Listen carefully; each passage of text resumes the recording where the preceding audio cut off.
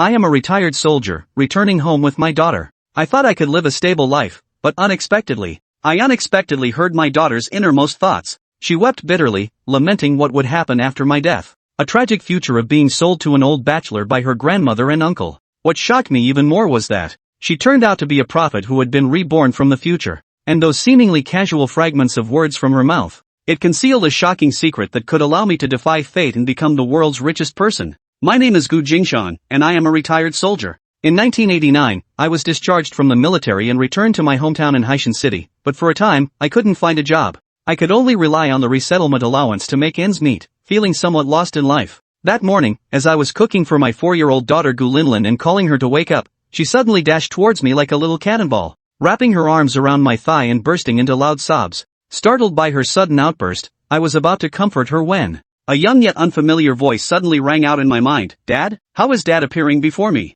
Isn't this the courtyard bungalow where I lived as a child? How did I end up here? Wow, it's not a dream. Have I actually been reborn? Returned to my childhood? I jolted in shock and instinctively looked around. My daughter was clearly keeping her mouth shut, yet the voice was unmistakably real. Could it be that I can hear her thoughts? Dad is still alive. I haven't been sold off by grandma and uncle yet. The voice of his daughter echoed once more, and Gu Jingshan's heart sank abruptly. Sold off? I'm dead? My future daughter was sold by my mom and brother? These unbelievable thoughts shocked and enraged me. I carried my daughter back to her small bed, put on her shoes, and wiped her face. Her crying gradually subsided, and she murmured, "Daddy dressed me." Her voice was sweet and soft, completely overlapping with the voice in my heart. My heart ached with bitterness. She was still my daughter, even if she came from the future. She was still my Lin. My daughter looked at my worn-out socks, and her inner voice came through. Is our family in such a difficult situation now? Dad won't even throw away such tattered socks? I felt a bit embarrassed, but also touched by my daughter's understanding. She glanced at the perpetual calendar on the wall, lost in thought. It's 1989 now. If only it could have been a bit earlier, so Dad wouldn't have had to leave the army. That would have spared him coming back to face people's scorn. Her words left me with mixed emotions. It turns out that my decision to leave the military and return home had caused her to face disdainful looks from others. In her inner monologue, her mother asked me for relocation expenses, her younger brother demanded money for home renovations to marry a wife, and in the end, I passed away early due to illness. She was sold by her mother and younger brother to an abusive old bachelor, along with a series of other events, which tore a gaping hole in my heart. I realized that my past constant concessions and filial piety had led to my daughter's tragic fate. I can't take it anymore. While eating, my daughter's gaze fell on the perpetual calendar again, and her inner voice resurfaced. What were some good ways to make money in 89 again? Ah, right. In April 88, the government lifted restrictions on treasury bond trading. As long as you have the capital, it's possible to earn several months' wages in a single day. Ha! Our city is one of the first 7 pilot areas to open up. The term treasury bonds caught my attention. Before I retired from the military, I also bought some treasury bonds, just following the crowd at the time, thinking I could earn a bit of interest, and then didn't bother with them anymore. The daughter's inner thoughts continued. It seems like in my previous life at this time, Dad's discharge settlement hadn't been taken by Grandma yet. I need to think of a way to properly persuade Dad. Money makes money. She even fantasized about me making big money in the future, building 8 or 10 buildings, and her dream of becoming a landlady. Listening to my daughter's innocent thoughts, my heart ached with both tenderness and emotion. She's just a 4-year-old little girl, yet she's so worried about me. Thinking of her tragic future fate and her inner confidence in the treasury bond business, I decided to take the plunge. I want to seize this opportunity to make a fortune and secure a stable future for myself and my daughter. Just as I was making up my mind, a burst of shouting came from the courtyard. What time is it and you're still not up? Sleep, sleep, sleep. Are you dead asleep? This is my mother's voice. Gu Linlin was instantly terrified, trembling all over with a face as pale as a sheet. I held her tightly in my arms, her little body trembling with fear, breaking my heart.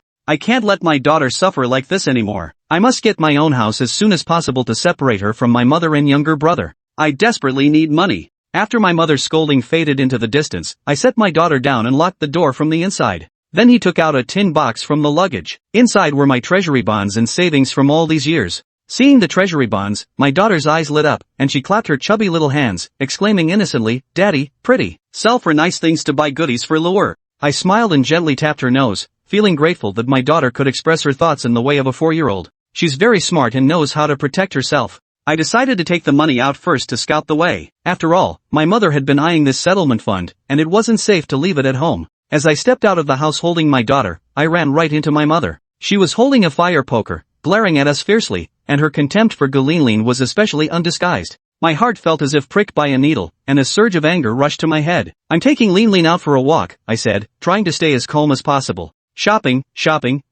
you become a total street loafer. Aren't you ashamed? Mother's tone was sharp and biting. Does Xiaoha also pay for meals? I couldn't help but retort. Xiaoha is a child and doesn't need to pay. You already have a child yourself, yet you eat and drink at my expense every day. Mother put her hands on her hips and started demanding money for meals, even complaining that we used 2 of her eggs. I clenched my fists, suppressing my anger, and spoke word by word. When I got back, I bought 50 pounds of flour and 50 pounds of rice, enough for the 2 of us to last until the new year. Seeing that she couldn't win the argument, my mother immediately changed the subject. If you don't pay for the meals, your brother is getting married, quickly take out your settlement allowance to buy furniture and decorate his house for him. He's my brother. He has to take care of him, the mother shrieked, stomping her feet. I sneered coldly. He also said he's my brother, not my son. He doesn't call me dad. Does he have no father or no mother? With both parents alive, why should I, as his elder brother, spend money to set up his household?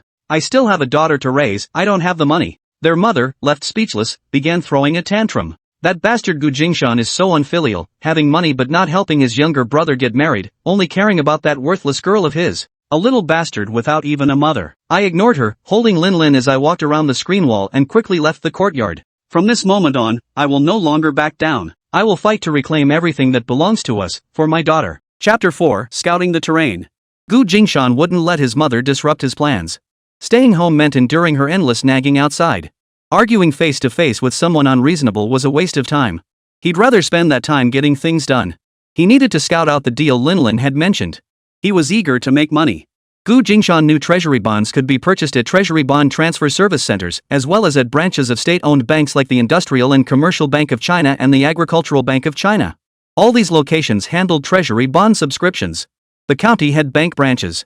He decided to start locally first. If it didn't work out there, he'd head to the city. This is it. State-owned banks all handle subscriptions. Dad got it figured out. Wait, Dad, you're not here to deposit money, are you? Saving money won't earn as much interest as flipping treasury bills. Lingling, stay put and don't wander off. Daddy's going to buy some more treasury bonds. Jingshan held Linlin's hand as they entered the bank, offering his daughter a reassuring word.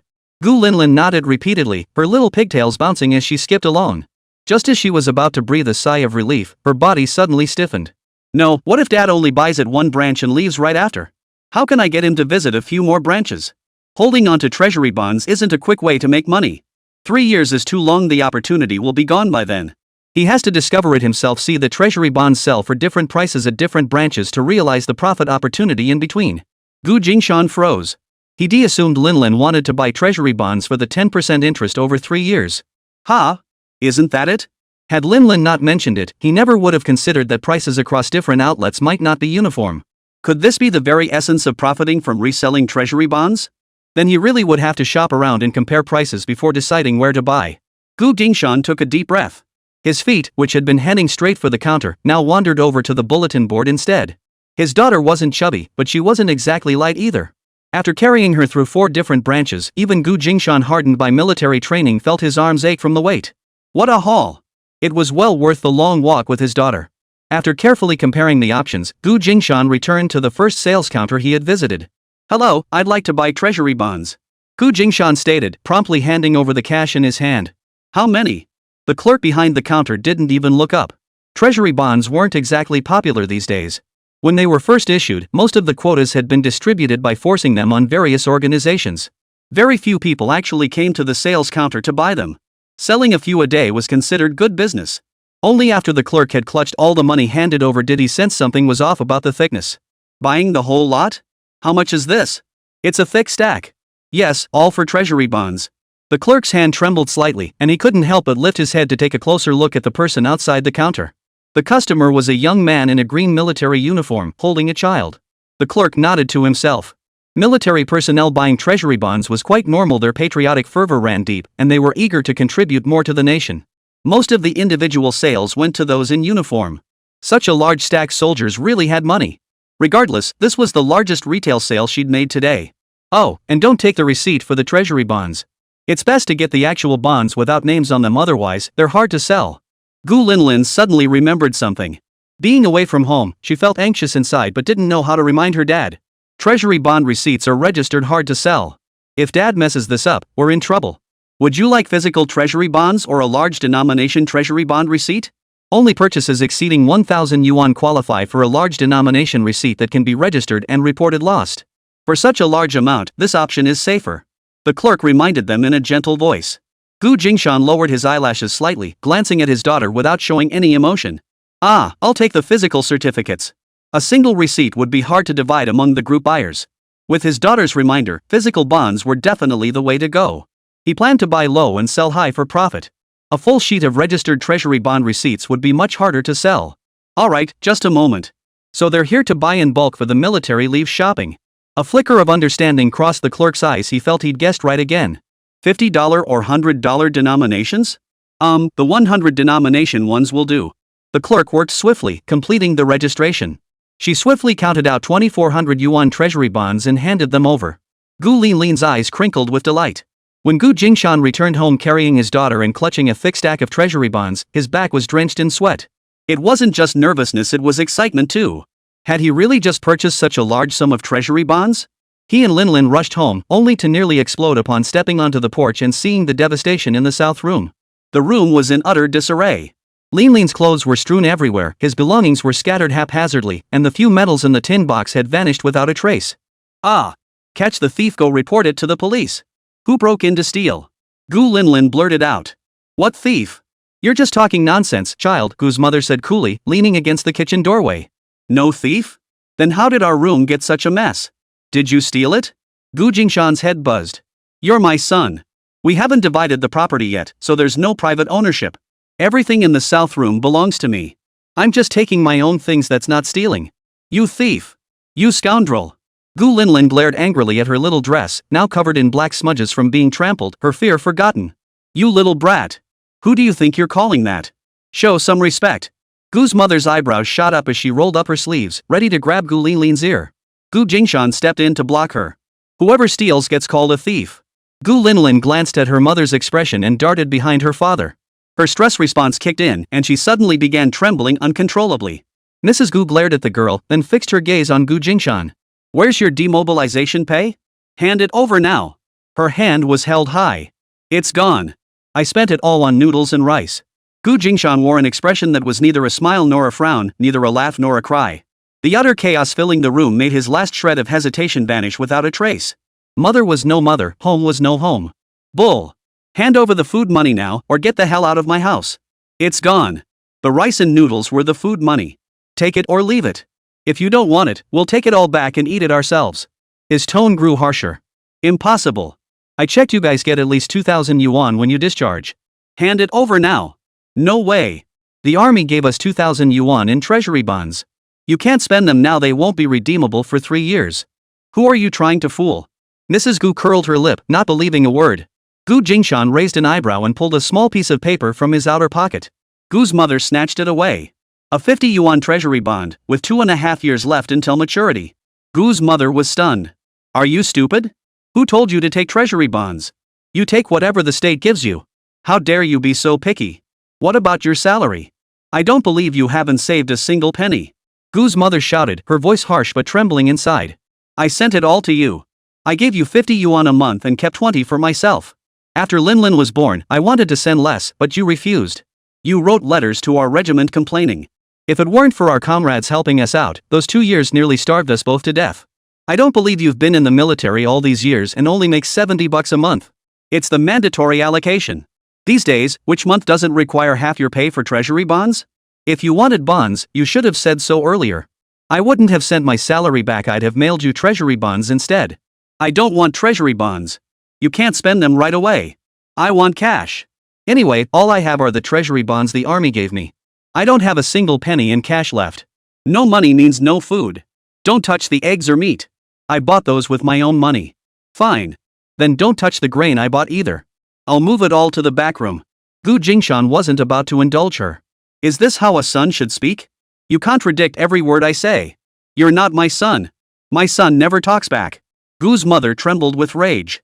Gu Jingshan's gaze grew intensely complex. He too wanted to be an obedient, dutiful son. But Linlin's inner voice snapped him back to reality. If he remained stubbornly devoted to this foolish filial piety, sacrificing everything for a family that never truly valued him, then his daughter's death in the previous life would have been in vain and his own death would be meaningless too. What kind of mother would refuse to let her son seek treatment for his illness? What kind of family would sell off their granddaughter niece? Making this decision tore at his heart like a knife. Chapter 5. Blind obedience without boundaries is agony. Mrs. Gu swung the fire poker several times, her indiscriminate attacks nearly striking Lin Lin. Gu Jingshan snatched it from her grasp and hurled it far away. Crash! The clay pots by the flower bed shattered into a jumbled mess, shards scattering everywhere. His expression was so grim it instantly silenced Mrs. Gu's hysterics. You can go back now. From now on, we'll cook separately. I won't take a single cent of yours, and what's mine, no one can take away. Don't even think about taking advantage of me anymore. Gu's mother opened her mouth to protest, but upon meeting her son's gaze, she shrank back in fear. Gu Jingshan's eyes were bloodshot, bulging as if they might pop out. The red veins in his eyes held a savage ferocity that nearly devoured her, instantly freezing Mrs. Gu in terror. See? She still picked on the weak and feared the strong. Unless he tore down the facade, his mother would always see him as an easy target. Gu Jingshan fell silent. Gu's mother's hysterics no longer mattered to him. Indifference meant no more heartache. Unquestioning filial piety was a duty, unconditional obedience was agony. His bottom line was his daughter. His mother's actions had crossed that line. Gu Jingshan silently closed the door to the south room, locking out the figure that had scurried back to the main hall. Dad? His daughter's concerned gaze warmed Gu Jingshan's heart. Yes, he still had his daughter by his side. The harshness in Gu Jingshan's demeanor melted away almost instantly. Dad, this lifetime seems different somehow. Is it because of me? Hearing his daughter's inner thoughts, a bitter smile touched Gu Jingshan's lips. How utterly failed had he been in his previous life? If this kind of life was what his daughter considered good, then how badly must he have let his mother mistreat her? How much suffering must his daughter have endured? A father must be strong. He wouldn't let anyone hold him hostage. He still had to raise his daughter. He was not at fault. Gu Jingshan said nothing, lifting his daughter up and setting her on a chair. Let me see you're not hurt? I'm fine. How's your hand? Gu Jingshan forced a stiff smile. I'm fine. The fire poker doesn't burn. Seeing his daughter's worried gaze, he deliberately opened his palm and waved it in front of her. See? Just some soot. You can read your picture books for a bit while I wash up. Okay. Gu Linlin nodded obediently. But she couldn't focus on the picture book. Resting her round chin in her hands, she drifted off into thought. Grandma actually got scared? That's rare. She finally has her day. Ha! Oh right, Dad still hasn't sold the treasury bonds. Good thing he brought the bonds as proof earlier. Otherwise, if Grandma started making a fuss, it would have been a real headache. But Dad isn't seriously planning to hold on to them for 3 years just to collect the interest, is he? Gu Linlin sat bolt upright, her chubby, dumpling-like face suddenly creasing in concern. What's with that weird face? Watch out for wrinkles.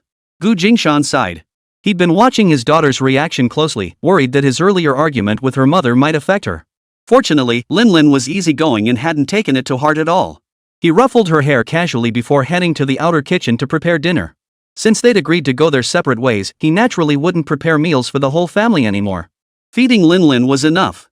The ingredients he brought home would also be stored separately. Furthermore, he had no intention of taking his daughter along to sell the treasury bonds. He planned to slip out alone in the afternoon while she slept and sell the bonds by himself. Running back and forth with her in his arms would draw too much attention. Based on his earlier reconnaissance during his walk, the opening price at the Nanshan Road Exchange was 96 yuan. The transfer price at the Heping Road Exchange was 99 yuan. Buying and selling a single 100 yuan treasury bond would net him 3 yuan more than half a day's wages. He regretted not pulling out more cash from his pocket. With 2,400 yuan, he could buy 2,500 yuan treasury bonds, netting 3 yuan per bond. Buying and selling in a single day could net him 75 yuan, equivalent to half a month's salary before his military discharge. Gu Jingshan forced himself to suppress his excitement, reminding himself that the money wasn't in hand yet he couldn't get ahead of himself. Returning home only to clash with his mother had truly caught him off guard. What he hadn't anticipated was that his mother showed him no mercy whatsoever. Had he not taken all his cash and bills with him, he'd likely be left penniless now. The tin box where he'd stashed his hoard of 1 and 2 fin coins was empty, not a single coin left for him. His job placement hadn't been finalized yet, and his mother complained incessantly about sharing the small kitchen. She made no mention of the grain, meat, and eggs he'd brought home. The kitchen supplies had always included his share and instead aggressively demanded he pay for his meals. While he was out, his mother had raided the room like a thief, taking every last penny. Was she trying to drive him and Linlin to despair? He didn't believe any money that passed through his mother's hands would ever find its way back to him. All these years, not a single penny he'd given her had ever come back. Even when he explicitly stated it was a loan, there was never any sign of repayment. This family, let it be. Jingshan quickly prepared dinner for two and went to the south room to discuss with his daughter. Linlin, after you finish eating, stay home and take a nap. Daddy will go out for a bit. When you wake up, Daddy will be back. Okay? Okay, I'll stay home like a good girl. Linlin blinked, realizing her father hadn't put the stack of newly purchased treasury bonds back into the money box. Instead, he'd tucked them into his pocket. A quiet speculation began to form in her mind. After all that running around this morning, Dad must know how to sell the bonds. I hope he doesn't let me down. I won't let you down, little worrywart. Jingshan offered no explanation. He fed his daughter and watched her rock herself to sleep. It was getting late. Jingshan wasted no more time, changed out of his military uniform, and hurried out the door in civilian clothes. Clutching the stack of treasury bonds, Jingshan felt uneasy, as if he were holding a rabbit that wouldn't stop fidgeting. No matter how well he planned, if he couldn't sell them, they'd only be trouble. Only by converting this stack of treasury bonds into cash and bringing it back could he finally rest easy. Jingshan braced himself for the worst. If the treasury bonds don't sell and get stuck in my hands, I'll just bundle them with the 360 yuan worth I bought from the military unit. Worst case, I'll hold onto them for 3 years and collect 10% interest after that period. While it would still yield some profit, it meant my freely disposable savings would suddenly be halved. I didn't know if what remained would last until I secured a job placement. He hoped they'd sell smoothly, just as Linlin had said in her heart. This decision held the key to his and Linlin's future. He stepped out the door and headed straight for the exchange on Happing Road. Spotting the clerk's station, Jingshan strode purposefully over. Hey, lady, I want to sell my treasury bonds. The clerk didn't even lift an eyelid, simply holding out her hand. Jingshan promptly handed them over. The clerk took the stack of treasury bonds, swiftly counted them, made a quick entry, and promptly handed back a stack of carefully counted renminbi. Jingshan could hardly believe it. Could it really be this simple, selling all his treasury bonds in one go? With the cash firmly clutched in his palm, Jingshan exhaled a long sigh of relief. He counted the amount twice more before tucking it away. Better safe than sorry. Jingshan's heart pounded wildly. He clenched his fists tightly, trying to calm his excitement. On the way back, he couldn't help but start calculating. This deal Linlin mentioned? It was worth doing. A solid 75 yuan a day, and that was just the baseline profit on a 2,400 yuan investment. The more capital he had, the bigger the profit. No wonder Linlin said that with enough capital, earning several months' wages in a single day was entirely possible. The thought set Jingshan's heart ablaze. That morning, he'd resolved to be satisfied with 50 yuan a month. But flipping it in the afternoon netted him 75 yuan in a single day, 1.5 times his original monthly goal. Jingshan resolved to continue tomorrow, investing all his savings. 75 yuan a day meant 525 yuan a week, equivalent to 3.5 months of his salary. Calculating this figure left him lightheaded, his feet feeling as if they were treading on cotton. Chapter 6, Unexpected News. Returning home, Jingshan opened the door to find his daughter already awake. The little one was lazily basking in the sun by the window, as content as a kitten. Hearing the door open, the little one turned her head, her face lighting up with a huge smile. Daddy, you're back.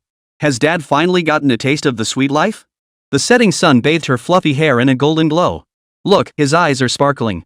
Linlin smiled outwardly, but her inner snarky comments were all heard by Jingshan. His hand twitched involuntarily, and he couldn't resist giving his daughter a light flick on the head. He grumbled inwardly, "You're mocking your old man." Then he remembered this money-making scheme was actually his daughter's idea. And wasn't it shining like gold? He softened his touch, running his fingers through her hair with affection. "Look, what did I bring you?" Jingshan teased her. "What?" Linlin tilted her head. Jingshan suddenly pulled out a bright red stick wrapped in rice paper from behind his back. "Candied hawthorn?" Linlin squealed excitedly. "Thanks, Dad." "Wow. How did Dad know I wanted sugar-coated hawthorn berries? This is amazing." Crunch. On the way back, I happened to spot a vendor selling candied hawthorn berries near the scarecrow. Since I made some extra money today, I bought one to treat our little glutton.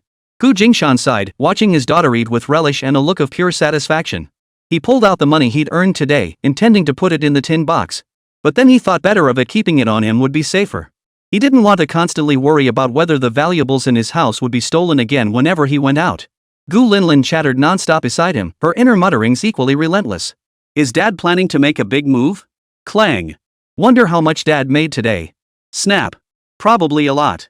I remember the lowest price this morning was 96 yuan, highest 99 yuan. At least 3 yuan profit per bond. That stack of treasury bills, the clerk lady said there were 25. So Dad made 75 today? Snap. This little girl sure knows how to do her math. Gu Jingshan smiled slightly, silently glancing at his daughter.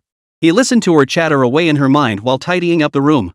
After sweeping all the trash out the door, a thought surfaced in his mind. No wonder they say money is a person's backbone. At this rate, he'd soon be able to give his daughter a home free from constraints. The next morning, Gu Jingshan rose early and prepared breakfast for his daughter. Daddy has to go out this morning. If you wake up, get dressed on your own, eat your breakfast properly, and I'll be back soon, okay? Gu Jingshan asked the little sleepyhead in bed in a gentle voice. He should have told his daughter last night. But he hadn't finished tidying up, and his daughter had already fallen asleep before he could explain. Well, the little three-headed creature eats well, sleeps soundly, and grows fast. Okay. Daddy, go ahead. I want to sleep a little longer. Gu Linlin mumbled sleepily. Her eyelids fluttered twice, but they were too heavy to lift. She tried opening them several times but couldn't manage it. Seeing his daughter was utterly exhausted and showed no signs of waking up, Gu Jingshan decided not to insist she hear his words. Instead, he left a note by her pillow so she'd see it as soon as she woke up. Fine. I'll lock you in. I'll unlock the door when I return. Mum. Gu Jingshan hurriedly locked the door and left. Yesterday's ordeal had left him jumpy as a startled bird. Though he knew he was still alive and Linlin couldn't possibly have been sold, fear still gnawed at his gut. Given the force and angle of his mother's burning stick, if he hadn't intervened, Linlin might have been disfigured or even suffered a head injury. Better to lock the door before going out. If his mother couldn't get into the south room, she wouldn't be able to trouble his daughter. He left much earlier today than yesterday. Without the weight of his daughter to carry, he managed to visit all 4 sales offices in no time. Gu Jingshan zeroed in on the outlet with the lowest price, planning to rush in the moment trading opened to secure his purchase. The lowest opening price at the sales office today remained 96 yuan. Oh dear. I wonder if the treasury bonds will keep rising before the closing bell today? Gu Jingshan's ears twitched. From the crowd basking in the sun by the street, faint voices drifted over. He caught the words treasury bonds and instinctively stopped in his tracks. It hasn't even opened yet, and you're already dreaming of a closing surge? That's wishful thinking. They'll definitely go up. You wanna bet? Gu Jingshan slowly approached the group, listening to their chatter. Hard to say. It could go either way. It should keep climbing, it's been rising for days straight. It jumped $1 before yesterday's close. Probably the same today. Oh my. I sold too early. I sold it after lunch yesterday and went home. Ah. I lost money, lost 2 packs of Dezhongjiu cigarettes. A note of frustration mingled in the voice. The voice was somewhat sharp, and upon hearing it, Gu Jingshan felt a pang in his chest. He too had come to sell after lunch yesterday. Had he also sold too early? He quickly pulled out half a pack of cigarettes and distributed them around him with feigned humility. Master, could the closing price still go up? Isn't it supposed to be fixed? Oh, don't mention it. Of course it's not fixed. The closing price isn't set in stone. Sometimes it goes up, sometimes it stays flat, and sometimes it even dips. Lately it's been going up more often. Yeah, it hasn't dipped lately. We've all made an extra buck. You guys must be making a killing, huh? We're just here to earn some cigarette money. If we wanted to make a living off this, we wouldn't have the capital. Just a few days delay on the wife's allowance, sneaking out a little cigarette money to spend. Can't really afford more than that. You're telling me? We're all the same who could afford to take more? Everyone burst out laughing. Did it go up at yesterday's closing too? Gu Jingshan wanted to get to the bottom of it. Of course. These past 2 days, right before the market closes, it's been climbing another $1. It's downright weird. Gu Jingshan did some quick math. Based on what these people were saying, he really had sold too early yesterday. He'd missed out on 25 yuan. It stung a bit. No, it stung a lot. Gu Jingshan took several deep breaths, silently reassuring himself. Yesterday was over, and regret wouldn't change anything. Now that he knew this little trick, he wouldn't make the same mistake again today. His gaze hardened with resolve. The market opened on time. Gu Jingshan used all his savings to purchase 67 treasury bonds, each with a face value of 100 yuan, totaling 6,432 yuan. After completing the purchase, Gu Jingshan quietly slipped out of the sales office. He resolved to arrive at the sales counter early each day henceforth, buying precisely at the opening bell and leaving immediately afterward. Through casual conversation, he learned a little trick, selling near the close. No more rushing over after lunch. Selling just before the market closed yielded the highest profit. The time in between wouldn't interfere with his other activities. Brilliant. Rushing home, he found his daughter still snoring away in her bed, curled up like a little kitten with her bottom sticking straight up in the air. He needed to find a kindergarten for his daughter. Her schedule had been thrown off since leaving the military nursery. Gu Jingshan tidied up the house while his mind wandered. His daughter rubbed her sleepy eyes. Daddy! Dad's back? Seems to be going smoothly. Awake? Thirsty? Want some water? Yes. Gu Jingshan lifted the metal thermos. He poured water, felt the rim of the teacup, lifted it, and fed his daughter a sip. He casually remarked, Linlin, I plan to make money trading treasury bonds every day from now on. If you wake up in the morning and don't see daddy, just stay home quietly, okay? I'll rush back as soon as I finish. Gu Linlin blinked, puzzled by her father's sudden seriousness. You're growing up now, so I'll tell you this, sometimes dad will come home late. Don't worry, okay? I'll lock the door, and you can sleep soundly. Gu Linlin nodded. Playing the part of a half-understanding little girl was easy enough. Gu Jingshan knew his daughter understood him, so he formally explained things to her to put her mind at ease. He continued, and in the afternoon too after your nap, don't wander off. Play at home by yourself. Dad will be out for an hour, then come back right after I finish. Okay? Maybe I'll be back before you even wake up. Just like this morning I came home while you were still asleep. Okay. Daddy's busy, Linlin stays home. Gu Linlin nodded obediently, now fully awake. Looks like Dad has figured out the pattern for flipping treasury bonds. He's even timed it perfectly. Dad had smoothly started the business she wanted him to do, trading treasury bonds. She was mentally cheering him on inside. Ha! But then she remembered Dad locking the door, and a wave of annoyance washed over her. Is Dad afraid Grandma will come looking for trouble? Even with the door locked, I can still hear her cursing outside the window. So annoying. Hearing his daughter's sullen thoughts, Gu Jingshan's eyes grew slightly deeper. That afternoon, when he went out to sell treasury bonds, Gu Jingshan still locked his daughter inside. Until they moved out, he didn't want his mother to have close contact with his daughter. Even if it meant she'd still yell through the glass window, it was better than his daughter suffering physical harm. Soon. Just wait a little longer. I came too early today. Gu Jingshan glanced at the clock in the sales office. Closing time was still over an hour away. While waiting, a thought surfaced in his mind. Although the exchange he scouted this morning offered the highest acquisition price, there was no guarantee other sales outlets wouldn't change their terms in the afternoon. With time to spare, Gu Jingshan decided to make another round of all the trading locations. Just as the clerks had mentioned earlier, the purchase price had indeed risen again as the closing bell approached. At the top-paying Haping Road outlet, the price had indeed climbed to 100 yuan, a full yuan higher than that morning. A broad smile spread across Gu Jingshan's face, one he couldn't suppress. He had subscribed to 67 treasury bonds that morning, netting 4 yuan per bond, 1 yuan more profit per bond than yesterday. Today brought in a full 268 yuan. Every penny earned from his entire fortune. Chapter 7, a new source of profit. This money comes so easily, 268 yuan just like that? That's equivalent to 1.5 months' salary before I left the military. With the county average wage at 120 yuan, I've earned in one day what an ordinary person makes in 2 months. Returning home, Gu Jingshan was beaming with joy as he casually chatted with his daughter. Daddy's amazing. Gu Linlin clapped enthusiastically. Dad, don't get too comfortable just yet. This is only the beginning. As the capital pool grows, money will make more money and the profits will multiply. Gu Jingshan heard his daughter's unspoken thoughts and silently nodded in agreement. He wouldn't quit just because he'd earned 2 months' salary in 2 days. He wanted to make even more money. This business of flipping treasury bills truly held immense potential. From now on, he'd make 2 trips daily, one in the morning and one at night, without interfering with his other commitments. Today marked the first day he'd put all his funds into trading his capital, a huge surprise for him. This seed money came from 2 sources. One was the demobilization allowance his mother coveted, and the other was the rewards he earned in the military, plus the savings he'd secretly stashed away over the years, the latter kept completely hidden from his mother. Had his mother known he held such substantial funds, she would have found every excuse to take it from him long ago. Fortunately, he had been shrewd enough to hide it. At this rate of accumulation, trading government bonds daily for profit, he'd likely soon earn enough to buy a plot of land and build a house.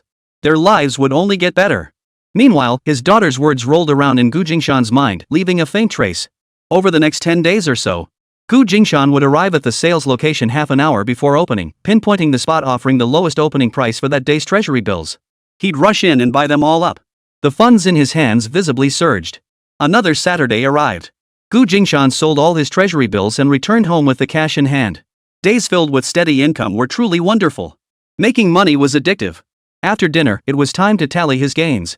Over the past 2 weeks, his savings had accumulated to 10,048 yuan, officially elevating his household into the ranks of the 10,000 yuan club.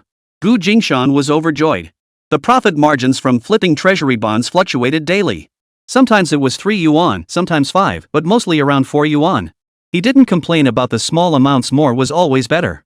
Counting from the day he first bought treasury bills, today marks the 12th day. However, the exchange trading floor was closed over the weekend, so he actually only conducted business for 11 days. The initial trial amount on the first day didn't count. Starting from the second day, he made over $200 each day. By the fourth day, when he sold the treasury bills, his profit had risen to 300 yuan. The daily earnings fluctuated between 300 and 400 yuan, depending on the price difference. Saturday, the eve of the weekend closure, saw a pleasing rise in the closing price of treasury bills, which actually jumped another 2 yuan just before the market closed. Each $100 face value treasury bill yielded a $5 profit, and today's earnings marked the second time in 2 weeks that he surpassed the $400 mark. Today alone, Gu Jingshan's profit reached 490 yuan, nearing the 500 yuan mark. Gu Jingshan now clearly understood the true value of his daughter's words: the capital is sufficient. In just 2 weeks, his disposable funds had surged from over 6,000 yuan to over 10,000 yuan. A full 50% increase. If he had just a little more capital, how wildly could his daily earnings skyrocket? A surge of excitement filled Gu Jingshan's heart. He had the habit of keeping accounts every night. While he counted his assets after dinner, his daughter would sit beside him playing. Ever since learning his daughter had reincarnated, Gu Jingshan had stopped hiding things from her. Instead, he often subtly probed her opinions. Take now, for instance. I ran into something peculiar today. A fellow at the exchange brought in a stack of treasury bonds from a couple years back to cash in, claiming he'd collected them from a village deep in the Highland Mountains. As Gu Jingshan spoke, he scribbled notes on paper with pen and pencil, making it sound like casual chatter. Oh, really? Gu Linlin was always the perfect audience when her dad was talking to himself. Time had blurred her memories of how she and her father interacted in her past life. Nor did she feel there was anything inappropriate about her father saying these things to a 4-year-old girl. With just the two of them in this house, who else would her father talk to if not her? Talk to those who'd devour them both? Oomph. Even if she pretended not to understand anything, showing some emotional response would have been nice. If she didn't react at all, how stifling it would be for Dad. So the little 3-headed creature? He sure knows how to play the straight man. No idea what the buying price was, but judging by that clerk's ear-to-ear grin, it must have been a pretty sweet deal. Oh, really? Classic straight man response. Dad, tell me more. That way I can stay informed about what's happening outside. So I don't miss out on opportunities because I'm out of the loop. Gu Jingshan shot Gu Linlin a glance. The little one's earnest expression nearly made Gu Jingshan laugh. His adorable little daughter filled Gu Jingshan with such deep satisfaction it showed in every line of his face. He had been sharing all these stories to gradually desensitize her. He told her everything he encountered outside these days. He wanted her to grow accustomed to it, so she wouldn't react with resistance or suspicion when he asked questions beyond her understanding. For a father and daughter relying solely on each other, chatting daily was perfectly normal. And now, his daughter was spilling out more heartfelt thoughts. That's how the treasury bond market works, buying and selling in rapid succession. The market's doing well now, but honestly, the way Dad makes money flipping bonds back and forth on the exchange every day, his profits are pretty average. The kind we just did is where the real money is. Gu Jingshan perked up instantly and tentatively asked, Lilin, what do you think? If I had the chance, should I try buying some treasury bills from outside sources?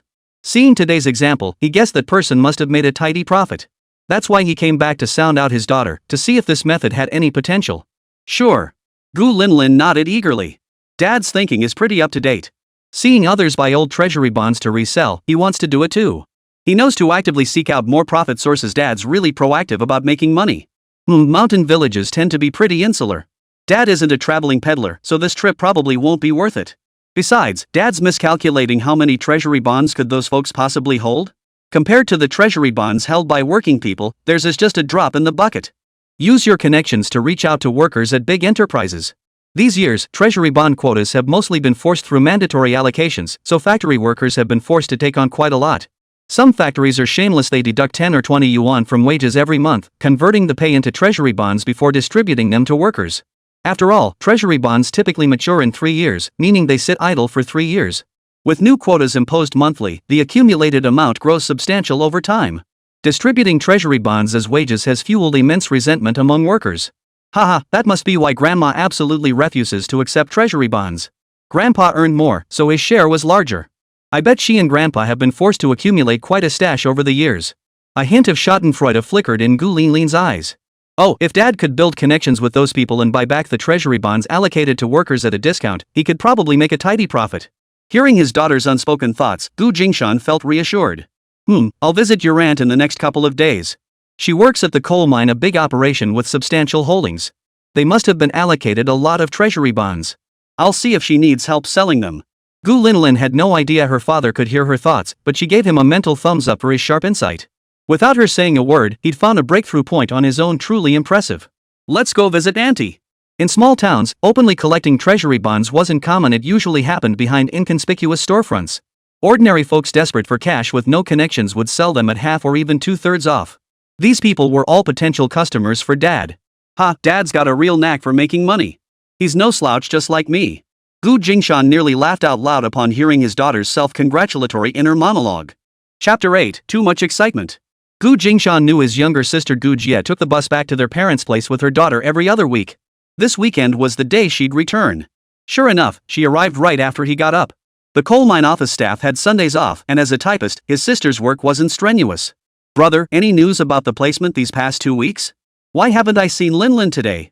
Jingshan watched as Jie wiped her niece's hands before sending the child out to play in the yard. No, probably still a few months. There's a long waiting list. Linlin's still asleep, she's napping in the room right now. Raising his voice, he called out to the yard, You, go to the south room and wake your sister up in a bit. Got it, uncle. Today was Sunday, and Gu's mother wasn't home yet. She usually didn't return until around noon. Mrs. Gu worked on a rotating shift system, typically taking half a day off on Sundays and either a full day or half day off on Mondays. Their last conflict had occurred on a Monday. Jie hadn't been home for 2 weeks, so she was unaware of the recent conflict between Jingshan and her mother. Jie was still thinking about the last time they met, when her mother and her eldest brother had parted on bad terms. She wanted to try to reconcile them. Mom's upset that you kept such a big thing getting married and having a baby completely secret from the family. You just came back after your military transfer, bringing the child with you. Where's the child's mother? When I asked, you didn't say a word. Jie shot her older brother a look of disappointment. He'd been away serving in the military for years, rarely returning home. But to get married without telling the family, not even mentioning it in the letters he sent back, was simply too much. Weren't they family? Did he even consider them family? Mother probably went mad because of this. Jingshan wasn't a mind reader, so naturally he had no idea what his sister was thinking. If he had known, he would have argued back. The rift between him and his mother ran deep. Ever since he could remember, he knew his mother disliked him. Whenever he was with his biological sister, their mother always favored her. The gaze she cast upon his sister was warm and gentle, while the look she gave him was as cold as ice. He had assumed she disliked him simply because he was a boy. It wasn't until his younger brother was born that he realized it wasn't that she disliked him for being a boy, she simply disliked him. Since his sister's rebirth, with each new incident unfolding, he could clearly discern that his mother's feelings toward him went beyond mere dislike, they bordered on hatred. The only reason Jingshan remained in this household now was to wait for his father's return from a distant business trip. Little one, the child's mother has passed away. I don't want to talk about it anymore. On the very first day Jingshan returned, someone asked about Linlin's mother. Linlin replied that she had never known her mother. Jie glanced at her eldest brother. Seeing his indifferent expression on the subject, she reluctantly dropped the matter. Fine, I won't ask. Just raise Linlin well. When the time comes, I'll help you and big sister find someone suitable. You're not allowed to refuse. We'll see about that later. Jingshan waved it off casually, utterly disinterested in his little sister's suggestion. He was in the thick of making money now, no one could stand in his way. Sis, is the mine still deducting treasury bonds from your wages this year? The moment her brother brought this up, Jie felt her blood boil. Of course they do. They deduct it every single month, it's infuriating. And once you cash them out, you have to lock them away for 3 years before you get any interest. That means 3 years sitting in your pocket, useless for anything else. Can't you sell them? Jingshan was taken aback. Did no one know treasury bonds could be traded on the secondary market? Truthfully, many people didn't pay much attention to such information. Coal mines operated in a relatively isolated ecosystem, rarely focusing on the outside world. Sell them to whom? Everyone's got a bunch of them piled up. Jie sighed. She was one of the few with some savings left, and with no immediate need for cash, she'd just let the treasury bonds sit. There must be buyers, right? Sure, but the prices are pitifully low. They're desperate for cash, so they have to sell at rock-bottom rates. Your brother-in-law tried to sell some recently, but I wouldn't let him because the offer was too low. You wouldn't believe how ruthless those buyers are. Not only do you lose out on the 14% interest over 3 years, but they also knock off 30% off the face value. It's a total rip-off. Jingshan nearly saw dollar signs in his eyes at the mention. A 30% discount? That means they'd buy a 10 yuan treasury bond for 7 yuan and a 100 yuan bond for 70 yuan. That low? Jingshan's heart pounded wildly. The shock was overwhelming. Exactly. It's such a rip-off. Jie fumed indignantly. Jingshan's mind raced, momentarily at a loss for how to respond to his sister. Jie continued her rant unabated. They should have at least given a 20% discount. If it had been 20% off, I would have sold it. When Jie uttered that last sentence, Jingshan nearly twisted his back. Her face was filled with regret. Last year, someone was buying them. Back then, they were still offering 20% off. I can't remember what I was doing then, but I didn't get around to selling them. By the time I heard the news, it was too late. They wouldn't take them for more than 30% off. It was that place at the intersection that buys cigarettes, alcohol, candy, and tea. They're so shady. Jingshan's eyes lit up. He'd casually brought this up with his sister, but truthfully, he had no idea about the current market for treasury bonds. To his surprise, his little sister knew more than he did and ended up educating him instead. Hey sis, tell people I'll buy it 80% off. If it's a large quantity, say, over 5,000, I'll even go to 75% off. Anyone looking to sell, let me know. Brother, why are you buying these at a loss? Holding them for 3 years just to earn that little interest isn't worth it. Jia thought her brother didn't understand these things and felt a bit anxious for him. Buying treasury bills was like throwing money away. Big brother hadn't settled his affairs yet. Wouldn't it be better to keep some cash on hand? What if an emergency popped up? If all his money was tied up in treasury bills, he wouldn't be able to get a single cent out. Stop asking so many questions. I have my reasons. If you want to sell, I'll tell you where to go. Monday through Saturday, I'll take you there. During work hours? That's useless. I can't get out. Jia shook her head like a bobblehead. Then give them to me. I'll sell them for you later. Jia fell silent for 3 seconds.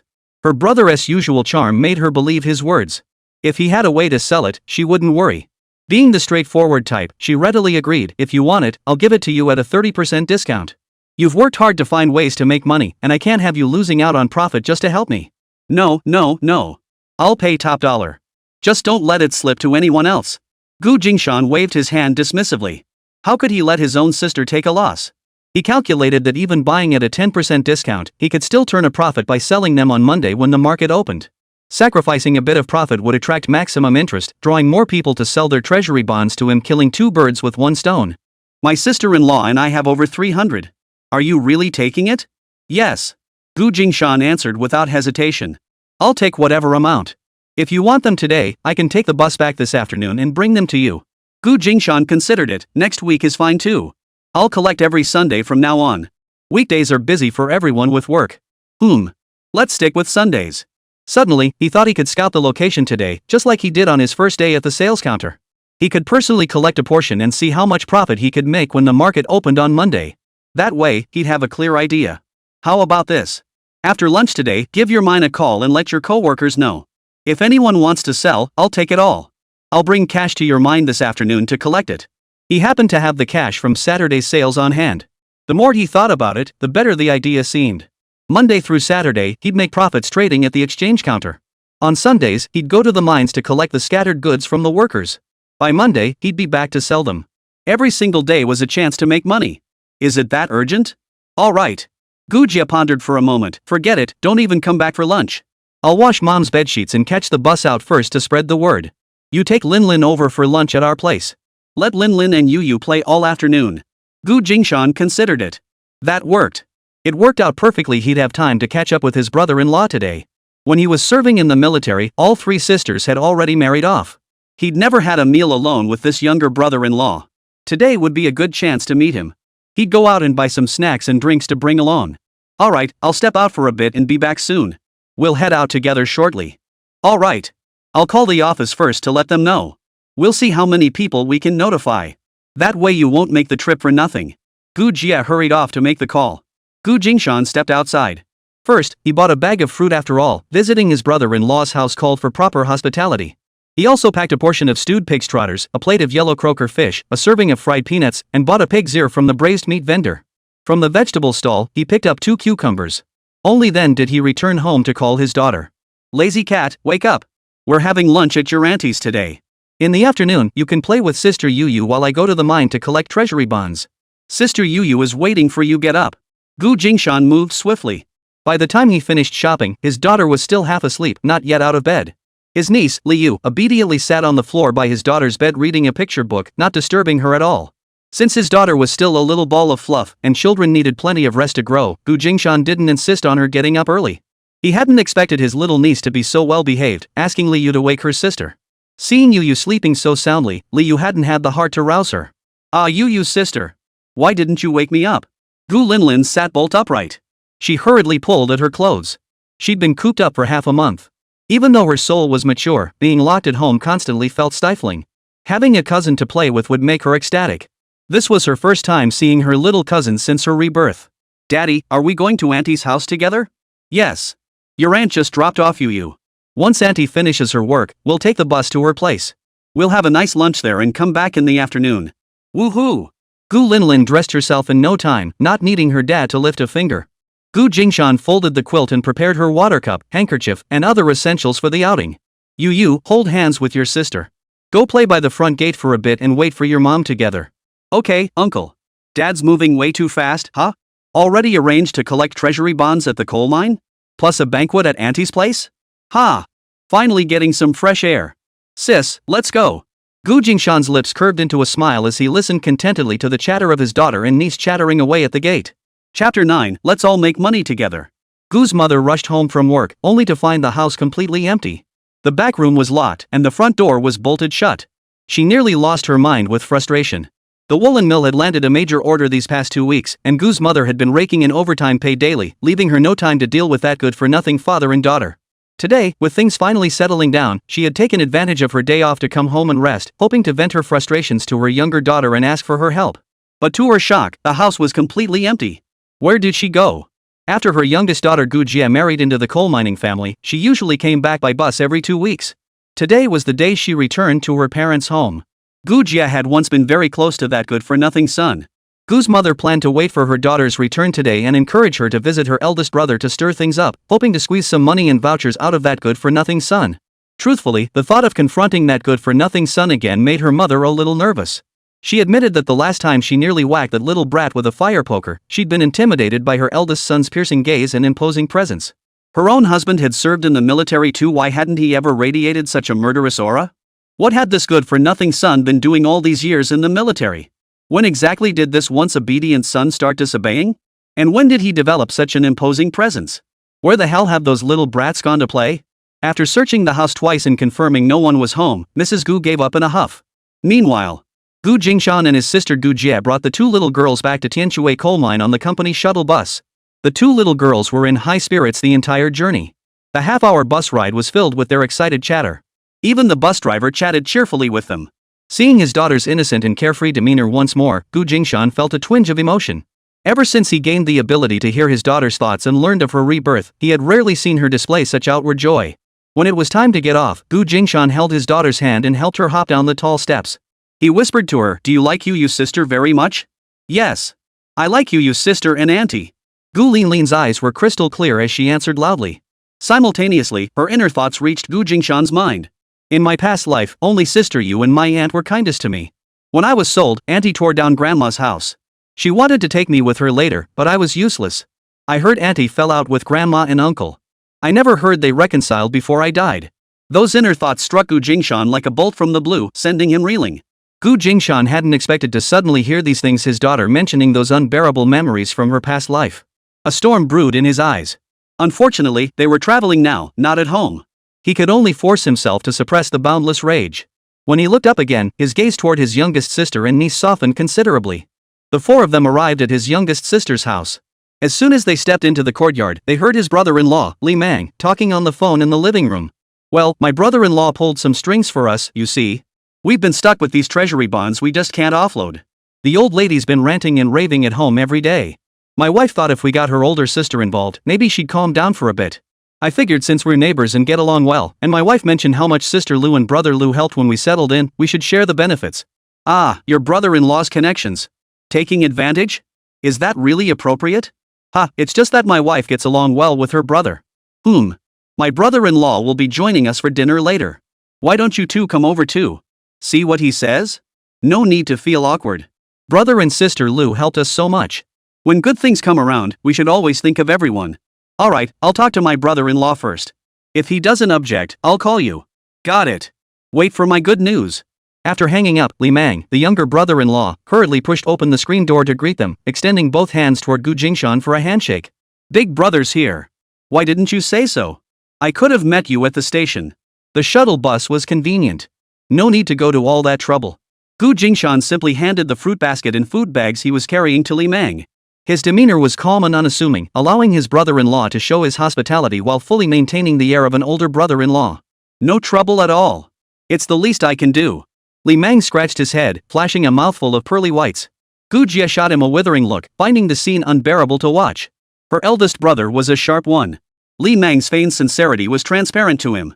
From the phone conversation he overheard in the courtyard, Gu Jingshan had already guessed the temperament of this younger brother-in-law. He'd have to keep an eye on him. Did Xiao Jie call you earlier? Yeah, I was just on the phone arranging it. Got several people lined up to sell treasury bonds. Got to wrap up the task big bro assigned me cleanly and efficiently. Gu Jingshan shot Li Mang a half smile, half sneer. He wasn't fooled by the other's act.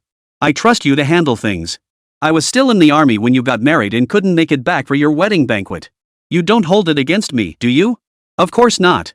National affairs come first. We're serving the people, after all. Gu Jingshan gave him a light tap. This was a very flexible little smooth operator, never giving anyone an opening to criticize him. He could definitely be useful. Li Mang kept his dazzling smile plastered on his face. Gu Jingshan could understand why his little sister had chosen him. That face definitely added points, though it was perhaps a bit too dazzling. Big brother, why bring so many things to your sister-in-law's house? This is our home, we eat what we have. Would we let you or my niece go hungry? You're too polite. Li Mang glanced at the items in his hands and hastily declined. It's already bought. Once we wrap up the main business, we'll drink our fill, no stopping until we're tipsy tonight. Alright. You're a man of your word. Li Mang hurriedly ushered Gu Jingshan into the living room, tentatively asking, Brother, is this matter reliable? I can spread the word without issue, but I fear if it doesn't pan out, people will gossip about me and Jier. Don't worry. I wouldn't lead you on. Little sister's not the most detail-oriented, so I didn't go into specifics with her. But I know you're meticulous, I can explain everything to you. Very well, little brother is all ears. Li Mang perked up. Ever since his wife's call, he'd been on edge. Now, with solid confirmation, half his worries finally eased. Gu Jingshan recounted the gist of his conversation with his younger sister to Li Mang, though the details differed slightly. Seeing Li Mang, he felt his initial plan could be adjusted. He added a few more words. This is a long-term arrangement. I was originally planning to make a weekly trip, but now that you and Xiao Jie are at the mine, this task can be entirely handed over to you too. That would save me the trouble. Ha! Li Mang was overjoyed, exchanging a glance with his wife. He knew her family background was top-notch. Bringing her to the coal mine to marry and settle down had been a bit underhanded, but wasn't that what love was all about? His in-laws doted on their daughter and had always looked down on him. But now it seemed his brother-in-law was actually pretty reasonable. Here's the deal. I've got this connection. Someone up top gave me a lead on buying treasury bonds. I can get them at an 85% discount. You can follow the local practice. As long as you can collect them, I'll exchange them with you at 85% off. How much discount you offer is up to you. I don't care. The difference is all profit for you and Xiao Jie to split. How does that sound? Sometimes it pays to throw around some weight. People still trust government connections these days. Li Mang was overjoyed. Was his brother-in-law genuinely planning to give him a leg up? How can I accept this? Won't you be losing out, brother? Gu Jie frowned and interjected. Originally, Big Brother had offered to buy at 20% off. Now he was giving her a share of the profits. Was he giving all the profits to his own family and earning less? Gu Jingshan's composed demeanor carried considerable authority, easily intimidating his brother-in-law. No loss at all. Profits are meant to be shared. Li Mang is my brother-in-law. I'll make sure my sister and her husband live well. What do you say? Interested in joining me? Absolutely. You're my lucky charm, brother. Li Mang agreed enthusiastically. Let me put it this way, this business is viable for the next few years, but how long it lasts is uncertain. As your brother, I can offer this assurance during the years you're in it, you'll at least be able to buy a house in the county. Buy a house in the county? Li Mang exchanged a glance with his wife. His coal mine housing wasn't even on the horizon yet. How could he possibly afford a house in the county? If he had money, would he still be renting? Currently, coal mine housing prices only reflect construction costs, with unit-built and public housing generally priced between tens and hundreds of yuan per square meter. Was it that they didn't want to buy? Or that they simply didn't have the money? Li Mang exchanged another glance with Gu Jie, clearly seeing the shock in each other's eyes. No one expected Gu Jingshan to make such a guarantee. Li Mang, quick-witted, was already scheming in his mind. Could there really be such huge profits here? With your word, brother, I'm in. Just don't mind my clumsy hands as long as you're willing to put me to work. His tone turned earnest. No need for formalities between family. Let me be blunt, if Xiao Jie weren't my sister and you weren't my brother-in-law, this plum job wouldn't have come your way. Gu Jingshan's warning came out naturally. Of course. I have a wonderful daughter-in-law. The whole mining district knows it. Li Mang's face beamed with pride. Big brother's right here, what are you saying? Gu Jie felt a little embarrassed and nudged Li Mang's elbow. Big brother isn't an outsider. Li Mang continued to flatter his brother-in-law with a playful grin. Since you've been assigned to handle this matter, I won't be meeting with your mine people today. You'll be in full charge. Just come over to my place every Sunday night to settle the bill over drinks. Alright, boss, you take care of it. Li Meng rubbed his hands together, itching to get started. Seeing it was still early, he said briskly, before you arrived, I'd already made arrangements with several clients. I'll close the first deal with them right now. Let me show you what I'm capable of. Gu Jingshan shot Li Meng a surprised glance, then nodded approvingly at his enthusiasm. He reached into his inner pocket and pulled out a stack of bills. Here, 2,000 yuan. Consider this your capital for this deal. We'll stick to the ratio we agreed on earlier. I'm giving you 2,000 now later, just give me treasury bonds worth 2,350 yuan. Whatever's left over is your profit. Li Meng counted on his fingers repeatedly, but it wasn't until Gu Jie pinched his arm and scribbled a figure on a piece of paper that he finally grasped how Gu Jingshan had arrived at the number. Li Meng tucked the money into his chest. Alright. Big brother, wait here a moment. I'll be back soon. They're all in this neighborhood, so I'll return quickly. Chapter 10, The brother-in-law outshines the father-in-law. Brother, it's all set. In less than half an hour, Li Meng returned, brimming with excitement. He held a large bundle of treasury bonds in his hands and dumped them all at once onto the table. Everyone hurriedly counted them. After tallying, there were treasury bonds worth 2,870 yuan. Extra? I spent all your money, brother, so I had to dip into my own savings. Li Meng stammered, scratching his head sheepishly. What? You dared to hide your own money? Gu Jie's eyebrows shot up. Tell me, how much did you take? 156 yuan. Gu Jie snorted coldly. Just you wait. Once big brother leaves, I'll settle the score with you. Gu Jingshan raised an eyebrow. No worries. We agreed earlier within the limit, whatever you collect, I'll exchange it at 85% of the value. I'll give you 2,000 yuan, and you just return me 2,350 yuan worth of treasury bonds. The rest is all yours. Li Meng stared blankly at the scattered scraps of treasury bonds. These treasury bonds were useless to him anyway, he'd have to trade them with his brother-in-law eventually. Brother, we have to sell our own treasury bonds too. Could you take these ones as well? Li Meng felt a bit embarrassed. He had assumed his brother-in-law would cover whatever amount he collected, which was why he had even contributed his secret stash. What did his brother-in-law mean by telling him to collect the treasury bonds? We'll settle each transaction separately. Of course, any treasury bonds within today's quota, I'll take them all. Alright, let's exchange these smaller denominations first. That way you'll have a clear count. Working with me, you'll see how much you stand to gain. Gu Jingshan swiftly counted the remaining treasury bonds. The remaining bonds have a face value of 520 yuan. At an 85% discount, I'll exchange them for 442 yuan. Gu Jingshan produced 442 yuan. Li Meng was stunned. He'd only been out for half an hour, and just by exchanging these with the boss, he'd made 442 yuan? Whoa! He pinched himself. The sharp pain in his right thigh confirmed this wasn't a dream. Ouch! A sharp pain shot through his left thigh, making him yelp in pain. He looked down at his thigh. Gu Jie's fingernails were digging deep into his left thigh. Let me see if this is a dream. Gu Jie gave him a half smile. See if you're dreaming by twisting your own thigh. Twisting mine won't hurt you. Li Meng blurted out. I don't feel it, but you should. Li Meng glanced up again and saw the word secret stash written in his wife's eyes. He knew he'd pushed her too far. Oh no, the secret stash was exposed, and he'd upset his wife. What to do? Just then, Gu Jingshan handed the 442 yuan to his younger sister. Gu Jie immediately withdrew her hand and happily pocketed the money. Li Meng's eyes welled up with tears from the pain, filled with gratitude toward his brother-in-law for saving the day. Wait a minute, there was still my 156 yuan stash in there. Li Meng held out his hand, opened his mouth twice, but couldn't utter a word.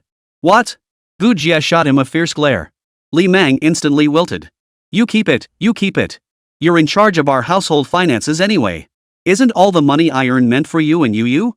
Li Meng's fierce will to survive surged back to life. Truth be told, both husband and wife were still a bit dazed. Setting aside the 156 yuan Li Meng had scraped together from his own savings, the 286 yuan from his older brother was pure profit. That much in just half an hour? It was almost overwhelming. Li Meng earned less than the miners because he didn't go underground. Working as a dispatcher in the surface office, his monthly salary was 119 yuan. Gu Jie was a typist, earning 98 yuan. Together, they only made 217 yuan a month. Handling dispatch of treasury bonds for his boss had earned him more than their combined monthly income? It was almost unbelievable. If Li Meng had any reservations before about joining his brother-in-law for extra income, they vanished completely now. He couldn't wait to start collecting them the very next day. Ah, Jer, should we let Big Brother take the treasury bonds we have at home too? Oh. Gu Jie snapped out of her daze, as if she hadn't heard him. Frowning, she fixed a worried gaze on Gu Jingshan. Big brother, you won't lose money, will you? You're giving all the profits to us. Don't worry, there's still profit to be made. Gu Jingshan smiled gently, his voice soothing. He knew his little sister wasn't ungrateful. She wasn't the type to throw caution to the wind over money. You should still charge 20% off. Giving 15% off completely squeezes out your profit margin. Gu Jie's gaze grew complex. Ever since learning her brother had returned without immediate housing, she'd been contemplating whether to dip into her savings to help him out. Unexpectedly, before she could even mention it to Li Mang, her brother had already brought them both substantial profits. A flicker of reluctance crossed Li Mang's eyes, but after glancing at Gu Jia and then at his brother-in-law, he nodded resolutely. Exactly, big brother. Let's just take 20% off. Not a penny more. Hearing this, Gu Jingshan finally offered Li Mang a mildly agreeable expression. His brother-in-law wasn't a money-grubbing type. He could be trusted. No, Li Mang continued. The extra half-cent is for my sister, Gu Jia. Whether it's for filial support or social expenses, you cannot touch that portion. The remaining half-cent is for the two of you to use freely. Brother! Gu Jia nearly shed tears. This was her elder brother thinking solely of her. As long as you two are doing well, I'll keep you in mind when I find good business opportunities. Gu Jingshan continued to paint a rosy picture, knowing he couldn't rest easy until his little sister's worries were eased. Back in the military, he'd learned through letters that his closest sister had been married off to a coal mining town far away. His heart burned with worry. Had he not been preparing for a mission at the time, he would have rushed back to stop it. But by the time his mission ended, his little sister was already married. There was nothing he could do. Big brother, rest assured. I fought tooth and nail to win Xiao Jie back. I'll treat her well for the rest of my life. Li Mang raised 3 fingers to the sky in a solemn oath. No, a lifetime is too long. We don't know what the future holds. Just know this, as long as you're with my sister, you'll have meat to eat. If one day you feel you no longer need my sister, please take her back properly. She's my sister, and I care deeply for her. I won't make things difficult for you. But if you ever wrong her, if you try to hurt her, if you so much as touch a single finger of hers, you'd better think twice. Li Mang shook his head repeatedly. How could that ever happen? If there's any problem, tell me. If it's my sister's fault, I won't cover for her. But if you get drunk and go crazy, beat your wife, or wrong her in any way, if I find out, this deal is off. I'll find someone else to do the job. Big brother, rest assured. If I ever dare wrong Xiao Jia, may lightning strike me dead and leave me no place to be buried. Remember what you said today. Beep beep beep. The phone rang. Li Mang's spine went limp. He wiped away cold sweat and stole a glance at Gu Jingshan. His brother-in-law carried himself with even more authority than his father-in-law. He hadn't seemed nearly this intimidating when he first met the old man. Answer it. It's for you. Li Mang took the phone at his wife's prompting. Ah, brother Wan, hello. What's up? Ah, well, I need to discuss this with my brother-in-law. Can I call you back later? All right. After hanging up, Li Mang cautiously asked, those people who just exchanged their treasury bonds, they got real cash. This isn't just word of mouth, everyone's going to find out. Brother, look. Gu Jingshan blinked, pondering for a moment while Li Mang watched expectantly. Gu Jingshan felt he'd drawn it out long enough. I have a 10,000 yuan quota today. I've already used 2,442 yuan, leaving 7,558 yuan remaining. You can still exchange that amount. Li Mang beamed. Thanks, big brother. I'll give you the money. See how much you can collect. Gu Jingshan pulled out the remaining bills and placed them on the table. All right. Li Mang had never handled such a large sum before and felt a surge of excitement. He took a few deep breaths, trembling as he picked up the money. His expression hesitated as he glanced several times toward the doorway, wanting to say something but holding back. Gu Jia noticed his hesitation and didn't want him lingering in her sight. We're eating first. We won't wait for you. We can't let Lin Lin and Yu go hungry. Go if you want, but don't get drunk. It's my brother-in-law's first time here. Li Mang knew he should have accompanied his brother-in-law today and felt a bit embarrassed. There'll be plenty of time for that later. Let's handle the important business first, and this is a one-time exception. Gu Jingshan interjected. His original purpose for coming to Tianshui coal mine was to redeem treasury bonds. Now that someone else was handling it, he was happy to sit back and let others do the work. Little sister was handling the meal, that was enough. Alright then, Jer, make sure my brother eats and drinks well. You two start without me, I'll be back soon.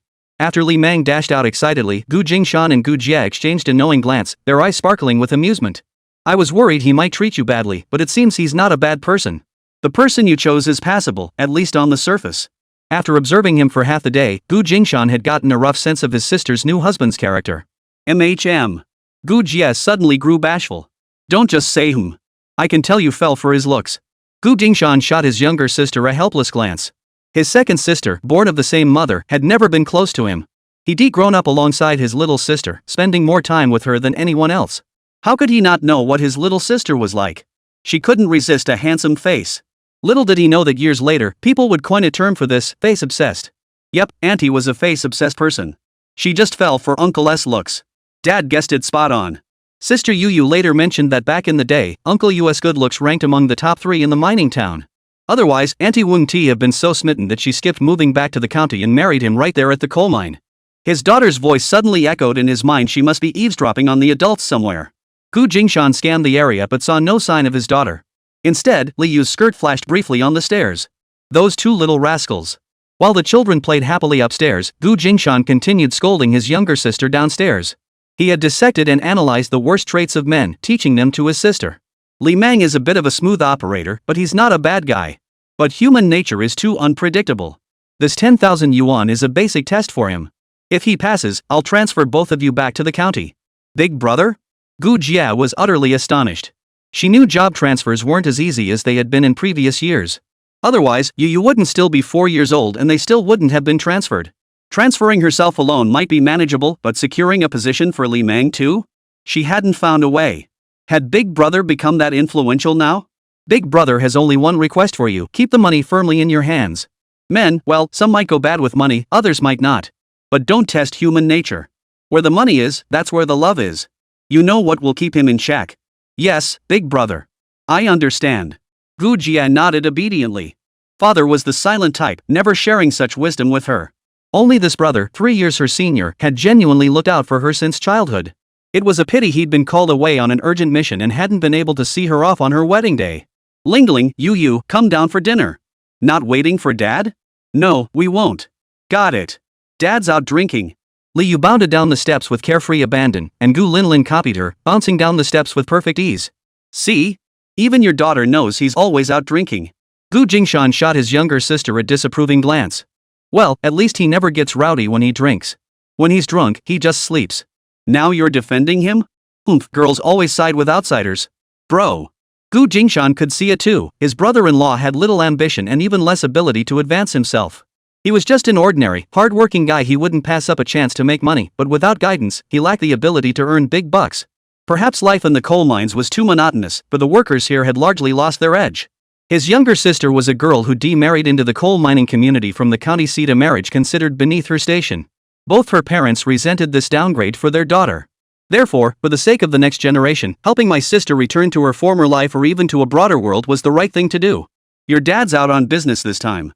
Someone's probably feeding and entertaining him, so don't worry about him. Let's just eat our own meal. Let's eat well. Let's eat well. The two little girls clapped their hands and cheered. Chapter 11, The Biggest Windfall. By the time Li Mang returned, it was nearly 4 in the afternoon. This time, he strode in carrying a briefcase, looking quite triumphant. Closing the door, he excitedly pulled out handfuls of various treasury bills from the briefcase. After the 3 of them finished counting, they discovered the total value exceeded 10,000 yuan.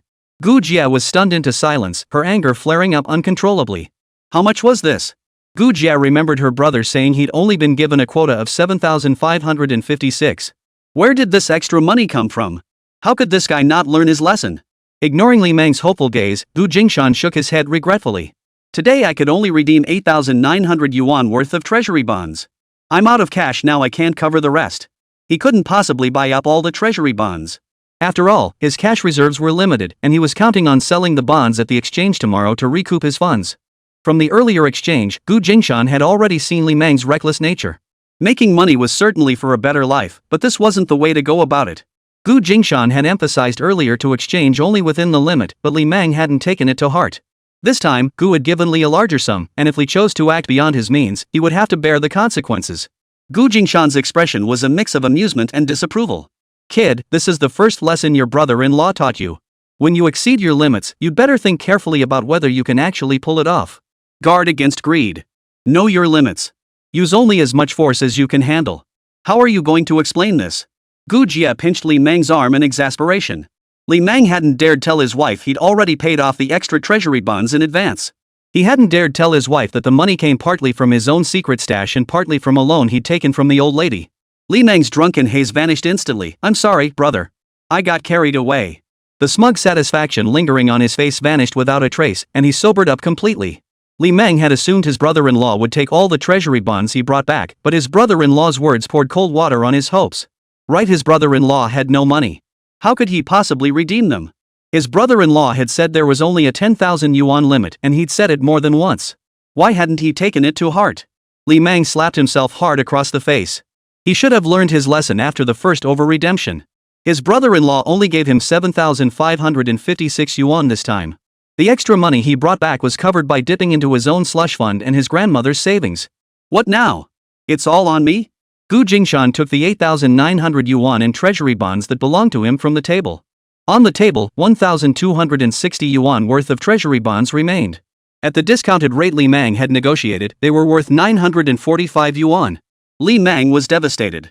These treasury bonds worth over 1,000 yuan were bought with hard-earned cash. He'd planned to cash in more for his brother-in-law, pocketing the difference for himself. Little did he know. Greed had gotten the better of him. His brother-in-law's next words made Li Meng's face go pale. Whether there will be any quota next week and how much will be available, we won't know until next Saturday. I'll call you in advance then. So it's not a guaranteed $10,000 every week? It's only confirmed every weekend? Li Meng was dumbfounded. Right, his brother-in-law never said treasury bills could be bought every week. He just assumed. His brother-in-law had only mentioned it was a long-term arrangement, never promising specific dates. Li Meng felt like the sky had fallen. Borrowing from his mother-in-law's secret stash for a week was manageable, but 2 weeks? She'd be up in arms. What to do? Gu Jingshan hadn't given Li Meng any guarantees precisely to teach him a lesson. If you have the funds, you could handle the redemption yourself. I'm completely broke. Hearing this, Li Meng felt even more distressed. Was Big Brother speaking in reverse? What if Big Brother only cashed out this one time? What if he never cashed out again? How long would it take him to pay back these 900 plus yuan? His and his wife's combined salaries barely reached 200 yuan. Even if they stopped eating and drinking, it would take 4 months just to cover the deficit. At that thought, he slapped himself again. How could he be so reckless? Blinded by the praise of those around him, he lost all sense of self-control. Not only did he scrape together every last penny from his secret stash, but he also borrowed 500 yuan from the old lady. Li Meng sank into self-pity. It's getting late. Let's go. If we don't leave now, we'll miss the bus, Gu Jingshan said, standing up. He had exceeded his expectations by leaving Tianshui coal mine with treasury bonds worth 11,770 yuan. Though he'd brought his entire savings, he'd initially thought getting 5 or 6,000 would be a decent haul. Not only did he spend every last penny, but he also had to abandon over 1,000 yuan worth of treasury bonds because he couldn't afford them. These 10,000 yuan worth of treasury bonds weren't the kind he'd directly traded at the sales counters or exchanges. They weren't as neatly denominated as the 100 yuan bills. This bundle contained 10 yuan, 50 yuan, and 100 yuan notes, with the 10 yuan bills being the most numerous. It took an entire briefcase to hold them all. Gu Jia wanted to keep Gu Linlin there, letting her niece stay at Tianshui coal mine for a week before returning home. After all, Linlin hadn't started kindergarten yet. She figured just this briefcase full of treasury bills would keep her brother busy for quite some time, so she decided to keep her niece there and help her brother look after the child for a few days. Gu Jingshan asked his daughter for her own thoughts. Does Linlin want to go back with daddy? Or stay with auntie for a couple of days? Before Gu Linlin could answer, Li Meng eagerly urged his niece to stay. He needed an excuse to visit his brother-in-law again next week. Stay and play with Yu for a week, Linlin. Auntie will personally take you back next Saturday. Li Meng feared his brother-in-law might be pulling a one-time deal. If that happened, the treasury bonds he'd bought with his own money would be stuck in his hands. Gu Linlin tilted her head, glancing at her uncle's fawning expression before shifting her gaze to the hem of her skirt. Liu's small hand was clutching it tightly, refusing to let go. Seeing her little cousin's pitiful expression, Gu Linlin sighed dramatically. All right then. Since Yu's sister can't bear to part with me, I'll stay an extra week for her sake. Little Yu was so adorable back then, with her quirky little ideas. I haven't had enough fun with her yet. Dad scolded Uncle, so I'll stay here and help Dad keep an eye on Uncle to make sure he doesn't do anything bad. Seeing his daughter still wanting to play with her cousin and willing to stay, Gu Jingshan agreed. Then listen to your aunt here. If Dad isn't too busy, I'll come pick you up early. No mischief. Okay, Dad. Bye. Gu Linlin followed her cousin upstairs without a hint of reluctance, her footsteps echoing with a cheerful clatter. Gu Jingshan rubbed his nose. He'd thought his daughter would be reluctant to leave him. Who knew she wouldn't miss him at all, happily playing with her friends? Now he had to catch the last bus back from the coal mine all by himself. Meanwhile, Li Meng spent the entire week in a state of utter dread, losing a significant amount of hair from the stress. The very next morning after Gu Jingshan returned to the county, he headed straight to the exchange. Could I borrow a private space? He asked a familiar teller. What? The clerk looked puzzled. My transaction is a bit complicated and requires some privacy, Gu Jingshan replied. Seeing no one nearby, he opened his briefcase and let the teller glance inside.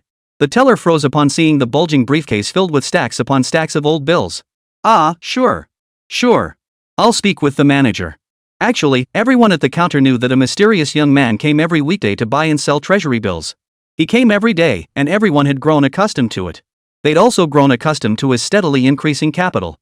It was worth noting that buyers of treasury bills were starting to trickle in more frequently. But most of those people spent their profits as soon as they made them. Rarely did anyone persistently reinvest all their earnings as principal. Based on Gu Jingshan's transaction volume, he could have been admitted to the VIP lounge long ago. The main thing was that he bought and ran, sold and ran as fast as a rabbit.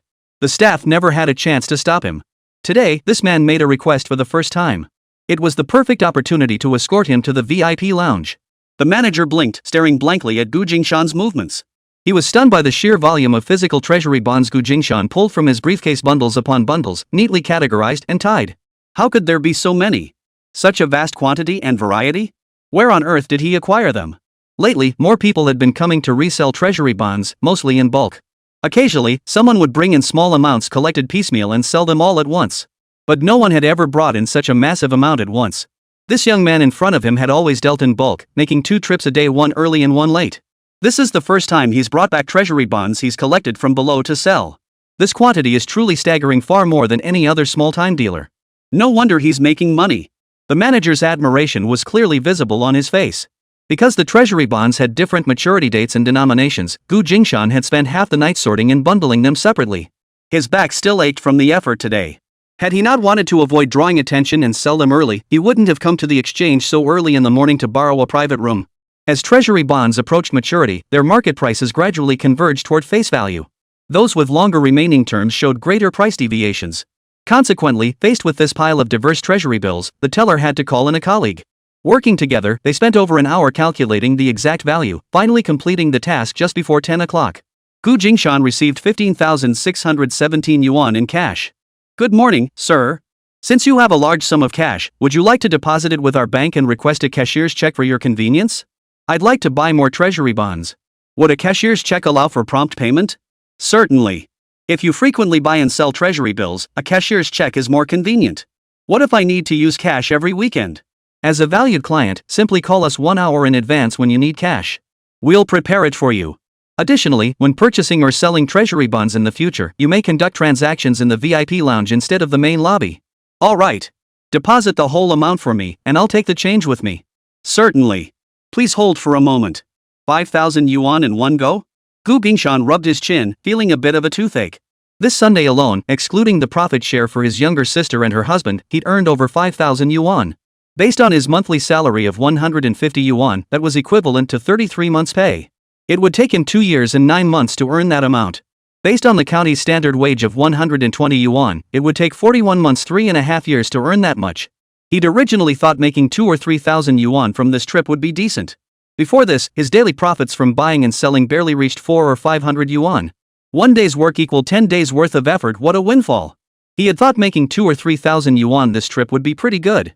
Before this, he'd been toiling daily, flipping goods for a profit of only 400 or 500 yuan. From his sister and brother-in-law, he'd already made over 280 yuan on a 2,000 yuan investment. The remaining 7,500 yuan should probably net him another 1,000 or so.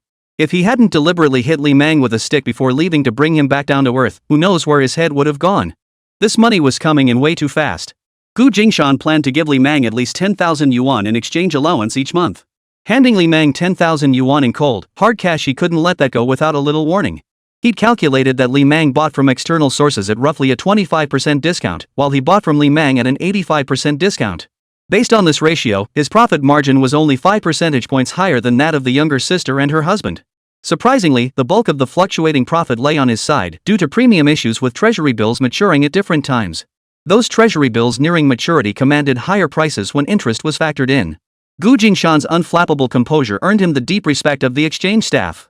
Small counties couldn't compare to big cities, where countless brokers dealt in treasury bills and capital pools were vast beyond count. In a small county town where the average monthly wage was 120 yuan, anyone who could spare 1,000 yuan for treasury bill trading was considered well off, let alone a major client like Gu Jingshan, who could put up tens of thousands at a time. The exchange manager resolved to cultivate this valuable client relationship meticulously. Therefore, he would be exceptionally attentive. Mr. Gu, will you be participating in today's treasury bond trading session? Gu Jingshan snapped out of his reverie. The manager's words ran through his mind twice before he grasped their meaning. Of course. Can I subscribe right here? Yes. This will be your exclusive VIP lounge going forward. You can come directly here anytime. Whether subscribing or selling, dedicated staff will handle your transactions. No need to queue at the counter like everyone else. Excellent. Only then did Gu Jingshan notice how much more soothing the VIP lounge's decor was. Real-time market updates were displayed on a large projection screen, eliminating the need to crowd around the bulletin board. Please help me subscribe to treasury bonds at 98 yuan per unit, using the maximum amount available in my account. Certainly, please wait a moment. The cashier's check he'd just received was already put to use. Chapter 12, Small amounts add up, successfully passing the test. Had the branch manager not reminded him, Gu Jingshan would have forgotten it was market opening time. The profit from this trip to Tianshui coal mine was nearly matching his initial investment. Gu Jingshan felt his drive to make money surging. He watched the market data projected onto the screen and, at the current price of 98 yuan, purchased treasury bonds with his entire fortune. The cashier's check he'd just received was spent again. He felt satisfied. Gu Jingshan believed that whenever he felt himself getting carried away, spending all his money immediately would bring him back down to earth. Sorting and selling those scattered treasury bonds took too long. By the time he wanted to subscribe, the price had already risen by 2 yuan. Today, he wouldn't be able to profit from the highest spread. He estimated that for each 100 yuan treasury bond today, he'd be lucky to make half his usual profit. Sure enough, the afternoon closing price matched Gu Jingshan's prediction. 2 yuan per bond netted him a total of 374 yuan. Not bad 2 months' salary, no doubt about it. Every penny counts. Before, making over 300 yuan in a day would have thrilled him, but now, even that amount barely stirred his excitement. Every penny earned was a step toward his own growth. He grew increasingly fond of this sensation of capital gradually accumulating. He reminded himself to stay humble and avoid complacency. No matter how small these sums might seem, they still equaled 1 or 2 months' wages. Just because that Sunday trade netted him 2.5 years' salary didn't mean he should forget his place. The daily penny-pinching trades must still be carried out as scheduled. Sunday's big win brought substantial profit, but such opportunities were rare. He couldn't slack off on his daily earnings. Over the next 6 days, Gu Jingshan methodically continued his buying and selling routine.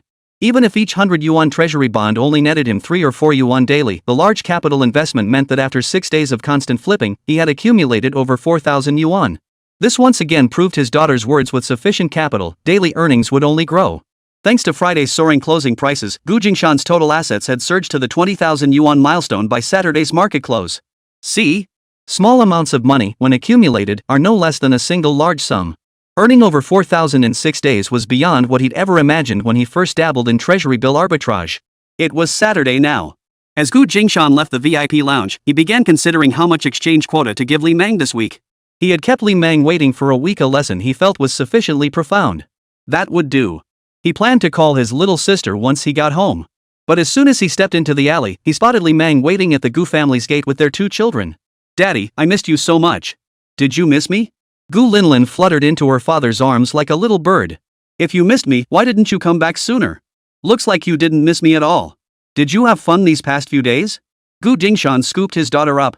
After just a week apart, the little ungrateful thing felt heavy, not a bit thinner. Gu Jia had taken excellent care of her. "So much fun." The girl giggled happily. She loved it when her dad scooped her up to swing her around. "Your uncle might need to talk to me about something.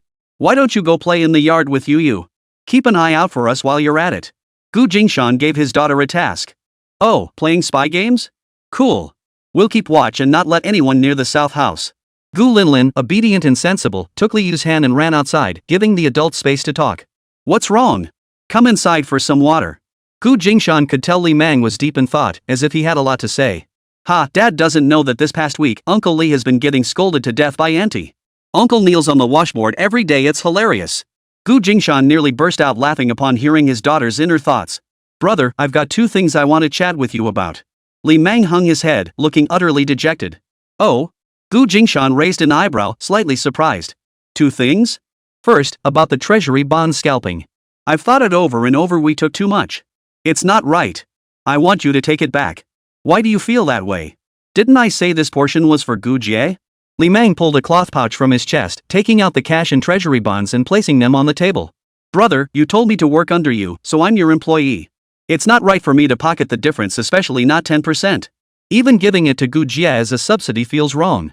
We're already incredibly fortunate to be working for you. This is too much. We can't accept it. Whose idea is this? Gu Jie's or yours?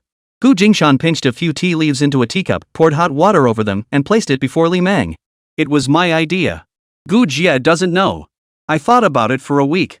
Last Sunday, I got carried away by money I'd never seen before. I'm sorry, big brother. I brought it back. After you take it back, I'll explain to Gu Jie. Aren't you afraid Gu Jie won't agree? My wife isn't greedy. She'll definitely agree. Li Mang believed he understood his partner well. This decision of his would surely meet with Gu Jie's approval. What else? Gu Jingshan looked at him encouragingly. Li Mang counted on his fingers. I've calculated it several times. This time we're exchanging 13,020 yuan worth of treasury bonds. 10% of that is 1,302 yuan. That amount equals my annual salary. We can't accept it. If Big Brother has a weekly quota of 10,000 yuan from now on, even if he rewards us with just 1%, it's still a huge sum. Our salaries are only 100-odd yuan. If we were to pocket over 1,000 yuan from Brother every month without working for it, our consciences wouldn't let us rest. 100-odd yuan is enough to keep you at peace? Gu Jingshan gave Li Mang a piercing look, sensing the hidden meaning behind the young man's words. 100-odd yuan is Big Brother's generosity. We work for him, we can accept it. Li Mang now spoke with righteous indignation. Fine. I take it back. Gu Jingshan smiled, his hand reaching out decisively to take back the money Li Mang had brought. This had been his test for Li Mang all along, facing temptation beyond one's means, knowing one's limits. Not everyone could pull it off. Li Mang had passed. Seeing Gu Jingshan agree, Li Mang exhaled deeply, his entire body relaxing. Gu Jingshan took only the small stack of treasury bonds. The other side held 440 yuan, which he left untouched. Then he counted out another 80 yuan and placed it on the table. You've passed the test. What? I formally accept you to work with me. I'm handing over full control of the treasury bond trading operations at the Sweetwater coal mine to you. Huh? Really? Ever since Li Mang figured out the money his brother-in-law had given him, his muddled mind had been unsettled. He felt his efforts weren't worth such a huge reward. That's why he'd bypassed his wife and confronted his brother-in-law directly, returning the money. Now, hearing his brother-in-law's words, his heart instantly settled. He knew it. How could a pie fall from the sky? And a giant, glittering gold pie at that. 1,300 yuan more than his entire 11 months' salary. Who would just hand over nearly a year's salary in one go? Even if it was his wife's own brother, this didn't feel right. Thankfully, he'd bet right. Brother, what if I hadn't passed the test? Li Mang suddenly felt curious. The 10% profit is still yours. I'll find someone else to handle things. Ah. Thank goodness. Li Mang wiped his brow in relief. Alright, from now on, I'll give you over 10,000 yuan in exchange quotas every week. After you finish work on Saturday, take the shuttle bus to the county seat to collect the cash from me. Just hand over the redeemed treasury bonds to me on Sunday. Since you refuse the 10%, your future share will be 4%. Half still goes to Gu Jie, and you and Gu Jie split the other half. Any objections? No, brother, whatever you say goes. Li Mang listened intently, a surge of excitement flickering in his eyes. 10% was 1,300 yuan. 4%? That still meant over 500 yuan. That was 2 months' wages for him and Gu Jie combined. He expected his brother to give them a 1% bonus more than his and Gu Jie's combined monthly salary. With this extra 100 plus, his family of 3 could live comfortably. Now, his brother-in-law was giving him 4 times that amount. He couldn't believe his luck. As for his brother-in-law's division, 3/4 for Gu Jie and 1/4 for him, what did it matter? It was all for the couple anyway. Gu Jie managed the household finances, so his share belonged to his wife. I'll still buy it at a 15% discount, that part hasn't changed. You set the selling price, so you decide the discount. But of the difference you receive, you and Gu Jie only get 40%. The rest must be shared with others. Meaning you do the work, yet you have to split the money with others. Any objections? Whatever Big Brother says to share with, we share with. This money comes from Big Brother's business. We're just workers getting paid. No objections, no objections. Big Brother could even buy it at a 70% discount. Li Mang waved his hands repeatedly. No. You need to distribute these extra profits. Aren't you going to ask me who to share them with? The boss's decisions always make sense. I trust him. Gu Jingshan gave Li Mang a light tap. The guy had a bit of cunning in him sometimes, never committing himself outright. Have your direct supervisor and the higher-ups come to you to buy treasury bonds? Huh? Li Mang was baffled by his brother-in-law's sudden change of subject. When they come to redeem their treasury bonds, what discount rate will you give them? Gu Jingshan asked pointedly. Ah. Brother, you really are my brother. Li Meng suddenly understood. Got it? Got it. His brother was looking out for them, worried they wouldn't know how to handle things. He practically forced him to learn how to pave the way for both his and Gu Jie's careers. You're not just my brother-in-law, you're my own brother. Li Meng's eyes welled up with emotion. Gu Jingshan couldn't stand seeing a grown man acting so sentimental. What's the second thing? Didn't you say there were two matters? Ah, right. Brother, our office director heard about our channel for cashing treasury bonds and wants to come talk to you. Do you think that's appropriate? Gu Jingshan shook his head. Wait until you've helped him sell one treasury bond first. Then we can talk. Don't mention anything else. Whether it was to build goodwill or to leverage this connection, Gu Jingshan didn't want direct ties with the coal mine people. Since he'd pulled Li Meng into this, he intended to make Li Meng his proxy. This kid still lacked experience. If he had more, he'd know to deflect the situation with diplomatic maneuvering instead of relaying messages directly. Ha? Is Uncle talking about that big bald guy? He's been looking for Uncle several times these past few days. Gu Linlin's inner thoughts suddenly surfaced in Gu Jingshan's mind, startling him. Lin was outside the door.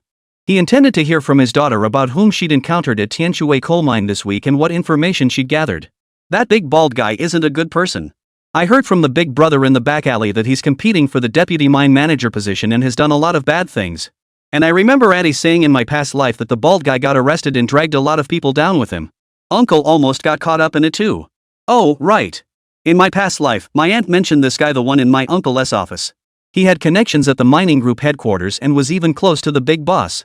Too bad we found out too late, after he'd already been transferred. It's always been such a pity. Gu Jingshan never doubted his daughter's words, so he went straight to Li Meng with his question. Is your office director bald? Ha? Yeah, have you met him, big brother? Is he running for deputy mine manager? Yeah, everyone says he's one of the top contenders. Then is there a colleague in your office surnamed Jean? Gu Jingshan knew the boss of the mining group's headquarters was surnamed Jean, his childhood friend's uncle. If someone had close ties to the big boss, they were likely also surnamed Jean. Yes, the guy across from me is surnamed Jean. Chapter 13, Speak of the Devil. Gu Jingshan nodded to himself. Both people his daughter had mentioned in her heart were spot on. That bald office director was in danger of getting arrested, so he shouldn't have too much to do with him not even buying or selling treasury bonds. Keep your distance from that office director of yours. Word is he's up to no good and will soon get into trouble. If he wants to sell treasury bonds, just pay the standard price. Under no circumstances give him any kickbacks or engage in other financial dealings with him. Gu Jingshan certainly didn't want his chosen proxy dragged down and arrested. Why? Li Meng was puzzled. His brother-in-law had just said to contact the director after the transaction. He assumed his brother-in-law meant to offer the director a bribe first before discussing anything. Wasn't that the plan? Consider this a reliable tip. If you trust me, follow it. If not, do as you please. But if you get dragged down with him, I'll hand the Tianshui coal mine deal over to someone else. I believe you. I believe you. Everything you say makes sense, big brother. Please don't hand over the Sweetwater coal mine to someone else. When it came to his money-making scheme, Li Meng was unusually honest. A friend mentioned the nephew of the mining group's big boss works as a dispatcher at Tianshui coal mine, not sure if above or below ground. Being the nephew, he must be a Jean. Gu Jingshan explained. Dad's got some serious connections. Good thing he knows about this stuff, otherwise I'd have to figure out how to leak it to him. Man, being a third-year junior is such a hassle. Can't do half the things I want, can't say half the things I think. When will I ever grow up? Gu Jingshan glanced outside the door. Gu Linlin sat on the doorstep, tapping pebbles idly. Li Yu had wandered off somewhere. From this vantage point, she could hear every word inside the room. His reborn daughter could no longer be treated as a simple 4-year-old. Sometimes, the information she revealed was crucial. That colleague surnamed Jean, is he even in his early 20s? Yes, he looks younger than me. Are you close with him? We're best buds. He's eaten at our place several times. He loves Gu Jie's braised noodles with soybean paste. Keep up the good work maintaining that relationship. Don't worry, big brother. We're already on great terms. That's good. Gu Jingshan paused, then broke down the intricacies for his brother-in-law. Tianshui coal mine is just one of many mines under the coal mining group. Our network is too limited, but your buddy has a wide circle. You might not need him now, but what if? The group operates multiple mines. If you build connections with higher-ups, you never know when it might come in handy. Yeah, if Dad could build good relations with the mining administration and coordinate with other mines, he could collect treasury bonds from them, right? His daughter's unspoken thoughts struck a chord with Gu Jingshan. This society was one where people connected through other people. Gu Jingshan remained silent. Li Meng pondered for a moment, then suddenly understood. But then doubts surfaced. Bro, but that guy Choyue doesn't seem like he has any powerful connections. He's so quiet. Doesn't date, doesn't cause trouble, just hides like a shadow every day. Regardless of what he's like, just remember to stay on good terms with him. Gu Jingshan sometimes found his little brother-in-law's single-mindedness exasperating. Fortunately, Li Meng was a reasonably obedient kid. Whatever his brother-in-law instructed him to do, he could carry out without needing to think too much. Brother, are we going to keep doing this business? Li Meng hesitated for a long while before finally asking timidly. He'd been mulling over this question for ages, desperate for his brother-in-law's definitive answer. The constant worry was wearing him down. Of course we'll keep it going at least until we've used up every treasury bond in your hands. Once the secondary market became more widespread and more people profited from it, the phase where major enterprises forcibly allocated treasury bonds would likely come to an end. Once miners had no surplus treasury bonds left, the scheme would inevitably collapse. How could they operate without supply? When treasury bonds became so sought after that people snapped them up without relying on quotas, arbitrageurs like them would find little profit left. Li Meng felt a sudden surge of emotion upon hearing his brother-in-law's words. He felt his brother-in-law was selflessly putting others first, especially since the bond quotas had become such a nuisance these past few years. Without his older brother's help with redemption, each of them was stuck holding a significant amount. Unable to sell them, they could only wait idly for 3 years, then another 3, to receive the allocated funds. The problem was that these bonds didn't all mature at once after 3 years. Each monthly allocation had different dates and terms, meaning they could only be redeemed individually as they came due. This piecemeal process was the most irritating part. Li Meng's adoring gaze left Gu Jingshan utterly baffled. Gu Jingshan had no idea what Li Meng was imagining and couldn't be bothered to respond. Oh, bro, speaking of which, my buddy Jean is in the county today too. He came to handle some business, so we rode the bus together. We'll meet at the station when heading back. What time did you agree to head back? We're catching the last bus. Well, it's almost time. You guys should head out soon so you don't miss the bus. Here, take this. It's for this week. Got it, bro. Li Meng was just about to open his bag when Gu Jingshan's question interrupted his thoughts. By the way, did you get those treasury bonds your brother had? Not yet. I didn't have enough money last time. Li Meng felt a bit embarrassed. He and Jean Shouyue didn't live in the same neighborhood. Jean Shouyue only learned he'd started collecting treasury bonds on Monday. By then, the first wave of acquisitions had already concluded. If he asks you to sell, just give him 15% off. I'll cover his share for you. How could I let you cover it, big brother? I was planning to help him cash them in without making a profit anyway. Just keep your relationship intact. Xiao Yu. What are you doing here? A stranger's voice called from the main gate. Uncle Jean. Li Meng, hearing his daughter's movement, hurried out and was startled by the visitor. Hey, Shouyue, what brings you here? How did his buddy find this place? Speak of the devil, he and his brother-in-law had just mentioned this guy, and now he actually showed up. My aunt lives in this alley. What are you guys doing here? Jean Shouyue pointed deeper into the alley. This is my wife's family home. We brought Yu to play with her cousin. Li Meng made up an excuse. It was essentially true, after all. Gu Jingshan stepped past the screen wall and spotted a somewhat familiar figure talking to Li Meng. Brother Jingshan. The man greeted Gu Jingshan warmly. Little Jean.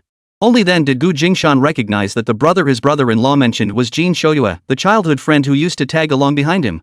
Was Li Meng referring to Jean Shouyue as his brother? Their personalities seemed completely mismatched. You two know each other? Li Meng looked astonished. Is Haishan City that small? You can run into acquaintances here? His grandfather knew your father-in-law, Gu Jingshan explained to his brother-in-law. The two families were practically inseparable. Ah, your family? Jean Shouyue looked equally astonished. Stop pretending. You've seen your sister Gu Jia before, and you even love her braised noodles with green beans. Gu Jingshan called him out. Jean Shouyue scratched his head, feeling a bit embarrassed, and quickly changed the subject. How long has brother Gu been back? He didn't even say a word. We should have thrown him a welcome back party. Since I ran into him today, we absolutely have to have a drink together. I'm treating today. Brother Gu can't refuse my invitation. We won't stop until we're drunk. He rattled off this whole spiel in one breath. Gu Jingshan didn't think much of it, but Li Meng was startled. What had gotten into this kid? Wasn't he usually as silent as a tomb? I quit. Gotta look after your niece, can't drink. Looks like you've got business with me. Why beat around the bush? Kid, you're acting distant. Spit it out. What do you want from your big bro? Gu Jingshan was genuinely pleased to see his childhood friend. Bro, I only just found out you were back. Sister Gu Jia keeps her mouth shut, won't spill a word. I didn't realize you were the one collecting the treasury bonds either. Just wanted to figure out who's behind this deal. You didn't know? So you came all the way here today? Seriously. If I hadn't come to visit my aunt today and spotted Xiao Yu at the door, I wouldn't have thought of it. Alright, if you're not telling the truth, then hurry back to your aunt's place. Don't just stand around here. Gu Jingshan waved him off impatiently. This kid was getting more and more unreliable. No, no, no. How could I leave after bumping into you? I can visit my aunt anytime, but meeting you means we gotta drink together. Mainly, I just want to catch up with you. Jin Shoyue's shameless persistence left Li Mang dumbfounded. He'd never seen her like this before. Gu Jingshan, if you don't speak up soon, I'm leaving. Alright. Big brother, this business venture is pretty sweet. Just scraping by. Gu Jingshan's tone grew flat. Big brother, give your little brother a straight answer. Can you let me get involved too? Jin Shoyue suddenly couldn't read the situation and insisted on getting a clear answer. You guys can handle this job yourselves. No need to go through me. Gu Jingshan's expression grew even colder. He didn't believe the Jin family was unaware of the government opening the secondary market for treasury bonds. With their vast resources, their information network should be more reliable than anyone else's. What was Jin Shoyue playing at? Trying to reap the rewards? I'd handle it myself if I could. But I'm short on cash. Plus, the old man at home won't approve. You know our family well, we're not as well off as big brother. A bitter expression flickered across Jin Shoyue's face. He'd rather not be so pushy, but he'd been backed into a corner. Li Mang was observant. Seeing the conversation grow increasingly deep between the two, yet feeling awkward about staying as an outsider, he knew it was time to leave. He quickly excused himself to his brother-in-law. Alright, you go ahead and head back. We'll talk more tomorrow when Xiao Jia arrives. Let you stay here tonight. You can come pick her up tomorrow.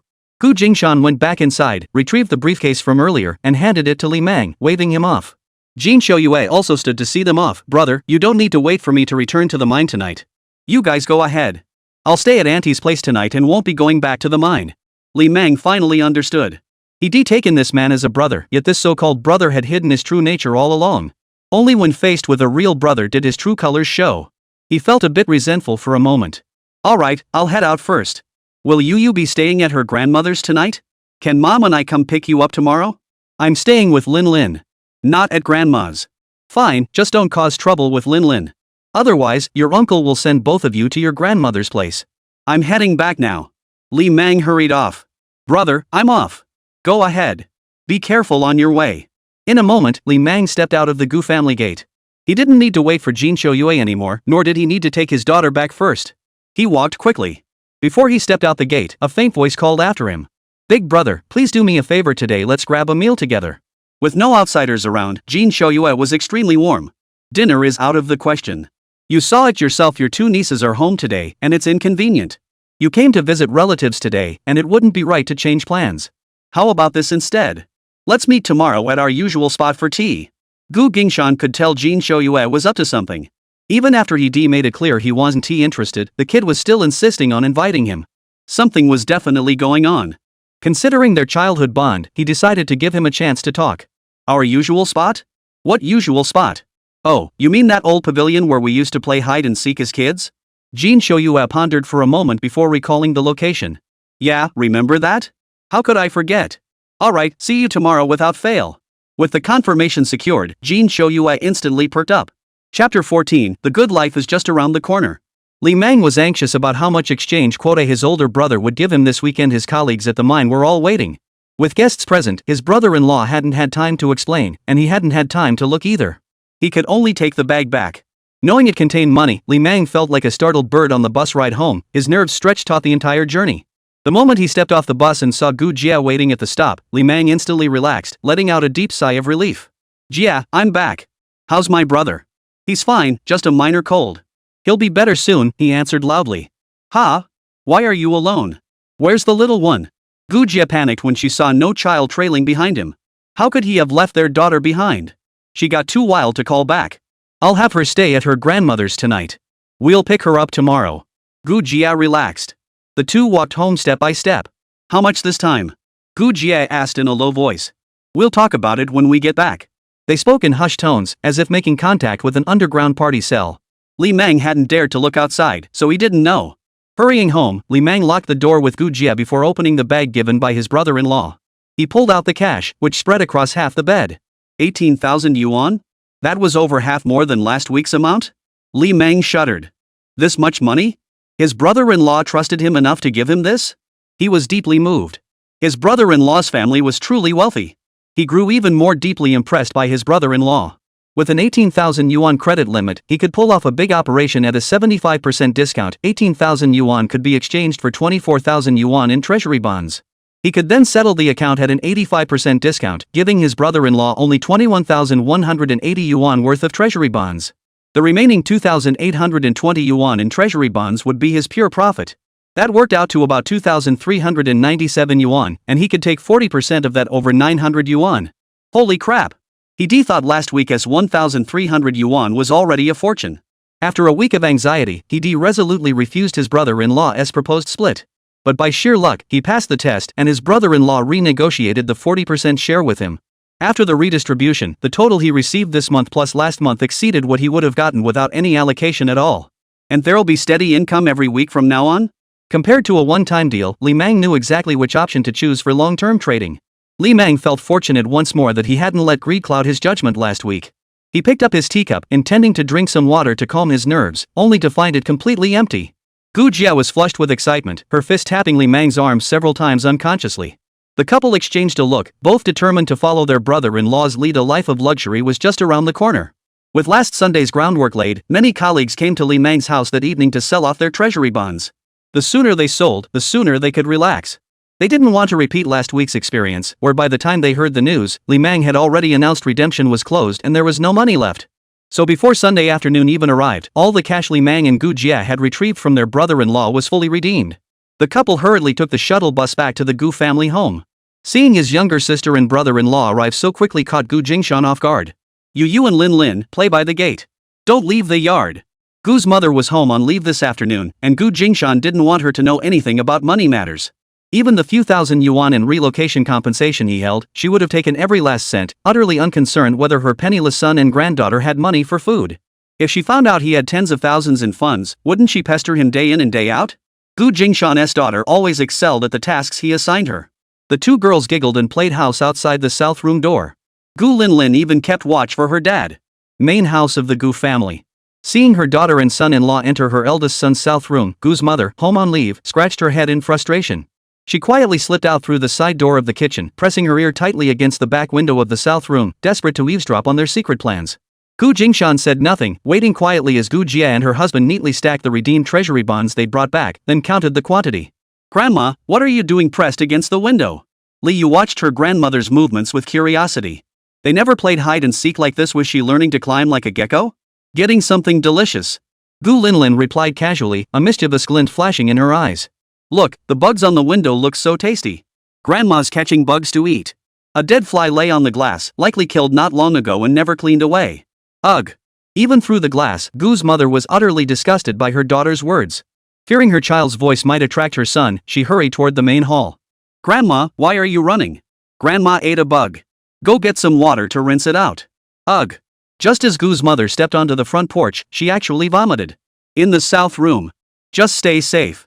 As the business grows, you'll get more funding. Li Mang passed the test I mentioned. So you can start thinking about moving to the county town later. Huh? Li Mang was dumbfounded. Wasn't today supposed to be about delivering treasury bonds? Why was he suddenly talking about moving to the county seat? When did this happen? No one had informed him.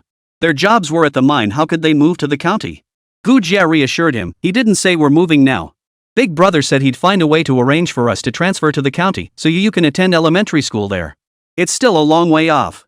She knew this was the test her brother had mentioned last time. She hadn't expected Li Mang to pass it so quietly. He hadn't let slip a single word when he returned. 2 more years. Just hang in there. Your good days are still ahead. Alright, big brother. Since the jobs were transferring to the county anyway, moving there seemed only natural. Li Mang stopped fretting. We'll follow your lead, big brother. Li Mang scratched his head. Oh, right, brother. The mining group called me and asked me to head over to the mining bureau. A flicker of understanding crossed Gu Jingshan's eyes. He suspected it was related to Jin Shouyue's affairs, a sweetener offered to his people in advance. Go then. Might be a good thing, official business during work hours, above board. If our office director heard that, his eyes would pop out of his head. A sharp voice suddenly pierced through the window. Jie. Why didn't you say anything when you came home? What are you doing here? Why didn't you come back during the day? It's already afternoon. And the first thing you do is sneak into your brother's room? Gu Jia pushed open the screen door and stepped out. Mom, what are you talking about? Big brother helped Li Mang find a job. We came to ask him for advice. Your big brother can't even clean up his own mess yet, and he's giving you advice? Put. Mom, what's gotten into you? We've been busy with important matters every weekend lately. From now on, we won't come back for lunch. We'll just drop by in the afternoon and leave right away. Before she could finish, Li Mang hurried out. We'll miss the bus. Mom, we have to go. Otherwise, we'll have to pay for our own ride back. Li Mang didn't wait for Mrs. Gu's lengthy lecture. He gave a quick farewell, grabbed his wife, scooped up Liu, and stormed out of the Gu residence like a whirlwind, as if wolves were chasing them. Gu Linlin stood on the steps, staring dumbfounded as her uncle swept her aunt and cousin away in a whirlwind. She was filled with admiration. That speed unmatched. Ha! Uncle Li's knee sure healed fast. A voice echoed from afar. How rude. How dare you speak to my mother like that? I wasn't finished talking to her yet. What's there to say? How can you be so insensitive? Can't you see our brother's upset? Ha! When Yu and Linlin asked Mom what she was doing at the window, her expression turned sour. And just now, when Mom was talking, my brother's face was as dark as a pot bottom. Mom was eavesdropping? I didn't notice. Hurry up and leave. If we don't go now, we'll miss this bus. Oh man, I don't know what's going on with our brother and Mom. This fight's been dragging on forever. Stay out of it. It's between mother and son, outsiders shouldn't meddle. I'm an outsider? What are you talking about? Gu Jia slapped Li Mang across the face. You are an outsider. Now that you're married into the Li family, you're one of them. You're not some unmarried spinster from the Gu family anymore. Big brother is smart enough to handle his own business. Stop worrying about it. Fine. Gu's mother was stunned by her son-in-law's behavior, unable to recover for a long while. By the time she regained her senses, the door to the south room was tightly shut once more. That little brat Gu Linlin had also bolted back inside. Mrs. Gu raised her hand, tempted to bang on the door, but hesitated. Her wayward son was furious, and she couldn't stand up to him. In the end, she angrily struck the door with a hollow thud. My Shoha will be back soon. Just wait until he returns, then I'll show you both what's what. In the south room, Gu Jingshan neatly stacked the bundles of treasury bonds. His younger sister and her husband had sorted them in advance this time, so he only needed to place them in the bag in order. Dad, when will we have our own courtyard? Gu Linlin propped her chin on her hand, staring intently at her father's busy figure. Completely unaware, she just blurted out her innermost thoughts. Gu Linlin deeply disliked seeing her grandmother. The mere sight of her reminded Gu Linlin of how her grandmother had sold her off in her previous life. Though after Dad and Grandma had that big fight, she suddenly stopped being afraid. Recently, even when she was close to Grandma, she didn't have a stress reaction. She could even play pranks on her. But she still didn't want to stay in this place where she felt constantly watched and resented. Gu Jingshan watched through the window lattice as his mother's face twisted with resentment, then reluctantly returned to the main hall. He sighed softly. Can we wait a little longer? Until your grandfather returns from his business trip. Then we'll make a clean break. Otherwise, if we move out without explanation, your grandmother will find something else to complain about. Oh, Dad wants to move out too? Gu Linlin was overjoyed. She thought her dad didn't want to leave. Yes, I want us to move out and live on our own too. But the timing isn't right. With your grandfather away and your uncle busy, leaving only your grandmother alone at home while we move out would invite gossip. We need to wait a while. Okay. Gu Linlin felt her excitement deflate. She resumed pouting for her dad's benefit. Grandpa won't be back for at least another half year. Do we really have to wait that long? So annoying. Another half year? Gu Jingshan looked deep in thought. Chapter 15, You Want to Hide Behind Me? Evening. Jin Shoyu had arrived at the tea house where she had arranged to meet Gu Jingshan and froze in her tracks. Is brother Jingshan really here having tea? He had assumed tea was merely Gu Jingshan's excuse. The old spot was a small pavilion in the garden, surrounded by water on three sides, with a stone table and benches in the center. Back in the day, they'd play hide and seek under the holly trees nearby, play foursquare on the stone table, and have pretend gun battles in this very garden. Gu Jingshan sat on a stone bench, looking perfectly at ease. Spotting her, he greeted her softly, You're here. Don't be picky about my homemade tea, come have some. On the stone table sat a tin thermos and 3 enamel teacups. As Jin Shoyuat approached, Gu Jingshan poured water into the cups. Gu Linlin was playing grass pulling outside the pavilion, positioned just where her father could see her. Brother Jingshan is such a refined gentleman. Jin Shoyue gave him a thumbs up. I'm no refined gentleman, just a common man. Getting to drink tea here was no easy feat. You wouldn't believe how hard I fought to claim this spot. I played 7 straight rounds against others, finally forcing them to checkmate and leave early, giving us this place. Gu Jingshan sighed with emotion, complaining about his arms, now sore from the constant shaking. Back in the day, this whole area was ours. Now we have to fight for it. Yeah, it's been nearly 20 years now. Jin Shoyue's gaze drifted distant as she too recalled the past. Neither spoke for a moment. A thought suddenly welled up in Gu Jingshan's heart. He needed to find a place, a territory that belonged entirely to him. Otherwise, even when he wanted to connect with people, he couldn't find a place to go. Returning to his family home always meant people watching him like hawks. If he entertained guests in the main hall, his mother would lose her temper, but receiving them in the south wing would be too disrespectful. He couldn't expose the Gu family's internal conflicts to outsiders. Since that was the case, why bring people home and invite scrutiny? His daughter was right, they needed a house of their own. Even if they didn't move out permanently, a temporary solution would suffice. Jin Shoyue quickly composed herself and got straight to the point. She pulled Gu Jingshan's wandering attention back to the matter at hand. Brother Jingshan, the Tianshui coal mine is just a small operation, it doesn't even have 10,000 workers. You want to buy treasury bonds from other mines? That's a good deal, just go for it. Gu Jingshan's tone was confident. Having known each other since childhood, they understood each other deeply. The moment the young man spoke, he knew exactly what he was getting at. I wonder if you'd be willing to partner up. Gu Jingshan stared at Jin Shoyue in puzzlement. With your family's influence, why share the pie with me? You could run the whole operation yourself. Times have changed, no more getting busted for reselling. The secondary market for treasury bonds is officially open now. Anyone can trade them. You could handle it on your own. He couldn't fathom why Jin Shoyue insisted on partnering with him when going solo would yield far greater profits. Jin Shoyue wasn't like him, he'd recruited Li Mang as an agent for proximity and to look after his own. Jin Shoyue had spent far longer in the coal mines than he had, holding a clear advantage. Jin Shoyue's gaze turned distant. Brother, you know our family is vast and complex. Some things are better kept out of the public eye when too many eyes are watching. If I showed up at the trading counter today, someone would be causing trouble for me tomorrow. Oh, you want to hide behind me? Let's be clear, I'm not getting involved in your family's internal struggles. Gu Jingshan shook his head, not particularly eager to get entangled. I just want to earn some pocket money. This is a personal request, unrelated to the family. Jin Shoyue gave a bitter smile, her tone tinged with disappointment. What's the deal? Gu Jingshan was curious. As a direct descendant of the Jin family, how could she possibly be short on money? What had Shoyu been up to? He remembered his childhood playmate as always lively and carefree. He rarely returned home during his military service, and after all these years apart, how had this person become so reserved and listless? After all, Jin Shoyu was the legitimate son and grandson of the Jin family, once a master at rallying friends and companions. After my father drove my mother to her death, he married a troublemaker and made some serious mistakes. Our branch of the family got pushed to the sidelines. To be honest, big brother, I want to make some quick cash and head south, get as far away from here as possible. What about your mother's relatives? After my mother passed from grief, ties with them grew distant. Anyway, I'm an adult now. I don't rely on anyone. Gu Jingshan fell silent for a moment. Every family has its own troubles. You've thought this through? You really want to join me? What we earn won't be as much as you could make on your own. Gu Jingshan offered genuine caution. He felt some pity for Jin Shoyue's situation. Large families had their own struggles, competition was fierce to begin with.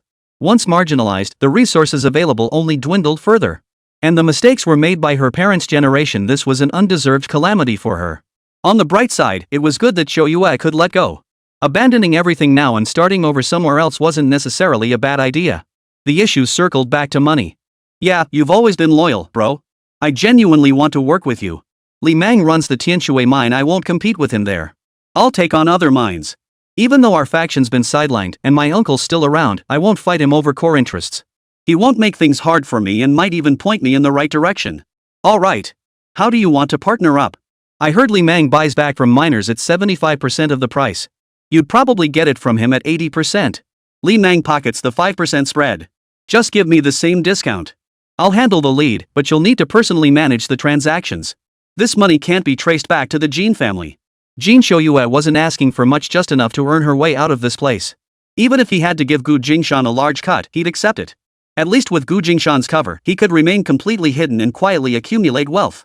I'll give you an 85% discount. As long as you can collect them, I'll exchange them with you at 85% of face value. How much discount you negotiate up front with buyers is your business, the difference is all yours. How does that sound? If there's a large enough quantity of treasury bonds, I could even go as low as 88% or 90%. Although Jin Shoyue was merely the intermediary and Gu Jingshan would handle all the transactions himself, he agreed to cooperate with her. The Jin family's connections were far beyond his current reach. With Jin Shoyue facilitating the connections, he could secure far more than he could by grinding away bit by bit on his own. Time was of the essence. More and more brokers were swarming the trading floor, buying and selling. He needed to secure his share first. Alright, deal. Jin Shoyue perked up. I've got 2,300 in treasury bills right here. Brother, I'll sell you this much first. You little rascal. Gu Jingshan tapped him playfully. It's just about making ends meet. If I sell to my sister's husband, he'll take another 10% cut. Better to sell directly to you, big brother. If I don't sell now, I won't even have enough to eat. Jin Shoyue laughed with righteous indignation, seeming to regain some of his former spirited vigor. Here. Gu Jingshan flung a stack of bills onto the stone table. Jin Shoyue's eyes lit up. Big brother Jingshan is so generous. 2,000 yuan, just like that. Truth be told, Jin Shoyue had brought out these treasury bonds partly to test Gu Jingshan's depth. She hadn't expected Gu Jingshan to casually toss her 2,000 yuan. Jin Shoyue was thoroughly satisfied. Brother Jingshan's financial depth was unfathomable. These 2,300 yuan in treasury bonds were given to him as payment in lieu of debt. His monthly salary was only 127 yuan, so brother Jingshan had just effortlessly handed over 8.5 months worth of his wages? Jin Shoyue took a deep breath, her resolve to follow Gu Jingshan strengthened. Working for brother Jingshan, he might soon save enough to leave. Gu Jingshan was secretly relieved he'd only given Li Mang 18,000 on Saturday. Otherwise, Jin Shoyue's treasury bonds would have been impossible to cover. Failing to produce even this small sum for his first deal would have been utterly humiliating. Gu Jingshan suddenly felt his money still wasn't enough. He wasn't making money fast enough. So many treasury bonds lay before him, yet he lacked sufficient capital to put them to work. A bitter irony. His eyes flashed with greed for money, igniting a fierce determination. Just wait until tomorrow when this batch sells out, then he'd make a fortune. He chatted with Jin Shoyue for quite a while before finally wrapping up. Gu Jingshan held his daughter's hand, carrying a metal thermos as he strolled away. Jin Shoyue stood motionless in the stone pavilion for a long time. The image of father and daughter walking away hand in hand under the setting sun was deeply etched in his mind. It would become one of the few warm memories to sustain him as he struggled alone in unfamiliar lands. Gu Jingshan and his daughter scoured the area looking for real estate agents, ready to start searching for a house. Upon learning her father intended to buy a house, Gu Linlin immediately gave her wholehearted approval. A new house, our own house. Wonderful. Dad finally decided to buy a house. No more waiting for Grandpa to return to make the decision. Now is the perfect time to buy property. The housing reform hasn't started yet, prices are at rock bottom, and sellers aren't asking for the moon. What a bargain. Dad doesn't seem to realize that a newly bought house isn't ready to move into right away. It needs renovations first, right? If we get it fixed up ahead of time, once we settle things with Grandpa, we can leave without a moment's delay. How perfect would that be? Gu Jingshan hadn't expected his daughter to be so eager to leave the Gu family's ancestral home. He had assumed it was the cramped south wing that confined her, forcing her to stay cooped up at home whenever he was out on business. Mainly, Uncle is coming back soon. If he comes back, I'd love to kill him. To spare Dad the awkwardness, I'll wait until I'm a bit older and deal with him myself. Gu Jingshan's expression darkened instantly. Gu Jingha? Whenever his daughter mentioned her mother and younger brother, it was always with a faint tone of disgust. Knowing that his daughter had been sold by the two of them in a previous life, Gu Jingshan never tried to mediate between them. Nor did he attempt to ease the grudge between them. How could a life and death feud spanning generations ever be resolved? But now, for the first time, he heard his daughter speak of his younger brother-in-law with such utter loathing. Gu Jingshan was both shocked and furious. What else had Gu Jingha done in the past life? Unfortunately, Gu Linlin had only uttered that one sentence. No further thought surfaced in her inner voice. Gu Jingshan couldn't bring himself to ask directly. He didn't want to reveal his secret ability to hear his daughter's thoughts just yet. He could only bottle up his frustration until it nearly killed him. He had originally planned to wait for the right moment to take Linlin away from the Gu family, ensuring they would never cross paths again. He intended to fulfill his responsibilities only when the time came for her to rely on him for support. But now it seemed there was a grudge to settle. He'd have to keep his wits about him at home. Chapter 16, pricey? No, it's a bargain so good it hurts. Jin Shoyue was relentless. Gu Jingshan sold the treasury bonds he'd recovered on Sunday. After flipping them on the exchange, his cash reserve swelled to 30,050 yuan. Before he could even milk the exchange for more, Jin Shoyue's recovered bonds had already drained his entire stash. On the first day alone, selling 40,000 yuan worth of treasury bonds on the exchange netted Gu Jingshan a solid 12,000 yuan profit. It must be said that Jin Shoyue's connections were far superior to Li Mang's. Gu Jingshan didn't even have time to place orders on the exchange. He simply followed Jin Shoyue's guidance and swept through various coal mines. On the second day, he turned a 61,000 yuan bond into a 27,000 yuan profit. On the third day, treasury bonds worth 93,000 yuan netted a profit of 42,000 yuan. On the fourth day, treasury bonds with a face value of 142,000 yielded a profit of 71,000. On the fifth day, a 227,000 yuan treasury bond yielded a profit of 113,000 yuan. Within a week, Gu Jingshan's capital had ballooned to 300,000 yuan. Jin Shoyue had earned over 60,000 yuan from arbitrage. As they frantically amassed wealth, the entire county's treasury bond market began spiraling into frenzy with the influx of brokers. Countless people threw themselves into the frenzy of buying and selling treasury bonds. After this week of frenzied trading, Gu Jingshan felt he could temporarily tone things down a bit and avoid drawing further attention. Although Gu Jingshan always conducted his transactions in the VIP lounge, and the lounge manager had strong professional ethics, Gu Jingshan still felt compelled to disguise himself. Bro, this 60 grand is enough for me to make my way in the south. I'm done with this business. Jin Shoyue backed out after receiving the money on Saturday. Yeah, our moves this past week have drawn too much attention. I'm planning to tone it down to let Li Mang handle things from now on. Gu Jingshan nodded, his eyes piercing through the surface. You're really leaving? Yeah, I've had my mind made up for a while. If it weren't for your help, I might have wasted away for much longer. Thanks for everything this past week. Jin Shoyue expressed her sincere gratitude. Take care. We'll all be fine. Gu Jingshan didn't know what to say. All good things must come to an end. Working tirelessly with Jin Shoyue this past week had earned him wealth that would normally take 3 months, even half a year, to accumulate. Brother, I heard you're looking for a place. I have a house in the county. Would you like to take a look? I'll sell it to you at a discount. It was my mother's cherished dowry. I've hardly ever lived there, but I've maintained it annually. It is quite old. Keep it. It's your mother's dowry after all. Gu Jingshan was indeed searching for a place, but he had no intention of taking something cherished from someone else. With so many houses available, if this one wasn't suitable, he could simply look for another. An old house left unoccupied for too long will quickly fall into disrepair. I might be heading south and not returning, so maintenance would be inconvenient. Might as well find someone with a connection to it to look after it. Gu Jingshan listened quietly as Jin Shoyue spoke. Besides, this isn't the only piece of my mother's dowry. I have others. If you don't want it, I'll put it up for sale and find someone else. Since you're putting it up for sale, let's go take a look. If it's suitable, we'll buy it. Jin Shoyue seemed a bit embarrassed. Brother Jingshan, I should mention up front this villa has a large floor area and was built with top quality materials. It's move-in ready, and I'm leaving all the furniture and furnishings behind. That's why the asking price is a bit higher. He chuckled. Brother, I'm sure you can afford it.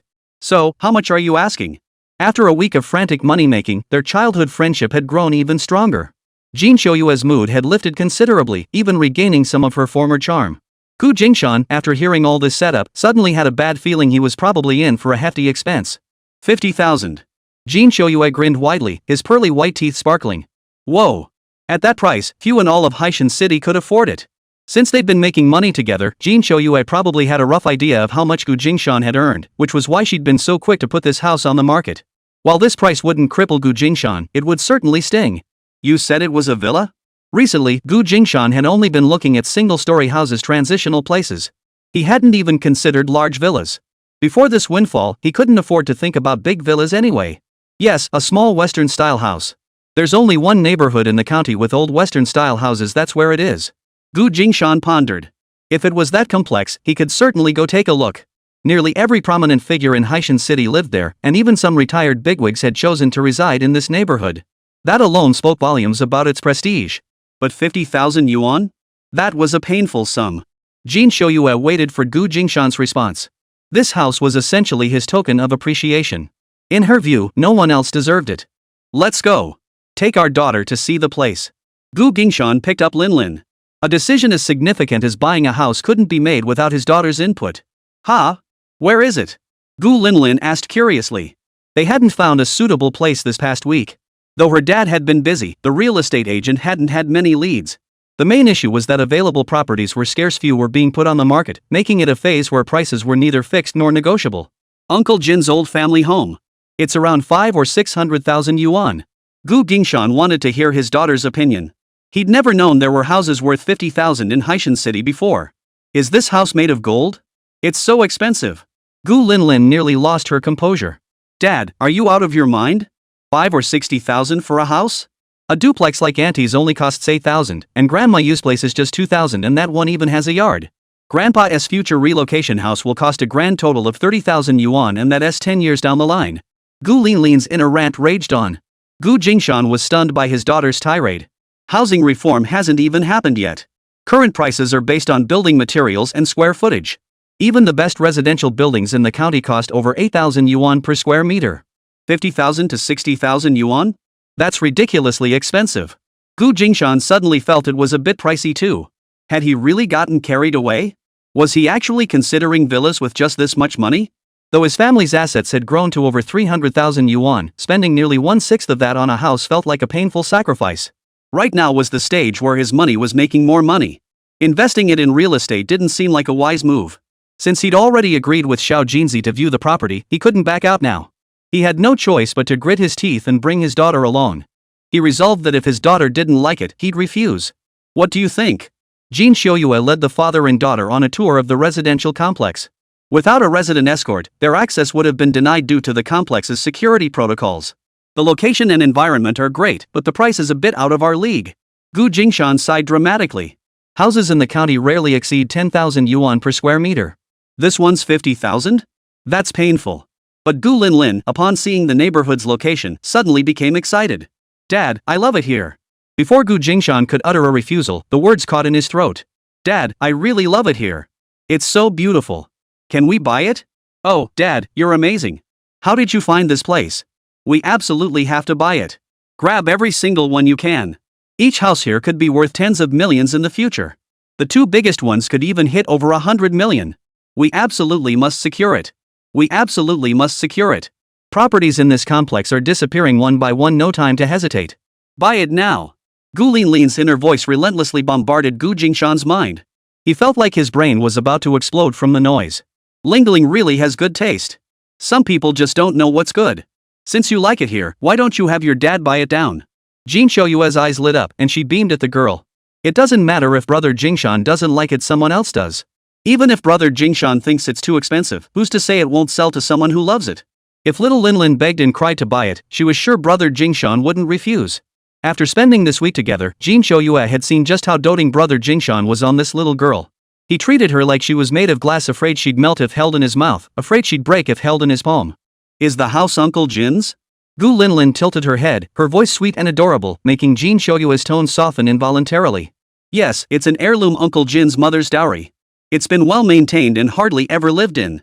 Uncle Jin wouldn't have parted with it if he weren't planning to never return. Daddy! Gu Linlin blinked her big eyes, staring pitifully at Gu Jingshan. Buy it!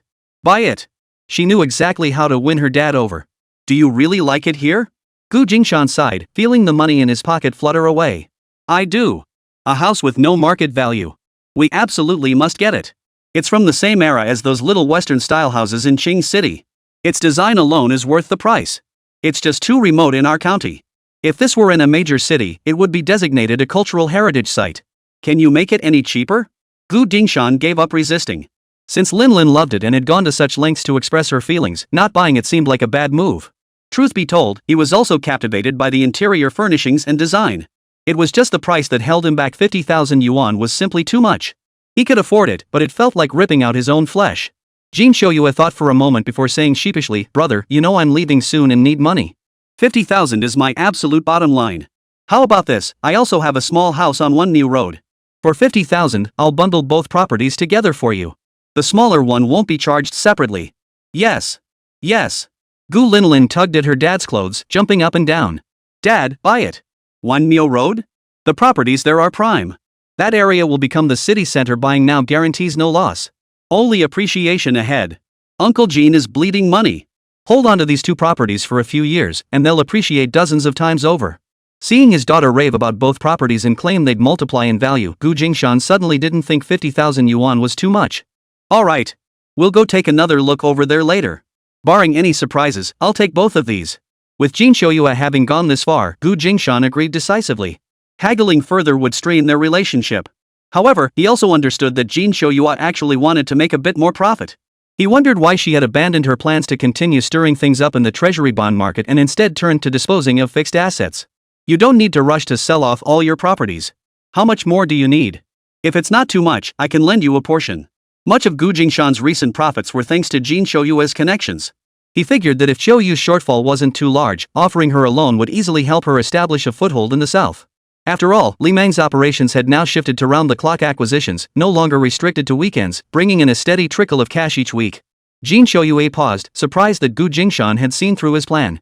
Brother, could I lend you another 40,000? I'm aiming for 200,000. If we profit, it'll be considered equity. If we lose, treat it as a loan. If that's not feasible, a smaller amount would work too. Jin Xiaoyue felt a bit awkward. Selling this house to brother Jingshan had already cost him 50,000 yuan, and she could see how much it pained him. Borrowing another 40,000. Brother Jingshan might not be able to come up with it. Alright. Gu Jingshan promptly wrote 2 cashier's checks, one for 50,000, one for 40,000. Jin Shoyue was so touched she nearly threw her arms around Gu Jingshan's legs and cried. Brother Jingshan was so generous. He didn't ask for any collateral and just lent him the money like that. Jin Shoyue didn't take the checks right away. Instead, she pulled Gu Jingshan and his daughter toward the door. Come on, brother. Let's head to Wenmiao Road to look at the house first.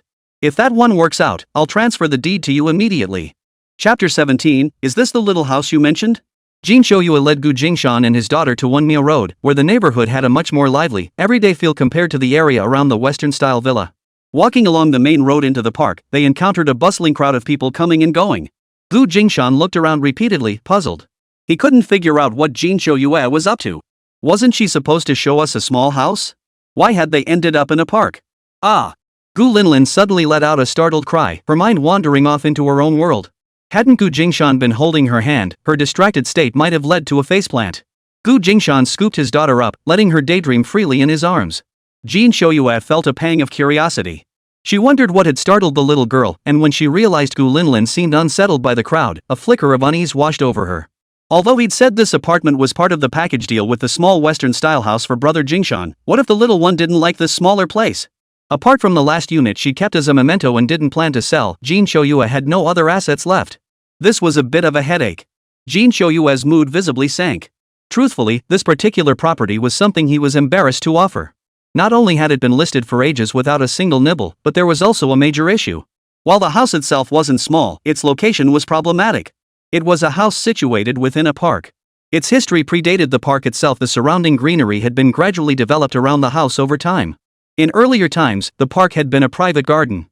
Both the garden and the house belonged to the Jin family. During a special period, the garden was donated, but the house remained the property of the Jin family. The garden gradually transformed into public facilities. With the constant flow of park visitors, the house became an integral part of the park.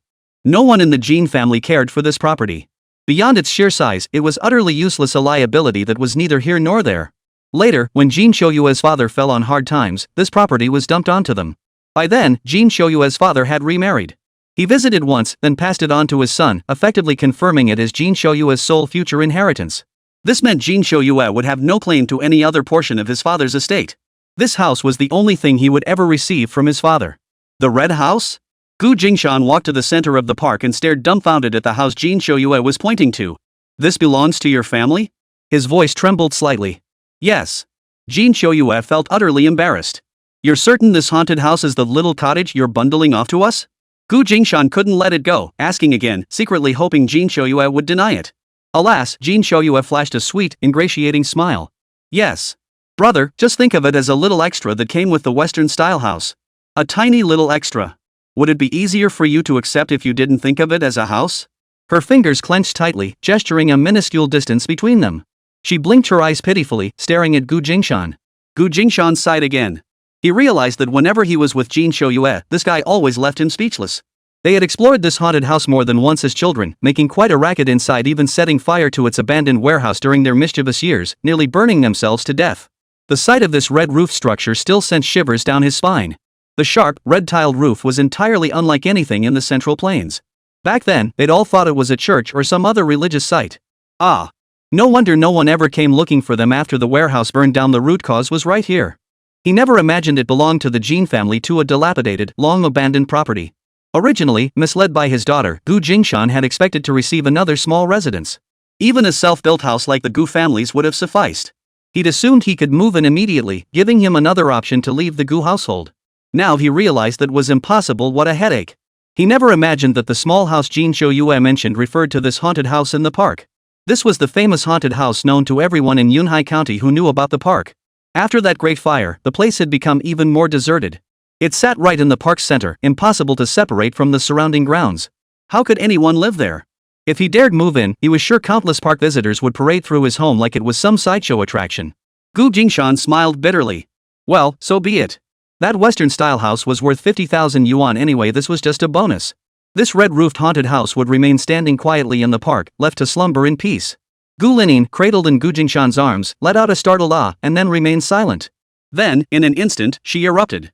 Her voice echoed in Gu Jingshan's mind like a groundhog's shrill scream, utterly unstoppable. Gu Jingshan couldn't help but reach for his ears, desperate to silence the incessant inner chatter. He couldn't even shut his daughter up, because those voices were appearing directly inside his own mind. Aya. Aya iya.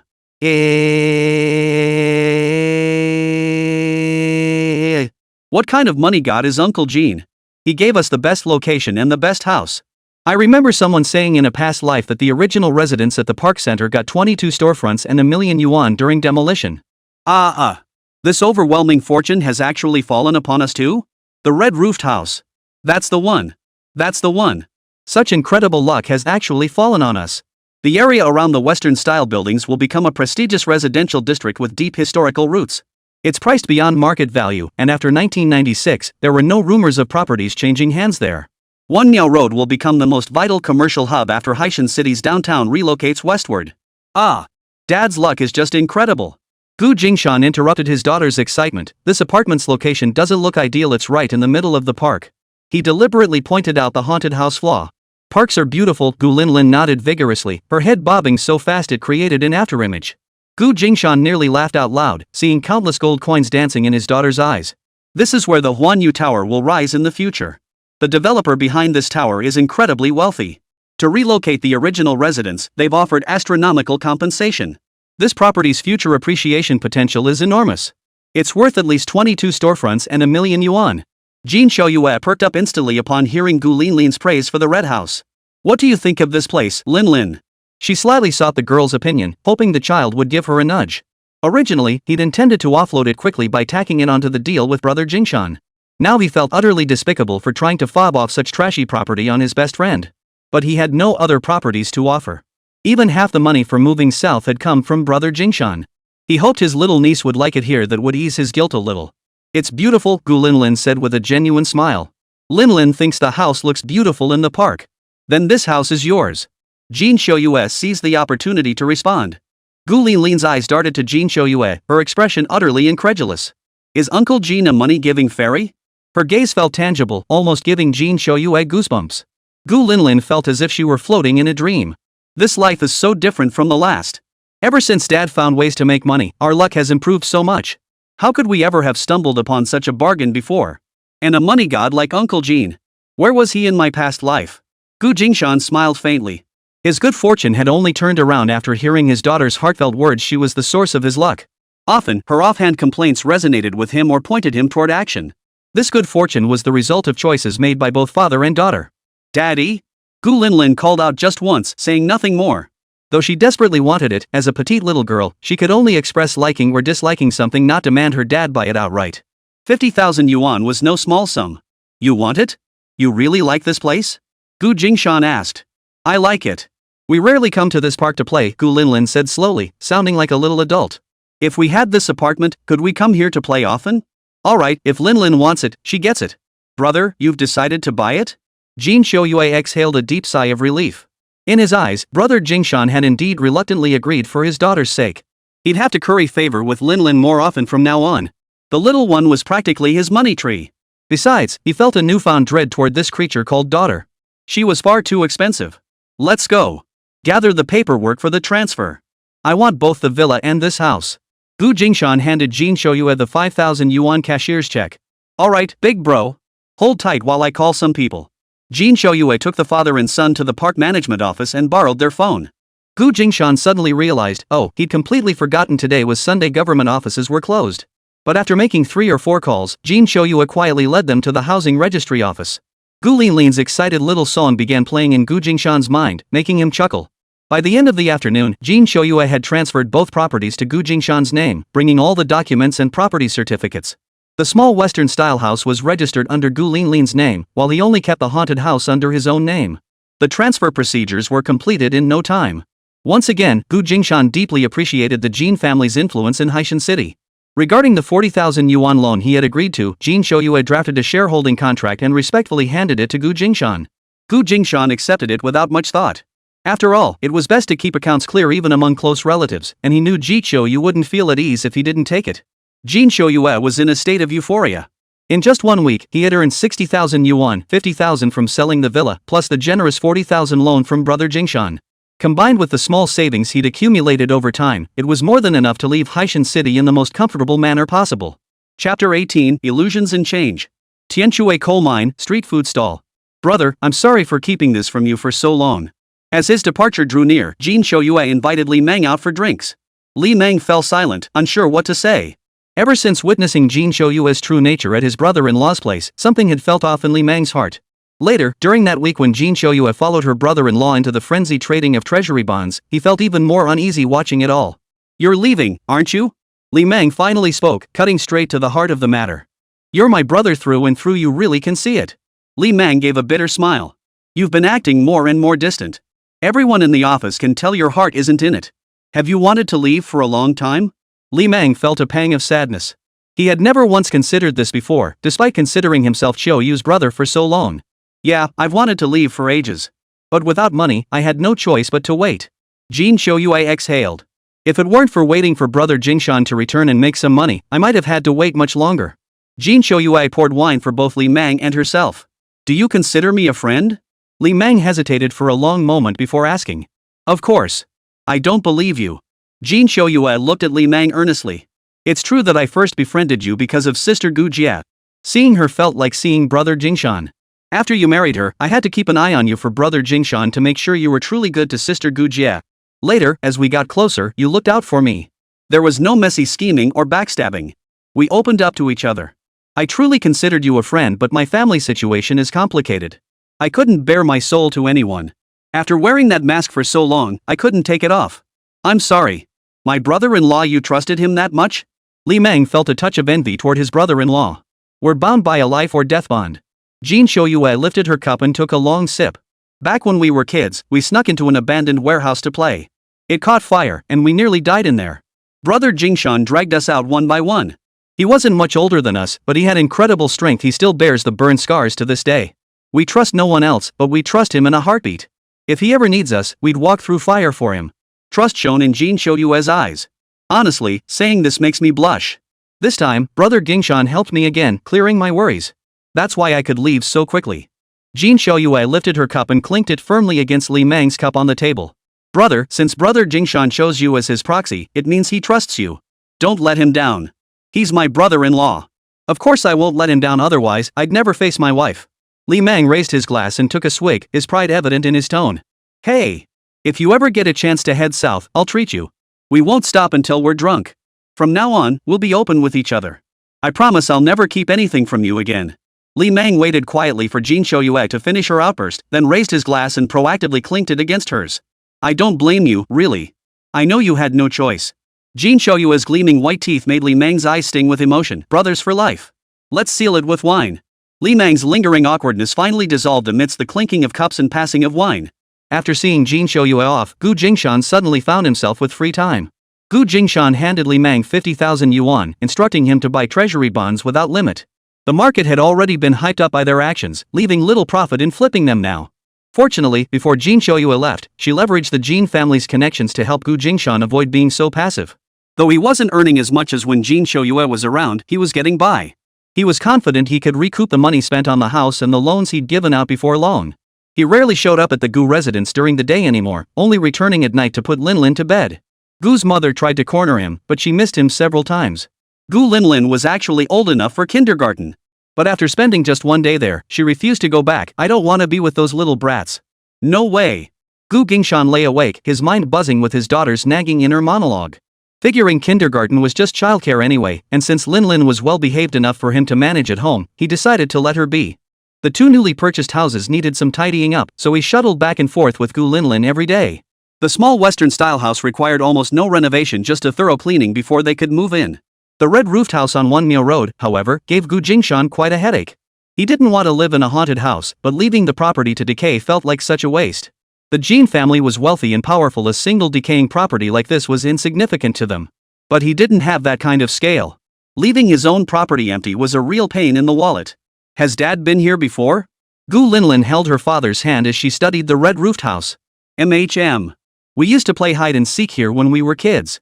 This was the little brat's favorite haunted house. How should we renovate this place? Gu Jingshan muttered to himself. Actually, he was speaking to his daughter, hoping to hear her thoughts.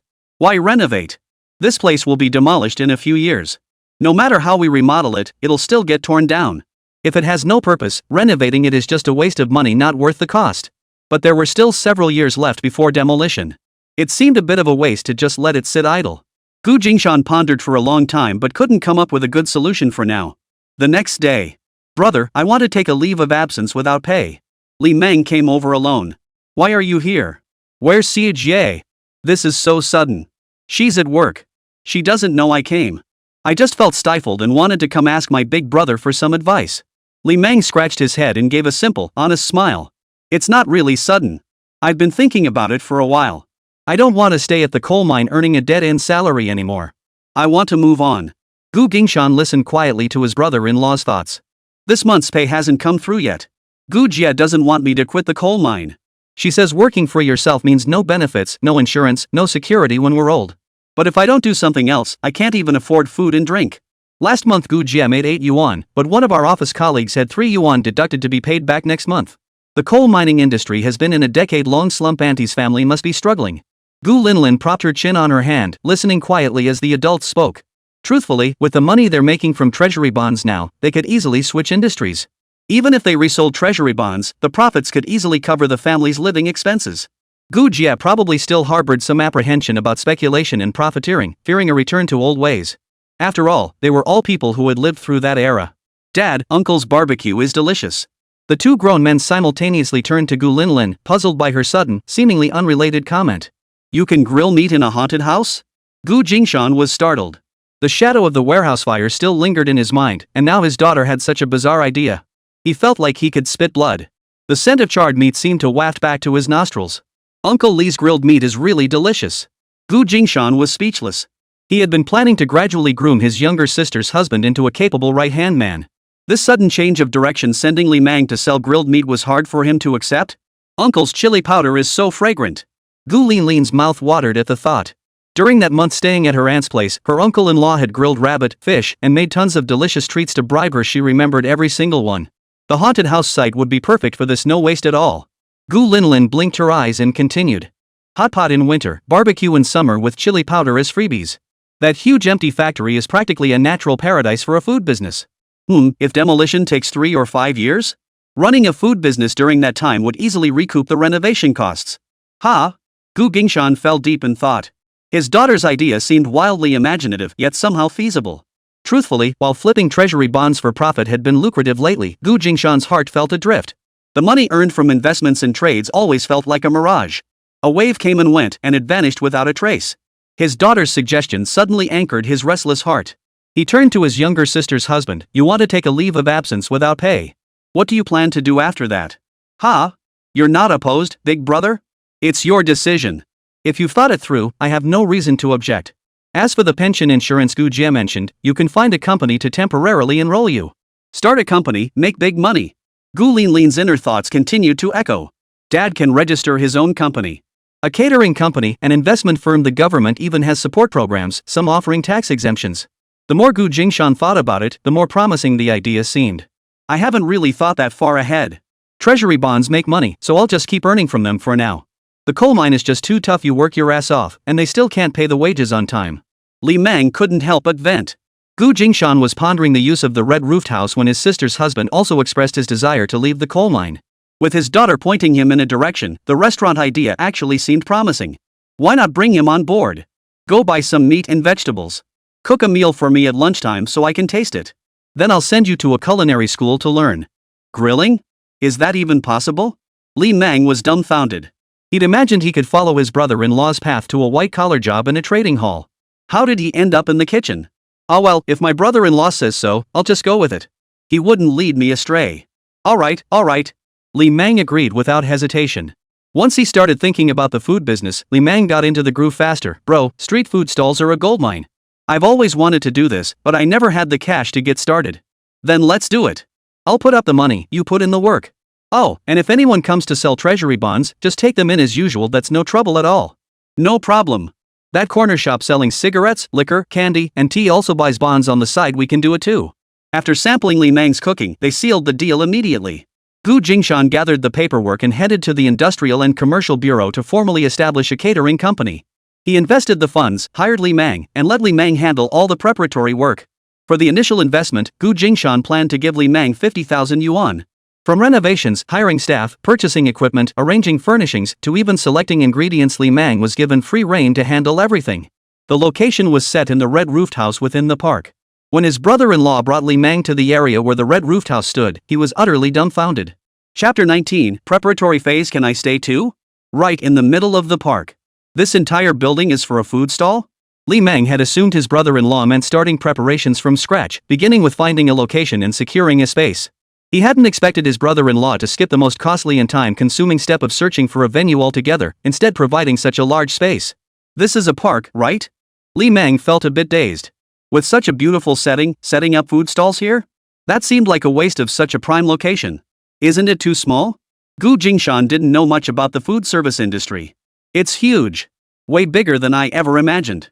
Big brother, you're amazing. Li Mang perked up, his eyes shining like stars, his face flushed with excitement.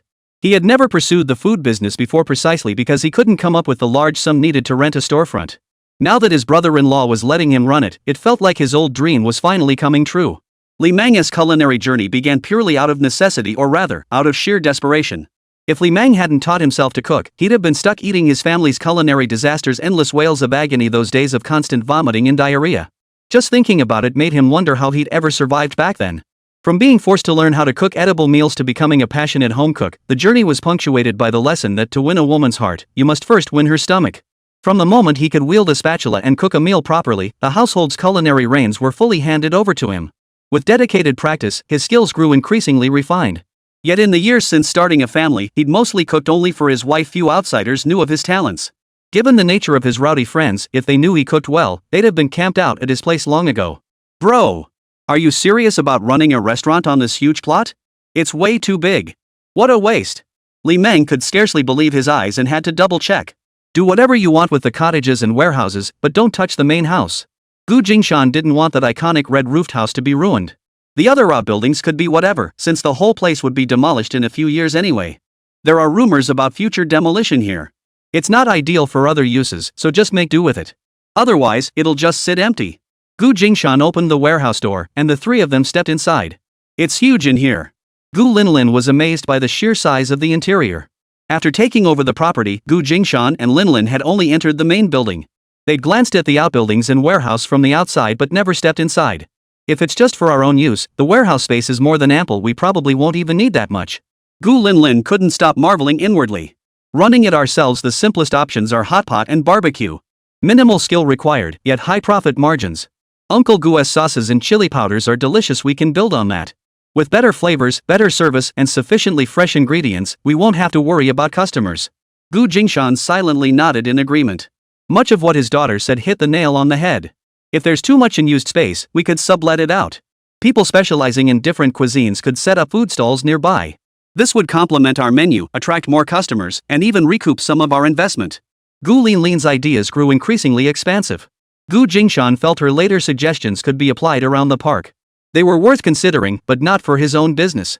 The warehouse couldn't be subleased to avoid future disputes. How about running a barbecue business in this open space? Jingshan suggested. Barbecue in summer, hot pot in winter.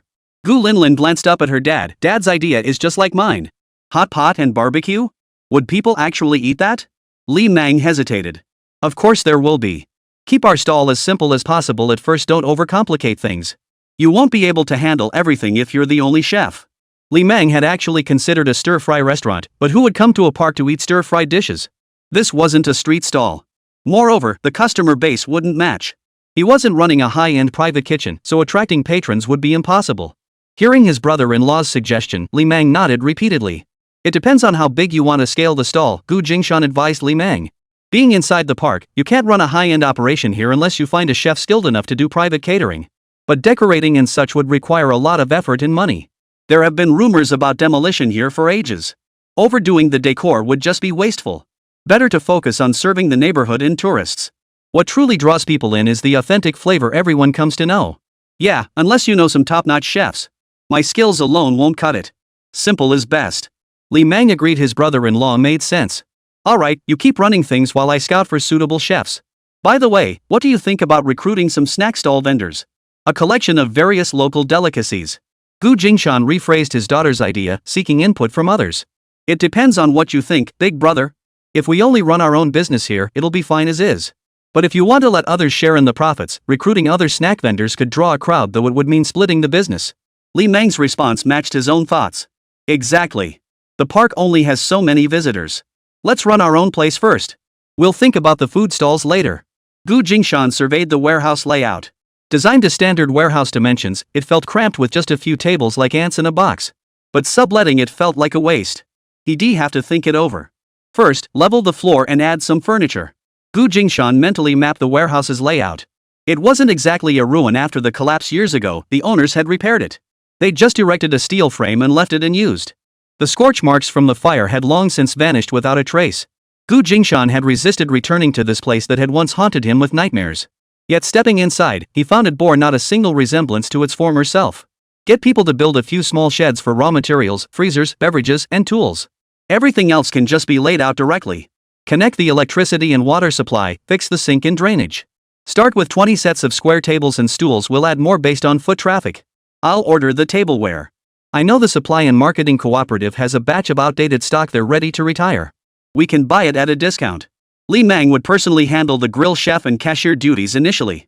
Once business scaled up, he'd hire new staff. The immediate needs were a food preparer and servers who could also handle cleaning duties. The most crucial role is the food preparer, responsible for thawing frozen goods, washing vegetables, cutting and portioning meats, and skewering items according to standard specifications. During the initial setup phase, Li Meng could handle all prep work himself. But once more customers started coming in, he wouldn't be able to manage alone. There are plenty of rooms in the cottage. Prepare 1 or 2 for now. You can buy some beds and furniture to use as dormitories. Once we hire people, if they need a place to stay, we can arrange for them to move in. The main building of this estate serves the principal family, while the outbuildings are designated for servants, designed entirely as servant quarters. Getting them ready now is perfect. Got it. Li Meng replied decisively. Gu Jingshan ruffled his daughter's hair. Come up with a catchy name for it. Ghost House Hot Pot Barbecue City. Gu Linlin shouted. Her dad had told her they used to call this place the Ghost House. Red House Hot Pot Barbecue City. Li Meng recalled the eye-catching red roof as he approached. Gu Jingshan grinned mischievously. Put up both signs. There are several entrances deeper into the park anyway.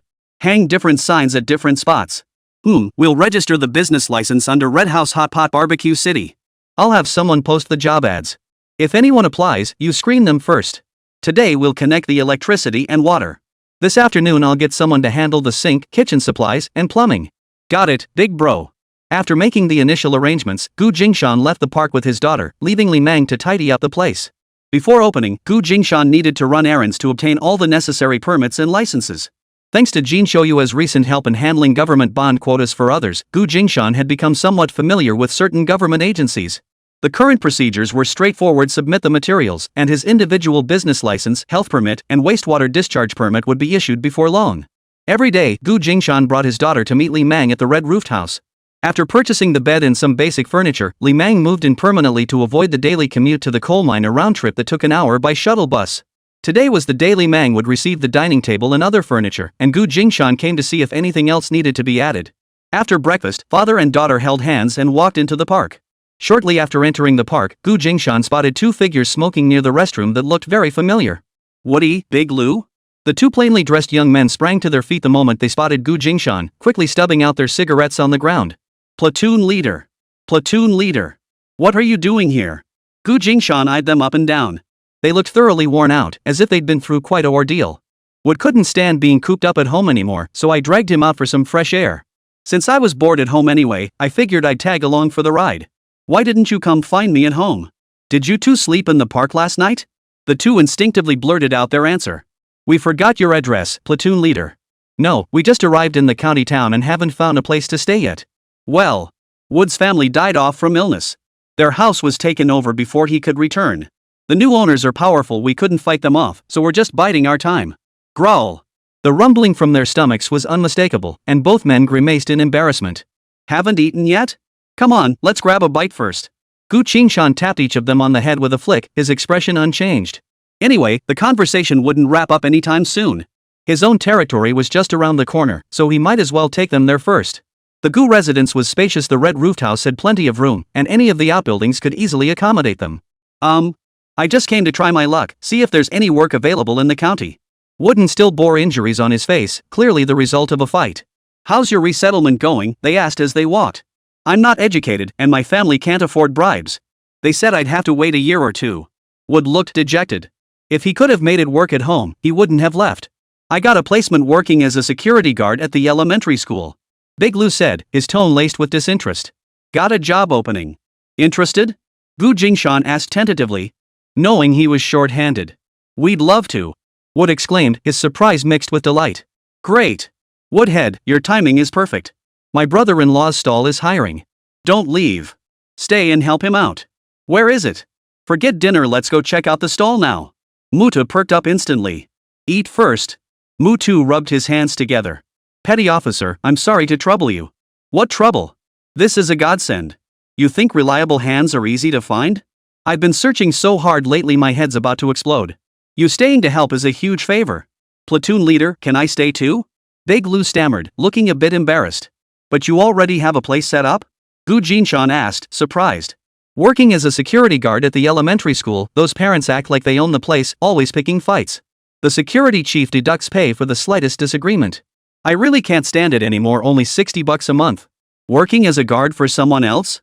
Might as well guard my brother-in-law's place instead. Big Lou grinned as he leaned in. If you don't think my place is too small, you're all welcome to stay.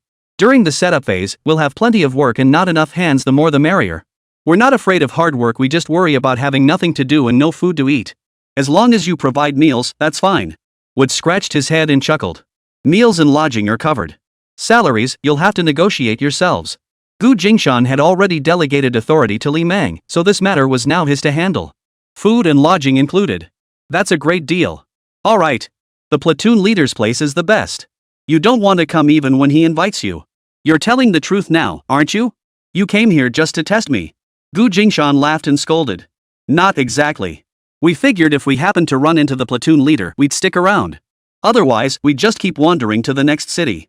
You call that wandering? That's just drifting. Jingshan eyed them sideways. I knew it.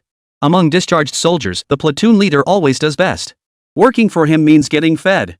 That's why we came all the way to Haishan City. You guys got lucky. If you'd come earlier, I wouldn't have been able to arrange anything. Jingshan exhaled in relief. So we're lucky. We came at the perfect time to find the platoon leader. Come on, we're here. Jingshan led them into the warehouse. Ghost House Barbecue Hot Pot? What kind of name is that? Would anyone dare come here at night? Red House Hot Pot Barbecue City. 2 shops? Platoon leader. This is a small-scale business? If all these are small-scale businesses, then we're all beggars. The two of them shouted and exclaimed like country bumpkins. Mutu stared at the vast empty space in awe. This place is bigger than our little playground. Just a quick fix. It's not open yet. Jingshan shrugged. In the distance, Li Mang and the temporary workers were bustling about in full swing. You call this just messing around? Who the hell is your brother-in-law, squad leader? He's got some serious clout. Chapter 20, Grand Opening. Well, we're already here. The voices at the warehouse entrance caught Li Mang's attention. Spotting his brother-in-law, he quickly set down his tools and hurried over. Bro, you're here. My comrades in arms, Wood and Big Lou. Hello. Li Mang wiped his hands and shook theirs. Hello, boss. Mutu and De Lu greeted him in unison. Li Mang shot a puzzled glance at his brother-in-law. Instead of explaining why his comrades called Li Mang boss, Jingshan asked, how's the hiring going? We had a few waiters and cleaners come in, but they were a bit older and not very nimble, so we didn't keep them. No problem, keep looking.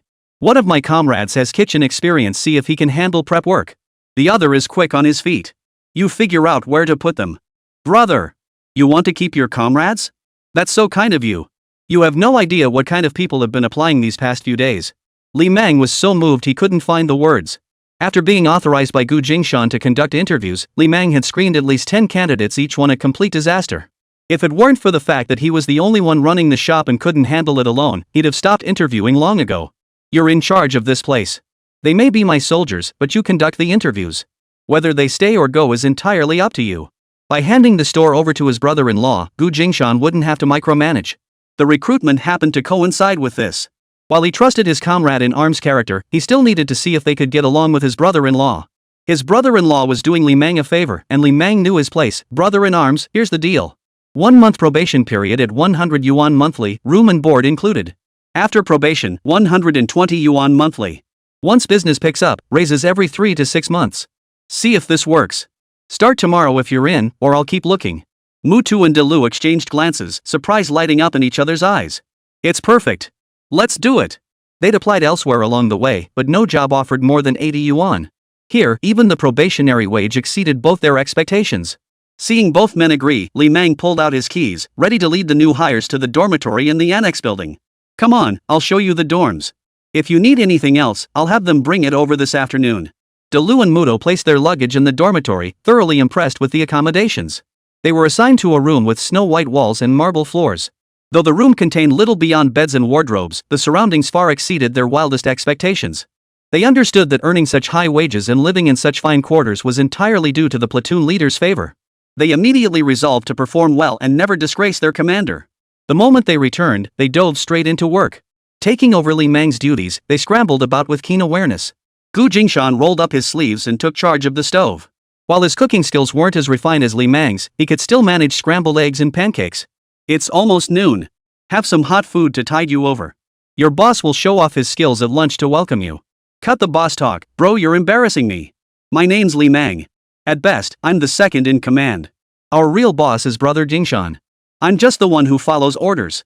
Platoon leader, you're pulling our leg again. This place is clearly yours. Mutu was utterly astonished. Such a huge operation and it belongs to the platoon leader? He's always blaming it on his brother-in-law's business. Big Lu, however, had picked up on something. He now wore an expression that said, I knew it. I'm just the figurehead, I collect the money without lifting a finger. Whether this shop succeeds or fails depends entirely on you lot. Li Mang is the actual manager here, so calling him boss is perfectly accurate. Manager boss. With his brother-in-law backing him up, Li Mang stopped refusing the title and began speaking with proper authority. We opened this shop to make money, to live well. With brother Jingshan handling external affairs, we don't need to worry about anything else. Internally, I'm in charge. We'll run this business properly, work with sincerity, honor brother Jingshan's investment, and respect our own labor. I'm blunt, so I'll lay it out plainly. This place belongs to brother Jingshan himself, so no rent is due. That means we'll earn more than elsewhere. No shortchanging customers, no cutting corners, everything must be done clean and honest. If anyone plays dirty tricks and ruins themselves, we won't keep them here. But I trust the guys our brother recommended are all good fellows. Let's work hard together. Aim for that pay raise. Stick and carrot. Li Mang played this game with smooth ease. Work hard. Raise our wages. Jingshan watched Li Mang pump up the team with satisfaction, pleased that Li Mang had finally stepped up. He discussed it privately with Li Mang. Beyond wages, Li Mang would get 10% of the shop's monthly profits. The better Li Mang performed, the more he'd earn. That's why Li Mang took this place so seriously. This morning's tasks are connecting electricity and water. We've got the crew mostly set. Once we find the right person, we'll hire an auntie to handle cleaning, and then we'll be all set. No big deal if we don't find one, Big Lu stated his position and would nodded in agreement. No need to hire extra cleaning staff, they could handle it. Alright, we'll keep looking. Once we officially open, you'll have your hands full with your own duties. Jingshan, I'll occasionally drop by before opening to keep an eye on things, but once we're up and running, this place is entirely yours. I'll be busy with other matters. Bro, you handle the big picture. Once the shop opens smoothly and this phase wraps up, you and Lin can focus on your own business. Me and my two comrades will keep an eye on things here. Yeah, once we get through the initial rush after opening, even if you wanted me to come back, I won't have time. I'm planning a trip south. You and Xiao Jie will have to take care of things at home and here. Don't worry, big brother. Real men get things done efficiently. In less than 2 hours, they had the entire electrical and plumbing system sorted out. All done? Time to eat. Jingshan pulled out the prepared ingredients from the fridge skewers Li Mang had threaded early that morning. With the utilities sorted and the stove already lit with charcoal, the two had planned to test some dishes today and finalize the menu. Squad leader, are we only doing barbecue and hot pot here? Li Mang, with these two offerings, as long as the meat is fresh and we have enough ingredients, we don't need a master chef. The skill requirements aren't that high. With me as the main cook and you two helping out at the cutting board and sink stations, we can keep things running for now. Jingshan, we'll start with the barbecue. The hot pot isn't ready yet, the base sauce isn't mixed. We'll launch that in the fall and winter. This season is better suited for barbecue. Big Lu paused before speaking. My old man has a top-notch hot pot base recipe. I can prepare it, we can start simmering the base right away. Give it a try. If it's good, I'll pay for it. A hint of surprise flashed in Jingshan's eyes, but he wasn't stingy. This is just like Li Mang's chili powder and sauces, we can treat it as a technical equity investment. Or we can sell it by weight, you won't lose out. Great. I'll make a batch for you to taste. Big Lou was overjoyed, not expecting the platoon leader to be so generous and straightforward. As everyone chatted, the barbecue chef got to work. Freshly sliced lamb, marinated all morning in scallions, ginger, and garlic, now sizzled on the scorching grill, releasing an intense aroma. The spices, stir-fried before grinding, released their most enticing aromas. The meat sizzled and curled, releasing a rich, fatty aroma. Finally, cumin and chili powder were sprinkled on top, sending waves of fragrance rushing straight to the top of your head. Gulp! The sound of swallowing saliva erupted in unison. Dinner's served. Try my cooking, how's it taste? Li Meng carried over a stainless steel tray laden with freshly grilled skewers. My uncle's cooking is absolutely amazing, it'll definitely bring back customers. Starting with just 1 or 2 ingredients to test the waters, even if it's just unlimited lamb, we'll still make a profit. Perfect. That's the flavor I'm talking about. Gu Linlin held a roasted meat skewer, eating it with relish. The little girl's head bobbing in rapt enjoyment drew roaring laughter from everyone. We bought a freezer to store some popsicles and Beibinjiang soda. On hot days, to prevent ingredients from spoiling, try to use up everything bought that day, leave nothing behind. Better to fall a bit short than prepare too much.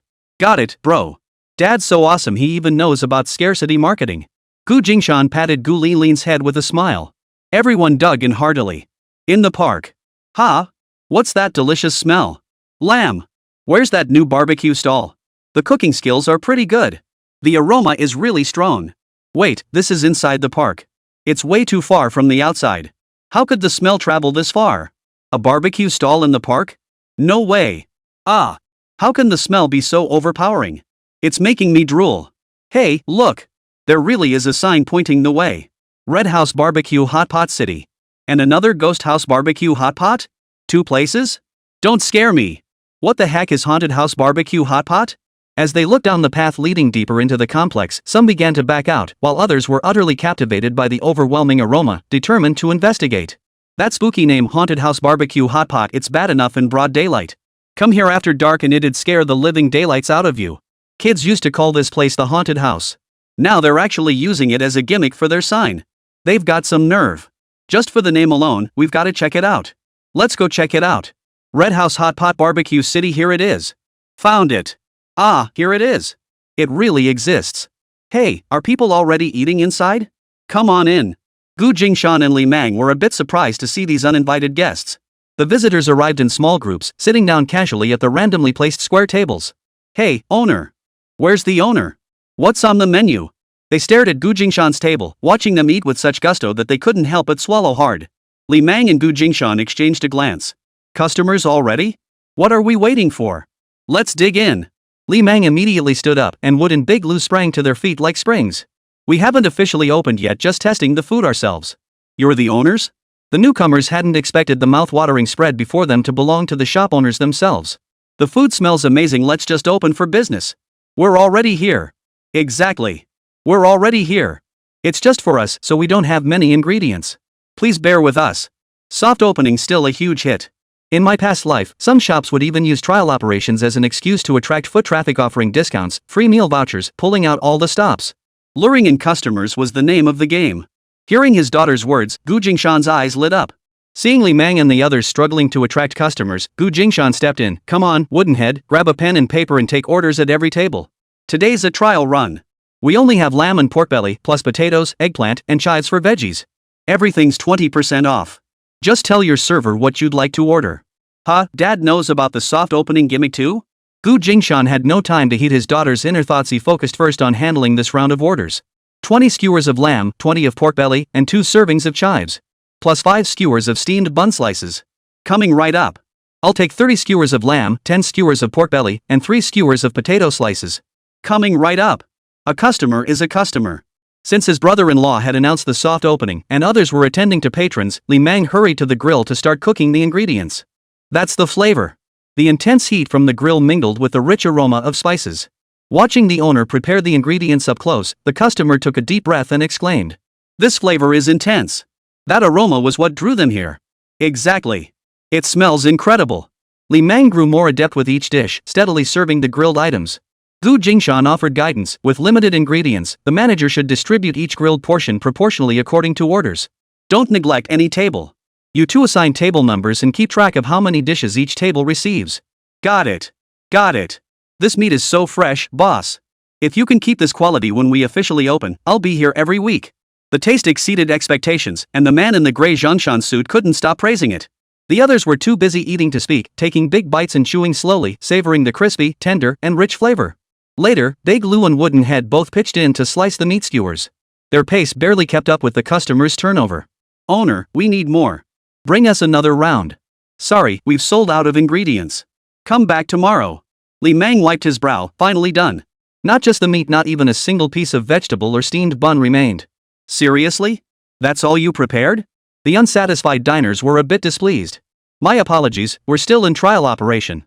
This was actually meant for our own meal. My brother-in-law came to taste test. Turns out you all showed up unexpectedly. We weren't fully prepared. Please bear with us. Will you still be in trial operation tomorrow?" "We'll be in trial operation for a week, with everything at 20% off. Sorry, we need time to restock. Boss, the flavor and cooking technique are spot on. As long as you can make it for sale, you don't need to stock all that extra stuff. One trick to rule them all." "Exactly, boss. This flavor is perfect, though the chili powder could be a bit spicier. This spiciness is just right for me. Any hotter and I couldn't handle it." From noon onward, the grill never stopped until all the ingredients were sold out. By then, Li Mang was so exhausted he could barely lift his arms. Chapter 21, Dad's quite the scholar. 1 catty of lamb costs 1.95 yuan, 1 catty of lamb fat is 0.60 yuan. With 1 catty of lamb and 3 liang of lamb fat, you can make 60 skewers of lamb. Each skewer sells for 20 cents. A pound of skewers brings in 12 yuan. After deducting costs, ingredients, and labor wages, we make 7 yuan profit per pound of lamb. Pork is 2.3 yuan per pound. Without adding fatty cuts, you can make 50 skewers. After deducting costs, materials, and labor wages, you net 5 yuan. We grilled 10 pounds of lamb and 10 pounds of pork. Not counting what we ate ourselves, after discounts, we made a net profit of 120 yuan today. And that doesn't include drinks, greens, or steamed buns. Those bring in even more. At a minimum of 120 yuan a day, that's 3,600 yuan a month. Li Mang scribbled calculations on his paper, his heart finally settling after days of anxiety. He'd feared no customers, but even more, he dreaded failing to recoup his investment and letting his brother-in-law down. If every day brought sales like today's, his worries would vanish. And that was after discounting at regular prices. He could earn even more. Based on his current coal mine salary of 117 yuan, today's earnings alone matched his monthly pay. 3,600 yuan equaled 2.5 years of his wages. Even accounting for the 5 workers' salaries, it would still be more than enough. He would return to the mine to submit his leave request and formally process his unpaid leave. As dusk fell, Gu Jingshan walked home with his daughter. The remaining 3 workers were busy cleaning up. A group of young men, cigarettes dangling from their lips and slouching lazily, entered through the warehouse door. Most wore floral shirts and bell-bottoms, with long metal chains dangling from their necks and waistbands, jangling with every step. Wood was standing closest to the doorway at that moment. He set down the rag in his hand, stood up, and said in a deep, resonant voice, "Sorry, we're out of ingredients today." The leader, a redhead, spat out, "Who gave you permission to run a business here?" The redhead behind him chimed in immediately, "Did you ask us, brothers? Did you pay your tribute? Hey guys, chill out, we've got a legit business license, and everything's up to code with health inspections." Li Mang scrambled to his feet, trying to smooth things over. "What kind of crappy cigarette is that?" The tattooed man shoved Li Mang's hand away. The redhead sneered arrogantly, "Kid, you're pretty rude. Doing business here and don't know to pay your respects to us? Bro, it's a small operation. We haven't even opened yet. Seriously, no cash. Not open yet? Just occupying this spot means you owe us. We've spent all our money on renovations. I'm truly sorry. Once we open, we'll pay you first." The tattooed man sniffed the air, his nostrils twitching at the lingering scent. "Bull. I can smell lamb already. Get the good stuff out here now. If you're broke today, pay with something else. Let us brothers taste it and tell you if it's up to snuff. Honestly, we're all out. Not a single thing left. Just our own leftovers on the table. See, the skewers are still here, not even cleared yet." The blonde-haired man exploded in rage, "You're pushing your luck. My brother's eating your lamb skewers is doing you a favor. You say it's all gone? It's all gone? Then smash this whole place to pieces." As he spoke, the tattooed man swept the table aside, sending cups and plates crashing to the floor. The redhead simply picked up a stool and smashed it into the barbecue grill. Moo and Big Lou sprang to their feet the moment the troublemakers arrived. It wasn't that they didn't want to act. Years of discipline had ingrained in them the principle of never initiating violence against customers. But when this gang of punks started throwing things and threatening the owner, the two men exchanged a glance. Before the cigarette but dangling from the tattooed man's mouth could fall, Lou smashed him to the ground with a single punch. Redhead scrambled for another stool, only for Wood to snatch it away. Wood seized Redhead's wrist, followed up with an elbow strike, sending the man flying a meter away like a tumbling gourd. Mutu and Big Lou's skills were far beyond those of ordinary punks. Within moments, they had knocked all the troublemakers to the ground. Seeing how formidable they were, the punks immediately backed down. Mistake. The gang looked fierce but felt weak inside. They'd thought the barbecue shop owner was an easy target, but they'd hit a brick wall. Out of the 3 people in the shop, 2 turned out to be fighters. Getting knocked down by just 2 guys was embarrassing to admit. They limped away, ready to make a quick escape. The blonde-haired leader, clutching his face, refused to lose face. Right. No wonder you wouldn't pay protection money. Turns out you've got fighters. I underestimated you today, but I've got plenty of people who can take care of you. You'll pay for this. Oomph. If you dare come back, we'll beat you every single time. Wooden Fist clenched his sandbag-like fist, delivering the threat. Li Meng thought it best to avoid trouble. He pulled Big Lou and Wooden Tough back, deciding beating those thugs away was enough. Forget it. We're the ones with shoes, they're barefoot. We pushed them too far. If they come looking for trouble again, it'll be like killing a mouse and breaking a porcelain vase. Not worth it. But our losses. The place was a mess, several tables smashed to pieces and Wood was heartbroken. Forget it, forget it. I've been thinking that grill wasn't up to par anyway. There aren't any ready-made grills on the market now. Might as well find someone to weld one for me, just the way I want it. Big Lou and Wood exchanged glances. With the boss speaking so decisively, they reluctantly abandoned their plan to chase after the troublemakers and give them another round.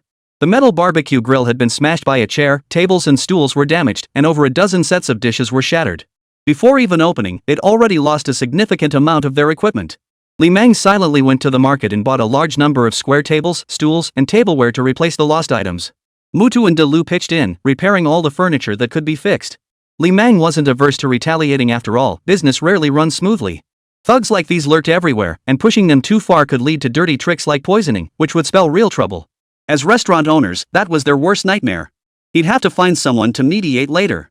He didn't report this minor incident to his brother-in-law. Starting the next day, Red House Hot Pot Grill officially began its trial run. During this period, Big Lou prepared 2 pots of hot pot base, 1 spicy, 1 mild, and invited everyone to sample them. Jingshan first dipped a chopstickful of the mild broth for his daughter, but Gu Linlin insisted on the spicy one. After eating, the little one kept gulping water, complaining about the heat while still eating and drinking. Gu Linlin, spicy, both are delicious. Finally, I get to eat spicy hot pot. I want to dip bean curd sheets, spicy beef slices, pig's trotters, and more. Wah, will I get diarrhea tomorrow? Jingshan inwardly gasped. What kind of eating habits were these? She clearly can't handle spicy food. Why not just stick to mild options? She knows it'll give her diarrhea, yet she can't control her appetite.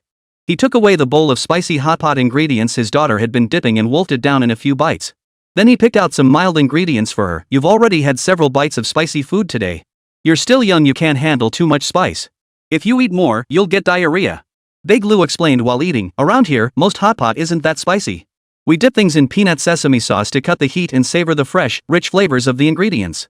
But in Sichuan and Chongqing, the broth is fiery hot. They use tons of ingredients, and the whole point is to eat as spicy as possible. My old man served in the military there and learned how to make the broth from the locals. Try it. Which one should we go with? How about both? 1 clear broth and 1 spicy broth. Li Meng sampled both, breaking into a sweat like his little niece. Though not usually a spicy eater, he found himself hooked after just 1 bite. The craving for more was irresistible. He couldn't tear himself away for a moment. When taking orders, we can offer both options and let the guests choose.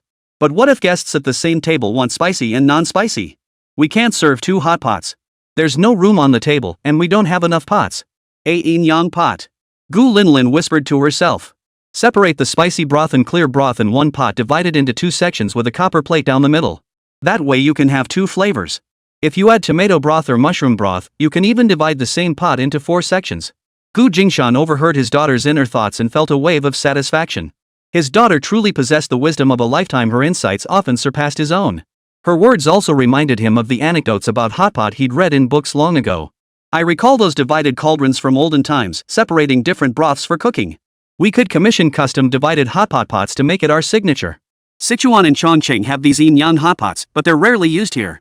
If we expand our broth options later, we could even make 3 or 4 sectioned pots emphasizing variety.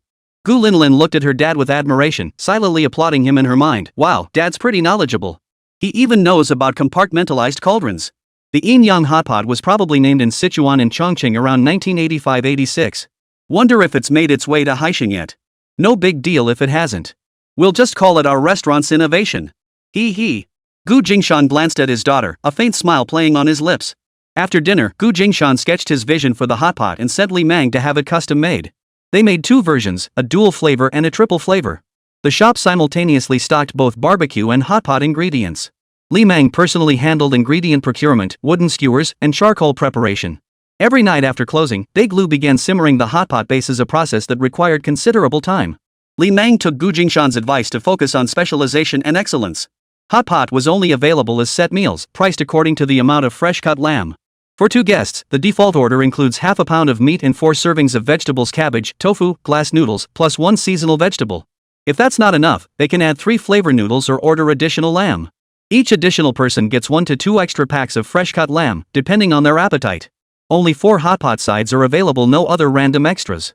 For barbecue, only lamb and seasonal greens are currently available. This was the decision Gu Jingshan made after overruling his daughter's suggestion. Before Gu Linlin's rebirth, the family's vegetable basket was abundant, offering any vegetable they desired. Now, with everyone relying on self-sufficiency, there's less variety. With limited vegetable options available, it's better to focus on specialization rather than flashy presentation. The freshness of ingredients, the depth of the base sauce, the flavor of the dipping sauces, and the precision of the grilling, these were the keys to Red House Grill Hot Pot's reputation. Li Mang would head to the wholesale market at the crack of dawn with his wood cart to stock up. Vegetables were bought fresh daily, and lamb and pork were slaughtered fresh each day. Based on trial operation calculations, the venue can comfortably seat 30 tables simultaneously, eliminating wait times for guests. Half the tables feature grilled items, while the other half offer charcoal-fired copper hotpots. Customers can choose whatever they like, some even enjoy a plate of grilled meats while dipping hot pot ingredients. Word quickly spread that a delicious barbecue and hot pot restaurant had opened in the park. Ghost House Barbecue boasts a bold flavor. The aroma of the hot pot broth is equally irresistible. Originally, they hadn't planned to stop by while strolling through the park, but the irresistible aroma lured them in, their feet turning toward the restaurant without conscious thought. Gu Jingshan watched his red house bustling with customers, a scene almost directly proportional to his brother-in-law's hard work. At this rate, he'd be able to give his brother-in-law a share of the profits before the year was out. During the trial period, the discounts were generous, the ingredients were fresh and plentiful, and the food came out quickly. Customers poured in, and profits were solid. After the official opening, foot traffic dipped for a few days, only to surge again by the weekend. Sunday evening, the peak rush had passed, and the last few tables were being cleared. Bang! The door was kicked open. Upon closer inspection, it was the same gang that had come to collect protection money during the soft opening, and this time, they'd brought reinforcements. Who hurt my brother? Name yourself. You dare show your faces again. Big Lou stepped forward, cracking his knuckles loudly. Why wouldn't we dare? This whole area's under my protection. You hurt my brother and don't have an explanation? How am I supposed to run things around here? Big brother, have a smoke. Li Mang held 2 cartons of cigarettes, still trying to smooth things over. The leader took the cigarettes but shoved Li Mang aside. What? You think a pack of smokes will settle this? What do you take me for? Small-time business. I'll treat you to a meal another day. We'll mind our own business. Who said we'd mind each other's business? You broke into this house illegally. Daring to seize property belonging to the Jean brothers? You've got some nerve. He deliberately glanced back at the figure in the crowd. This time, the one standing in the center was a young man in a suit, hair parted down the middle, looking sharp and well-dressed. Exactly. This is my house. You're forcibly seizing private property. Get out of here, all of you. Ha? Who said this is the Jean family's house? It's already been transferred to my name. What's this? The Jean family going back on their word? Or are you just trying to reap where you didn't sow? A voice came from the warehouse entrance. Who's there? Come out. Gu Jingshan walked over from the warehouse entrance with his daughter. He had already left, but upon hearing the commotion, he rushed back to intervene. The young man in the suit took a drag on his cigarette, spat on the ground, and ground it out with his foot. You're Ha! Gu Jingshan! That stray dog Jean Shoyue thought transferring the property to you would let him off the hook? Dream on! When it comes to what belongs to the Jean family, your deal is worthless. Gu Jingshan instantly recognized him. The illegitimate son brought in by the young mistress Jean Shoyue's father had married later, who had since reverted to the Jean surname and was now called Jean Wangchun. Jean Wangchun had made several advances toward Shoyu, but she treated him like dog, not even deigning to glance his way.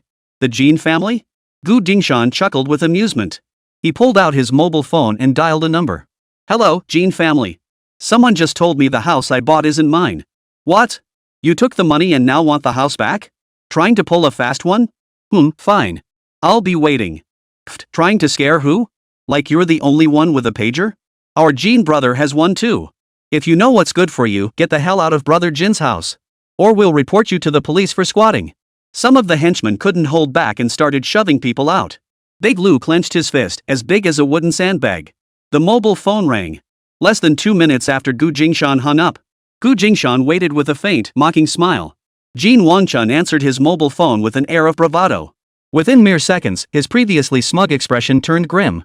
Chapter 22, Hit a brick wall? Backing down instantly isn't shameful. Crackle crackle crackle crackle. A roar erupted from Jin Wangchun's mobile phone, unleashing a torrent of curses at him. Jin Wangchun looked like he'd swallowed a mouthful of, his face turning dark and sallow. Humiliated and disgraced, he hung up the phone and stood there fumbling for a long while before finally lowering his nose in the airhead. Brother Gu, please forgive my insolence. I was wrong, I didn't recognize a mountain when I saw it. My apologies. This property belongs to you. I was drunk and spouting nonsense. Please don't take it to heart. Jin Wangchun dared not let the resentment in his eyes show, nor dare he shift the jealousy he harbored toward Jin Xiaoyue onto Gu Jingshan. He assumed Gu Jingshan would merely vent to Jin Xiaoyue, giving him a chance to take a few jabs at her. Little did he expect Gu Jingshan to break the rules of honor and alert the head of the Gu family. No, I don't have a brother like you. My brother's name is Jin Xiaoyue. Gu Jingshan flatly refused to engage. At this point, Jin Wangchun dared not pick another bone with him. Though the one who'd just called to berate him was his own stepfather, the words clearly carried the weight of the family patriarch's authority. Jin Wangchun was stunned by Gu Jingshan's influence. How could he have contacted his uncle and gotten him to speak up for an outsider? Jin Wangchun had already exhausted every last shred of his stepfather's dignity by changing his surname to Jin. If not for Jin Xiaoyue's indifference, Wangchun even as an illegitimate child would have remained Li Wangchun. Changing surnames without permission meant the Jin family would never acknowledge him. The eldest uncle's words stabbed Jin Wangchun like a dagger. Xiaoyuan stoop to your level. You'd better stay home, mind your father, keep your tail tucked between your legs, and stop running around stirring up trouble. Don't think his absence gives you free rein to act like a king. If you dare to spread your wings or provoke the wrong people again, you'll be kicked out of the Jin family. Now that the patriarch had spoken, if he provoked the wrong people again, he wouldn't be allowed to bear the Jin surname. Even if he and his mother had entered the family, they'd be kicked out. His mother had exerted tremendous effort to secure his stepfather and claim the position of Mrs. Jin. With outside women watching them like hawks, waiting to pounce on any misstep by mother and son, Jin Wangchun had no choice but to keep his tail tucked between his legs. Mr. Gu, please forgive a petty man's transgression. I was wrong, utterly blind to your stature. My deepest apologies. Jin Wangchun suppressed the resentment in his eyes. Circumstances dictated submission. He had no choice but to bow his head. With Xiaoyue out of the picture, we can coexist peacefully. As long as you don't provoke me, I won't bother you. But if you still want to cross swords with me, I'll gladly oblige. I'm sorry. I won't dare again. Though Jin Wangchun was seething with resentment, he dared not openly break ties with Gu Jingshan. Everyone in the family said Jin Xiaoyue's chance to leave for the south was thanks to this Gu fellow. Gu Jingshan and the clan elder had struck some secret deal for Jin Xiaoyue's sake. If Jin Wangchun pushed them too far and they recalled Jin Xiaoyue, he'd be the one left holding the bag. The thugs who had accompanied Jin Wangchun erupted in an uproar. They knew this Jin family member was currently a favored guest of their own boss, Gungu, someone Gungu treated with gentle courtesy. Jin Wangchun put on an air of superiority in front of them, his eyes fixed on the heavens, kicking anyone who got in his way without a second thought. He'd already kicked several people along the way. So why was this guy acting all humble now? Just who was the owner of this barbecue joint? Truth be told, Jin Wangchun had only been passing by Gun's tea house occasionally for a drink. He'd overheard them discussing taking over the Red Roof House owner and volunteered to tag along, insisting on coming to see the spectacle. Seeing how bustling the barbecue place was made his eyes bleed with envy. His cheap old man's business had been snatched by outsiders who were running it so well. Jin Wangchun bragged that the Red Roof House belonged to the Jin family, declaring he'd kick everyone out to take over the Red Roof Hot Pot Barbecue City for himself. Stick Brother vaguely knew the Red Roofed House belonged to the Jin family, but he wasn't clear on the specifics. Seeing the bustling crowd and profits at the barbecue place made him a bit restless too, which is why he got swayed by the Jin guy's talk. Otherwise, Stick Brother and his crew wouldn't have come looking for trouble here, knowing full well there were tough guys working the place. But when Jin mentioned that man's name, Dun Brother felt it sounded familiar. At first, he couldn't quite place it. That changed when Jin Wangchun finished his phone call. The man who'd just been sneering and mocking suddenly became someone Jin needed to bow and scrape to, offering apologies. Jin Wangchun took all the barbecue shop owner's sarcastic jabs with a fawning smile, showing no sign of turning hostile. Gungo's heart skipped a beat. Who the hell was this guy? Had he hit a brick wall? Gu Jingshan? Gu Jingshan. Gu Jingshan. The more he repeated that name, the more familiar it sounded. Stick Brother's palms started sweating. This was the very brother-in-law who'd personally instructed him to show utmost respect upon meeting him, the one whose family had connections reaching high up in the government. Damn it! That little bastard from the Jin family had tricked him. Us guys in the underworld dread dealing with government officials. We're screwed. How could he fix this? Stick Brother realized he'd gone too far. He picked a fight without doing his homework, and the guy's backer was someone even Jin Wangchun would avoid at all costs. His gaze toward Jin Wangchun couldn't help but carry a hint of venom. The thought of being duped by Jin Wangchun and unwittingly provoking someone with such powerful connections made his scalp tingle. Bro, ever since we renovated this place, those local thugs have been causing trouble every other day. The turnover among our hires is crazy, most just get scared off by all the trouble. Big Lu raised an eyebrow, blatantly stirring the pot in front of Gu Jingshan. Gu Jingshan replied nonchalantly, compensate for the damaged goods, apologize to my people, and pay for their emotional distress. Wenmiao, who had been present last time, argued back, last time they were the ones who attacked us. How could they have suffered any losses? They only beat you up because you came looking for trouble first. Don't broken dishes and utensils cost money? You're asking for it. Though the weather wasn't hot, big drops of sweat streamed down Gun Brother's face. He reached out to stop yellow hair. Enough. Apologize to Brother Gu. Whatever Brother Gu says goes. Big brother. Big brother. The other thugs who'd followed him were stunned. When had they ever backed down so quickly in their lives? If that spiky-haired Mr. Jean backed down, they could at least claim it was personal. But now even their boss was backing down. What were they supposed to do? Everyone was dumbfounded. Gu Jingshan paused briefly, a meaningful smile playing at the corners of his mouth. Hurry up. Whatever Brother Gu says goes, get the money and compensate these young brothers. Having been in the game for so many years, he knew best how to protect himself. Stick Brother hurriedly rummaged through several brothers' pockets, gathered the cash, and personally handed it to Gu Jingshan. Big Lu stepped forward, snatched the wad of bills, and sneered, is this what you give to beggars? Hurry up and scrape it together now. Stick Bro painfully pulled out an even thicker wad from his own pocket, then pulled over 1,000 yuan with his men.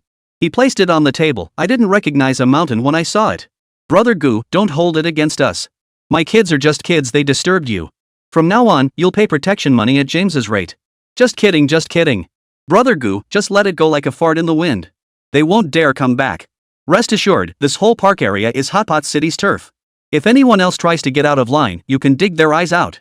Gu Jingshan let out a soft sigh. My brother's an honest man.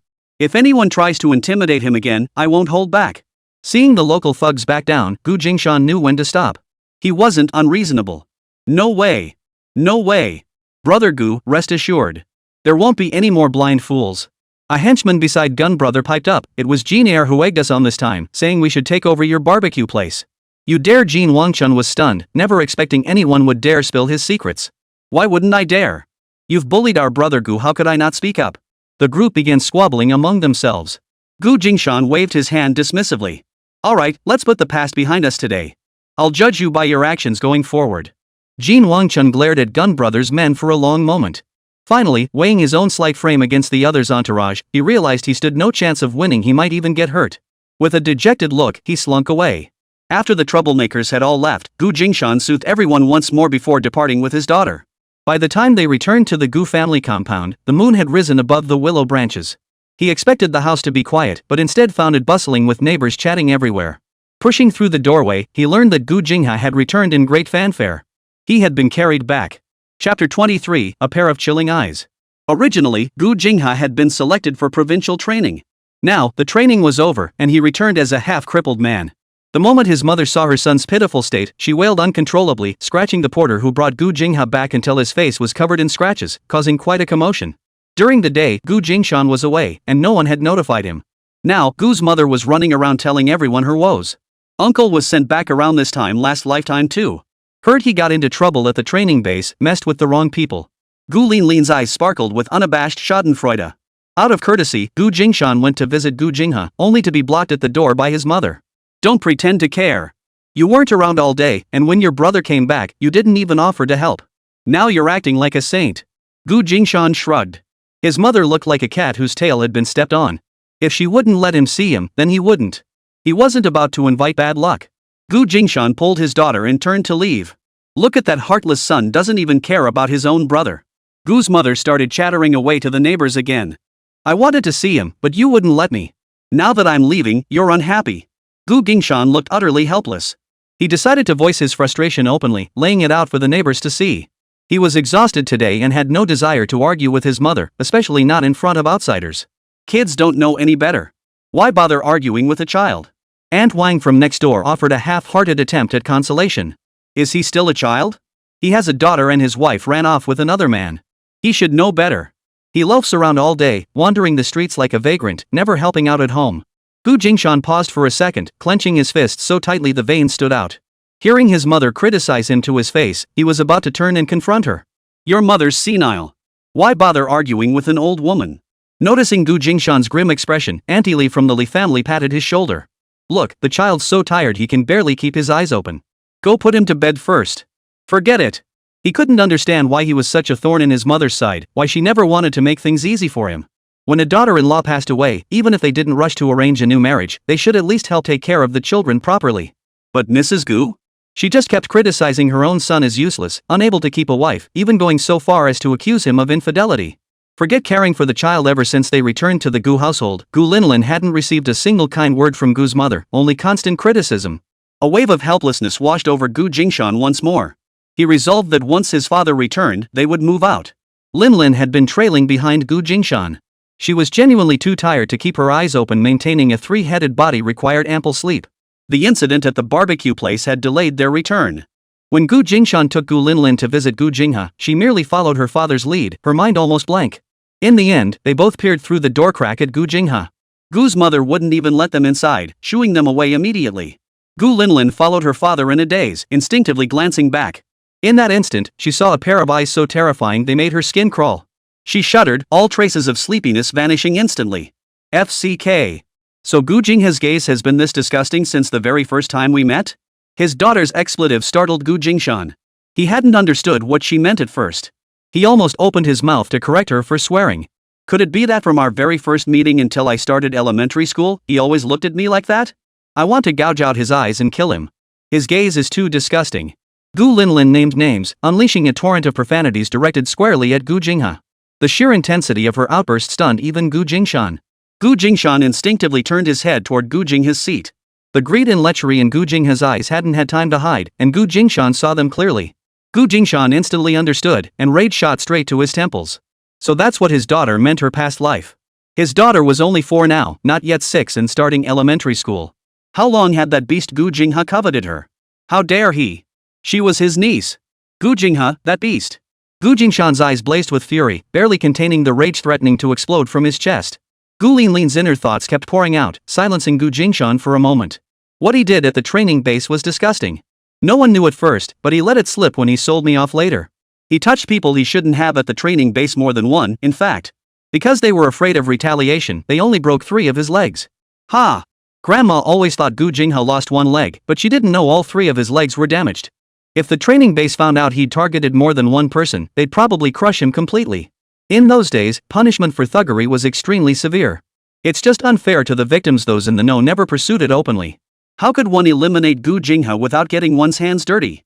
Oh, and one of the boys apparently committed suicide later. Gu Jingshan stiffened. He never imagined that after all these years apart, the mischievous little brother from childhood would go astray, and in such a terrible way. A boy? Gu Jingshan wanted to cover his daughter's ears and erase these sordid details from her mind. It was too filthy. Gu Jingshan felt like his pants were on fire. He hurried his daughter back to the south room, slammed the door shut, and only ventured out again after lulling Linlin to sleep. It took considerable effort to finally persuade the neighbors, who had gathered to gawk until midnight and were still buzzing with excitement, to return to their own homes. The night passed without incident. When Gu Jingshan opened the door the next morning, he found Gu Jingha half reclining in a lounge chair, basking in the sun. Brother, I was in so much pain last night that I wasn't very polite to you. I'm sorry. Gu Jingha's gaze lingered on the south room door. It's fine. Just rest well and recover quickly. How's the training base? Since you came back injured, are they still docking your credits? Gu Jingshan couldn't help but take a dig at Gu Jingha, recalling the secrets his daughter had inadvertently revealed the night before. Gu Jingha gritted his teeth for a moment before regaining his composure. It's fine. I've been reassigned back. The training is over. Oh, good. Rest up. I'll take your niece to school. Gu Jingshan had originally planned to cook at home and feed Linlin before heading out. After hearing Gu Linlin's inner thoughts last night, he found Gu Jingha's presence irritating and didn't want his daughter exposed to his scrutiny for too long. Especially now that he'd noticed Gu Jingha's eyes fixed intently on the south room door. Was he trying to spy on something? Seizing the moment when Gu's mother stepped out and diverted his attention, Gu Jingshan hurriedly scooped up his daughter and left the Gu family compound. He headed to the small Western-style house to find something to eat, feeling uneasy about staying at home. After breakfast, he'd let his daughter play near the Western-style villa. Security there was tight, outsiders couldn't enter without an owner's escort. Gu Jingshan disguised himself and stepped outside. His time dabbling in the secondary market for treasury bonds had netted him some connections and insider tips. Now, it was time to put them to use. Uncle, I hear you've got your fingers in every pie.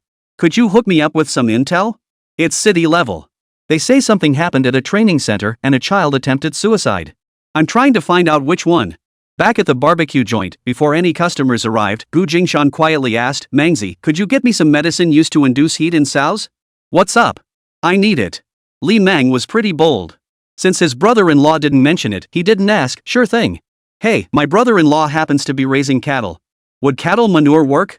Sure thing. Then wait for me to get back. I'll get you some medicine to stimulate the cow's estrus. Chapter 24, What a shame to miss out on such a good deal. Jingshan prepared the medicine as a precaution.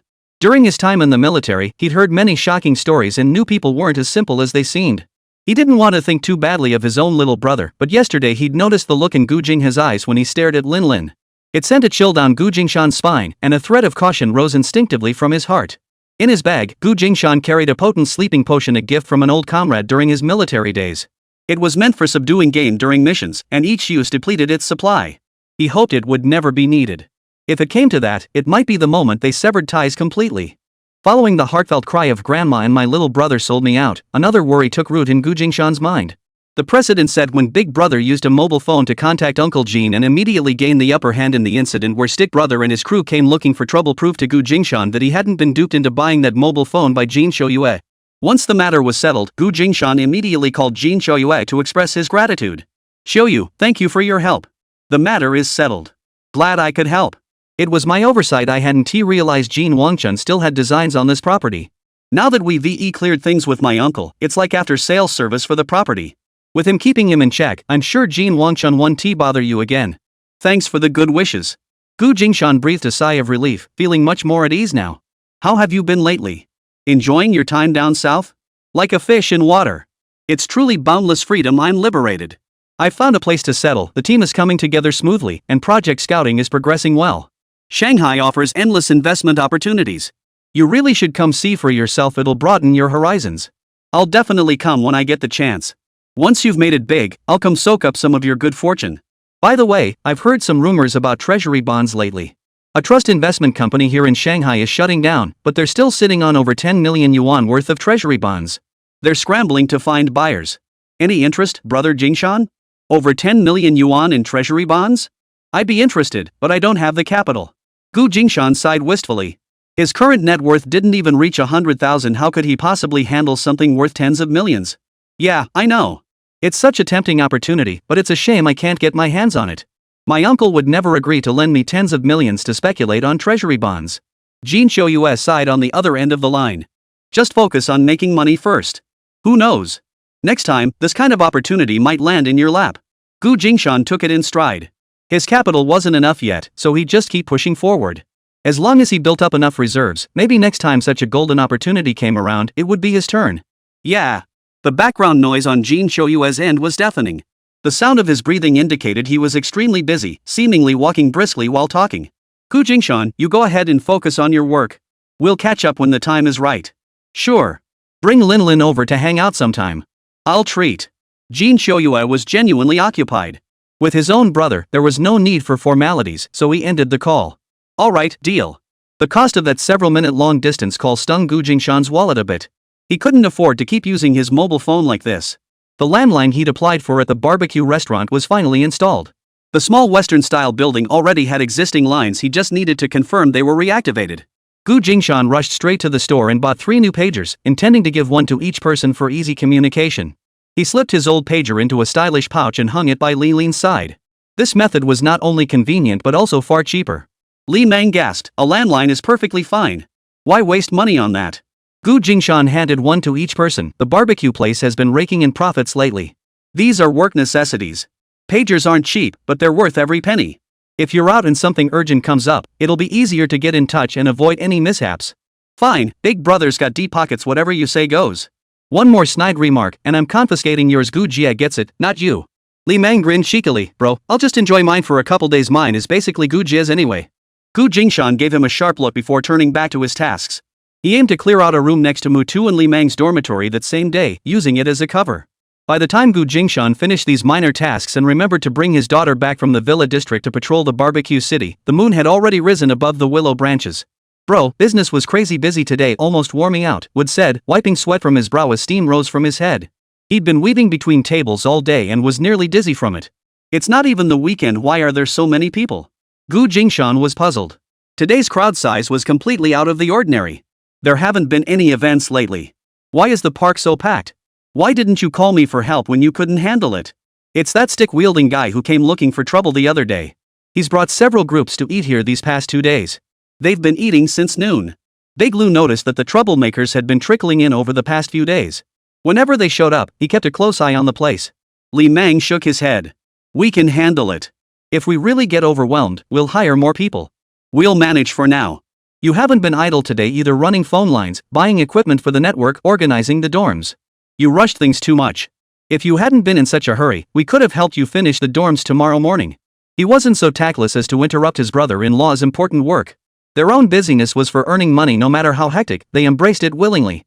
Gu Jingshan tidied his daughter's clothes, covered in dust from playing. When it comes to little Princess Lin Lin's things, I'd rather handle them myself. Otherwise, if they go missing, it'll just be more trouble. Gu Linlin tilted her head, beaming with delight. Haha, I am the little princess. And she truly is a little princess. Li Mang still felt a tinge of trepidation toward his three-headed daughter and niece. Adorable when they were cute, but equally mischievous when they were up to no good. Li Mang still harbored some concern. By the way, bro, did Gun and the others come asking for something? Should we refuse to do business with them? Gu Jingshan shrugged it off. Guests are guests. If Gun Ji called us over, he probably wants to smooth things over and forget about that day. As long as they pay for their meal, no need to turn them away. Bringing us business? The more the merrier. Alright, bro. Li Mang finally relaxed. After all, he was the second in command here. If business suffered, it would hurt his bottom line. Beep beep beep beep beep beep. Gu Jingshan's pager, clipped to his daughter's waist, buzzed. Gu Linlin obediently unclipped it and handed it to her father. Old Zhou, the tipster, had sent a pager number. Gu Jingshan hurried to the cash register to return the call. Bro, I had to pull out all the stops to get this intel for you. You bought it early and paid well, I can't break my word. Seems someone's covering things up now. Just keep it to yourself, okay? Don't spread it around. I paid for this intel myself. I'll keep it to myself, trust me. I'll leave it by the trash bin outside the exchange. Let me know when you arrive. Got it. I'll be there in 20 minutes. Gu Jingshan disguised himself and retrieved the documents from a trash bag beside the bin. He scanned it at a glance. Under the night sky, his expression was inscrutable, the darkness in his eyes nearly overflowing. He didn't destroy the documents, instead, he kept them. The events documented within filled him with both shock and fury. At the training base, Gu Jingha had casually hooked up with a few second-generation types. Birds of a feather flocked together. Only those who share the same foul odor could gather without introduction, drawn together by a single glance. For half a year, they ran amok setting traps, bullying others, and committing countless heinous acts. Gu Linlin knew in her heart that the incident from her past life, the death of a boy, had already occurred. It happened on the day the orphanage next to the training base burned down. Had the orphanage fire not drawn attention from above, the boy's death would have caused no ripples, and they would never have been exposed. The cover-up succeeded, otherwise Gu Jinghe wouldn't have been sacrificed as the scapegoat. This matter was far from over. When exactly did Gu Jinghe go off the rails? Chapter 25, she couldn't fathom her mother's mindset. From that brief dossier, Gu Jingshan had already detected something amiss. What they exposed was bullying and toying with young boys. The training base was almost entirely male. But deep down, Gu Jingshan felt something was being overlooked. He always trusted his instincts, and this sense of unease felt like a thorn in his side. Until he pinpointed what was amiss, the Gu family couldn't return home. Gu Jinghe was a ticking time bomb. Gu Jingshan was relieved he'd already purchased the small Western-style house and the barbecue restaurant property. Finding a place now would be a hassle. The Western-style house couldn't be exposed, so he couldn't stay there for the time being. As for how to explain it to his mother, that was simple. Everyone in Yunhai City knew the barbecue restaurant near the red-roofed house was wildly popular. He found a job there, so they assigned him a dorm room nearby. Moving in for convenience's sake should be a plausible excuse. But he hadn't anticipated that this excuse would collide with the casual remark he made to Gu Jie when they returned home. Li Mang is working at the barbecue restaurant too. Mrs. Gu flew into another rage. Pointing at Gu Jingshan's south room, she hurled curses. You good for nothing. Ruining our family wasn't enough, now you're ruining your sister too? Do you want your brother-in-law to follow you around as a street hustler? Working for some private business? What? You made your brother-in-law quit his decent job at the coal mine to go messing around with those shady deals. You just don't want our family to have any peace, do you? Gu Jie panicked. She hadn't expected her offhand remark to provoke such a violent reaction from her mother. She'd only meant to let her mother know her brother had helped Li Meng again, hoping to speak well of him. How had it backfired so badly? She hurriedly pulled her mother back into the main room. Mother, what are you saying? Li Meng is doing this for us to earn more money. Don't you know the coal mine hasn't been profitable these past 6 months? We only get 20 or 30 yuan a month. Last month, I only got 8 yuan in wages. If Li Meng doesn't go out and find work, what are we supposed to eat and drink? But your brother shouldn't have tricked Li Meng into quitting his job. That was a secure position. That bastard Gu Jingshan can't even find a stable job himself, yet he wants to destroy his brother-in-law's secure position? Is that how a brother behaves? How dare he treat you like this? He doesn't even consider you his sister. Mom! Li Meng's on unpaid leave, he didn't quit. We're making money now. And my brother. Gu Jingshan walked over with a stern expression, grabbed Gu Jia by the arm, and led her out of the main hall. She won't listen. Let's not talk about it anymore. He'd been packing things at home today and hadn't left yet when his little sister returned, so he wasn't in a rush to head back to the barbecue restaurant. But he didn't want his little sister to give away his secret. His mother had finally stopped demanding his relocation compensation lately, and he didn't want to complicate things.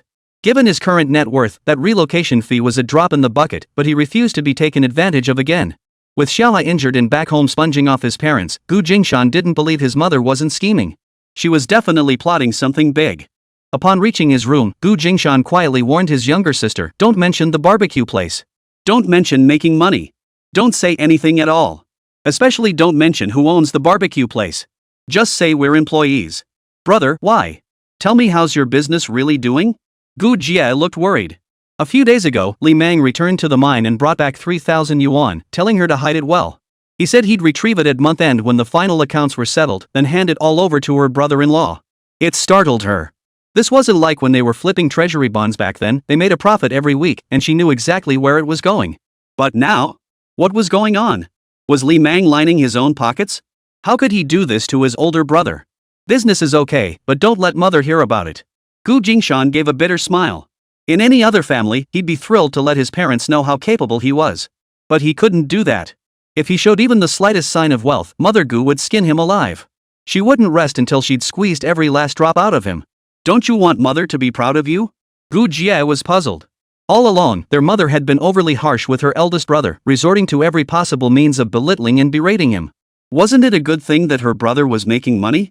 Why did he have to hide it? I'd rather she didn't know.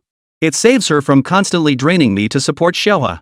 I don't owe Gu Jinghai anything, and I won't support him. Gu Jingshan bluntly revealed their mother's previous scheme. Gu Jia gaped in astonishment. What? Mother wanted you to support Xiaohua? How could that be? Xiaohua was already an adult with a decent job. Wasn't he doing just as well as his older brother? Even if Xiaohua came back to recuperate after a work injury, he'd still live comfortably, right? Draining the blood of one son who already carried heavy family burdens to support another son who lived in luxury? What was mother thinking? Gu Jia couldn't wrap her head around it. Gu Jingshan sighed. Ever since I got discharged from the army, mother has had her eye on my resettlement allowance. If I hadn't held onto it tightly, she would have snatched it away long ago. Gu Jingshan no longer feared exposing family secrets. He was even prepared to lay all conflicts bare in public, so he wouldn't be at a disadvantage when the inevitable showdown with his family came. Moreover, he had a premonition that Gu Jinghai was still hiding something big. He needed to find an opportunity to cut ties sooner rather than later. After all, they were all adults now. The division of brothers was inevitable. This was the first time he'd openly discussed his conflicts with their mother in front of his younger sister, the very conflicts Gu Jia had never understood. All this time, Gu Jia had assumed the conflict stemmed from their mother wanting their eldest brother to remarry, and his refusal to do so. She never realized it was about money. Gu Jia was momentarily at a loss for words. She couldn't fathom her mother's way of thinking. It felt like her father wasn't her mother's son at all, as if she was relentlessly squeezing him dry to subsidize the other children. Never mind. I won't ask. Brother, tell me about Li Meng instead. You still haven't explained what happened with him. After realizing the root of their conflict was money, Gu Jia chose her words carefully. Li Meng's been working like crazy lately, putting in a lot of effort. What I brought you should be his most recent earnings. He can't keep running to the bank. There's been a lot of thugs hanging around the barbecue place lately. He felt safer sending it home for you to keep. That's good. He scared me to death, running off without explaining anything. Gu Jia finally relaxed. It was the end of the month. After closing up shop that evening, Li Meng called his brother-in-law over to settle the accounts. We've been officially open for a month now, brother. Here's the report. During the 3-day trial period, we offered a 20% discount every day. All pork, lamb, and vegetables were sold on a cash-on-delivery basis, so profits were calculated directly. We made 580 yuan over those 3 days.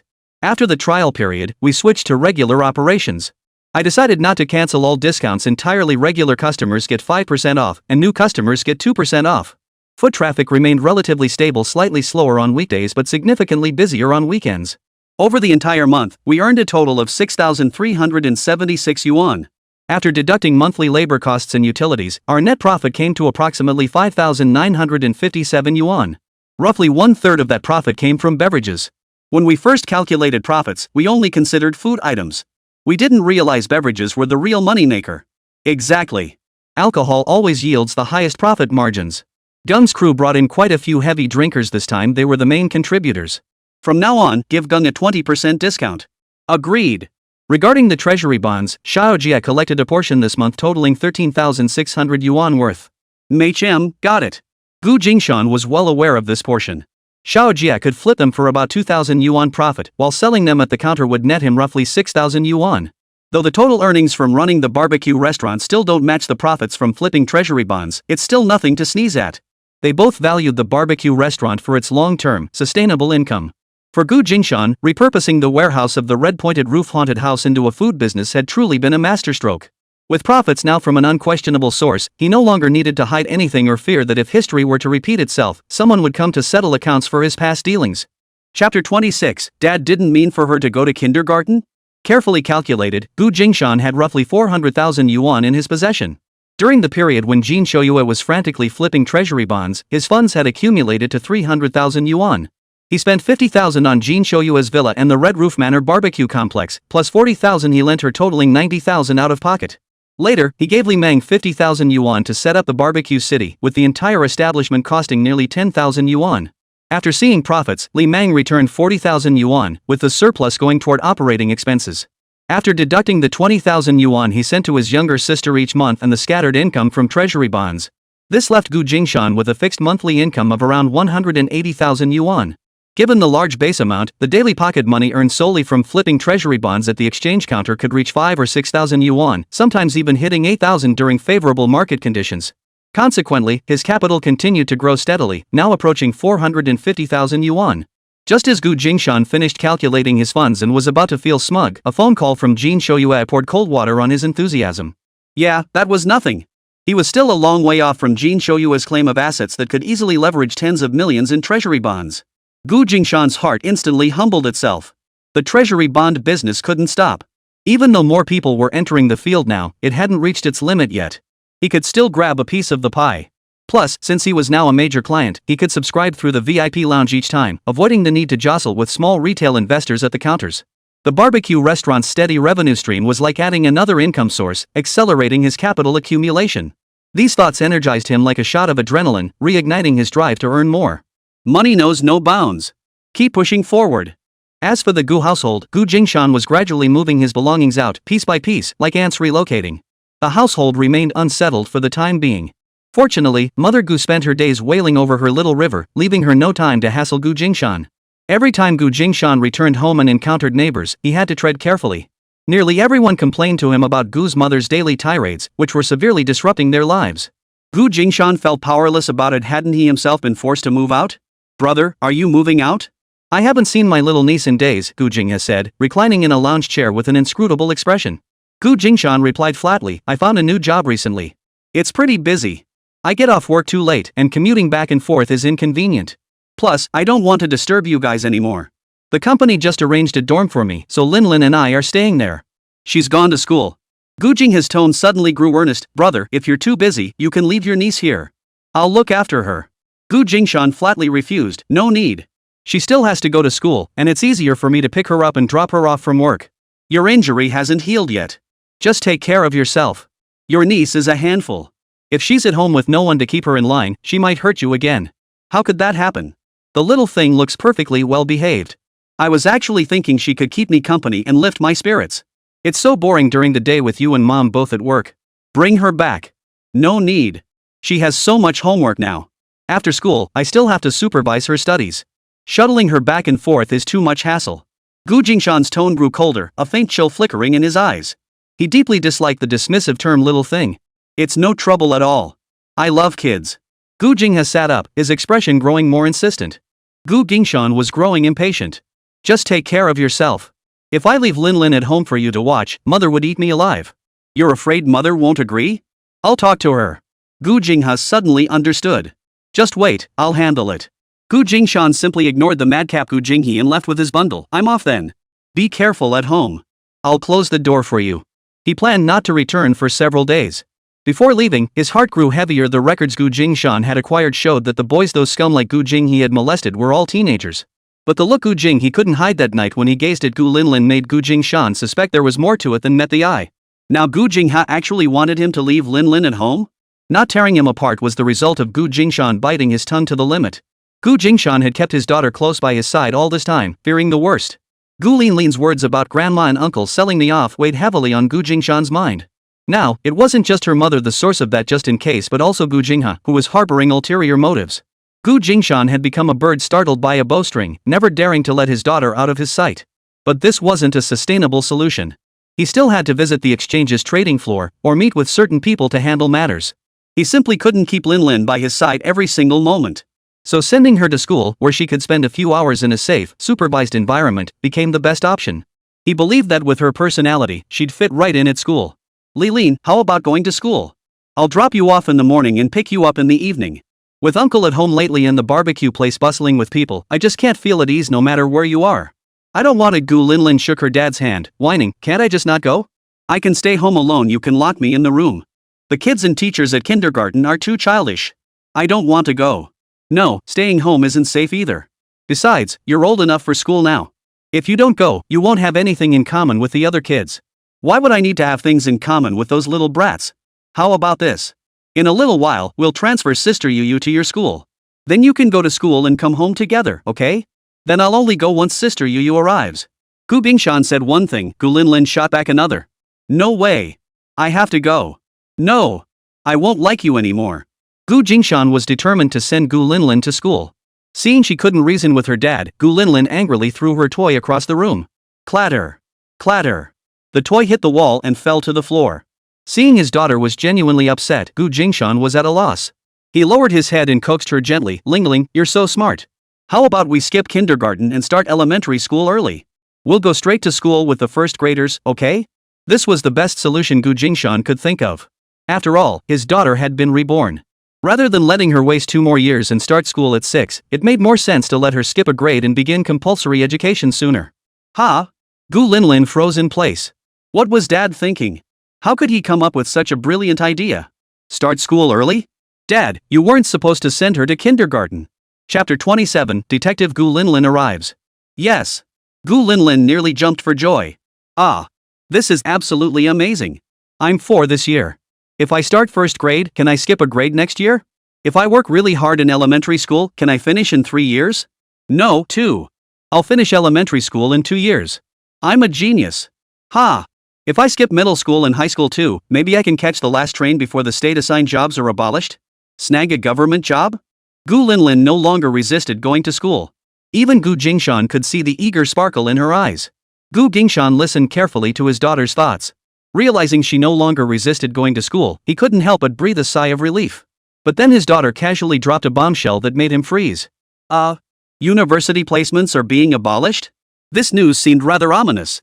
Ever since the college entrance exams resumed in '77, how many people had fought tooth and nail to cross that narrow bridge? Wasn't it all for the state to arrange a good job? If university graduates could no longer secure jobs through the system, Gu Jingshan dared not imagine what the future might hold. Since his daughter had expressed her desire to secure a good job before the system was abolished, he would carefully plan her skipping a grade. Should he also have his younger sister's son, Li Yu, start school early to catch the last train to guaranteed employment? Gu Jingshan felt a twinge of uncertainty. Maybe he should just mention it to his younger sister later. The final decision would still be up to her and her husband.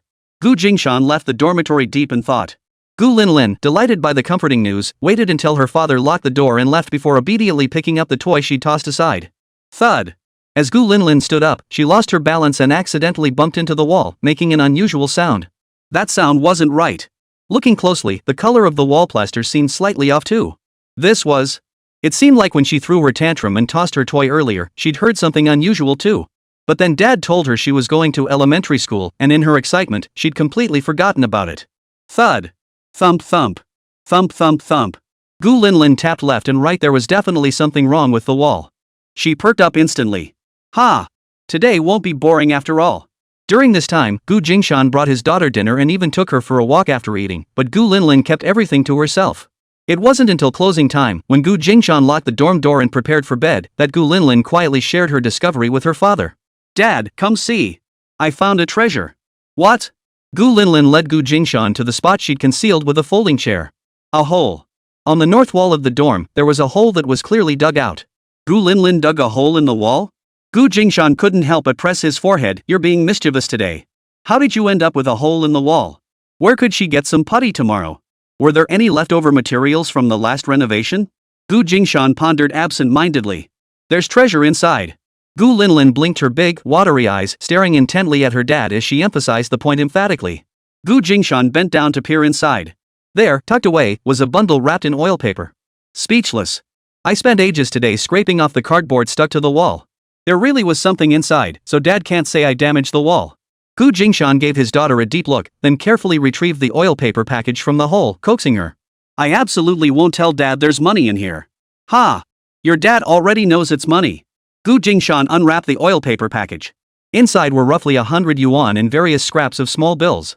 Cloth coupons, soap coupons, soda coupons, even a bicycle coupon. Gu Jingshan was somewhat surprised. These couldn't possibly be his daughter's prank. Some of these tickets were so obscure that even he rarely encountered them, let alone his daughter. Who had stuffed these saved-up coupons into the chimney hole in the wall? And covered most of them with cardboard? Upon closer inspection, he noticed that aside from the bicycle ticket, all the other ordinary ration tickets had expired long ago. Bicycles were scarce major goods, and their coupons bore no expiration dates. The coupons for other daily necessities, however, had clear usage periods and were now invalid. The newest daily goods ticket inside was from 5 years ago. Now that the house had changed hands and so much time had passed, the original owner of these tickets was likely impossible to find. Even if the rightful owner came forward, the expired tickets would be worthless scraps of paper, long since unusable. Rumors are already circulating that ration tickets are being phased out. This bicycle ticket should be used before tickets are completely abolished, or it will be wasted. Gu Jingshan pondered who he should send tomorrow to redeem the bicycle ticket and bring the bike home. Dad, is there any treasure in the big house? His daughter's sudden question interrupted Gu Jingshan's train of thought. Ha? An unexpected question. Probably not, right? Gu Jingshan wasn't sure anymore. If the small house had a windfall, could the villa have one too? Those houses were even older. Could there be a pleasant surprise? Should they revisit the small Western-style house to investigate whether it held the legendary secret room or perhaps even treasure? Father and daughter exchanged a glance. Gu Jingshan gave his daughter a playful pat on the bottom. Off to bed now. After a good night's sleep, we'll go treasure hunting tomorrow. Woohoo! Gu Linlin somersaulted onto the bed with delight. I'll be asleep in no time.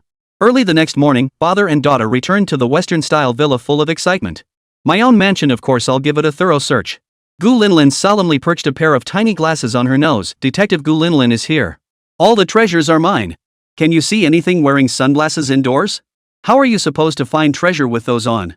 Gu Jingshan couldn't help but chuckle, nearly cracking up at his daughter's antics. Be serious. I'm searching for treasure. The little one's tone was anything but proper. All right. Detective Gu Linlin is off to find treasure. Gu Linlin frowned and waved her hand dramatically. Don't get in Detective Gu Linlin's way. We're splitting up. All right. As Detective Gu Linlin says. Gu Jingshan chuckled as he followed his daughter into different rooms. Nothing on the first floor. Second floor, nothing. Third floor, nothing either.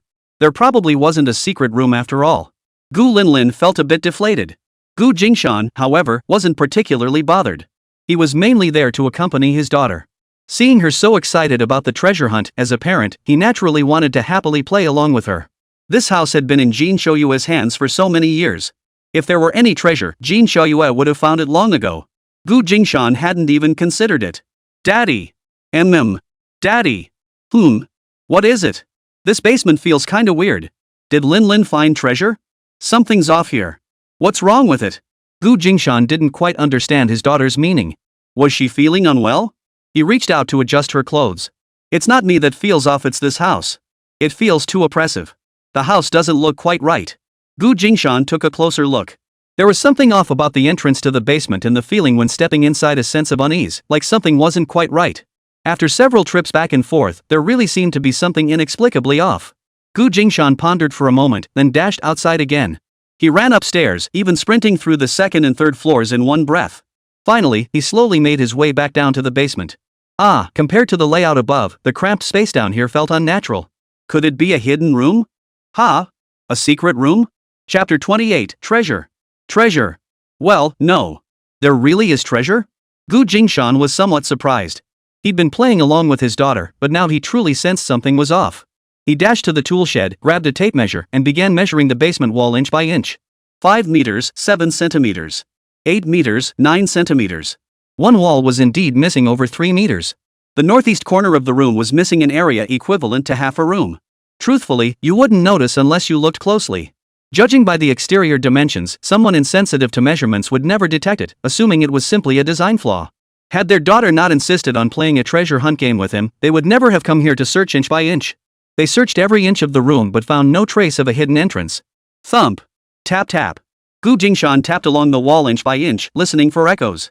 Linlin copied him, clenching her chubby little fist and tapping away at the wall. Thump thump. When they reached the corner, the sound suddenly changed. Jingshan beamed with delight, and Linlin nearly jumped for joy. Daddy, it's different here. That's right. We found it. The wall was perfectly sealed, showing no obvious flaws. The sound from the surrounding walls was almost identical, except for this one spot where it was slightly different. Could there be a switch on the wall?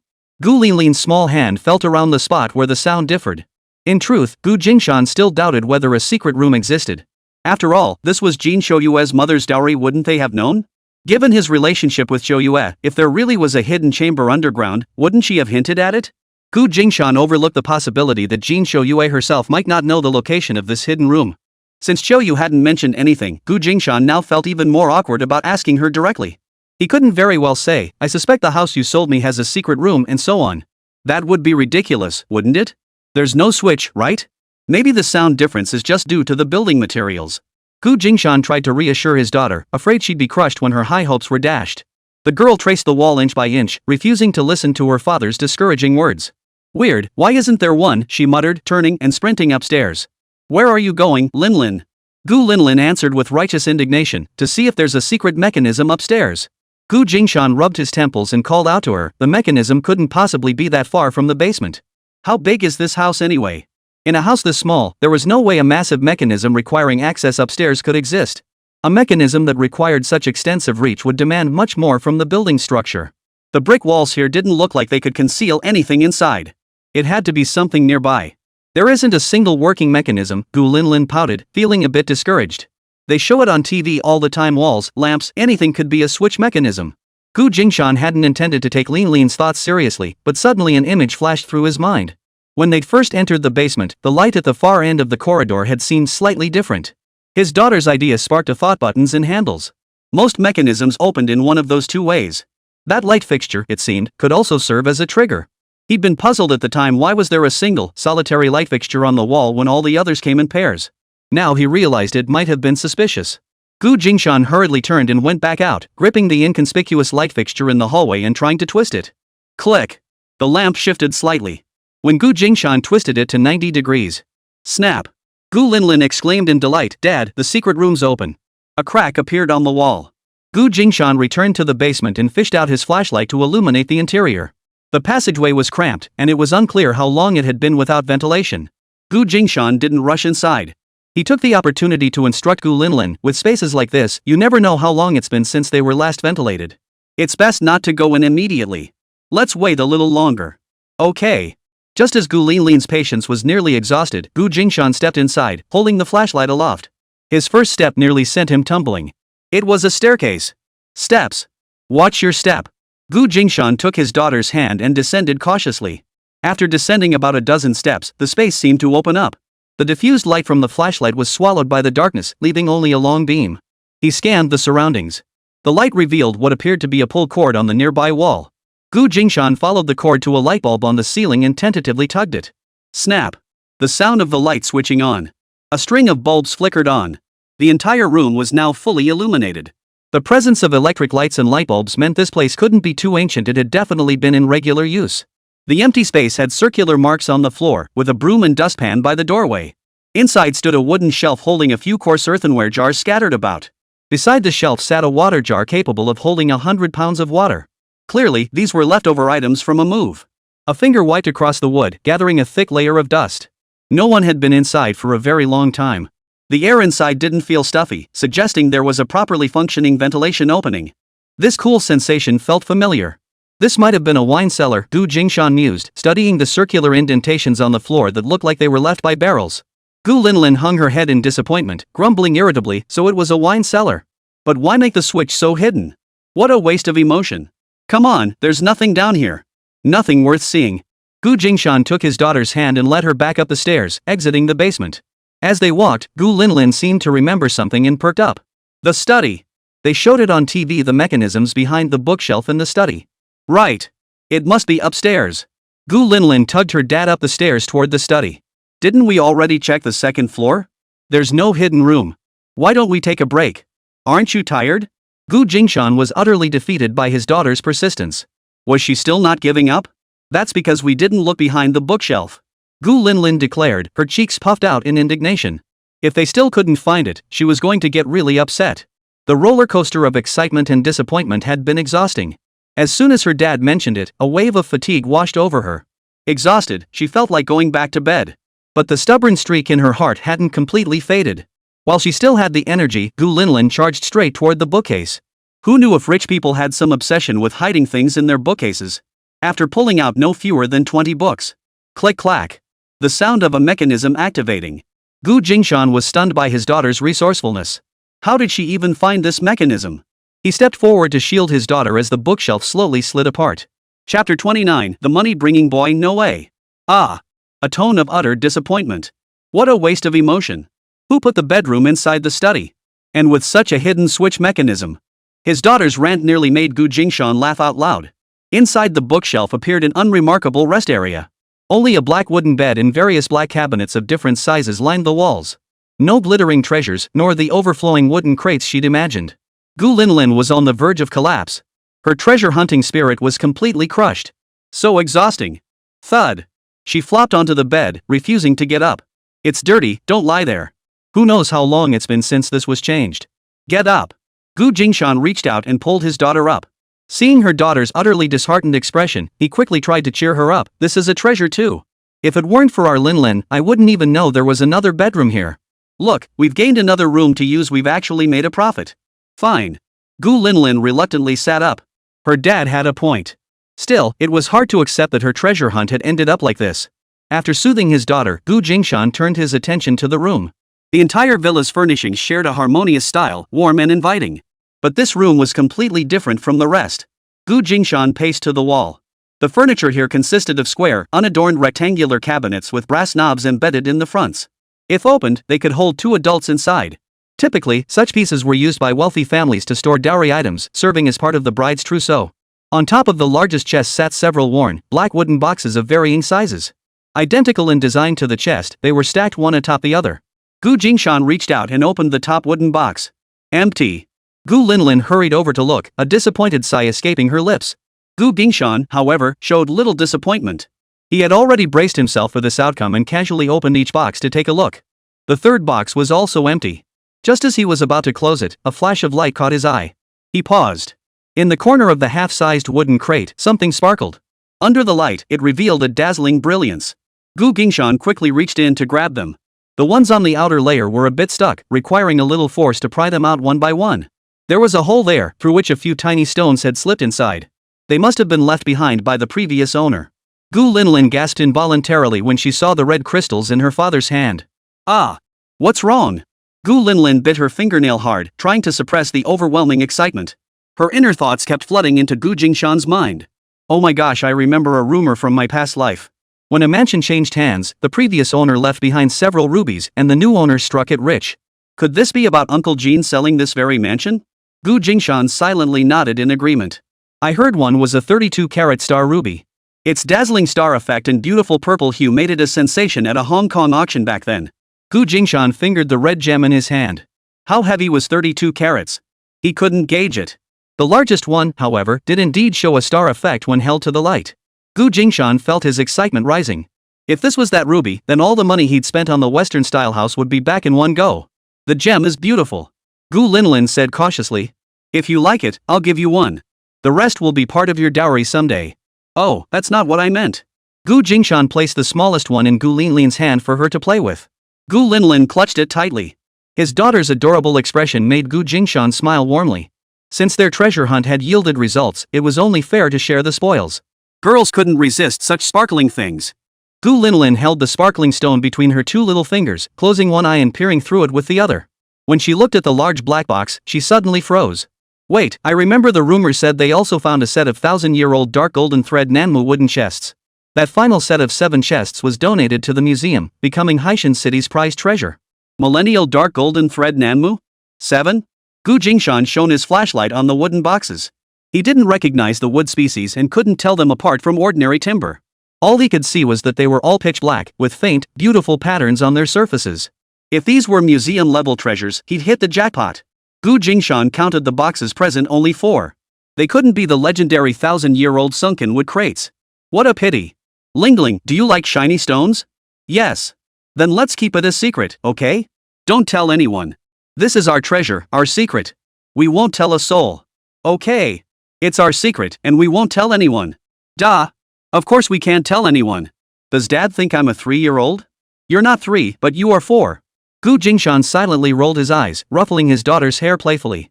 Come on, let's go outside. Earlier, Gu Jingshan had opened and searched all 3 boxes above. Aside from finding something in that medium-sized box, the others were completely empty. He was about to peek inside the largest cabinet to see if it contained anything.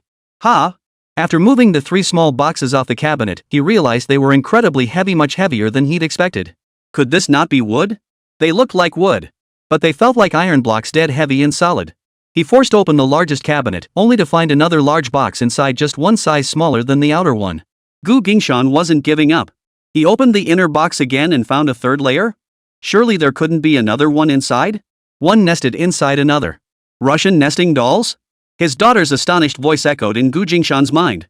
Gu Jingshan refused to give up and opened the 3rd box only to find it completely empty. Well, that was a false alarm. Wait, that makes 6 boxes in total.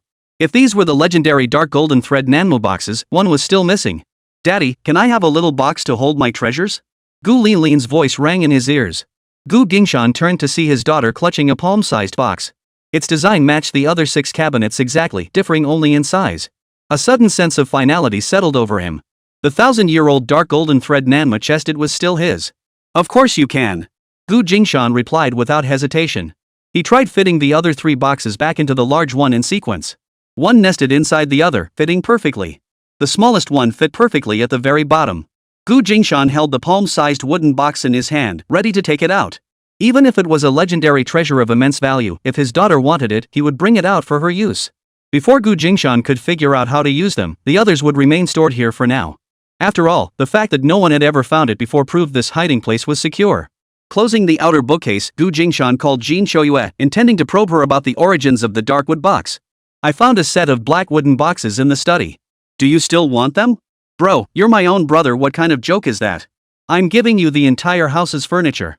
Everything in the study is yours too. It's all yours. If you don't like the black furniture pieces, just get rid of them. Once that house sells, I won't take it back. Don't worry. Hanging up now, call you later. Say hi to Linlin for me. I'm swamped right now, gotta go. Come visit me when you're traveling here. By Jin Shoyue rattled off her words like a machine gun before hanging up immediately. Gu Linlin and her dad exchanged a glance. Gu Linlin nodded solemnly. Uncle Jin is a good man. She couldn't even keep track of how many times Uncle Jin had given them precious gifts. The money-bringing fairy was definitely the real deal. Chapter 30, blood rushed to her head. Life carried on as usual. The tension that had been stretched tight on Gu Jingshan's body finally began to ease. With those treasures as his foundation, his confidence grew stronger. Though he couldn't liquidate them at will, the mere knowledge that his family had something substantial was a powerful psychological boost. Occasionally, he recalled the 10 million in treasury bonds Jin Shoyue had mentioned, feeling a pang of regret deep within. By now, they'd probably be sold. Even if he sold the gems now, it would be too late. Gu Jingshan had Li Meng prepare an extra room in the dormitory. Every weekend when his younger sister was off duty, she would bring the children to reunite with Li Meng. Weekends brought Gu Jingshan some respite. During the day, Gu Linlin would play with Liu, and his younger sister could easily look after both of them on her own. Seeing that familiar figure huddled with little sister at the barbecue restaurant, Gu Jingshan felt a chill run down his spine. Mom, what brings you here? Gu Jia forced a smile. Your mother insisted I bring her. She wanted to see where you work. Oomph. You could only land a job under some small-time operator. Getting this gig? You must have burned incense for 3 lifetimes. You're riding on your sister and brother-in-law's coattails. Gu's mother shot Gu Jingshan a withering glance, her lips curling in a sarcastic sneer. She had intended to greet her son-in-law, but he was swamped with work. Her daughter had dragged her straight to the dormitory instead. The place was painted decently enough she couldn't find anything to criticize. Finished looking? If you've got nothing else, you can go. We're swamped right now and don't have time for small talk. Gu Jingshan sighed and closed the file in his hands. His tone toward his mother was calm, neither hopeful nor emotional. Even her disparaging remarks no longer affected him. But now, Mrs. Gu turned her criticism toward Gu Jia. What are you doing here while they're working? Go back home during the break to take care of Xiaoha. You're just sitting around here doing nothing. Gu Jia looked troubled. Mother, I still need to tidy up Li Mang, wash clothes, and organize household items. I really don't have time to look after Xiaohe. He's your brother. If you don't look after him, who will? If you can't manage, send the 2 little girls back to serve tea and water to the elders. When you were their age, you could already cook meals. These young girls nowadays one lazier than the next. Gu Jingshan immediately objected. They both have to attend tutoring classes and have no free time. Gu Jia and Li Mang only get to see each other for a day and a half a week. Do you want to ruin their marriage? Gu's mother grew even more imperious. Bull. What cram school? What a waste of money. When you get paid, buy your brother some pork ribs to build his strength. If you dare spend it on that brat, I'll make you regret it. Knowing Gu Jingshan was now earning money, she wanted to bring up old grievances, but held back her arrogance because they were in public. The impatience in Gu Jingshan's eyes deepened. My daughter, I cherish her. If you care about your little son, buy him his own food. Gu Jingha doesn't call me father, I have no obligation to support him. Gu's mother nearly jumped up again. Little River got hurt. You won't even look after him. What kind of brother are you? Your father isn't home. The eldest brother is like a father. If you don't take care of him, who will? If you don't want to care for him, then bring the money back. Oomph. He's been perfectly fine without anyone looking after him these past few days. That's because I took time off work at noon to cook for him. And you two are nothing but ungrateful brats. Seeing the mother and son about to start bickering again, Gu Jia hurriedly shooed her mother out. Mom, you better leave now. If outsiders linger too long, the boss will dock our pay. If you stay here, he'll dock Li Mang and my brother's wages. Li Mang's already exhausted, don't give him any more trouble. Only when Gu's mother realized she might implicate her son-in-law did she sheepishly leave. Jer, come with me this afternoon to buy fabric. I need to make new quilts for Xia Hishio. She paused, then dropped a parting threat. If you don't come, I'll come find you. Fine, I'll go this afternoon. Is that okay? Gu Jia pulled her mother out of the dormitory and away from the barbecue city. Gone? Li Mang craned his neck after the old lady left. He was still shaken by her fighting prowess. No one wanted to cross their mother-in-law. Gu Jingshan remained impassive. Jer managed to placate her. That's good. Li Mang patted his chest in relief. He glanced at Gu Jingshan's expression, which looked rather grim. Not daring to cross his brother-in-law now, he quickly retreated, neck tucked in. After lunch, Gu Jia took one girl in each hand. I'll take Linlin and Yu out for a walk. You don't need to worry about them. All right. The park's crowded right now, so be careful. 2 hours later, business at the barbecue restaurant wound down. Gu Jingshan headed back to the dorm to rest. Passing Gu Jia's room, he noticed both Gu Jia and his mother were present, yet the usual chatter of the 2 girls was absent. He casually asked, where are Linlin and Yu? He assumed the girls were off playing somewhere. Mom asked me to come with her to grab daily necessities. I told Linlin and Yu to stay home. Gu Jingshan froze, a sense of unease rising in his heart. At home? Yes.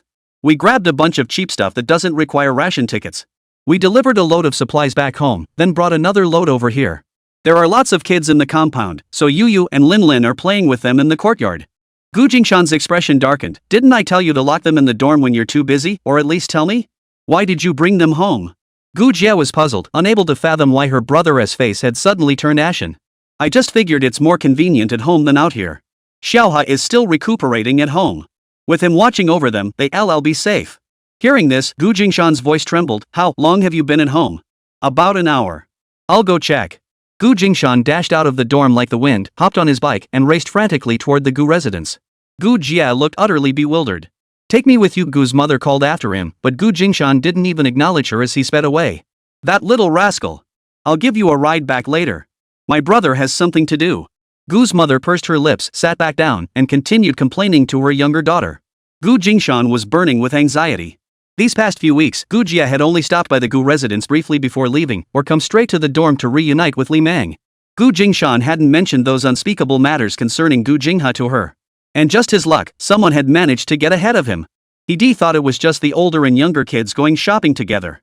Little did he know that in the afternoon, his younger sister was going out with his mother to grab bargains and wouldn't he have time for the two kids.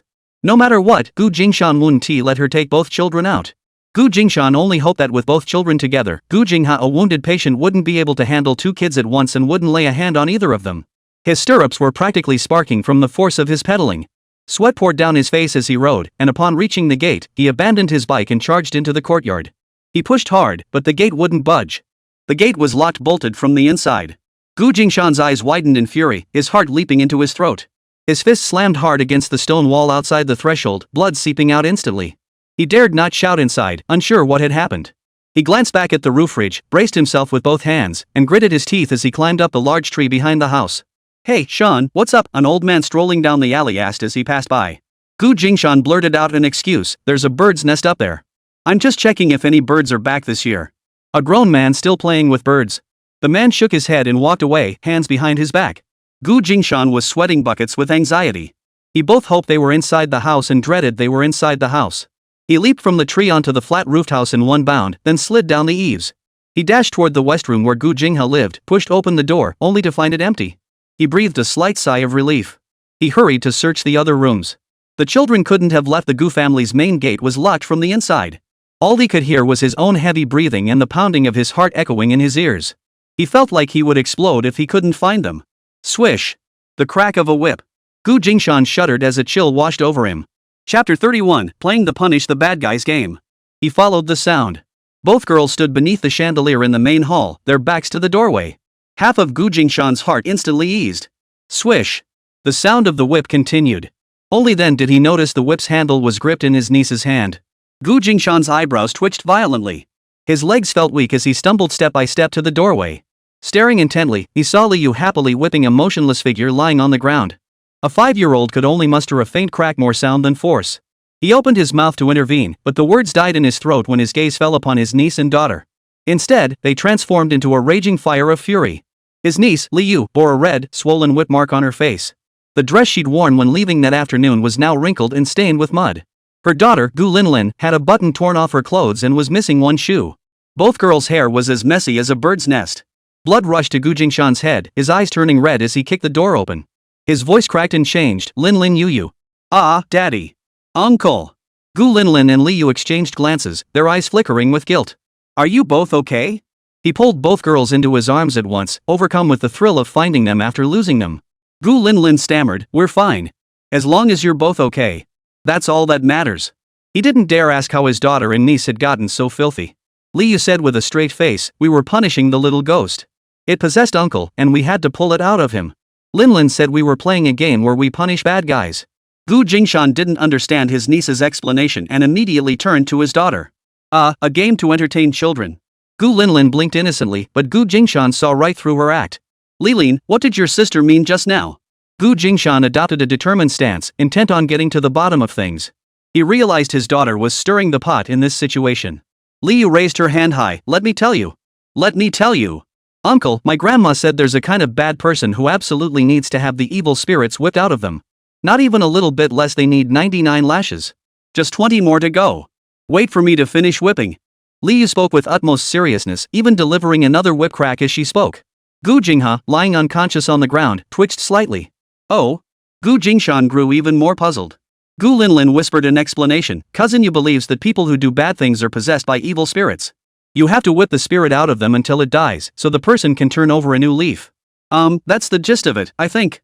Gu Jingshan's breathing became slightly uneven as he turned to Liu. "Who told you that?" Liu answered with righteous conviction, "My grandmother said so. She said that wicked people who try to strip others of their clothes must be whipped to drive away the little ghosts." "He tried to undress you?" Gu Jingshan's heart sank instantly. He wanted to snatch the whip and lash Gu Jingha to pieces. Gu Linlin flashed a wide grin. "He didn't succeed. He accidentally ripped the buttons off and we knocked him down. Her eyes brimmed with flattery, for she sensed her father's mounting anger and knew better than to provoke him now. Li Yu nodded solemnly. Whip the little devils. Whip the bad guys. The girls scrambled to report their achievements. Gu Jingshan breathed a sigh of relief, grateful that today's events hadn't left psychological scars on his daughter and granddaughter. He sighed softly. Now, tell me, what exactly did you two get up to today? Two little rascals, barely 10 years old combined, had taken down a grown man in his 20s? Was that even possible? The two chattered away, quickly piecing together the entire afternoon's events. Gu Jia had taken them to meet her mother for shopping. Spotting heavily discounted daily necessities along the way, the girls went on a buying spree. One trip to the Gu residence wasn't enough. Gu Jia decided to buy more to leave at Li Mang's dorm, so they went back. But since the two girls were getting in the way, Mrs. Gu decided to leave them playing in the alley. Gu Linlin had intended to tell her aunt to take them back to the barbecue city. She understood Gu Jingshan's concerns. But upon seeing her uncle's difficulty walking, she suddenly changed her mind. Ever since her father learned some information she didn't know about, he had been strictly guarding against her uncle coming into contact with her. She wanted revenge on her uncle, and now was the perfect opportunity. So she obediently stayed with her cousin at the Gu residence, patiently waiting for her aunt to come pick them up. Later, when her uncle instructed them to lock the door, it played right into Gu Linlin's hands. During this period, her uncle was drinking Chinese herbal medicine to treat his leg injury. Taking advantage of warming his medicine, Gu Linlin slipped in the nutritional supplement she had prepared, making him swallow it himself. Later, her uncle's gaze grew increasingly lecherous, and he began making advances toward both of them. Gu Linlin dragged her cousin around the main hall in circles while mocking her uncle as a cripple. Enraged by his inability to catch them due to his impaired mobility, he resorted to wielding a whip, leaving the lash marks on Li Yu's face, the floor, and the furniture. The ordeal only ended when Uncle Li Yu himself collapsed from the drug's effects, falling into a stupor. The whip had been his own doing. Gu Linlin's eyes twinkled as she casually brought up the topic of chasing away the little ghosts that her cousin's grandmother had mentioned. The two of them then began their ghost-chasing ritual with glee. Unfortunately, they were both still little kids with not much strength.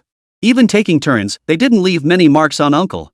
Just as Gu Linlin was considering whether to sneak a cut at her uncle while her cousin wasn't looking, her dad suddenly appeared. What a waste of such a perfect opportunity. Gu Jingshan was nearly laughing himself silly at his daughter's antics. Not many chances to get back at Uncle alone like this. Good thing Auntie let us stay to play. Otherwise, with Dad's temper, he'd never have let me come back. Gu Jingshan nearly laughed out loud at his daughter's inner monologue. You know I wouldn't let you come back, yet you deliberately egged your aunt on to keep you here? Getting back at Uncle like this feels so satisfying. Just you wait when we get home, I'll give you both a taste of your own medicine. And see how satisfying that feels. Not a shred of concern for the adult's well-being. If Gu Jinghe were to lay a finger on them, neither child would escape unscathed.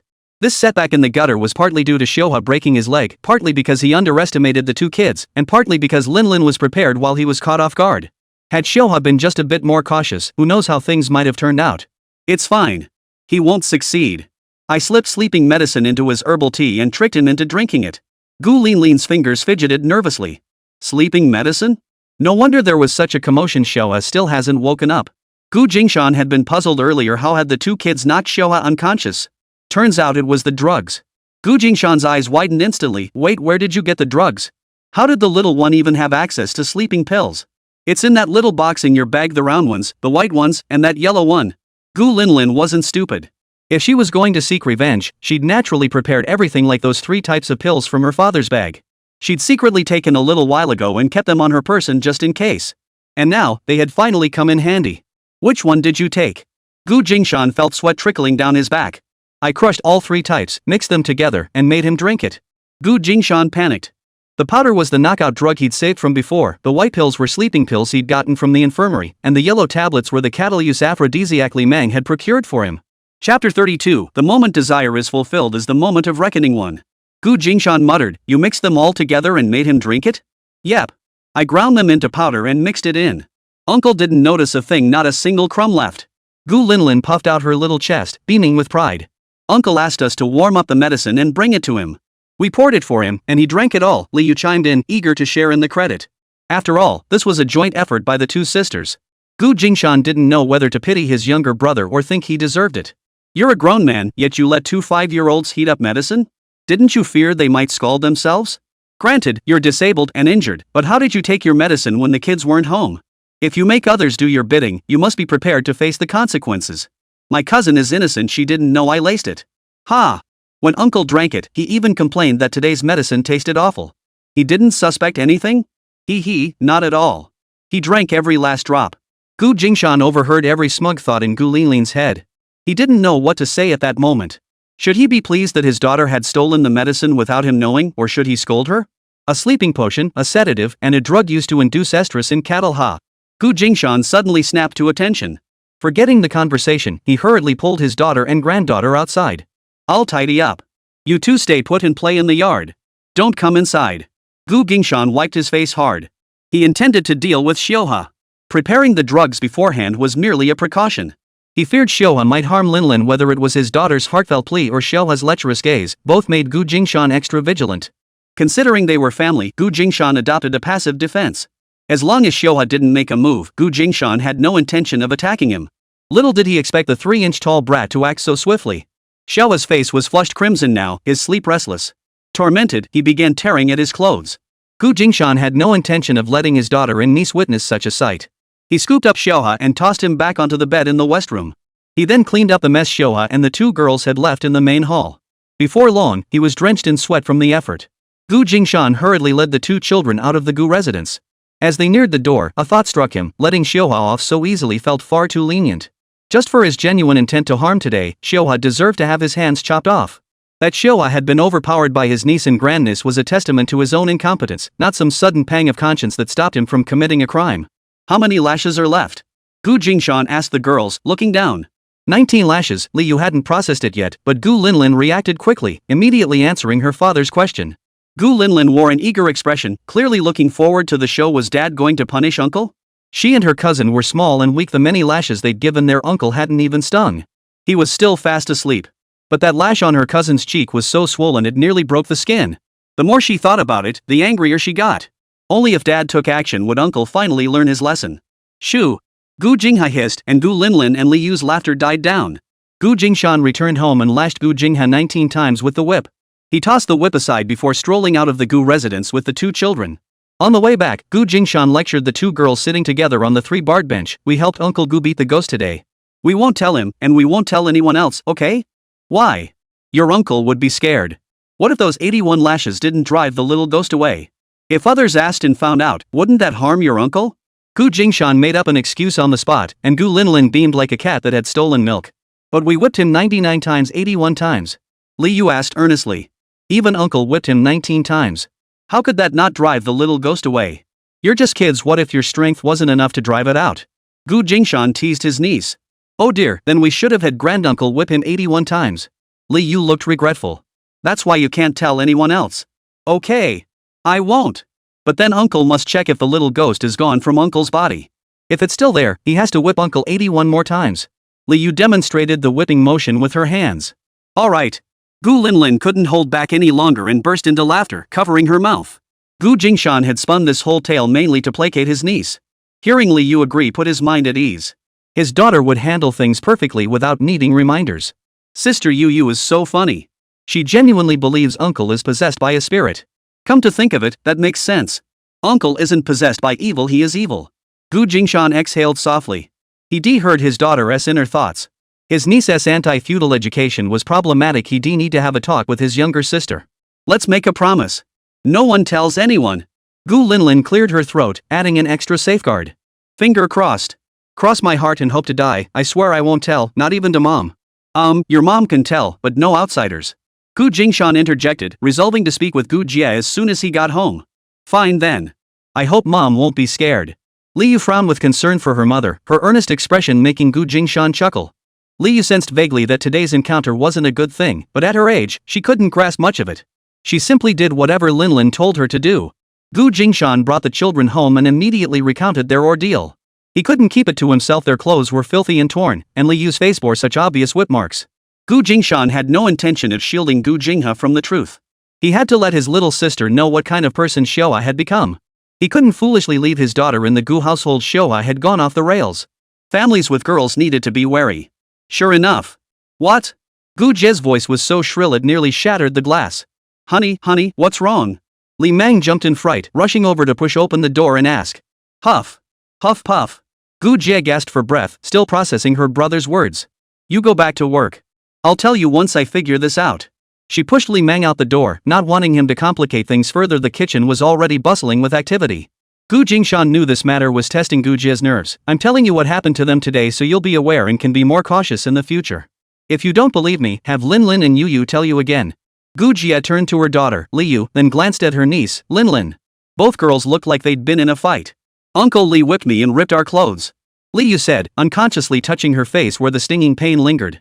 Gu Jingshan immediately pressed her hand down, preventing her from touching it.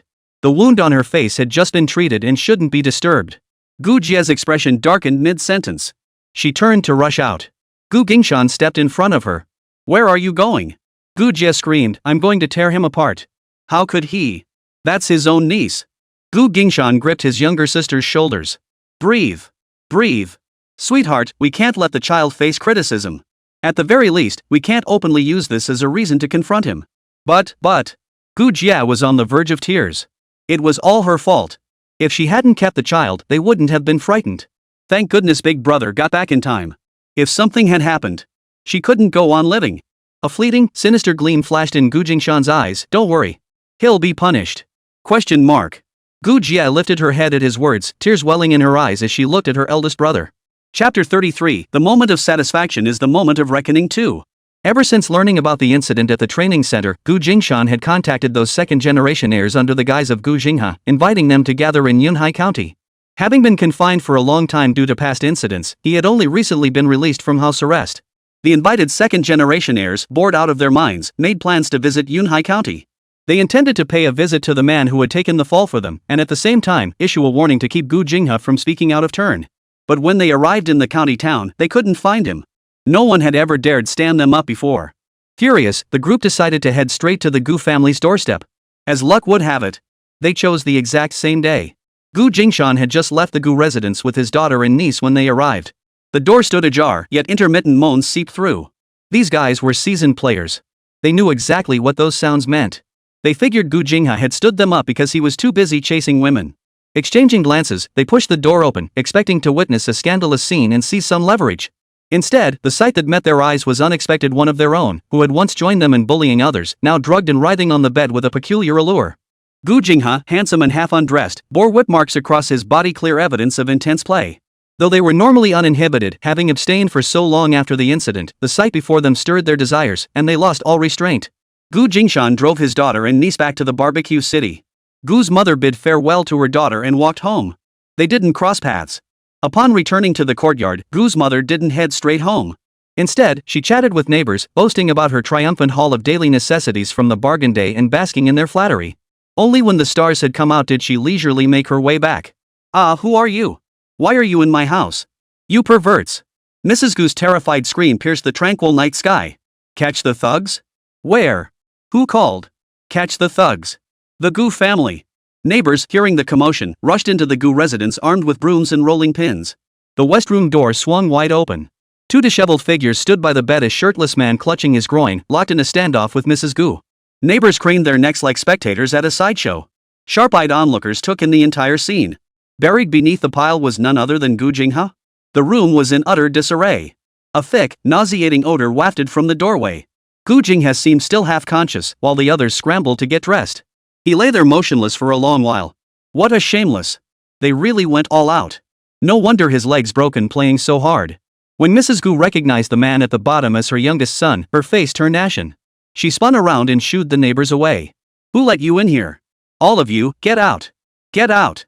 The neighbors reluctantly exited the Gu residence, only to hear an even louder scream. Ah, xiao hai, your leg! Blood! Blood! The piercing cries echoed once more. Gu Jinghe's leg was twisted at an unnatural angle. The previously poorly healed fracture had reopened. With multiple injuries, he was rushed to the hospital covered in blood. The neighbors had witnessed the four of them sleeping together under one blanket. The charge of group lewdness was now pinned squarely on Gu Jinghe, a stain that could never be washed away. Trust me, big brother. Li Mang and I will deal with him eventually. Keep this quiet for now. Let you use face heal a bit first. The child's face was red and swollen from the whip marks, looking utterly pitiful. Alright, I'll listen to you. But if he shows no remorse, I treated him so well, how could he? Gu Jie gritted her teeth for a moment before breaking down in tears again. Gu Jingshan, exasperated by his little sister's tears, quickly changed the subject. You needs to transfer schools. What on earth has that child been learning these past years? That superstitious nonsense has really taken root. Gu Jie wiped her tears. You Yu Yu's grandmother sometimes reads fortunes for people. Personal beliefs deserve respect, but you can't let a 4 or 5-year-old get involved in that stuff from such a young age. How are you ever going to set her straight later? That environment. Gu Jia trailed off. The whole extended family was like that, even Li Mang believed in it. How could she possibly set her daughter straight? Gu Jingshan paced back and forth. I'll ask Uncle Jean for help. Before school starts in September, we'll get you both out of there. Even if it means owing him a favor, we have to pull you and your daughter out of that environment. If you stay immersed in that ignorant world much longer, you'll become foolish yourself. Gu Jingshan tapped his little sister's head in exasperation. Brother! Gu Jia pouted in protest. Enough! Li Mang has already left the coal mine. Why are you still stuck at Tianshui coal mine? You only get to see each other once a week. It's not good for a couple to be apart for so long. Brother, thank you. Mom and Dad have always wanted me to return to the county seat. It's my fault. Gu Jia felt a pang of sadness. Her eldest brother was the most considerate. Her parents had never approved of Li Mang. First, they disapproved of her marrying down the coal mine environment, and the Li family's financial burdens were constant sources of criticism. Second, they blamed Li Mang for her 2 missed opportunities to return to the county. If you're so capable, why don't you get yourself out of the coal mine? Keeping your wife locked up here just makes you look even more incompetent. Her eldest sister had relayed these sentiments from their parents. They can't manage to get you back? If they want to, let them make it happen. Yu Yu is already 5 years old, all talk and no action. Gu Jingshan scoffed. Even if they only brought the daughter back first, getting one out before dealing with the other, it would be easier than trying to bring both back at once. And even if they only arranged for the daughter's return, the son-in-law would naturally find his own way out to save the family, without needing them to say a word. Still not taking it seriously. I've thought of 2 paths for you. First, go to the provincial capital for a year of advanced training. After returning, get seconded to the county, still your core responsibilities. Once seconded, the operation becomes straightforward.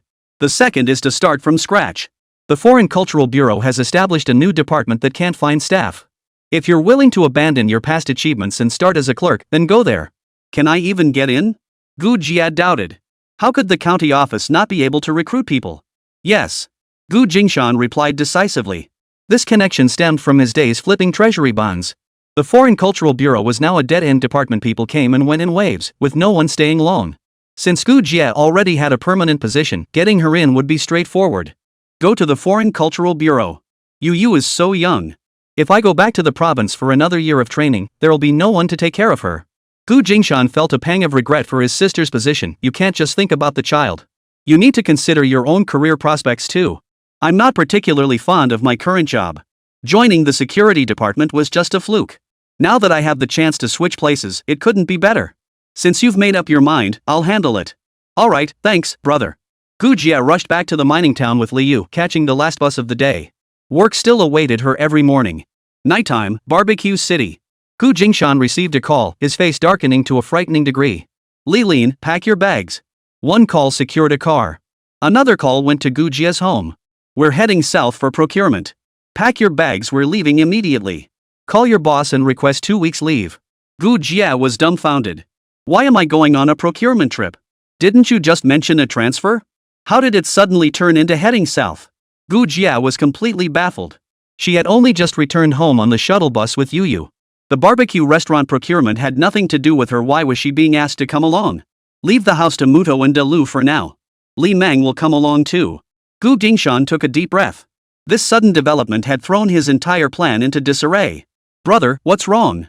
Li Mang was startled by his brother-in-law's expression. He'd been playing cards when he heard the roar from his brother-in-law's room and poked his head in to ask. You stay too. Gu Jingshan turned on the speakerphone and relayed the news he'd received to both Gu Jia and Li Mang simultaneously. Gu Linlin overheard it from nearby. Everyone was stunned. We need to lie low. What Gu Jingha did is disgusting. He's ruined the Gu family's reputation. You're all coming with me on this business trip. By the time we return, things should have calmed down. We're leaving tonight. We can't wait for this to spread. If we delay, we won't be able to escape. Is Xiaoha okay? Gu Jia's voice betrayed genuine concern.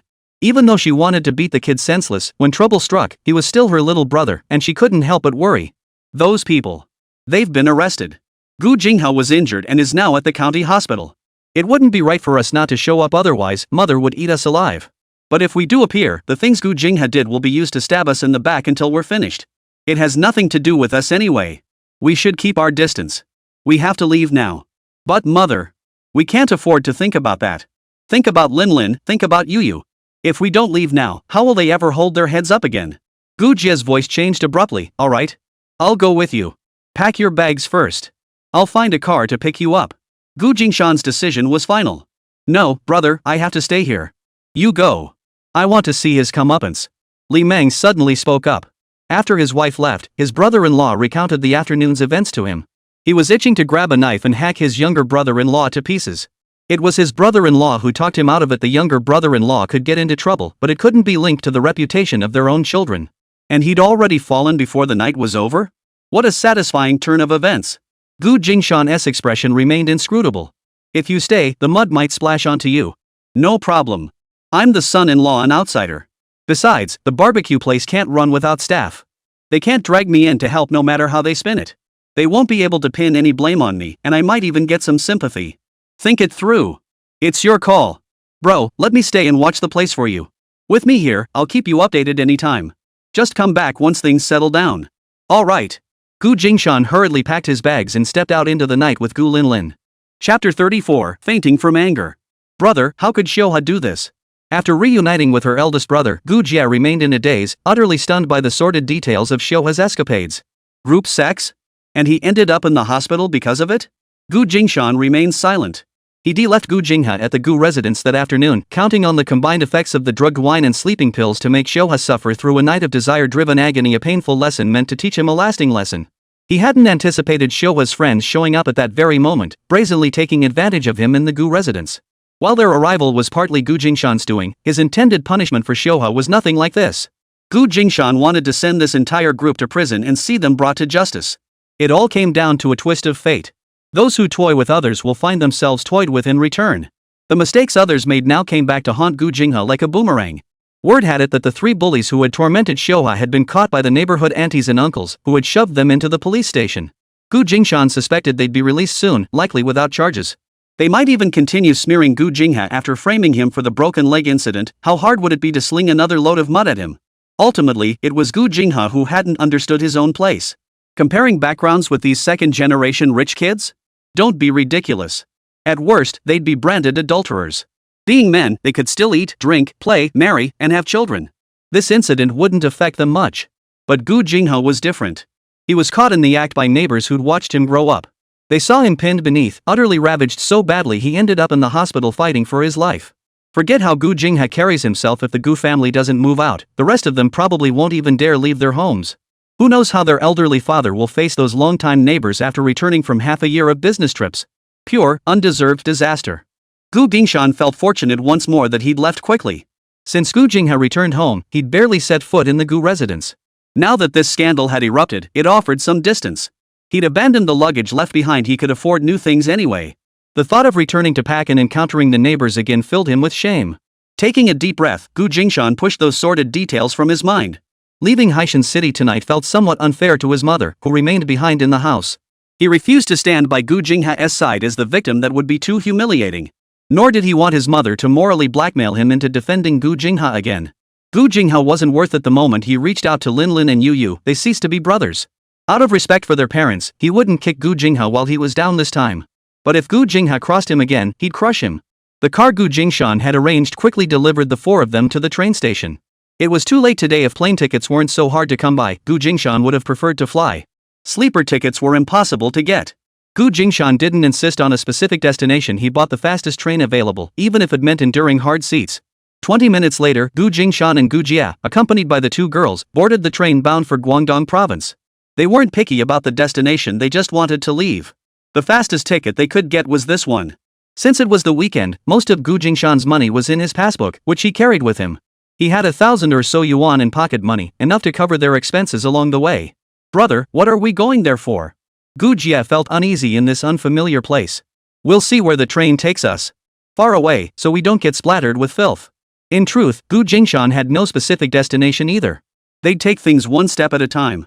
He had intended to visit Jinshouyue, but failing to secure a ticket to his destination, he had to abandon the plan. Nowadays, heading south was the trend, and trains to Guangdong province were the most frequent. Oh my, how did the little river become like this? Gu Jia felt a wave of dread wash over her. The route is rotten.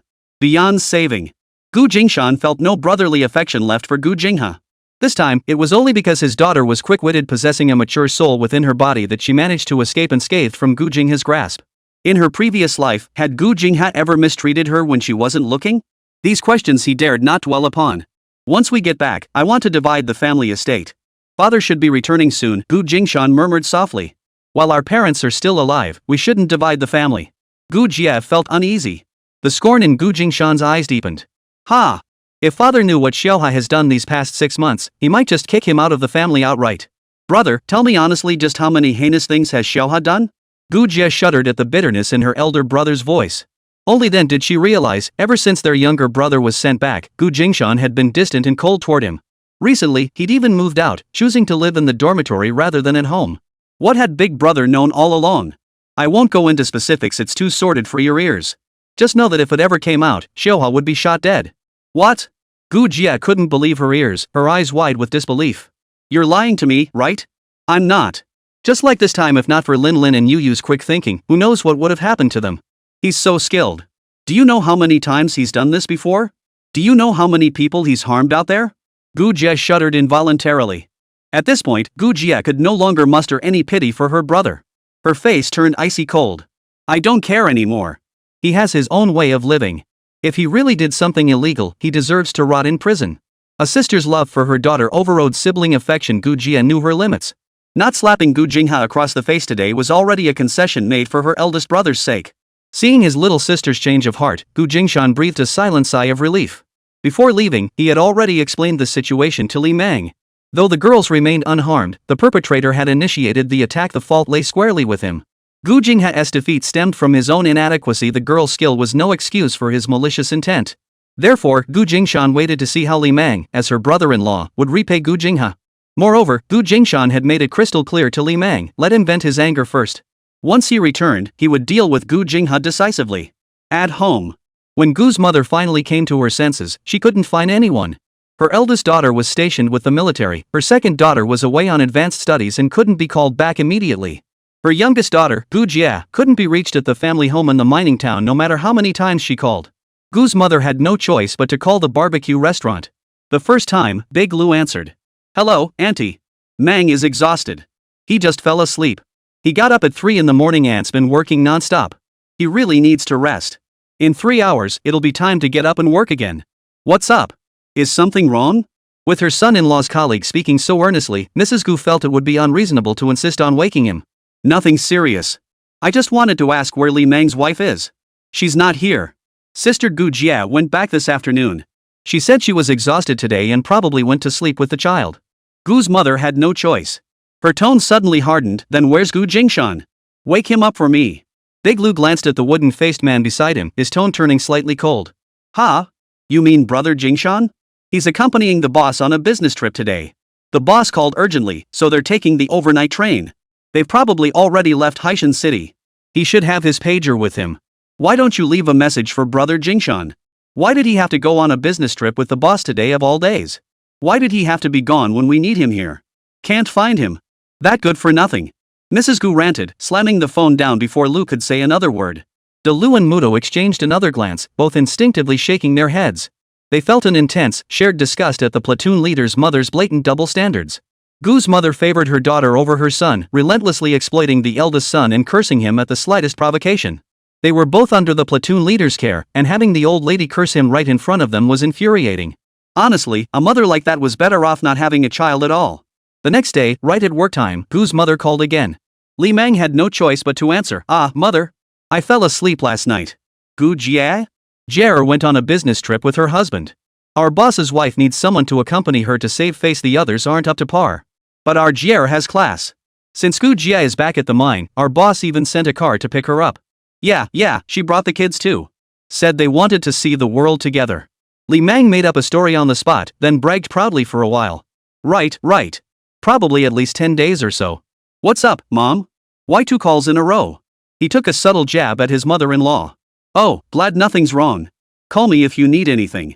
I'm about to start cooking once I get busy, who knows when I'll have time. Alright then. Mrs. Gu on the other end of the line opened her mouth, unable to utter a single word. Xiaohua's incident was a scandal. How could she bring herself to say it aloud and taint her son-in-law's ears? Especially a son-in-law she'd never approved of. Now she was even more ashamed for him to know. But if she couldn't find Gu Jia, who else could she turn to for help taking care of Xiaoha? When you get a chance, ask Jia if she can come back early. There's something going on at home that needs her help. Li Mang's tone was exaggeratedly dramatic. That is not up to me. Only the boss can decide. Jia is only out on company expenses because of Big Brother's connections, and Big Brother has to listen to the boss. That exhibition is crucial. She probably won't be back anytime soon. Wooden, Mang, help. It's urgent. Big Lu, Mang, hurry. We're swamped. Li Mang shot his brother's annoying smile and casually agreed, alright, I'll be right there. Gu's mother heard voices on the phone. Her son-in-law's colleagues had called him several times, their summons echoing one after another, urging him back to his workstation. She sighed heavily, alright then. I'll hang up now. You get back to work. After a moment's thought, she whispered softly before hanging up, Xiaoha had an accident. He's in the hospital. Li Mang's voice was exaggeratedly concerned. What? Why didn't you tell me sooner? Where is Xiaoha hospitalized? I'll go visit him after work. His tone was eager and caring. Mrs. Gu hesitated for a long moment before finally giving her son-in-law the hospital room number. After hanging up, Li Mang breathed a deep sigh of relief, grateful for his brother-in-law's uncanny foresight. Recalling his brother-in-law's revolting face, Li Mang's expression darkened. Dare to touch his daughter? A hospital stay? That's nothing. The real punishment is yet to come. Tonight's punishment would begin with visiting Jingha after work. Working in the restaurant business meant irregular hours. Li Mang waited until the barbecue restaurant closed before pushing his bicycle and leisurely pedaling toward the hospital. By the time he arrived, at least another half hour had passed. Xiaoha, I came to see you. Where are you hurt? Li Mang's voice boomed like a bell, standing out sharply in the midnight hospital. What time is it? How did you get in? Visiting hours are over. Look, my brother-in-law's in the hospital. My mother-in-law told me to come see him. I just got off work, rushed over here, and it took me 40 minutes to bike here. Can you make an exception? I just need to see him quickly and then hurry back to sleep. I have to get up at 3:30 tomorrow morning for work. I can't stay here too long. Come back during the day tomorrow. Visiting hours are the only time you can see patients. No entry outside those times. Then could the doctor please tell me how my brother-in-law is doing? Give me the details so I can call my wife back home. That single sentence silenced everyone in the know. How could he possibly explain this? It's too dirty. Is my brother-in-law's condition not improving? Doctor, please, tell me. Li Mang's voice boomed out, grating on the ears. Li Mang? Mrs. Gu emerged, still in her nightgown. What brings you here? Why are you coming at this hour? Mom, didn't you tell me to come by after work? I rode 40 minutes to see Xiaoha. I'll leave right after seeing him. Dorm curfew is tonight, and I have to get up at 3 tomorrow. Go now. Xiaoha is asleep, Mrs. Gu said softly. I'm already here. I'll just take a quick look at Xiaoha and leave. I don't want Jia to worry. Li Mang's voice boomed loudly. Come here. Mrs. Gu tugged her son-in-law's sleeve aside. Keep your voice down. It's late, why all the noise? Mrs. Gu saw several heads peeking out from different wards and flinched. She was terrified of being stared at. If I speak softly, people might not hear me, Li Mang replied with a deliberately simple smile. The surrounding whispers grew louder. Injured in that spot? How shameless. He came to the hospital for treatment without telling his family. Dirty disease. How could they be in the same department as someone like that? The commotion, which had already begun to die down, was reignited by Li Mang's booming voice and echoed through the hospital for half the night. Mrs. Gu was both furious and anxious. She had called hoping to find someone to watch over Xiaoha, but seeing her son-in-law acting like such a blockhead, how could she possibly trust him to look after the child? Alright, it's getting late. You should go now. You still have an hour's bike ride ahead. I'll handle things here. Mrs. Gu's tone grew increasingly dismissive. How about I come by after work tomorrow? Li Mang tentatively suggested, his voice still booming so loudly it echoed down the entire hallway. No, don't come back. Xiao was already asleep at this hour. Come over when you're free to hang out at home. Just get going now. Li Mang raised his voice even more. Alright, Mom. Call me if you need anything. Xiao Jia isn't home, so I'll come help after work if I can. Fine, I'll call you if I need anything. Now go. Don't come over unless I call, there's not much to do here. Mrs. Gu dismissed her son-in-law with a grim expression, growing increasingly dissatisfied with him. In the hospital room, Gu Jingha was jolted awake by his third brother-in-law's booming voice. He lay silent, staring blankly at the ceiling. The whispers outside grew louder, those unbearable words burrowing directly into his mind. The more he heard, the angrier he grew. Gu Jingha grew so furious that he fainted from sheer rage. Chapter 35, finally, a proactive female mosquito. Traveling nearly 40 hours on a green skin train with 2 children was no picnic. Adults could endure it, but young children, unable to eat or sleep properly, were easily harmed. Jingshan used 2 packs of filtered Hauntishan cigarettes to pull some strings with the attendant and snag sleeper tickets. Only then did the latter half of the journey become slightly more bearable for the 4 of them. Early summer in Haishan City meant they'd travel through the night in long pants and light jackets. The siblings hadn't anticipated Guangzhou's climate, and with the rush to leave, they'd forgotten to pack summer clothes. Stepping off the train, Jingshan shed his jacket in the heat, revealing only a tight-fitting t-shirt. His abs and chest muscles were faintly visible beneath the black fabric, showcasing his well-toned physique. The girls' outfits weren't quite as suitable, so they had to find a place to shop after getting off the train. In Guangdong province, summer clothing came in endless varieties, and ready-to-wear shops lined the streets, instantly capturing Gu Jie and the girls' attention. "Mom, this one's pretty. This one over here is pretty too. Auntie would look great in it." Gu Jie exclaimed, "There are so many kinds of clothes here. They're all so beautiful." She eagerly led her daughter and niece into a clothing store, where they were almost overwhelmed by the choices. Jingshan paused outside the door. While waiting for the ladies to try on clothes, he struck up a conversation with the fruit stall owner next door. The vendor gave him a thumbs up and boasted, "Our clothes here are the best in the country." A flicker of interest crossed Jingshan's eyes. "Indeed. I heard this area is thriving, so I came to see if there are any good business opportunities. Wholesale is booming. People come from all over to stock up. If you want bulk clothing, head to Shay or Zhongshan 8th Road. Shops around here cater to retail customers. Buying from them would cost you a fortune." The old man glanced at the trio inside the store, happily trying on clothes. Jingshan cast an indulgent glance at the adult and 2 children in the shop. "First time here. Let them buy whatever they like for themselves. As for wholesale goods, we really don't know the ins and outs. Could you enlighten us, old friend?" He pulled out a pack of Hauntishan cigarettes, tore open the wrapper, tapped it twice, and offered 2 to the old man. "Rare stuff, huh? Filter tips, huh?" The fruit shop owner sniffed them appreciatively, but couldn't bring himself to smoke them. Instead, he tucked both cigarettes behind his ears. Jingshan offered again before the old man finally took one, placed it between his lips, lit it, and drew a deep drag. For the Lianchuan Road Market and Shay Clothing Wholesale Market, they mainly deal in mid to low-end women's wear. For children's clothing, head to the Nantian Children's Wear Trade Center on Zhongshan 8th Road in Liwan District. With these filter-tipped Hauntishan cigarettes as a foundation, the fruit stall owner's expression softened and his speech became more casual. "If you're looking to deal in small hardware or electronic watches, head to Industrial Street in Ueshio District." Jingshan listened intently, nodding humbly, almost taking notes on everything the old man said. Seeing his receptive attitude, the old man grew even more animated. "It's your first time here, so you might not find the right spots. Secondary wholesale markets are everywhere. They all source from these 3 places and mark up the prices. Don't let anyone pull a fast one on you. It's only because you look like a decent young man that I'm telling you this. Trust me and go to these 3 places. I guarantee you'll get the cheapest, most affordable goods." The old man waved his large hand dramatically, as if commanding the world. "Alright, thank you so much, old buddy. If I'd gone looking on my own, I would have gotten ripped off." Jingshan thanked him repeatedly, coaxing the old man into complete satisfaction. While the 3 women were happily trying on clothes in the boutique, he managed to coax even more information out of the old man. When Gu Jie emerged from the clothing store laden with bags, leading the 2 little ones, the group headed toward the hotel. Jingshan whispered to his daughter, "Do you like the clothes here? Beautiful. What do you think about me starting a clothing business? The clothes here are so beautiful, and we don't have anything like this back home. If we bring these stylish, trendy designs back, I'm sure we could make money." "Sounds great." Gu Linlin once again played the role of a supportive sidekick. The 2 most profitable industries in the 1980s were clothing and food service.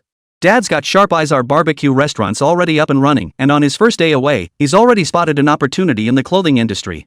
Dad's amazing. Gu Linlin looked at Jingshan with admiration. As she stepped out after buying clothes, she overheard her dad chatting with the fruit stall owner. It was precisely these ordinary shopkeepers in the marketplace who had the most reliable information. Having lived this life before, she knew which industries were profitable for those heading south to strike it rich, but the details eluded her, like which specific markets to source wholesale clothing or hardware from. No matter the era, money from women and children is always the easiest to make. Dad managed to figure out where the wholesale market was just by chatting over a cigarette outside? He really is my dad.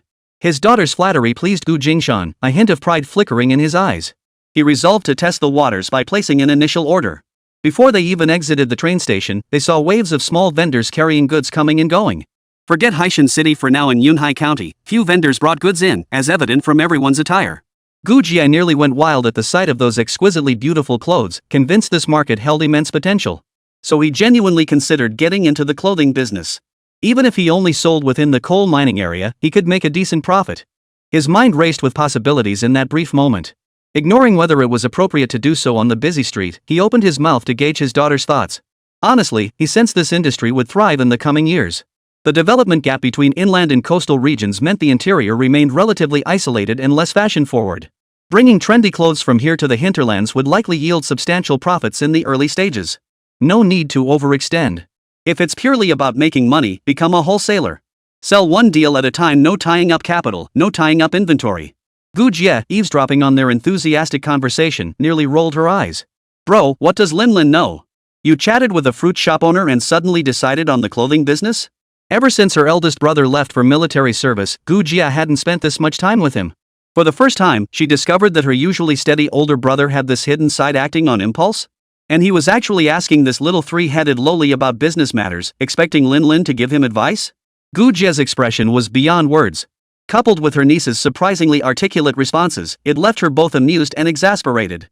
She'd never imagined this dynamic between her brother and his daughter. What kind of habits had they developed? Children should be innocent and carefree. Was it appropriate to burden her niece with adult concerns? She'd have to find her eldest brother a wife soon. Constantly discussing these messy ideas with his daughter was no good. Better to find him a wife to settle him down, take good care of Lin, and live a proper life. Lin's such a good sport, she'll chat with me about anything. Gu Jingshan raised his eyebrows, deliberately praising his daughter while shooting a sidelong glance at his younger sister, making Gu Lin giggle delightedly. That's not communication, that's a little suck up. Gu Jie continued her teasing. Whatever you say is right and good. Whatever Daddy Lin says is right.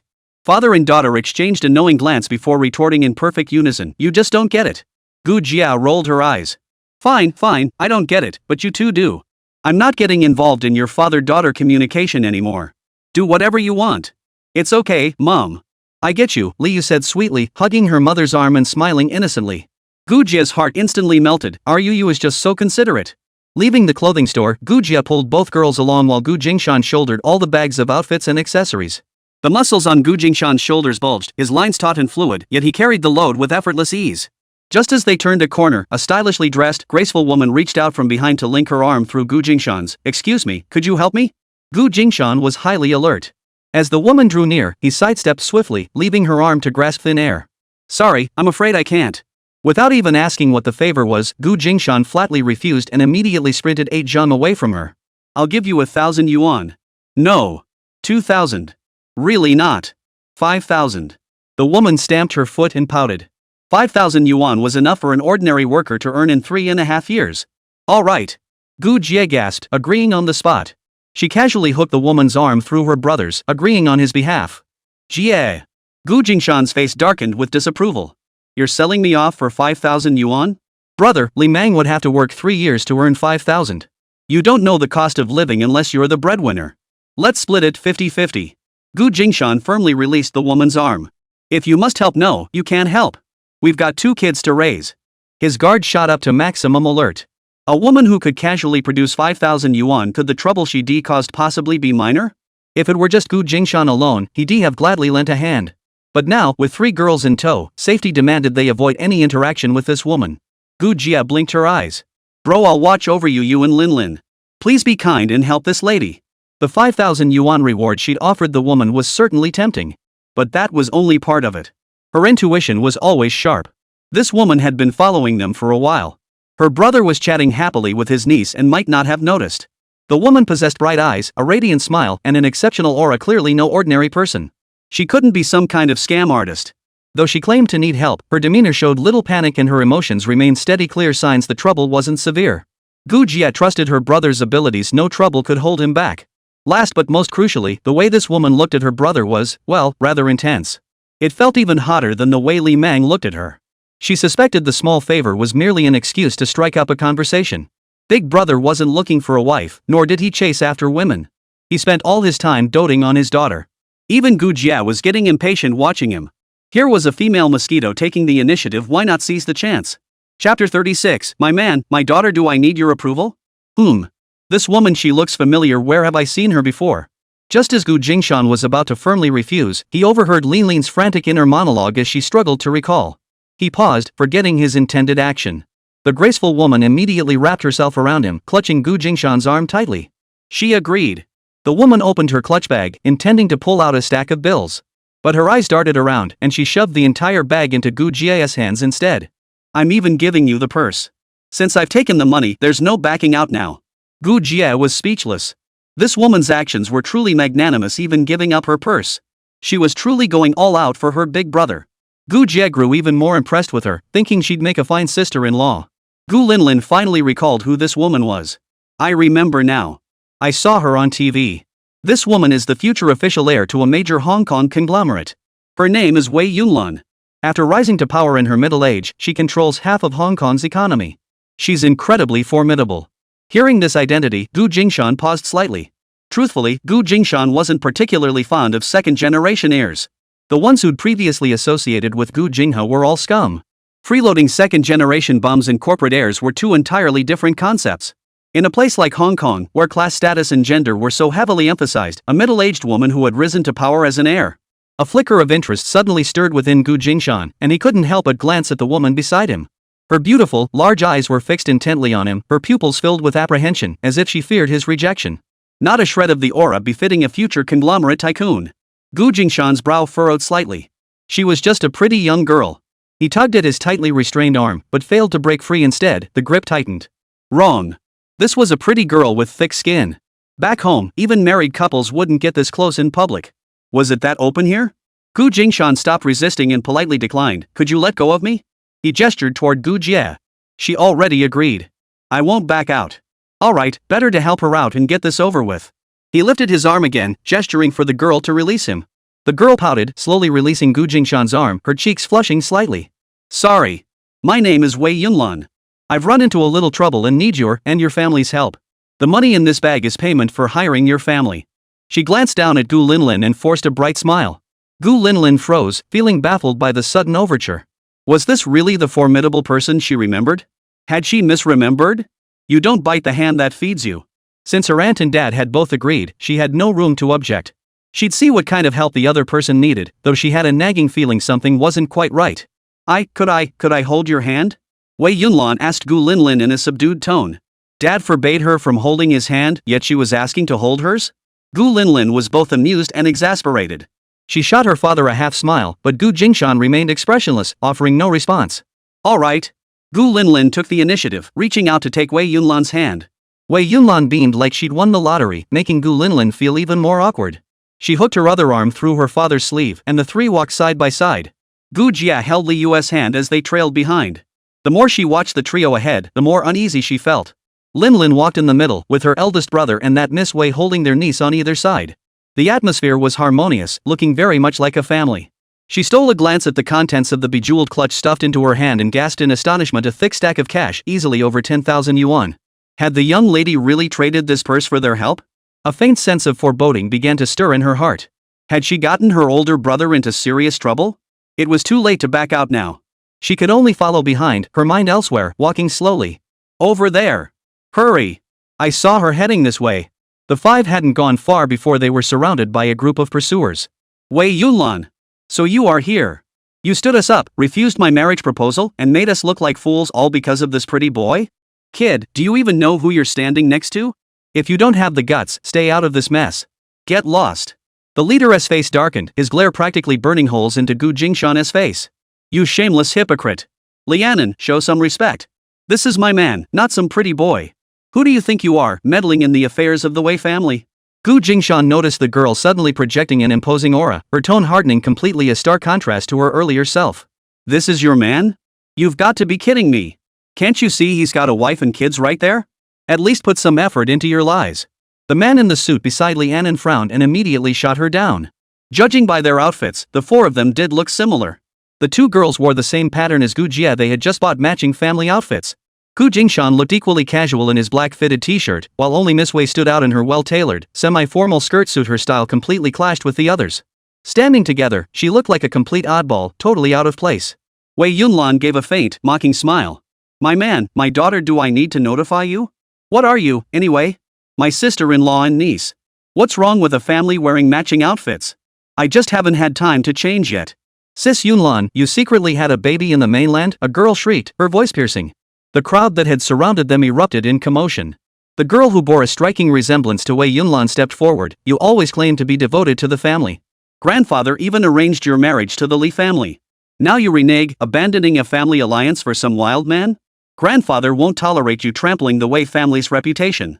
Wei Yunlan's expression was a mix of amusement and disdain. Little sister, didn't you want to marry into the Li family? Without me standing in your way, wouldn't it be easier for you to get your wish? You've been secretly chasing after Lianen for 3 years.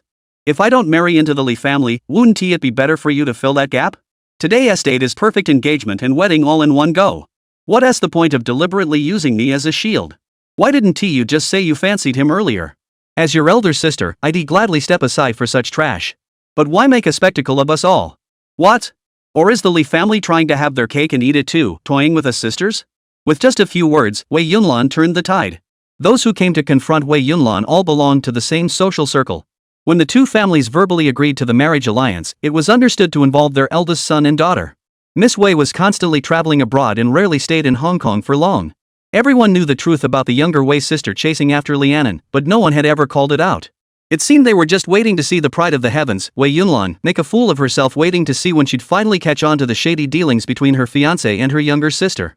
Unexpectedly, on the very day of the formal engagement, Wei Yunlan walked out without a word, exposing the affair between the youngest Wei sister and Lianen for all to see. This act trampled the reputations of both the Li and Wei families into the dirt, leaving everyone furious. Wei Yunlan walked out without a second thought, showing absolutely no regard for anyone's feelings. Lianen, seething with rage, summoned her men to confront Wei Yunlan, demanding an explanation. You want answers? I'm the one demanding them. Deliberately deceiving my sister to turn us against each other? I'll settle this score with you slowly. My man is far superior to your pretty boy. You silver-plated gun barrel, since you've ensnared my sister, better hurry home and secure her. Once the fish slips off the hook, you'll be left with nothing but empty baskets. Today, Wei Yunlan decided to set the record straight. The arranged marriage was merely a verbal agreement between our elders. I never gave my consent. The Li family should rein in their ugly posturing. Forget about devouring an heirless family. Neither of us sisters will ever take any of the Wei family's possessions when we marry. The Wei family has children, heirs to carry on the line. No outsider can take what belongs to the Wei family. What children? You've seen my daughter. Wei Yunlan held Gu Linlin's hand and declared with righteous conviction. Since I have my own child, I naturally have no need for an arranged marriage. For people like us, such marriages exist solely to secure a child entirely our own to carry on the family line. The man pushed his glasses up with a dismissive look. Then why didn't you bring the child back? Instead, you left her in the interior. She's grown so much now. I bet no one in the Wei family knows about her, right? Ah, you're not pulling our leg, are you? After losing face today, you just found some random man and a bastard child to deceive everyone and save face? My husband takes excellent care of her. Why would I drag her into a life of deceit and intrigue? Wei Yunlan declared with conviction. I want her to have a freer childhood. Wei Yunlan, stop lying. When did you even have time to have a child? This little girl doesn't look anything like you. Wei Yunlan snorted in disdain. Who do you think you are, meddling in my business? Mommy, are they bad people? Gu Linlin tugged sweetly at Wei Yunlan's hand, gazing at her with childlike adoration. The little girl's actions baffled everyone. Lianen felt uncertain and glanced around. A voice came from behind Gu Jingshan and the others. Miss, the existence of the young miss. I will report it to the boss. The man had been standing there for who knew how long, and who knew how much he'd overheard. Only then did Gu Jingshan notice that the girl who had been so confident moments ago had suddenly turned deathly pale. The hand clinging to his arm trembled twice, her fingernails digging painfully into his flesh. The consequence of the middle-aged man's intervention was that all 5 of them were bundled up and returned to the estate where Wei Yunlan resided. My apologies for dragging you all into this mess. I thought it was just the Li family's young master. I wanted to make him back down and stop targeting the Wei family. I never expected Uncle Butler to be here too. Chapter 37, Aren't you afraid of letting wolves into your home? Are you going to tell him the truth? Gu Jingshan asked. Truthfully, that was the simplest solution. They were merely innocent bystanders caught in the crossfire, with no real connection to Wei Yunlan. She was the employer, they were merely the hired men and daughter. Sorry, I can't do that yet. I just boasted in front of that group that Linlin is my daughter and you're my man. A blush spread across her cheeks as she spoke, the flush lingering long after the words left her lips. I can't go back on my word now. Lies are like snowballs, they only grow bigger and bigger. Gu Jingshan shook his head, somewhat disapproving. Clearly, she cared about her family finding out. The best solution at the very beginning of the lie was to stop it abruptly. The longer it dragged on, the harder it would be to resolve. Wei Yunlan pleaded earnestly, please help me. I can't expose the situation now. It's not just about the arranged marriage, it involves the Li family scheme to bring both my sister and me under their control, eliminating the Wei family's line. This child is the only way out. With an heir for the Wei family, they won't dare act so arrogantly. It would resolve half of the Wei family's greatest crisis. Gu Jingshan's expression grew steadily colder. She is my daughter. I will not let her change her surname, nor will I give her to you. Wei Yunlan fidgeted awkwardly with her fingers. I could adopt her as my goddaughter. She could call me godmother. Gu Jingshan frowned in disapproval. You're peculiar. You randomly pick up strangers off the street to be your men, and any child becomes your daughter. Now you want to adopt a stranger as your goddaughter? Is being a godparent something you just casually take on? It's not like I just grabbed anyone. Wei Yunlan murmured softly. She stole a glance at Gu Jingshan, but when their eyes met, she immediately looked away. Ha? What did you just say? I didn't catch that. Oh, nothing. Wei Yunlan forced a smile. Since Gu Jingshan hadn't agreed to her simple suggestion, could she even bring herself to voice the more outrageous ideas she had in store? Gu Jingshan questioned, wouldn't it be faster and safer to just find someone to marry and have children with? Why resort to deception? The arranged marriage was set long ago.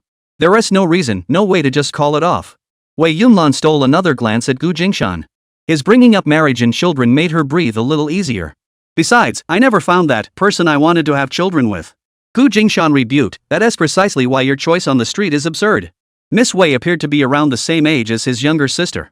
If his sister had done something like this, he'd have broken her legs. If that person were you, it wouldn't be absurd. Wei Yunlan bit her lip, gathering her courage. Could I ask you to pretend to be my partner for the next couple of days? Ha? Gu Jingshan didn't understand Wei Yunlan's meaning. The only solution now is for you to be my boyfriend. Actually, if we were married, it would be even more convincing. Wei Yunlan's face flushed crimson like the morning glow. She instinctively fanned herself with her hand, trying to cool down. Aren't you afraid of inviting a wolf into your home? Gu Jingshan found Miss Wei's ideas increasingly outlandish. If he were truly a villain, he could devour her whole, leaving not a crumb behind. But as the future head of the Hong Kong conglomerate, he couldn't afford to let such a naive heiress slip through his fingers. You're a good person. A good person label landed squarely on Gu Jingshan's head, leaving him both amused and exasperated. Wei Yunlan took a deep breath, feeling more convinced than ever that her plan was sound. Since she'd already spoken her mind, she might as well go all in. I want to sign a contract with you. Please marry me. The term is 2 years. I can't stay here for 2 years. Gu Jingshan cut her off before she could finish, flatly refusing. Wei Yunlan looked utterly disappointed. Summoning her courage once more, she pressed on, you don't have to stay in Hong Kong permanently. Just come twice a year. No, 4 times a year would be enough. The rest of the time, I can fly to meet you. In return, you'll have limited access to Wei Corporation's resources, though what I control is modest. I'll share everything within my power. You'd also receive a 10 million Hong Kong dollars compensation. Plus, I can connect you with Guangdong's largest garment factory. I heard you want to start a clothing business. Sorry, I wasn't eavesdropping. I just accidentally followed you for too long. Please, I'm begging you. Fearing Gu Jingshan might refuse again, she blurted out all her demands and the compensation in one breath.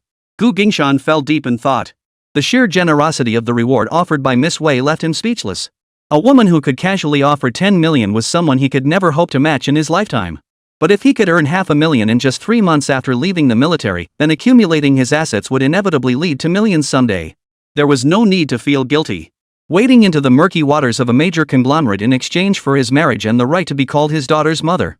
Upon reflection, it wasn't entirely unreasonable. Still, he needed to ask Lin if she agreed. Let me think about it, Gu Jingshan replied without immediate commitment. All right. Wei Yunlan's heart was in her throat, but she reassured herself, at least he didn't refuse outright. She exhaled softly. Please stay here for a couple of days. Once my grandfather meets you, half the problem will be solved. Please, I'm begging you. Must we meet your grandfather? Gu Jingshan frowned. Though he hadn't resisted being brought to the Wei Manor, that didn't mean he had no objections. Yes. Please do me this favor for my sake. If your grandfather still won't see us after these 2 days, does that mean we can't leave? Of course not. You're my guest, you're free to go wherever you wish. I just hope you'll return to stay the night, so I can fulfill my duties as host. Fine, we'll stay. And I hope you keep your word. Living at the Wei Manor, no one truly restricted Gu Jingshan's movements. They might as well have been invisible. It was rather peculiar. When inviting guests, the host was adamant, yet once they arrived, they were left entirely to their own devices. Gu Jingshan understood this was another form of hospitality, but he didn't mind. He wasn't exactly a delicate guest. When in Rome, do as the Romans do. His little sister had accepted their gift, so in return, he came to help Miss Wei fulfill her first request. Being dragged to the Wei Manor to meet her grandfather was merely part of the after-sales service. The subsequent marriage contract was an entirely separate matter, unrelated to this initial arrangement. Thus, Gu Jingshan made no changes to his itinerary. He treated himself as a guest of the Wei family, looking on the bright side. At least it saved him the cost of a hotel. Bro, where are we headed next? Gu Jia felt life was unpredictable. Though they'd chosen their destination based on train tickets, here in Guangdong province they'd become entangled with people from Hong Kong. Gu Jingshan sounded relaxed. Let's go check on that thing we originally planned. You haven't given up yet? Gu Jia thought her brother was joking, but it turned out his question about Linlin was still weighing on his mind. Gu Jingshan countered, didn't you like those clothes? I did. Then where can we get them back home? We can't get them where we live, Gu Jia said regretfully. If they were available, would she have felt like a mouse trapped in a rice bin the moment she stepped into the clothing store? Gu Jingshan continued his gentle persuasion. If I opened a store selling these stylish, beautiful clothes, would you buy them? Of course I would. Gu Jia's mind clicked into place. There were no stores selling them in their county now. If they brought the clothes back, they'd definitely sell like hotcakes. Gu Jia's eyes lit up with excitement. Brother, I'm coming too. No need. Stay with Yu and Linlin and explore nearby. I'll be back soon. Once I finish touring this estate, I'll head back. Gu Jia pondered for a moment, then pulled out the clutch bag and cash Wei Yunlan had handed her. Brother, I want to buy some of the merchandise too. Seeing how hard her family's breadwinner was working, she wanted to contribute her share. Do you think we should return this money to Yunlan? She felt uneasy. After chatting with Wei Yunlan, she sensed the young lady was quite decent. Taking such a large sum from her all at once made her feel somewhat guilty. No need. It's hers to give, so it's yours. I've got money. Money earned by selling herself. Since she'd already taken it, and he'd agreed to Wei Yunlan's terms, the money belonged to his sister now. Gu Jingshan memorized the bag's design, planning to buy Wei Yunlan a similar one to return after they left. I'll go check the market conditions first. If it's suitable, I'll help you source some goods and ask for payment later.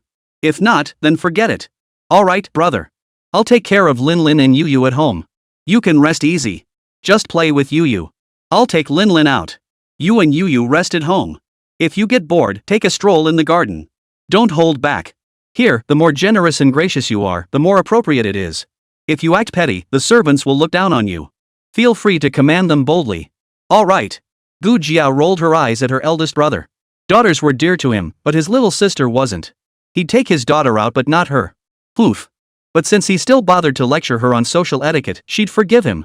Truthfully, she could guess why her brother had asked her to stay partly as a hostage.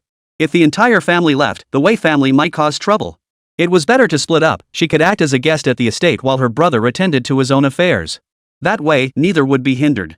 Gu Jingshan approached the butler and servants with his daughter in tow. I need to make an outing. Might I borrow one of your family's vehicles?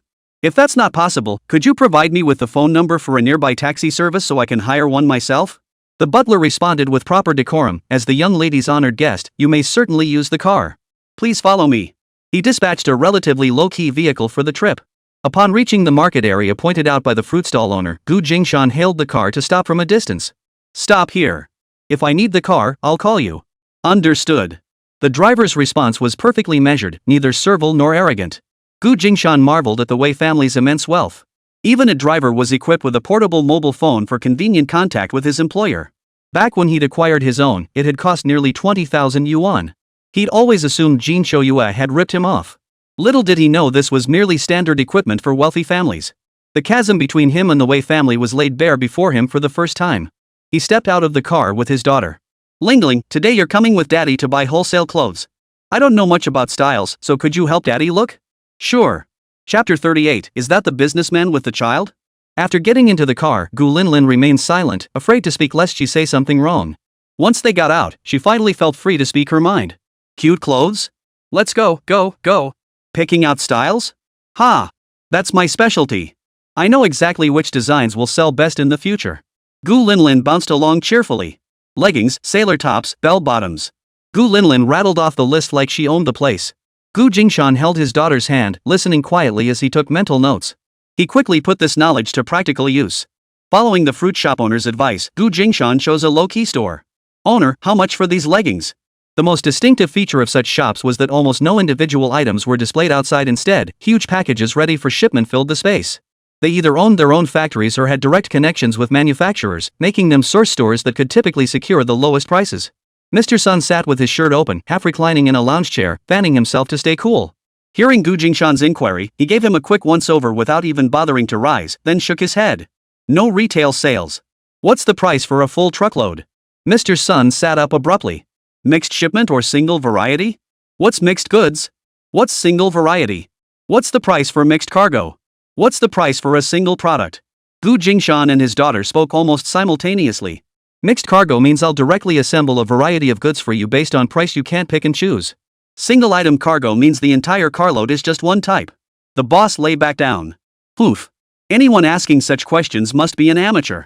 He had no interest in teaching amateurs. This guy is so rude, Gu Linlin whispered. We can check out other places. No rush. Gu Jingshan and his daughter strolled onward at a leisurely pace. His demeanor drew another disapproving curl of the lip from Mr. Sun on the recliner. After all, in a wholesale market, every buyer rushing to load up their goods was in a hurry. Strolling around leisurely with a child was the pace of a casual shopper. If you're a casual shopper, stick to the casual shopping area. What are you doing in the wholesale section, wasting everyone's time? Over the next half hour or so, Mr. Sun grew increasingly irritated, convinced he'd stumbled upon two unlucky souls. He'd heard the bell ring several times, and his envy had grown from admiration to jealousy, finally boiling over into resentment. Who's got such incredible luck? Typically, the bell rang once per full truckload of goods, a sign of a major deal. Who would have thought the bell would ring so often today? Did some big buyer come to sweep up the goods? But wait, summer goods are winding down. Major buyers have already made their rounds. Autumn goods haven't arrived yet, so it's too early for them to come in groups. Who are these buyers? Whoever's client that is, 5 carloads of goods they probably won't need to open shop for a month. With that cash flow, they'll be able to stock up on autumn items. Mr. Sun's appetite was whetted. He fidgeted restlessly, unable to stay put on the recliner. He paced back and forth, from the left side of the stall to the right, unable to stop moving. His eyes scanned the surroundings. His shop was right at the main entrance, the brightest spot of all. He had to see for himself exactly which merchant had bypassed his stall to stock up elsewhere. Sun waited a long time, only to spot his old rival, Mr. Chiu, on the west side of the second floor. Mr. Sun curled his lip and turned to look elsewhere. Mr. Chiu led the way eagerly, followed by 2 figures familiar to Mr. Sun, one tall, one short. Mr. Chiu, Mr. Gu, rest assured, the goods will ship this afternoon. We won't delay your business. Would you like to contact the recipient again? Mr. Chiu offered cautiously, his smile tinged with apology, even extending his mobile phone for Gu Jingshan to make the call. Gu Jingshan raised his hand, gently pushing away the offered device. He took out his own mobile phone. I'll make the call myself. Mr. Chiu's eyes lit up even brighter. Would you mind sharing your number? Earlier upstairs, Mr. Gu had provided a pager number, leading Mr. Chiu to assume he didn't carry a mobile phone. Now that he had produced his own, Mr. Chiu naturally seized the chance to exchange a more convenient contact method. Sure. Gu Jingshan glanced at the exceptionally observant Mr. Chiu with some surprise, then wrote his mobile number in the small address book Mr. Chiu handed him. With his other hand, he dialed the barbecue restaurant. Hello, Red House Barbecue and Hot Pot Restaurant. Hey, Woodhead, in about 3 days from now, see who's free and have them pick up a shipment for me. Would, squad leader know, brother Jingshan, what kind of goods? I'll go then. Have Mang and Big Lou handle things at the shop. Alright, you guys figure it out. Whoever's available can go. It's a shipment of clothing. Hire a truck to bring it straight to the barbecue city. Have Li Mang open the warehouse. Then hire 2 more people to sort it all out. It's the latest shipment here. When you get there, see if there's anything you like. If you find something you like, just take it and wear it. Got it, brother. Hey, when are you planning to come back? It's still uncertain, we'll have to wait a while longer. Being away from home, and since the person answering the phone was a Li Mang, Gu Jingshan found it inconvenient to ask about the Gu family's current situation, feeling a touch of regret. Got it, bro, mission accomplished. He hung up cleanly and efficiently. Old habits die hard for a soldier, no need for small talk. Once he was sure the other party had ended the call, Mr. Chiu respectfully ventured, Mr. Gu, should I call you when new goods arrive? Alright. If sales pick up and I need more stock, I'll call you too. Alright. Looking forward to your good news. Mr. Chiu was even more delighted, even if it was just a casual promise. After all, 5 truckloads of goods would likely take the entire summer season to sell through. He could tell Mr. Gu was new to this business. The timing was unfortunate any later, and they'd typically be shifting to fall collections, with summer items winding down. Fortunately, the 5th truckload included every item in his store, even incomplete autumn styles not yet fully stocked. He hoped the buyer would take a liking to his autumn collection and return for another order later. It was a pity that if not for his store clearing out last year's winter stock entirely, the buyer might have wanted to take the winter collection too. Big clients like this were the best. Keeping him today was pure luck. Of course, Mr. Chiu had no idea the simplest reason he'd secured this major client was the watermelon platter outside his door. While cracking open the melon, he spotted the girl passing by and eagerly offered her a slice. That's what caught Gu Jingshan's attention. Mr. Chiu was lucky to meet such a big client, clearing out all his summer stock in one go. You mean the buyer with the child? Exactly. He only took the leftover summer stock, no bulk orders for the new collection yet. So Mr. Chiu hit the jackpot? Clearing out the old stock and landing a big client when the autumn collection launches, he'll connect with that buyer and rake in another fortune, right? Mr. Chiu is making a killing. By now, Mr. Chiu had seen the merchant off and returned upstairs. Mr. Sun, who had been pacing like an ant on a hot pan, felt his footsteps grow heavier with each word. Mr. Chiu? The buyer with the child? Recalling the two familiar figures he'd just seen Mr. Chiu personally escort to the door, Mr. Sun suddenly froze in place.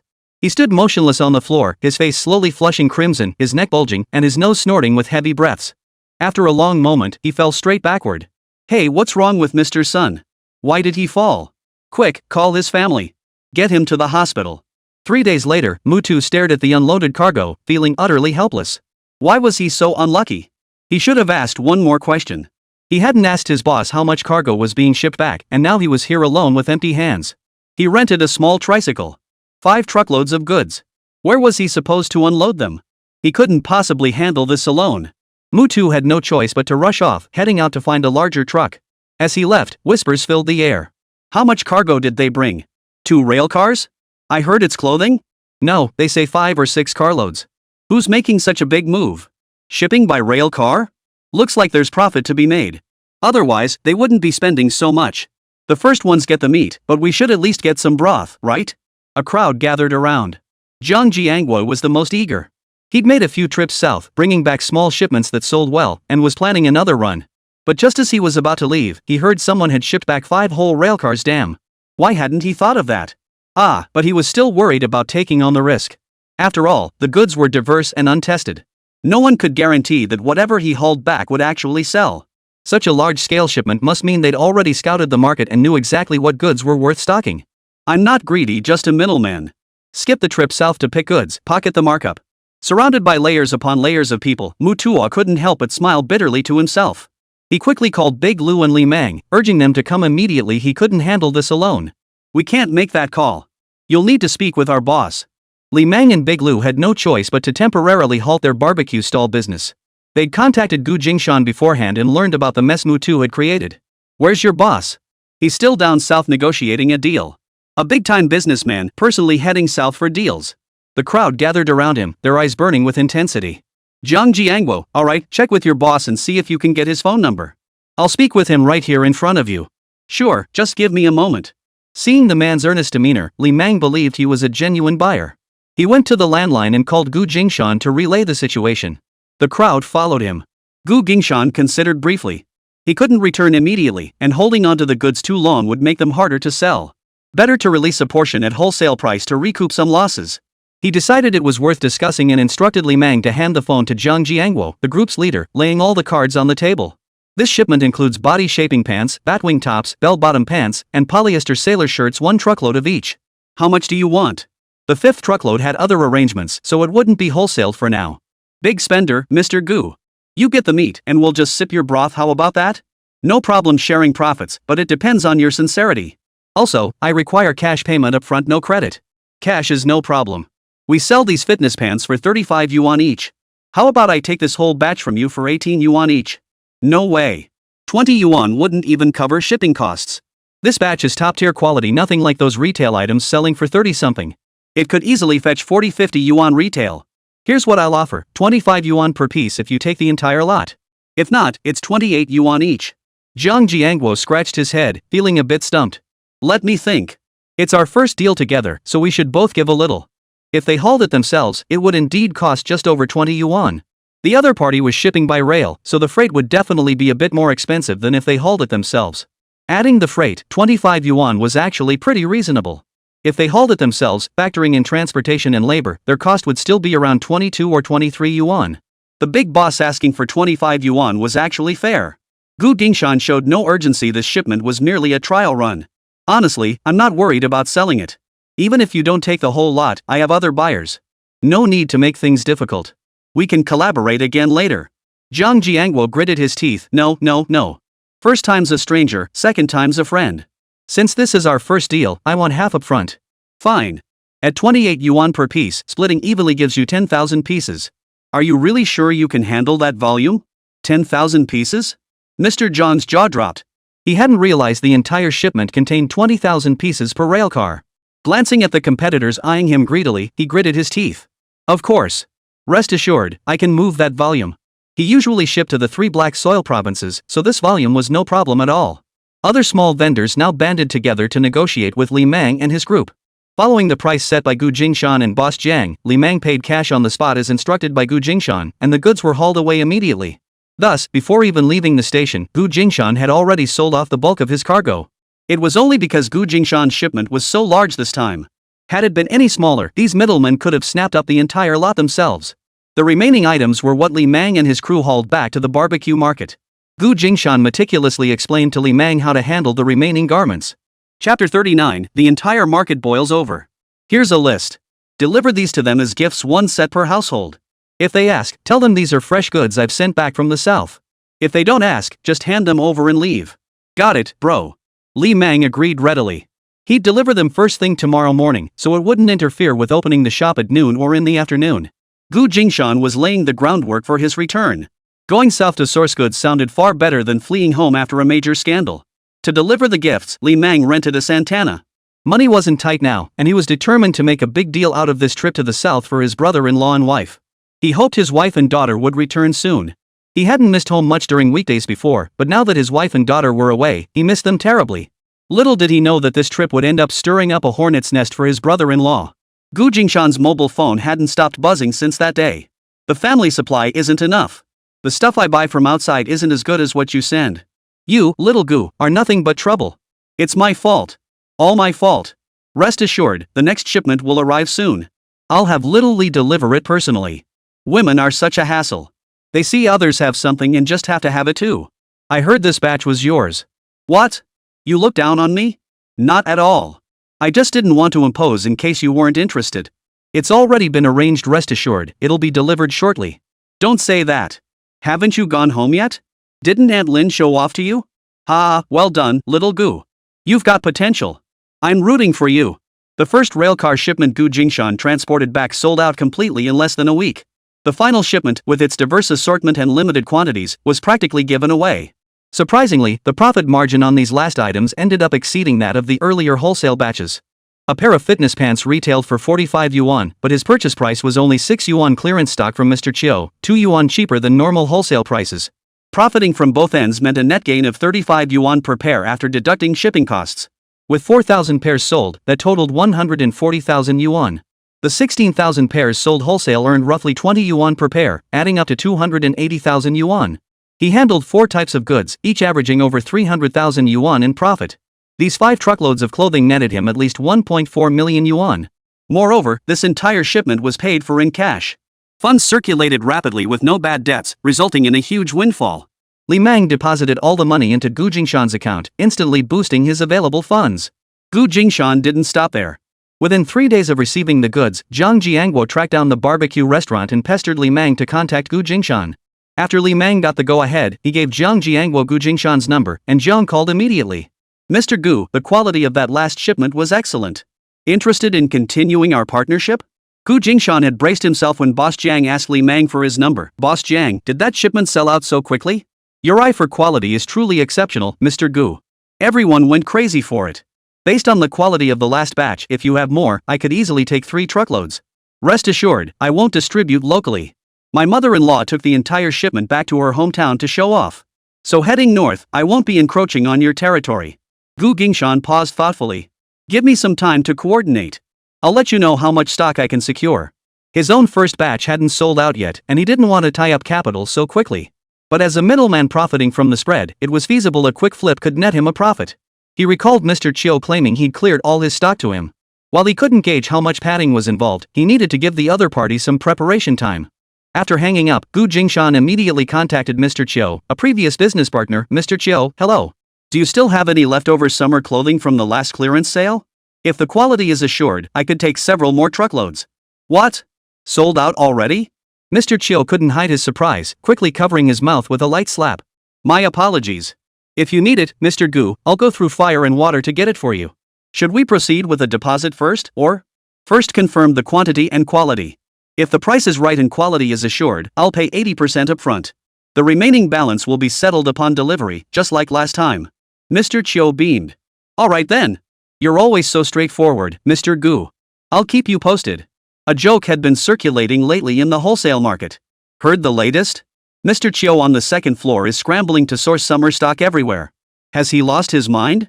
Fall collections are about to hit the market. What's he doing clearing out summer stock? Has he given up on this business? Sourcing summer clothes now just ties up his capital. Who knows what's gotten into him? One's hospitalized, the other's gone mad. Those two old rivals really are a pair. You're all wrong. Mr. Chiu is a living Buddha. He bought the high-end goods I'd been holding for 2 years. What? Impossible. Mr. Chiu must have lost his mind to do something this foolish. The boss whose old stock had just been bought up sneered contemptuously, ignoring the bitter grumbling around him. Whatever Mr. Chiu was up to, as long as he didn't lose out, it was fine. Getting rid of one piece of old stock freed up a portion of his capital, a win-win situation. Why wouldn't he do it? Meanwhile, many small shop owners were deeply grateful to Mr. Chiu. He was a godsend for clearing everyone's inventory. Many high-end goods couldn't be cleared due to pricing issues, too cheap to sell, too expensive to move. Left sitting, they'd become outdated and even harder to shift, destined to gather dust in storage. Now, thanks to Mr. Chiu's connections, he not only clears his own stock but also helps clear some of his peers' inventory. Everyone is indebted to him. Of course, some have left resentfully. Mr. Chiu only accepts top-quality goods. Anything less than perfect gets rejected outright. He even inspects every single item, weeding out any subpar pieces mixed in.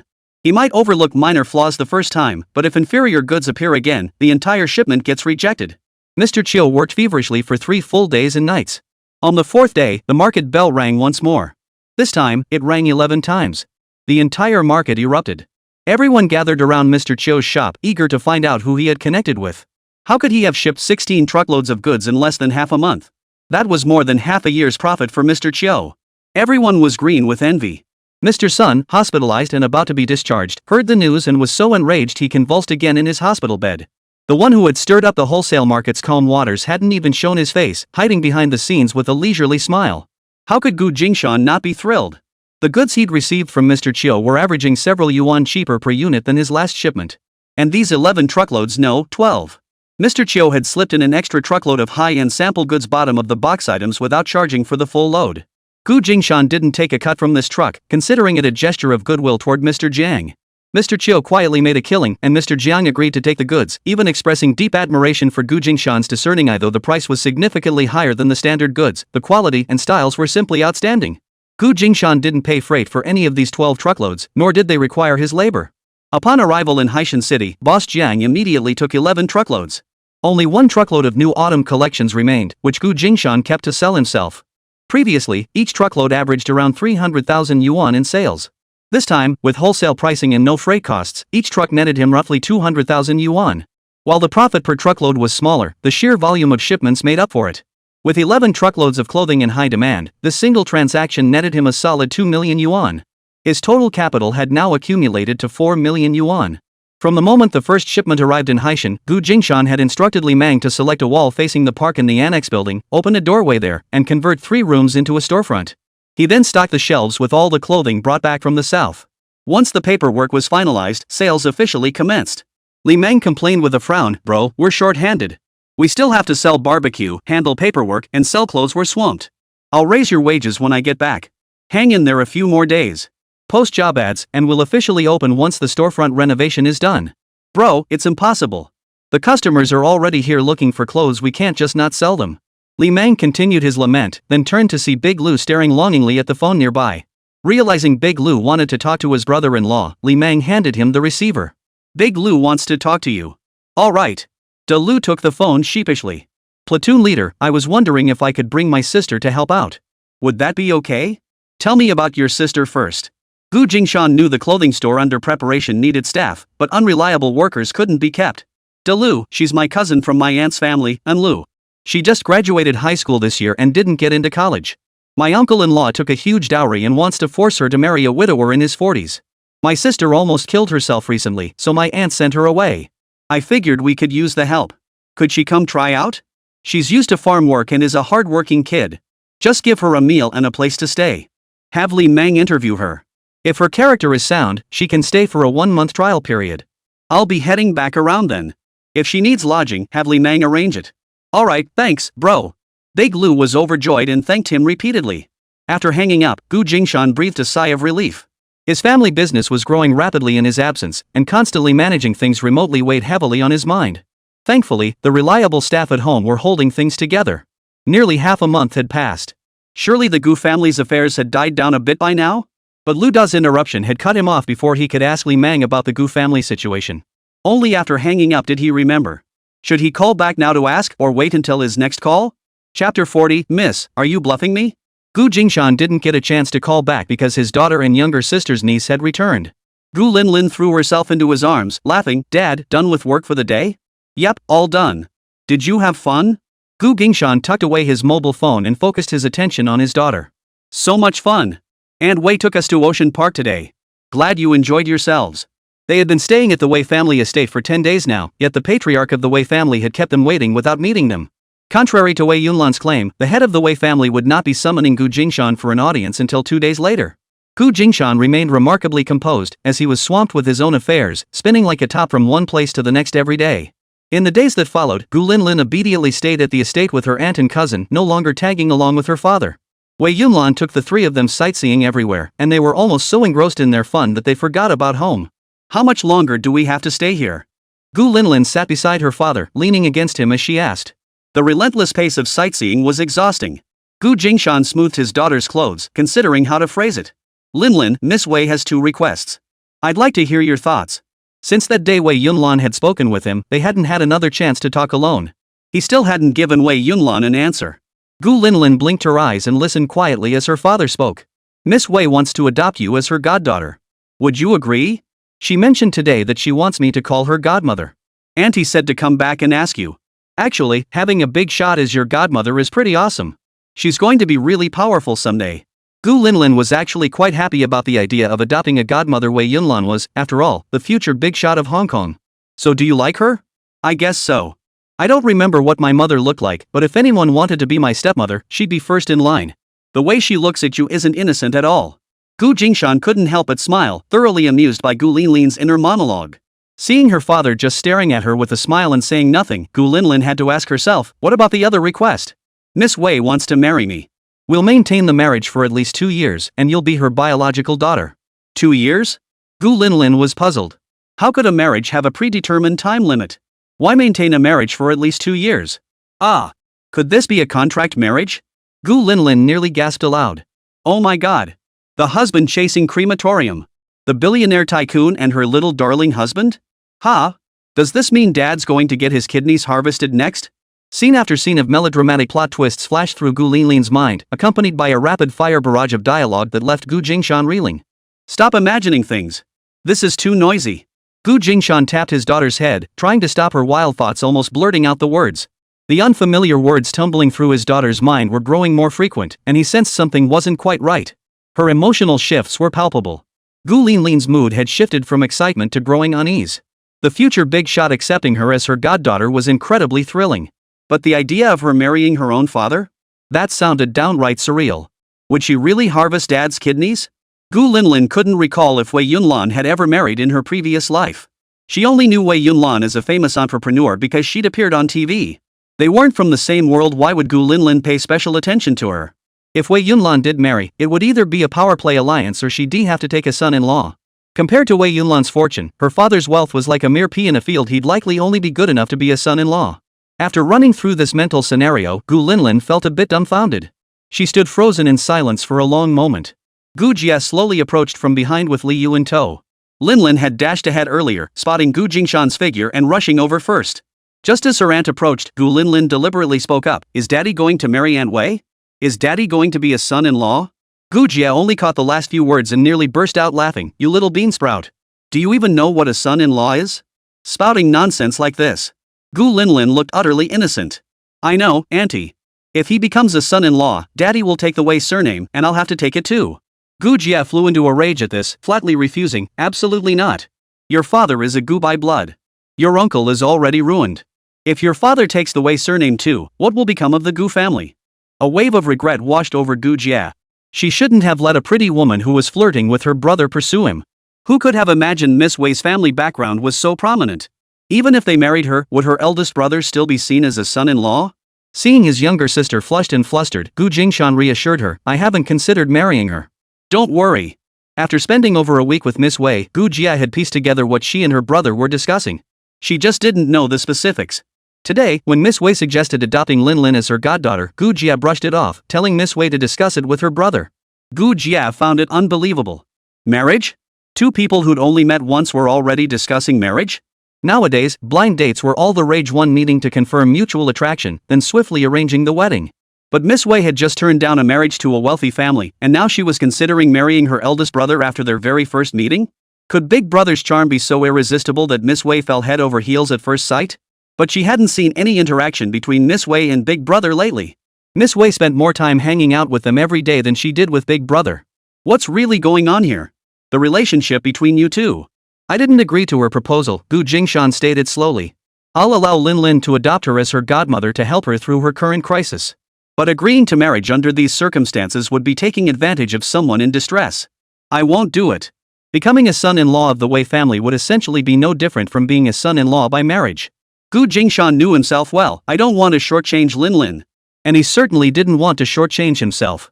His decision was final. On the other side of the window, grandfather had not seen Jingshan for a week, leading Wei Yunlan to assume his disapproval. Though she hadn't finalized the two agreements with Jingshan yet, she had already made up her mind. Ever since her parents died in that plane crash, she understood that no matter whom she fell in love with, she could never overcome the barrier of arranged marriage. As the granddaughter of the group chairman, she couldn't ignore grandfather's plans for her future and the family's expectations. Her identity and background meant she couldn't freely choose her own path in life. Only someone strong enough to stand by her side was worthy of her love. Otherwise, she must dutifully pursue a marriage of convenience for the family's sake. This falling out with the Li family had its reasons, and she didn't know if she'd ever have such luck again. Butler Hai urged Wei Yunlan to think it through. After all, it had been his idea for the Gu family to move into the Wei estate. He has his own career. I can't hold him back. Wei Yunlan couldn't bear to let Jingshan become a son-in-law. Truthfully, she had already made her decision this morning. Steward Hai's expression grew complex. If his career pales beside yours, becoming a son-in-law wouldn't dishonor him. Wei Yunlan murmured softly, I don't want to make him suffer. The housekeeper's tone hardened. If he won't endure even this small sacrifice for you, then such a penniless upstart isn't worth further discussion. Take the child back, give him some money, and tell him to get lost. Wei Yunlan dismissed the suggestion outright. The child will not be separated from him. Steward Hai shook his head. Miss Wei, your actions are unwise. Wei Yunlan looked at the steward with a complex expression. Uncle Hai, I don't want to marry these next few years. But you can't secretly bear a child, keep her hidden in the mainland for years, and never bring her back to Hong Kong. The master is furious. It doesn't matter. As long as I know she's my daughter, that's enough. She doesn't need to take the Wei surname. Then why did you expose this matter that day? Why let everyone know you had a child out of wedlock?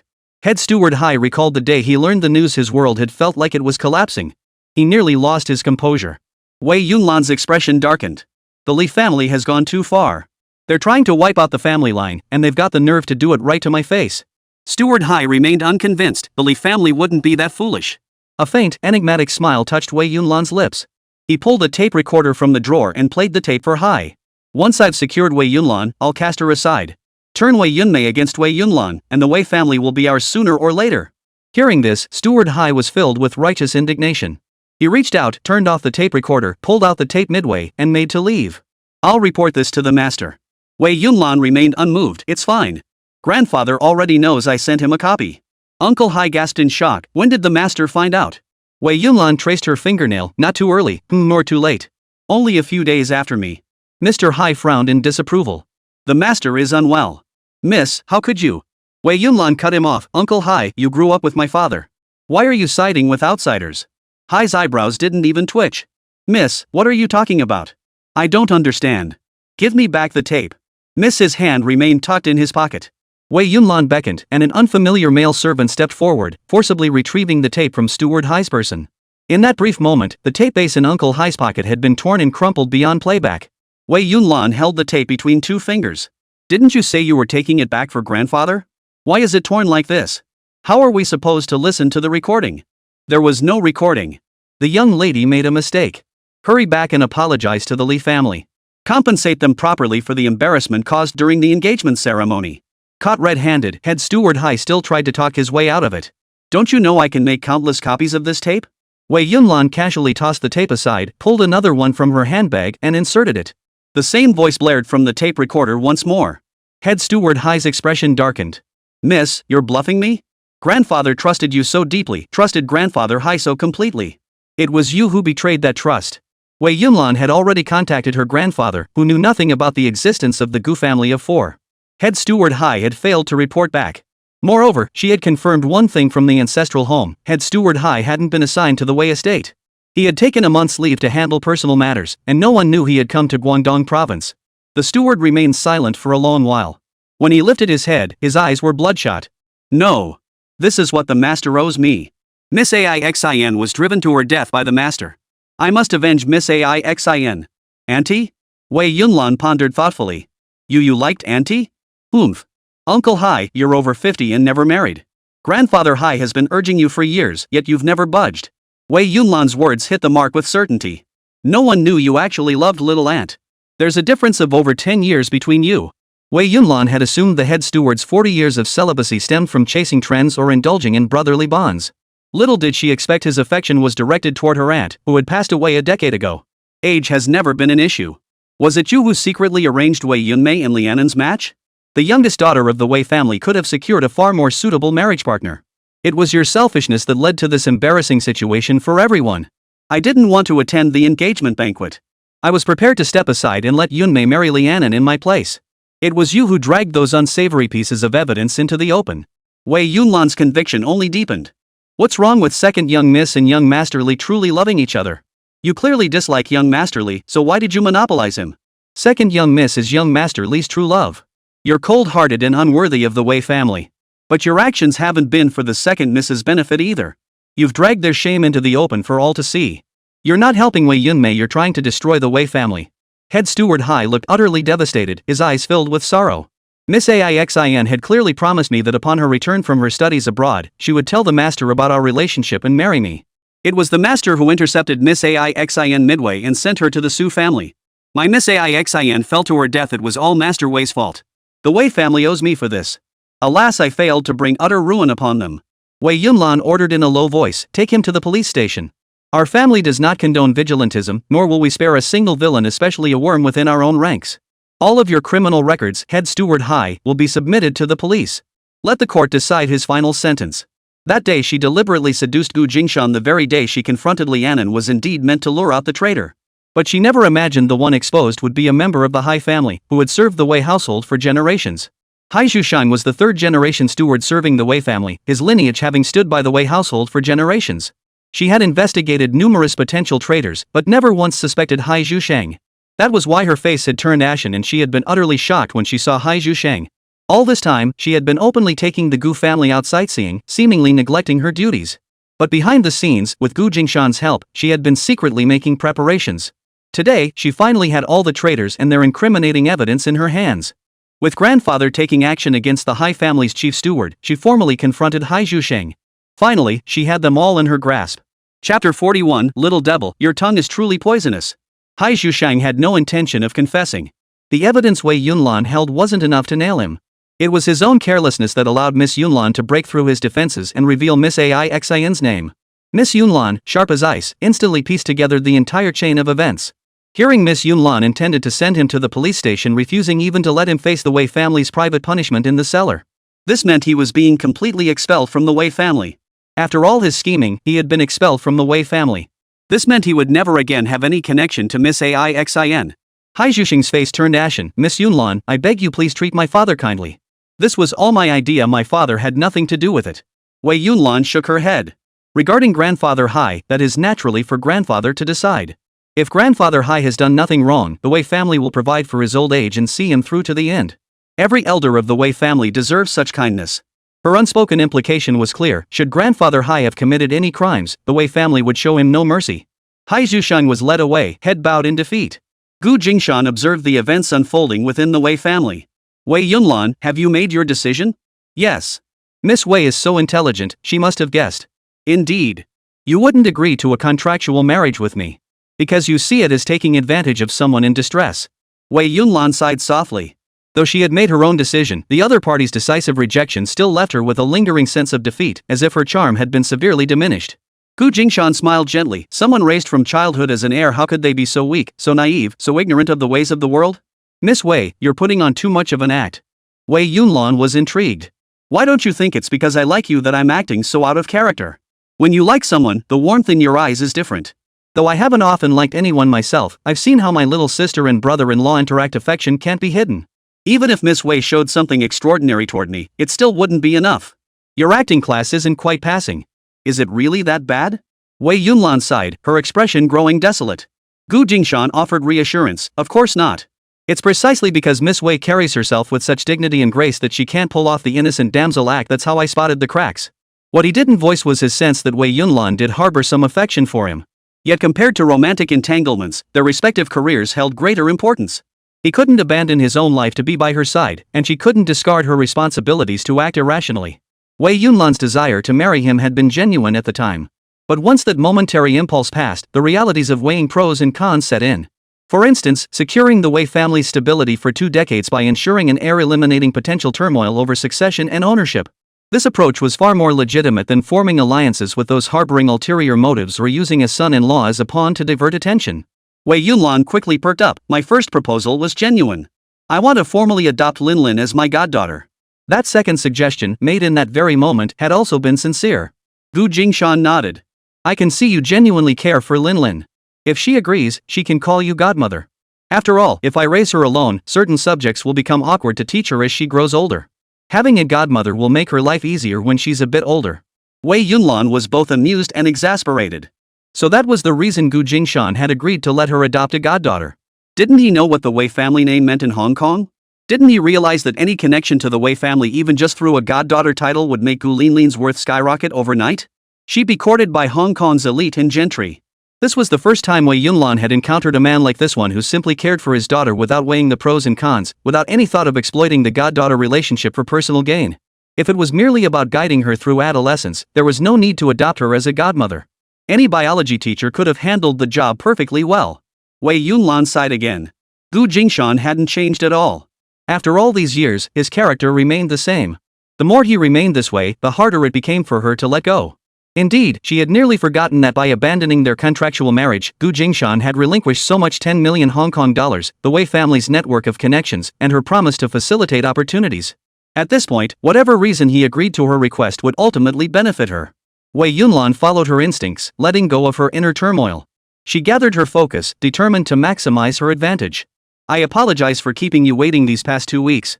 Before you depart, I'd like to invite you to an auction. With our scandalized relationship making headlines, you're the only suitable companion I have. If I go, should I bring my daughter? Gu Jingshan asked tentatively. Wei Yunlan blinked innocently. Of course. Bring her along, she's one of the main characters, after all. She planned to formally introduce Gu Linlin to everyone at the auction dinner. A flicker of understanding crossed Gu Jingshan's eyes. Wei Yunlan was determined to push Linlin into the spotlight, making her the symbol of the Wei family's future. Before you leave Hong Kong, I'll host a recognition banquet to formally acknowledge Linlin as my goddaughter. Is that all right? Though she calls me godmother until she comes of age, I'd prefer she address me as mom in public. Gu Jingshan felt a twinge of pain in his teeth. Had this woman never given up on dragging Linlin into this mess? But since he'd agreed to let her adopt Linlin as her goddaughter, he'd tacitly accepted the troubles Linlin would face in the future. Wei Yunlan was merely laying this layer of trouble out on the table. No matter how much it nodded Gu Jingshan, it posed no problem for Wei Yunlan. Wei Yunlan had immediately arranged for haute couture designers to come to the Wei estate to serve Gu Jingshan and his daughter. Since there wasn't enough time to have garments custom made, the designers would take measurements on site and make alterations immediately. She hadn't neglected Gu Jia and her daughter either. Though they wouldn't attend the auction dinner, besides the recognition banquet, the Wei estate would host at least one ball to ensure Gu Linlin left a lasting impression. Thus, Gu Jia and her daughter would be invited to the subsequent recognition banquet and ball. The attire required for the banquet would naturally be prepared for them. Mr. Gu has an excellent physique. The man taking Gu Jingshan's measurements was stylishly dressed, with a slightly effeminate demeanor. His fingers lightly traced the contours of Gu Jingshan's chest, eliciting an admiring sigh. Stephen, your old habit is back? Wei Yunlan twirled a lock of hair, his tone tinged with resignation. Wei, the whole of Hong Kong is buzzing about it now. You had a child out of wedlock and hid your daughter on the mainland. Now you're head over heels for some pretty boy, even putting family alliances on hold. All that just to let Wei Yunmei, that delicate flower, reap the benefits. So you came to gloat? Wei Yunlan shot him a sidelong glance. Am I that low? Obviously I came to catch a glimpse of that pretty boy who's got you head over heels. Stephen's eyes sparkled as he flashed a flirtatious glance at Gu Jingshan. Nice build, that nose bridge, those muscles. That brat sure knows how to feed you well. His hand reached out to brush Gu Jingshan's thigh, but Gu Jingshan dodged it just in time. I was just testing the elasticity of his muscles. So petty. Wei Yunlan introduced Gu Jingshan. This is Stephen Yang, Camellia's chief designer. He's on par with Eddie Lu, my sister. Oh, he's. No wonder he's so flamboyant.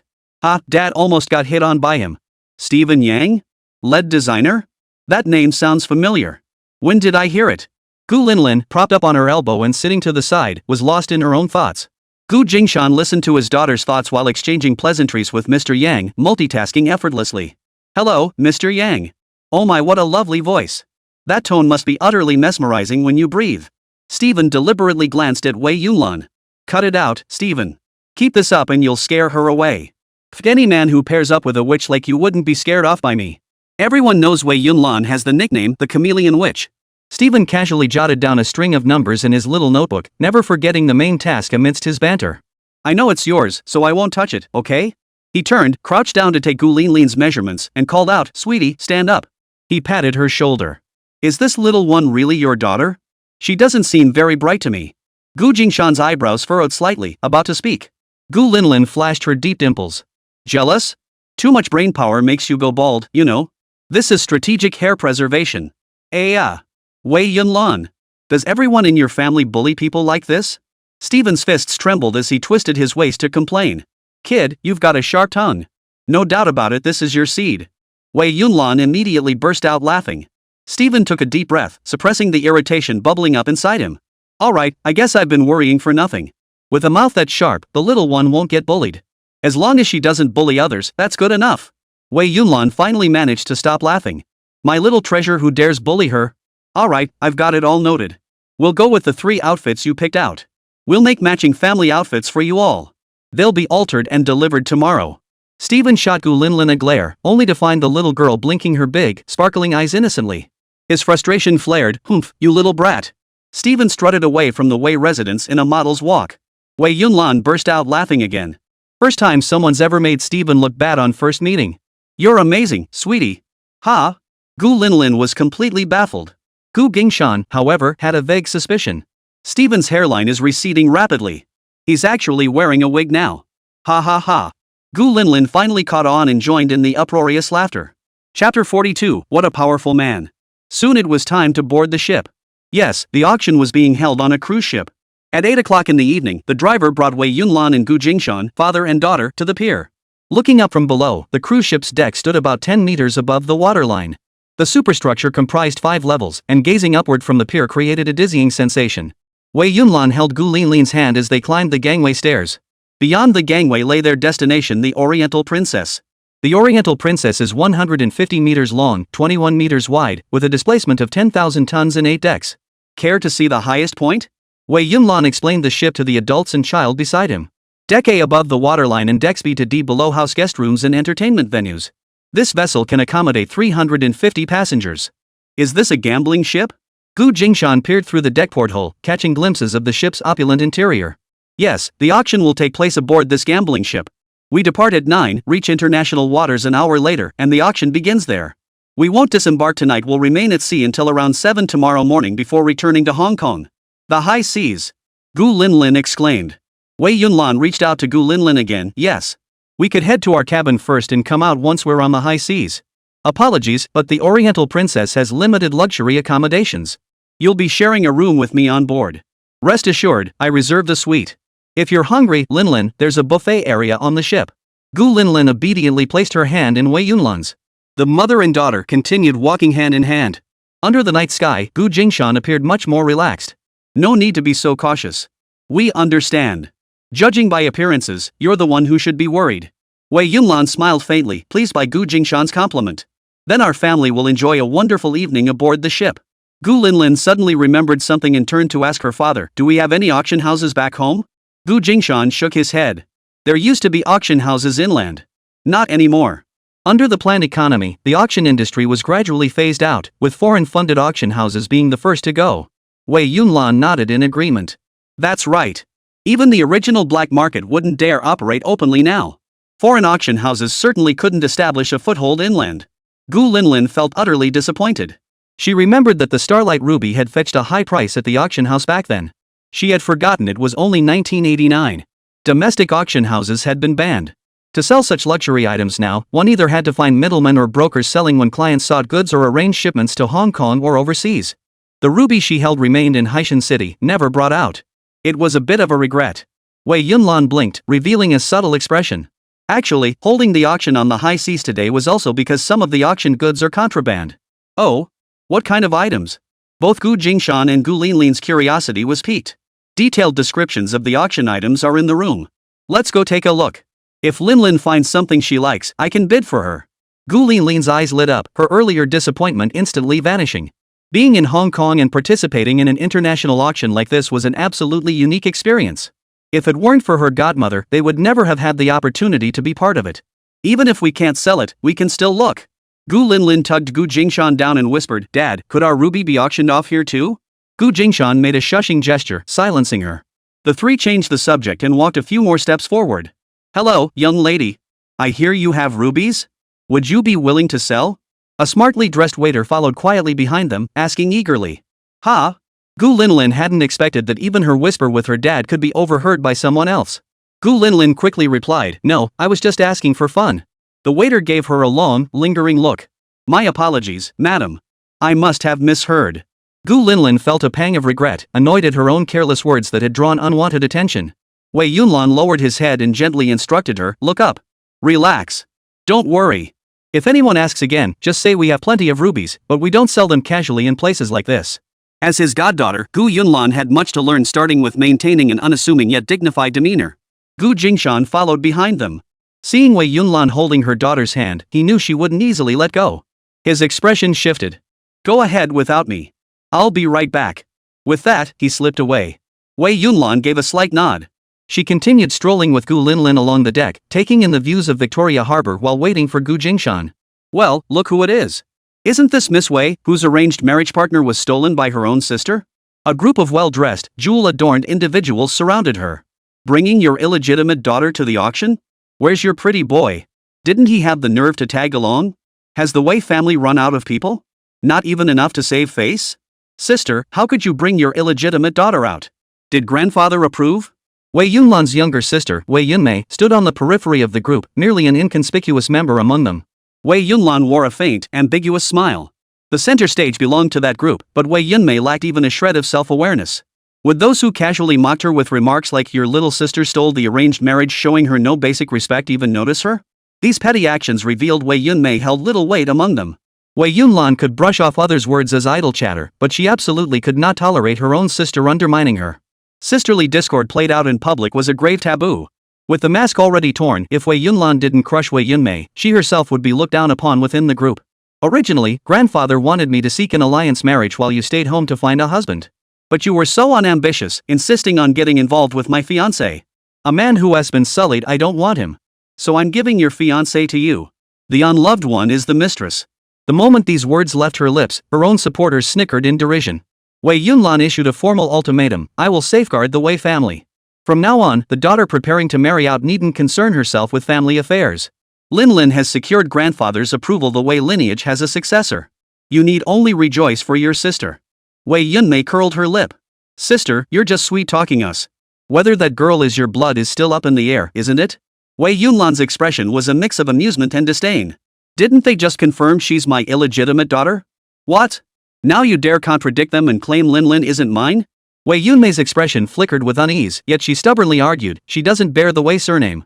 Linlin took her father's surname from childhood, so naturally she doesn't bear the Wei name. But whether she's the Wei family's heir has nothing to do with her surname." Wei Yunlan tucked a stray strand of hair behind his ear, no longer paying attention to his little sister. "Since you're all here, I'll extend a verbal invitation in person.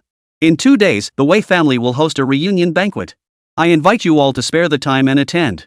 Wei Yunlan leaned close to Wei Yunmei and whispered softly in her ear, "Even if I only recognize her as my goddaughter, unless I bear another child, the future of the Wei family will be hers to claim." "Sister, how dare you? Grandfather has already agreed. Why wouldn't I dare?" Wei Yunlan snapped her fingers dismissively, paying no heed to her younger sister's reproach. The room erupted in commotion. Wei Yunlan's successive remarks had caused a major stir. Those who had intended to ridicule her were now stunned by her audacious words. Both the illegitimate birth and the notion of discarding the father while keeping the child were topics capable of stirring up turmoil in high society. Given the Wei family's limited connections, an arranged marriage was a stable solution. The drawbacks were equally clear. If the matchmaker harbored ulterior motives, they could easily be devoured. Even the Zhuang family, who had a son, couldn't escape being swallowed whole. With their example fresh in everyone's minds, no one was immune to fear. The Li family had been caught red-handed before Wei Yunlan's formal engagement, their greed so blatant it drew universal contempt, leaving them utterly disgraced.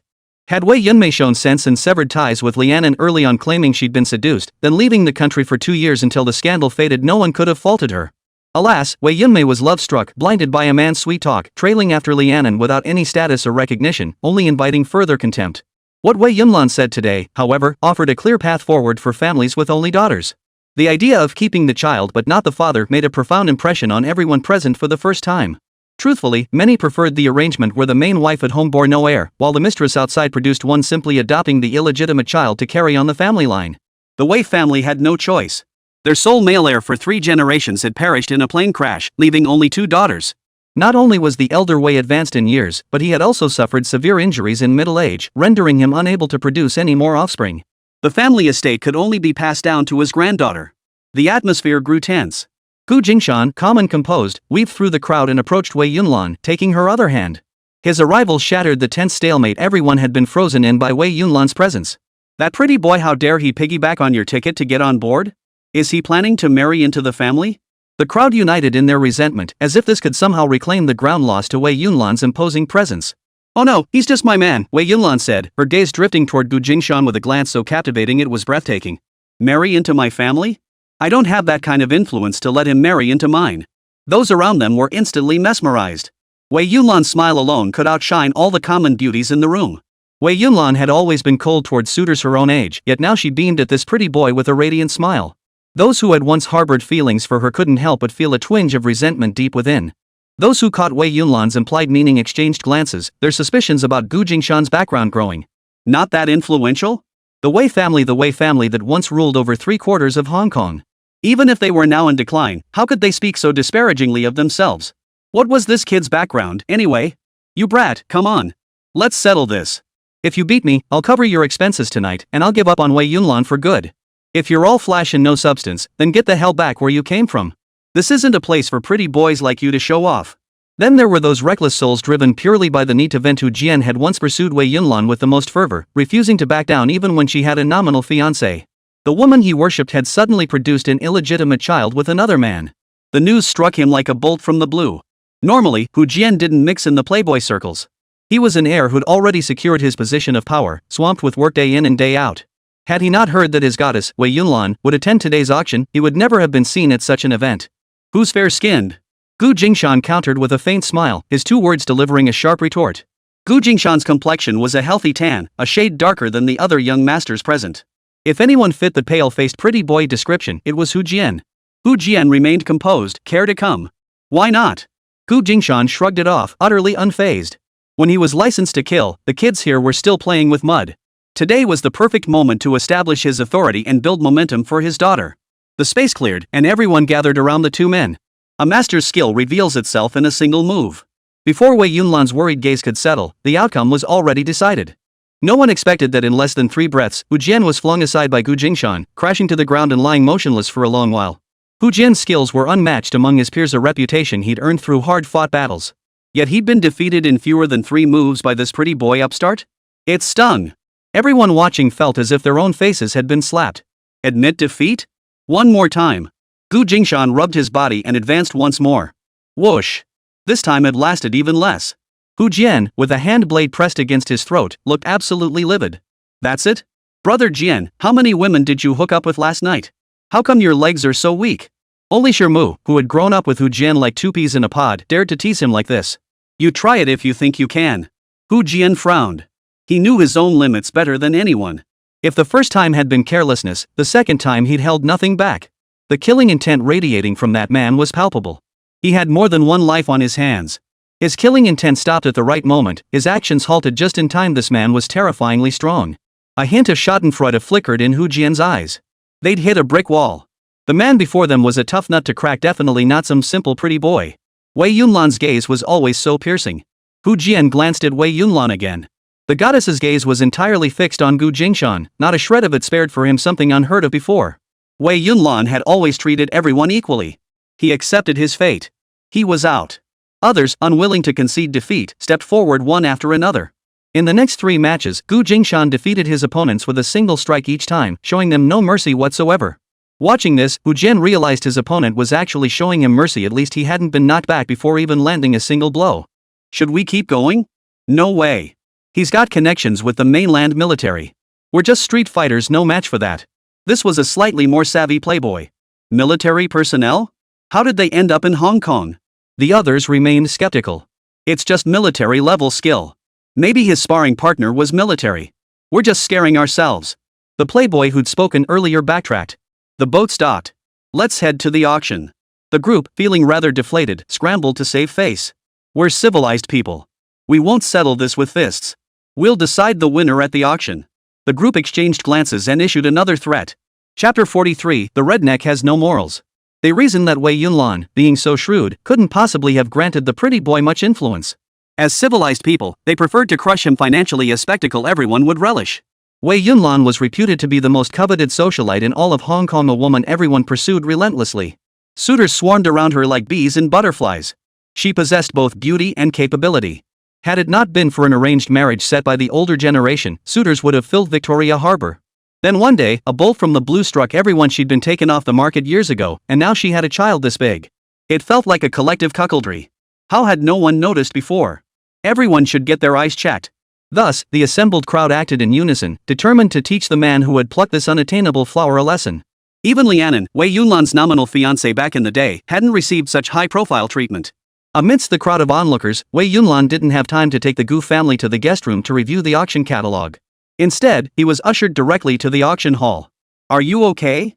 Wei Yunlan asked, her concern evident. To outsiders, it was yet another sign of their tender gazes. "What do you think?"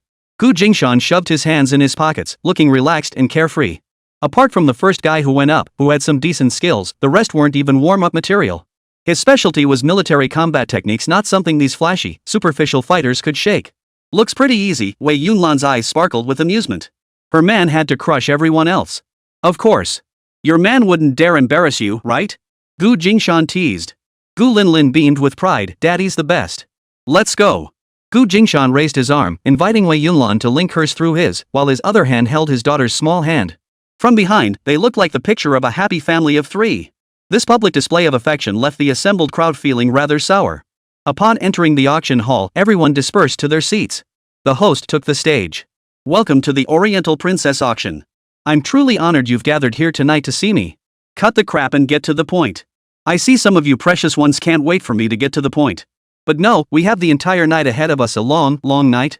How about we all share a drink first?" Waitresses dressed as bunny girls circulated, serving drinks to everyone.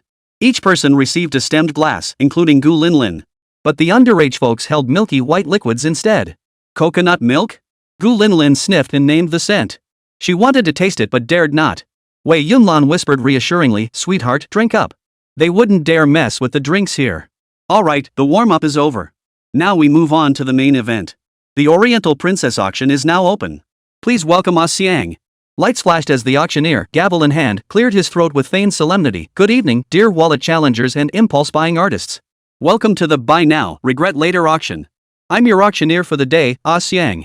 By the way, if your paddle gets waved more enthusiastically than at a Sunmmary concert, I won't be held financially responsible. First, a reminder, this auction features everything from heirloom-grade antiques to abstract paintings that would make even my cat scratch the walls. But please remember these 3 survival rules. Before raising your paddle, squeeze your wallet to make sure it's not silently weeping. If the guy next to you starts bidding aggressively, just smile, wish him luck, and silently repeat, he clearly doesn't know how to manage his finances. Keep your phones on silent. If a ringtone interrupts, we'll assume you're buying drinks for the entire venue. Alright, raising your paddle constitutes a bid. Bid increments are subject to the posted guidelines. After the hammer falls, verify your winning lot number and proceed to the finance area to sign the confirmation form. Bidders who renege will be barred from boarding the Oriental Princess for 5 years. Now, let's kick off today's rationality evaporation showdown with applause and the thickness of your wallets. A catgirl attendant lifts the Polonia wood box, LED spotlights precisely illuminating the glazed enamel. Distinguished collectors, behold our first item, the silver hairpin crafted in Kyoto's Kamiya-do workshop during Meiji 25.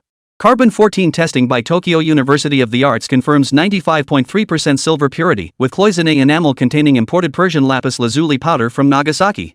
Note the 3mm micro mechanism within the flower's pistil. He gently touched the petals with bamboo tweezers, and the large screen behind him displayed the detail clearly. Observe. The petals open and close in response to body heat, a lost art known as temperature-sensitive shikake. Fewer than 20 such pieces remain in Japan. It once belonged to the daughter of an Osaka tea merchant, passing his dowry to the Kobe Chinese Merchants Association in 1912. The moon-shaped pattern engraved on the handle is the secret mark of Kansai women's merchant guilds. The Catwoman gently angled the floral hairpin into a vase prepared on the table, its glaze and silver gleaming in harmony. Starting bid, $100,000. Bidding increments, $10,000. I must remind you, Meiji period silver pieces of comparable quality achieved an average premium of 17% at the 1980 London Asian Art Week.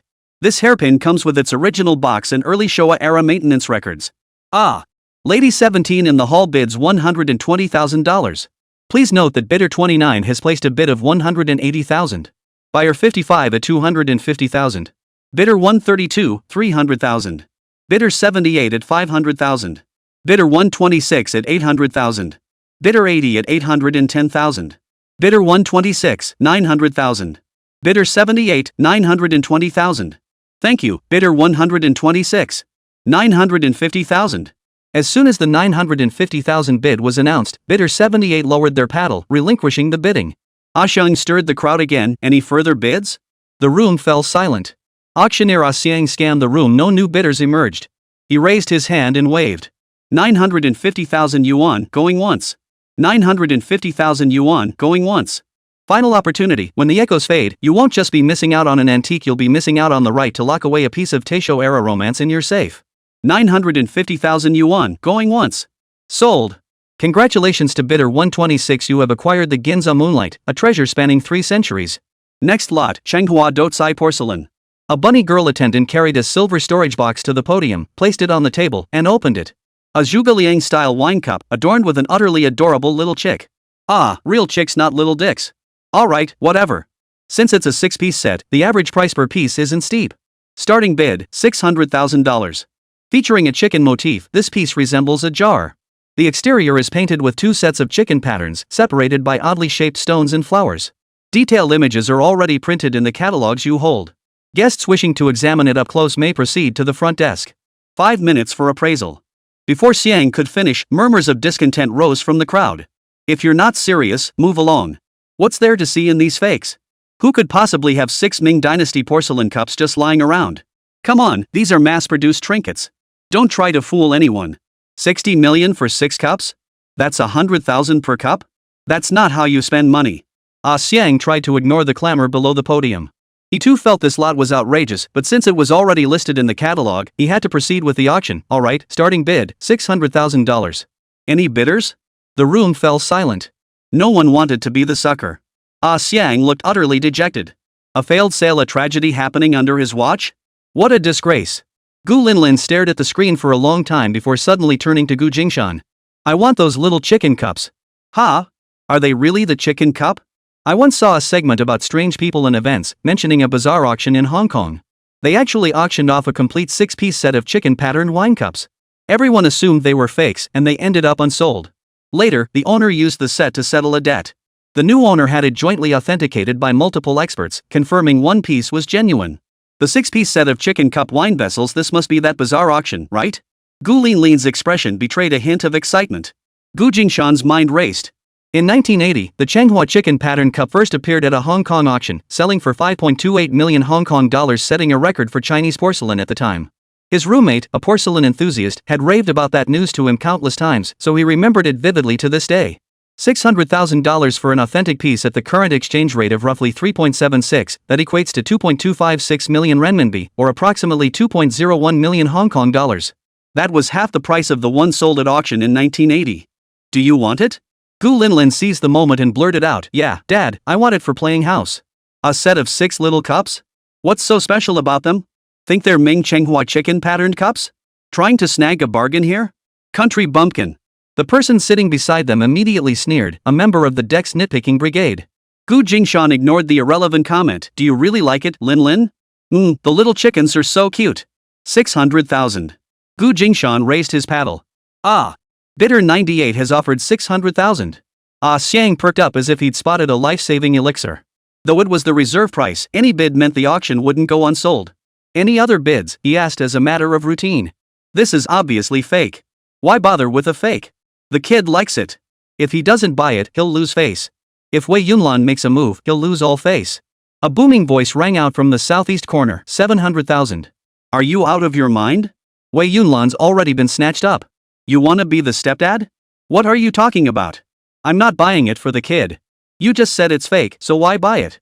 I'm just driving up the price for that pretty boy. Ripping him off. The man didn't lower his voice, and everyone nearby heard it. Are you out of your mind? That toy is for his daughter. If you interfere and he stops bidding, what then? After someone placed a bid, Gu Jingshan leaned down and whispered to his daughter, then truly stopped bidding. The man panicked instantly. What? Oh no. Did I just spend 700,000 on a bunch of kids' toys? I'm screwed. He jumped to his feet. Sir, please be seated and refrain from making noise. I don't want it anymore. Are you sure? Breaching the contract will bar you from the Oriental Princess for 5 years.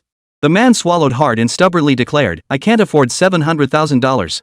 Guests who deliberately disrupt proceedings must leave the auction hall. You are not welcome here. Ah Xiang was furious. Finally snagged a sucker willing to bid on this pile of art, and when you try to outbid him, he just wins and then says he doesn't want it? Does he think we're fools? The guy ended up losing more than he bargained for, escorted out of the auction hall by the black-clad attendant with a pitiful look on his face. Why didn't you just buy it? Getting thrown out like that is so embarrassing. $700,000? I'd have to save for 10 years. You know I'm living off my big brother, he'd never cover it. Forget it. So I can't gamble on the Oriental Princess for 5 years. I can gamble elsewhere. Whispers of quiet relief echoed from other corners. Damn, good thing Xiaohua made his move first. That pretty boy almost screwed us over. We've got missions to fulfill, can't waste our money on this trash. Yeah, the main event's still to come. Once we snag the treasure our family wants, we'll deal with him. The spoiled brats scattered throughout the venue shot venomous glances at Gu Jingshan. They'd been planning to trip up the pretty boy too, but since Xiaohua beat them to it, they held back. Who knew that pretty boy would stop after just one bid, leaving Xiaohua stuck in a hole? A chill ran through them, and they all grew wary of the pretty boy. Country bumpkins had no sense of morality, you couldn't treat them by normal standards. If he pulled another trick like that later, they'd be the ones suffering the loss. The auctioneer and host struggled to maintain their smiles as the set of chicken pattern cups was withdrawn from the sale. They had no choice but to send a bunny girl server to kneel before Gu Jingshan and negotiate. Sir, the gentleman behind you has withdrawn his bid. Your highest offer stands. This chicken cup. Gu Jingshan flashed his pearly white teeth. If he doesn't want it, I don't really want it either. The bunny girl tried to say more, but Gu Jingshan shushed her into silence. He waved her away. Her lingering presence was disrupting the auction proceedings. The bunny girl hesitated, then reluctantly turned and walked away. We'll talk after the auction is completely over. The soft words reached the bunny girl's ears. Yes, sir. The bunny girl nearly wept with joy. Chapter 44, Who's behind this? Come out and I'll knock you dead. Gu Jingshan decisively abandoned his second bid. It was a gamble. Lin Lin mentioned that in the strange tales she'd seen in her past life, this set of 6 chicken pattern cups had failed to sell. Gu Jingshan had already made one bid. The second bidder was likely one of those guys on the deck who disliked him, trying to sabotage him. If Gu Jingshan bid again, he'd likely end up in a standoff with them, becoming the sucker who paid extra. Sure enough, after he withdrew his bid, the other bidder immediately backed down, even reneging on the deal outright. The auction house promptly ejected him. His reasoning was sound. The auction continued. The catgirl waitress reappeared, wearing black velvet gloves as she presented the pearl, which shimmered with iridescence under the cool white light. Auctioneer Xiang, ladies and gentlemen, behold this 19.5mm natural South Sea golden pearl, not an industrial product born in a farm, but a metal earned by a giant deep-sea oyster battling typhoons for 30 years. GIA certificate number N87421X. X-ray microphotography reveals a volcanic glass fragment embedded at its core. It is precisely this imperfection that allowed the Naker to build 1,024 layers of iridescence over 7 years and 4 months, as if the Pacific's dawn glow were sealed within a frozen teardrop. The host gently rotated the pearl, its iridescent glow sweeping across the audience and capturing the rapt attention of many women. Feel its warmth, an age-old storehouse of wealth, older than the vaults of Swiss private banks. In 1621, this pearl adorned King Jahangir's turban, witnessing the laying of the Taj Mahal's foundation. Tonight, it may become the liquid gold in your family vault or the coming-of-age gift for your eldest daughter. After all, during the Fed's rate hiking cycle, what better hedge against inflation than a natural pearl? Starting bid, $580,000. Bidding increments, $50,000. Allow me to remind you, natural South Sea golden pearls exceeding 18 millimeters in diameter are rarer than tickets to Noah's Ark last year. Tokyo's Shin Research Laboratory recorded only 79 existing specimens. The pearl before you boasts an astonishing 4.2 millimeters nacre thickness. Number 5 in the haul bids $610,000. Lot 89 jumps straight to $700,000. Seems the Lin family wants to defend their ocean treasure? Lot 21 has thrown in $750,000. Are we rebuilding the Eastern Pearl tribute system here? Lady 45 bids $800,000. It was the same group that had caused trouble with Wei Yunlan on the deck. Mr. 98 bids $850,000. Gu Jingshan spotted the group raising their paddles and immediately followed suit. Miss 45 bids $900,000. Mr. 98 bids $910,000. Listen, this pearl's heartbeat resonates at 12 beats per minute, matching the final pulse of a deep-sea giant clam at the moment of its demise. Thank you, Miss 45. $950,000. Any further bids? The auctioneer paused briefly, glancing toward Gu Jingshan. Seeing no new bids, he spoke. Final call, when the hammer falls, you won't just be losing a jewel, you'll be forfeiting the right to inscribe 4.6 billion years of Earth's geological epoch into your family's chronicles. $950,000 going once. Going twice. Going 3 times. The gavel fell. Sold. Congratulations to bidder 45, you have acquired the Pacific's most perfect sigh. When Gu Jingshan placed his bid, the other bidders all turned to look at him. He followed twice, but when bidder 45 made the third bid, he let his hand fall lightly, a faint smile playing on his lips. Bidder 45 was furious. Because Gu Jingshan raised the bid twice, she had wasted an extra $100,000. Wei Yunlan watched Gu Jingshan's antics with a half smile, his expression full of indulgence. It infuriated everyone else. The velvet curtain fell, and laser beams once again projected the new lot, an ancient sacrificial knife. Esteemed hunters, tonight you vie for the bloodline scepter of the 8th century Copan dynasty, a jade jaguar ritual knife inlaid with 36 obsidian fangs. Certified by the Smithsonian Institution, Maya blue pigment and human serum protein residues on the hilt. Mass spectrometry reveals 2 blood droplets with carbon-14 ages precisely matching the coronation and defeat dates of Copan ruler Yukunam Yajkuk. Observe these calcified cocoa-colored fragments. In the spring of 738 AD, it slit the throat of a virgin sacrificed to Quetzalcoatl. The blade's tilt precisely aligns with the trajectory of Venus's transit across the sun. When this sacrificial knife was smuggled out of the Palenque pyramids by British explorers in 1893, it was wrapped in 13 layers of cotton cloth saturated with tree frog venom. Modern toxicology confirms this toxin induces hallucinations of conversing with spirit mediums. Starting bid, $2.4 million. Minimum increment, $150,000. I must warn you, fewer than 7 Maya jade artifacts bearing evidence of royal blood sacrifice survive. This sacrificial knife holds academic value equivalent to the entire Aztec gallery of the British Museum. Lady 12 at the podium bids $2.6 million. Bidder 55 jumps straight to $3.2 million. Seems someone wants to use capital to reconstruct the Mesoamerican tribute system? Lot 87 bids $3.5 million. This bidding pace rivals the final sprint of a losing Maya ballplayer before decapitation. Bidder 139 at $4 million. Another familiar face. Bidder 98, $4.5 million. Gu Jingshan immediately countered, infuriating the others once more. Buyer 12, $5 million. Let us return to the age of flint and fire. This blade last touched flame during the sacrificial rites on the eve of Copan's fall in 810 AD. Thank you, bidder 139. $5.2 million. The subsequent auction featured both ordinary paintings and exquisite replicas. Gu Jingshan bid only once each time, closely matching their group's offers. The moment someone else raised the bid, he immediately withdrew, a small act of revenge for their earlier snatching of his wineglass. A slight bump in the price, harmless, yet infuriating. If their eyes could pierce, Gu Jingshan would be riddled with holes. Wei Yunlan let Gu Jingshan handle the bidding. She hadn't come to the auction to buy anything, she was merely going through the motions, making a show of the Wei family's presence. Having Gu Jingshan bid for her, teasing those who wanted to see her fail, was something she thoroughly enjoyed. Others seethed but dared not speak. With the day's grand finale approaching, no one dared act out, fearful of angering the auction house.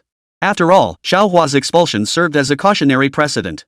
They could only grit their teeth and endure.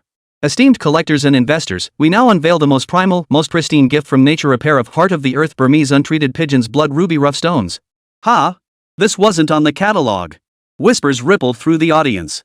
Ah Xiang waved his hand grandly. This is a new lot generously contributed by a mysterious guest today. Spotlights illuminated the glass display case. Behold this mesmerizing crimson. The 2 rough stones weigh 8.72 carats and 8.68 carats respectively, both sourced from Myanmar's Mogok mines. Bubalin Laboratory has certified them as type A untreated top-grade pigeon's blood rubies. Their crystals crystallize like molten flames, while velvety inclusions within resemble cosmic rivers, perfect imprints of millions of years of geological movement. With ruby resources nearing depletion, such perfectly matched natural rough stones exist in fewer than 10 specimens worldwide. They serve as the ultimate canvas for master cutters and stand as hard currency transcending economic cycles over the past decade. Comparable gems have appreciated by an average of 23% annually. The value of these twin flames awaits only your discerning eye to ignite. Starting bid $600,000. Now, respond to nature's call with your bid paddle. $810,000. $820,000. Bidder 88 on the left offers $1.5 million. $3 million. The lady in the back row raises her paddle.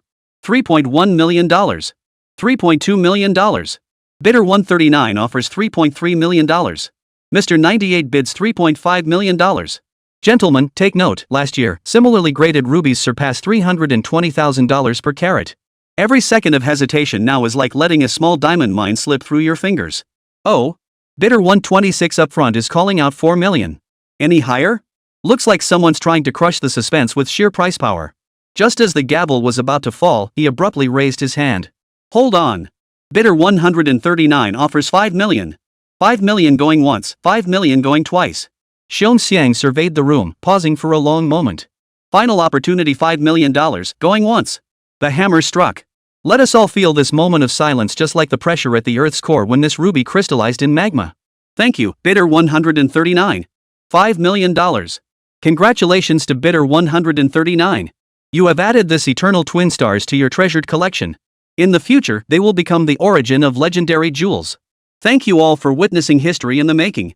The next lot will take you on a journey to explore. A ruby with an initial auction price of $600,000 sold for $5 million? A flicker of delight flickered in Jingshan's eyes.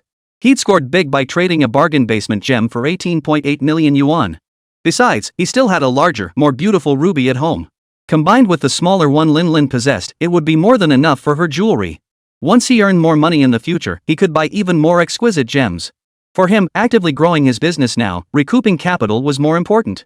With over 4 million yuan in cash already on hand, plus this 18.8 million, he could make a small play in the capital markets.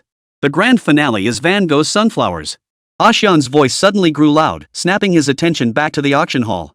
As we all know, a version of Sunflowers sold 2 years ago for $22.5 million, approximately $40 million, setting the world record for an artwork at auction that year. How many of you gathered here today came specifically for this Sunflowers? The 1987 Sunflowers was ultimately acquired by an anonymous buyer via telephone. Our Oriental princess has a rule this time: no satellite phone bidding allowed. Only on-site bidding is permitted, eliminating the possibility of outside parties intercepting bids. Of course, this may also lower the maximum price ceiling. Our foremost commitment is to reward the clients of the Oriental Princess. Ladies and gentlemen, please allow my heartbeat to pause for 30 seconds because the painting we are about to witness together will keep art historians awake at night and make bank accounts tremble. A soft chuckle rippled through the audience, easing the tension. The host gestured toward the screen as a close-up of the artwork appeared, accompanied by swelling symphonic music. Behold this Sunflowers, 12 fiery flower heads whirl madly in alls, 1888. Van Gogh applied divine obsession with chrome yellow pigment, each stroke a prayer begging light from the sun. The host suddenly lowered his voice. Scientific analysis proves the canvas still bears traces of absinthe spilled during Gauguin and Van Gogh's argument. Yes, this is a post-impressionist relic where even the petals indulge in drink. Starting bid, $5 million. Minimum increment, $200,000. Live bidders, raise your paddles now. Immediately. Bidding begins. 8 million. 9.2 million.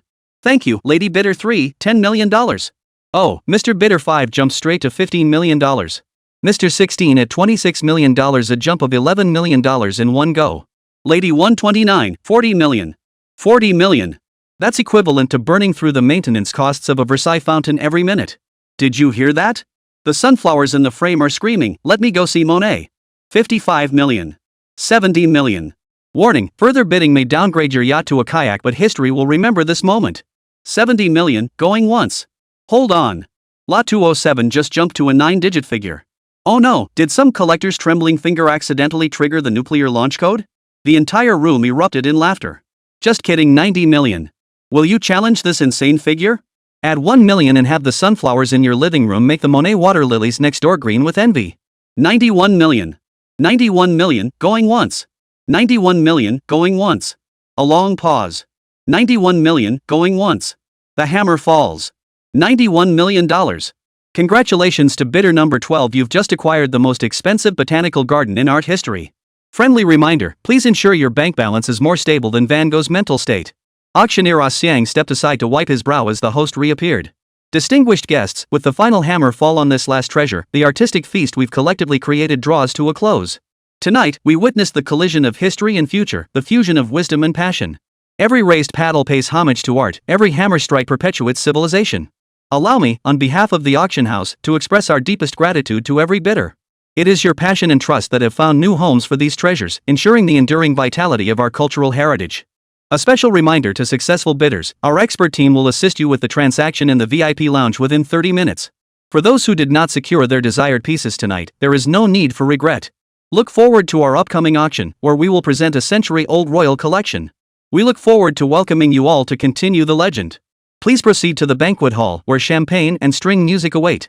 Let us raise our glasses to the enduring legacy of art. And now, I declare this auction successfully concluded. May the light of art illuminate your journey home. Until we meet again. The crowd in formal attire exited one by one. The bunny girl led Jingshan and his two companions out of the auction hall and into the VIP lounge. Beyond settling the payment for the sold ruby, they harbored another urgent desire. Good evening, sir. The reserve price for the chicken cup was 600,000. May I offer you a 50,000 discount? Unsold items should be eligible for the next auction, correct? Jingshan paused before posing a counter question. He was puzzled, wanting to understand why the other party was so eager to offload the item. Nearly all the regular auction attendees in Hong Kong were present today. They're all aware of this collection. Once an item fails to sell, no one will show interest again. Therefore, selling it to a guest who had previously bid is the best option. The key point is that these are the chicken cup pieces, the famed chicken cups. The very chicken cups that once sold for over 5 million Hong Kong dollars. You put 6 of them up for auction at once? Is that even appropriate? Who planned this? Come out here and I'll beat you to a pulp. When Ah Xiang got the auction catalog, he didn't check the quantity carefully and didn't realize it was a set. Had he known this set was included, he would never have taken on this auction. This auction is an absolute disaster. This single set alone could make the entire Hong Kong auction house a laughingstock. Even though the Oriental Princess doesn't guarantee authenticity, fakes of this caliber are nothing short of trampling the Oriental Princess's reputation into the dirt. Do you still want it? Jingshan asked his daughter again. Linlin replied obediently, isn't 500,000 a bit expensive? Maybe, we shouldn't get it? The amusement in her eyes was well hidden. She wasn't a 3-year-old, she knew exactly what to say. The auctioneer coaxed gently, young lady, these little chicken designs are truly adorable, aren't they? Linlin blinked her eyes, her smile innocent and pure. But with $500,000, I could buy a whole chicken farm. 500,000 Hong Kong dollars, just 500,000 Hong Kong dollars. Ah Xiang proactively lowered the price, converting the USD to HKD. At the current exchange rate of 3.76, converting dollars to Hong Kong dollars meant the price dropped by about 2/3. Jingshan shook his head. No thanks. It's too expensive. How about 400,000 Hong Kong dollars? Once we get off the boat and spread the word, it'll be impossible to sell. If it gets stuck on our hands, it'll eat into our performance points. Ah Xiang was on the verge of tears. Chapter 45, Dad's a Master Bargainer. Jingshan and his daughter shook their heads in unison, their movements perfectly synchronized. How about 100,000 Hong Kong dollars? Ah Xiang felt like grabbing the customer's leg for help. He no longer dared to hope for profit, just breaking even would be a blessing. During the 10 minutes he spent off stage, he learned the origin of this set of chicken-shaped cups. He nearly punched the culprit, his own brother, to death. His own brother had dug a pit for his older brother, and it was a deep, bottomless pit. Jingshan countered with a mocking smile, would you really spend 100,000 Hong Kong dollars on 6 broken cups knowing they're fakes? Ah Xiang grabbed a chicken pattern cup and explained eagerly, look at this craftsmanship, this color. Even as an art piece displayed at home, this alone is worth 100,000 Hong Kong dollars, right? The craftsmanship on these replicas is truly impressive. You couldn't buy a genuine piece made by a famous porcelain master for 100,000 Hong Kong dollars out there. If this fool hadn't pulled out 6 at once, almost no one would spot their fakes. Jingshan remained unmoved. A replica chicken cage cup? How could that be a master's work? Masters cherish their reputations, no one would make such a fate to ruin their own name. Look at this glaze, it's so gaudy it's a giveaway. A piece made less than a month ago, and they want 100,000 Hong Kong dollars? That's outrageous. Do I look like a sucker? Ah Xiang's face twisted in anguish as he began his lament, Mr. Gu. Mr. Gu. To be perfectly honest, this porcelain was a mistake by my good-for-nothing younger brother. He bought it from a gambler for 100,000 Hong Kong dollars. We thought we might snag a bargain. What if it was real? But then that gambler lost every last cent of his 100,000. Blinded by his losses, he dragged out 5 more cups to pawn to my brother. My brother nearly beat him half to death. He was outplayed. No one else to blame for his mistake. Now he has to cover the loss himself. My brother has elderly parents and young children to support, 3 kids crying for food, his wife unemployed, and our 80-year-old mother bedridden. The whole family depends on him. Now he owes the company 100,000 Hong Kong dollars. We're barely scraping by. Enough. Name your real price. Mr. Gu. This is rock bottom. If the young miss hadn't expressed interest, I'd never have revealed this shameful truth. Please, have mercy. What infuriated Ah Xiang even more was that slipping this set of chicken pattern cups into the auction was his brother's scheme. That rascal knew his elder brother was presiding over the sale and exploited Ah Xiang's reputation to sneak the items in. He must ve thought, what if one sells for $100,000? He hadn't even considered that having all 6 chicken pattern cups appear together was a complete farce. His own brother had caused this huge mess, yet Xiang was the one left holding the bag. He figured he'd have to shed a layer of skin to escape this fiasco. Mr. Gu nearly became the sucker in this deal. Only because some fool jumped in at the last minute and then backed out did this big fish slip away. $60,000. Had they sold it then, they could have not only made amends but also raked in a fortune. Now, Ah Xiang could only hope for leniency by coming clean, praying for the other party's mercy. The attendees at this auction were either wealthy or influential. If he tried any more underhanded tricks, he might end up dumped into Victoria Harbor without even knowing how he died. Better to give these big shots a chance to save the day, satisfy their urge to rescue the underdog. Cry a little more, who knows, it might just work. Gu Jingshan snapped his fingers and raised an eyebrow. 10,000 Hong Kong dollars. If you really want to sell, I'll take the set of 6 for 10 grand. Think of it as a day trip on the Oriental Princess, just splurge on some fancy souvenirs. Dada's such a killer negotiator. Gu Linlin's eyes lit up as she marveled inwardly. Ah Xiang was practically clinging to Gu Jingshan's leg, pleading, Mr. Gu. Mr. Gu. How about 10,000 Hong Kong dollars each? I'll take a 40,000 Hong Kong dollars loss and find a way to scrape it together. I really can't go any lower. Once sold, my younger brother will honestly repay the money. No more sneaky tricks or underhanded schemes. Gu Jingshan shook his head. You can't pass your losses on to me. That's not right. A few $1,000s for a single cup is already expensive enough. In Jingdazhen, I can buy a whole box of cups for $100. Gu Linlin blinked innocently, tugging at Gu Jingshan's sleeve with an air of childlike innocence. Daddy, I want these 6 little chick cups. Ah Xiang beamed. Mr. Gu, since the young lady has spoken, consider it a debt I owe both you and her 2 favors. Should you ever need anything from me, Ah Xiang, I'll walk through fire and water to make it happen. Gu Jingshan exchanged a glance with his daughter. The eager anticipation in her eyes and the desire he was struggling to suppress were both reaching their peak. The current price really wasn't worth haggling down any further. Since they intended to take them, pushing too hard might backfire if the seller refused. His daughter's move provided Gu Jingshan with a perfect way out. Their coordination was flawless. All right then. Since my daughter wants them, I'll give you a break. Let's each give a little 50,000 Hong Kong dollars for all 6. Gu Jingshan finally relented, playing the doting father who'd splurge on his daughter without hesitation. All right then. 5,000 it is. You're truly my benefactor.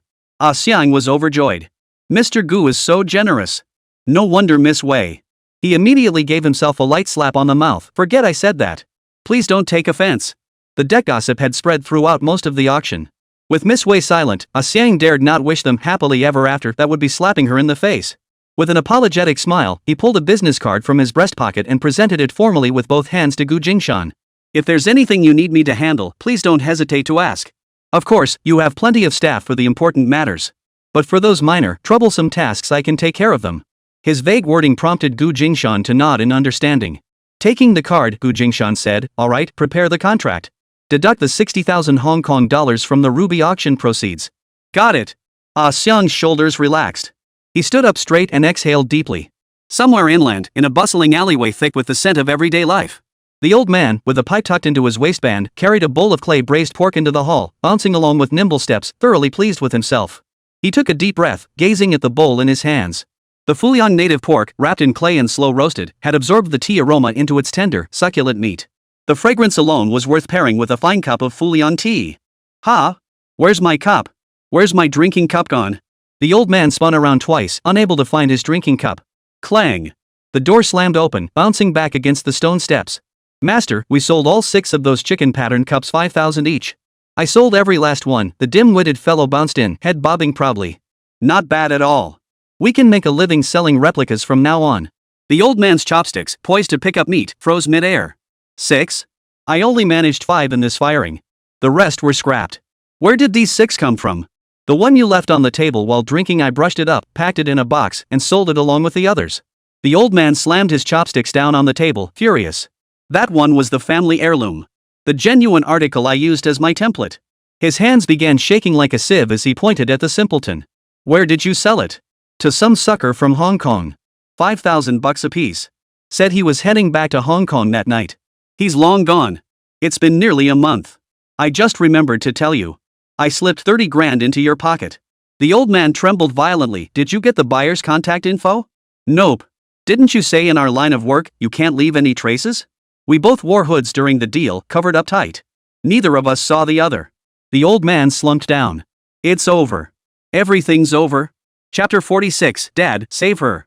Gu Jingshan carried his daughter as he and Wei Yunlan exited the VIP lounge together. 3 or 4 men stood blocking the exit. Spotting Wei Yunlan, they instantly straightened up, shedding their thuggish demeanor. You think 600,000 Hong Kong dollars will buy a 5 million Hong Kong dollars chicken cup? Kid, are you still half asleep? The speaker was one of the troublemakers from the deck.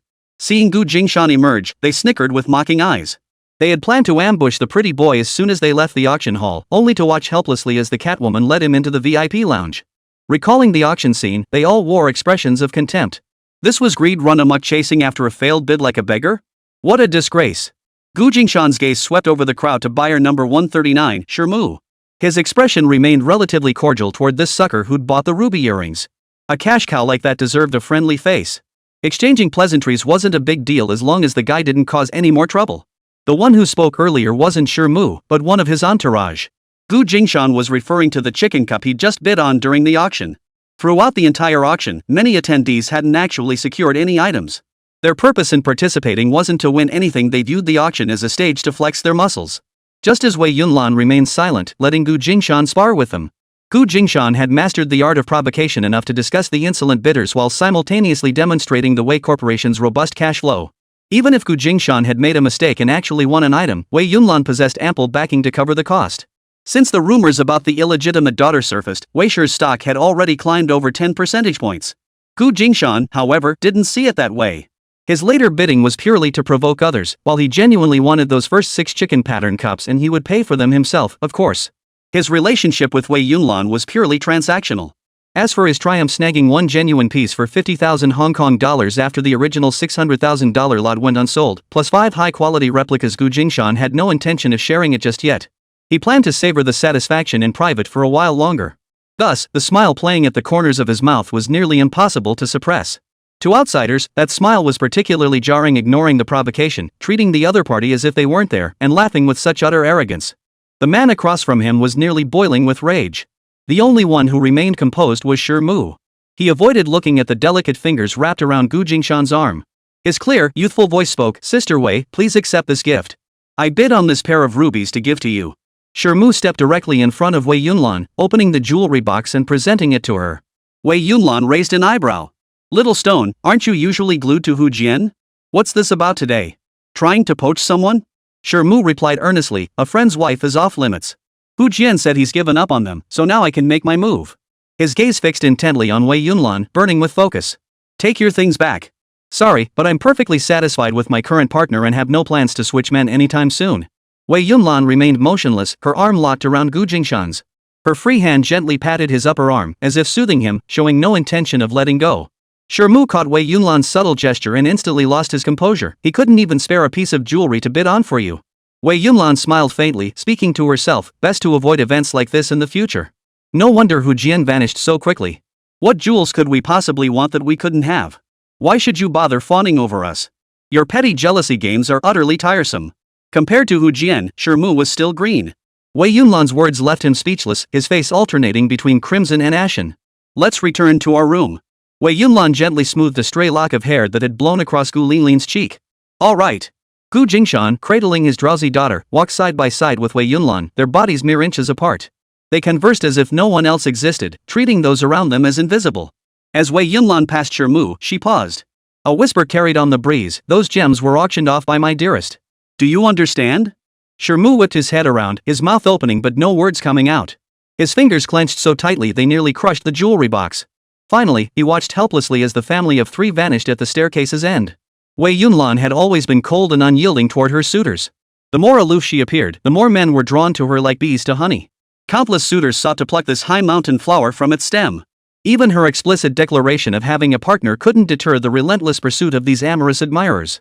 To outsiders, the fair-skinned young man surnamed Gu seemed utterly unworthy of her. Some self-aware suitors began to cool their ardent desires. Wei Yunlan had made it clear that the Wei family had an heir, and even an alliance would not shake the child's position. Gu Jingshan's unflappable demeanor, his imposing physique, and his presence that matched Wei Yunlan's own had struck a blow to their confidence. Across the entire Hong Kong, few peers could stand beside Wei Yunlan without being overshadowed by her presence. Though they were reluctant to admit it, this sudden newcomer seemed to possess a measure of worthiness to be the father of Wei Yunlan's child. The two of them, holding the child, avoided the crowded main staircase and ascended via the small stairway at the rear of the deck. A familiar figure, eyes glazed with drunkenness, swayed precariously on the suspended staircase, a glass of wine in hand, teetering on the brink of tumbling headfirst to the floor. Stephen? Wei Yunlan's face drained of color when she recognized her best friend. The shout jolted Gu Linlin awake from her drowsiness. Stephen Yang? Unbelievable. Oh my. A bolt of lightning seemed to flash through Gu Linlin's mind, connecting the dots. Ah. Stephen Yang, the former chief designer of Camellia in my past life, died in an accident, a pathetic death. He went on a cruise, got drunk, and fell into the sea. Even though the ship was anchored in international waters and never set sail, no one noticed he'd drowned. When the ship finally departed, he was sucked into the propeller. That's the story from the Strange Tales. That Stephen is Stephen Yang? The former chief designer of Camellia, renowned alongside Eddie Liu?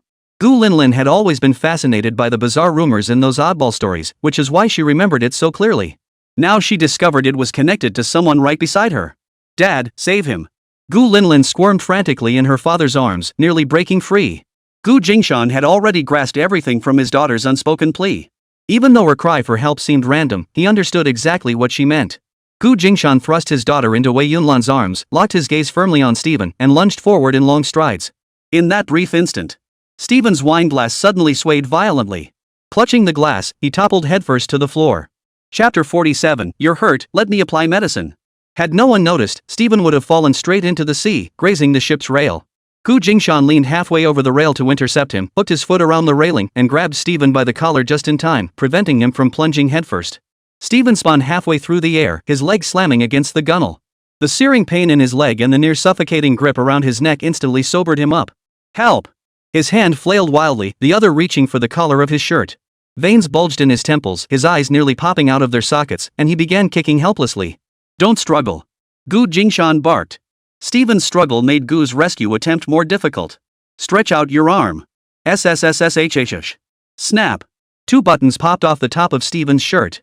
Stephen slid down a long way in an instant, flailing his arms desperately to save himself. He slammed hard against the hull, grabbing nothing.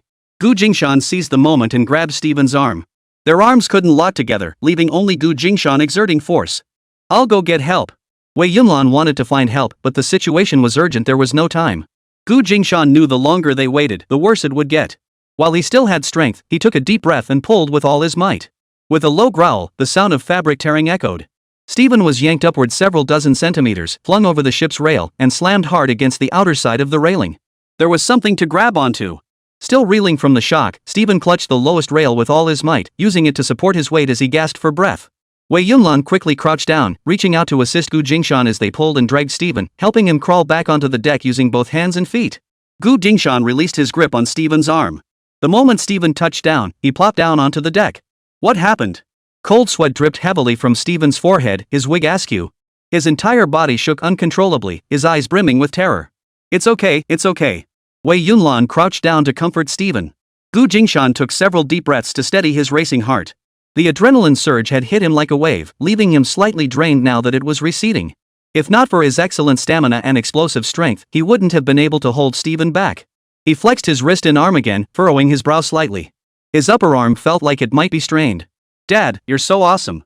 Gu Linlin clapped her hands and shouted. Still shaken, Stephen bit his lip hard enough to leave visible teeth marks. Thanks. No problem. Gu Jingshan glanced at Wei Yunlan. You're Yunlan's friend. Thank you. If it weren't for you, I would have fallen. Why did you drink so much? Before the reproach could finish, Wei Yunlan noticed the subtle shift in Gu Jingshan's expression and stood up. Are you hurt? Nothing serious, Gu Jingshan downplayed it, putting on a nonchalant front. Wei Yunlan gave him a deep look before turning his attention back to his old friend. They all helped Stephen back to his cabin before feeling at ease to return. Wei Yunlan's eyes flickered. Gu Jingshan claimed it was nothing, yet he didn't pick up his daughter again. Instead, he took her hand and led her back to their suite. After tucking his daughter in, Gu Jingshan opened the door and stepped out. To his surprise, the person who should have been resting in another room was sitting on the sofa. Gu Jingshan was taken aback. Why aren't you asleep yet? You're injured. Let me apply the ointment. Wei Yunlan brought over the medicated oil. No need. I'll manage. Gu Jingshan adjusted his shirt. A large tear had split open at the shoulder of his suit jacket, rendering it completely unwearable. Assuming no one was around, he unbuttoned his shirt as well. Let me help you. After all, you helped my friend. Truly, it's unnecessary. Gu Jingshan declined again. As he pushed her away, the open front of his shirt caught Wei Yunlan's gaze. Defined abdominal muscles were visible, but a purplish-red bruise stretched across his entire lower abdomen, a shocking sight. You're injured here too. Wei Yunlan's voice rose sharply. Gu Jingshan looked down. It was a bruise from straining against the railing with his abs. The moonlight was hazy. Wei Yunlan lost her composure slightly, reaching out toward Gu Jingshan. Gu Jingshan seized her upper arm with one hand, halting her movement. Ouch! His fingers dug painfully into her shoulder. With his other hand, Gu Jingshan began buttoning his shirt at the chest and waist. It's fine, don't worry. But your injury? It's nothing. It'll be fine tomorrow. Let me apply some ointment for you. I can manage it myself. Please let me help you. I really don't need it. It's too late and it's inconvenient. Gu Jingshan turned to leave. You got hurt saving my friend. Whoever it is, if you can help someone in need, you should lend a hand. No need to feel guilty. He paused. You're a good girl. Ha? Am I getting the just a friend card? Wei Yunlan's eyes widened in disbelief at Gu Jingshan's words. One for you, one for me, it evens out. Gu Jingshan waved his hand away from Wei Yunlan. No need to thank me. The medicine. Got it. He waved the medicated oil in his hand and walked straight into the suite without turning back. I'll be heading back tomorrow. Good night. Sweet dreams. Wei Yunlan bit her lower lip, her brow slightly furrowed as she entered the bathroom. The suite's bed was utterly uncomfortable. Tossing and turning, unable to sleep, Wei Yunlan changed into different clothes and left the suite to sit at the bar for a while. The entire ship was filled with revelers partying through the night. Wei Yunlan ordered a glass of lemonade and sipped it slowly. Darling, the battle's fierce out there. Stephen drifted up behind her. Are you okay? Why'd you leave your room to come out here? Sober now. Need another drink to calm my nerves. Thanks to your husband, otherwise I'd have died here today. Stephen shuddered, still feeling the lingering fear. Wei Yunlan propped her chin on her hand. What did you just say? Stephen pulled out a small mirror, handed it to Wei Yunlan, and nudged her with his chin. See for yourself. Wei Yunlan was dressed in a low-cut club outfit. In the mirror, several distinct finger marks marred the exposed skin on her shoulders. The purplish-blue bruises were far more suggestive than any kiss mark. Wei Yunlan knew her skin was sensitive, even a slight brush could leave marks. These were the spots where Gu Jingshan had squeezed her painfully in the suite earlier. The bruises would likely take several days to fade. Her mind was elsewhere, her gaze shifting unpredictably. What are you staring at? Aren't you going to bed? She lifted her eyes to meet Stephen's probing gaze. Who sleeps on the Oriental princess? Ah, your man has to put his daughter to bed. So you. Stephen drew out his words. The little girl's in the throes of first love? You said it yourself, wise men don't fall into love. Don't trip up in the gutter. Playing around is fine, just don't get too deep. Ah, wait, getting deep probably wouldn't be a problem anyway, since you two already have a child together. Stephen continued his teasing.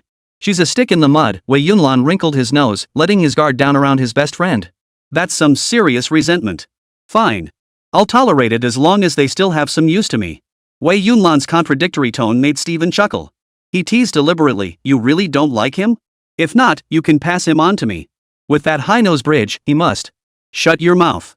Wei Yunlan snapped, embarrassed and angry. Ha ha ha. Stephen burst into laughter. Chapter 48, A dog's own nest is better than a golden or silver one.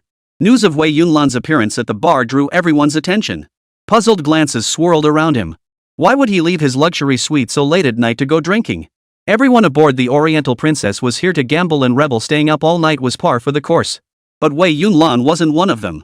She had boarded the ship solely to participate in the auction. The auction ended close to dawn. Wei Yunlan had brought the man to the auction to clear his and the child's names. Now, nearing 3 a.m., she was spotted at the bar. She'd left the entertainment area soon after the auction ended. Why was she out partying now? Had she gotten into a fight with her pretty boy? Wave after wave of people appeared around Wei Yunlan, their probing glances sweeping over her repeatedly. Whenever someone drew near and caught sight of the scars on Wei Yunlan's shoulder under the scattered lights, they immediately rolled their eyes. What a waste of concern. Alright, the pretty boy was just too clingy, and Wei Yunlan couldn't take it anymore, so she escaped arrest. This news gradually spread throughout the bar. By the time Jingshan arrived at the bar and reappeared before the crowd, the gaze many socialites cast upon him had changed. Height qualified, broad shoulders and narrow hips qualified, firm flawless skin qualified. Just how formidable must he be to make Wei Yunlan flee to avoid him? There's only such a thing as not having enough to eat. Who would ever run away because they'd eaten too much? The gazes surrounding Jingshan were veiled yet intense, burning hot, even. Jingshan, unaware of the meaning behind it, paid it no mind. He had come out to find Wei Yunlan. He had heard her leave. Given their true relationship, he shouldn't interfere too much. But he remembered his duty during this voyage aboard the Oriental Princess, to accompany her. As a competent escort, he ought to promptly escort the queen back to rest. The rumors that had seeped into his ears along the way were meant to be heard and forgotten. Jingshan didn't mind helping solidify certain rumors about Wei Yunlan. After all, she'd requested it, but he saw no need to parade his private affairs for public gossip. It's getting late. Shall we head back? Jingshan's deep voice echoed at the bar, causing a small stir. After applying ointment, he de-changed into a black shirt, 2 buttons undone at the collar. Under the lights, the fabric shimmered with a dazzling starlight effect. His hair was no longer meticulously styled, giving him a touch of rebellious charm. A life saved deserves a well of gratitude. Kid, you really don't want me to repay you? Stephen slipped back into his cheeky tone, his fingers tracing the outline of Jingshan's shirt before being gently pushed away. If I ever start a clothing factory, spare some time to design a garment for me. That would be your repayment. Jingshan didn't say anything about not needing repayment. The more distinguished one's status, the more sensitive they became to the weight of gratitude, especially a life-saving debt. Clarifying expectations early allowed them to rest easy. A life-saving favor constantly held over someone's head could, over time, become a death sentence. Stephen bristled. Do you know my worth? A single outfit? Is my life so cheap? Oomph. You really underestimate me, don't you? Jingshan replied gently, I'm not greedy. This is already generous. After all, you are Camellia's chief designer. A single outfit is already asking for repayment of a debt. Favors shouldn't linger overnight. It's better to be upfront about it now, so you won't have to dwell on it. That brat's father isn't exactly likable either. Hearing the other's stiff reply, Stephen's sharp gaze swept up and down Jingshan, his face brimming with displeasure. Slowly, his expression softened into satisfaction. The man before him was reasonably pleasing to the eye, and his demeanor showed restraint. He could passably stand beside Wei Yunlan without embarrassing her. The clothes Jingshan wore were also chosen by Stephen, matching Wei Yunlan's perfectly. Both were natural dressers, and the outfits looked quite stylish on them. Flavor? Stephen sniffed sharply, detecting the scent of medicated oil. Stephen's gaze drifted involuntarily to Jingshan's neck, where a long, stark scar of blood stood out against the collar. It dawned on him. He covered his mouth with his hand and shot Wei Yunlan and Jingshan a furious glare. How annoying. Who does that luring single people out just to kill them? With such obvious marks on your bodies, couldn't you at least try to hide them? Seriously. Wei Yunlan reached to cover Stephen's mouth, hoping to stop the best friend from spilling more secrets. I'm tired. You sleep with our daughter tonight. She deliberately changed the subject. Little did she know this excuse only fueled more speculation, confirming everyone's earlier guesses before Jingshan arrived. Alright, I won't bother you tonight. Let you rest properly. Shall we go? Jingshan's voice was brimming with affection as he extended his hand to Wei Yunlan. She gladly took it. The pair fed everyone a bellyful of sweetness before strolling away leisurely. Those following closely witnessed the sticky way they gazed at each other, nearly making them want to gouge their own eyes out in envy. After that night, Wei Yunlan's admirers dwindled by half. Xiang Shang! Xiang Shang! On their way back, Jingshan and Wei Yunlan saw a group of people swarming around someone, roaring past. Have fun! Everyone had a great time. They're entertainment industry tycoons. Entertainment is the most lucrative business in Hong Kong right now, Wei Yunlan explained to Jingshan. Unfortunately, Hong Kong's entertainment sector is both profitable and exclusive. It won't absorb capital from other regions. The Wei family doesn't have a seat at that table. The hint of envy in Wei Yunlan's eyes left a lingering impression on Jingshan. After returning from the Oriental Princess. Lingling, I won't be attending your recognition banquet. Is that okay? Why? Since you're adopting Aunt Wei as your godmother, my presence would only overshadow the occasion. Let Lin Lin be the princess for a day, let everyone revolve around you. But doesn't Daddy want to see me as a princess? It's obvious that if you're there, everyone will assume you and your godmother are a couple. You'll always be my princess, no matter what. Jingshan heard his daughter's heartfelt words and felt a twinge of pain. She was telling the truth, he couldn't argue with that. If Daddy doesn't want to participate, then he doesn't have to. I'll listen to you. Fine, Dad doesn't want to be made a spectacle of. I'll let him off this time. Gu Jingshan shot his daughter a disapproving look. This little minx was getting better and better at snark. Alright. After the reunion banquet, we'll be leaving Hong Kong soon. If there's anything else you want to do, just let me know ahead of time. Daddy will take you one last time. Okay. Honestly, this place is really small. I've already done everything here. Nothing's worth doing again. I just want to go home. A golden nest or a silver nest can't compare to my own humble abode. I miss my little dorm room, my barbecue spot, my little cottage. Wonder how Uncle Jean is doing now. Has he been discharged from the hospital? Gu Jingshan's gaze fell on his daughter. How did Lin Lin know Gu Jingha was hospitalized? He recalled that after they left Haishan, no further news had come, at least he hadn't mentioned any updates about Gu Jingha to the children. Chapter 49, she bearing a striking resemblance to an old acquaintance. Gu Jingshan hadn't mentioned it, but Gu Jie did. Gu Jie contacted her beloved husband almost every day. She wasn't overly busy, unlike her eldest brother who was constantly on the go. Between sightseeing and leisure time, she chatted with Li Mang about this and that.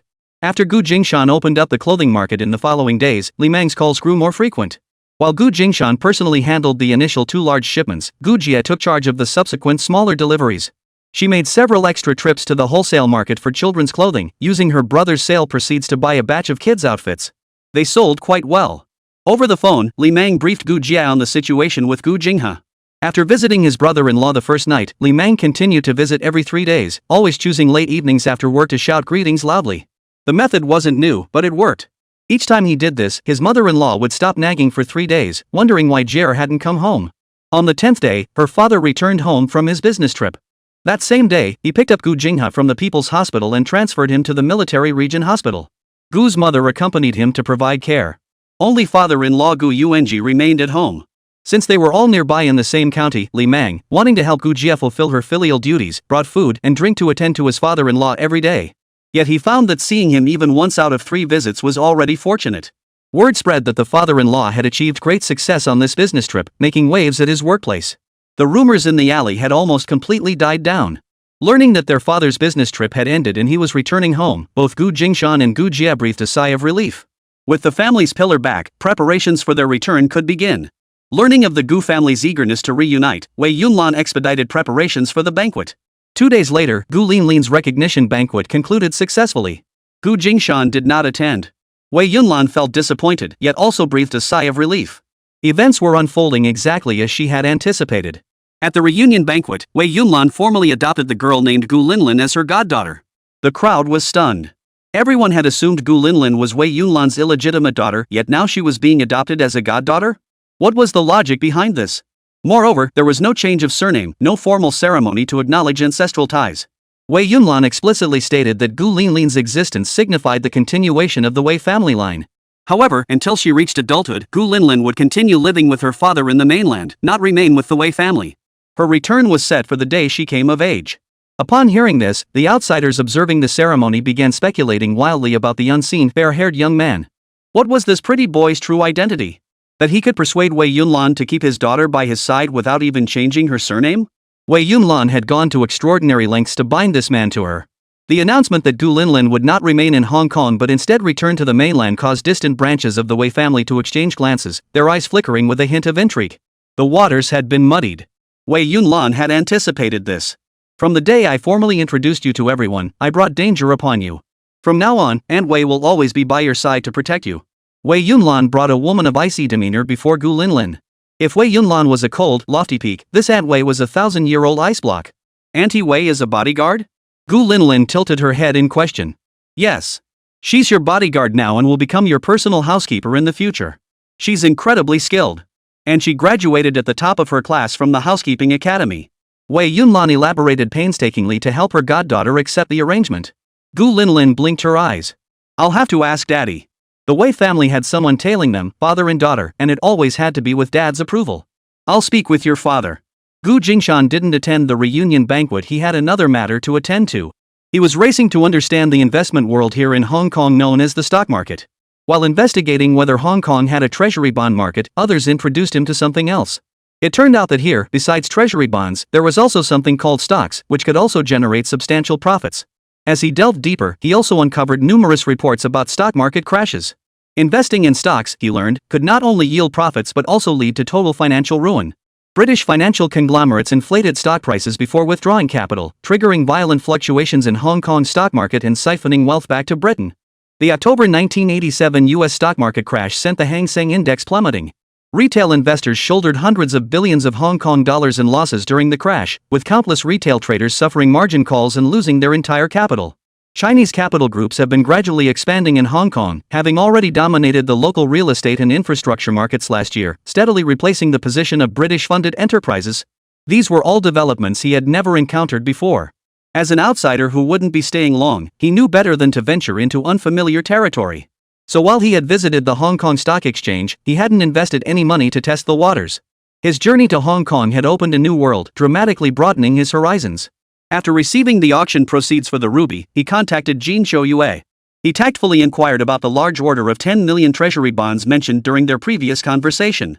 Xiaoyu said they already had a contact on that side and were still in negotiations. Jingshan wanted to intercept the deal and needed to make plans early. Upon returning to the Wei family estate, Wei Yunlan adopted a posture for a lengthy conversation. Lingdang is a member of the Wei family, serving as both bodyguard and private steward for the next generation. Jingshan listened quietly, waiting for Wei Yunlan to finish. Every generation of the Wei family has its own private steward. After my eldest sister went missing, I had 2 steward positions to fill. Hai Zhushang, who was arrested, was my father's steward. Unfortunately, after father's death, no one could keep him in check, which is why he was able to stir up trouble. Jingshan recalled her meddlesome younger sister. Your sister has one too? Yes, but she disliked hers. It likely remained unused at the ancestral home. Wei Yunlan's gaze turned icy. Bastards have no right to choose. Caught off guard by this revelation, a flicker of realization crossed Jingshan's eyes. Sisters at odds, publicly undermining each other to such an embarrassing extent it made perfect sense if they were half-sisters. Lin is different. She's my goddaughter, not comparable to those illegitimate children. Hong Kong's customary laws grant highest status to legitimate children. A recognized daughter holds greater standing than an unrecognized one. Even as my goddaughter, Lin needn't fear being looked down upon. She added, if Lin dislikes Lingdang, we can find someone else. No need. Let them get to know each other first. I trust your choice. Jingshan did not refuse the gift given to Lin. It was Wei Yunlan's heartfelt gesture as her godmother. Moreover, he had heard whispers about the covetous eyes of the Wei family's collateral branches during this period. Had they not become so brazen, Wei Yunlan wouldn't have brought Lin in as a good luck charm and dealt harshly with the butler her father employed. When Wei Lingdong's people were brought before Jingshan, he froze for a moment. She bore an uncanny resemblance to someone from his past. That person was his comrade in arms. Jingshan recalled that comrade once mentioning his younger sister had been abducted years ago, and despite searching for many years, she had never been found. After a moment's contemplation, Jingshan decided to speak. Is she an orphan? Wei Yunlan looked surprised. How did you know? She was trafficked. We adopted her from an orphanage. She fell ill during the abduction, and being so young, she has no memories of her family. We could only give her our surname. Because she has a bell-shaped birthmark, we named her Wei Lingdang. Jingshan's heart skipped a beat. The voice of his comrade in arms echoed in his memory. My little sister has a bell-shaped birthmark. I always called her Little Bell. Does she want to find her family? Would you mind if she did? Wei Yunlan looked surprised. Of course not. Lingdang grew up with me, she was my little playmate. If she could truly find her family and recover her memories, I'd be overjoyed for her. Wei Yunlan cast a tender glance at Lingling. She understood Lingling's inner turmoil. Lingling drifted like a floating duckweed, feeling no sense of belonging anywhere. She didn't want to confine Lingdang within the rigidly hierarchical Wei household, where she'd become withdrawn and unhappy. That was why, when selecting a bodyguard and housekeeper for her goddaughter, she had chosen Lingdang. She believed Lingling would find some ease in the company of this cheerful little ray of sunshine. Jingshan exhaled in relief. Since you see it that way, I won't keep it from you. The first time I saw her, I thought she looked remarkably like a comrade in arms of mine. His sister had been separated from him since childhood. Wei Yunlan's eyes widened instantly. Really? Lingdang, maybe you have family. Let's go find her family. Wei Yunlan was overjoyed, her usual aloofness in front of others vanishing in an instant. Chapter 50, It really is stock. Jingshan called back to Haishan. Have you guys gotten in touch with Big Lu? No, brother. Do you have his contact info? Know where his hometown is? He mentioned it when he was discharged. Something about the Rongqing area, but I'm not sure which county exactly. Ask the squad leader, he seemed closer to Big Lu, so he might know. Got it. While Jingshan was trying to track down information about his old comrade in arms, Wei Yunlan received an urgent request to travel on business. Official business in Australia required her mediation. I'm sorry. I was planning to visit Lingdong's family with you all, but it's not possible now. I have to fly to Australia immediately. Wei Yunlan looked apologetically at Wei Lingdang and Gu Jia. It's fine, Mississippi. I'll take care of the young lady. Nothing else matters. Wei Lingdong's expression was cold, seemingly uninterested in the family search. If we truly can't find any contact information, we'll head straight to Rongqing and inquire once we arrive. Gu Jingshan hung up the phone, having made several calls without locating De Lu's exact address. Only now did he grasp how profoundly fated it had been for Wooden and Big Lu to cross paths with him in Haishan City. In a small town of just over 100,000 people, stumbling upon the very people they were searching for was an incredibly slim chance. We should also take our leave from here and accompany Miss Lingdang to Rongqing, Gu Jia added thoughtfully in a soft voice. Gu Jingshan pondered for a moment. Though he was eager to reach Qiuyu, priorities dictated that this matter must take precedence. If things went smoothly and he could help Wei Lingdang find her family, it would mean reuniting a comrade with his long-lost sister. Rongqing was a must-visit. With so many coincidences converging, Gu Jingshan hoped for a favorable outcome. If this attempt truly failed, at least knowing the location of Rongqing would give them a clear destination for future visits. While Wei Yunlan departed the Wei Manor overnight with 4 or 5 staff members, he also dispatched a driver to escort the Gu family of 4 and Lingdang through customs before driving them to Rongqing. Wei Yunlan looked apologetic. If I weren't flying to Australia myself, I could have arranged a flight to Fuzhou to take you there. Wei Lingdang replied coldly, flight routes are hard to secure. We'll make our own way. Wei Yunlan understood Lingdong's temperament. Her tone was always cool and detached, so he took no offense. With so many of you traveling together, driving is more comfortable. You dislike crowds, the train would be unbearable. This isn't solely to see you off, my goddaughter is in the car too. From now on, you'll be with Lingling. Take good care of her. MHM. Wei Lingdang reined in her emotions and said no more. Wei Yunlan looked at her goddaughter, Gu Linlin, with affection. Sweetie, I've already sent your gift via postal service. You'll probably have to wait a while after arriving home to receive it. Gu Linlin thanked her obediently. Thank you, godmother. Are you sure you don't want to rest overnight before leaving? Wei Yunlan turned to Gu Jingshan. She felt a flicker of embarrassment. Had she not needed to fly to Australia immediately, the guests wouldn't have departed overnight. Gu Jingshan reassured her, we'll drive carefully. We'll arrive by morning, so it won't interfere with searching during daylight. We'll just need to trouble the driver. No trouble at all, driver, Mr. Sang replied, his words brief and firm. I'll take turns driving with you, Gu Jingshan offered. He had a military-issued driver's license and was perfectly capable of sharing the wheel. You should go now, business comes first. Seeing she couldn't change his mind, Wei Yunlan didn't waste any more words. Her schedule was indeed tight. In that case, have a safe trip. You too. Until we meet again. Goodbye. Goodbye. They were telling the truth. Driving through the night would be tiring for the driver, but the others could sleep in the car. They'd arrive in Rongqing early tomorrow morning without wasting any time. Heading eastward, they made almost no stops along the way. Gu Jingshan volunteered to take turns driving with the driver. Over the course of 10 or so hours, the two of them rotated 3 times. By the time they reached Rongqing, the sky was just beginning to lighten. Seeing the sign for Rongqing, everyone breathed a sigh of relief. Lilin and Yu were relatively well-behaved children, staying quiet with their parents nearby. Had they encountered unruly kids or those prone to motion sickness, the 10-hour journey could have driven the adults mad. Fortunately, traveling through the night meant passengers drifted in and out of sleep despite the slow pace, making the journey bearable. But the 2 kids were utterly exhausted. Gu Linlin yawned, rubbing her eyes. Aha, Dad, are we finally here? Meishem, we're in Rongqing City.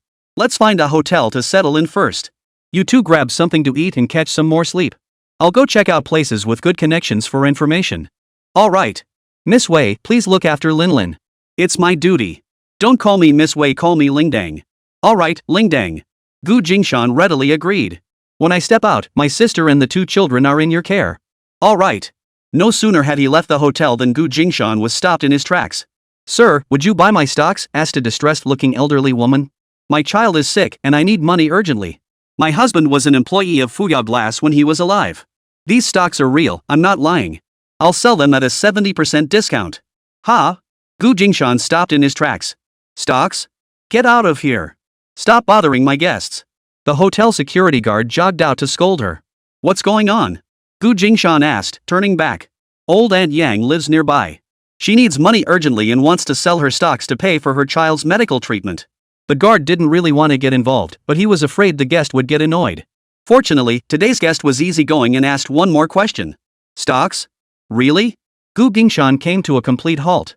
The term stocks was a new concept he'd learned in Hong Kong. He hadn't expected such a trendy thing to exist in Rongqing, and his interest was instantly piqued. We have a stock market here in Rongqing? What trendy things are there here? The stocks were created by Fuyuan Glass Factory. They wanted to raise money, so they modeled it after treasury bonds and set up a fundraising scheme. Gu Jingshan asked with keen interest, are many people buying them? Quite a few from our own factory, I hear. They've sold some outside too. Their boss, Uncle Wang, is quite the character. He's got connections with government officials. Oh, connections with the government make things easier. Yeah. Old Yang's family is pitiful. He's a veteran worker at the factory. When he had money, he got talked into buying a lot. Then his family hit hard times, and they lost everything. Now they're desperate for cash and had to sell off old Yang's stock to save their lives. What about old Yang? Old Yang passed away from his illness. His child also fell seriously ill, which is what's putting such a strain on his widow. Gu Jingshan pondered for a moment before speaking. Auntie, how many shares do you have? How do you want to sell them? The security guard immediately stopped his attempt to shoo Auntie Yang away. The customer asked, so answer quickly. Don't start asking for the moon and scare them off again. This is the only customer who's asked you in days. The old woman blinked her cloudy eyes and tremblingly pulled a handkerchief bundle from her bosom. She peeled back the layers one by one. I'll sell them at a third of the price. These are worth 800 yuan. I only want 800 yuan. She held up 5 fingers to indicate 8. Who's got 800 yuan to spare? The security guard stamped his foot in frustration. That's a fortune. Just ask for less. His monthly salary barely topped 100 yuan. 800 would take him over half a year of living on air to save. Only 800? Gu Jingshan breathed a sigh of relief. He didn't need to go to the bank for this amount. He had it on him. His current assets could be broken down into several parts. The initial savings from his family's barbecue stall, combined with profits from flipping government bonds, had accumulated to about 600,000 yuan. After arriving in Guangdong province and meeting Wei Yunlan, he never stopped making money. He bought and sold over a dozen truckloads of clothing wholesale, earning about 3 million yuan, bringing his total capital to 4 million. At the Oriental Princess auction, a pair of rough rubies sold for $5 million. At the real-time exchange rate of 3.76, this equated to 18.8 million renminbi. He also spent 50,000 Hong Kong dollars at the auction to purchase a chicken cup, with the real-time exchange rate between HKD and RMB at 1.22, costing him roughly 60,000 renminbi. Thus, beyond his constantly circulating funds and capital tied up in clothing inventory, he had roughly 20 million available. Setting aside 15 million for treasury bond purchases, 5 million remained at his disposal. Gu Jingshan felt pity for the elderly woman, who urgently needed money for medical treatment. Since he had ample funds at his disposal, he decided to purchase that roll of paper. Stocks worth $800. First, to help this widow and her orphan child. Second, he was genuinely curious about how these stocks actually worked. With this in hand, he'd finally have a legitimate reason to seek advice. Chapter 51, Sergeant, I'm not dreaming, am I? Does this thing need to be registered somewhere? Is there any significance to the name on this paper? Seeing such an item for the first time, Gu Jingshan was utterly fascinated, flipping it over and over in his hands. It resembled physical treasury bonds in appearance, yet was entirely different from what he'd seen in Hong Kong. No need. This type is for easy resale. It's such a small denomination. I hear the large ones need to be registered at the glass factory. Engineer Yang always buys them in small amounts, so no registration is required. The security guard explained carefully to Gu Jingshan. These days, most people can only afford a few dollar guest house after a long journey. Those who stay in hotels are like this. The security guard gave a thumbs up. A family of 5 or 6 staying at a 3-star hotel, arriving in a super luxury car? They must have some serious connections. 3-star hotels hired security guards who knew how to play the game, sharp observers who understood who they could afford to offend and who they couldn't. Besides, a big spender who could pull out 800 yuan in one go wouldn't pick a fight with a lowly security guard. Be smart about it. If a little something slipped out of such a VIP's hands, you might just get fed for free. Gu Jingshan figured he might as well keep chatting with the security guard and probe for information. Where do you guys get your intel around here? The security guard patted his chest. What's the guest looking for? If it's gossip or inside scoop, around here, I, Olden, say second best. No one dares claim first. Gu Jingshan's eyes lit up. That's perfect. I'm looking for someone, an old comrade in arms named Lu. His family lost a child when they were young, and they've been searching ever since. I remember he said they were from Rongqing, but I don't know the exact location. I'm passing through Rongqing on a business trip and want to catch up with him. It's been ages. Gu Jingshan's story was half truth, half fiction, just enough to fool people without revealing his own information. The security guard tilted his head, thinking hard for a moment. You mentioned someone surnamed Lu who lost a child? I do have a faint memory of that. They don't live in this district. A daughter they've been searching for years. I think their eldest son joined the army and is about to be discharged. I'm not entirely sure of the details, but I heard the whole family went back to their hometown. Gu Jingshan felt a twinge of disappointment. Do you know where his hometown is? Not sure about that. We weren't really close, just heard bits and pieces. Don't know the full story. The security guard sighed wistfully. Come to think of it, I remember they said the little girl was only 2 when she was taken. Her mom and nanny cried their eyes out. The mother-in-law and daughter-in-law were arguing, and in a moment of distraction, someone snatched the child away. Jingshan followed up with a question. Oh, she was stolen like that? Didn't the police station do anything? The police station wanted to handle it, but they were overwhelmed. Years ago, so many families lost children. Those kidnappers were truly despicable. Even executing a bunch of them didn't solve the problem. Yeah, those bastards deserve to die. Seeing the security guard wasn't going to reveal anything useful, Jingshan prepared to wrap up the conversation. Alright, thanks for your help, brother-in. I'll head over to the police station and ask around myself. Oh, go ahead, go ahead. The security guard suddenly called out to Jingshan. By the way, since you're going to the police station, I just remembered the new officer there this year seems to be surnamed Liu. You should go ask him too. See if it's a large family. If there's a relative connection, wouldn't that help find them?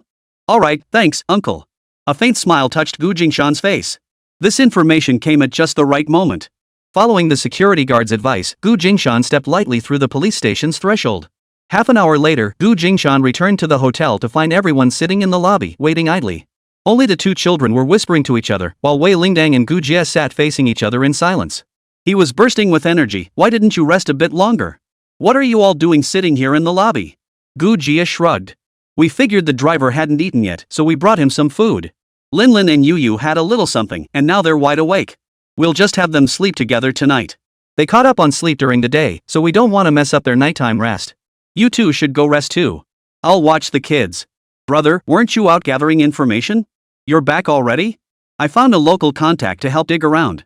Also made another trip to the police station to see if I could find any leads on Big Liu. Guess what? Jingshan deliberately built suspense. What? News?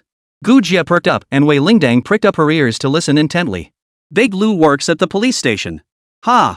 He's out on patrol in the district today and won't be back for a while. Probably won't finish work early.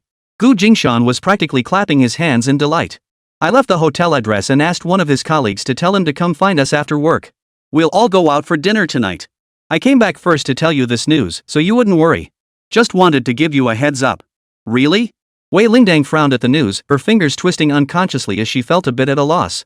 Wei Lingdang had thought this search for relatives was merely a formality. All these years, not a single word. No one had ever come looking for her. She'd assumed she'd stay with the Wei family for the rest of her life. The sudden decision to make her the young Mrs. bodyguard and housekeeper, ordering her to leave the Wei household and accompany the young Miss to her family home in the mainland. She was terrified. Beyond her specialized training and studies, she had never left the Wei household. She never imagined the plot twist the young mistress's father had actually brought news about her family. She dared not believe it. The greater the hope, the greater the potential disappointment. Now Mr. Gu said they'd found them, and they would meet soon. All these years, she had lived with few desires and rarely experienced emotional turmoil. Yet now, she couldn't seem to calm down, feeling completely dazed. At least you'll meet them. That way you'll know if you're related. Jie wrapped an arm around the girl's shoulders, offering gentle reassurance. Then you can do a blood test or something. Wei Lingdang felt as if she couldn't hear clearly what the other person was saying. She only saw Jie's mouth moving, her entire being in chaos. It was the first time Jie had met a girl so cold and distant. If Wei Yunlan was a plum blossom standing proud in frost and snow, then Wei Lingdang was that very frost and snow itself, isolating herself from the world, separated from others by a thick membrane.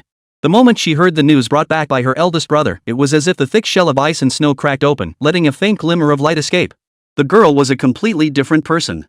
While the 2 girls were chatting, Gu Linlin caught sight of something in her father's hand. Dad, what's that? Stocks I just bought. Jingshan always answered his daughter's questions honestly. Stocks?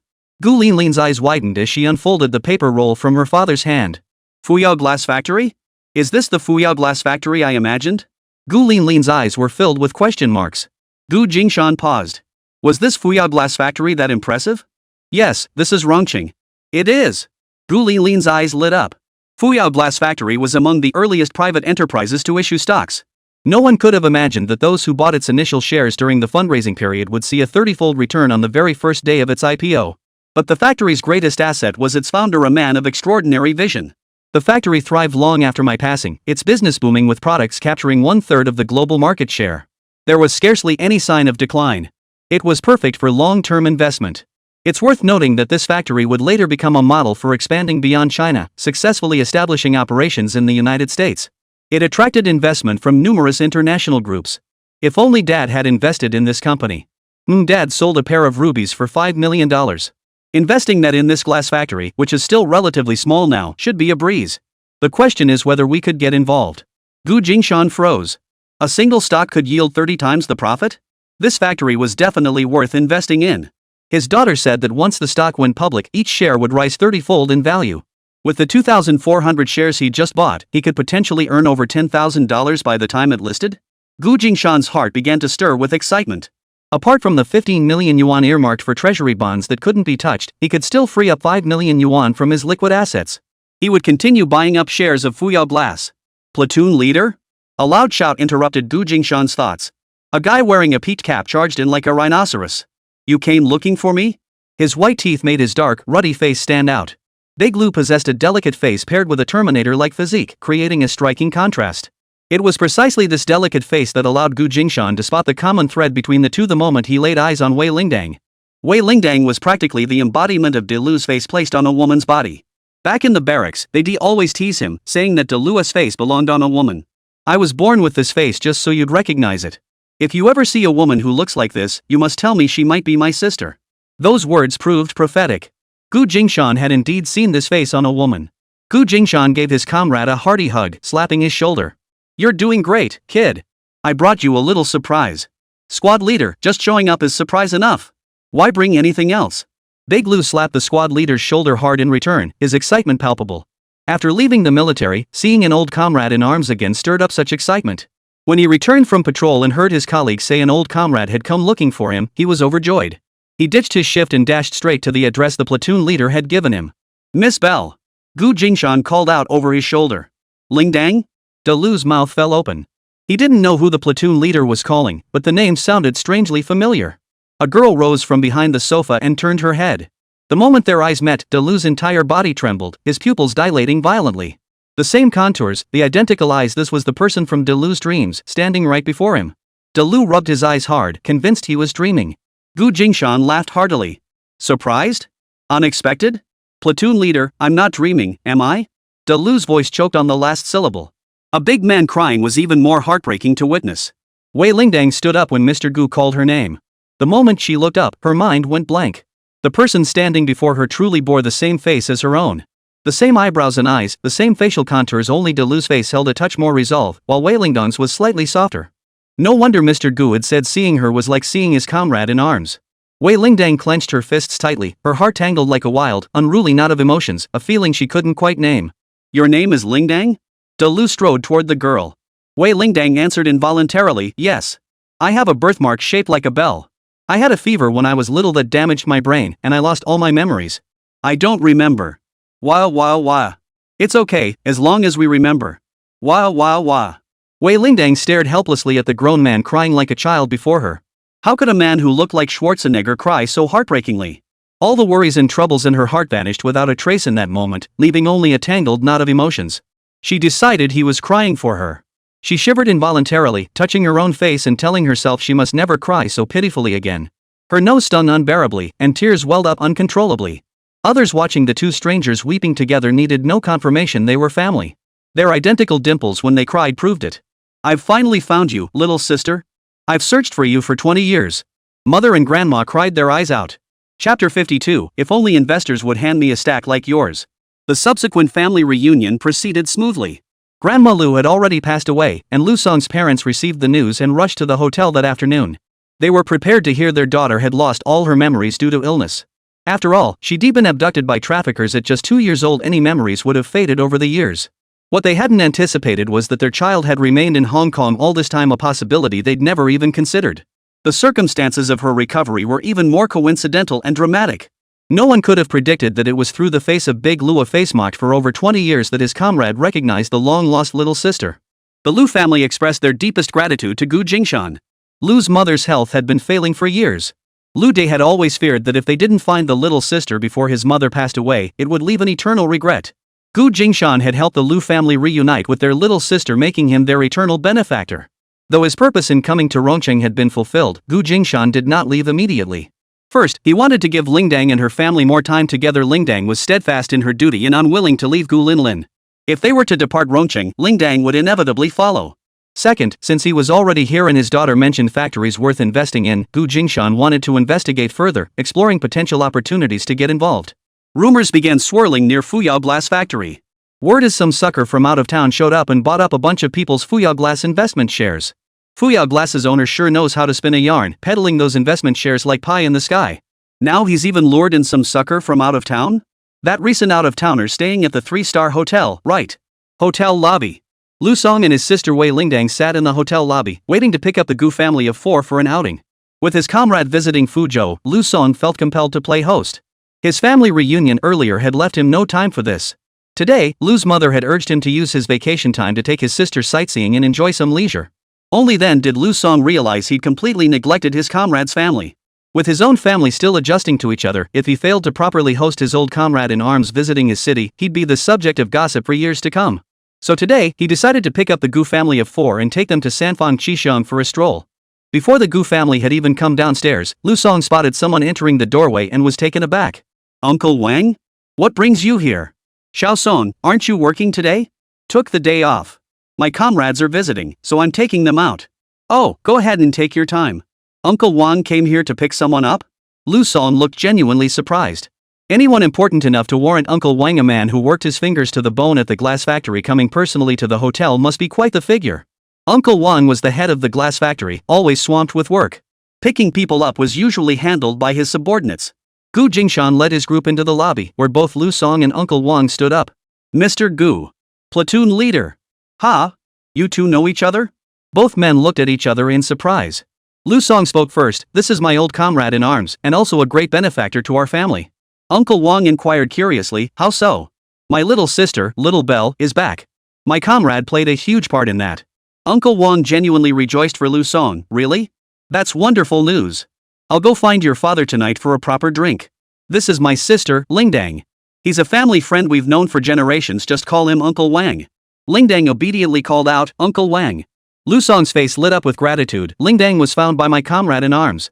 Young man. You've done a tremendous favor. The Lu family went through a lot searching for little Lingdang. Gu Jingshan humbly replied, Lu Song is my comrade in arms. If I can help, I certainly will. This time, it was just a matter of fate. Lu Song looked curious. By the way, Uncle Wang, what brought you to see my comrade? Ah, they mentioned that the sucker buying retail stocks is here, so I came to pay a visit. Gu Jingshan laughed. Haha, they didn't mean me when they said sucker, did they?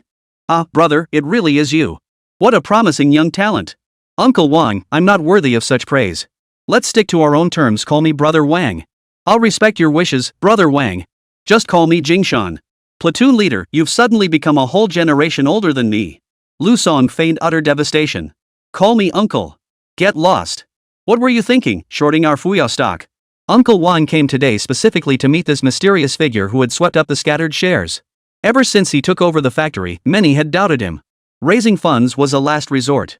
The 6.27 million yuan pooled by partners back then was nearly depleted, yet development of automotive windshield glass technology had only just begun. It couldn't stop or all their efforts would be wasted, their investments down the drain. Was this young man genuinely backing him, or here to sabotage the event? He glanced at Lu Song standing nearby. His nephew had always been dependable. They say birds of a feather flock together, so his nephew's acquaintances should be reliable too. This couldn't be a deliberate attempt to sabotage things. With this thought, a glimmer of hope slowly rose in his heart. Though he had confidence in his own ability to grow and improve this factory, the fact that a complete stranger was supporting him felt almost unbelievable.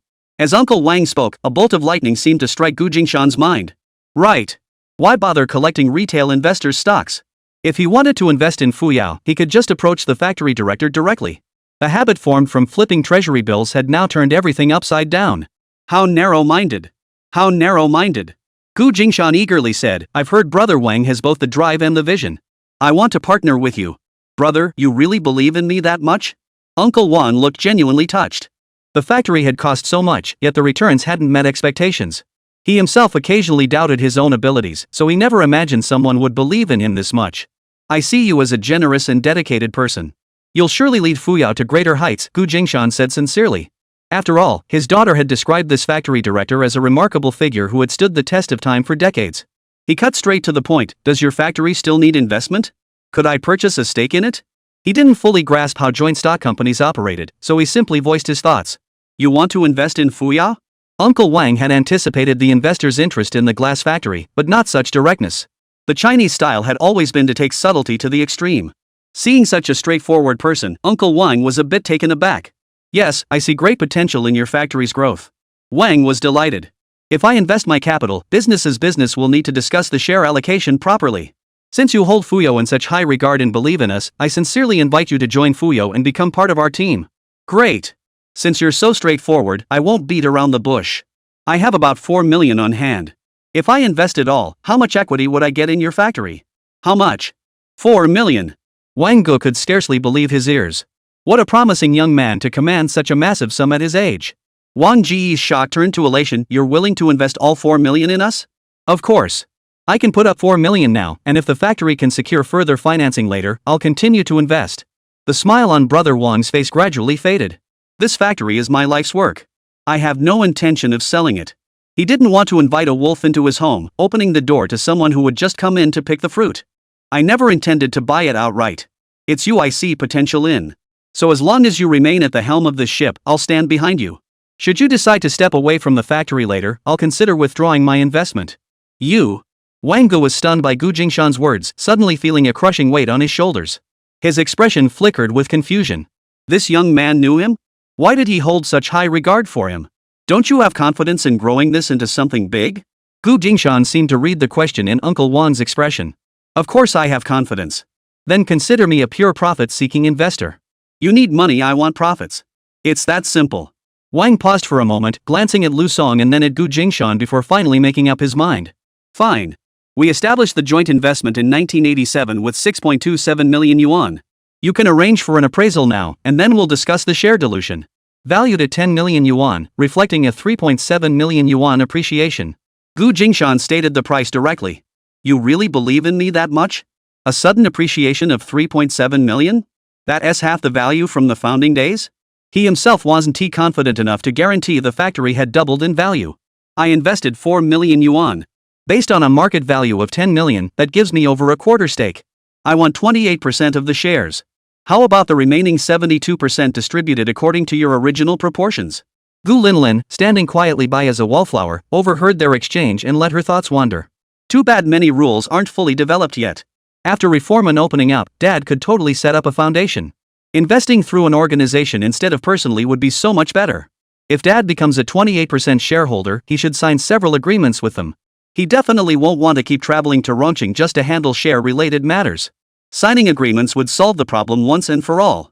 Gu Jingshan silently agreed in his heart. His daughter understood him best.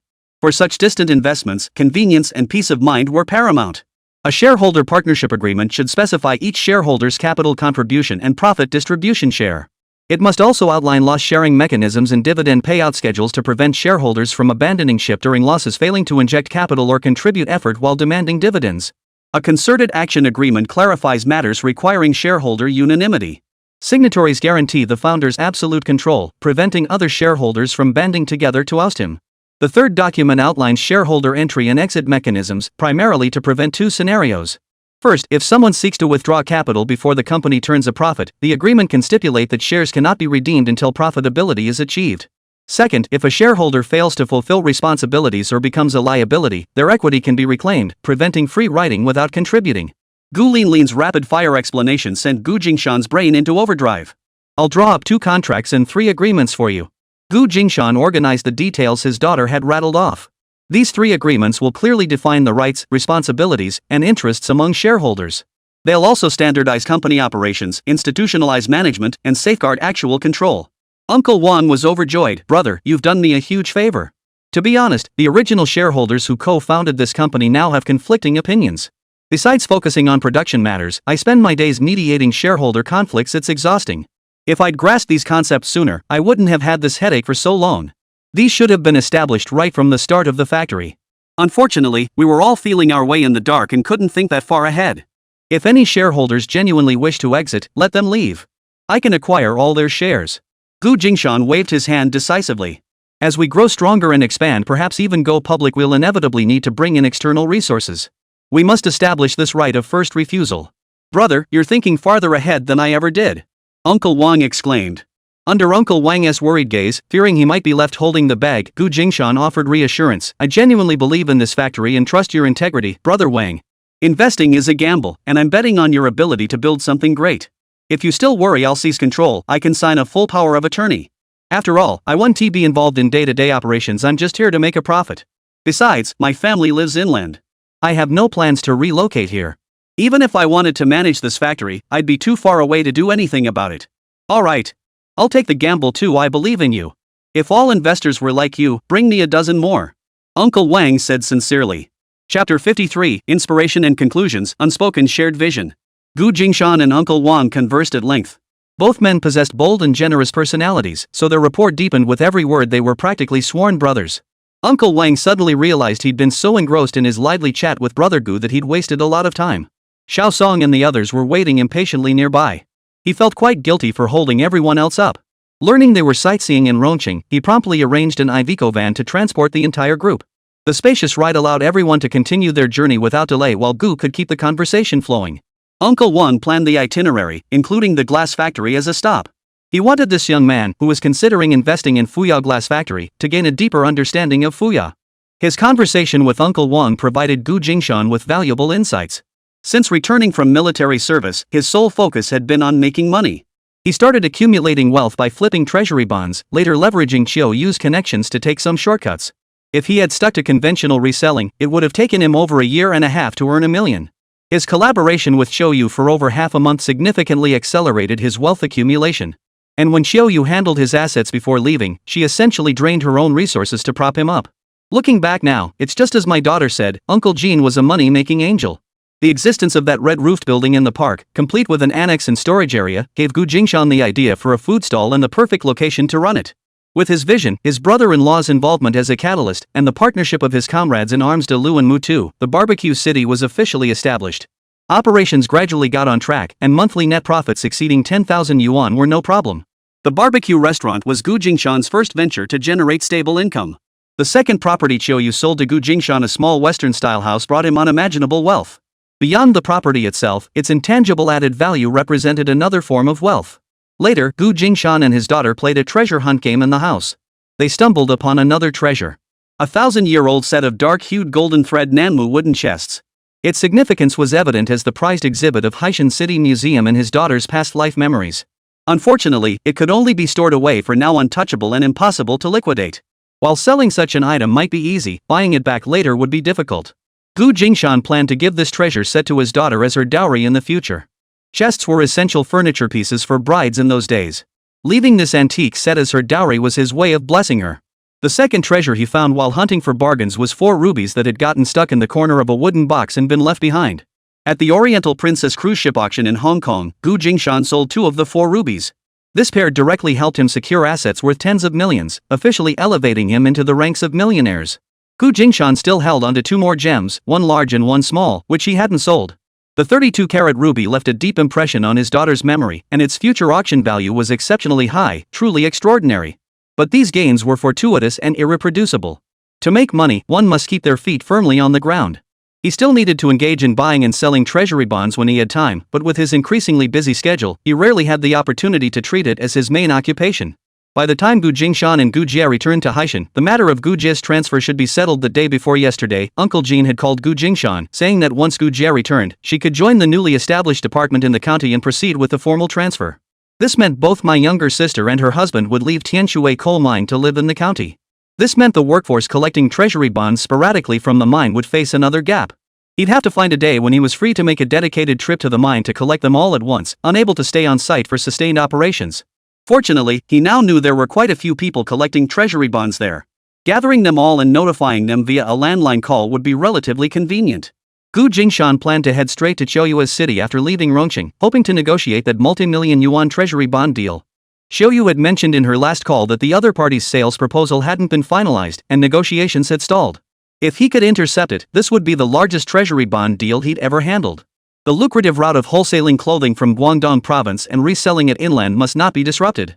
Lu's cousin had already moved into the annex of the barbecue complex, and the clothing store under construction was nearing completion, with its grand opening imminent. Mr. Jiang, who handled the northeast sales route, remained a steady partner. Each time he acted as a middleman, Gu Jingshan pocketed a small profit.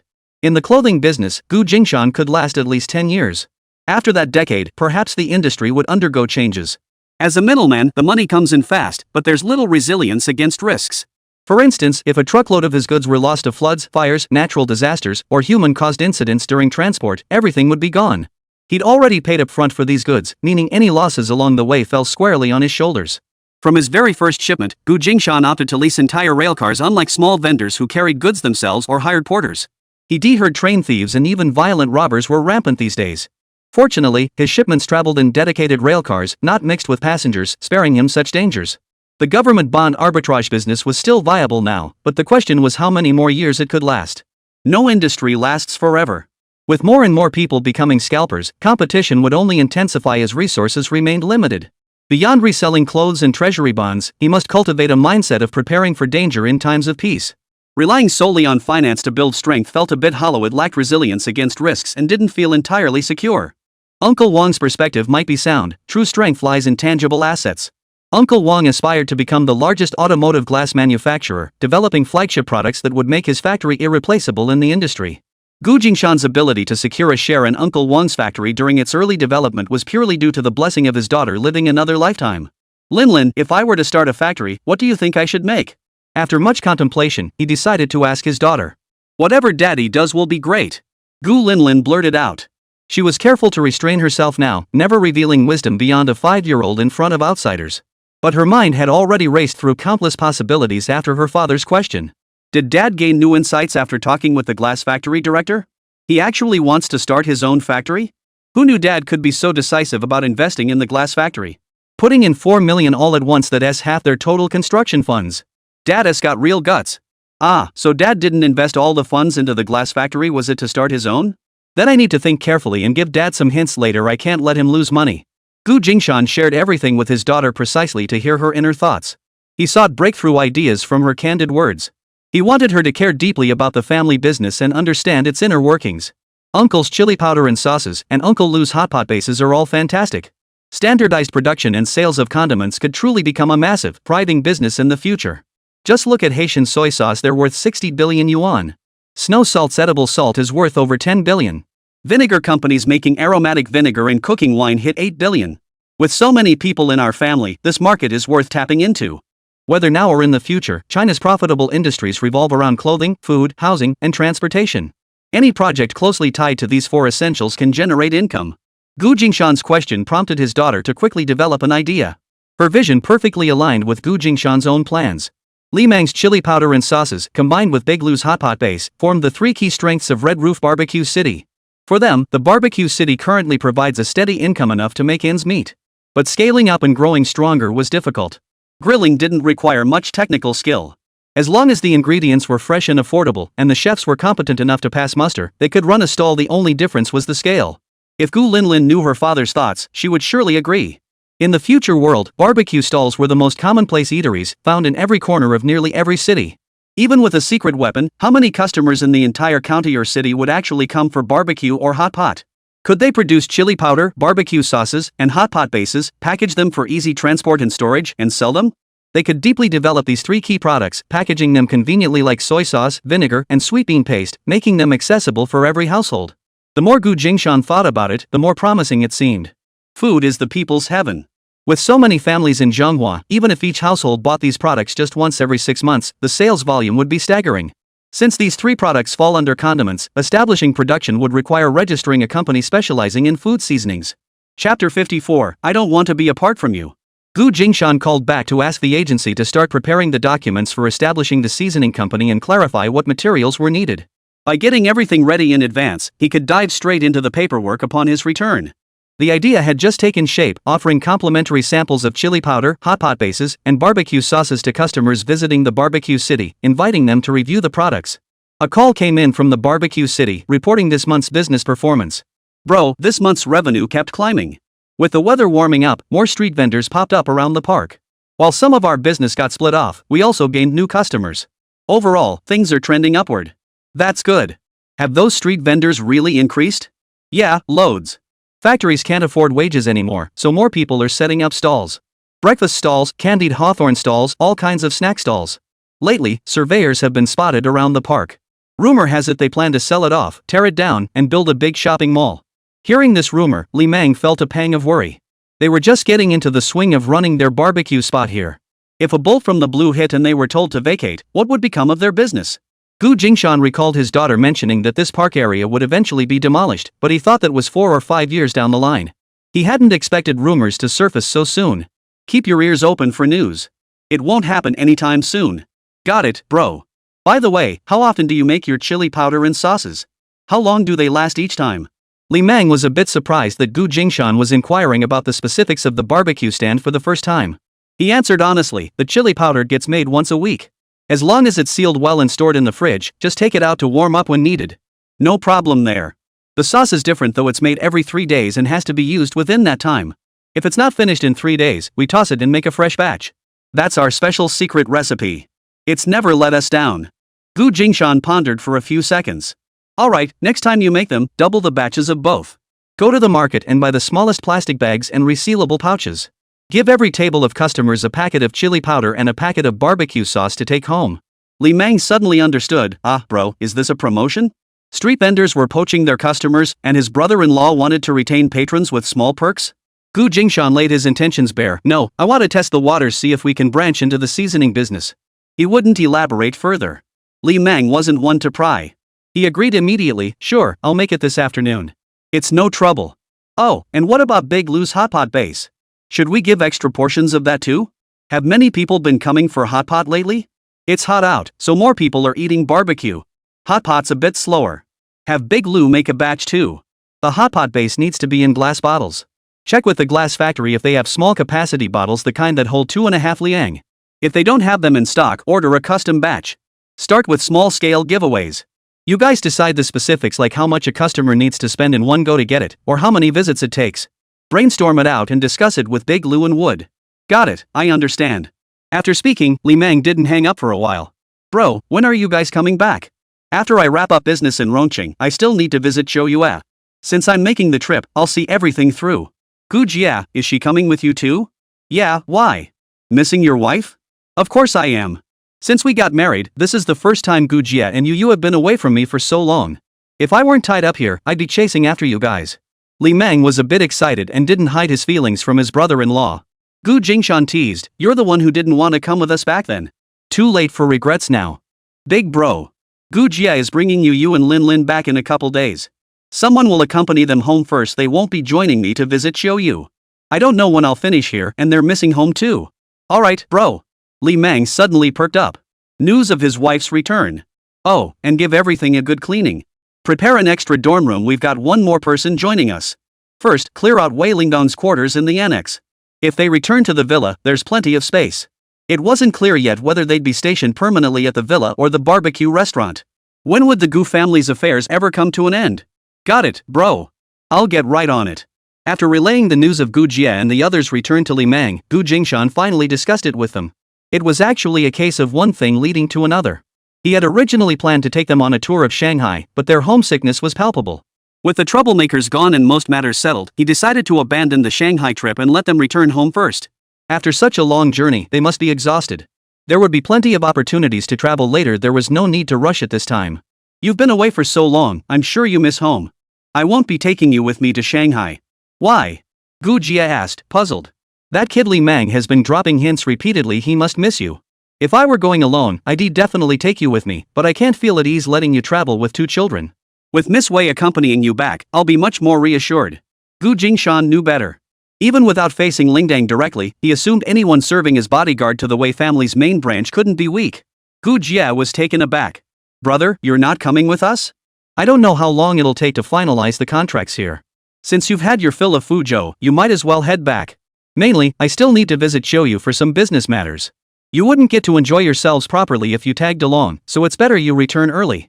Actually, it's fine if we go with you. We can make the best of it. The thought of Jia traveling alone with 2 children made her uneasy. Weilingdang will accompany you. Also, once you return, settle in quickly and report to your new department. Uncle Jean has been waiting for several days now. We've been delayed here by matters, and it's not right to keep him waiting. This time, Jia was genuinely stunned. Brother, they settled it that quickly? From the initial mention of transferring to the county seat to everything being finalized, it hadn't even taken a month. If it had been this easy, what was the point of their parents pushing so hard all those years ago? Jingshan knew exactly what his little sister was thinking. Their parents' favoritism hadn't developed overnight, there were clear signs leading up to it. Dwelling on it now would only invite humiliation. Better to let it go. Jingshan let out a soft sigh. Uncle Jean handled this matter remarkably quickly. But he didn't make any demands. I'm worried there might be some hidden quid pro quo we don't know about. When you get back, keep an eye on things for me and figure out what's really going on with the Jean family. Got it, brother. We'll buy train tickets to head back tomorrow. I'll buy your tickets this afternoon. The sooner you leave, the sooner you'll be home. Got it. With my little sister's arrangements settled, it was time to focus on my daughter. Dad, I want to go with you. Before Jingshan could respond, Linlin cut him off. I've been pretty busy lately. I won't have time for you. I can stay at the hotel by myself. I don't feel comfortable having your aunt take you back alone. You should stay with Aunt Wei, there'll be more of you to look out for each other. But I don't want to be separated from you. I'll be back soon, okay? You go ahead and head back early, there are still a few things you need to help me with. What things? There are rumors about demolition near the barbecue place and the park. Keep an eye on that when you get back. Also, if I decide to start a seasoning factory, could you keep your ears open and listen for any rumors about factories for sale? Linlin wrinkled her nose but reluctantly agreed. Fine then. Truthfully, Jingshan didn't expect his little daughter to uncover much intelligence, it was merely an excuse to send her away. Otherwise, this little one would never want to leave his side.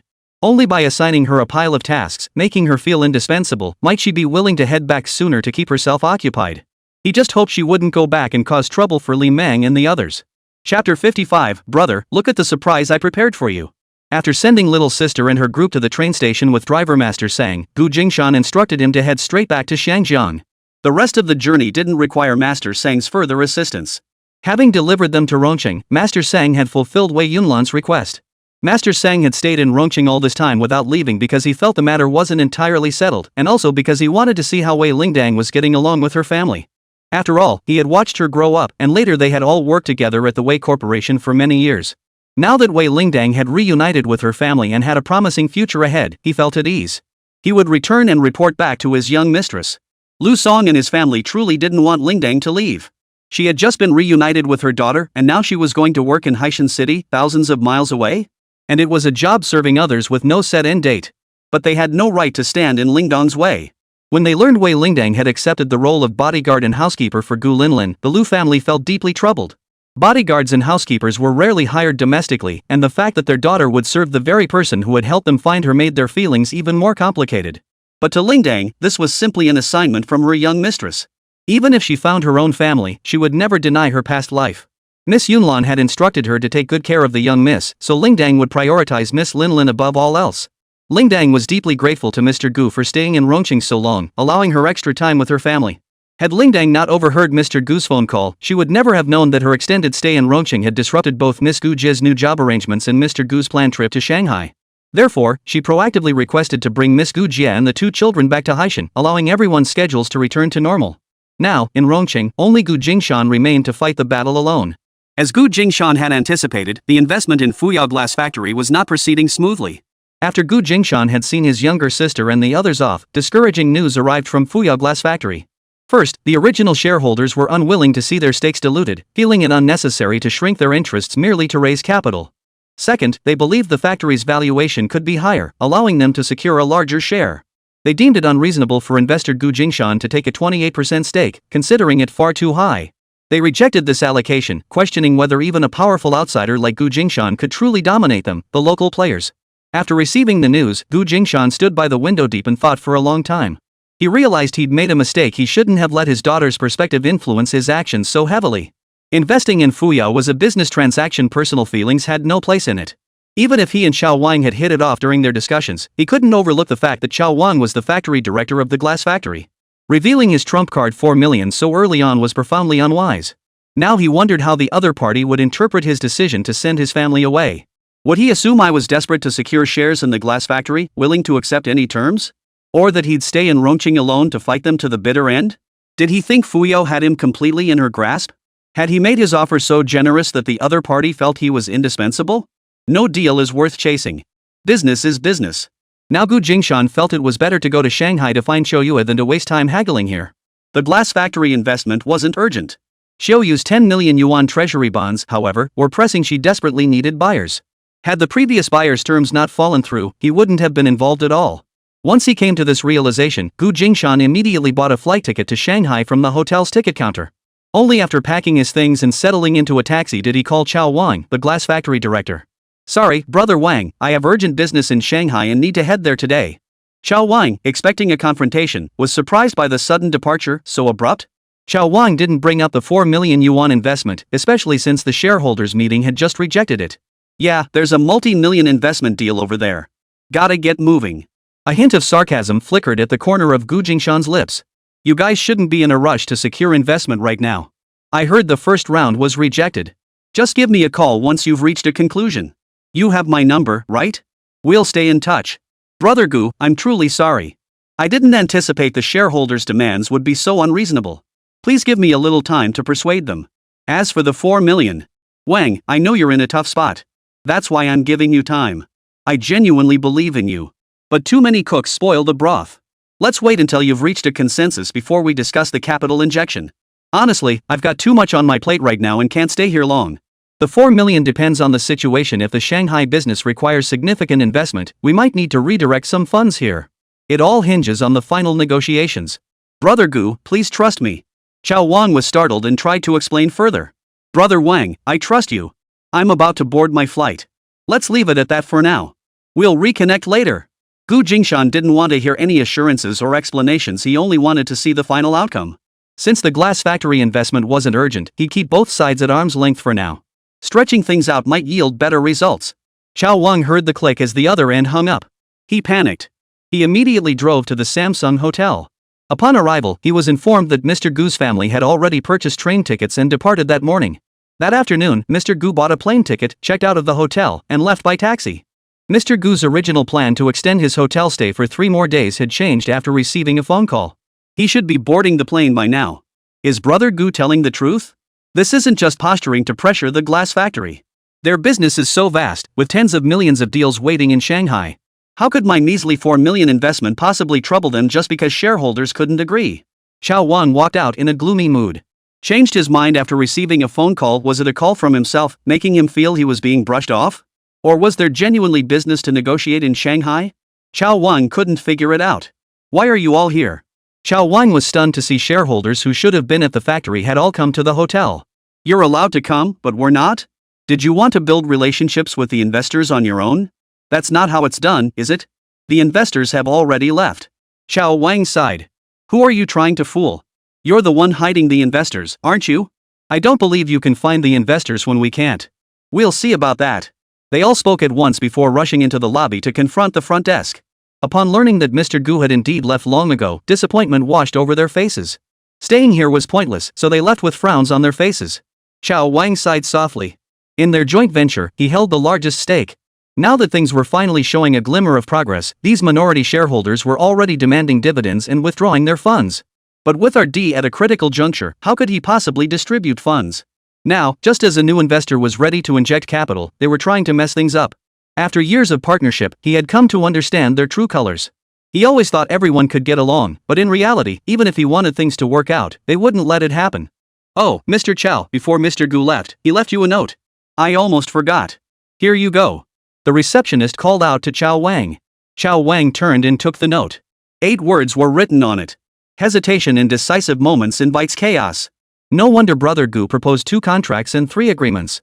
No wonder Brother Gu said, if any shareholders wish to withdraw, let them leave. I can take over their entire stake. Those involved are often blinded by their proximity, while outsiders see things clearly. Brother Gu had long since figured it out. Pity that I was still scheming to leverage my position against restless minority shareholders. Chao Wang chewed on those 8 words for a long time before finally making up his mind. Meanwhile, Gu Jingshan stepped off the plane and immediately called Jin Xiaoyue. "I knew you couldn't hold back much longer. I was just wondering when you'd finally show up," Jin Xiaoyue teased. "How did you know I'd come?" Gu Jingshan raised an eyebrow. "You've been tracking the 10 million yuan treasury bond for so long, asking me about it 3 times. If I didn't know what you were thinking by now, I'd be wasting my time. How could Jin Xiaoyue not know? If Brother Jingshan wasn't interested in that, he wouldn't have asked even once." Besides, their first fortune had been made through treasury bonds. With such a golden opportunity now, how could they possibly pass it up? If there was a reason, it could only be a cash flow issue. By sharing this news with Gu Jingshan, Jin Shoyue was essentially tipping him off. She thought Gu Jingshan would come sooner even if he couldn't secure the entire share, sharing it with others would have been fine. But who knew brother Jingshan had such big ambitions? He must have scraped together the full funds before showing up. Gu Jingshan laughed heartily. No one knows me better than Shoyue. Brother, have you secured the funds? You guess. Shoyu looked utterly certain. Big brother must have secured sufficient funding to come to Shanghai. Gu Jingshan teased, such trust in me? Aren't you afraid I came to borrow money from you because I failed to raise it? Is that what you're here for? Heh, who knows? Brother Jingshan, don't you think I know you? If you hadn't saved up the money, you wouldn't have come here empty-handed. The day you arrive is the day we can secure the 10 million in treasury bonds. Kid, you really know me. This time, we're going to make it big together. Of course. By the way, where's Lin Lin? Didn't you say you'd bring her along? Gu Jie took her back to Haishan. After all this running around, the kids are exhausted. Bring her next time then. I'll take her to the Oriental Pearl Tower. Great. Next time for sure. Jin Shoyue tugged at Gu Jingshan's sleeve. Come on, big bro. See the surprise I got for you. What surprise? You'll see when we get there. Gu Jingshan was led to Jin Shoyue's apartment, a small place she'd bought in Shanghai. First time I've seen you living in such a tiny place. This is your surprise? What a surprise, running off to Shanghai, poor thing, can't even afford a bigger place. Living alone, it's easy to keep tidy. No need to keep up appearances, just go with whatever's comfortable. Don't let the size fool you, this place wasn't cheap. Shanghai has been trialing property reforms, and the district I bought in is right in the pilot zone. The location is prime, right in the heart of Shanghai, with excellent transportation links. Schools, hospitals, and all amenities are nearby. You won't find a better place right now. It's just a bit small, but other than that, it's perfect. Gu Jingshan shook his head in disbelief. Yeah, it's much smaller than your old place. Xiaoyu seemed much more at ease than she had in Haishan, completely unfazed by Gu Jingshan's teasing. It's just for me anyway, so this size is perfect. What do you expect? You can't expect apartments in a big city to be as spacious as those back in our county town. You're staying here tonight. I've already tidied up the guest room. Of course you will. Since you've invested in property, you're definitely staying. Gu Jingshan eyed her up and down. You seem to be in good spirits. I barely said a word, and you've been chattering away nonstop. Well, you came to Shanghai to see me, of course I'm happy. Oh, and you still haven't told me what that surprise of yours is. Just wait. We're going out for a big meal tonight. Shoyue picked up the landline and made a call. Chapter 56, I'm paying in full, what can you offer me? Jin Shoyue gently hung up the landline. Dexing restaurant might be too late tonight, they might not have a table. Let's go to Maolong instead. Gu Jingshan didn't mind either way. It was his first time in Shanghai, and he wasn't familiar with the restaurants here. You decide. The guest follows the host. Then we'll try authentic Shanghai cuisine. Maolong's spicy braised pork belly and wine-infused water spinach are legendary. Shoyue raved about the restaurant they were heading to. Sounds good. I'm not familiar with the place you order. Jin Shoyue opened the door and motioned for Gu Jingshan to enter first. At today's gathering, I'll introduce you to a well-connected senior figure in Shanghai. He speaks his mind sometimes bluntly. After we met, he's called me out more than once. Ha! Gu Jingshan looked up at Jin Shoyue. Jin Shoyue solemnly reminded him, whether you can secure the treasury bond deal depends entirely on whether you can win him over tonight. Got it. Gu Jingshan flashed a confident smile. They soon arrived at the Maolong restaurant Jin Shoyue had mentioned. The place wasn't large, but it was decorated warmly. The beautiful owner came to take their order. Jin Shoyue wasted no time, rattling off a string of dishes: braised pork with chili peppers, clam and tofu hot pot, scallops with scallion oil, wine-scented water spinach, stir-fried shrimp. Why so nervous? Gu Jingshan chuckled. Shoyu never acted like this before. Was the owner that intimidating? Or did Shoyu have some feelings for her? Shoyu scoffed. If you take too long ordering here, the owner will yell at you. Her sympathetic expression clearly showed this was hard-earned experience from past scoldings. The beaded curtain rustled as another person entered, heading straight for their table. Shoyu stood to greet them, and Gu Jingshan rose with her. I'm not late today, am I? Not at all. We just got here ourselves. This is also from our Haishan, brother Ma Shun. Shoyu reached out to introduce them to each other. Brother Ma, this is my buddy Gu Jingshan. Brother Ma, it's a pleasure to meet you. Mr. Gu, I've long admired your reputation. Not at all, Brother Ma, you flatter me. Brother Shoyue has spoken highly of you, recommending you to me several times. If I'd refused to meet you today, he wouldn't have come with me at all, Ma Shun complained in a joking tone. That's Brother Ma giving me face. Brother Chiu is closer to me than my own brother. I owe my entire journey to Shanghai to him. Come on, the food's here. Jin Shoyue helped the owner's wife arrange the dishes. I already ordered your favorite braised pork with chili peppers. See if there's anything else you'd like and order a few more dishes. Order first, otherwise Sister Zhang will scold us. Ma Shan shared the same sympathetic look and motioned for everyone to join in. Wine glasses filled, dishes served. Ma Shan opened up, we're all from Haishan back home. Haishan folks are straightforward, no beating around the bush. I'll be blunt, how much can you handle, Mr. Gu? Northern Trust currently holds 10.9 million in assets. Rumors of liquidation are rampant. If we don't offload these, the fallout will be ours to bear. So many people know about it and many have already given me offers. Gu Jingshan raised an eyebrow. How much I can take depends entirely on what price Brother Ma is willing to offer. I'm genuinely eager to do business with you. Jin Shoyue chimed in, so if the price is high, you take less, if it's low, you take more? Gu Jingshan flashed a confident smile, that depends on whether Brother Ma is willing to give me the entire share. Ma Shan's expression was half smile, half sneer. To be honest, I didn't plan to meet you. It was Brother Choyue who insisted several times, so I'm giving you this chance. He paused. We're dealing with more than one partner. Gu Jingshan hit the nail on the head, but none of them can pay the full amount up front, right? Ma Shan's pupils contracted. The man had hit the nail on the head. You can pay the full amount? Gu Jingshan slowly picked up some food with his chopsticks, saying nothing. Ma Shan pointed at Shoyue and scolded with a laugh, you're the one who spilled the beans again, aren't you? Shoyu topped off Ma Shan's wine. If I didn't know you well, I wouldn't dare say such things. Seeing you so overwhelmed you couldn't even be persuaded to come out for drinks, I just wanted to help you out. Gu Jingshan listened quietly as Shoyu backed him up. Seeing the other man's rock-solid composure, Ma Shan remained skeptical. Fine, for Choyu's sake. But let's be clear, if you try to drive the price down too hard, there's nothing left to discuss.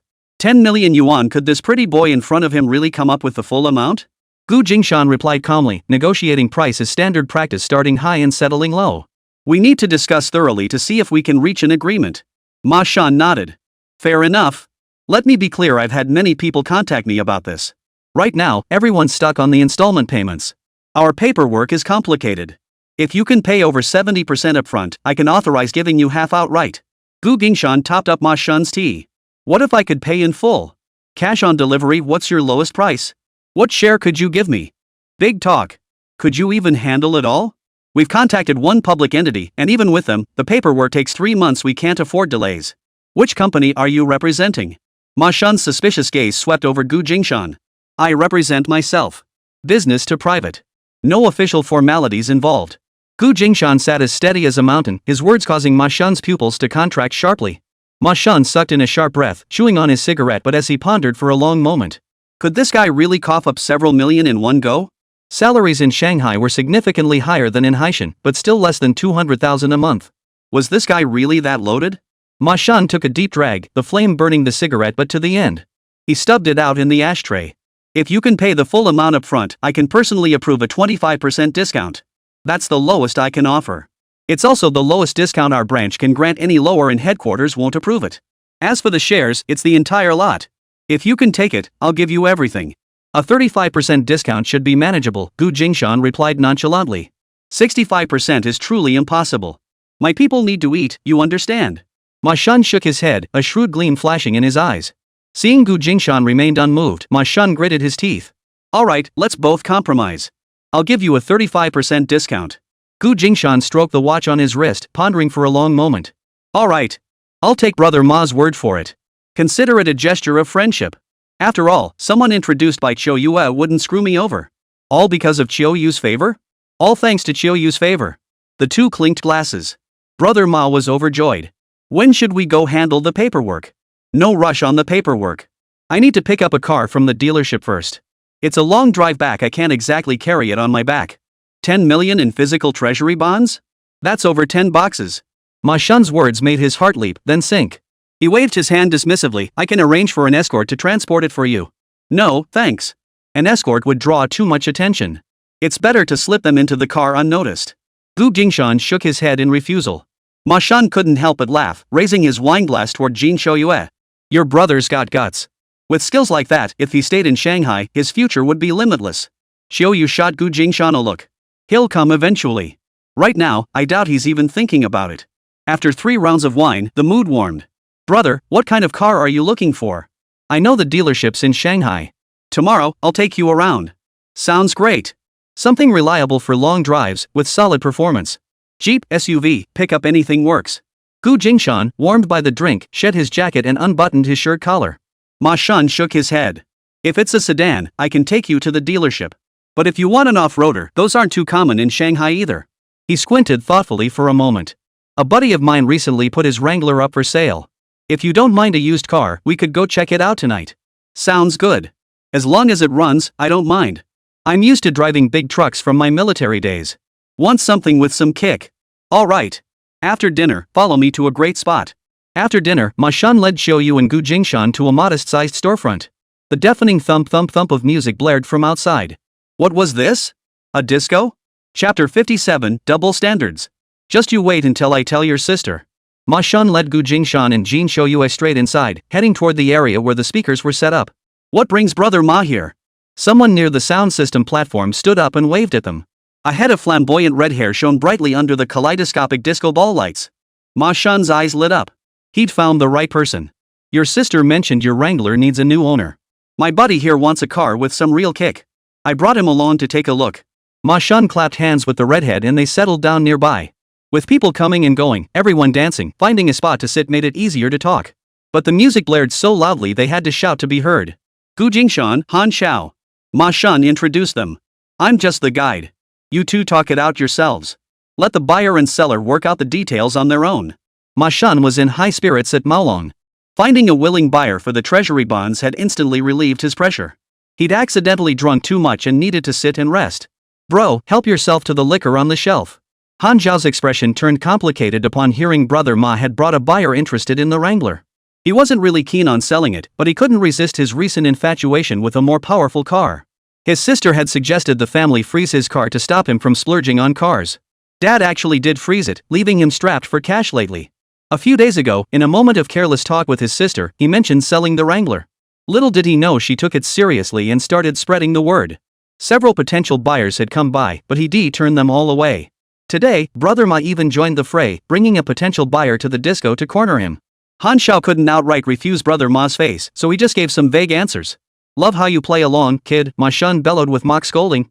Fine, if I like it, I'll just take it. Take whatever you want, but just one bottle. Even I can't get my hands on the limited editions, Han Xiao bantered back. No problem. Take the most expensive one. Ma Shun bluffed. Han Xiao laughed magnanimously. Take whatever you want. Can't this place afford to keep you drinking? Ma Shun waved his hand, signaling he didn't need to be served. No need to bother with me. You guys chat. Where's your crew from? Han Xiao shot a sidelong glance at Jingshan. The man's bright red hair was strikingly flamboyant, and Han Xiao couldn't help but roll his eyes at Jingshan's stiff, upright posture. Jingshan had already unbuttoned his shirt collar while eating at Maolong. Before entering the disco, Xiaoyu had told him to unbutton and roll up his tightly fastened sleeves, then take off his jacket and drape it over his arm. His current outfit was fairly standard, not too flashy for the disco. But his impeccable posture, combined with his currently trendy tough guy face, made him feel a bit out of place in the dance hall. Upon entering, a flicker of understanding crossed Jingshan's eyes. He casually tousled his hair, ruffling it slightly. He had once visited the bar on the Princess of the Orient at 3 a.m, bringing Wei Yunlan back to the suite that night.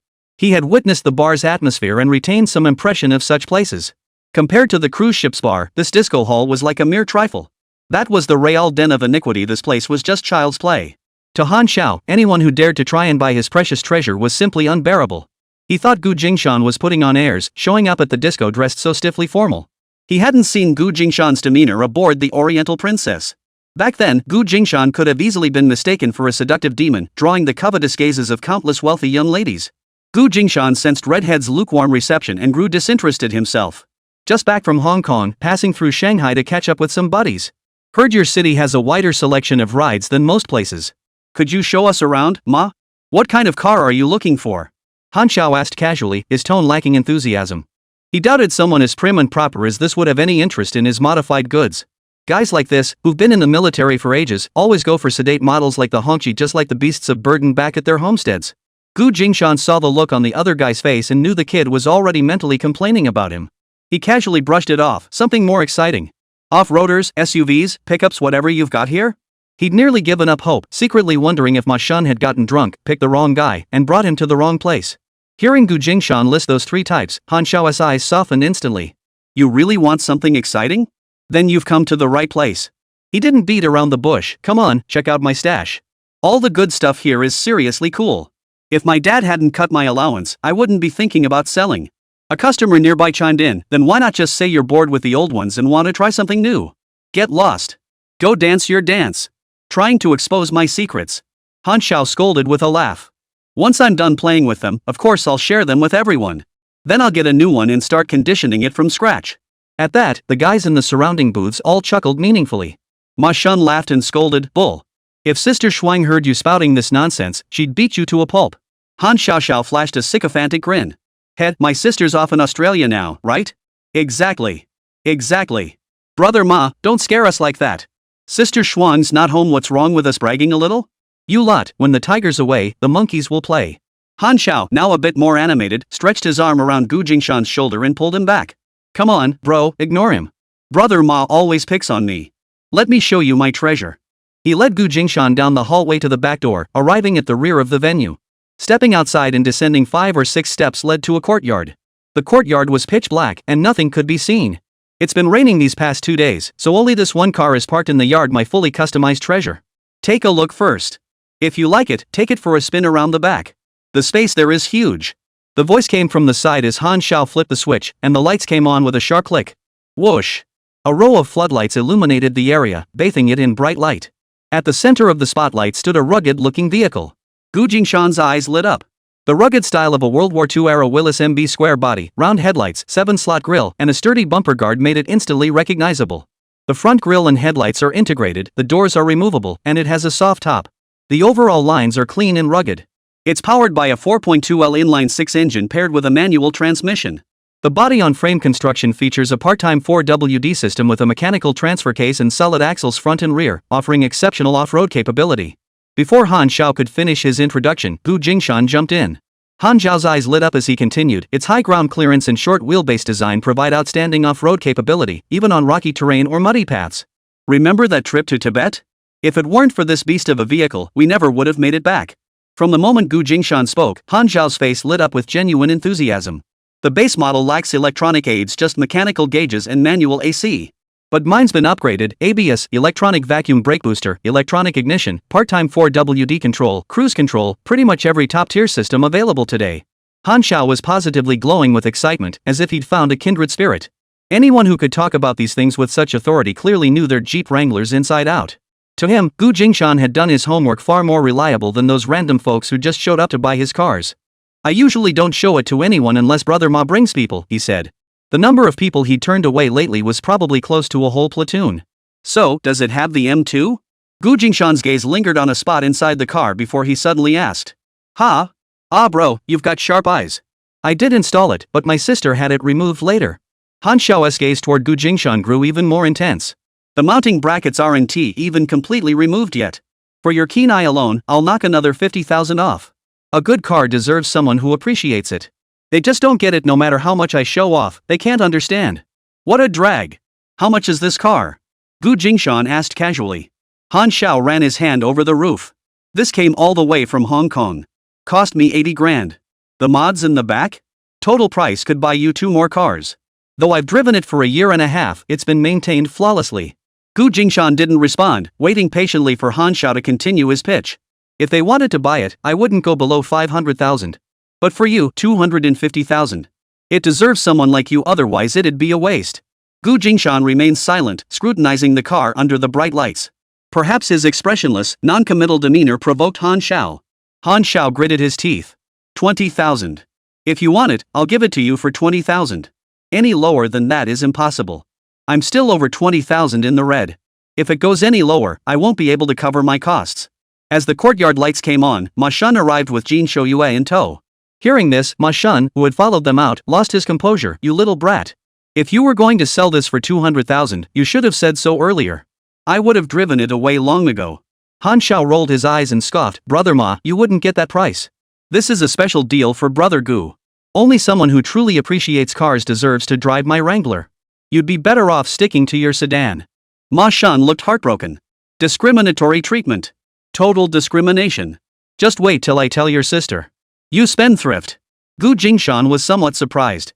Seeing Ma Shun's eagerness at the price and that heartbroken look, he knew he'd gotten a great deal.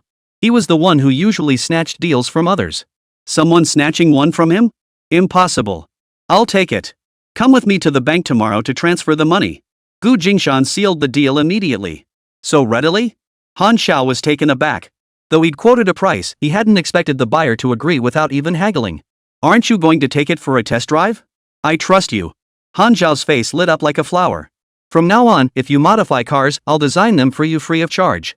Come on, give me your contact info. When I get my hands on a great car, I'll invite you to come and appreciate it. Ma Shun glanced at Gu Jingshan, gaining a new perspective on the man before him. It was well known that Han Xiao was obsessed with cars and modifications, and most people couldn't hold a conversation with him about it. Yet this pretty boy type had clicked with Xiaozi so effortlessly. In no time, he was calling him Brother Gu and even asking for his contact info. This was the same guy who'd convinced Xiaozi to trade in his Wrangler at half price or even a third off. This was a car Han Xiao had modified to the max. Not just the interior, but the entire exterior had been swapped out with bulletproof glass and special steel. When it was freshly modified, someone once asked Han Xiao if he'd sell it for $1 million. Back then, the kid was riding high and didn't even bother to respond. Now he was offering 20 grand to Gu? Xiao was losing his shirt. Sure, used cars depreciate, but this thing was practically the embodiment of China's most advanced automotive tech, hardware and software maxed out. Even someone like him, who wasn't particularly into off-roading, found himself coveting it. 20,000? Gu Jingshan had snagged an absolute steal. The more Ma Shun thought about it, the more unbalanced he felt. He curled his lip. It's a good car, sure, but it guzzles gas. Yu chimed in, ha ha ha. Brother Ma, your tone is so sour it could turn vinegar. Gu Jingshan chuckled. Brother Ma, no matter how much you begrudge it, I won't give it to you. He patted the car's pillar admiringly. Once the transfer's done, I'll be cruising around in this beauty. Ma Shun suddenly snapped out of it, look at me. Brother Gu's doing millions in business, is he really worried about a little gas money? Right, Gu Jingshan bought this car to haul Ma's cargo. It wasn't his to begin with, and the bargain wasn't his to claim. After all, it wasn't his money he was worrying about. Better get his own deal finalized first. Chapter 58, Stealing the Wall. That phrase sounds good. Early the next morning, Han Xiao drove the Wrangler to pick up Gu Jingshan for business. They planned to sign the contract at the law firm first, then head to the bank to transfer funds and complete the Jeep's ownership transfer. Brother Gu, what kind of business are you in? Han Xiao was utterly intrigued by this man who bought his car without even haggling over the price. Gu Jingshan glanced at him and cautiously replied, I do a little of everything. Lately, I've been flipping some small items. Things were much better now than in previous years. This wasn't the era when profiteering was cracked down on. More and more people were heading south to make money, so even if he said he was flipping goods, no one would report him. Han Xiao felt a tingle of envy. He was strapped for cash lately and couldn't find any profitable ventures, yet this guy claimed to do everything? Any good opportunities? He asked curiously. I'm looking to get into some investment ventures myself. His question sounded so naive that Gu Jingshan was taken aback. They were seller and buyer meeting for the second time. Was it really appropriate to ask such a question? Even if you were naturally outgoing, this seemed a bit much, didn't it? Gu Jingshan looked puzzled. Your disco hall must be making a killing. A disco owner short on cash? Han Xiao sounded disheartened. The disco doesn't make much money. People just come to dance and support the place. I don't even charge admission. What's there to earn? Gu Jingshan was even more puzzled. He had clearly heard Han Xiao say yesterday that he had treated Brother Ma to drinks. But you've got all that stockpiled liquor here. What? You can't make money on drinks? That can't be right? Han Xiao declared with righteous indignation, my liquor is only for those I deem worthy. Gu Jingshan was speechless, nearly rolling his eyes. You won't give your own good stuff away, but can't you get Fiji beer or lemon soda? Drinks, sodas, specialty snacks, adding weekend shows or themed events, renting out for birthday parties, can't all that make money? Han Xiao was stunned. He stared at Gu Jingshan as if he were a freak. Is making money that easy? Then why was he still living off his parents? He really couldn't make a single penny. How could Gu Jingshan casually spout off so many money-making ideas? Han Xiao lowered her head, counting on her fingers as she carefully considered Gu Jingshan's suggestions. The more she thought about it, the more feasible they seemed. In an instant, she found herself utterly in awe of Gu Jingshan's ability to pinpoint money-making opportunities with just a few words. Brother Jingshan, you're my real brother from now on. Han Xiao beamed with delight, his smile stretching from ear to ear. He'd test it out when he got back. Fiji was out of the question. No one but him could drink in his territory. Lemon soda, red treasure, orange soda, happy cola, salt soda, those he could definitely arrange. He opened the disco because he loved dancing. He despised the smoky, chaotic atmosphere of other venues, so he created a clean space. Once the place was up and running, he didn't allow smoking or drinking inside either. Later, friends started supporting it, and more people came. It became a place for everyone to hang out. He never thought about making money. The only headache was covering the monthly water, electricity, and sanitation fees. But judging by how Jingshan's taking care of things now, this place isn't just profitable, it's raking in big bucks? Han Xiao scratched his head, his mind racing with thoughts he couldn't quite articulate. My sister always wanted to steer me onto the right path. What exactly is the right path? Does not pursuing a career in government automatically make it wrong? Han Xiao complained with deadpan seriousness. Gu Jingshan chuckled and casually replied, for me, making money is the right path. For others, a career in public service is the right path. It depends on how you see it yourself. I want to do what I love the buzz, the excitement of everyone gathering together. Han Xiao scratched his head. I also love modifying cars and being free from constraints. I haven't thought about anything else. Gu Jingshan let out a soft sigh, his face breaking into a genuine smile. This was a straightforward kid, well protected by his family. He decided to offer some guidance. Your car modifications are impressive. Have you considered pursuing that professionally? Han Xiao looked utterly disheartened. Don't even mention it. I want to modify them, but how many cars are there around here? The owners treat their cars like precious heirlooms, practically covering them with protective covers the moment they get home. Forget modifying them, just touching their cars is like asking for their lives. Han Xiao seemed to recall something, his expression almost turning grim. Then create the car market. Once there are more cars on the streets, people will naturally want modifications. Gu Jingshan's offhand remark left Han Xiao staring blankly, deep in thought. Market? Right. The car market. Bro. You're a genius. With policies brewing upstairs, your political instincts are off the charts. Han Xiao gave him a thumbs up, practically ready to bow down in worship. Gu Jingshan had hit the nail on the head. If this topic hadn't just come up casually in their conversation, and the news hadn't broken just last night, Han Xiao would have genuinely believed Gu Jingshan had inside sources feeding him intel. Bro, do you think there'll really be countless cars on the roads someday? His face wore a dreamy look. It shouldn't be a problem. Just a few years ago, buying a bicycle was incredibly difficult. Now it's no big deal, right? Cars will probably be the same in a few years. Han Xiao shook his head. Not many people will be able to afford them. A car easily cost tens of thousands, and wages were still so low. It's all about making it happen, Gu Jingshan countered with a different perspective. When it comes to the future, anything is possible. Han Xiao had a childish streak. If he liked someone, he'd jump at the chance to get close. Bro, can I tag along with you from now on? You're way cooler than my own brother, almost as awesome as my sister. My temple's too small to house a god like you. I haven't even dared to latch onto your coattails, and here you are putting me down. Teasing echoed through the car. My thigh is yours to grab, go ahead. Han Xiao chuckled, suddenly struck by a thought. My thigh's nowhere near as thick as yours. My dad says people with brains are like thick thighs. Since my brain's not up to par, he tells me to listen to those who are. Well, your dad's definitely your real dad. Gu Jingshan struggled to hold back his laughter, barely managing to contain it. Han Xiao's father was quite the joker. He probably knew his son was naive and was just teasing him. Truthfully, Gu Jingshan envied Han Xiao. Such a bright, innocent spirit, he must have been utterly spoiled and pampered at home to grow up like this. Squeal! Their car came to a stop. They had arrived at the legal advisory office, forcing them to halt their conversation. Han Xiao led Gu Jingshan inside, where he signed the contract in front of a familiar lawyer. Then they went to the bank to transfer the funds and arranged for someone to handle the property transfer. The entire process was completed smoothly before noon. Bro, lunch is on me today. Consider it thanks for your advice. With everything settled, Han Xiao insisted Gu Jingshan join him for a meal. Gu Jingshan shook his head. I just mentioned it offhand, and you happened to hear it, hardly a real tip. I've got things to do this afternoon. Let's reschedule another time. Talking to a kid was no big deal, they could grab lunch another time. But not today. Gu Jingshan needed to finalize the treasury bond deal first. With the finish line in sight, he couldn't afford to have someone else swoop in and snatch it away. Just then, Gu Jingshan's mobile phone rang, saving him from the awkwardness. Hey, brother Ma? Gu, about our deal. The higher-ups were pressing hard, and Ma Shun was also worried about complications arising. Having drunk too much last night, he woke up late today and immediately began regretting not signing a contract first. Gu Jingshan seized the moment to bid farewell to Han Xiao.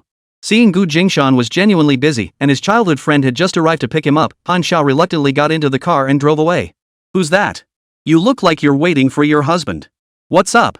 You asked me to pick you up, and now you don't want to leave? Just a buddy. He's this guy.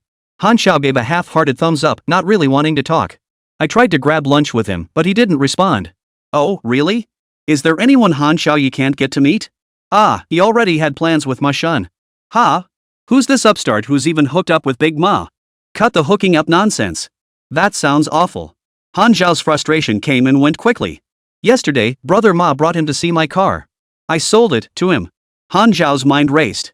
Their relationship was naturally stronger, so Gu Jingshan had to thank Ma Shun for the introduction first. That made sense. That's why he turned me down. Her childhood friend's face twisted in horror. You sold your car? You swore you'd never part with it. Didn't you say no one was worthy of your armored vehicle? Watch the road. Han Xiao yelled. Just drive. Why are you staring at me? Don't get distracted. I'm just curious. You still haven't answered me. It's just that Brother Ma brought this guy over, and I didn't get to have dinner with him.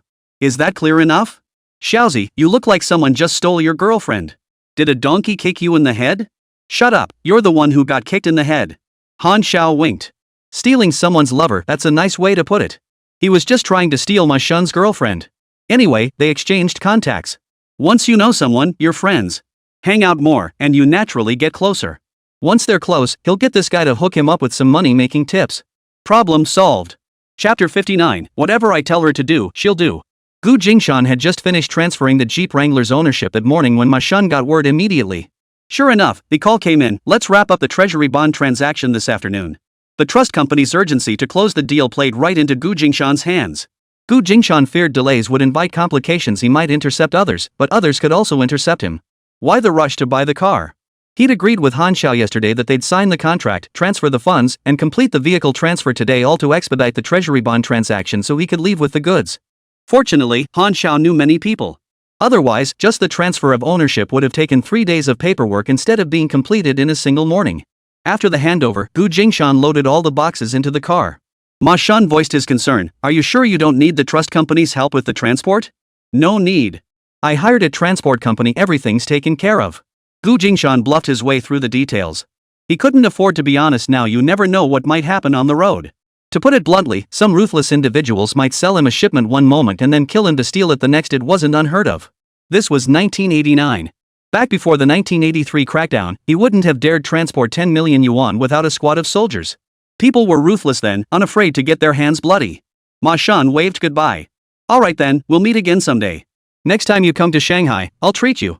Ma Shun knew the other party was in a hurry, so he didn't insist on keeping him. If Ma Shun had to handle the 10 million yuan in treasury bonds in the car by himself, he'd never dare drive off so brazenly. Without 3 or 5 men escorting the shipment, he wouldn't feel secure in his bones. Gu Jingshan, however, didn't wait for the security company's vehicle and took off on his own. What nerve! After 2 days of interaction, Brother Gu had proven himself open-hearted, bold, and exceptionally skilled. His future achievements were boundless. A genuine urge to forge a deep friendship welled up within Ma Shun. Unfortunately, since Brother Gu was now leaving Shanghai, they would have to grow closer another time. Until we meet again. Wait, come back. Gu Jingshan nodded and drove away at a leisurely pace until he was out of sight. The steadier he remained now, the more he could confuse others, making them believe he still had a hidden hand. After completing the transfer that morning, Han Xiao organized the modification blueprints for the Wrangler and handed them all to Gu Jingshan. Before heading to the trust company to purchase treasury bonds, Gu Jingshan had thoroughly studied the blueprints, discovering a hidden compartment in the vehicle perfect for stashing the boxes. The lock was brand new. Once securely fastened, no one could possibly detect the box's location. That's why he could place the boxes in the car with such confidence, unconcerned about theft or being seen. Gu Jingshan found a place to park halfway through the journey, stowed everything away, then drove back to Jin Shoyue's home to collect his luggage and bid her farewell. Are you planning to go alone? Jin Shoyue asked, her voice tinged with concern. Gu Jingshan is way too bold. He's actually planning to drive back to Haishan all by himself? That's 800 kilometers. Jin Shoyue was swamped with a critical project these past few days and couldn't break free. Otherwise, he would have accompanied Gu Jingshan back to Haishan. Gu Jingshan shook his head. No, I'm still deciding whether to go to Rongqing or back to Haishan. Nothing's finalized yet. Gu Jingshan was still undecided about his destination. Returning to Haishan was the proper course. He hadn't seen his daughter in days and missed her dearly. But letting the investment in Rongqing just fizzle out like that, he felt a bit reluctant to give up on it. Jin Shoyue had heard Gu Jingshan mention the glass factory investment in passing these past few days and assumed the matter was already settled. She hadn't expected that after just returning from Rongqing, now that his business in Shanghai was concluded, he would want to go back to Rongqing again. She couldn't help but worry about him. That investment deal in Rongqing, is it a scam? It's rare to see you so eager. Don't let yourself get tricked. You should have the contract reviewed by a lawyer from the legal counsel department. Many companies in Shanghai used legal counsel, and Jin Shoyue and her team had gradually grown accustomed to letting professionals handle specialized matters. At the very least, it was better than trying to manage everything themselves and ending up overwhelmed and ineffective. What do you mean? Gu Jingshan perked up. This was the third time today someone had mentioned the legal advisory profession. Jingshan had disbursed 2 payments totaling nearly 8 million yuan today, both contracts reviewed by legal counsel. Whether it was Han Xiao or the trust company, legal counsel had been present during the signing of the contracts. The trust company had even expressed astonishment that he handled such a large transaction alone. Now, hearing Qiuyu speak, Jingshan couldn't help but take notice. Through his dealings with Han Xiao and Northern Trust, Jingshan had recognized his own shortcomings. Both parties had dedicated professionals handling contract drafting and signing. Having never formally studied law, he was unfamiliar with legal clauses. Relying solely on his own interpretation of contract terms made him vulnerable to being outmaneuvered. Jin Shouyue elaborated carefully. Starting last year, the Ministry of Justice launched a pilot program for cooperative law firms, allowing lawyers to form practices through partnerships. We exclusively use attorneys from private advisory firms. I assume Northern Trust handles mostly corporate business, so they still rely on state-run firms. Han Xiao's side also uses a privately established legal advisory office, citing the reason that family members must not be involved. I need to use my own people. Jingshan knew this because Han Xiao had disclosed it himself. Seeing Jingshan's unfamiliarity with legal counsel, Han Xiao enthusiastically introduced the private advisory office he regularly used. Jin Shouyue earnestly advised, if you're frequently signing contracts or making investments, it's best to hire a lawyer or engage one from a legal advisory firm to draft your contracts. As your business grows, ensuring everything stays legally compliant gets harder. Having a lawyer on board saves a lot of trouble, and many corporate matters can be handled by specialists. Jingshan nodded in agreement. Xiuyu's advice was spot on. He teased her with approval. You're getting better at this. You're really coming into your own. Jin Shouyue smiled, a hint of weariness in her expression. When you're the one carrying the weight alone for so long, you have to force yourself to learn everything. Jingshan reached out and patted Xiuyu's shoulder. They exchanged a glance. This was the life of those who forged their own path. They were weary yet content, their unspoken understanding shared between them. Haisan wasn't as accustomed to using lawyers. If Jingshan needed to bring one to Rongqing, he'd have to find someone locally in Shanghai. Driving his Jeep Wrangler to the advisory office felt a bit conspicuous. The place Qiuyu recommended was quite close, just 2 stops away, so Jingshan decided to take the bus to the legal advisory office she mentioned. Before he even stepped through the threshold, his mobile phone rang. Beep beep beep. It was Chao Wang from Rongqing Glass Factory. No way, brother Wang. I have to head back to Haishan soon and won't have time to go to Rongqing. Jingshan made a few excuses. He felt he hadn't stalled long enough. The matter in Rongqing probably wasn't settled yet. Going there now would look like he was rushing in, which wouldn't be good for future negotiations. Chao Wang's tone grew earnest. Brother, remember those agreements we discussed? They're all signed now. No one can interfere anymore. I hold the largest stake in the glass factory. I call the shots from now on. After wrapping up his business, Chao Wang hurriedly called Jingshan with the good news. If he didn't get everything settled quickly, what would happen to that 4 million yuan investment? Would it go down the drain? Chao Wang regretted that the investor who had come knocking hadn't signed the contract immediately. By letting Jingshan walk away, the initiative was no longer in the glass factory's hands. Though Chao Wang and Jingshan had reached a verbal agreement, it wasn't formalized in writing. For Jingshan to renege would be all too easy. Jingshan raised an eyebrow. Oh, congratulations. Brother Wang, you're on a roll now, aren't you? Chao Wang had gone to great lengths to handle these matters. Now feeling much more refreshed, even his tone had lightened considerably. All thanks to you, brother Gu. Your suggestion back then was crucial. Things are much smoother now. By the way, when do you plan to make your formal investment? Chao Wang probed, getting straight to the point about the investment. Jingshan pondered for a moment. In about a week. I'm not sure when I'll wrap things up here. Very well. I'll await your good news. Give me a call when you arrive, and I'll come pick you up. With a concrete timeline now in hand, Chao Wang felt no urgency. A week was a wait he could afford. Alright, I'll call you before I head over. The moment they hung up, Jingshan heard a sharp, mocking laugh pierce his ears. That country bumpkin Lin, even if she got first place, she'll still have to work under me. She'll do whatever I tell her to do. Daring to compete with me? Daring to score higher than me?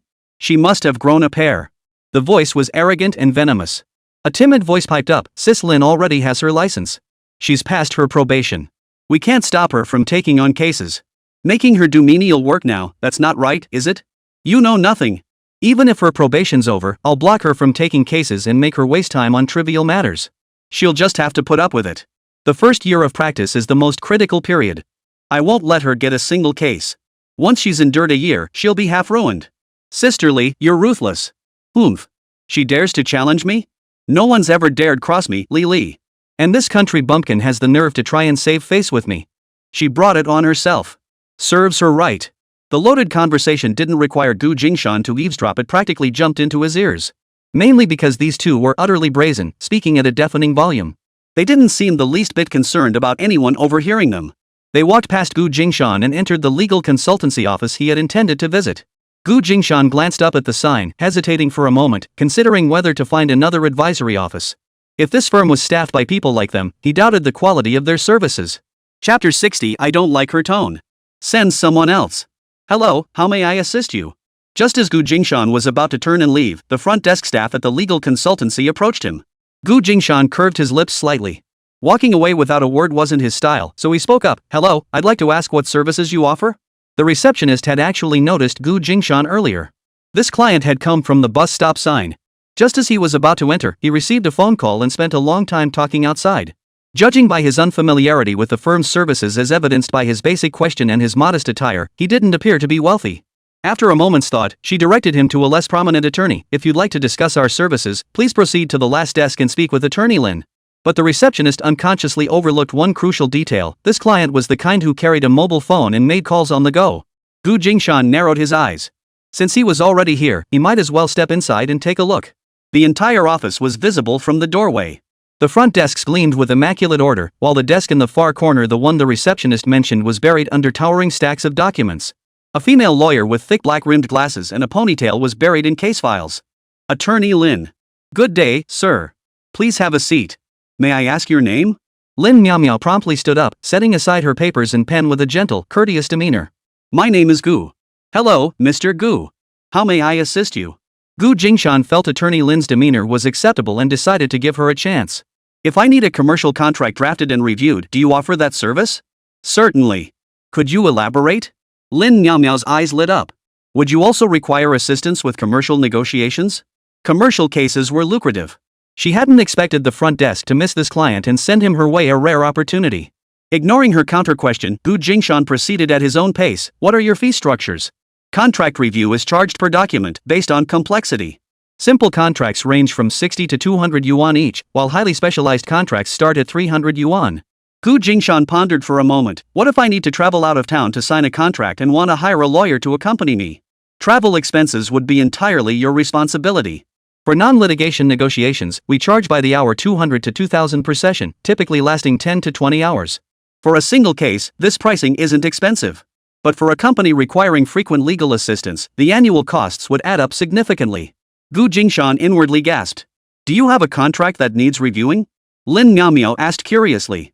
Since entering, Mr. Gu had only asked questions, revealing almost nothing about himself or the specific service he sought. Well, there is one, but it requires traveling to Rongcheng. I'm wondering if you'd take on this assignment? We do. Lin Miao agreed immediately. Out-of-town cases were one of the law firm's revenue streams. The boss had ambitious plans to expand their practice nationwide. Could you ask if any male attorneys are willing to take this case? A trip to Rongcheng might be more convenient for a male colleague to handle.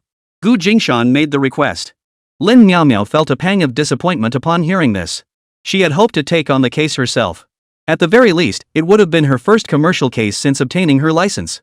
Even if it didn't go to trial, just reviewing the contract would have been a significant opportunity. She truly didn't want to keep getting bogged down in trivial matters. She tried one last time. Do you think I could handle it? I'm willing to work hard and travel long distances. Gu Jingshan shook his head. Just ask for me first. Thanks for that. Gu Jingshan wasn't sexist. He planned to drive to Rongcheng himself. He didn't mind spending days and nights alone with a young woman in the same car, but he had to consider her feelings. Gossip can be dangerous. Alright, please wait a moment. Disappointment was practically written all over Lin Miao's face. But when Lin Miao took the documents to report to her boss and requested assistance from a male lawyer, she was flatly refused. Everyone's swamped with work, only you have nothing to do. Take it if you want. Just submit a business trip request to the boss. Lawyer Lily, with her red lips and big waves, leaned against the side of the supervisor's desk, filing her nails with a nail file as she replied nonchalantly, male lawyers are all too busy to assist you with such a minor case. Lin Miao glanced toward the supervisor's seat. The man in the suit below was fixated on Lily, completely ignoring her overstepping authority to give Lin Miao orders, and he was about to get even more out of line. Do as Sister Li says. If you've got nothing to do, get out of here. Lin Miao knew arguing further was futile. Over the past 3 months, every request she made had been rejected this way. She could only leave the supervisor's office in frustration. Returning to her desk, Lin Miao apologized. I'm sorry, but our legal services are fully booked. We can't take on any cases outside Rongqing at the moment. Is your contract urgent? Well, I have to leave tomorrow. The contract needs to be signed this week. Gu Jingshan sighed in resignation. If no male lawyer would take it, should he try another consulting firm? Lin Miao gritted her teeth. Could you consider me? I can really endure hardship. When traveling on business, I can even survive 40 hours on a train without a seat. It was rare that Lily didn't know the details or potential profits of this case and had actually agreed to let Lin Miao take it. If Lin Miao let this client slip away now, it would be such a waste. Only 500 for travel expenses, and no one will take it? That busy? Gu Jingshan sighed, muttering to himself. Attorney Lin pressed even harder. Sir, I really can do it. No need for 500, just cover my round trip fare, and I'll go for 100. Gu Jingshan pressed his temples. Meeting the other's earnest gaze, he sighed again. All right. Are you the only one willing to take this case? I see your price list states commercial contracts are subject to market-adjusted rates. If I hire you to accompany me to Rongqing, we'll use the market rate, and I'll pay you an extra 100 yuan for travel expenses. I'm happy to accompany you on your business trip. Attorney Lin nearly jumped for joy. She hurriedly prepared her written travel request, only to face another hurdle when seeking her supervisor's signature. 100? A hand reached across the desk, red-painted fingernails pressing against the figure on the document, leaving crescent-shaped marks. This is the travel allowance the client specifically requested, Lin Miao replied softly. She had marked 100 yuan for travel expenses, not the 500 yuan Mr. Gu had initially suggested. Lily's eyes widened. No way. 100 yuan was equivalent to over 10 days' wages. A trip to Rongqing would even allow for some sightseeing, not a bad deal. The balding, suit-clad supervisor immediately reprimanded Lin Miao. You're just an intern lawyer. What qualifies you to take on a case? Hand this case over to attorney Lily immediately. Lin Miao argued back. I'm not an intern anymore. I'm a licensed attorney. I have my license. I'm taking this case. Lin Miao felt she had to confront her boss. She'd held her license for 3 months, yet due to being sidelined by attorney Lily, she'd only ever picked up scraps from others' cases. Now, finally landing a proper commercial case, she'd signed the contract only to have someone else take credit. This was outright bullying. That won't fly. You only take cases others reject. I'm taking this one, you're out. The click-clack of high heels echoed as Lily swayed her hips over, snatching the folder from Lin Miao's hands. She flicked open the door and strode out, eager to meet her client. The man in the manager's seat didn't utter a word, letting Lily snatch Lin Miao's case away. He waved her away dismissively. Go on, go on. Finished cleaning? Don't just stand there. The consultancy doesn't keep freeloaders. Lin Miao dug her fingernails into her flesh, biting her lower lip hard as tears welled in her eyes. She tried to speak, but no words came out. Outside, at the reception desk, a tall, stylish woman sat down before Gu Jingshan. Hello, Mr. Gu? I'll be handling your case. Gu Jingshan glanced at her but said nothing. The newcomer's voice sounded familiar. It was the same lawyer who had been bossing people around outside earlier. If she were handling the case, Gu Jingshan couldn't trust her integrity. Frowning, Gu Jingshan deliberately made things difficult. I won't switch. Send that lawyer Lin from earlier over. Is your consulting firm's process this chaotic? Just swapping people around like that? With a 4 million yuan contract at stake, Gu Jingshan had no intention of proceeding with this advisory firm. Besides, there was another firm Han Xiao had recommended he hadn't yet contacted. He might as well give them a try. What does she think she is? Just an intern lawyer, unqualified. Lily's tone rubbed Gu Jingshan the wrong way. Before she could finish, he stood up abruptly and refused loudly. I don't like her attitude. Send someone else. Lily, rejected twice in a row, was so furious her fingernails cracked, but Gu Jingshan didn't even bat an eyelid. Lily rose with a grudge, slammed the documents down, and stormed out. After Lily stormed off, a meek female lawyer hurried over to smooth things over. Attorney Lin is just an intern and doesn't know any better. She wasn't qualified to take your case. I'll be handling it from now on. Gu Jingshan sighed inwardly. This was the same person who'd been eavesdropping on the gossip about big waves and constantly chiming in with jokes. Another opportunist? Fine. I only want that lawyer Lin from earlier. If she can't take the case, then forget it. There are plenty of consulting firms out there. I can choose another one. Attorney Lin truly lacks the qualifications to handle this case. Gu Jingshan stood up, fastened his cufflinks, brushed off his lapels, and strode out. The lawyer who had followed him opened his mouth, about to chase after him. Lily sat cross-legged on the bench by the door, swinging her feet back and forth with a look of utter contempt. Don't bother chasing him. Front desk Wang told me he took the bus here. Probably doesn't have any worthwhile cases anyway. Broke schmuck. What's so great about him? Acting all high and mighty hiring a lawyer. And he dares to claim $100 for travel expenses. Her voice was loud, deliberately aimed at Gu Jingshan's face, meant for his ears. Ha! You actually believe his nonsense? How pathetic. The last venting remark was directed at the meek lawyer. Gu Jingshan ignored it completely, striding out the door. Arguing with such people would only lower his own stature, best to just ignore them.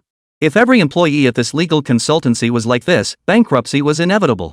Chapter 61, Holding him even a moment longer is blasphemy against the golden leg. As Gu Jingshan left the law firm, he glanced back and saw that same young lawyer, Xiao Lin, sitting by the flower bed outside the door, his face twisted with grief and indignation, his eyes vacant. Attorney Lin? Recalling the malicious remarks he overheard outside and the two female lawyers who arrived later scrambling for credit, Gu Jingshan's expression shifted to one of sudden realization. They'd rather face his wrath themselves than call in lawyer Lin or let him take the case. So this was the very lawyer they were guarding against. Gu Jingshan lowered his eyelids, silently pondering for 3 seconds before a sharp gleam flashed in his eyes. It seemed Attorney Lin wasn't happy at the legal advisory firm. In fact, he was struggling. He stepped before Attorney Lin. Attorney Lin, do you have your license? Yes. I've passed the bar exam and completed my 1-year internship. I've obtained my practice certificate, Lin Miao replied blankly, still reeling from the shock. What rank did you achieve in your firm's internal exam? First place. Wait, how did you know about our firm's exam? Lin Miao was flustered by the client's questions. Since their meeting today, this client had dominated the conversation.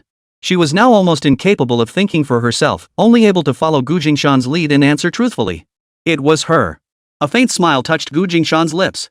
The entire legal advisory office was a toxic mess, and the only promising talent had been pushed to the brink of collapse by jealous colleagues.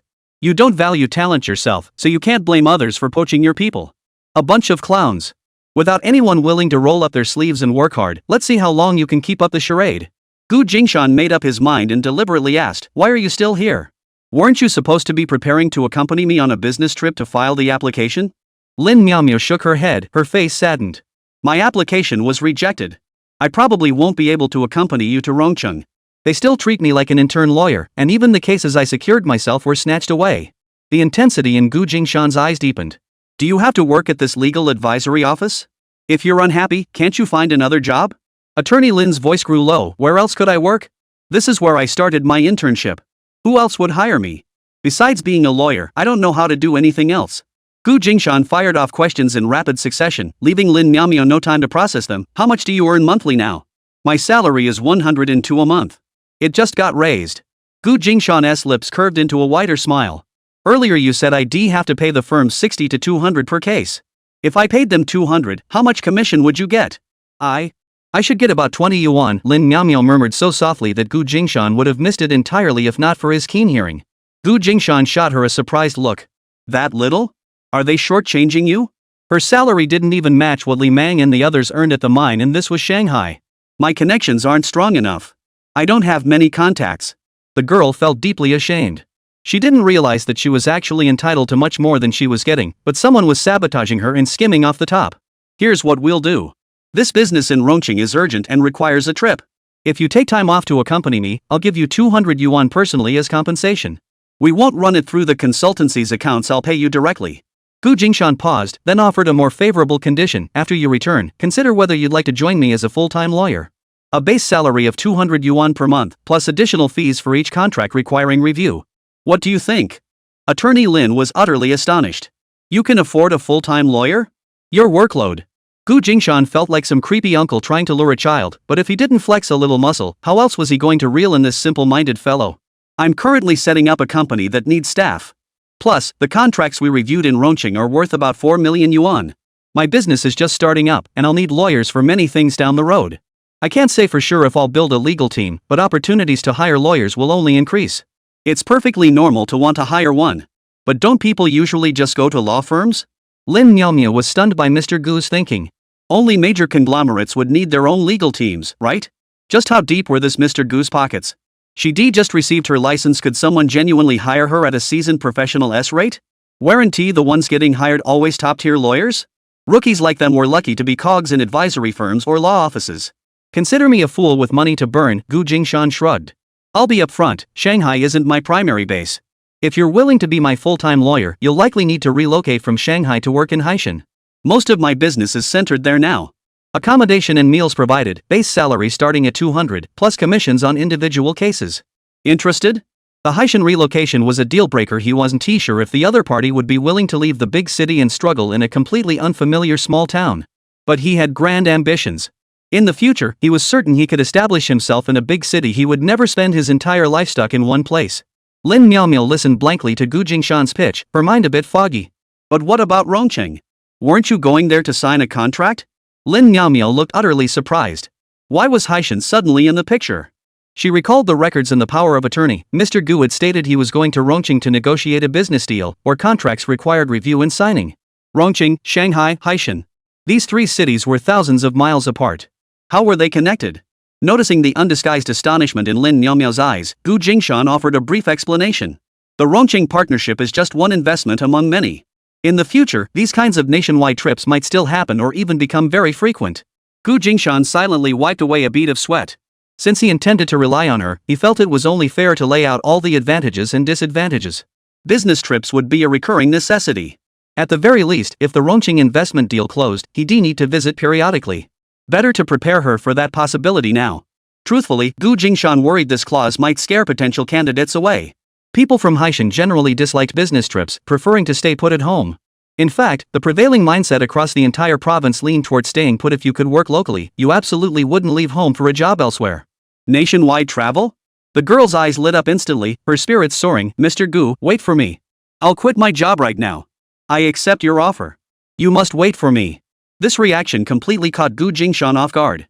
I'm on my own. I don't have dependents to feed. My lifelong dream has been to travel across the country, but I've never had the means. If there's truly an opportunity to travel nationwide without spending my own money, I'd gladly follow you back to Haishan. Shanghai? She stayed in Shanghai because the money was good here, yet from her internship until now, she hadn't even earned Shanghai's average salary. Didn't she know this legal advisory office was a dead end? If she hadn't stayed here since her internship, she would have quit long ago. Unfortunately, being an orphan, she lacked the financial cushion to walk away on a whim. Now she had an offer that doubled her salary and included opportunities to fly nationwide. The way she looked at Gu Jingshan was like seeing a golden thigh dangled right before her, beckoning, "Here, grab it." She had to grab it tight. Any delay would be a sacrilege against this golden opportunity.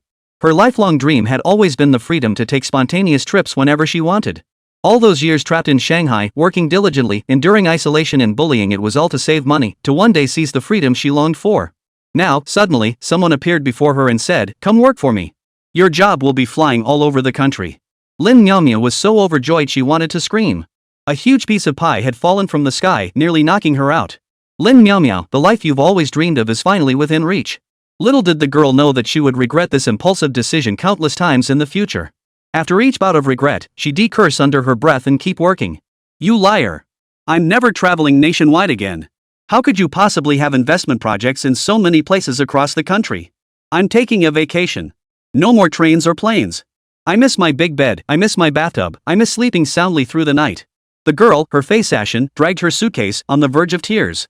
Her original intention was simply to travel on the company's dime, but now she was traveling on the company's dime every single moment of every single day. This life was unbearable. With her net worth, she could have followed her boss's investments and owned homes in multiple cities. Yet the total time she spent in all those properties throughout the year didn't even add up to a month. The rest of her time was spent on planes, trains, buses, and in hotels. Gu Jingshan, you heartless capitalist. But that was all yet to come. For now, rookie Lin Miao returned to her desk, unfolded a sheet of stationery, and prepared to handwrite a resignation letter. A venomous voice rang in her ear, making her flinch involuntarily. "You're fired." Lin Miao's eyes widened in disbelief. Lily leaned against the desk, announcing triumphantly. "Yes, you. Lin Miao. You're fired." Lin Miao was dumbfounded. She hadn't even written her resignation letter yet, and now she was getting a dismissal notice first. Seeing Lin Miao's jaw drop in shock, Lily smugly rattled off the reasons for her dismissal. It all stemmed from that case they'd just taken on, the one supposedly involving an extra 100 yuan for travel expenses. The client, Mr. Gu, had insisted that only Lin Miao handle it, refusing to hand it over to anyone else. He'd rather leave the consulting firm than work with Lily and her underlings. He'd even spoken so harshly that he made Lily feel utterly worthless. The combination of old grudges and new grievances, coupled with the client's clear preference for Lin Miao over Lily, finally broke Lily's resolve.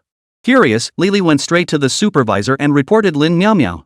Manager Zhong, already irritable over trivial matters and sporting a receding hairline, slammed his desk upon hearing attorney Li's complaint. He dismissed the entire batch of interns as troublesome and unmanageable. To make an example of her, he decided to let go of the troublemaker Lin Miao. Who should I hand these files over to? Lin Miao forced herself to speak, swallowing her disgust. The documents on her desk comprised nearly every pending and completed case file in the entire consulting firm. You think handing them over will delay your departure? No way. You don't have any specific cases on your hands. What exactly is there to hand over? Lily's bright red nails tapped insistently on Lin Miao's desk, producing a shrill sound. You have 1 hour. Pack your things and get out immediately. No handover needed? That's what you said. Lin Miao chuckled inwardly. No handover meant she'd save herself a lot of trouble. I said it. Lin Miao, there's no need for any handover. Just grab your personal belongings and get the hell out of this consultancy. Lin Miao's shoulders instantly relaxed as she cheerfully began packing. Seeing Lin Miao so cheerful after being fired, others thought she'd lost her mind. They instinctively kept their distance, afraid she might lash out in her madness. Lin Miao collected 2 months' severance pay from the finance department. Being lawyers, they wouldn't be criticized for this. Carrying a cardboard box and her personal belongings, she walked out of the consulting firm. She glanced back at the place where she had interned for a year and worked for another year. Her expression was relaxed and carefree, yet a subtle emotion suddenly surfaced in her heart. She had been fired? Just when she had planned to write her resignation letter. She had intended to resign, yet found herself dismissed through no fault of her own. She received an N+1 severance package, was told to leave immediately, and spared the burden of handing over mountains of tedious tasks. Lin Miao couldn't tell if today was her day of doom or her lucky break. Lin Miao blinked, feeling she owed a debt of gratitude to her future boss, Mr. Gu. Ever since he arrived, her luck had completely turned around. Despite getting yelled at, having her case snatched away, and receiving a more lucrative offer when she tried to resign voluntarily, it turned into being fired. She effortlessly secured 2 months' severance pay. There was never a day luckier than today. After she walked away with grace, the pile of documents on her desk naturally went untouched. Lily, wanting to claim Lin Miao's vacated desk, haphazardly stacked the papers and moved them to the storage room. Everyone overlooked the fact that Lin Miao had handled all the legal counsel department's paperwork for the past 2 years. Passed over, Lin Miao felt like a bird freed from its cage, soaring away in utter freedom. When the lawyers returned from their outreach trips, they discovered no one was handling their administrative tasks. It felt like the sky had fallen. They hadn't handled paperwork themselves in ages, and now they were expected to do it themselves? It felt like a death sentence. How do we even handle this document? Jin Shoyue learned that Gu Jingshan had visited the advisory office today and had actually poached their lawyer Lin, decisively ending their cooperation with that legal advisory firm. He had been one of the first clients developed by attorney Lin. At the time, since Lin hadn't obtained her practice license yet, she was registered under another firm, but Lin Miao had always handled his affairs. It was solely out of respect for attorney Lin that Jin Shoyue had continued entrusting his business to that firm. Now that the most capable lawyer had been poached, what qualifications did the rest of those useless hacks have to handle his business? I won't seek out other advisory firms on my own anymore. You'll have to work a bit harder from now on while handling Brother Jingshan's cases. Take on my work too. Shoyu blinked her eyes and bluntly requested to share the same lawyer with Gu Jingshan. You'll be considered Brother Jingshan's employee. For every contract or legal appearance I need, I'll pay you separately. Consider it extra income. Rates will be market-based. Lin Miao only then realized that her talent scout had actually been introduced by Mr. Jin. Chapter 62. Bro, you got money, right? Gu Jingshan arrived in Rongqing with his personal lawyer to negotiate investment projects and review contracts with the glass factory. Chao Wang had been waiting for Gu Jingshan with bated breath. Learning that Gu had returned this time with a lawyer, his demeanor shifted completely, leaving him somewhat anxious. Their previous collaboration had seemed like a spur-of-the-moment decision, with personal rapport outweighing business propriety. After the incident where minority shareholders vetoed the deal, Gu Jingshan left Rongqing for personal reasons. Returning from Shanghai, he seemed to have elevated his professionalism by leaps and bounds, adopting a strictly business-like demeanor. Chao Wang once again kicked himself in regret.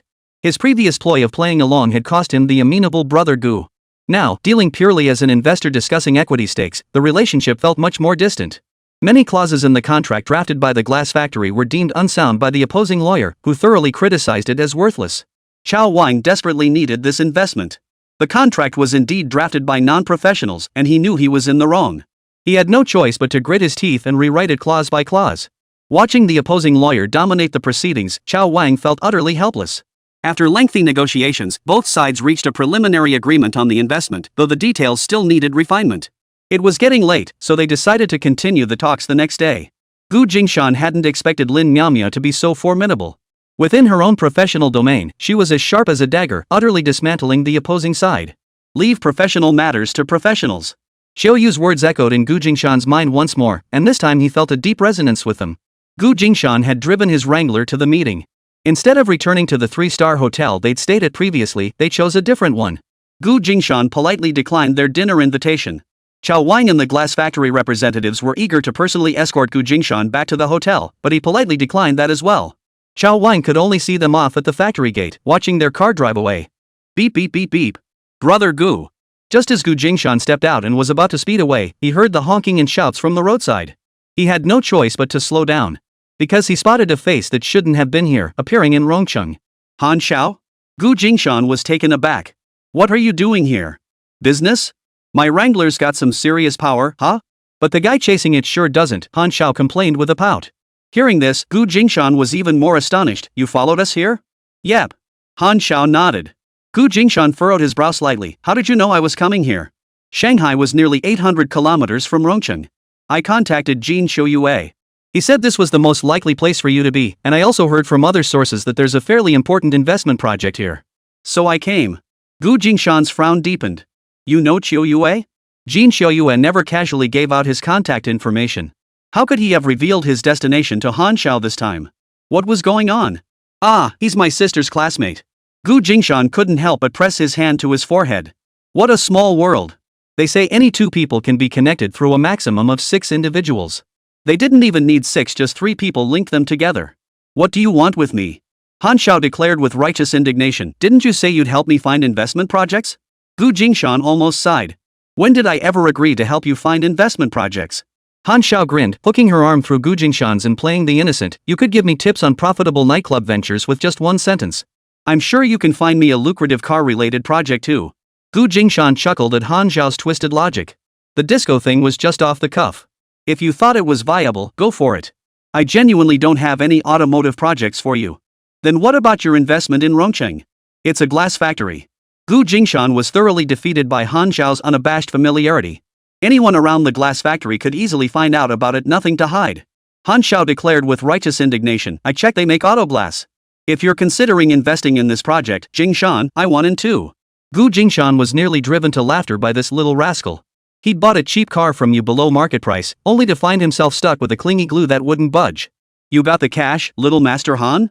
Gu Jingshan eyed him sideways. Han Xiao shouted, the money I had was for the car deposit. That 200,000 you gave me was the last bit I needed to cover it. I transferred it yesterday. He smacked his own head hard. His face was filled with frustration. How could you invest without any money? Gu Jingshan sighed, torn between anger and amusement. Han Xiao suddenly slickly leaned in close to Gu Jingshan. Bro, you've got money, right? Gu Jingshan was both amused and exasperated. My money is my money, not yours. I only plan to invest part of it in the glass factory. I'm not putting all my eggs in one basket. Han Xiao chuckled slyly. Bro, help me out. Here's the deal, I'll sell you my property and the disco hall, you give me your money, and then I'll have cash, right? Lin Miao, who was cosplaying a successful person beside Gu Jingshan, nearly dropped her jaw. What kind of genius is this guy? Where did my boss even meet this genius or lunatic? Forced buying and selling. Making her boss pay for his property, then using that money to get a piece of the pie in investments the boss favors? Only because the boss has a temperament like his, anyone else would have beaten him to death in a minute. Han Xiao ignored the muttered complaints, now counting on his fingers with great seriousness. My property has 7 floors including the underground parking. At the current market rate of 2,000 yuan per square meter excluding the basement, the 6 above ground floors cover roughly 3,000 square meters. How about valuing it at 6 million yuan as collateral? Gu Jingshan flatly rejected the figure. 6 million? I can't afford that. Even if I had it, I wouldn't give it to you, my money has other uses. Besides, if Han Xiao invested 6 million into the glass factory, his stake would surpass mine. Then 3 million should be acceptable. I'll give you 3 of the 6 floors. Gu Jingshan stared intently at Han Xiao. What are you really thinking? Why are you so determined to stick to me? My dad said when you find a golden goose, you never let go, you hold on tight. Brother, you're my golden goose. Han Xiao's sincerity was palpable. Gu Jingshan pressed his forehead again. What kind of logic was this? Unreliable advice passed down from elders? I asked Brother Shouyue, and he speaks highly of you too. If Brother Shouyue calls you brother, then you're my brother. I'm sticking with you. Han Xiao considered himself a very pragmatic person with excellent judgment. Was Jin Shouyue involved in this too? Gu Jingshan felt his teeth itch with frustration. He weighed his options. Since this sticky mess couldn't be shaken off, he might as well turn it into an asset. That disco hall idea actually piqued Gu Jingshan's interest too, but unfortunately, it wasn't feasible in Haishan for now. His connections weren't strong enough to secure the venue. Here in Shanghai, getting a stake in a disco hall wasn't a bad opportunity. Forget the property. Just give me half your dance hall shares. Consider it my investment in your disco. Gu Jingshan conceded. Han Xiao was about to cheer up when he suddenly stammered, but my dance hall, it doesn't have the proper permits. Gu Jingshan felt he'd been left speechless more times than usual today. So you've been running an illegal dance hall? Before Gu Jingshan could finish his disbelief, he was struck by the sheer power behind Han Xiao. You run an unlicensed dance hall with no permits whatsoever, yet it's packed with patrons and no government agencies come looking for trouble? That kind of backing is rare even in Shanghai. Well, there's nothing to be done then. Gu Jingshan didn't want to talk anymore. He was mentally exhausted. Bro, you're my real brother. Han Xiao genuinely bent down, crouched, and wrapped his arms around Gu Jingshan's thigh, refusing to let go. Gu Jingshan tried shaking him off several times, but the stubborn kid wouldn't budge. He was completely at a loss with this persistent little pest. Get up. No way. Get up. Unless you agree to let me buy in. You don't have any money. How can you take a stake? I have real estate. Han Xiao jumped up suddenly, blurting out his brilliant idea. Bro, I can sign a contract with you right now. Half of my 6-story property plus half of the dance hall are yours. Once we get back to Shanghai, I'll handle the registration for the disco. No, I'll tell Fa Xiao now to get things started for me. Exactly. Let's set up a joint stock company. You take 51%, I take 49%. How about it? We can get it done tomorrow. Han Xiao's ideas flowed freely, and within moments he'd already mapped out several plans. He pulled out his big brother phone and address book from the car, ready to make calls and get things moving immediately. Gu Jingshan pressed Han Xiao's phone and closed her contact book. Forget it. Let's grab a late-night snack. We'll deal with that tomorrow. Gu Jingshan had been exhausted all day and didn't feel like straining his brain any further. Arguing with Han Xiao all afternoon felt more draining than negotiating with Xiao Wang all day. So will you sign the contract with the glass factory tomorrow? Han Xiao looked worried. Before I sign with him, I'll take care of your business first.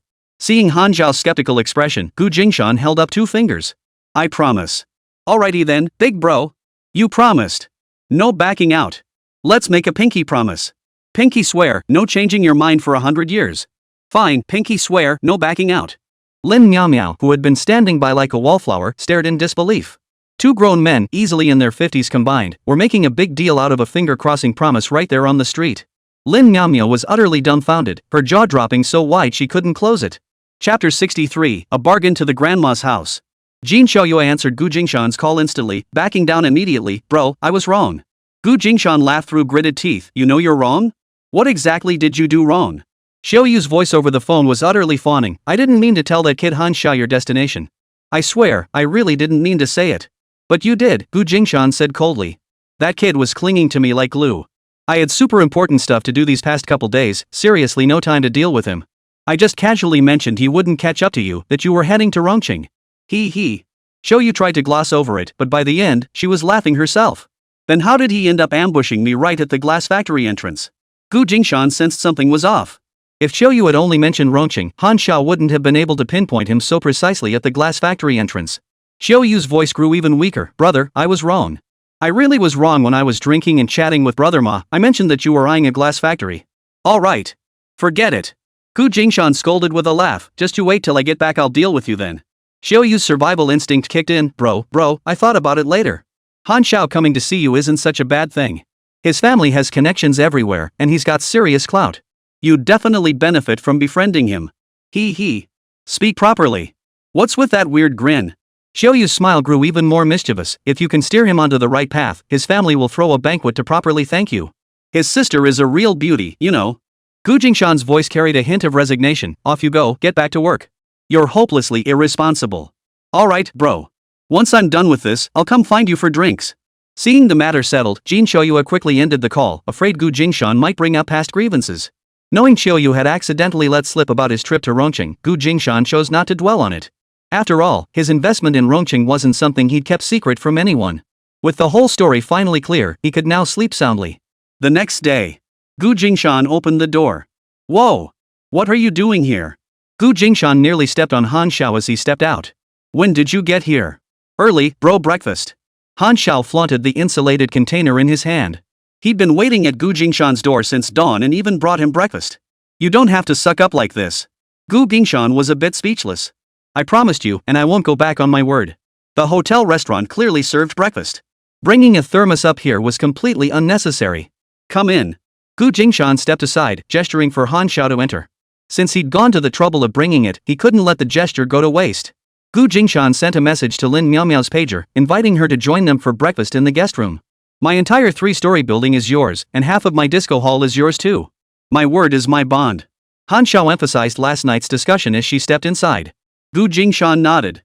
After dinner, have attorney Lin draft a contract. We'll sign it. Having discussed most of the terms last night, there was little to object to. A quick calculation confirmed he was getting the better end of the deal. Alright, brother. Han Xiao beamed, his smile stretching wide. Lin Miao arrived at the boss's door and was met with the sight of Han Xiao grinning like an idiot. It was almost too embarrassing to watch. Gu Jingshan and Han Xiao signed the property sale contract at the hotel, followed by an agreement for their joint investment in the integrated club. Oh, and Gu Jingshan had officially renamed Han Xiao's disco hall as a club. Since it wasn't formally registered yet, they just signed the contract with that name for now. The 6-story building housing the disco had its lower 3 floors designated as the club's operational space and assets. Han Xiao held a 50% stake in this portion. The upper 3 floors of the property were transferred to Gu Jingshan. Together with the club, they were sold to Gu Jingshan for 3 million yuan. For 3 million yuan, Gu Jingshan acquired the other 50% of the club's shares and the 3-story property. In Lin Miao's view, the boss had made a killing. Downtown property, for crying out loud. Priced at just 2,000 yuan per square meter, it was practically a steal. Add in half the shares of the 3-story clubhouse below, and the boss essentially acquired 4.5 floors of property for 3 million. Gu Jingshan sensed something was off, but didn't dwell on it. Han Xiao grinned like a fool, utterly satisfied Gu Jingshan had agreed to let him co-manage the club, handed him 3 million yuan, and brought him along to invest in a new project. Both things he wanted had come true. Everything else was just fleeting smoke. Lin Miao, accustomed to scrutinizing every word and understanding the hidden implications of this contract, was simply stunned by her boss's incredible luck having money practically chased after him. She didn't bother explaining further. With Lin Miao's assistance, they finalized the transfer contract at the hotel before driving to the glass factory one after the other. Chao Wang and the glass factory staff had been waiting impatiently at the entrance. And who might this be? Chao Wang felt a twinge of unease upon seeing Gu Jingshan arrive with another unfamiliar face. Judging by the car's make, it must be imported. Who on earth was this person? A bitter taste surfaced in Chao Wang's mouth. Gu Jingshan was gradually revealing his connections, intensifying the sense of crisis rising within Chao Wang. This is Mr. Han from Shanghai. He also has some interest in your factory, Gu Jingshan introduced him directly. Chao Wang beamed, clasping Han Xiao's hand. Oh? Really? Pleased to meet you. Thank you so much for considering Fuyao and investing in our company. Han Xiao was direct, I'm here to invest alongside my brother. I trust his judgment, but I don't know much about your factory. Gu Jingshan sighed inwardly and explained for Han Xiao, he was passing through Rongqing yesterday. Seeing my interest in Fuyao, he decided to stay. I gave him a brief introduction, and he found it promising. He also wants to invest in the glass factory. What else could Gu Jingshan say? He couldn't very well admit this naive young man was clinging to him like glue, following his every investment decision. It wasn't exactly flattering for Han Xiao, and Gu Jingshan felt utterly exhausted. Brother Gu, I can't thank you enough. Chao Wang's eyes welled up with gratitude. Brother Gu was so considerate, not only investing himself, but bringing acquaintances along too.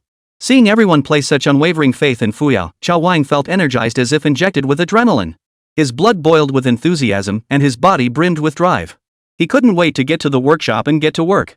But Gu Jingshan's next words made Chao Wang's heart skip a beat. However, we need to renegotiate the share allocation. Aren't you two partners? Chao Wang looked from Gu Jingshan to Han Xiao. Of course not. We'll invest separately and fulfill our duties as independent shareholders, Gu Jingshan chuckled. Surely Brother Wang doesn't think we'd keep our original share ratio just because the investment amount increased? Chao Wang felt both pain and pleasure. Of course. We'll definitely renegotiate. How much capital is Mr. Han planning to inject? Han Xiao turned to Gu Jingshan, brother, how much are you investing? Lin Miao rolled her eyes inwardly at Han Xiao's boldness. Was this really something to ask so openly? Gu Jingshan had nothing to hide. This was a decision he'd made long ago. My initial investment intention is 4 million yuan. It won't be a lump sum injection but will be allocated based on the glass factory's production and R&D needs. This portion of the funds can only be used for R&D and production. That's my condition. Then I'll invest 3 million, no more than my brother. Same conditions as his. Han Xiao quickly pointed at Gu Jingshan before stating his position. Chao Wang breathed a sigh of relief. This way, while the shares would be further diluted, the total wouldn't exceed half. After the investment, the glass factory's total value would reach 18 million. Specifically, Gu Jingshan would receive 23.5% of the shares, Han Xiao would receive 17.6%, and together they would hold 41% of the shares. Although Chao Wang's individual stake was larger than either of theirs alone, it was less than their combined share. The founding shareholders of the glass factory would collectively hold 52% of the shares, while the remaining scattered shares had already been distributed among key operational personnel. Overall, the local powerhouse prevailed over the outsider, which was acceptable. However, this capital injection has instilled a sense of urgency in Chao Wang. Ceding 41% of the shares was somewhat beyond his expectations. When Gu Jingshan initially requested a 28% stake, it had already made the minority shareholders nervous.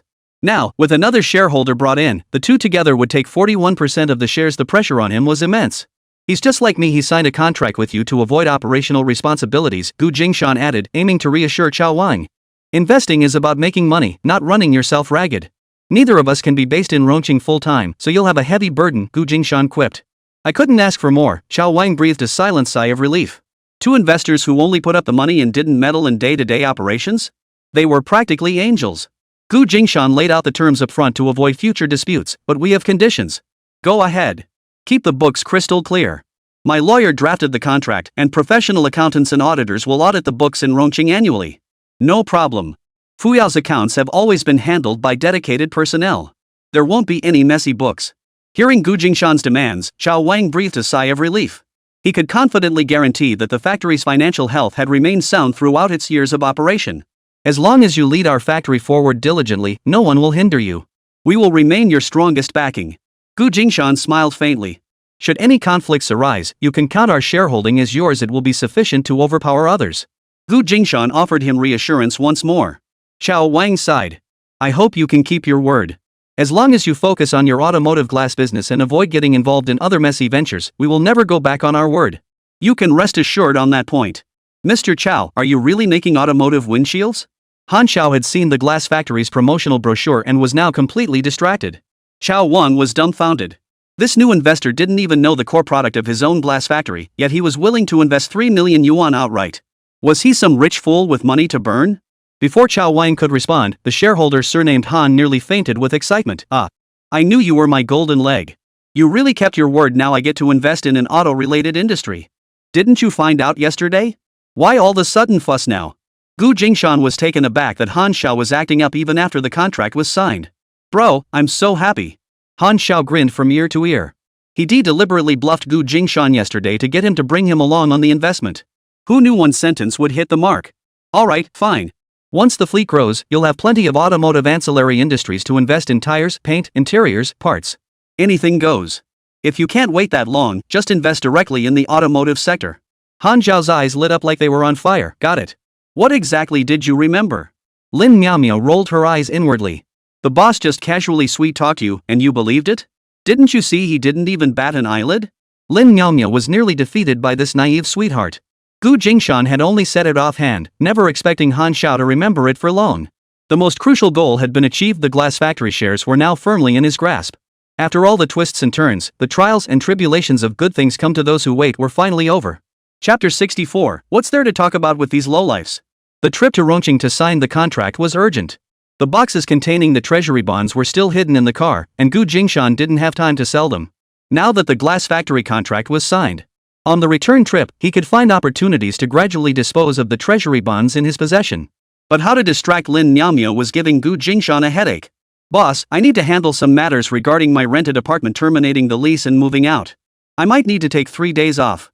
Lin Miao reported to her boss with embarrassment. Taking leave so soon after starting felt awkward.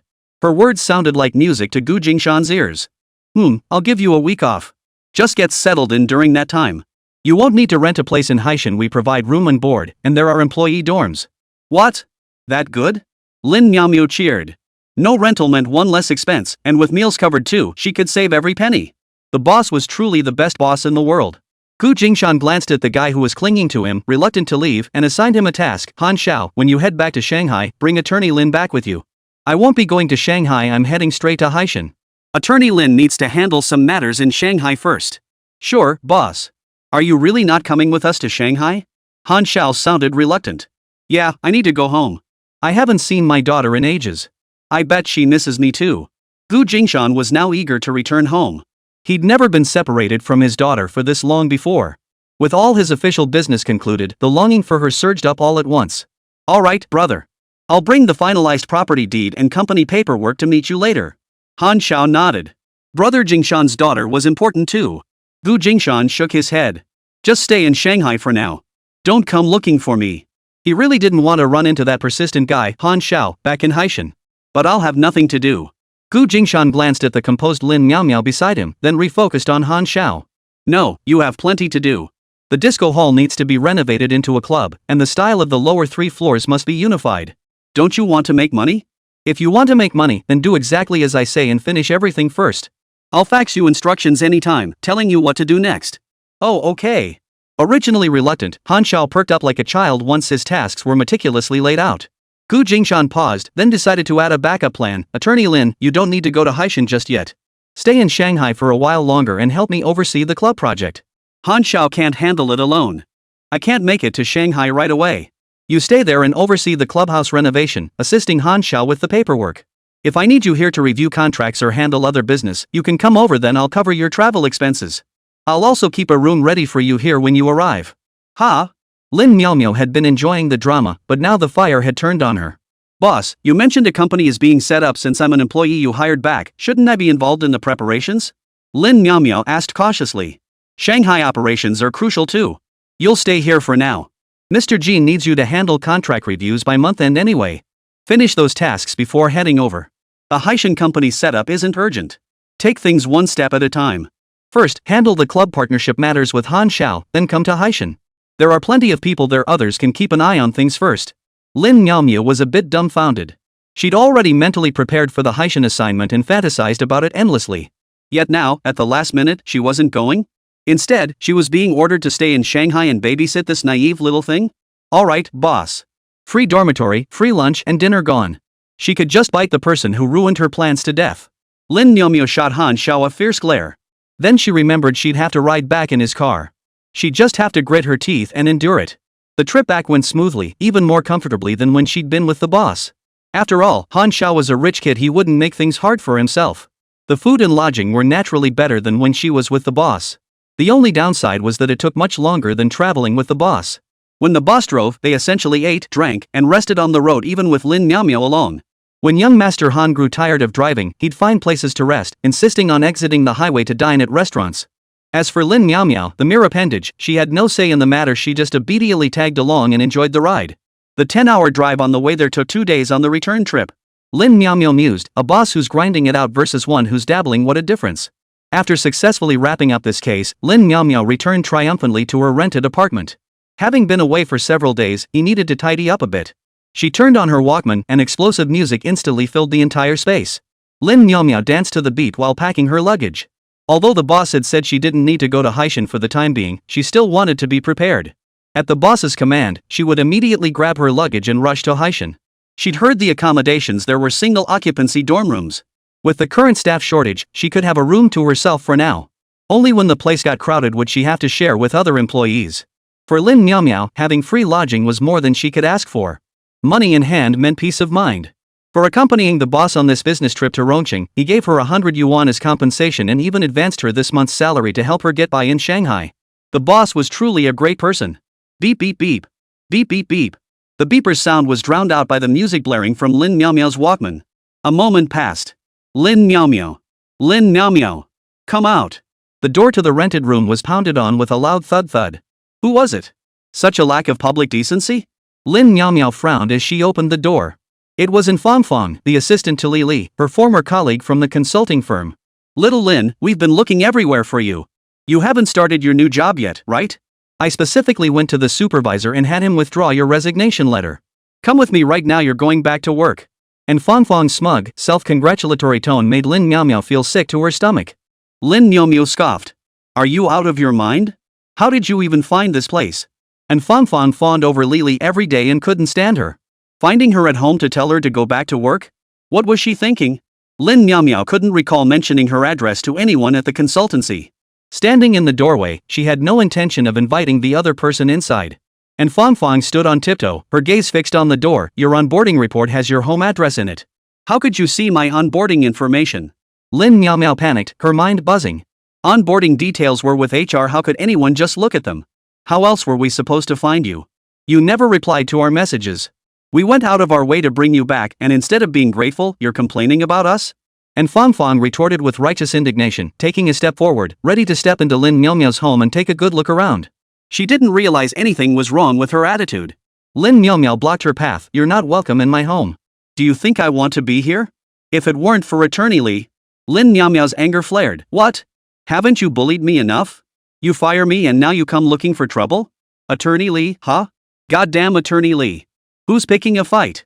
I'm just kindly asking you to come back to work. Lin Miaomiao was nearly driven mad by this stubborn fool who couldn't grasp a simple message. Ha! Sorry, I've already got a new job, better pay, less work. Who'd want to go back to that dump full of jerks? Now get lost. Seeing you pack your bags, are you finally giving up on Shanghai and heading back to the sticks?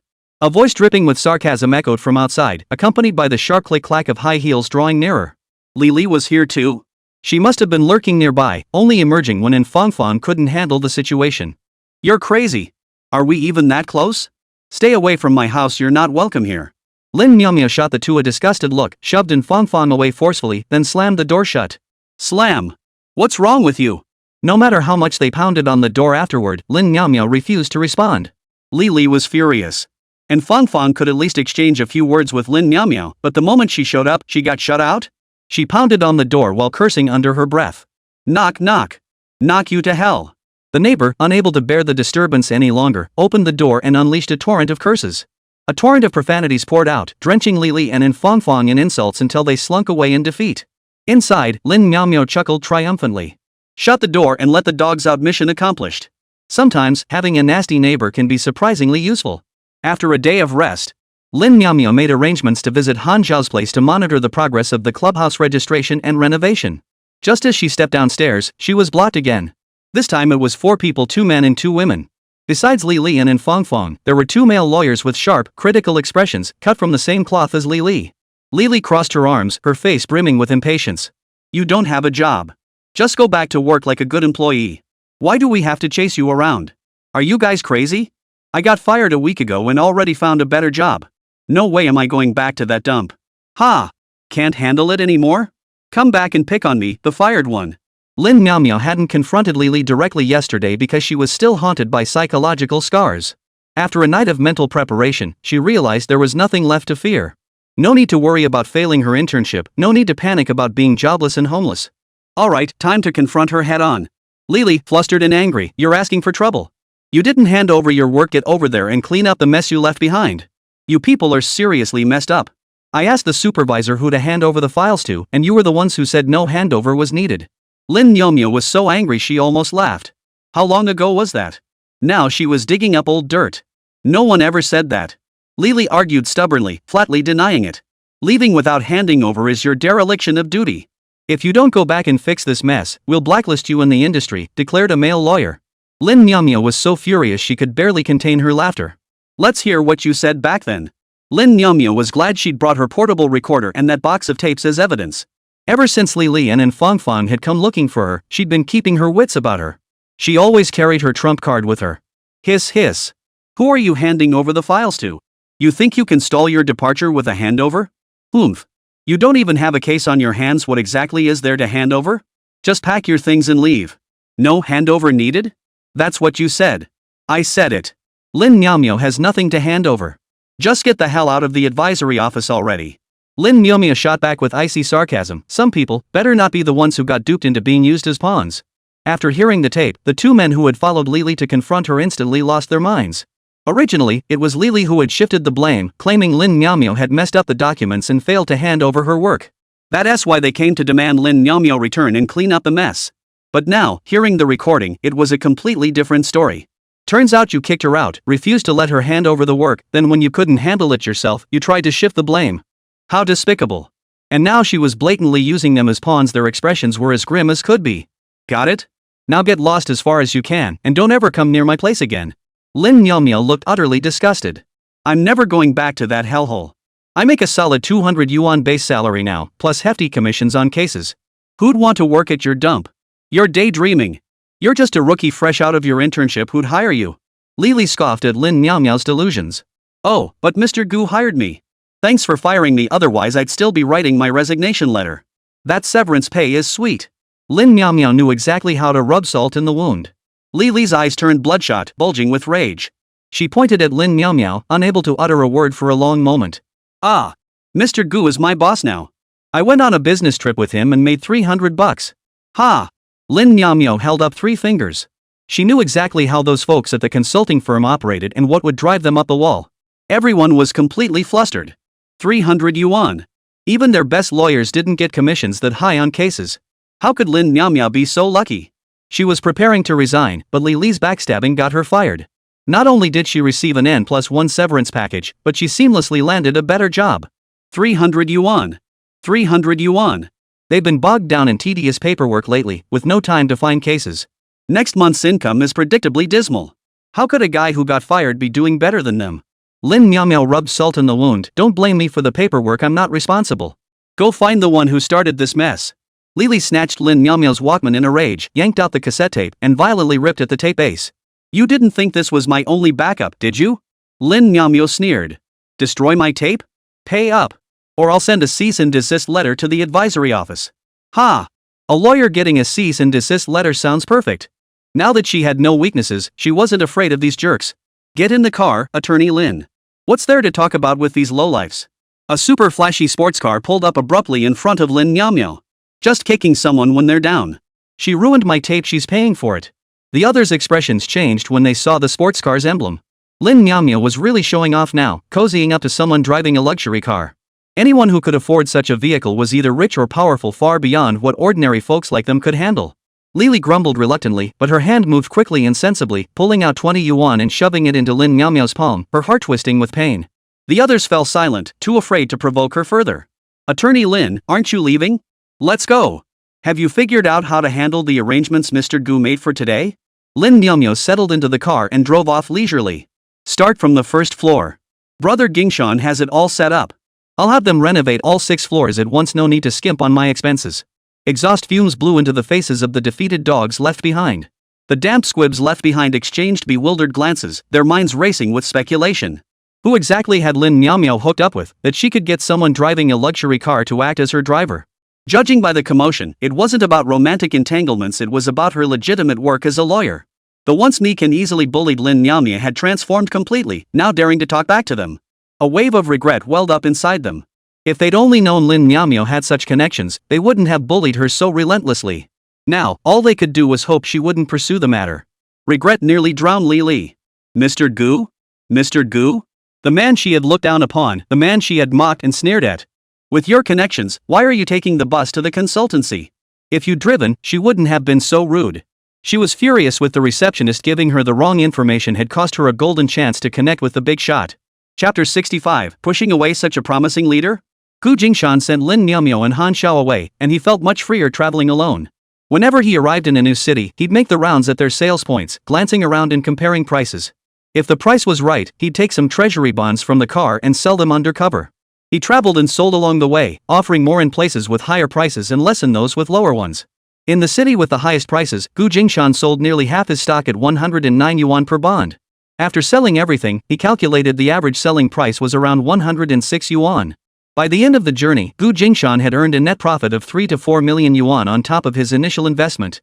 With 7.63 million yuan invested in bulk purchases, he netted 3.7 million yuan, a return on investment nearing 50%.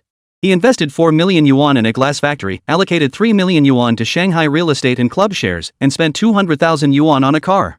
After selling the treasury bonds purchased with 7.63 million yuan, yielding a net profit of 3.7 million yuan, his total cash on hand now amounted to approximately 16.6 million yuan. During this period, many people were speculating in treasury bonds. Larger business outlets had VIP sections, so he didn't have to worry about his large-scale treasury bond sales being too conspicuous. Of course, such high-roller clients were extremely rare for branch staff, making a lasting impression inevitable. His actions reignited a local frenzy of treasury bond speculation. But that was all later. At nearly every branch where he made his sales, tales circulated of a millionaire big spender offloading treasury bonds, triggering a wave of bond dumping.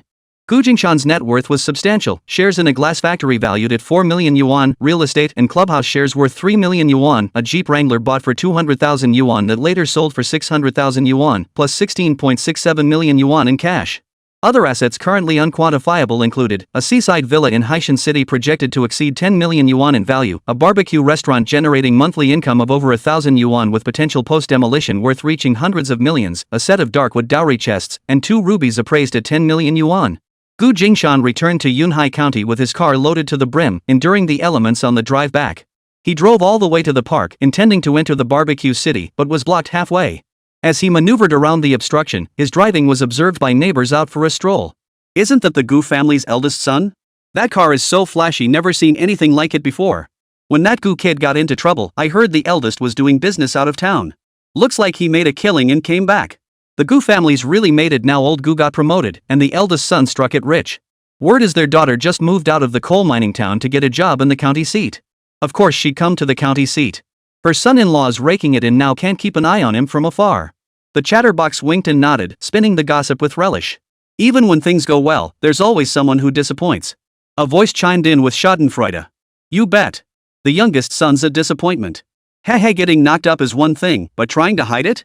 Old Mrs. Gu couldn't keep it under wraps for a second. She broadcast it until everyone knew. What a shameless woman. What else could she do? He was bleeding so badly they had to rush him straight to the hospital. Now that the eldest son is back, the Gu family finally has someone to rely on. Don't even go there. Mrs. Gu has favored the youngest son for years. They've fought over it countless times. The eldest even moved out and no longer lives in the old house. Seriously?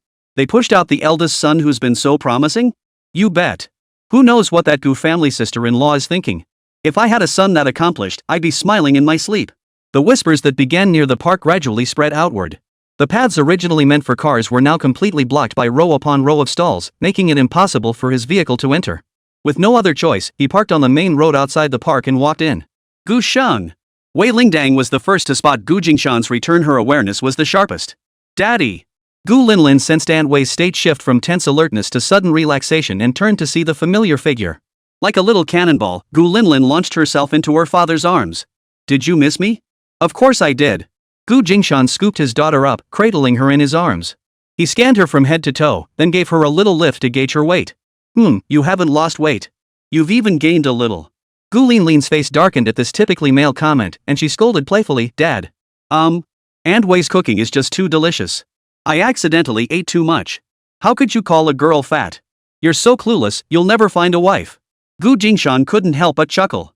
His daughter's little thoughts were still so adorable. Laugh, laugh, laugh. How dare you laugh? Did you eat some funny beans? Gu Jingshan stifled his laughter and turned to Wei Lingdang.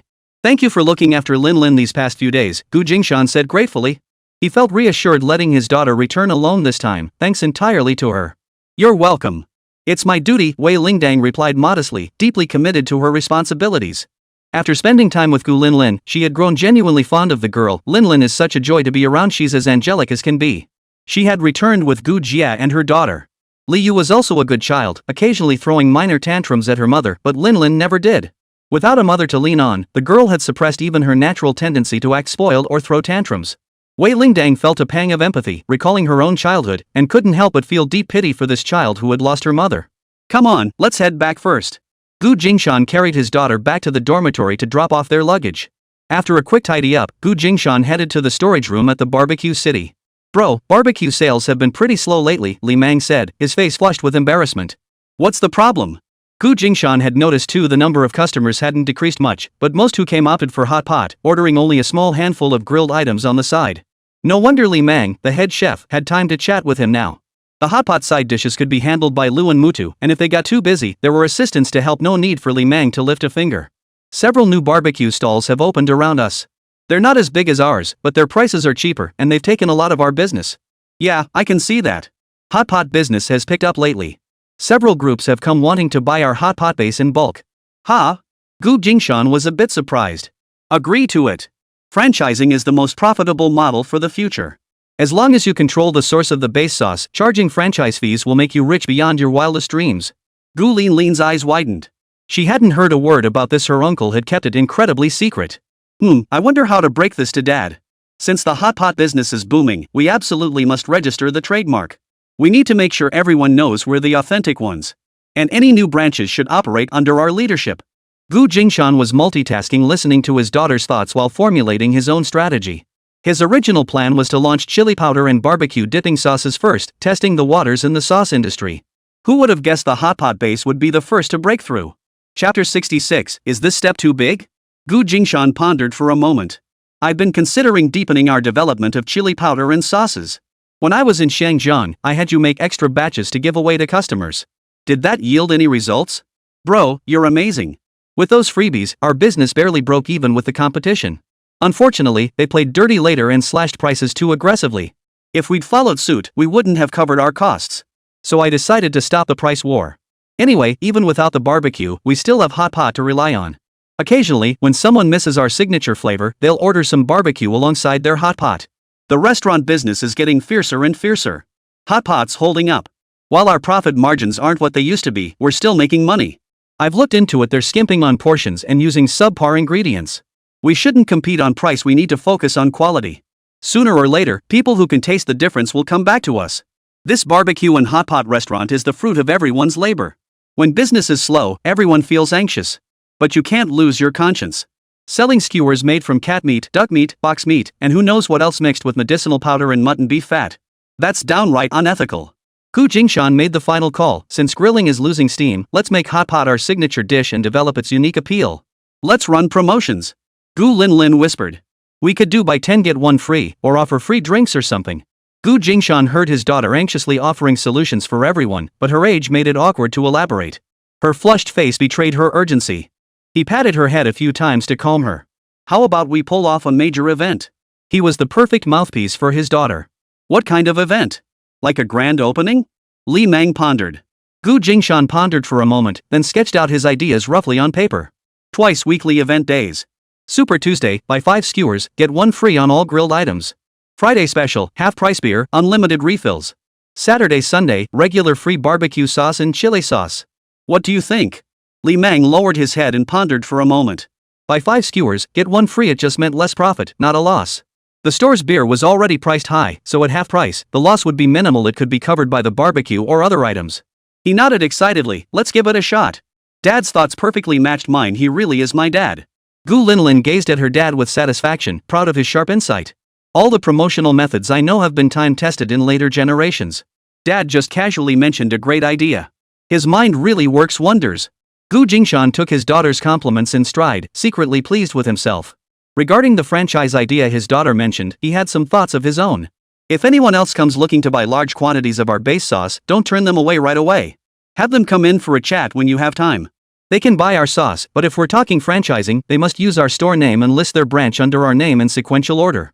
The franchise fee is paid annually. Jingshan had initially feared selling his base sauce would allow others to steal his secret recipe. Now he realized he could profit through franchising instead. His daughter's suggestion broadened his perspective, giving him a sudden flash of insight. The technical expertise of hot pot lies entirely in the base sauce. As long as the source is strictly controlled, the flavor is maintained, random inspections are conducted, quality control is tightened, and ingredients are fresh, franchise branches can actually be quite profitable. If only he had enough staff, opening branches himself would be even more profitable. Expanding and recruiting staff had to be put on the agenda. I plan to open a workshop to sell these sauces, barbecue seasonings, and hot pot bases. Bro, aren't these sauces pretty cheap?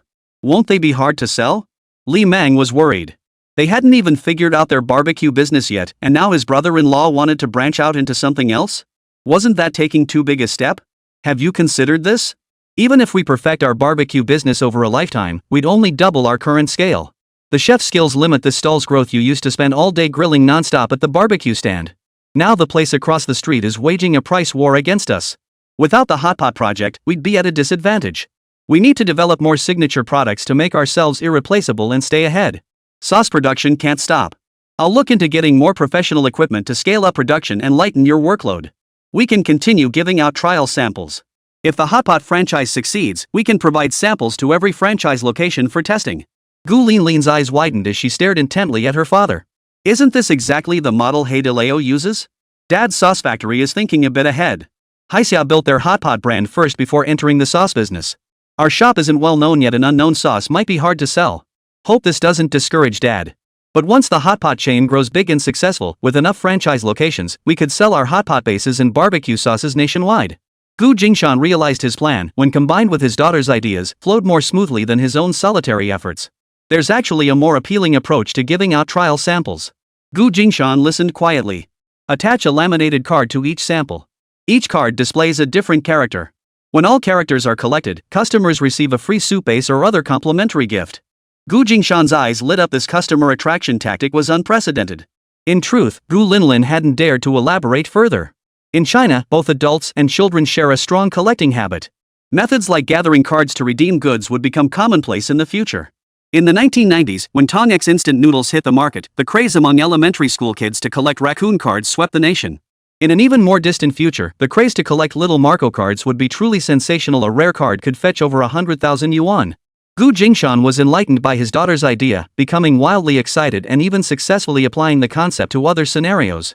He watched his daughter and niece glued to the TV, both bursting into laughter at the cartoon playing. A sudden idea struck him. Honey, what cartoons have been popular lately? Black Cat Detective and a Fanty, I guess. Gu Jingshan dialed Han Zhao's number. Bro, got a minute? Bro. You called me bro? He. You're officially my brother. Han Zhao beamed like a lovesick fool, making Lin Miao shudder beside him. Gu Jingshan felt a bit helpless. It was just a term of address, meant to build rapport. Was it really worth getting so excited? He cut straight to the point. Do you have connections with the Shanghai Animation Film Studio? What's up? I want to buy the cartoon characters from a few films, but I'm not sure how to go about it. Could you help me ask around? For commercial use or personal? Han Zhao knew about this. He'd researched it before, once considering spray painting them on cars. Definitely for commercial use. I'm planning a promotional giveaway and need some cartoon characters.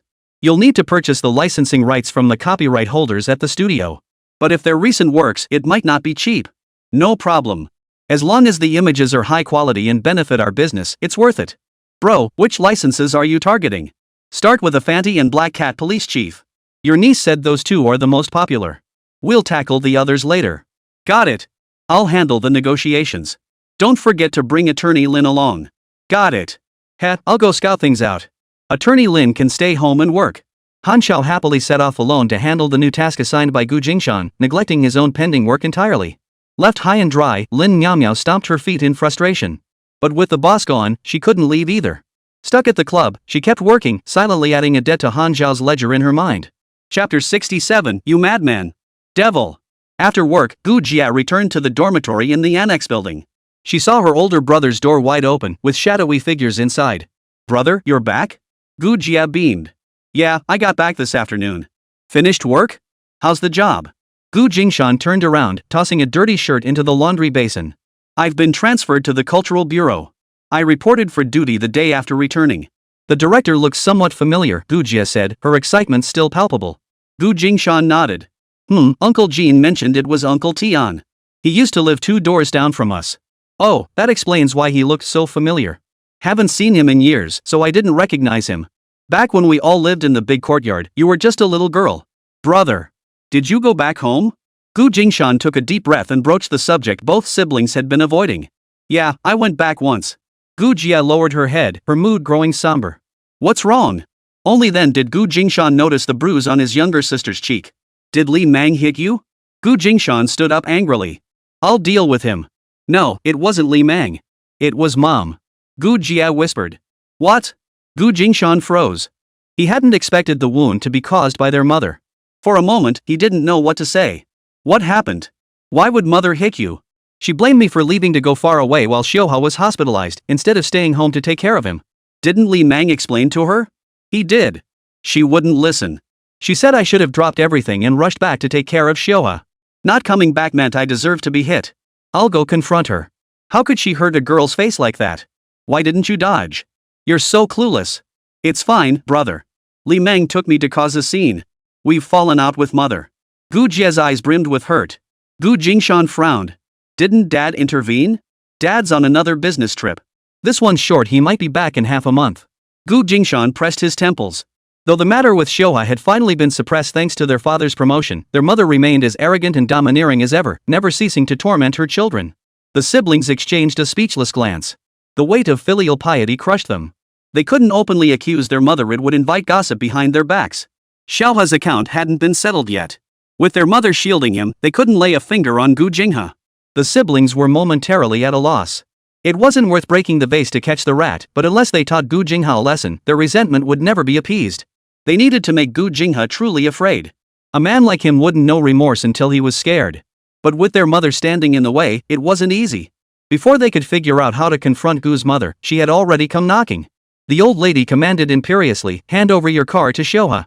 Gu Jingshan set down the clothes he was holding and frowned. "What car? Neighbor Aunt Lee saw you drive home yesterday. It was as luxurious as could be, as grand as could be. You even came back carrying a huge pile of stuff from the car." A strange gleam flickered in Mrs. Gu's eyes.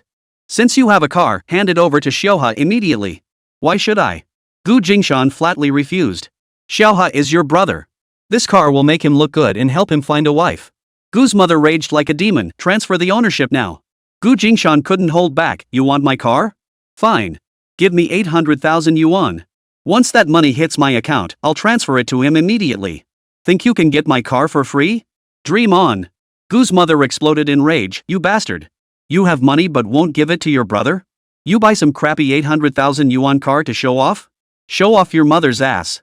A torrent of unrelenting, unrestrained curses rained down on him. Gu Jingshan took a deep breath, clenched his fists tightly, and gritted his teeth. He refused to budge. "You think you're all that now? Daring to hide things from me? You opened this place, didn't you?" "What boss?" "The boss hasn't come back yet, but I've heard it all. Everyone says the owner of this barbecue place is surnamed Gu." Gu's mother sneered coldly. "Oomph. If you won't give up the car, I'll just hand this shop over to your brother. You can work for him." She droned on in a sarcastic tone. "Do you even have the fortune to own a shop? You're overestimating yourself. The good stuff should go to your brother." "Oomph." Gu Jingshan's chest heaved as he let out a cold laugh. "First the car, now the shop? Do you even consider me your son?" Gu's mother was instantly silenced by his question, unable to utter a single word. A flicker of hurt crossed Gu Jingshan's eyes. "You never treated me like your son," Gu Jingshan declared firmly. "All you ever saw was Gu Jinghe. You'd stop at nothing to snatch everything that belonged to me and give it to him." Gu's mother pleaded earnestly. "As the older brother, it's only right to make sacrifices and look out for your younger sibling. There's no such thing as should. I'm his brother, not his father. If he wants what's mine, he'd better earn it." Gu Jingshan's anger was building. "Just because I call you mother doesn't mean you can forever lord over me and lord it out."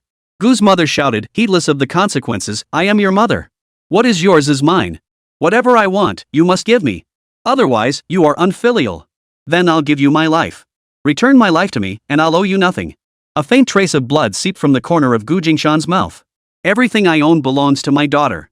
No one can take it away. That little brat. I'll strangle her. How dare she compete with my son? I'll sell her off to some remote mountain village." Gu's mother roared in fury. Clang. A string snapped in Gu Jingshan's mind. The overwhelming fury that had consumed him vanished in an instant. He lifted his head, blinked, and suppressed the lingering moisture at the corners of his eyes. "Is that so?" Gu Jingshan's voice grew hoarse. As he lowered his head, his eyes darkened, almost devoid of warmth. A faint curve touched his lips. "I hear Gu Jinghe got his ass blown up. Should I find a few more people to play with him?" The venomous words that spilled from his mouth instantly ignited Gu's mother. That incident was her deepest fear. It had taken so long for everyone to finally forget about it, and now Gu Jingshan dared to bring it up in front of her? "You dare!" Her eyes reddened. "Was it you? Did you ruin my son?" She lunged forward, tearing at Gu Jingshan's clothes, punching him wildly as she ripped at his garments. "Speak! Did you frame Xiaohe?" This wasn't the compound. She threw herself into a wild rage, unconcerned about neighbors seeing. Her attack on Gu Jingshan resembled a lioness whose cub had been killed. Seeing the danger, Gu Jia rushed forward to pull Gu's mother away, only to be met with a vicious slap across the face. "Get out of my way!" Seeing his mother lashing out indiscriminately and accidentally hitting his younger sister, Gu Jingshan forcefully pushed her out the door and latched it shut. "You go out first. Don't hurt yourself." Her mother's blow had stunned her. Gu Jia clutched her face, looking worriedly at her brother. His expressionless face only deepened her concern. But now they were shouting about family secrets. She didn't know whom to turn to for help. "Answer me. Did you hurt Xiaohe so badly?" Gu's mother screamed, pointing her finger right at Gu Jingshan's nose. The smirk on Gu Jingshan's lips grew wider. "Ha! Did I make him play with men? Did I make him lie beneath a man and get ed to pieces? Ha! Then I must be quite the talent." Gu Jingshan's eyes reddened. He always said the things Gu's mother couldn't bear to hear. "I heard he enjoyed it immensely, having a splendid time with 3 or 4 men. You've been keeping him locked up lately, not letting him see men. Didn't he get angry at you? Your son is ruined, and you've gained another daughter. The Gu family has another daughter. Gu Jingshan, you bastard." Gu's mother released him, her finger trembling as she pointed, her whole body shaking. "I'm a bastard? What are you then?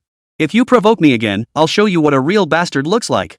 If you dare touch my Xiaoha, I'll fight you to the death. Gu's mother lunged at Gu Jingshan. Gu Jingshan clamped down on her shoulders, grinding his teeth as his chest heaved violently. His expression resembled a flame suppressed beneath glacial ice, concealing boundless madness. Touch a single finger of my daughter, and I'll find men to Gu Jingha to death. One won't suffice, bring 10.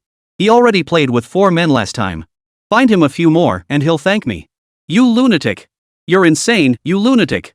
Mrs. Gu suddenly released Gu Jingshan. She shrank back, shaking her head incessantly, her eyes filled with terror.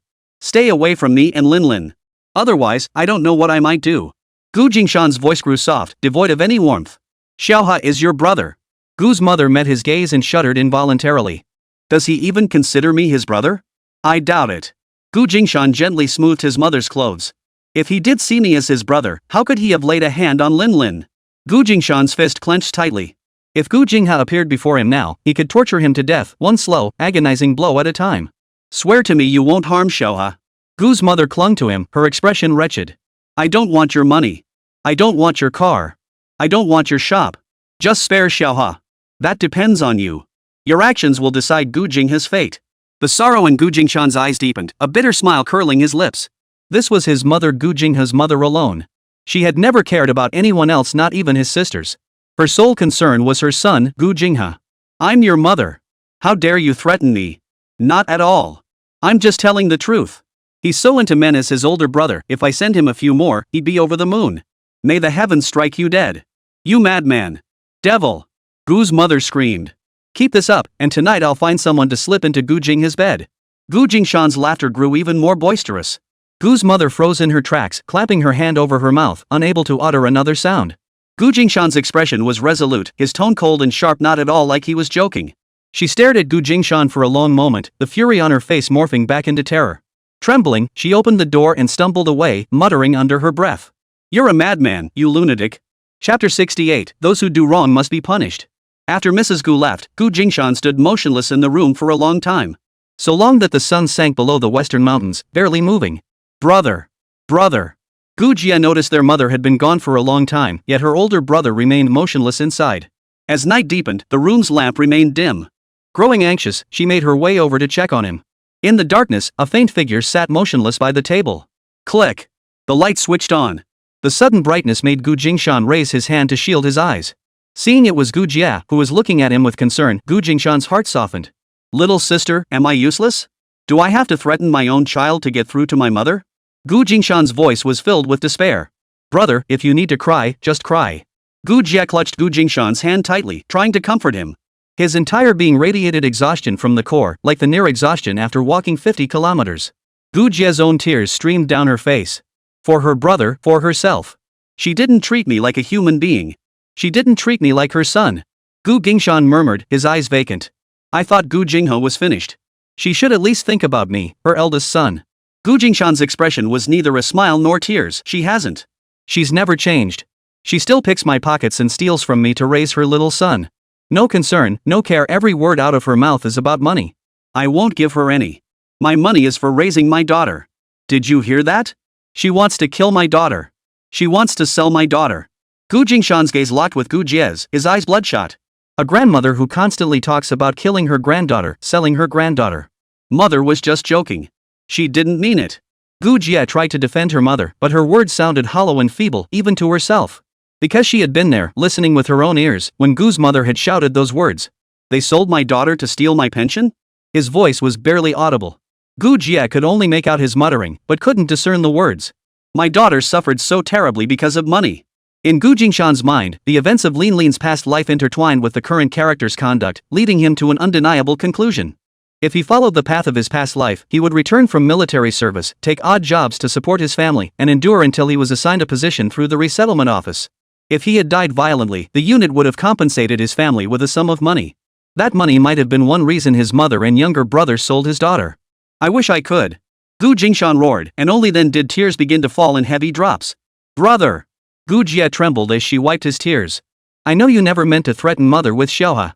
You're just so heartbroken, words slipped out. No.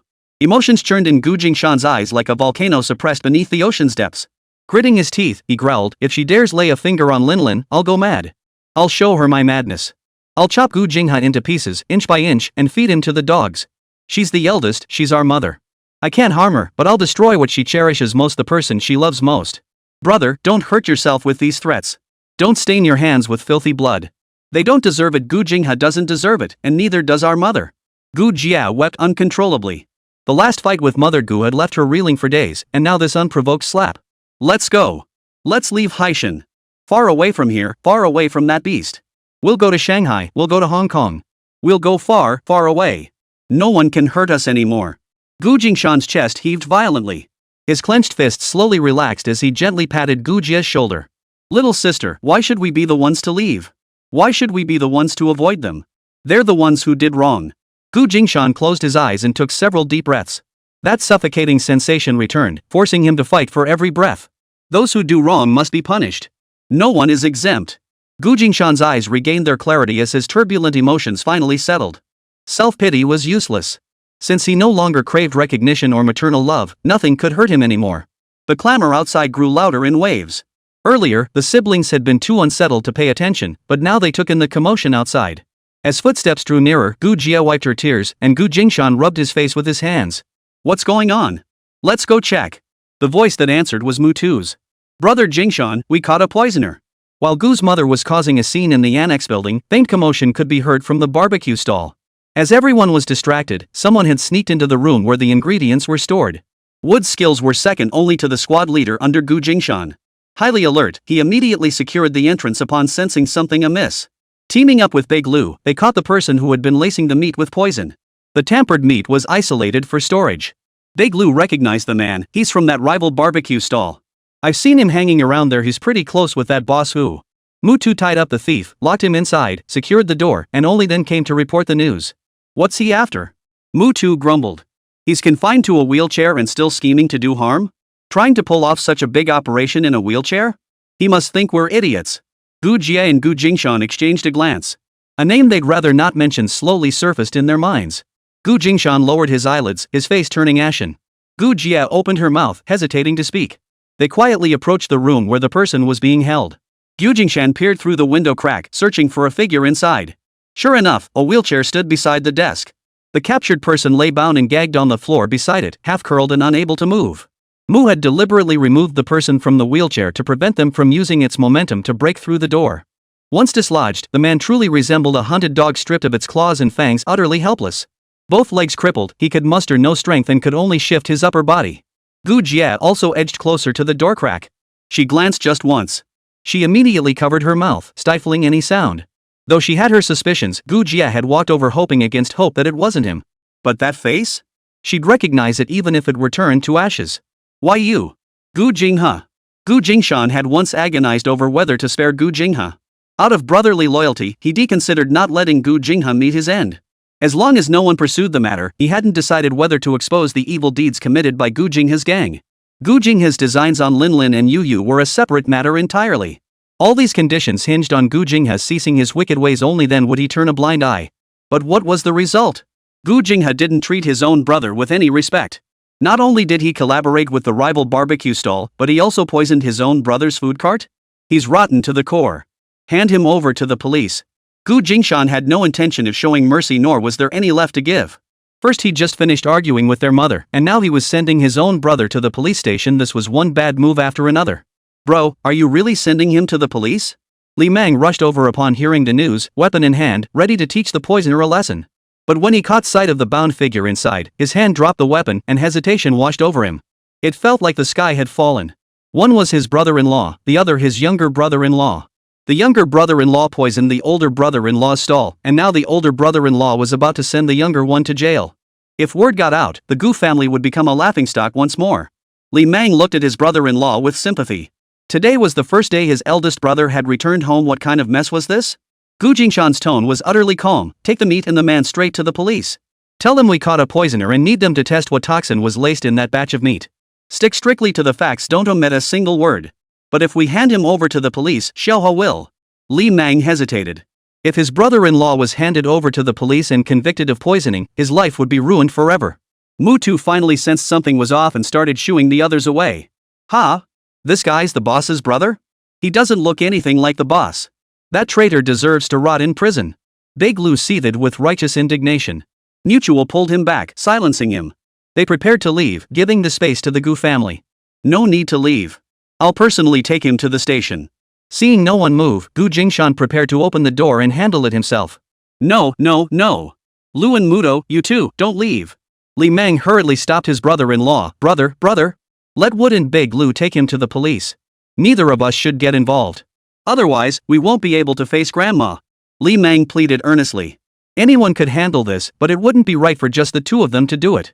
Even if Gu Jingshan gave the order, they should at least cover it up a bit. Once the old lady found out, who knew what trouble she'd stir up? Gu Jingshan seemed drained of all strength. Call the police. Have them come in a patrol car and take him away. He waved his hand and turned to go back. There was no need to meet with Gu Jingha. Gu's mother stumbled home, her mind elsewhere. Seeing the empty courtyard, she felt something was missing. She fumbled in her pocket for a long moment. Her face suddenly paled. She turned and dashed toward the barbecue city. She was pushing her son in the stroller around the park one evening when she overheard some gossip. That's what made her suddenly decide to go to the barbecue place and confront Gu Jingshan. In the heat of the moment, when had she let go of Xiuha's wheelchair? After arguing with Gu Jingshan, she felt dazed and disoriented, her head buzzing. Only now did she remember she'd left Xiuha behind in the park. Chapter 69, the glint in his eyes that preyed on people, terrifying. Xiuha. Have you seen my Xiuha? A frantic woman frantically asked everyone she encountered. No.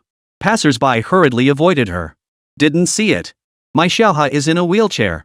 Mrs. Gu's sorrowful expression drew pity from passers-by. The one in the wheelchair? He seemed to be heading to the barbecue place? Gu's mother stared blankly, not expecting to return to the barbecue place so soon after leaving. Her heart was filled with trepidation. She feared Gu Jingshan wouldn't give her face, refusing to even let her in the door. Then how would she find Xiuha? Woo-wah! The police car sped past, siren wailing and lights flashing, sweeping past pedestrians along the road. The light made Gu's mother feel a little uneasy. Judging by the direction, it seemed to be coming from the barbecue city area. That deadbeat kid better get locked up. She silently muttered to herself. Staggering to the barbecue city, her face flushed and drenched in sweat. Has anyone seen Xiuha? Has anyone seen my Xiuha? Some customers who had gathered to watch the commotion and were about to head back inside stopped in their tracks. They turned back. The stares directed at her made her heart race. Has anyone seen my Xiuha? It's a young man in a wheelchair. Everyone turned their gaze toward the police car in the distance, barely visible now. The gaze that fell back on Mrs. Gu now held both sympathy and a hint of disgust. Have any of you seen my Xiuha? Mrs. Gu grabbed people to ask. Fed up with being questioned, a passerby snapped. A guy in a wheelchair got taken away by the police. They said he poisoned someone. At the mention of the word, the crowd scattered away from Mrs. Gu as if she herself were poisonous, fearing contamination. They were diners at the barbecue restaurant, unaware of the incident until the police arrived.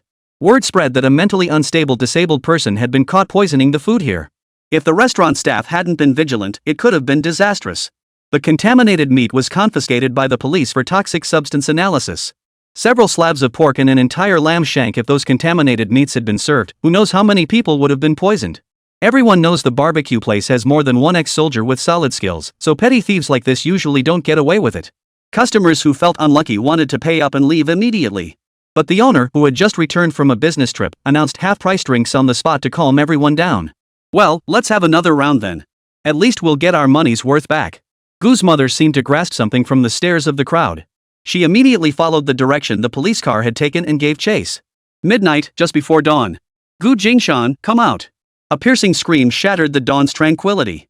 You're the one who sent Xiuha to the police station, aren't you? Hurry to the station and get the police to release Xiuha.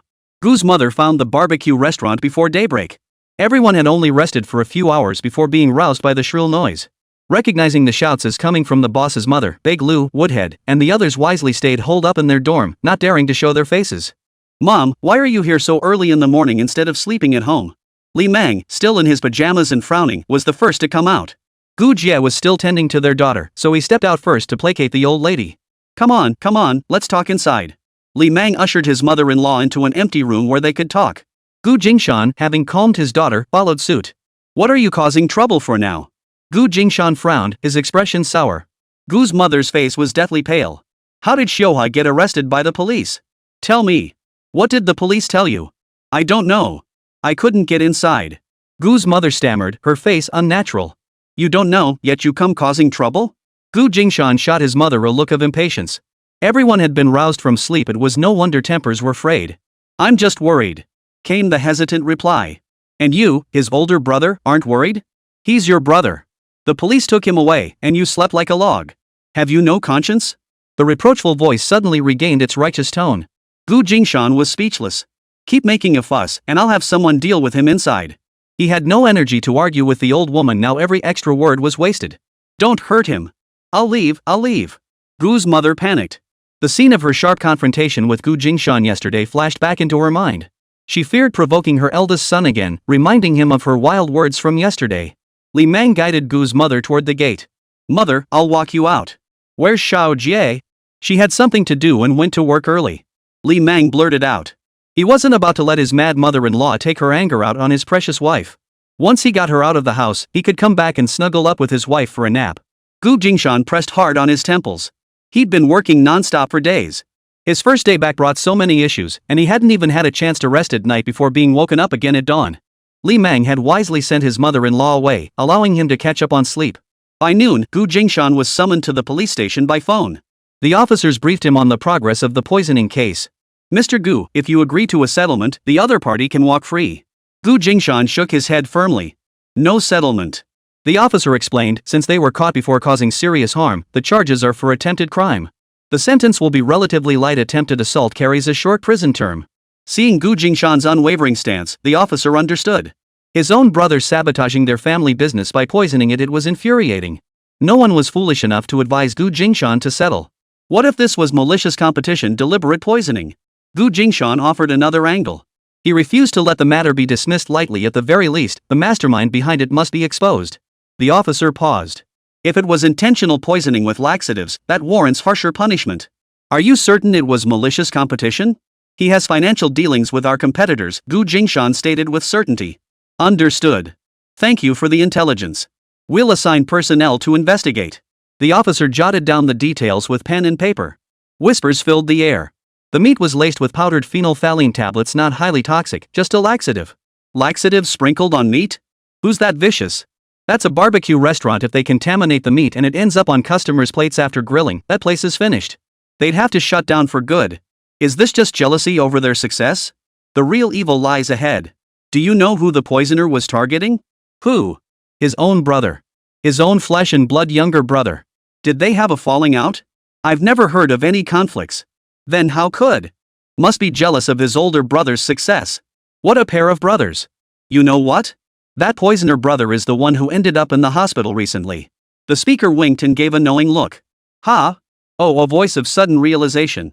If it's him, no wonder he's got a screw loose. He's ruined the entire E family. Their reputation must be in the gutter by now. And he still won't leave them alone? Finally, a decent brother who could lift their reputation, and now he wants to ruin someone else? A poor beggar won't envy a billionaire, but he'll envy a beggar who gets 2 more copper coins than him.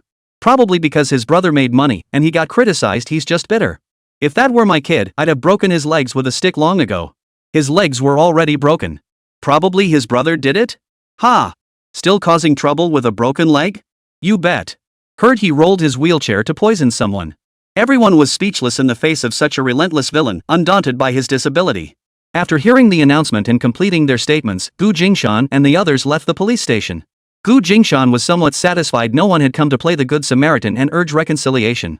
Just business as usual. Mangzi, once this case wraps up, send over some care packages. Don't worry, bro. We already delivered watermelons during the hottest stretch. But before they had gone far, they were stopped in the street by Gu's mother. Dashin, get your brother out. Sign the release papers and get him out. His leg isn't healed yet. He can't stay in the station that long. He still needs his dressing changed. Jingshan ignored his mother's plea and instead threatened her. You should be grateful he was caught midway while poisoning people. If anyone had eaten that stuff and ended up in the hospital with diarrhea, he'd be locked up for at least 3 years. If someone got seriously ill from severe diarrhea, he'd be executed. You have to get him out. Gu's mother panicked, repeating the same plea. Li Mang tried to reason with her. This is just punishment. If he shows genuine remorse, he'll be released. Mrs. Gu persisted stubbornly. Have your brother sign a statement of forgiveness? Once he signs, he'll be released immediately. You haven't suffered any real loss. Let's turn a big matter into a small one and a small matter into nothing. Jingshan grew impatient. Even if I sign a statement of forgiveness, it won't help. The police station is holding him now.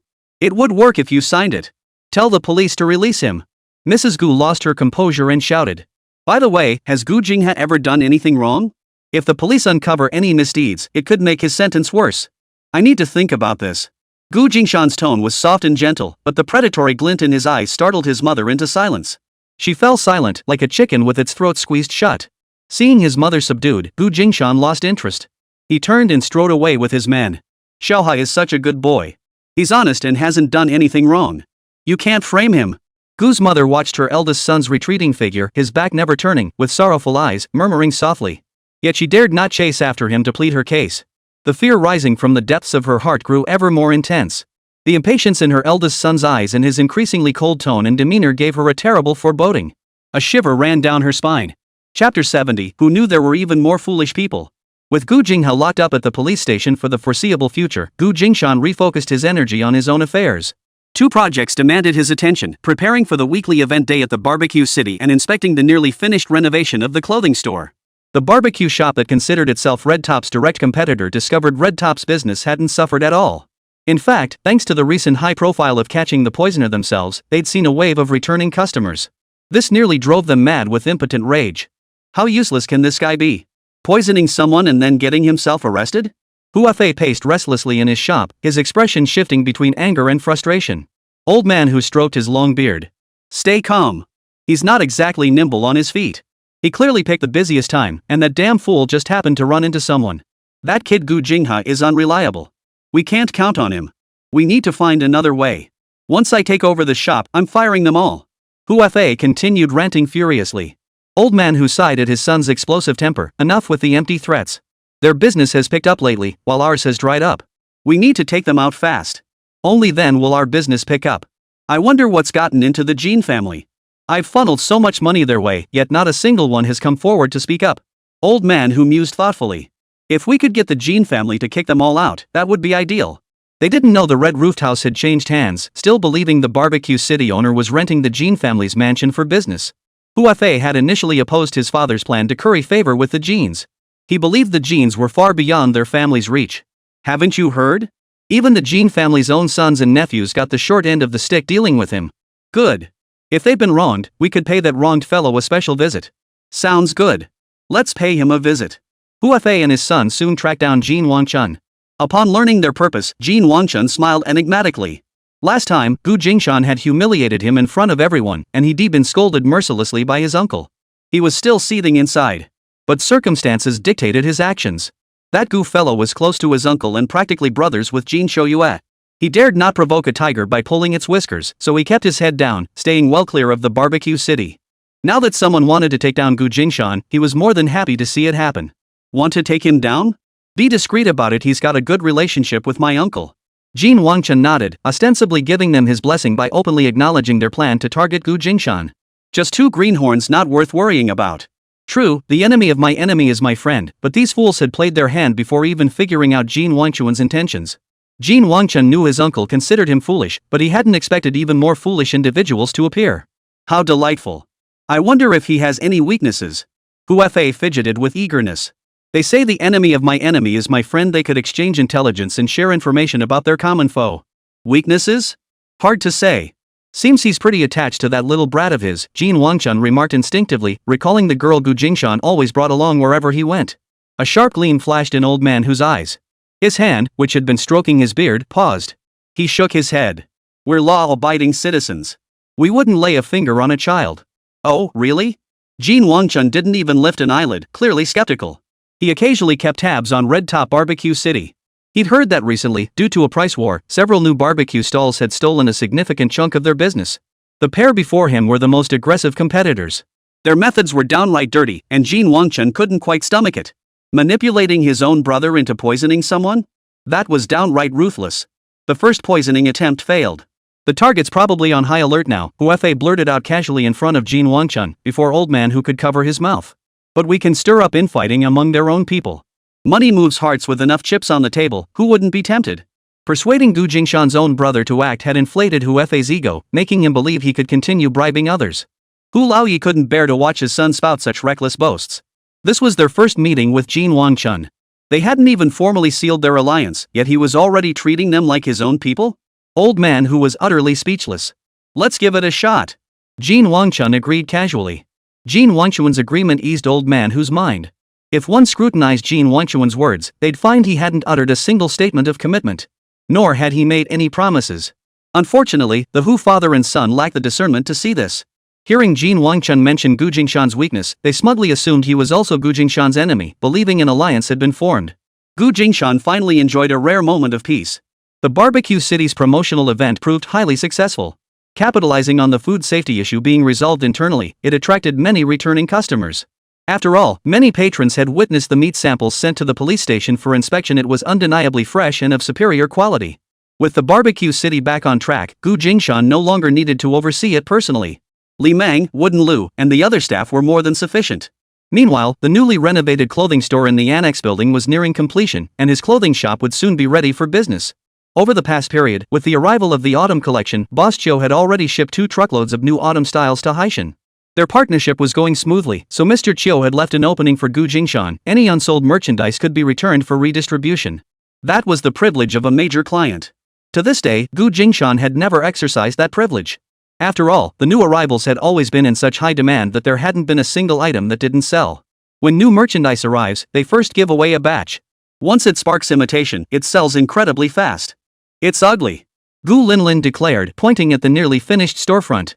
If it's not good, we'll change it. It hasn't passed final inspection yet anyway, Gu Jingshan declared boldly. He'd been waiting for his daughter's input, which is why he delayed this morning's scheduled inspection. He insisted on reviewing it with her first before making a final decision. Seriously, the color scheme is so tacky. Who approved this eye-searing design? Gu Linlin felt like she could spit blood. If she'd known the clothing store would be decorated like this monstrosity, she would have intervened long ago. What on earth is this? Sparkly crystal half curtains, bright red window screens. It's tacky beyond belief. Would anyone actually come to their store to buy clothes? Gu Jingshan actually thought the sparkling crystal half curtains looked quite nice. They weren't hard to replace, so he'd see how they looked first. If they didn't work out, he'd just swap them out later. Aren't the bright red curtains nice?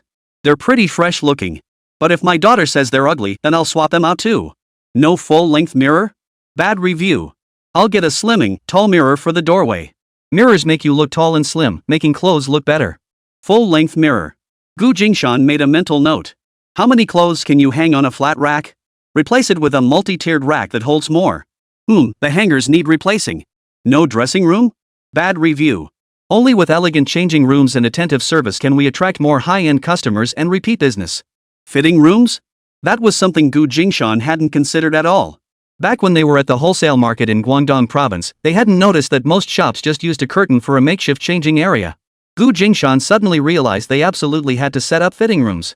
Some of his clothing lines were fairly upscale. He imagined if the wives of high-ranking officials came to shop, having them change behind a simple curtain would indeed feel a bit cheap. Get it done. No designated resting area for accompanying guests? Negative review.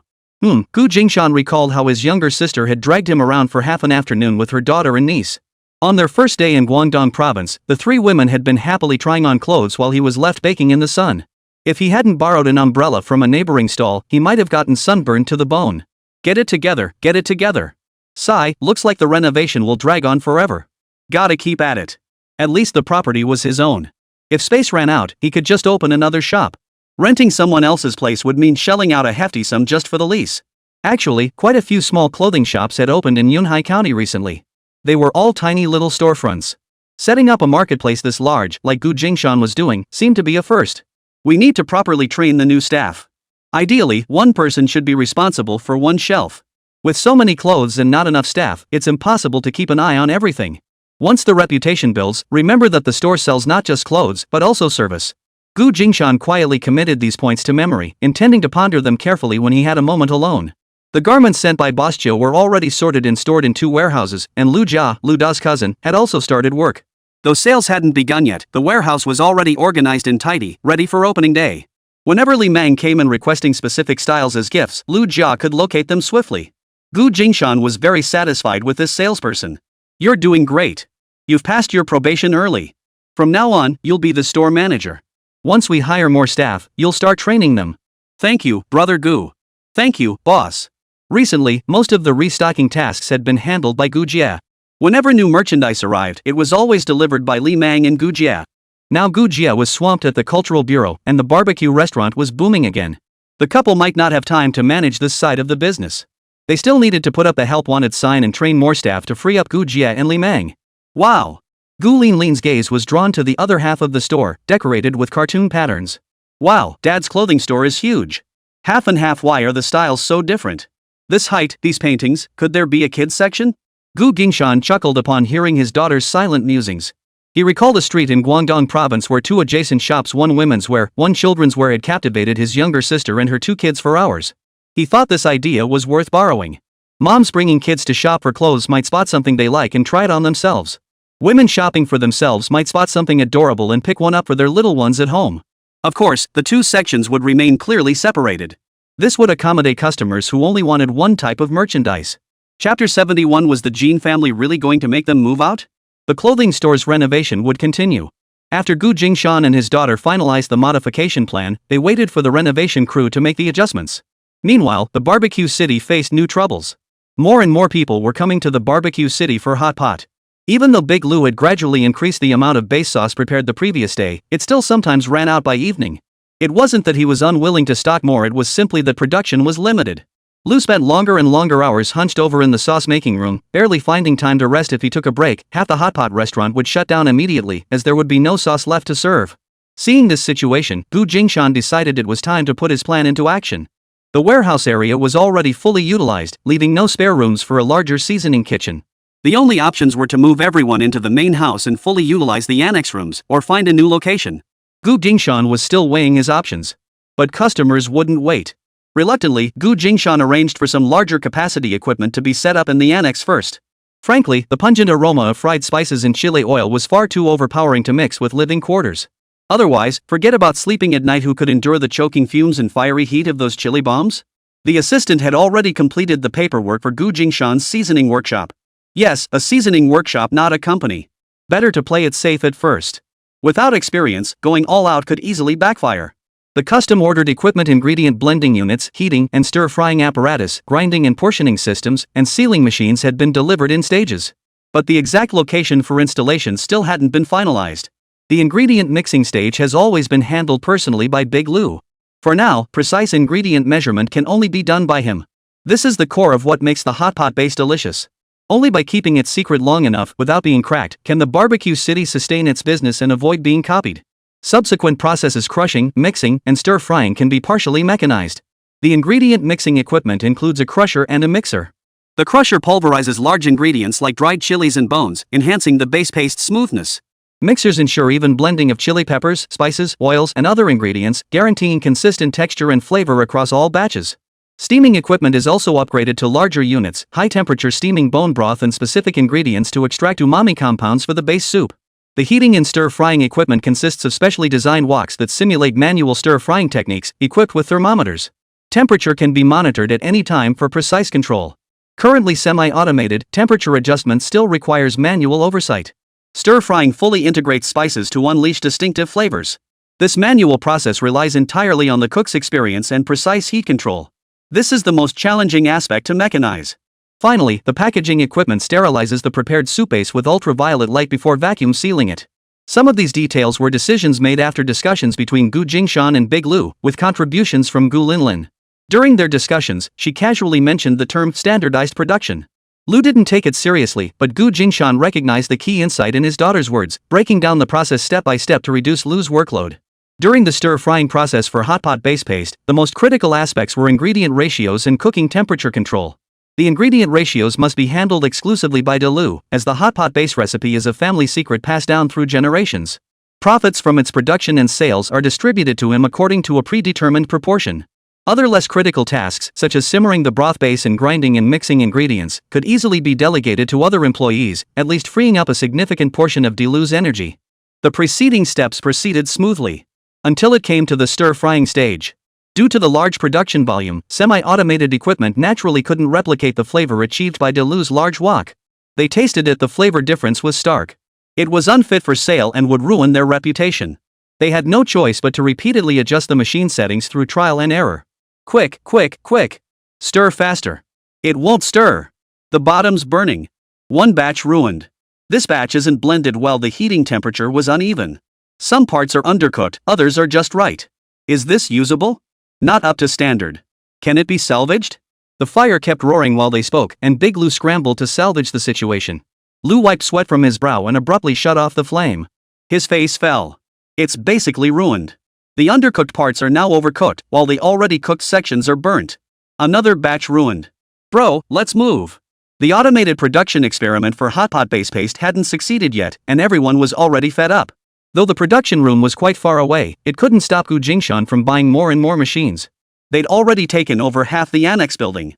And the failed hot pot base, with its pungent smell, was making everyone's lives miserable day after day. Why do you smell so pungent? Hey, don't you wash your clothes?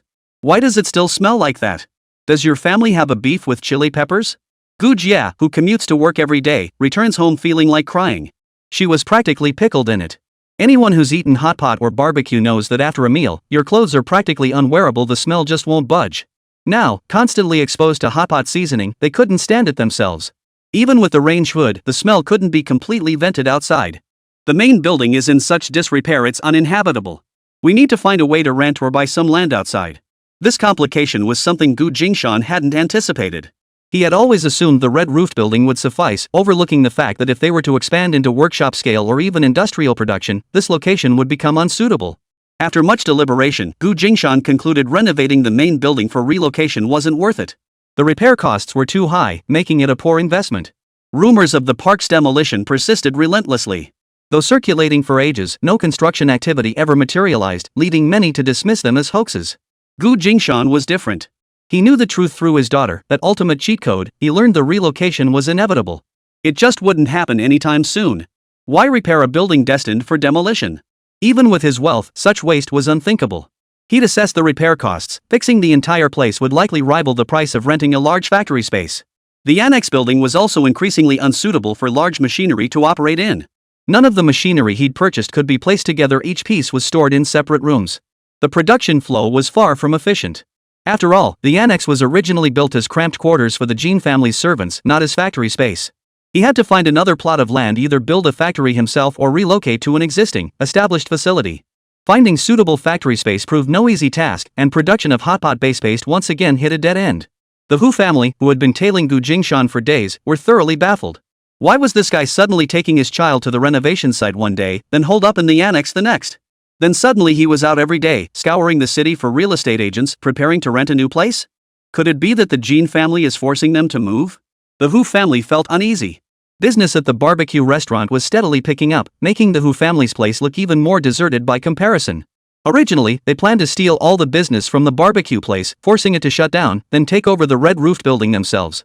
Now that the barbecue shop staff were already searching for new rental properties, how could they negotiate with the Jin family landlords? Did the Jins plan to reclaim the property and run a restaurant themselves?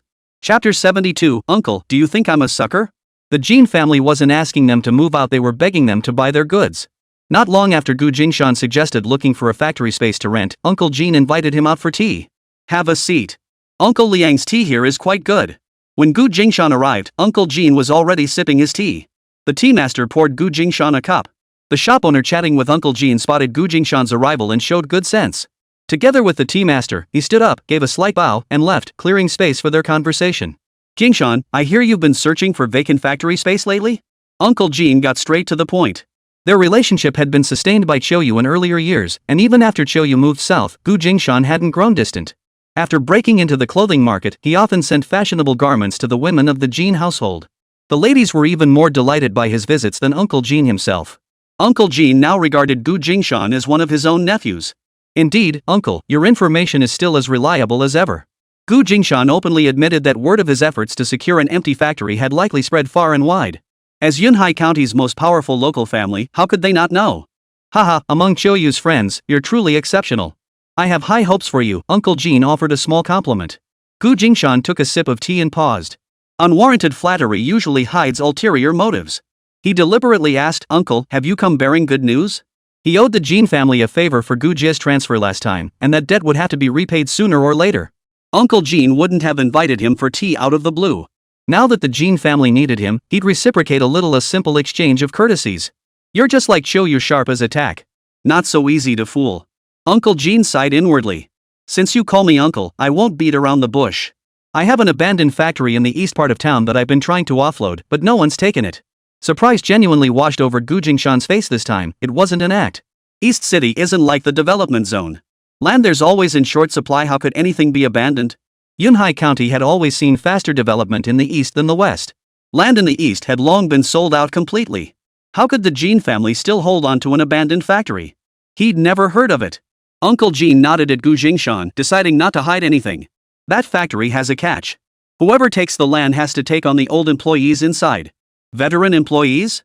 Gu Jingshan was even more puzzled. Typically, experienced senior workers are highly sought after everywhere, right? With the country's improved policies now, when workers truly reach retirement age, they should retire. No need for factory owners to bear responsibility. The state provides pensions, and it doesn't hold up anything. But these veteran employees being singled out like this, neither treated lightly nor heavily, specifically requiring the phrase takeover that seemed a bit fishy. This factory started as a military-converted cotton-padded jacket plant, employing some disabled veterans. When the jacket factory went bankrupt, other skilled workers were reassigned elsewhere. But these disabled veterans? No one wanted them. They had no other marketable skills, so they just stayed behind to guard the factory.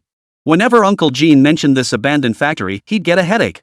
It wasn't that the reassignment sites didn't want them, they simply refused to leave. No matter what, they wouldn't budge, stubbornly guarding their patch of land within the factory grounds. Keeping them around for a while isn't a big deal, but I can't support them forever. And every time someone shows interest in buying the abandoned factory, these guys manage to stir up trouble and mess things up. With them holding things back, no one has been willing to take it over. Uncle Jean fixed his piercing gaze on Gu Jingshan, waiting for his reaction. A lot of people? Not many, just 100 or so. Uncle Jin's tone was calm and matter of fact. Gu Jingshan drew a sharp breath. 100 people's burden, and he calls that not many? Gu Jingshan was speechless inside, stunned by the Jean family's sheer wealth and resources. To date, Gu Jingshan had fewer than 10 employees under his command. Yet the Jean family had idly kept over 100 people on their payroll for years? What extravagance! Gu Jingshan didn't press further about the employees and instead asked about the factory premises. How big is your uncle's abandoned factory? 47 hectares, Uncle Jean replied, pressing his brow. Parting with such a vast tract of land was truly painful, but for reasons that couldn't be spoken aloud, it had become a hot potato in the Jean family's hands. Only by transferring it could the old matters be buried. Gu Jingshan carefully studied the man's expression, gauging whether he truly wanted to dispose of it. 47 hectares, that was no small figure. Uncle, are you considering leasing it out? Selling it outright would be ideal, of course. The Jean family has an urgent project requiring funds, which is why I'm considering offloading this land that's been sitting idle.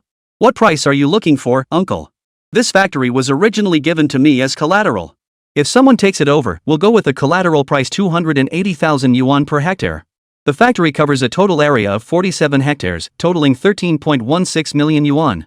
The buildings and facilities on the land won't be calculated separately, consider them a gift. What do you think? Interested? Gu Jingshan raised an eyebrow.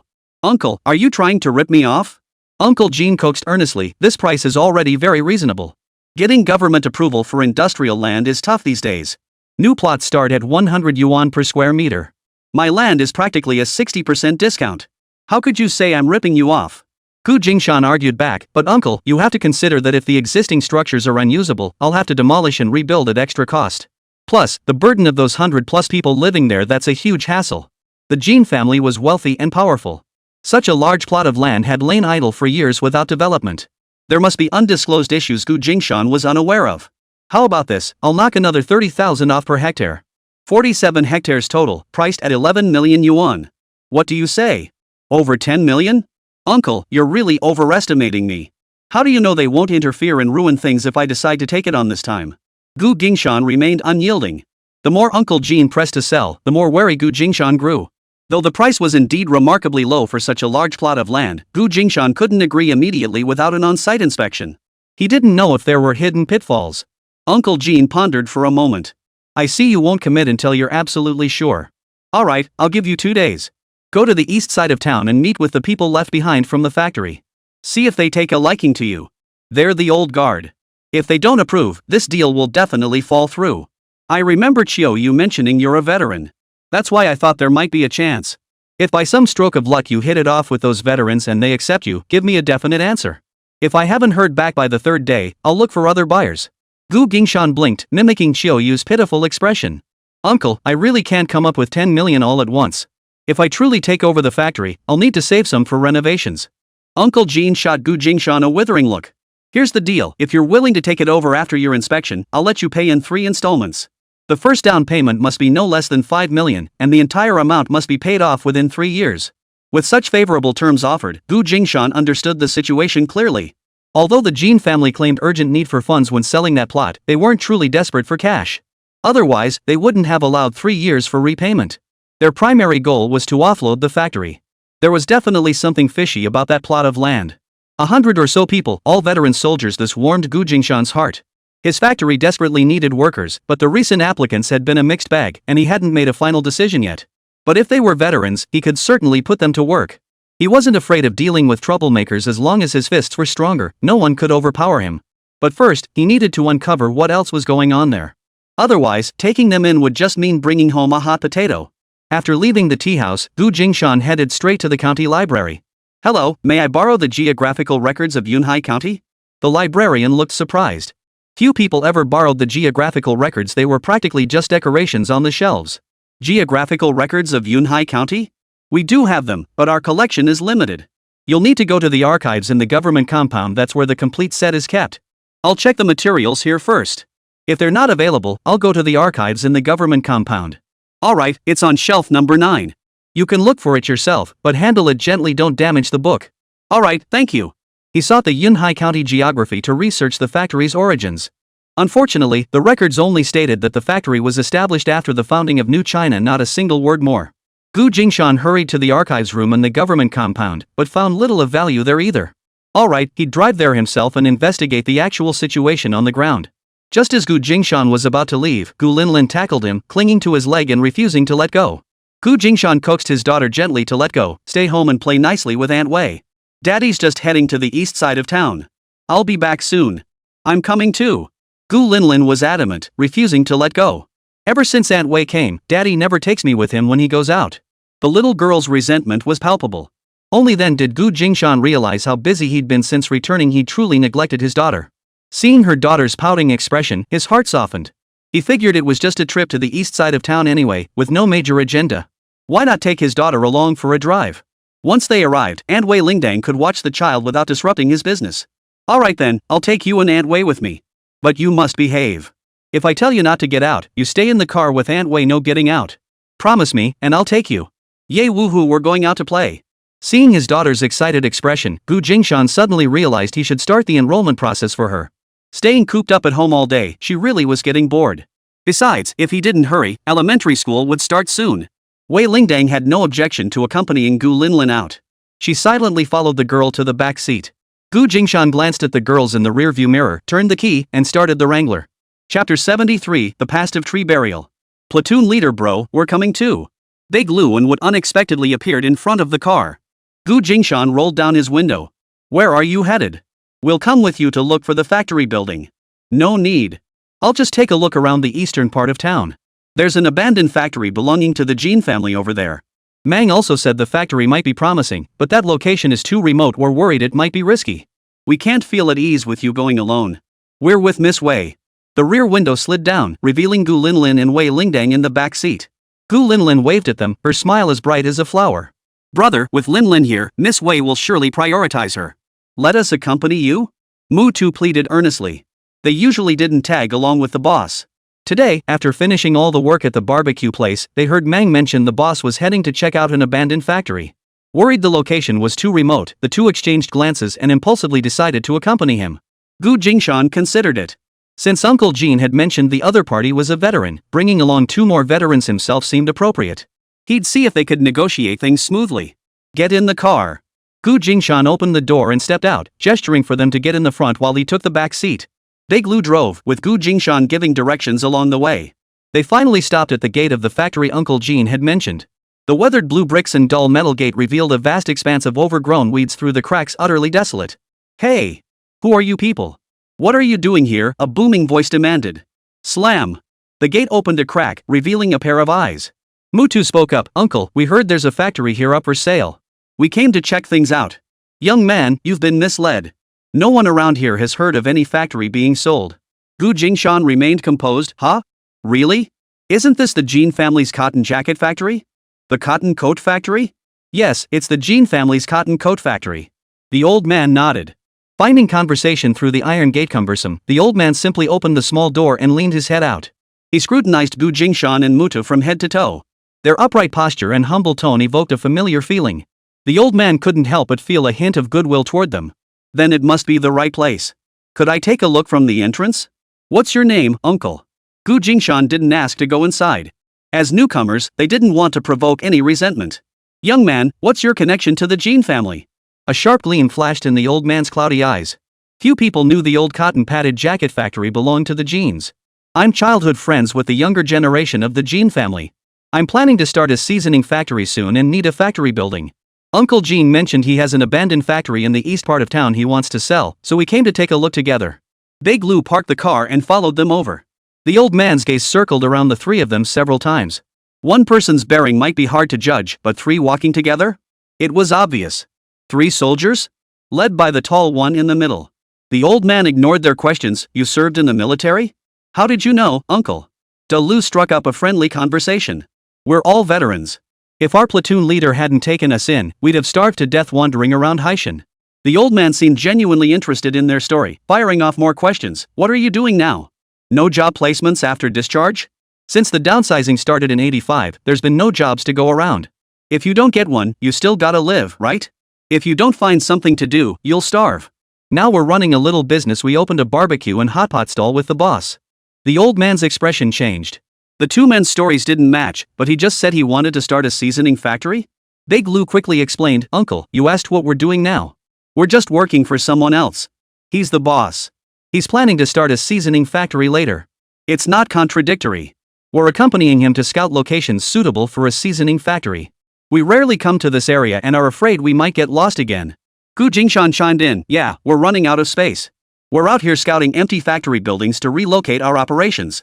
Hearing both sides of the story, the old man's expression softened. What kind of seasonings do you make? Do you really need such a large factory? He recalled that seasoning production was typically done in small workshops. A single room could easily support a seasoning stall. We're making hot pot bases now, and we might expand to more varieties later. Big Lou seemed to recall something, pulling a small bottle from his pocket and handing it over. This is our hot pot base. You don't need to cook hot pot with it, just add a little when boiling greens or noodles, and it tastes great.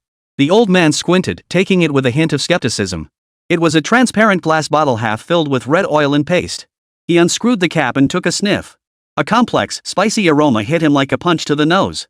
His skepticism eased a bit. Are you really here to look at the premises? Absolutely. The Jin family mentioned selling this factory to me, so I thought I'd come take a look first.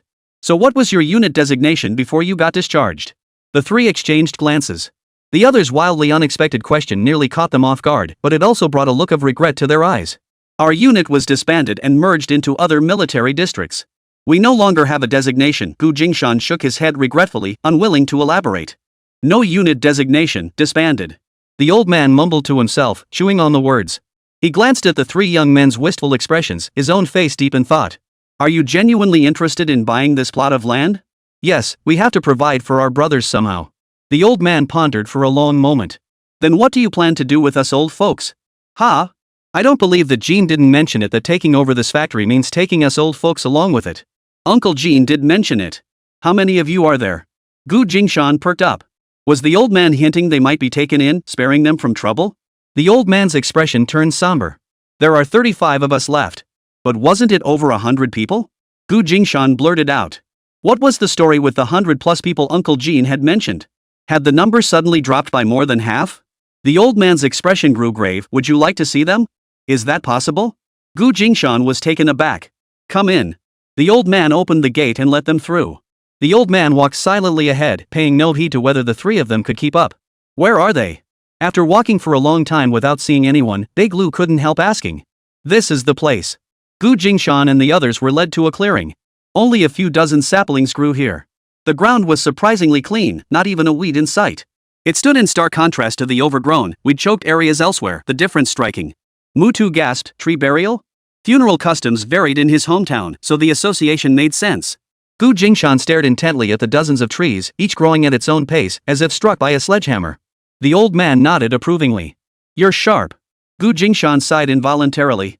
How long has it been since anyone came here? About 10 years. This factory's been abandoned for over a decade. Jingshan gasped. Over the past decade, of the original 100 or so disabled veterans, fewer than 40 remained alive. The rest had all been laid to rest in this land. Why no memorial? A monument?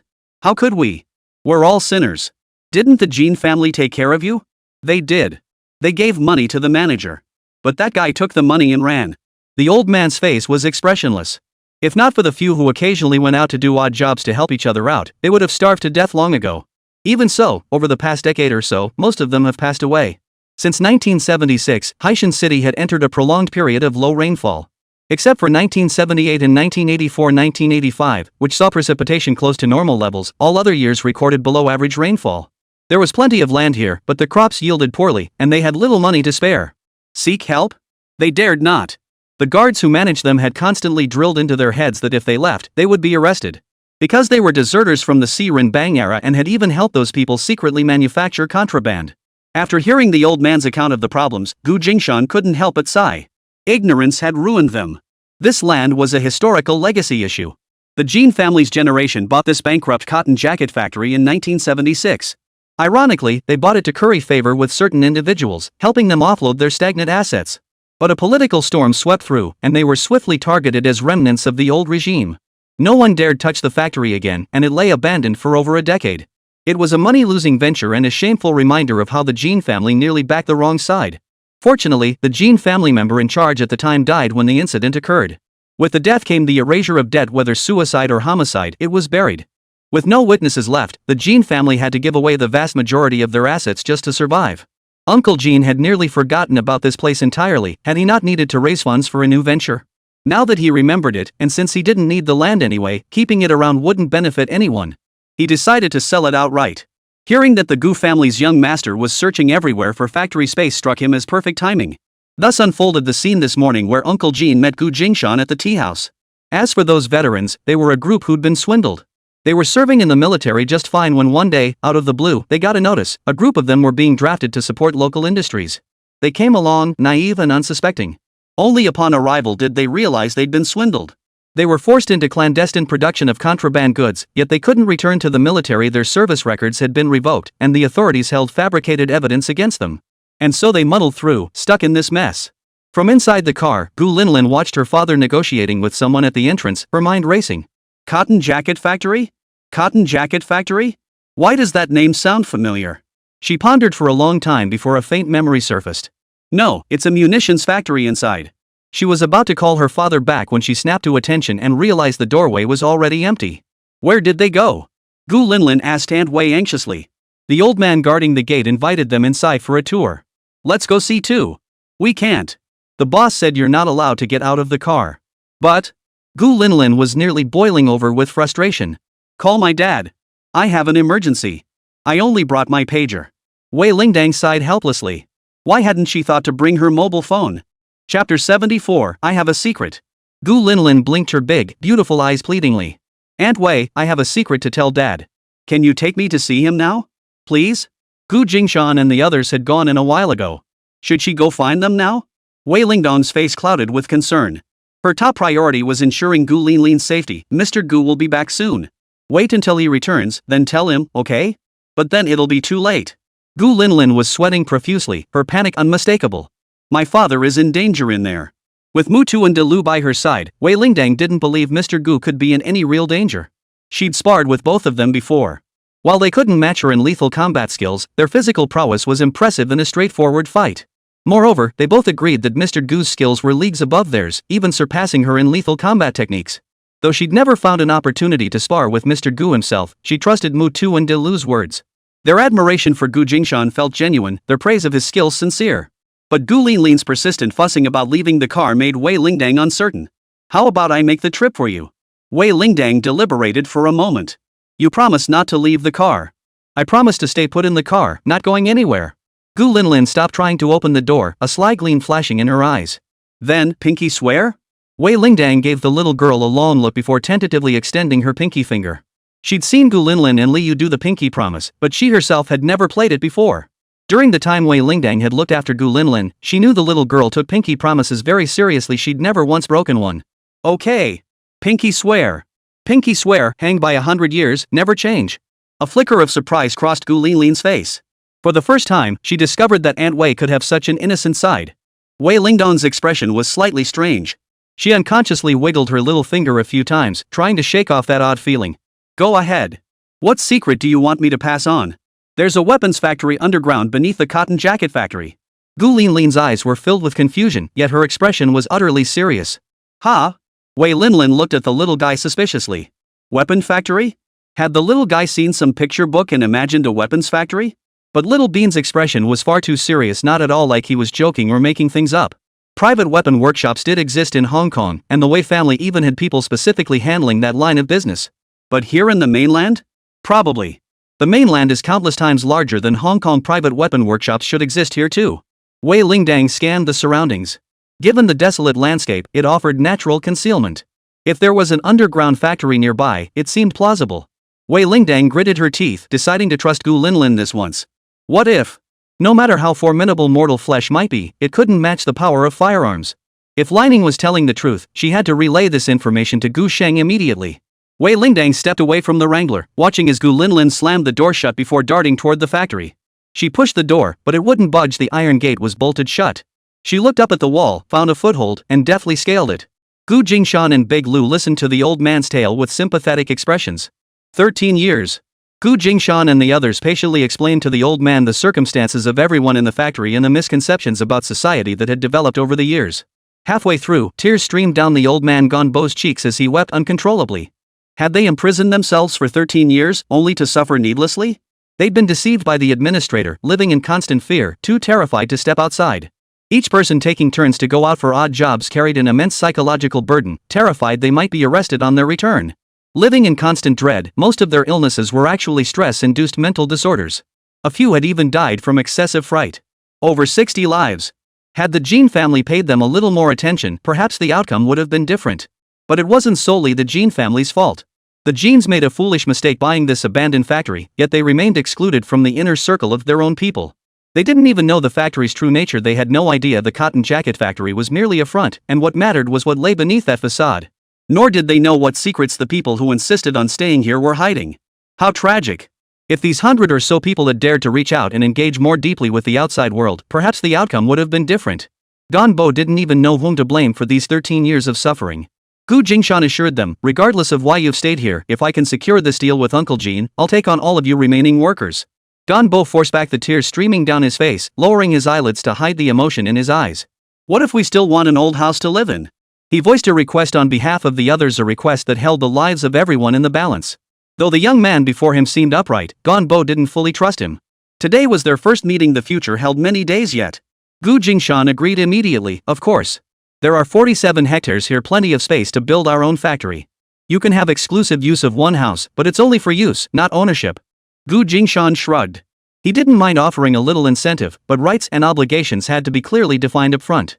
The other party agreeing not to interfere during the acquisition process was the best outcome he could hope for. If they were willing to work diligently for him afterward, that would be even more perfect. The Jean family sold these 47 hectares to Gu Jingshan at 25 yuan per square meter as steel for him. Had the backstory not been so convoluted, with the Jean family never exploiting the land due to their guilty conscience, Gu Jingshan wouldn't have snagged such a bargain so easily. Gonbo suggested, the factory buildings here are exceptionally sturdy. We've maintained them over the years, and they're mostly in perfect condition. One or two buildings might have minor leaks because we ran out of funds and materials to repair them. The rest are ready for immediate use. Pick the buildings you like, ship in your machinery, and get production started anytime. Gu Jingshan was overjoyed upon hearing this. He had paid 11 million for this plot of land. He had assumed the abandoned workshops were unusable, and that dismantling and rebuilding would require a huge investment. Learning the factory buildings were still functional, albeit a bit outdated, saved him a lot of trouble. With a bit of cleaning and repainting, they could move in the equipment, continue product development, and mass production would be just around the corner.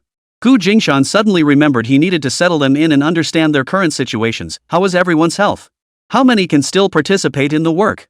Gonbo knew everyone's situation inside out. Only 2 old guys have serious illnesses. Everyone else can jump right back into work. Gu Jingshan made the decision, see a doctor first. Treat everyone's illnesses and old injuries.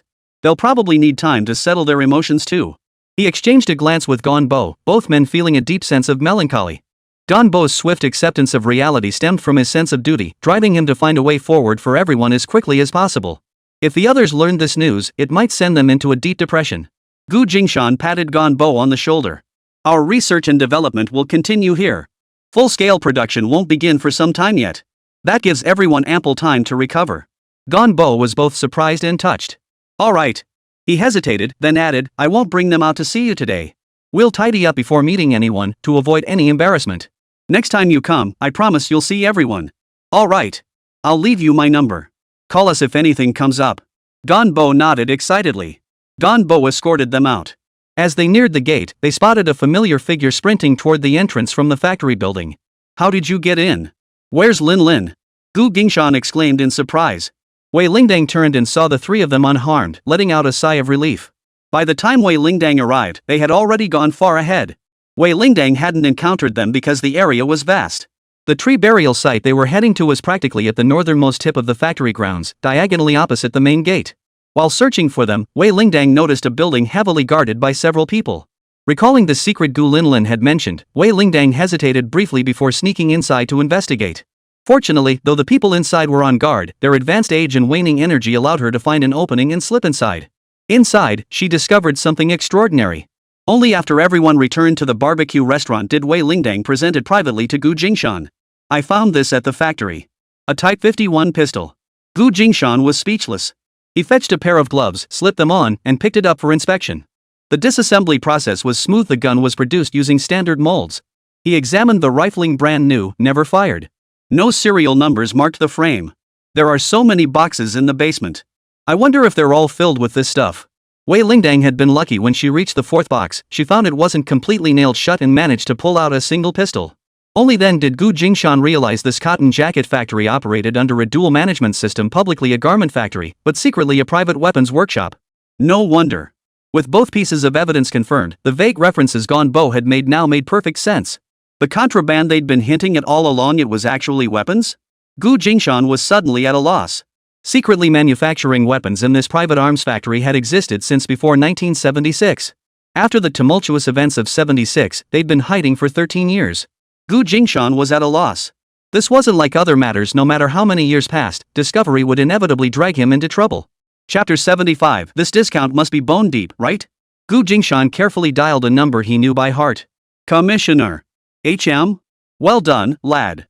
You've kept your cool since leaving the service. No word from you at all. I didn't want to bother you with trivial matters when you're so busy. Cut the chatter. Spit it out. What's on your mind? I know you too well. You wouldn't call unless it was serious. Reporting, sir. I've discovered a private weapons manufacturing facility. What? Commissioner Han sprang to his feet, drawing stares from those around him. Where are you now? Commissioner Han's voice turned stern. I'm in Haishan City, political commissar. Rest assured, I'm at home and perfectly safe. A wave of warmth washed over Gu Jingshan as he continued his report. This factory is a relic of its time. It's been abandoned for over a decade, and the current owners still have no idea that this derelict facility once manufactured weapons. Commissioner Han finally relaxed. Then how did you find out? I intended to purchase the factory's land. During an inspection, my companion accidentally stumbled into their basement and discovered a large stockpile of weapons. I suspect this is a private weapons manufacturing facility. Requesting backup. You've done well for yourself, able to afford land. Commissioner Han remarked admiringly. Bold in suspicion, cautious in verification. What evidence do you have? My colleague retrieved a Type 51 pistol from the basement stockpile. Over 100 wooden crates are stored in the warehouse, containing more than 500 firearms and ammunition. No definitive proof of manufacturing equipment yet, but we also found over 100 veterans here whose military records were supposedly destroyed. So far, 69 have died, and 38 have self-isolated, trapped here for 13 years without contact with the outside world. What? Political Commissar Han stood up again, his voice even louder this time. This news was far more serious than the earlier discovery of the weapons factory. Old Han, what's the commotion? Shahan waved his hand, silencing those around him. Gu Jingshan continued his report. I spoke with one of the surviving veterans today. We confirmed they were veterans taken to support local construction projects before 1976, completely cut off from the outside world for years. Give me the coordinates. I'll make arrangements immediately, Commissioner Han decided on the spot. Beads of sweat formed on his forehead. If this matter wasn't handled properly, many people would face serious consequences. The location is the former site of the Dongmianfu factory in Yunhai County, Haishan City. After a moment's thought, Gu Jingshan voiced his lingering suspicion. Commissioner, the Type 51 pistols they're manufacturing show higher precision than the ones supplied to us. I request an investigation into the origin of the molds. Although the Type 51 pistol was gradually being replaced by the Type 54, it still held value in certain areas. Jingshan harbored a vague suspicion, but he couldn't be entirely certain yet. However, once this matter was reported up the chain, the subsequent outcome would no longer concern him. You suspect? With a time span of 13 years, many clues may have vanished. Indeed. You handled this well, no rash moves. I'll commend you for it. Political Commissar Han nodded in agreement. Don't tip our hand. I'll have someone look into it immediately. Understood. Only after hanging up did Jingshan finally exhale in relief. The former managers responsible had either passed away or absconded with the funds. Those who remained were merely oppressed, pitiful souls. If he could lend a hand, he would. After reporting to his superiors, Jingshan prepared to formally take over the factory. He visited the Jin family bearing the latest autumn collection as a gift, which the servants promptly delivered to the womenfolk. You've gone to such expense time and again. Not at all. With ladies as beautiful as your mother-in-law, it's my honor to have them wear these and advertise for me. I'm the one getting the better deal. You're becoming quite the smooth talker. Uncle Jin was in high spirits. Have you come to make a decision? Jingshan's personal visit alone suggested to Uncle Jin that today's collaboration would likely be very pleasant. Jingshan didn't beat around the bush, agreeing readily, Uncle, I'll take that plot of land. Uncle Jin nodded. He was genuinely curious how Jingshan had managed to win over those stubborn old-timers. How did you persuade them? The Jin family had tried to sell that plot more than once before, and after several failed attempts, Uncle Jin hadn't held much hope of this latest effort either. His last-minute request for Jingshan to personally visit the factory had been a spur-of-the-moment decision. Little did he expect Jingshan to be so capable, actually winning over those old-timers. Jingshan skirted the real issue. I made an agreement with Mr. Gon. If I take over the factory, I'll set aside a whole building for them to live in. That's all? Uncle Jin doubted his own ears. If it were truly that simple, why bother selling the land? They could just set aside a plot to house those old-timers, couldn't they? Jingshan knew exactly what Uncle Jin wanted to hear and delivered without hesitation. Not exactly. Maybe it's a case of shared suffering. We were forced out of the military, and they're a group of veterans abandoned by the times. As we talked, we connected emotionally, and they stopped pressuring us. Oh well. You've got the knack. Uncle Jin's mood was complicated. Playing the sympathy card was beneath the Jin family's dignity, so naturally, they couldn't sway those old guys. Ah well, at least the benefits stayed within the family. Better Jingshan got it than some outsider. He composed himself and looked at Jingshan with a hint of hope. So shall we sign the contract today and get the paperwork done? Of course. I came today specifically to bring you the money. Jingshan tapped the briefcase in his hand. Jingshan had come specifically to sign the contract, aiming to secure the land as soon as possible. Moreover, he had already coordinated with Lin Miao beforehand. Once they were ready to sign, he would fax the contract over for her review. Only after she approved it would they proceed with the next steps.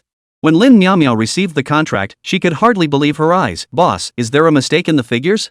Jingshan checked again. No, the amount is correct. Lin Miao covered her mouth to stifle a scream. 47 hectares 250,000 yuan per hectare total price, 11 million yuan. Where did the boss go to rob a big landowner? This discount must be bone-crushing. A plot this size could fetch over 100 million in Shanghai. In Haishan, the boss snatched it up for just 10 million? She remembered land in Haishan wasn't that cheap. How could this be so outrageous? Oh no. Did the boss break the law? Is she laundering money for someone? No, if it were money laundering, the transaction amount should be much higher. Another possibility crossed her mind. Could this land have feng shui issues? She blurted out her thoughts without realizing it. Jingshan was speechless. He couldn't fathom how Attorney Lin's mind worked. Feng shui issues? Absolutely not. Your boss is a formerly retired soldier of the People's Liberation Army. He doesn't believe in that nonsense. Oh, okay, boss. Lin Miao nodded frantically into the phone, her head spinning. It took Lin Miao a while to snap back to reality. Her boss couldn't see her nodding, after all. She dared not say another word, gathering her focus to finish the task at hand. Boss, the contract revisions are done and sent back. Ready for signing. Inside, a groundhog was screaming nonstop. Boss scored another bargain. Boss scored a huge bargain. Causing Han Xiao, who was nearby, to glance at her repeatedly, wondering what had gotten into Lawyer Lin. Got it. Ending call. Jingshan hung up and turned to Uncle Jin. My young assistant isn't very steady on her feet. I'm afraid she's made a fool of herself in front of you. Uncle Jin quipped, you're doing better and better these days. Even got yourself a personal lawyer now? This lawyer was introduced by Chiu Yue. He's been quite helpful, so I've had Attorney Lin handle matters for both our families. Uncle Jin's enthusiasm waned at the mention of Chiu Yu. He dropped the banter. Chiu Yu introduced him? Well, that settles it. Once the transfer contract was signed, Gu Jingshan wrote an 8 million yuan cashier's check and slid it across the table toward Uncle Jean. The contract stipulated the remaining 3 million would be paid before next year's New Year. After swiftly completing the necessary formalities for the transfer, Gu Jingshan finally felt completely at ease. All that remained was waiting, wondering when the political commissar would make his move. With external matters settled, it was time to address internal affairs. When he returned to the factory, Gu Jingshan confronted Uncle Gon directly, revealing he knew their secret. But Gu Jingshan did not return the gun to them. Gonbo understood immediately. It's that little girl, right? That day, when they returned from the tree burial site, they saw the little girl running around the factory. He had dismissed it at the time. After they left, the more he thought about it, the more uneasy he felt. Using the relocation as an excuse, he inspected the inventory again. They discovered a wooden crate that hadn't been nailed shut properly, and a prohibited item was missing from inside. He kept it quiet. He secretly suspected the little girl had done something, and wondered what the buyer would do if they found out. Coincidentally, Gu Jingshan also wanted to know Gonbo's thoughts. Is there anything you'd like to say? How do you intend to deal with us? Gonbo braced for the worst. If Mr. Gu intended to send someone to jail, he would take full responsibility alone. Gu Jingshan shrugged. You're my employee. There's nothing to handle. Start cleaning up around here, weed the grounds, level the soil, organize the warehouse. We'll wait for official production to begin. Gonbo was taken aback, not expecting such a reaction. Then, Gu Jingshan cut him off. But the contraband in the warehouse must be surrendered to the state. Do you agree? Gonbo was both shocked and delighted. Really? Could the heavy burden weighing on his heart for over a decade be handed over so easily? Surrendering these items to the state was a wish they cherished for over a decade. Is it really that easy? What exactly had they been doing for the past 13 years? He couldn't help but mutter to himself, are we going to be sentenced? Gu Jingshan replied matter-of-factly, of course not. You're my employees. We just stumbled upon a cache of treasures that need to be turned over. Good. Good. Gonbo took a deep breath, his eyes welling up. He gave Mr. Gu a straight-up thumbs up. All those 13 years of hardship had been worth it just to meet Mr. Gu. All those years of waiting, it was worth it. Chapter 76, Why does the Gu family kid get all the good things? Gu Jingshan's decision to report the factory's weapons stockpile to higher-ups for disposal was a brilliant move. On the surface, he concealed the matter of the factory's retired soldiers. To outsiders, he was merely a businessman who bought an abandoned factory, stumbled upon its secret stash of weapons, and knew nothing else. Moreover, he reported directly to his former and immediate superior, bypassing local government channels. After all, they had been part of an organized unit before their discharge. The higher-ups sent people. Local armed forces immediately imposed martial law and took control of the cotton jacket factory. Gu Jingshan saluted the arriving officers. They returned the salute. You're quite capable. Political Commissar Han mentioned you. If you were serving with us, given your qualifications, we'd never let you go. Thank you for the compliment. You're joking. I'm from Shandong province. If I enlist, I definitely can't stay in Shandong. The principle of avoidance required soldiers to serve in different regions. Exceptions were rare. Lin Yuan patted his shoulder regretfully. What a shame. How many are there in total? Do you have a count? Come on, let's go inside and take a look. In front of outsiders, Lin Yuan was careful not to mention a single word that might tug at heartstrings. As someone in the know, he had initially been reluctant when political Commissar Han ordered him to mobilize personnel. Cross-military region operations weren't simple. But after reviewing the intelligence passed on, Lin Yuan immediately expedited the paperwork and rushed here at top speed. About 197 boxes. I haven't opened them all, but the one I did open contained roughly 30 Type 51 pistols. Lin Yuan's pupils contracted sharply. This quantity far exceeded expectations. Stepping inside, Lin Yan found all the wooden crates tightly sealed. None had been opened as Gu Jingshan had claimed. Gu Jingshan handed over the pistol Wei Lingdang had given him. Gonbo resealed everything when transferring the goods to the warehouse. They're all completely sealed now. Lin Yuan twirled the Type 51 pistol in his hand before returning it to Gu Jingshan. A hint of scrutiny flashed across Lin Yuan's face. Can it be disassembled? Gu Jingshan took the pistol back and began dismantling it with focused precision. Within 9 seconds, the wooden box was littered with parts scattered as wildly as possible. Lin Yuan nodded, a hint of approval in his eyes. Uncle Han and his family were close friends, and this was the first time he'd heard him speak so highly of someone. Having grown up constantly praised, Lin Yuan felt a surge of defiance. The other man's disassembly was steady and deliberate, prioritizing the preservation of the firearm's integrity over speed. Now it was his turn. Lin Yuan studied the parts meticulously before reassembling the firearm. Just as Gu Jingshan had reported, the pistol's precision was evident, clearly not a crude, hastily made piece. Combined with the deliberate absence of engraved serial numbers, such an item falling into the wrong hands could spell serious trouble. The crackdown had only ended a few years ago. A chill ran down Lin Yuan's spine. Had this weapon been leaked back then, who knew how many lives would have been lost among both military and police forces? Lin Yuan clasped Gu Jingshan's hands, expressing heartfelt gratitude. Thank you again. After we take the box, we'll restore this place to its original state. No problem. I just bought this factory and haven't cleaned it up yet. There's nothing sensitive in here that can't be seen. Lin Yuan suddenly realized something and paused thoughtfully. May I speak with those veterans? Certainly. Gu Jingshan had already informed Ganbo, who in turn notified the others. They had been given advance warning and advised to prepare themselves mentally for the meeting. At the tree burial site, Lin Yuan met the veterans who had clung to life. Accompanied by the soldiers who had come with him, Lin Yuan stood at attention and rendered a solemn military salute to both the veterans and the comrades buried beneath the trees. We honor your sacrifice. The nation remembers your valor. Tears streamed down the veterans' faces. Hearing these words, their 13 years of perseverance felt worthwhile. The military headquarters had intended to recall all these veterans, assigning them to work in proper munitions factories. Ganbo and his comrades refused to return to those days of restricted freedom. They had endured 13 years of hardship and had had enough. After over a decade of cautious living, their hands had grown unaccustomed to labor, making them unsuitable for high-intensity work. After inquiries, Lin Yuan discovered that the molds and equipment used to manufacture military ordnance had all been destroyed. Moreover, the veteran who had improved the equipment had passed away quietly. Thus, the plan was abandoned. They returned with only those 197 wooden crates and the damaged metal scraps. As for delving further into the origins of the molds and the hidden truth behind the veterans' deliberate reassignment, those were secrets that must never reach outsiders.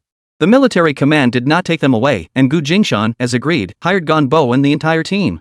Before the factory was even fully established, wave after wave of supervising officials arrived for inspections, and it was even singled out for commendation from higher-ups. Those unmentionable secrets found their way back to Gu Jingshan in another form.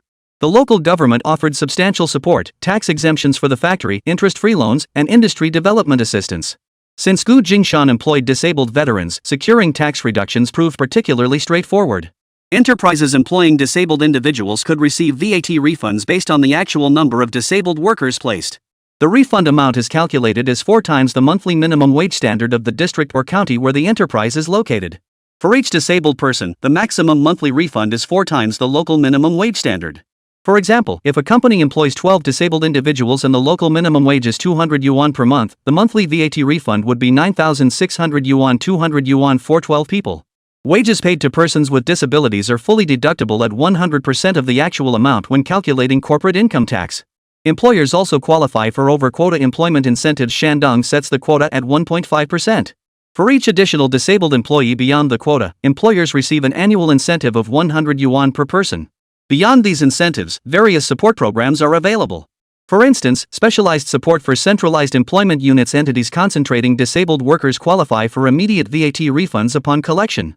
Credit and entrepreneurship support programs allow enterprises employing disabled individuals to apply for low-interest loans, extended repayment terms, and other credit incentives, as well as receive entrepreneurship subsidies for disabled individuals. With this series of policy incentives, it's clear that Gu Jingshan will save a lot of money in the future. Upon learning of this, Uncle Jean regretted his decision so deeply he could have kicked himself. That kid. He's sharp as a tack. Why must all the good fortune go to that Gu family boy? In over a decade, not a single person in the Jean family noticed anything amiss? After Gu Jingshan acquired the factory, he immediately uncovered the shady dealings. He acted decisively, reporting it directly to the military. Uncle Jean finally understood. Back when he suggested Jingshan reach out to those old-timers, they must have struck a deal right then and there. A bitter, sour taste filled his mouth. He was the one who had pushed the factory into Gu Jingshan's hands. But then he thought he had no direct line to the military. If he had to go through layers of reporting, who knew what would happen along the way? Second, the person in charge of the Jean family who bought this cotton jacket factory had ulterior motives from the start. Digging deeper into this would cost the Jean family dearly. With that realization, Uncle Jean felt a sense of relief. That the matter could be resolved smoothly without implicating the Jean family at all was already something to be thankful for. Had Gu Jingshan not defused this bomb, the explosion would have left the Jean family raw and bleeding. Instead, they'd ended up profiting over 10 million from the Gu family lad. All thanks to that Gu kid. Uncle Jean now firmly believed what Xiaoyu had said. Gu Jingshan was truly a lucky star for the Jean family. The Hu family father and son, who had been watching Gu Jingshan closely, learned of this and wished they were the ones receiving all these rewards. Envy and resentment gnawed at their teeth. Ever since their private meeting with Jean Wangchun, they hadn't failed to consider kidnapping Gu Jingshan's daughter. But that little girl was too well behaved, never straying from the barbecue city. Even when she did leave, a highly vigilant woman was always by her side, guarding her constantly. Open kidnappings were feasible before 1985, but after the recent incident where a kidnapper was mobbed to death, no one dared take their job. Have the father and son do it themselves? They had the desire, but not the guts. For martial artists, any intrusion could be detected almost instantly. Wei Lingdang had sensed several anomalies, but since no danger materialized, she hadn't reported them to Gu Jingshan. With all matters at the cotton-padded jacket factory settled, the next issue was relocation. The factory was officially established with all formalities completed, and it was formally named Hongding Seasoning Factory. The registered trademark was simply Red Top, as the hot pot base paste originated from Red Top Barbecue Hot Pot City, the very place where everyone had worked together to build this venture. Gu Jingshan had actually asked Lu whether they should use Lu's surname. Big Lu waved his hands repeatedly. I'm just an ordinary guy, I'm not worthy of such a prestigious name. No. Instead of wasting time on that, it was better to focus on figuring out mass production. With Luda's meticulous work and everyone's help, they pooled their efforts and brainstormed ideas. They adjusted the angle of the impeller and the length of the stirrer in the semi-automatic wok. After firing it up again, they finally achieved a temperature and stirring speed that could reach 80% of the effect of manual stir-frying. For large-scale production, it was sufficient. For Gu Jingshan, there was another piece of good news. Several clients interested in franchising the Red Top Hot Pot City began arriving one after another. After signing a series of contracts, the franchise company officially commenced operations. Franchisees paid annual fees once per year. The franchise fee is 3,000 yuan, with an initial raw material purchase of 1,000 yuan and a 2,000 yuan security deposit, which is refunded upon termination of the partnership. Decorations followed standardized guidelines, and the franchise fee included additional services like training and supply chain support. The headquarters reserves the right to conduct quality inspections. Any hot pot restaurant using the Red Top trademark must adhere to uniform standards. Gu Jingshan also implemented a territorial restriction policy to prevent intra-brand competition, allowing only one outlet per county or city. Gu Jingshan had expected just one pilot franchisee, but unexpectedly, 5 businesses signed up for the first batch. Gu Jingshan's hot pot base factory worked overtime to complete supplies for the flagship store and these 5 branches within a week. Subsequent deliveries would occur weekly, with branches required to notify the factory 3 days in advance for any additional orders to facilitate production scheduling. Gu Jingshan's business surged ahead, leaving other hot pot and barbecue restaurants far behind. The Hu family despised the fact that out-of-town merchants would head straight to Red Roof Barbecue City. They tried intercepting customers mid-journey, but it only backfired. Not a single one was successfully diverted. The earlier franchisees had profited handsomely and attracted crowds, drawing even more people to approach Li Mang for franchise opportunities. Chapter 77, Boss. Young Master Han is going crazy. After finalizing the land deal with Uncle Jean and drafting the franchise agreement, Gu Jingshan contacted attorney Lin to prepare the contract. Lin Miao was well versed in the progress of Haishan's operations. She had intended to request a business trip to Haishan to assist the boss, but she remained stuck in Shanghai, unable to move, because the comprehensive club there also couldn't function without her. Knowing her boss was swamped, she sensibly waited a week before calling to report on the Shanghai club's renovations once she sensed he had a breather. The disco hall on the first floor retained its original location but was now more lavishly decorated, with a ring of booths added for guests to rest when tired from dancing. Following Gu Jingshan's offhand suggestion, both a bar counter and a water station were installed. Instead of hard liquor, they offered beverages and low-alcohol soft drinks. Other areas on the first floor now featured new additions: KTV rooms, a private cinema, and a card and board game room. The club maintained slightly higher standards, with requirements for both environment and patron conduct. No smoking or disorderly behavior were fundamental rules. This perfectly aligned with Han Zhao's original vision for operating a disco hall. The second floor featured a premium dining experience, housing Chinese and Western restaurants, cafes, and tea houses. It offered custom menus by top chefs and a daytime coffee, nighttime drinks service. Those who enjoy lively entertainment can also come periodically to enjoy song and dance performances. The third floor houses fitness and leisure facilities, primarily featuring a high-end gym, indoor golf and bowling simulators, and a yoga studio. The third floor also offers wellness services, including spa treatments, sauna rooms, massage suites, and personalized health management plans. The fourth floor houses meeting rooms, a multi-purpose hall, and business negotiation areas.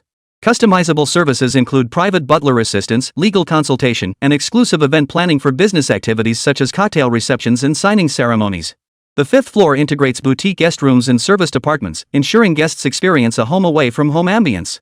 The sixth floor houses exclusive offices and lounges for members' personal use, featuring fingerprint and password-protected private spaces with no unauthorized access permitted.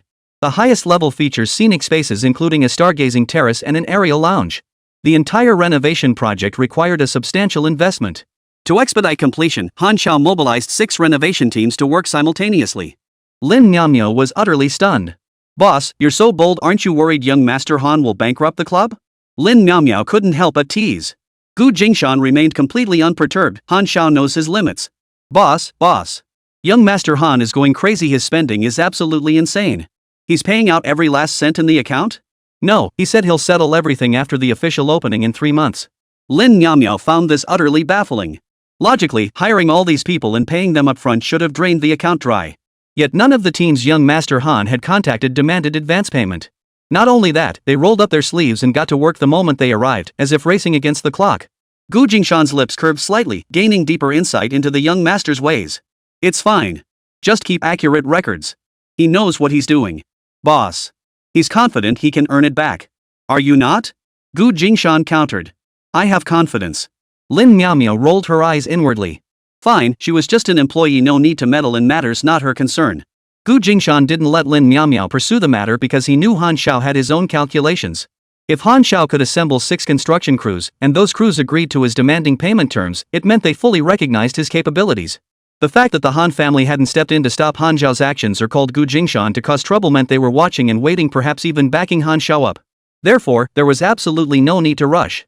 What's wrong with borrowing someone else's authority? However, Han Xiao's bold move had piqued Jingshan's interest. It seemed he'd have to schedule another trip to Shanghai. Once the clubhouse renovation is complete, he'll find a moment to witness his vision materialize into tangible reality. Half an hour later, Jingshan received a call from Han Xiao. Bro, did Attorney Lin report me? Han Xiao's voice was brimming with indignation. Why do you say that? A hint of amusement flickered in Jingshan's eyes. That woman is so stingy. Every time I spend money, she gives me the cold shoulder. Han Xiao fired back. He recently connected with a team that could save them a ton of money, yet she wasn't grateful at all. Instead, she kept rolling her eyes at him. It was just too much. Seems like you two are getting along just fine, Jingshan teased. A real man doesn't pick fights with women. Han Xiao grumbled indignantly. Anything else? If not, I should get dinner started for my daughter. Bro, let me explain ahem about the renovation crews. Han Xiao began sheepishly. My sister hooked me up with a connection. Turns out these crews are all part of the same company.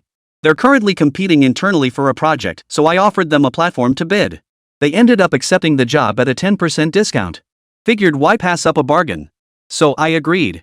Jingshan cut straight to the point. What else did they ask for? They want to keep samples of our renovation designs. They plan to use them as model homes for show. Oh. I agreed without consulting you because I was afraid this might be a once-in-a-lifetime opportunity. Jingshan's smile remained unchanged. Of course you can make decisions on your own. No need to consult me. Half of this store is yours. I'm not in Shanghai, so I can't be everywhere. Many things require your attention and decisions. Bro, you trust me that much? You don't think I'll mess things up? Han Xiao hadn't expected to be given full authority. He'd braced himself for a scolding.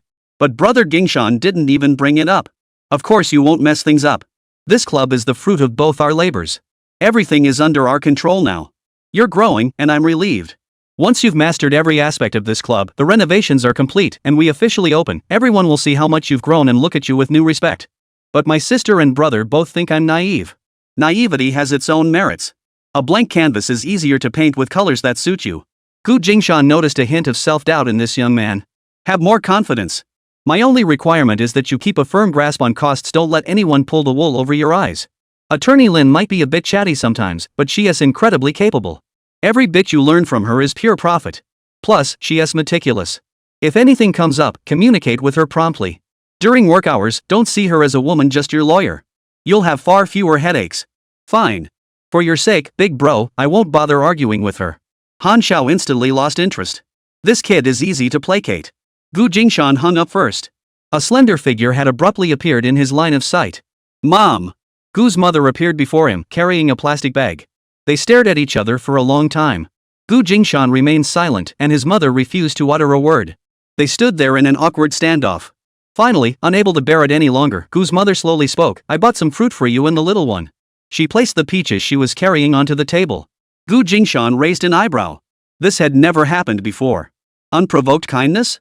I got you and Xiaoha a protective charm. Make sure you keep it with you. Her words were awkward, her movements equally so. She handed over a yellow triangular talisman. Jingshan didn't take it. I don't believe in this. Take it back. It's a protective charm. Gu's mother grew anxious at once, emphasizing. Jingshan shook his head. Yeah. I don't believe in it, so leaving it here is just asking for it to be thrown away. I've already shown you kindness. What more do you want? I'm your mother. If you're cold-hearted and unfeeling, that's one thing, but to not even acknowledge a gift from me? Gu's mother was suddenly overcome with frustration. Did she reveal her true colors after just 2 sentences? Gu Jingshan realized he was more accustomed to his mother's loud, argumentative self. Her sudden display of warmth felt eerie. Gu Jingshan watched her steal glances between him and the yellow talisman in her hand, suddenly feeling a wave of irritation. Just leave it on the table. I'll take it when I have time. Chapter 78 Gu Shang, You Smell of Death. Gu's mother walked away, glancing back every few steps. She dared not linger further. Gu Jingshan's lingering authority still held sway, and the scene of tearful gratitude she had hoped to witness never materialized. Worse still, even as she walked down the hallway, she didn't see Gu Jingshan move a muscle. Gu Jingshan lowered his eyelids and slowly pulled the teacup toward him from the table. Lifting the cup, he tilted it gently. The stream of water, carrying the remnants of tea leaves, poured down with overwhelming force, splashing onto the triangular yellow talisman paper. Tea leaves, talisman paper, and pale brown tea water spread across the table. The talisman quickly changed color, blurred, soaked through. Gu Jingshan's gaze darkened.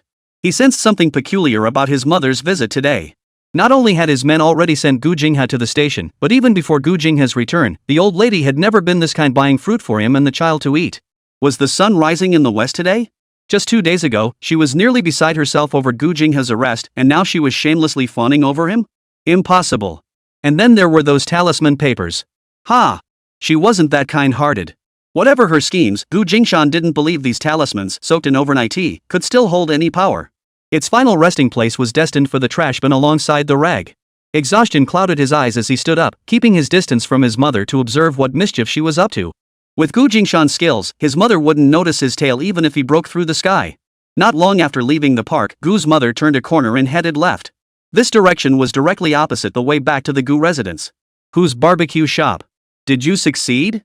Old man who peered out furtively, scanning the area. Spotting Mrs. Gu, he hurried out to meet her.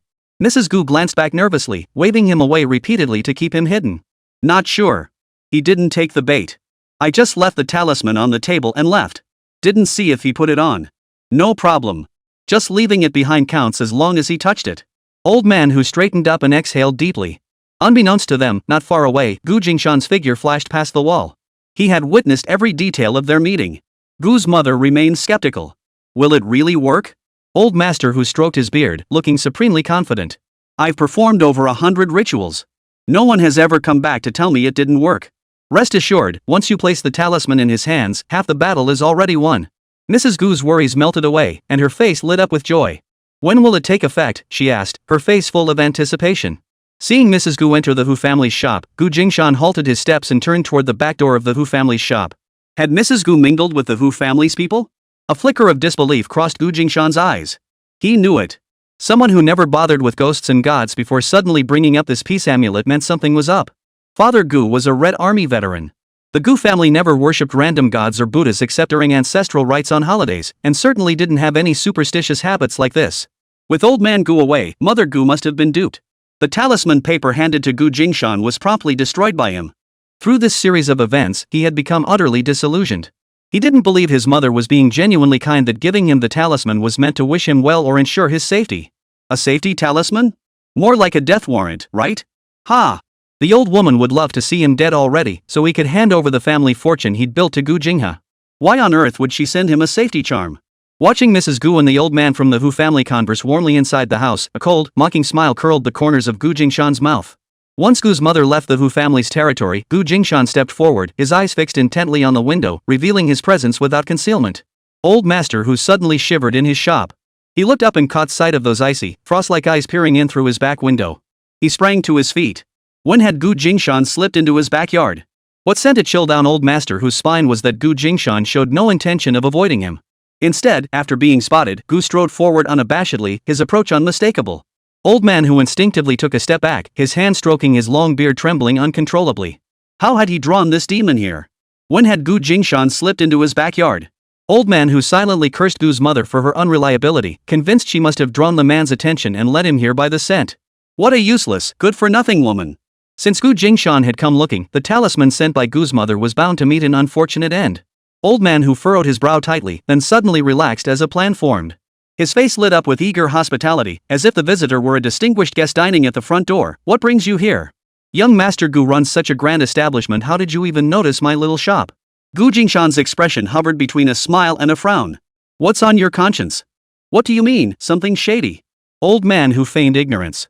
Gu Jingshan felt certain. Old who wouldn't even dare question why he'd emerged from the back courtyard of whose shop if that wasn't guilt. What was it? The smile on Gu Jingshan's lips grew more pronounced. You gave her the talisman paper, didn't you? Shall I have someone search your shop? Or perhaps report you to the police, someone practicing superstitious practices? Old man whose hand trembled as it stroked his beard, his face turning deathly pale. Hiss. He unconsciously yanked out several strands of his beard. Practicing superstition? The police? These two words sent an involuntary shiver down his spine. Memories of being tortured to death surged back into his mind, causing waves of phantom pain to wash over his body. No. No. Don't report me. I'll tell you anything you want to know. Old man whose usual composure vanished instantly, visibly cowering. He feared nothing else but being linked to those 4 words, feudal superstition. Gu Jingshan asked calmly, what did the Gu family want you to do? Old man whose eyes darted around, a barely perceptible smile playing at the corners of his mouth. Well, Mrs. Gu wants to transfer her eldest son's fortune to her youngest. She asked me to perform a ritual for her. Continue. Gu Jingshan raised an eyebrow, neither confirming nor denying. Old man who protested vehemently, I only sold her 2 talisman papers. I did nothing else. Ah, so you sold her the talismans? Gu Jingshan drew out his words. Ah, Mrs. Gu begged me for ages. I didn't offer them to her, I felt sorry for her. I was just doing a good deed. As old man who spoke, his voice grew fainter and fainter under Gu Jingshan's expressionless gaze. He grew anxious inside. Why wasn't his son here yet? He couldn't handle Gu Jingshan's pressure alone. They'd always treated Gu Jingshan as a hypothetical threat, never facing him head-on. No one had ever warned them how overwhelming the pressure would be when facing Gu Jingshan head-on. This man radiated a murderous aura, his hands must be stained with blood. The thought made old man whose heart tremble violently. Then tell me, he demanded, how exactly do I perform the ritual with these 2 talismans to transfer my fortune to his youngest son? The moment his specialty was mentioned, old man who perked up. He shot Gu Jingshan a look that screamed, you're all mere mortals, then swayed his head mysteriously. You wouldn't understand. How could this be explained in words? These are mysteries that can be grasped but not articulated. Even if I told you, you wouldn't comprehend. A cold smile curled at the corner of Gu Jingshan's mouth. All right then. Perform a ritual. Transfer your own fortune to your son, or shift your son's fortune to you. Do it right here. Let me see. He paused. Otherwise, you're just swindling money, cheating ignorant women out of their savings. Tell me, how long do you think you'd serve in jail for fraud? Old man who wasn't afraid of fraud charges, he hadn't taken much money anyway. I was just fooling that woman. The talisman didn't cost her much.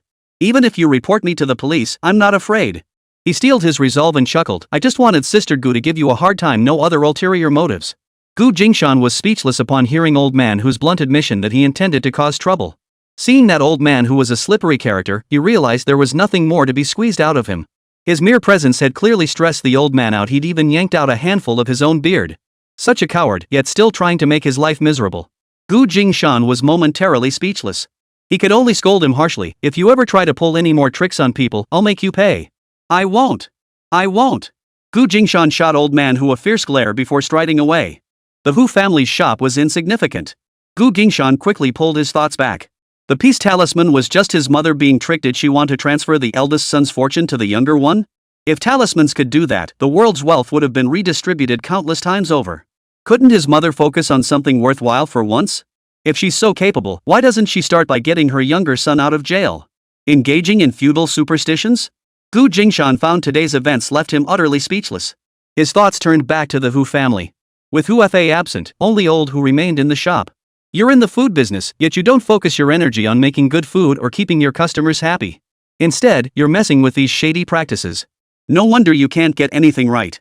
Gu Jingshan entered through the back door and exited through the front. A faint stench of decay lingered in the air. Whether it was grilled meats or other ingredients, didn't clean, fresh produce guarantee good business? If things are already stinking, shouldn't you toss out what needs tossing and dispose of what needs disposal? And not even bother to clean your own shop properly? Really? Even after returning to the barbecue complex, Gu Jingshan remained bothered by the lingering stench clinging to his clothes. Why wouldn't it go away? It felt like the stench had marinated him whole, refusing to be blown away by the wind along the way. Mr. Gu, where have you been? Wei Lingdang, holding Gu Linlin's hand, passed by Gu Jingshan and abruptly stopped. Her nostrils flared and her brow furrowed. What's wrong? Gu Jingshan was still searching for the source of the stench. Until he noticed a smear of grime at the hem of his trousers somehow gotten there without him realizing. Wei Lingdang spoke bluntly, "You reek of death." Chapter 79, your solution sounds good, it gives us a pretext. Did daddy step in dog poop? Gu Linlin blinked innocently. Just then, she caught a whiff of something, a fermented stench like a kitchen trash bin mixed with dead rats and vomit, baked under the scorching sun. She nearly gagged, pinching her nose and shrieking, Dad, what did you step in? It's disgusting. Wei Lingdong's expression darkened as she pressed, where were you just now? To someone with Wei Lingdong's exceptionally keen sense of smell, the odor clinging to Gu Shang was like a mix of rotten fish and shrimp, the sour stench of fermented latrine waste, and the pungent urine smell of a public restroom. Having spent time at the training base, she was no stranger to such smells. If anything, they were even worse there, which is why she could pinpoint it so accurately. Gu Jingshan caught the exact pronunciation of the word Wei Lingdang had just uttered. The stench of decay. The stench of decay. He and Wei Lingdang exchanged a glance, both their expressions turning grim. Gu Jingshan meticulously retraced every step of his journey outside. He had followed his mother out, heading straight to the Hu family's barbecue shop. He passed through the backyard, entered the shop, intimidated old man Hu, then retraced his steps back to the barbecue complex. No other locations visited. If this stench hadn't been picked up on the main road, then the only possibility was that something was wrong with the Hu family shop. He glanced at the stain on his pant leg with disgust, feeling at a loss. These were his most frequently worn pants. They were probably ruined. The clinging stench of death was incredibly potent. Odor molecules clung to clothing and skin, lingering for hours after leaving the scene. And there was a stain on his pant leg about the size of a dime. These pants were ruined. You guys go ahead with your work. I'll call the police. Gu Jingshan motioned for Wei Lingdang to take her daughter away. The stench here was too unbearable. It was best to keep her daughter isolated from it, to spare her the impact. Wei Lingdang led the reluctant Gu Linlin to the dormitory in the annex building, far away from this place. Gu Jingshan took a deep breath, lifted the landline receiver, and dialed the police station. Ever since he sent Gu Jingha to the station that time, Gu Jingshan had maintained fairly frequent contact with the police. After Lin Yuan led his team to meet with him, Gu Jingshan had even become familiar with the district's chief, Chief Jiang Kaishan. Jiang Kaishan gave Gu Jingshan his office number, instructing him to call directly if anything arose. If you can avoid alerting the military leadership, don't alert them. If there's any problem, I'll do my best to resolve it. If this happened a few more times, Jiang Kaishuan's epaulets would be in jeopardy. Regarding this current matter, Gu Jingshan felt it was appropriate to contact Director Jiang. Lower-level officers might be difficult to handle, potentially requiring multiple layers of reporting. Better to have him go straight to the source, the person with the authority to make decisions. Uncle Jiang, busy? Gu, why did you decide to call me today? Is something up? I have a suspicion, but I'm not sure if I should share it. Jiang Kaishan was both amused and exasperated. Just say it. Why the mystery? You called me, now you're asking if you should speak up? Does your station have any police dogs? Jiang Kaishan burst out laughing. What? You want one? Gu Jingshan immediately protested, of course not. How could I be so inconsiderate as to covet state property? Jiang Kaishan assumed he'd guessed correctly and continued, don't even think about active duty ones, we don't have enough to go around ourselves. But we just happen to have 2 retired police dogs available recently. If you're interested, I can take you to see them later? Great. Thanks, Uncle Jiang. Gu Jingshan was overjoyed, seizing the moment. Adopting a retired police dog was a rare opportunity. Without connections, you wouldn't even get a chance to pet one. Now, the head of the local police station had promised to take him to choose one, and immediately at that. This wasn't just empty talk. Refusing would be turning his back on sheer luck. But Jiang Kaishan was puzzled. He'd made the promise, yet the other party hadn't hung up. Wasn't the call about adopting a police dog? This kid was impatient. He misinterpreted the situation. Are you free now? Can you come over immediately? Gu Jingshan felt a bit embarrassed. Uncle Jiang, selecting a police dog can wait. Does your station even have any police dogs right now? No, we don't. Whenever we need one, we submit a request and have the handler bring it over from the kennel. Jiang Kaishan was completely baffled. What exactly was this kid getting at? Taking him to select a retired police dog wasn't good enough? He had to ask about active duty ones? Active duty dogs were all registered and accounted for. He couldn't get his hands on one of those. Gu Jingshan decided to be blunt. I have a rather troubling suspicion I need to verify. I'd like to borrow one of your police dogs for testing. Police dogs aren't loaned out, Jiang Kaishan flatly refused. I don't need to borrow it. I just need it right here at your station. I want the little guy to sniff a certain scent to see if my hunch is wrong. What exactly? Is it serious? Jiang Kaishan was completely baffled. He found Gu's call today inexplicable and was growing impatient. I suspect I picked up the scent of a corpse. Fecal odor? Worth using a police dog to confirm? Jiang Kaishan almost thought the kid was just messing with him. The stench of a corpse. The smell of a dead body. Corpse stench? The stench of death? Jiang Kaishuan suddenly realized what the other person was describing. Squeak. Jiang Kaishuan's pen froze mid-stroke, leaving a long scratch on the document awaiting his signature. He couldn't care less about that now. Where are you? I'm bringing the police dogs to find you right now. Where was that stench of death coming from? A sudden sense of foreboding washed over Jiang Kaishuan. No. There are too many people around me right now. Some things are better said in private. I'll come to you. Let's meet outside. Gu Jingshan didn't want to hear the sound of police sirens outside the barbecue restaurant again, unnecessarily sparking speculation and hurting the restaurant's business. Besides, if police cars drove to the barbecue place, they'd likely pass by the Hu family's shop. If they alerted the target, it would be disastrous. Why don't you just come straight to the station? Wait for me in the office when you arrive. I'll request the K9 unit to deploy. Jiang Kaishuan made the decision on the spot. Alright, I'll be right there. Oh, I'm biking over, so I might be a bit late. He absolutely couldn't let the stench of death touch his beloved bike. He'd ride at the police station wasn't far anyway. Gu Jingshan thought it over, then changed every piece of clothing and shoe he was wearing. He folded them all up, stuffed them into a plastic bag, and sealed it shut. His pants went into a separate bag. Carrying the plastic bag, he hopped on his bike and pedaled toward the police station. Soon, the station officers saw Chief Jiang personally greet a young man at the entrance before hurrying him back to his office. Moments later, the K9 handler entered the chief's office with a police dog.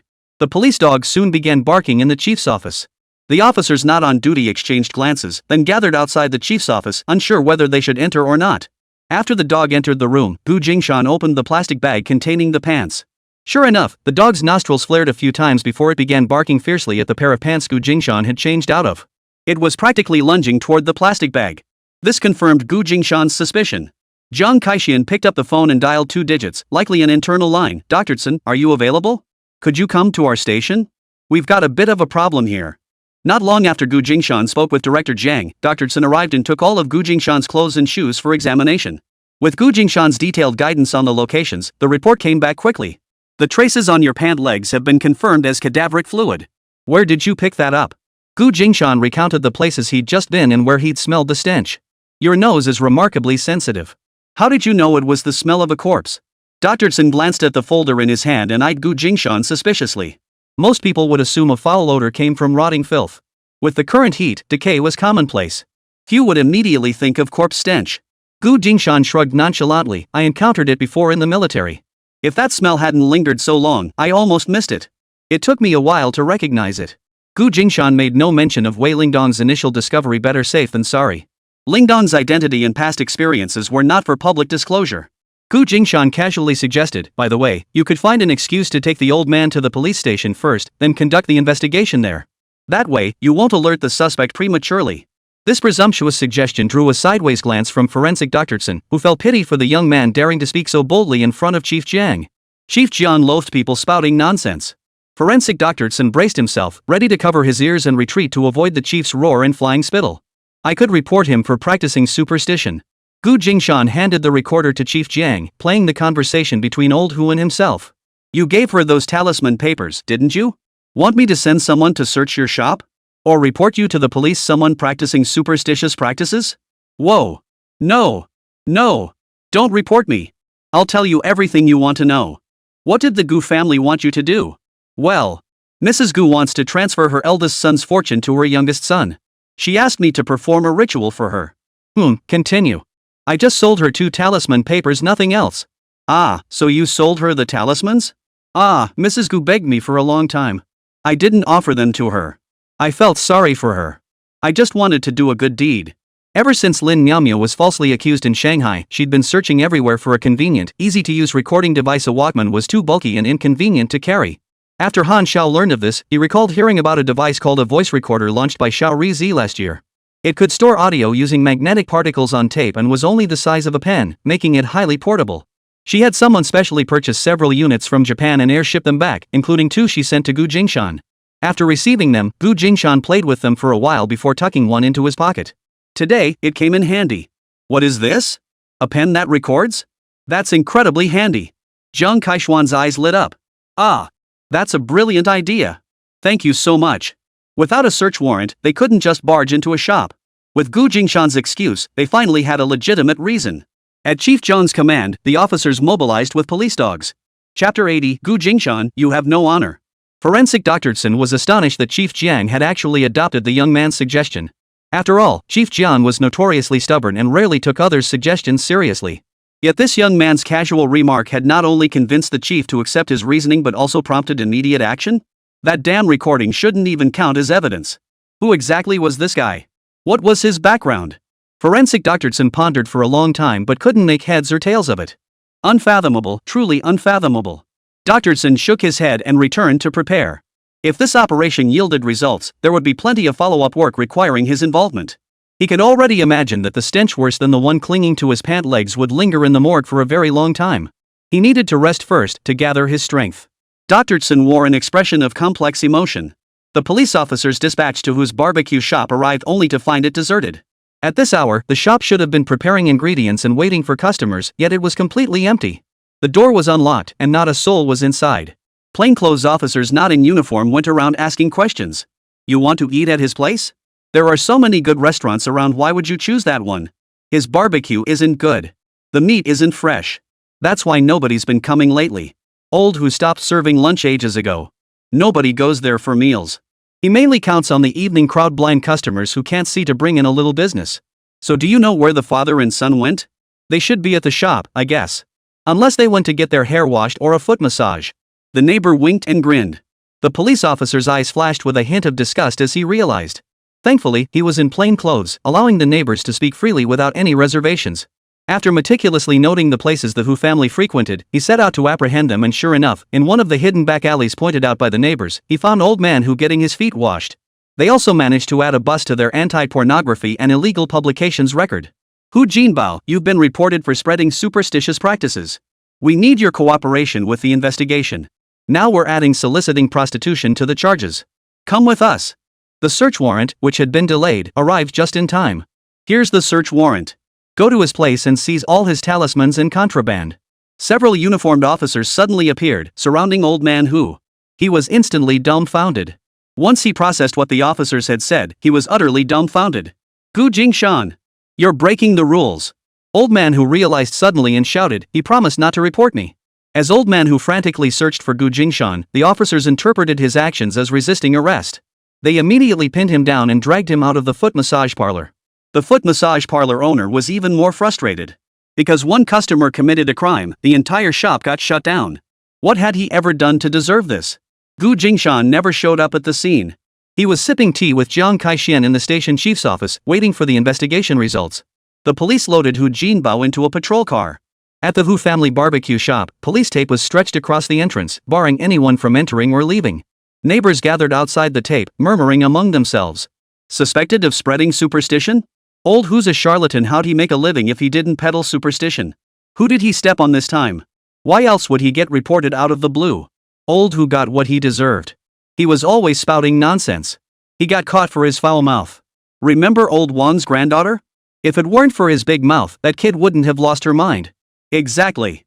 And what about that little girl from the Lu family? Didn't she get sold off because of his jinx? Well, you can't blame old Hu for that. Little Lu was desperate for a son. When his second child was another girl, he wouldn't keep her at home and had to pay fines. Selling her was the easiest way out. But poor Mrs. Lu, she sold her newborn daughter before she was even a month old, and then her eldest daughter vanished not long after. Shishao Lu forbids talking about it. Just mentioning it makes his wife go crazy. The canine officer gripped the leash tightly, leading the police dog inside to conduct a thorough search. The dog wore a muzzle, preventing it from barking. After sniffing around a few steps, the dog whined persistently at a conspicuously placed screen wall enough to tell the story. The canine officer exchanged a knowing glance with his partner. They nodded in tacit agreement. The wall indeed concealed what Gu Jingshan suspected. The officers present carefully photographed the scene for evidence, then swung a sledgehammer, smashing a hole through the screen wall. A stench more potent than 100 rotten eggs mixed with snail noodles erupted suddenly, like a stagnant cesspool stirred to release its entire putrid contents in an instant. Ugh! Few of the officers present could keep their composure. Once the wall was breached and the sealed space opened, the corpse rapidly decomposed. Body fluids flowed everywhere. The corpses within the walls have all turned into giant specters. No wonder the corpse fluid seeps out through the brick joints. Reporting to the chief, corpses were discovered concealed within the wall. Forensic pathologist has been notified and is en route for an autopsy. Understood. Secure the scene. If any suspicious individuals are spotted in the vicinity, apprehend them immediately. Understood, Chief. Inside the police van, the officer escorting Hu Jinbao immediately cuffed him. Confess honestly. How did that female corpse end up inside your courtyard wall? What female corpse? I don't know anything. Old man who protested vehemently in the police car. Are you the only one living here? Where's your son? He left early this morning and hasn't returned yet, old man who answered instinctively. Hu Laoya's son, Hu Fa, had not been seen since leaving home that morning. Now, they had also listed Hu Fa as a key suspect. Yuck! What's that smell? What's rotting? Why not get rid of it quickly? Due to the police cordon, the neighbors couldn't see the officer's activities inside the Hu family shop. But the stench of decaying flesh spread outward, lingering persistently around the shop. It wouldn't dissipate anytime soon. When the body bag was carried out of Hu's shop, the surrounding crowd erupted in a commotion, punctuated by waves of retching sounds. Ugh! This stench would likely haunt the neighborhood for some time. The police car drove away, taking old man Hu and the body wrapped in a woven sack to the police station. The police tape remained in place. After the forensic team finished examining the scene, Hu's shop was still off limits to unauthorized persons. News of the body removed from Hu's shop spread like wildfire, and rumors quickly circulated that the case had escalated to murder. The police handling this case had pulled off quite the feat. What began as a case against spreading superstition evolved into cracking down on pornography and prostitution, and finally escalated into a full-blown murder and body concealment investigation. Hu Jinbao's son, Hu Fa, had been walking past the corner when he saw his family's shop surrounded. He froze in his tracks, his expression shifting between worry and determination as he stood among the crowd, listening intently for a long while. He lowered his baseball cap to blend into the crowd, shot a fierce glance at the Hu family barbecue shop, then turned and walked away. Chapter 81, interested in adopting a big dog from the kennel? Gu Jingshan had just delivered clothes, filed the police report, and was about to leave when Chief Jiang called him back, inviting him to stay for tea in the office. Upon hearing the police radio report from the scene, Jiang Kaixian breathed a sigh of relief, his feelings bittersweet. He was glad that the information brought by young Gu was accurate and timely enough to catch Hu Jinbao in a lightning-fast operation. His worry stemmed from the fact that a homicide had occurred within his jurisdiction. It needed to be reported and solved, and he didn't know what instructions would come from above. Moreover, Hu Jinbao's son hadn't been caught, which was a ticking time bomb. The captured suspect, Hu Jinbao, held significant value for solving this case. The lead provided by Gu Jingshan today was crucial. He must be rewarded. Jiang Kaixian smiled warmly. You've done a great service. I promised this morning to accompany you to the station to adopt a retired police dog. With this lead, it'll be easier to apply for adoption. Come on, let's go now. Thank you, Uncle Jiang. Gu Jingshan looked utterly delighted. He had assumed Chief Jiang wouldn't have time today, and that keeping him detained was to verify the report's accuracy. He hadn't expected Uncle Jiang to be so generous, prioritizing his personal matter over the case. His guess was right. Jiang Kaishuan's thinking was to quickly repay some of Gu Jingshan's goodwill by arranging the police dog adoption, then focus all the station's energy on the case. That way, he wouldn't have to worry about owing Yum Gu a favor later. The moment they stepped out of the police station. Daddy! Gu Jingshan spotted his daughter and Wei Lingdang waiting at the station entrance. Gu Jingshan had been gone for some time, and Gu Linlin insisted on coming out of concern for her father's safety. Wei Lingdang had no choice but to bring her to wait at the station entrance. Gu Jingshan noticed the unmistakable worry in his daughter's eyes, and his heart softened. Uncle Jiang, may I bring my daughter along? Gu Jingshan asked Jiang Kaixian apologetically. Jiang Kaixian was understanding. Is that your daughter and daughter-in-law? Then bring them along. Unable to explain Wei Lingdang's relationship with them, Gu Jingshan could only offer Wei Lingdang an apologetic glance. He picked up his daughter and got into the car. Gu Linlin asked curiously, where are we going? We're going to the kennel to adopt a big dog. Interested? A really, really big dog? Gu Linlin's childish words made everyone laugh. Jiang Kaixian beamed, yes. A retired police dog. Your dad did something great today, he deserves a reward. Really? Yes. Jiang Kaixian spoke gently to the little girl. His daughter-in-law was about to give birth, and seeing other people's adorable children always stirred a wave of envy within him. At the kennel, they saw the only two retired police dogs there. One was a black German Shepherd, the other a Springer Spaniel. Gu Jingshan began the assessment, essentially a routine QA. Does the adopter have a permanent residence and live alone? Yes.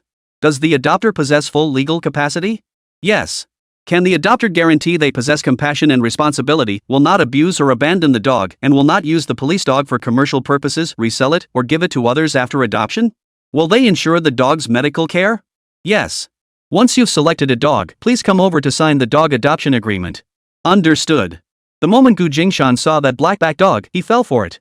Back when he was in the military, the base had several black German Shepherds and wolf blue dogs. Seeing this big fellow made Gu Jingshan's thoughts drift away. Those days patrolling with them were quite nostalgic. Looking closer, he noticed the German Shepherd had been injured, a distinct crescent-shaped gash missing a chunk of flesh from its left ear. His gaze shifted to the Springer Spaniel. That one seemed gentler, more suited to keeping his daughter company. Gu Jingshan found himself torn between the two. It was a pity there were no Labradors. If there had been one, adopting a Labrador would have been best. After all, his daughter was young, and he feared a fiercer large breed might frighten her. Gu Jingshan glanced at his daughter and froze. Gu Linlin kept staring intently at the black-backed dog. Her gaze was opaque and complex, filling Gu Jingshan with an inexplicable pang of sadness. She was too quiet. This was the first time Gu Jingshan hadn't heard any inner voice from her, only seeing her staring blankly at the black-backed dog. Gu Jingshan furrowed his brow deeply. Jiang Kaixian was also somewhat surprised. Oh my, the little one actually took a liking to Debao. Does she like big dogs? Most little girls preferred animals that looked harmless, Jiang Kaixian thought. He'd expected her to choose the pretty Springer Spaniel, but instead, her first glance had landed on the black-backed Debao. Debao's appearance was actually quite intimidating, the classic wolfdog look. Black-backed dogs were a superior working breed developed by Huajia since 1955 through generations of selective breeding. They had only been officially named Kunming dogs last year. This black-backed dog named Debao was a fourth-generation Kunming dog brought in from Spring City. He wasn't actually that old, but he'd been injured recently and was recovering only moderately well, hovering on the verge of retirement. Coincidentally, the provincial police had allocated several new police dog positions, so he was retired. If its recovery goes well, Xiao Gu will have snagged a real bargain. This is her first time around dogs. I never knew she liked pets like dogs or cats before. Gu Jingshan divided his attention, chatting with Chief Jian while keeping an eye on his daughter. Since she likes it, go fill out the paperwork. Jiang Kaixian observed the girl staring intently at Debao, clearly smitten, and made the decision on the spot. Okay. Gu Jingshan crouched down and asked his daughter, do you like Debao? Should we take him home? Gu Linlin looked surprised. His name is Debao? Can we take him home? Of course. We came here today specifically to adopt a police dog. Whichever one you like, we'll adopt that one. Yes. I want Debao. Gu Linlin pointed at the black-backed dog, her hand trembling slightly. Alright. Gu Jingshan took his daughter to fill out the adoption forms. Because the black-backed dog was a large breed, the trainer gave Gu Jingshan many more precautions to follow. Thanks to Chief Jiang having made arrangements in advance, all the necessary documents were already prepared for him. Learning that Gu Jingshan was a veteran with prior experience raising Kunming dogs, and that both his home and factory had ample space for Debao to run freely, the trainer felt even more reassured. He personally handed Debao to Gu Jingshan, instructing the dog to follow its new owner home. All the way home, Gu Linlin remained unusually quiet. Seeing his daughter persistently downcast, Gu Jingshan felt this couldn't continue and asked, Lilin, what are you thinking about? Nothing, she replied, nearly stroking the Kunming dog's missing ear and forcing a faint smile. If you don't feel like smiling, don't force it. Gu Jingshan ruffled her hair. Gu Linlin immediately leaned against her father, looking utterly dependent. This dog saved my life in a past life.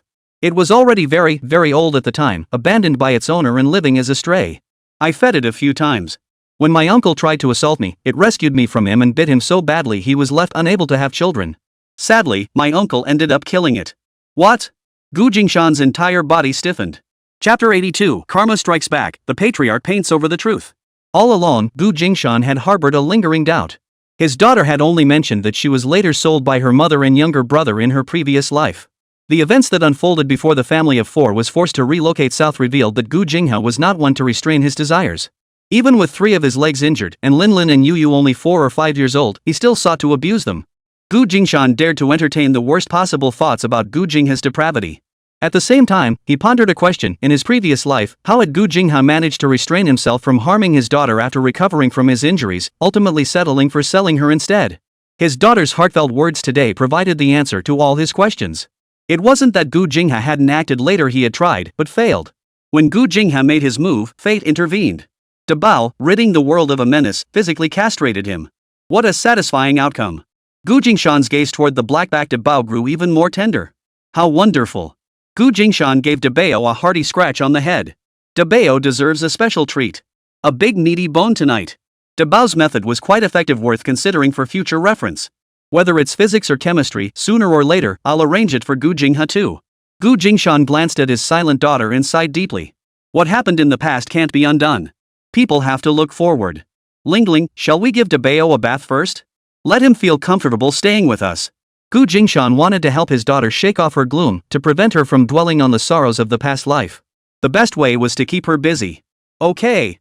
Gu Linlin mustered her spirits and obediently agreed with her father. Come on, go ask your uncle for plenty of hot water. I'll fetch it later and we'll mix it with cool water to bathe Debeo. Okay. With a task assigned, Gu Linlin perked up, her steps gradually lightening as she walked. Watching his daughter regain her spirit, Gu Jingshan felt a flicker of relief. But the chill in his eyes was slowly solidifying. Gu Jingha had been locked up for quite some time now. If he hadn't been stirring up trouble, Gu Jingshan would have almost forgotten about him. Now that he'd finally understood something he'd long been puzzled by, Gu Jingshan saw even less reason to show mercy to that rotten man. Not long after Gu Jingha's sentencing, he was transferred to a detention center. Serious offenders were sent to provincial prisons, while those with sentences under 2 years remained in local detention centers. Gu Jingshan's sentence had landed precisely on the threshold. According to Article 105 of the 1979 criminal law, poisoning that endangers public safety but does not cause serious consequences is punishable by imprisonment of not less than 3 years but not more than 10 years. Attempted offenses are subject to lighter or reduced punishment. In judicial practice, attempted poisoning in public places typically carries sentences of 4 to 7 years. Gu Jingha was apprehended after sprinkling diarrhea-inducing powder on meat, fulfilling the subjective intent of poisoning.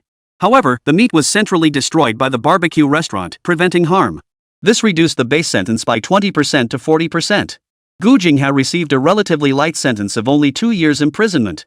The charge of endangering public safety cannot be revoked simply because the barbecue restaurant signed a waiver. That's why Gu's mother later decided not to make things worse for herself.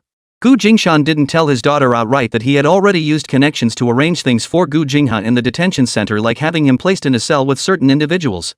Truthfully, even without his intervention, Gu Jingha was perfectly capable of digging his own grave. Bro, just pretend you never asked me for that favor. What's wrong? Did something go wrong? The other party chuckled. They were already locked up together. No need for special arrangements. Don't worry. All right. The men who had raped Gu Jingha were also locked up at the station, and as luck would have it, they ended up in the same cell. Barely days into his sentence, rumors spread that Gu Jingha's injuries had worsened, potentially qualifying him for medical parole to receive hospital treatment. Gu's mother was throwing money around everywhere. When Gu's father returned from his business trip, he had no choice but to seek help. If they didn't get Gu's precious son out soon, letting his mother continue her antics not only would show her risk losing half his life in prison, but Gu's father would be skinned alive by his own mother. No one knew that the trouble Gu Jingha had stirred up at the training base was now coming back to haunt him. Thanks to Gu Jingha's reckless act, he single-handedly sent several others to prison on charges of intentional assault. Under the 1979 Criminal Code, rape was defined only as forcing a woman, with no mention of forcing a man. Gu Jingha's injuries were severe enough that his mother refused to back down or settle. She pushed for the 3 men to be convicted of intentional assault. Now they were all gathered in prison, and had even stepped onto the turf of a victim's family. What good could possibly come of this? Compared to the others, Gu Jingha was now the weakest. His broken leg hadn't healed, making him the least capable of fighting back. He was the perfect scapegoat to be made an example of. While bathing Debeo, Gu Jingshan pondered how to share this news with his daughter to cheer her up. The water droplets splashed by Debeo drenched his daughter, prompting her to dodge and run away, giggling nonstop. As they bathed Debeo, an unexpected figure appeared in the open space of the barbecue city. The figure's arrival cut short her giggles and scattered the smile she'd just managed to rekindle. Grandpa, Gu Linlin murmured, shrinking back slightly. How did Grandpa find us here? Dad. Gu Jingshan froze. Gu Jingshan was taken aback. It had been ages since father and son had last seen each other. Their last meeting had been when he was still in the military, during his final home leave. Though he'd been discharged for years, his father had been constantly traveling on business, making this their first meeting until now. His father's hair remained jet black, and his imposing presence felt even more formidable. Gu Jingshan stood up, letting the eager Mutu and Delu take over and continue bathing Debao. They all missed those Kunming dogs from the military unit. Li Meng was absent at the moment, handling enrollment procedures for Linlin and Yu. Gu Jia had gone to work. Gu Yuanji scrutinized his eldest son from head to toe. Not coming home? Did I have to come personally to ask you? Dad, you're back? Yeah, just got back. Drove over 10 hours, feeling pretty worn out. Will I see you guys in the south room tomorrow? A frown deepened between Gu Yuanji's brows, his usual stern expression. Gu Jieshan and I will be back for lunch tomorrow. Gu Jingshan lowered his eyelids, hiding the emotion in his eyes. Ignoring his father's suggestion to return to the south room, they had already moved out. They weren't without a place to stay. There was no need to go back to the south room. Gu's mother knew that just having them back for a meal could turn the place upside down. If he went back to live there, wouldn't she set the place on fire? That tiny south room wasn't his obsession. He overturned the very plan his mother cherished, sending the person performing her rituals straight to the station. He didn't believe she hadn't thought about it. Ha? Is Grandpa this skilled at psychological manipulation? His daughter's puzzled inner voice reached him. Gu Jingshan hadn't heard that term before and didn't know its meaning. Not bringing the child back? Gu Yuanji's gaze swept toward the child. Though it had been ages since he'd seen his son, he'd heard about the daughter his son had brought home. As the eldest son, Gu Jingshan was the grandfather to his first granddaughter. Yet she wasn't his first grandchild. Both his eldest and youngest daughters had granddaughters older than her. No, we won't. Adults need to talk, and it's inconvenient with a child around. Gu Jingshan saw no trace of affection for Lin Lin in his father's gaze.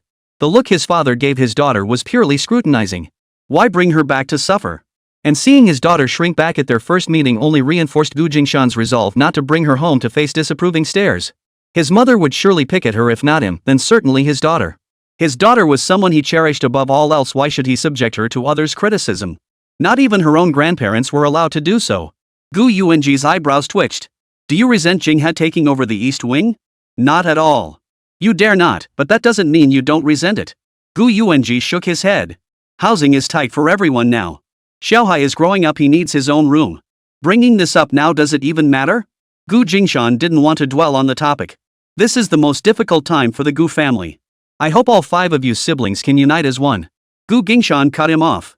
Father, do you know what Gu Jingha did to your granddaughters? Don't bring that up again. Gu Yuanji growled under his breath. He knew far more than Gu Jingshan realized. Unbeknownst to Gu Yuanji, his youngest son had gone astray. This pained him more than anyone else. Yet he could never personally send his own son to his death. Gu Jingshan sneered coldly. What he's done won't cease to exist just because we don't speak of it. The mocking smile grew more pronounced. Do you know what he did at the training school? Do you know how many lives are on his hands? You know nothing. If it weren't for Lin Lin and Yu Yu's intelligence. Do you really think Gu Jia and I could pretend his actions never happened? Is that possible? His health is poor now. Gu Yuanji said solemnly, his gaze carrying a trace of unnoticed disgust and obvious resignation. He brought it upon himself, Gu Jingshan remarked coldly. He no longer considered Gu Jingha a brother. Hearing such news only filled him with schadenfreude, leaving no room for any other emotion. He's badly injured, Gu Yuanji sighed. Gu Jingshan fell silent. The last time Gu Jingha had been seriously injured, a pang of guilt had welled up in Gu Jingshan's heart. The medicine, it had indeed passed through his hands. His own daughter had administered it, and it was he who had left the drugged Gu Jingha alone at home. For what Gu Jingha had done, Gu Jingshan could never forgive him on behalf of Lin Lin and Yu Yu. Gu Jingha's severe injuries were his own doing. He was the one who started it all. Therefore, Gu Jingshan felt remorse but no regret. This time, after Gu Jingha was locked up in the detention center and suffered severe injuries, no one else could be blamed. It was all the result of Gu Jingha's own evil deeds, karma coming back to bite him. The old man prides himself on impartiality, but how could anyone truly be unbiased in this world? It merely appears that way. Look, here he comes to whitewash things for his youngest son. You've done a good deed. That was a statement of fact. Gu's father was also in the system, his rank even higher than Chief Zhang's. Even if Chief Zhang didn't disclose anything, every event in Yunhai County, big or small, would pass through Gu's father's hands. He intended to leverage his own standing in Gu Jingshan's achievements to secure leniency for Gu Jingha. Mother arranged the match. Gu Jingshan suddenly felt like provoking his father, acting like a mischievous child deliberately poking at someone. Whatever his father planned, if it involved Gu Jingha, he refused to comply. Her thinking is flawed. You needn't pay her any mind. Gu Yuanji knew his wife well and had no desire to discuss her further. Using talismans to transfer the eldest son's fortune to the younger one? Absolute nonsense. Did that woman even realize how much trouble she'd caused him? All his hard work over the past year had been wiped out by that mother and son. Fortunately, his eldest son and youngest daughter still brought him some pride, otherwise, he truly would have nowhere to hide his shame. But Gu Jingshan's single sentence made Gu Yuanji realize his plan was impossible. The eldest son harbored resentment toward both his mother and younger brother. The youngest daughter, who had always been close to her elder brother, naturally sided with him. Add to that the disgusting things Xiaohua had done, there was no way the youngest daughter could be completely free of resentment. He'd only been away on business for 10 months. How had the Gu household fallen into such disarray? He'd have to think long term. First, he needed to mend the family bonds. Come home for lunch tomorrow. Gu Jingshan raised an eyebrow. Fine. Spending more time with his younger sister's family had deepened his understanding of parent-child bonds. Stepping back from the mother-son and father-son dynamics, he observed with neutrality how his parents treated him versus their other children. Father Gu demanded more from him than he showed affection, reserving his tenderness solely for his daughters. Gu Jingshan had always believed this was the responsibility he bore as the eldest son. His mother, however, always looked at him with eyes full of loathing, exploiting him to the utmost. It was as if he wasn't her child at all, but merely an enemy to be used. Gu Jingshan believed his birth had caused his mother to suffer a difficult delivery, which was why she hated him. Having given up hope for parental affection, he resolved to withdraw any surplus emotion he felt toward them. You give me an inch, I give you an inch, that's only fair. In his innocence, he had failed to see his father's worldliness and opportunism. Now he understood clearly. Gu's father treated him merely as an investment, feigning affection, his gaze holding little genuine love or closeness for his son. How had he let himself be so blinded back then, unable to see anything clearly? It's just about building a relationship, right? So he went. Put on a show back at the compound, demonstrate the Gu family's harmony. The neighbors in the compound have eyes that aren't blind, hearts that aren't blind. How long can you paint over the cracks? No one knows. Smash. The bowl shattered. Oh, so the peace wasn't so well maintained after all. What are they doing back here? Unlucky stars. If they're here, I'm not. If I'm here, they're not. They got my Xiaohua thrown in jail, and they have the nerve to come back. Bang. After smashing the bowl, Mrs. Gu slammed the door and stormed out, her earlier fawning demeanor when delivering the talisman to Gu Jingshan completely gone. Gu Jingshan's half-smile, half-grimace left Gu's father speechless, unable to utter a single soft word. Because Mrs. Gu had walked out in a huff, right when Gu Jingshan and Gu Jia were coming home for dinner and she left at dinner time, no less. This left the siblings utterly humiliated. It completely undermined their original plan to showcase family harmony and affection in front of the neighbors. Gu Yuanji's face turned ashen. Chapter 83, Hurting Each Other. Mom! What are you doing now? Gu Jia rushed out after her, but her mother shook off her hand. You two siblings get along so well, just go defend your big brother. Why are you chasing after me? Her mother's resentment was palpable. Mom! They tangled and pulled at each other as they exited the gate. Gu Jingshan wore his schadenfreude like a badge of honor, his smugness unmasked. Is this what you wanted? Didn't you discuss this with mother beforehand? Gu Yuanji shot him a glare. You knew about this all along? Xiaohua poisoned my shop, so I sent her to prison. She came bearing a talisman to ensure my wealth transfer to her, and I promptly had the priest she hired for her ritual locked up. Do you think she'd treat me kindly? Gu Jingshan found himself laughing harder with each word. Wow! Even the old man couldn't control his wife. The third in command of Yunhai County Public Security Bureau, thoroughly humiliated by his wife and youngest son teaming up against him, this was truly unprecedented. Gu Yuanji now focused on salvaging his reputation. Having a mother and son who were more trouble than they were worth was truly putting him in a bind. He also harbored a quiet resentment toward his eldest son, who had once been honest and obedient, always listening to his old father, but now had his own mind and a vindictive streak. Gu Jingshan's blatant glee at the spectacle only stoked the fire burning in Gu Yuanji's heart. Not a single one of them was reliable anymore. Nothing could proceed according to his plans. Gu's mother stormed ahead, and Gu Jia had no choice but to follow behind her, just in case. After his release from prison, Gu Jingha was admitted to the hospital once more. Gu's father arranged for someone to keep watch over him there. This was the third time Gu Jingha had occupied the same hospital room, tended to by the same group of medical staff. He seethed with resentment, desperate to change wards, but no one would give him the time of day. During the shift change, a figure slipped in under the pretense of an excuse. You have to compensate us. It was your mother who went to my father to buy talisman paper, which is why Gu Jingshan targeted us and reported us to the police. Huafei's eyes were bloodshot from days without sleep, his voice trembling with fear. Damn it! They even brought their dogs to my shop. His rage grew with every word. Gu Jingha recognized the intruder and instantly perked up. I hadn't even come looking for you yet, and here you are, walking right into my trap? You're the one who ordered me to poison someone. Because of you, I ended up in prison, and I got so badly hurt. Gu Jingha shuddered, unwilling memories resurfacing in his mind. Huafei looked utterly disgusted. You're the fool. You couldn't even pull off poisoning someone with a laxative without getting caught. Useless piece of trash. Gu Jingha's gaze turned hostile. Ha! Your murder got exposed? Mutual destruction. How do you know? Huafei had initially believed his father's arrest stemmed from spreading superstitious beliefs, at least that was the rumor circulating. Later, when word spread of a murder at the Hu family shop, he'd gone into hiding, never fully grasping the details. Gu Jingha gloated, the arrest warrant's already out. Our old man's got connections at the station, heh. They've even dug up the body. Instead of scrambling to get far away, you come bother me. You've got nothing better to do. Aren't you scared of getting caught? It's all because of your damn mother. Huafei grew increasingly frantic, pounding his fist hard on the bedside table. Gu Jingha raised an eyebrow. No, it was Gu Jingshan who reported your father. Why don't you take it out on him? Why blame my mother? Afraid of his money and connections? Huafei grew more furious, yet deep down he knew Gu Jingshan was untouchable. He'd come to Gu Jingha to pick on an easy target. Gu Jingha's words of division ignited his rage, intensifying his hatred for the Gu family. He slammed his fist hard against Gu Jingha's injured leg. You little bastard. I won't let your family off the hook. Hand over your money. Gu Jingha burst into laughter. You're demanding money from a sick man fresh out of prison? No wonder you didn't flee far, you're penniless. Go ask Gu Jingshan for cash. He'll never give you a dime. Gu Jingshan is cut from the same cloth as you. I won't let either of you brothers off the hook. If you won't give it to me, I'll take it by force. Huafei punched Gu Jingha, knocking him onto the bed. He fumbled around the headboard, searching for money. Gu Jingha grabbed Huafei's clothes, but his broken leg limited his movement and his counterattack missed. Hearing footsteps approaching outside, Huafei panicked like a startled bird. He shoved Gu Jingha off the bed with all his strength. His fist, poised to strike again, froze mid-air as the sounds grew louder. He flung open the door and bolted out in a flash. But Gu Jingha's words of sowing discord had planted a seed in Huafei's mind. Huafei was formally charged, indeed because of that minor female corpse walled into the brickwork.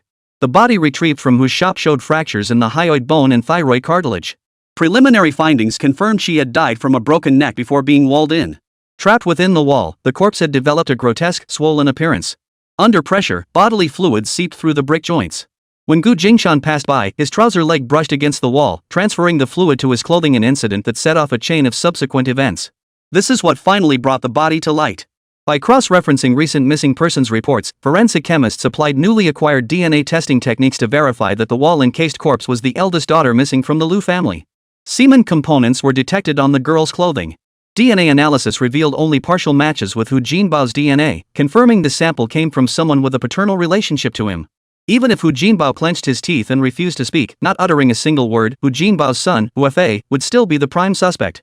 Police theorized that the girl had likely sought information from the Hu family about the whereabouts of her younger sister who had been sold, triggering Huafei's ill intent. After assaulting her, he subsequently killed her.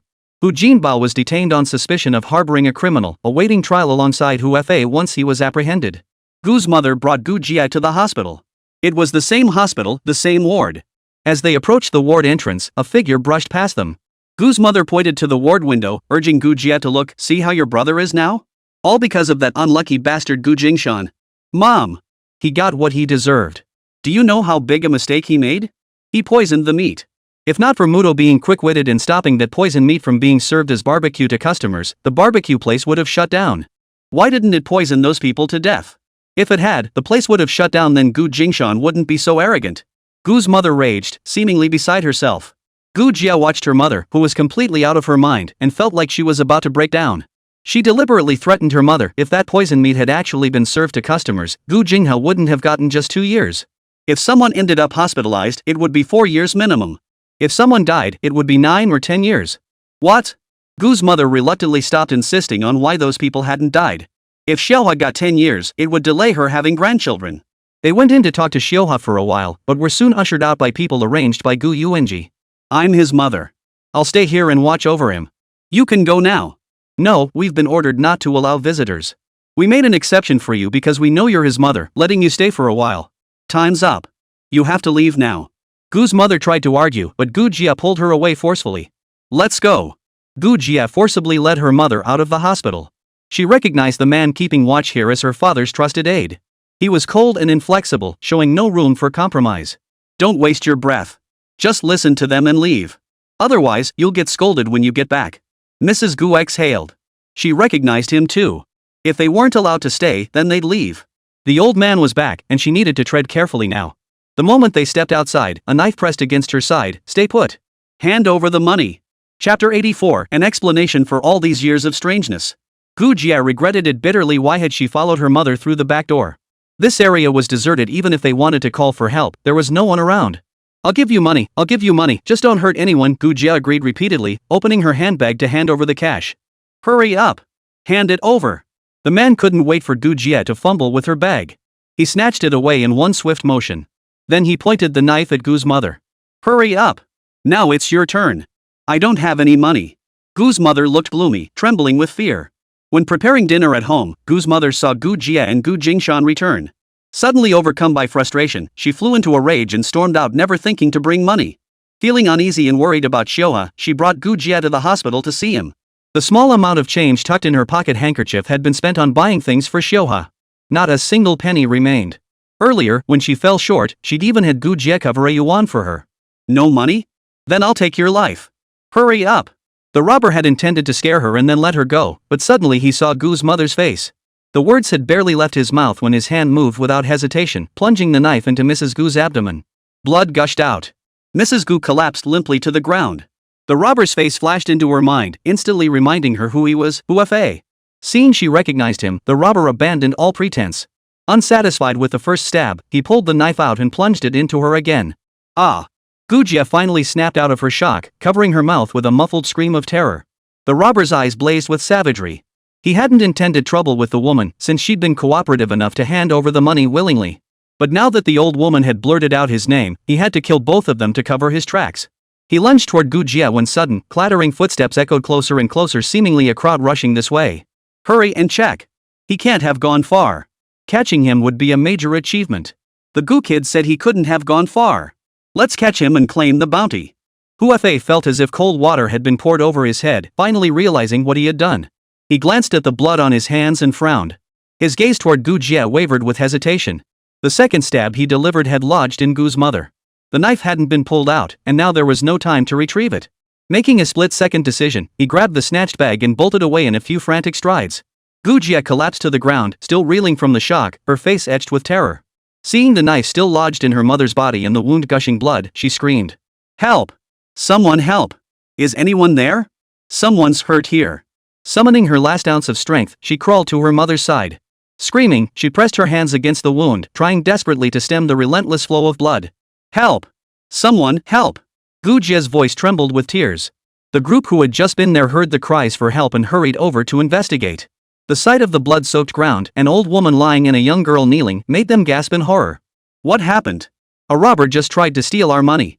After taking it, he stabbed my mother twice. He didn't take the knife, it's still stuck in her. Go! Go! Go! Quick, get a stretcher. Which way did the robber run? Eager faces pressed for answers. A few people seemed to think of something, growing even more excited. Right. Gu Jia hurriedly pointed the way. Leaving a few to assist with the injured, the rest gave chase in the direction the robber fled. The murderers struck again.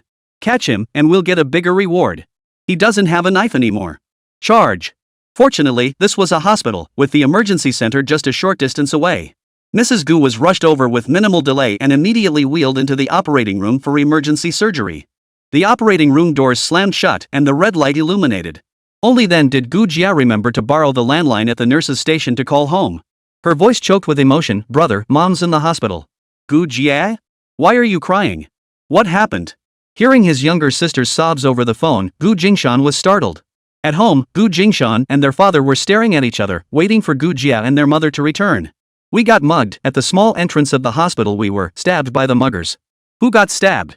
The moment Gu Jingshan asked, he realized how pointless the question was. Gu Jia was the one calling, so it had to be their mother. Who? Gu Jia? What happened? Gu's father also sensed the distress in the voice and pressed urgently for answers. Mom was stabbed at the hospital. Gu Jingshan hurriedly relayed Gu Jia's words, and Gu Yuanji's brow furrowed deeply. The phone was handed to Gu's father. Jia, are you hurt? No, but he almost charged at me. Someone came and scared him off. Gu Jia's voice trembled, still reeling from the terror. How's your mom? She just went into surgery. They're still trying to save her. Stay at the hospital. Your brother and I are on our way. Father and son hurry to the hospital. Li Mang also came from the barbecue restaurant with his two children, with Wei Lingdang clinging tightly to Gu Linlin. Even Gu Jingha was transferred from his bed to a wheelchair and wheeled downstairs. The entire family gathered outside the operating room, anxiously awaiting the change in the red light. Mom called out the robber's name, something like Huafe. Gu Jia replayed the events over and over in her mind, suddenly recalling a detail and murmuring to herself. Huafe. Gu Jingshan's eyes turned cold. He immediately stood up and called Chief Jiang. He'd assumed it was some rogue gangster from elsewhere, but it turned out to be Huafe. Why had Huafe come to the hospital today? Was it a random act of violence sparked by chance? Or a calculated act of revenge? Gu Jia asked blankly, who is Huafe? The son of the Hu family barbecue place. His father's already been arrested, and the son killed someone and is on the run. Gu Yuanji's face darkened.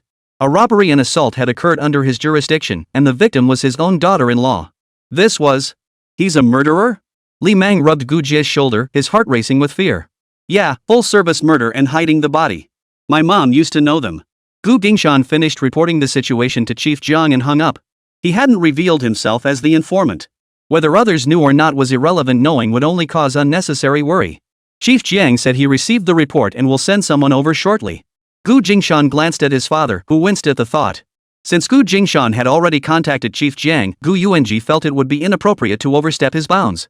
Gu Jie mentioned that when they were brought here, some concerned citizens had rushed to apprehend the robbers. It remained to be seen if that would yield any results. The door suddenly swung open and a nurse's voice called out. The patient is bleeding excessively. Quick, get the blood bag. Type B, 1000 milliliters. The nurse strode over, demanding the family sign the consent form. Go donate blood, all of you. After Mr. Gu signed the consent form, the nurse immediately dashed toward the blood bank. Without pausing to ask about Mrs. Gu's condition in the operating room, Gu Jingshan, his two siblings, and their father all rushed to donate blood. After donating, Gu Jingshan collected the stack of blood donation certificates from everyone. His gaze inadvertently fell upon his father's certificate, which listed blood type E. His pupils instantly contracted. Silent, he walked behind everyone on the return trip, his expression complex. As dusk fell, the two children, exhausted, leaned against each other and dozed off on a bench. Father Gu spoke up, instructing Gu Jie, take the kids home first to eat and rest. We've got this here. Wait a little longer. You're all grown men, it might be inconvenient for you. Gu Jie refused to leave, her face pale, her entire being haggard and anxious. Gu Jingshan chimed in, then let Li Mang take the children. They're young, there's no need for them to stay here and endure this. Li Mang glanced at his wife, his heart aching. Brother, let me stay. I'll take them back to rest. Wei Lingdang stepped forward, scooping Gu Linlin into her arms. Don't worry. Linlin opened her eyes, saw it was Auntie Wei holding her, and relaxed, drifting back to sleep against Wei Lingdang. I'll walk you to the car. Li Mang picked up his own daughter, and together they escorted them downstairs. The red light finally turned off. 5 or 6 hours had passed since Mrs. Gu was wheeled into the operating room. The doctor emerged. The surgery was successful. Family members, please rest assured. The patient suffered injuries to both the small intestine and spleen. A 6-centimeter section of the perforated small intestine was removed. The spleen was punctured, causing severe bleeding, and 1/3 of it was resected to finally stop the hemorrhage. The nurses will come specifically to explain the follow-up care and precautions. You may now transfer to the ward. The first 24 hours require close monitoring. Notify the medical staff immediately if any issues arise. Yes, thank you, doctor. Thank you. Thank you. Mr. Gu sighed helplessly. The old lady had gone out for a bit and ended up in the hospital, and now she and his youngest son were even sharing a room. We'll stay and keep watch for now.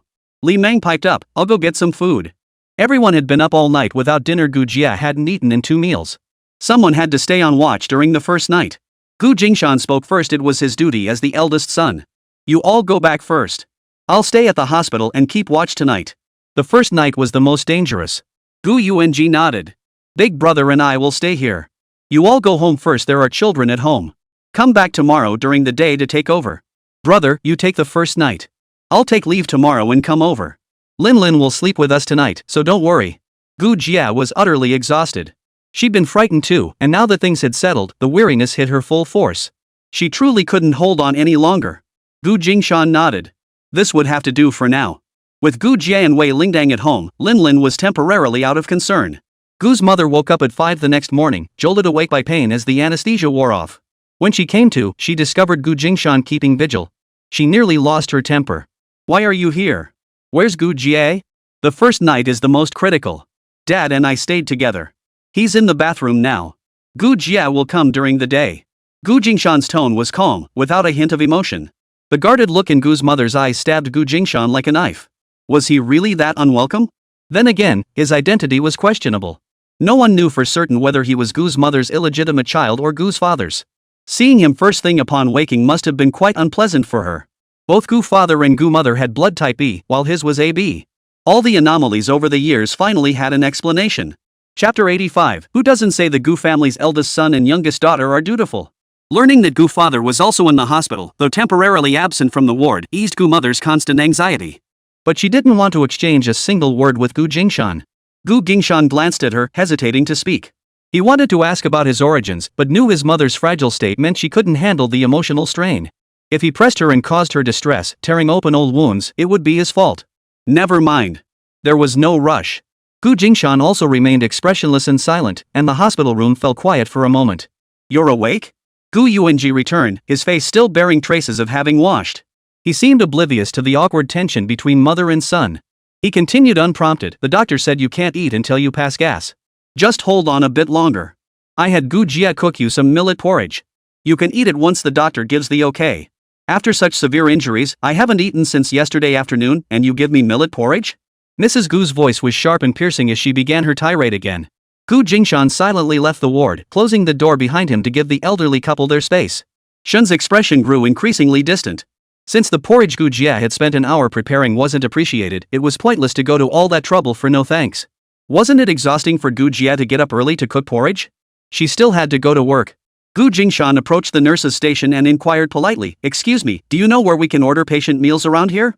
He recalled someone mentioning that the small eateries around the hospital were quite active, and patient meals were a profitable business. Unfamiliar with the area, he knew the nurses at the station had the best local information. The hospital cafeteria doesn't offer specialized patient meals. Outside the hospital, there are a few private restaurants in the alleyways that prepare them. They serve soups and millet congee. You might want to check there.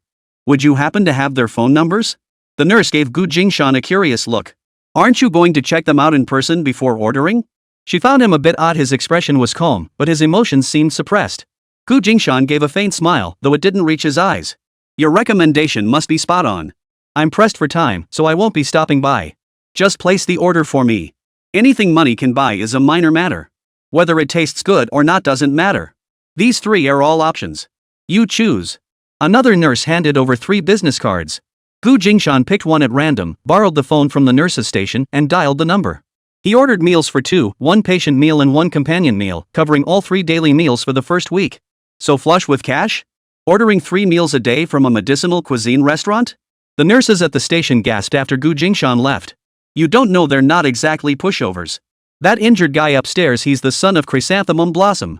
Huh? That unlucky? You bet. He came to visit Ju Hua Kai today. Right after seeing her and stepping out the side door, he got stabbed. But she's no saint either. Last time Ju Hua was hospitalized, she wanted her son-in-law to help out. He's strong and capable, but he has to work. He doesn't get off until 9 or 10 at night, and she still insisted he come help. Seems pretty heartless. She either hits or yells at the other kids, but only shows a kind face to that Chrysanthemum Blossom. Her own daughter and son are both away on business trips in the south, yet she still calls demanding they come back to take care of their brother. If they can't come, she just curses them out. Oh my, did you hear? This morning, when the anesthesia wore off, she started yelling at her son who'd stayed up all night. I just walked past and heard it all. This is the kid who splurges on meals from the medicinal cuisine restaurant. Can you believe it? Such a devoted son, and she still doesn't appreciate him. So biased? You bet. She favors Chrysanthemum Blossom, but Chrysanthemum Blossom is covered in injuries and bedridden. How could she possibly have time to care for her? At your age, you should be speaking softly to your children who stay by your bedside, not beating and berating them. Once you've driven them all away, who do you think will look after you? The nurses were human too, and naturally had their own sense of justice. They all felt sympathy for Gu Jingshan. In the days that followed, Gu Jingshan stopped coming during the day to draw attention, only visiting at night to keep vigil. Gu's mother pretended to be asleep and refused to speak to him. Gu Jingshan was quite content with the peace and quiet. For 2 full weeks, the hospital ward buzzed with the news that someone on the 2nd floor was a devoted son, sparing no expense to order medicinal meals from the restaurant for his mother's recovery. Who among the hospitalized patients wasn't envious? Except the injured patient's mother had some mental issues, constantly picking fights over every little thing. After a fortnight, discharge was imminent. Gu's father wanted his children to come home and care for their mother, as he would soon be traveling again and couldn't spare the time himself. He felt a bit resentful that his children hadn't taken the initiative to come home and care for their old mother. Gu Yuanji seized the moment when both Gu Jia and Gu Jingshan were present during their shift change and spoke up. Once she's discharged, you two figure out a rotation schedule. Take turns coming home to care for your mother. Gu Jingshan sighed inwardly. His father had been urging him to move back into the south wing for weeks, but he refused each time. Who would thought he'd find yet another excuse? Gu's mother's injuries were severe. After she was stabilized, someone would need to be at home to care for her for 3 to 6 months. Gu Jinghao was hospitalized himself. Even if he recovered, his mobility was limited, making him unreliable. That left only Gu Jingshan and Gu Jia, brother and sister, to continue taking turns. If not for fear of being drowned in verbal abuse, Gu Jingshan wouldn't have wanted to come back at all. His daughter Lin Lin had accompanied him to the hospital ward to visit her grandmother today. After the visit, he'd send her back with Wei Lingdang. Both Gu's mother and father treated Gu Linlin with lukewarm indifference, showing more affection even to their granddaughter Liu than to her. Gu Linlin knew better. She didn't care for their attention anyway. Why not hire a caregiver? Our family isn't short on money. Why should we put ourselves through hardship and endure a cold shoulder? Gu Linlin felt her father was being treated unfairly, but such words couldn't come from her little mouth. Hearing her daughter's true feelings suddenly opened up a new world for Gu Jingshan. Gu Jia had to work and couldn't abandon her job for months on end. Gu's mother's condition remained unstable, with no certainty when she might fully recover. Was Li Mang no longer earning money? As a son-in-law, he couldn't just live at the Gu residence day in and day out. He had his own children and his shop to tend to. As the eldest son, Gu Jingshan couldn't ignore her, but gender differences made some situations awkward. As for her father, it was even less feasible. Taking 2 days off work and then rushing back to catch up would leave him running around like a headless chicken. Taking extended leave to care for a patient? That would be easier than pulling teeth. Gu Jingshan took his daughter's advice and headed back to the nurse's station. While she was still hospitalized, he figured he might as well do what he could. "Nurse, could you please recommend a few nursing aides for me?" The nurse looked surprised. "Ha? How many caregivers do you need?" Gu Jingshan calculated earnestly, at least 2, 1 for day shifts and 1 for night shifts. "If we can't manage properly, caregivers are the insurance. After all, my mother's injuries are severe. We might accidentally hurt her again with our clumsiness. Better to hire professional hospital caregivers to help at home. Money isn't an issue." Thus, Gu Jingshan solemnly hired 2 professional caregivers from the hospital at considerable expense. Just as he had made a big show of ordering meals from the medicinal cuisine restaurant where they'd arrive at mealtimes carrying large food containers, he certainly spared no expense on appearances. With outsiders showering praise, no one could accuse the son of being unfilial. Many neighbors knew Gu Jingshan had made a fortune on a trip south. Even the wildly popular Red Top Barbecue Hotpot City was his. The son-in-law of the Gu family was merely managing it on his behalf. So when he splurged to hire a caregiver for his mother, no one could say a word. Though they might mutter a few sour remarks, they still had to praise the son for his filial devotion. Gu's mother was so angry her face turned red and her neck bulged, yet she could do nothing about it. She wanted to stir up trouble with the eldest son, but he refused to engage.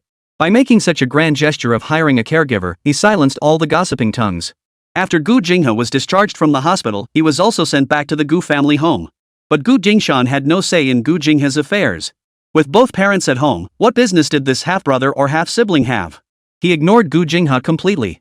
Gu's father had no choice but to pay extra himself, instructing the caregiver to look after both recovering patients. With 2 injured patients under one roof, Gu Jia had learned to be clever.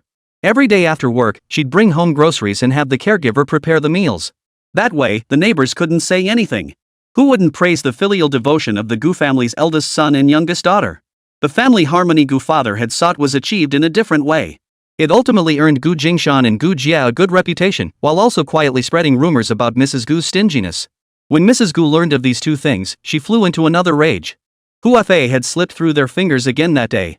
Chief Jiang took this case very seriously, assigning extra personnel to track Hua Fei's movements. However, Chief Jiang provided a lead. Hua Fei must have come to the hospital to meet someone. They took Hua Fei's photo to the nurse's station for identification, and someone at the 3rd floor nurse's station seemed to have seen his back. When this information came in, Gu Jingshan happened to be at the Gu residence delivering something and hadn't left yet. His gaze drifted unconsciously to the door of the east room. Gu Jinghe had been hospitalized on the 3rd floor at that time, hadn't he? From the very beginning, before Gu Jinghe's poisoning incident, they had been in contact. After Gu Jinghe was released from prison, Hua Fei was instead placed on the wanted list. That they were in contact again now seemed only natural. Gu Jingshan relayed this information to Jiang Kaixin, who devised a plan to use Gu Jinghe to lure Hua Fei out. But unexpectedly, before the plan could be executed, Hua Fei had already fallen victim to De Bao's attack. Hua Fei grew increasingly deranged, convinced that all his misfortunes stemmed from the Red Top Barbecue City and were the fault of the Gu family. He knew he was no match for Gu Jingshan, so he didn't even consider confronting him directly. Gu Jingshan was formidable, but the rest of the Gu family weren't quite as strong. For instance, the children and women. Gu Jie and Gu Linlin lived at the barbecue restaurant. After tailing them for days, he finally decided to strike at the Gu children one night. But the figure who'd been secretly watching him lunged suddenly, sinking its teeth into his leg. "Gah! Get off me, you damn dog!" Ah! No matter how hard Hua Fei kicked, he couldn't escape De Bao's sharp teeth. The sounds of their fierce struggle woke everyone up, and together they subdued Hua Fei. De Bao had done a great service. Since De Bao had been adopted with Chief Jiang's help, Gu Jingshan returned the favor by donating a brand new voice recorder to the local police station. After all, Chief Jiang had shown great interest in such devices back then. Chapter 86, Deploying the Shameless Clinginess Technique. Hua Fei looked quite bedraggled when he was brought to the police station, one pant leg torn to shreds, his leg bitten by De Bao dripping with blood. This was a police dog, retired due to injury, but under Gu Jingshan's care, he had recovered and was now in even better shape than before. When Jiang Kaixin came for dinner and saw De Bao looking sleek and shiny, full of life and energy, he was so envious he almost wanted to take the dog home. After Hua Fei was taken away, De Bao became as well behaved as could be. Gu Linlin insisted on brushing his teeth, disgusted by the robber's blood on them, deeming it filthy. After his bath and teeth brushing, Dabeo avoided Gu Linlin for a whole week. Whenever he heard her approach, he'd dash back to his luxurious doghouse and play dead, refusing to come out. During this battle of wits between human and dog, Huafei's case reached its conclusion. Huafei's murder and body concealment charges were combined with his intentional injury charges. He was sentenced to death to be carried out immediately.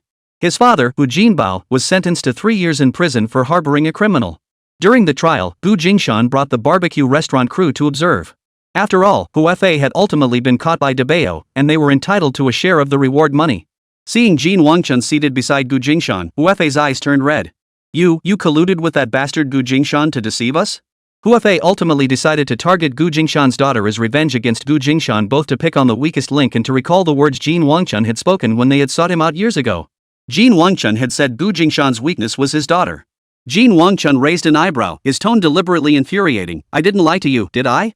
Mr. Gu values his daughter above all else, that much is true. Because he values her, what's wrong with a wealthy man hiring bodyguards? Because he values her, what's wrong with bringing a retired police dog into the household? A trap is set for you to walk into. If you don't step in, who will? I'll kill you. Huafei feigned madness, lunging to attack Jin Wangchun before being restrained by the prison guards and dragged away. Gu Jingshan snorted coldly from the sidelines. You've been spreading the rumor that my daughter is my weakness. I haven't settled the score with you yet. Give me a break. Everyone knows you're a total daddy's girl. Who needs to say it? Jin Wangchun rolled his eyes. Back then, he and Gu Jingshan had become acquainted through conflict, but their relationship had since cooled to mere non-interference. At first, Jin Wangchun had been a bit too proud of his status, unable to lower himself to speak softly to Gu Jingshan. Later, Gu Jingshan developed such a close relationship with Jin Wangchun as eldest uncle that it made Jin Wangchun green with envy. The uncle even treated Gu Jingshan like his own nephew. Jin Wangchun couldn't sit still anymore. He'd been sitting on the cold bench in the Jin family for far too long. If he didn't save himself now, Yunhai would soon have no place for him. Elder Jin looked down on him for being a bastard son. Even though his mother had recently been legitimized as the primary wife, she still held little standing before the patriarch. After all, her husband himself was not regarded by the patriarch.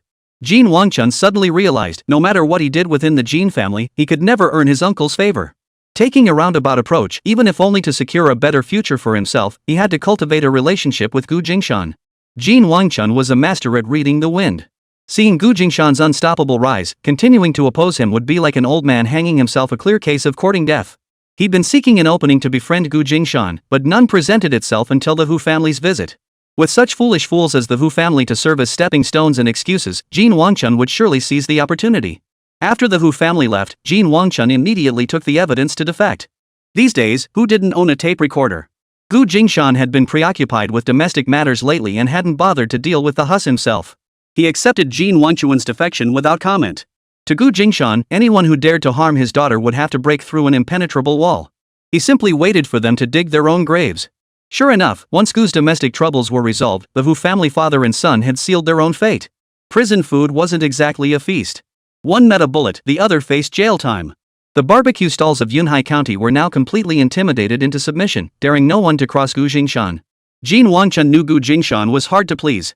His eyes darted around, and he turned to curry favor with Gu Jingshan's younger sister to curry favor with Gu Jingshan's daughter. You don't hit a smiling face.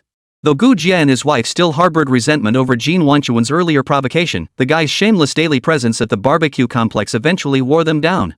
When Big Lu was busy with the seasoning factory and couldn't attend to the barbecue city, Jin Wangchun actually put aside his pride and came to work as a waiter there. Even Li Mang's deepest resentment melted away. When payday arrived, Li Mang thought it over and decided to give Jin Wangchun a wage based on the going rate, acknowledging his help during this period. Li Mang expected Jin Wangchun to either look down on the pay or refuse it outright. To his surprise, Jin Wangchun was completely stunned when he received the paycheck. Jin Wangchun had only stayed at the barbecue joint to curry favor with Gu Jingshan. Later, he realized that while the people at the barbecue place were hard to please, they were manageable. There was none of the scheming and backstabbing nonsense found elsewhere. He had nothing else to do anyway. Hanging around with those hoodlums day in and day out hadn't gotten him anywhere. Better to stay at the barbecue place, at least life was peaceful. He'd never held a job before, just a deadbeat living off his parents' allowance. For the first time, he discovered what it felt like to earn his own money. Even though his paycheck wasn't enough to treat someone to a meal, he still couldn't stop grinning. He was completely hooked on the barbecue city and wasn't leaving. When he found out they offered free dormitory housing, he shamelessly tried to move in. Li Mang couldn't make the decision about letting him stay in the annex dormitory, so he couldn't agree to it. Jin Wangchun deployed his shameless clinginess, sticking to Gu Linlin, who was always playing with Debao. Considering that even Debao didn't reject him, and Jin Wangchun voluntarily took on tasks like bathing Debao and walking the dog, Gu Jingshan relented and let Jin Wangchun take a bed in the dormitory. Truthfully, it was a necessity due to the current staff shortage. Big Lou had shifted his focus to the seasoning factory, where he'd formally set up shop, leaving the barbecue stand short-handed. Jin Wangchun had practically walked into the trap himself, showing up at the barbecue stand and refusing to leave. Considering how much Jin Wangchun had genuinely reformed himself lately, Gu Jingshan reluctantly accepted him. After all, he was family. If Jin Wangchun caused trouble, Gu Jingshan could directly complain to Uncle Jin. If that didn't work, there was always Zhou Yue. The East Suburbs seasoning factory quietly began operations. Gu Jingshan didn't advertise anywhere, he just quietly stocked shelves. He had Han Xiao contact the Shanghai Animation Film Studio to secure licensing rights for the characters from Afanti and Black Cat Police Chief, but no results had materialized yet. That's how big studios operate, every decision requires layers of approval. Gu Jingshan had to resort to other tactics for now. He adopted the idea of attaching a laminated card to the trial packs. Not only that, but he also pulled off a little trick, just as his daughter had suggested. The cards were initially divided into the 12 Chinese zodiac animals. Once a collector gathered all 12 zodiac cards, they could exchange them at the factory for a full-size package of barbecue seasoning, a generous 450g portion. He set the tone, instructing Big Lou to roll out the plan, distribute small pack seasoning to different provinces, with each batch containing a certain number of rare cards. Not every pack would have one, though who got them was purely a matter of luck. Whenever someone completed the set and redeemed the premium product, it invariably sparked a surge in sales. It must be said that time-tested marketing methods remain evergreen and never go out of style. Jin Wangchun was actually quite surprised by Gu Jingshan's approach. The Jins were sharp operators, even the most unsavory among them carried the family bloodline. Jin could roughly estimate Gu would rake in millions that year. In this era, anyone who started from scratch and made 100,000 yuan was considered a trendsetter. Gu Jingshan's current wealth would rank him among the top in Yunhai. With Gu Jingshan's wealth, he could easily afford a high-end finished apartment in one of the better neighborhoods nearby. Yet here he was, down to earth as ever, still living in the dormitory alongside his brothers, even treating it as his home.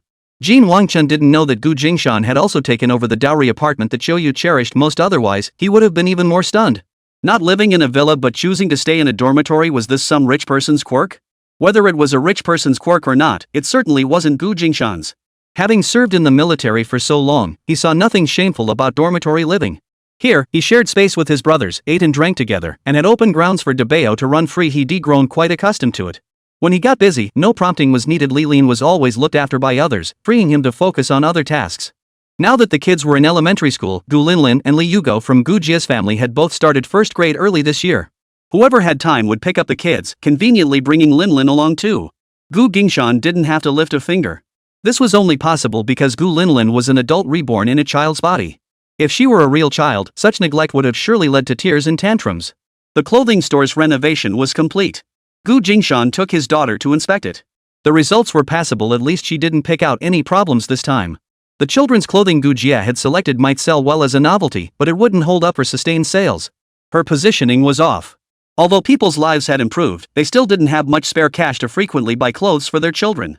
Especially in families with multiple children, older siblings passed down clothes to younger ones. While they weren't patched up like in earlier years, clothes were worn until faded and threadbare before being replaced. Fortunately, most of Gu Jia's earlier selections were high-end items.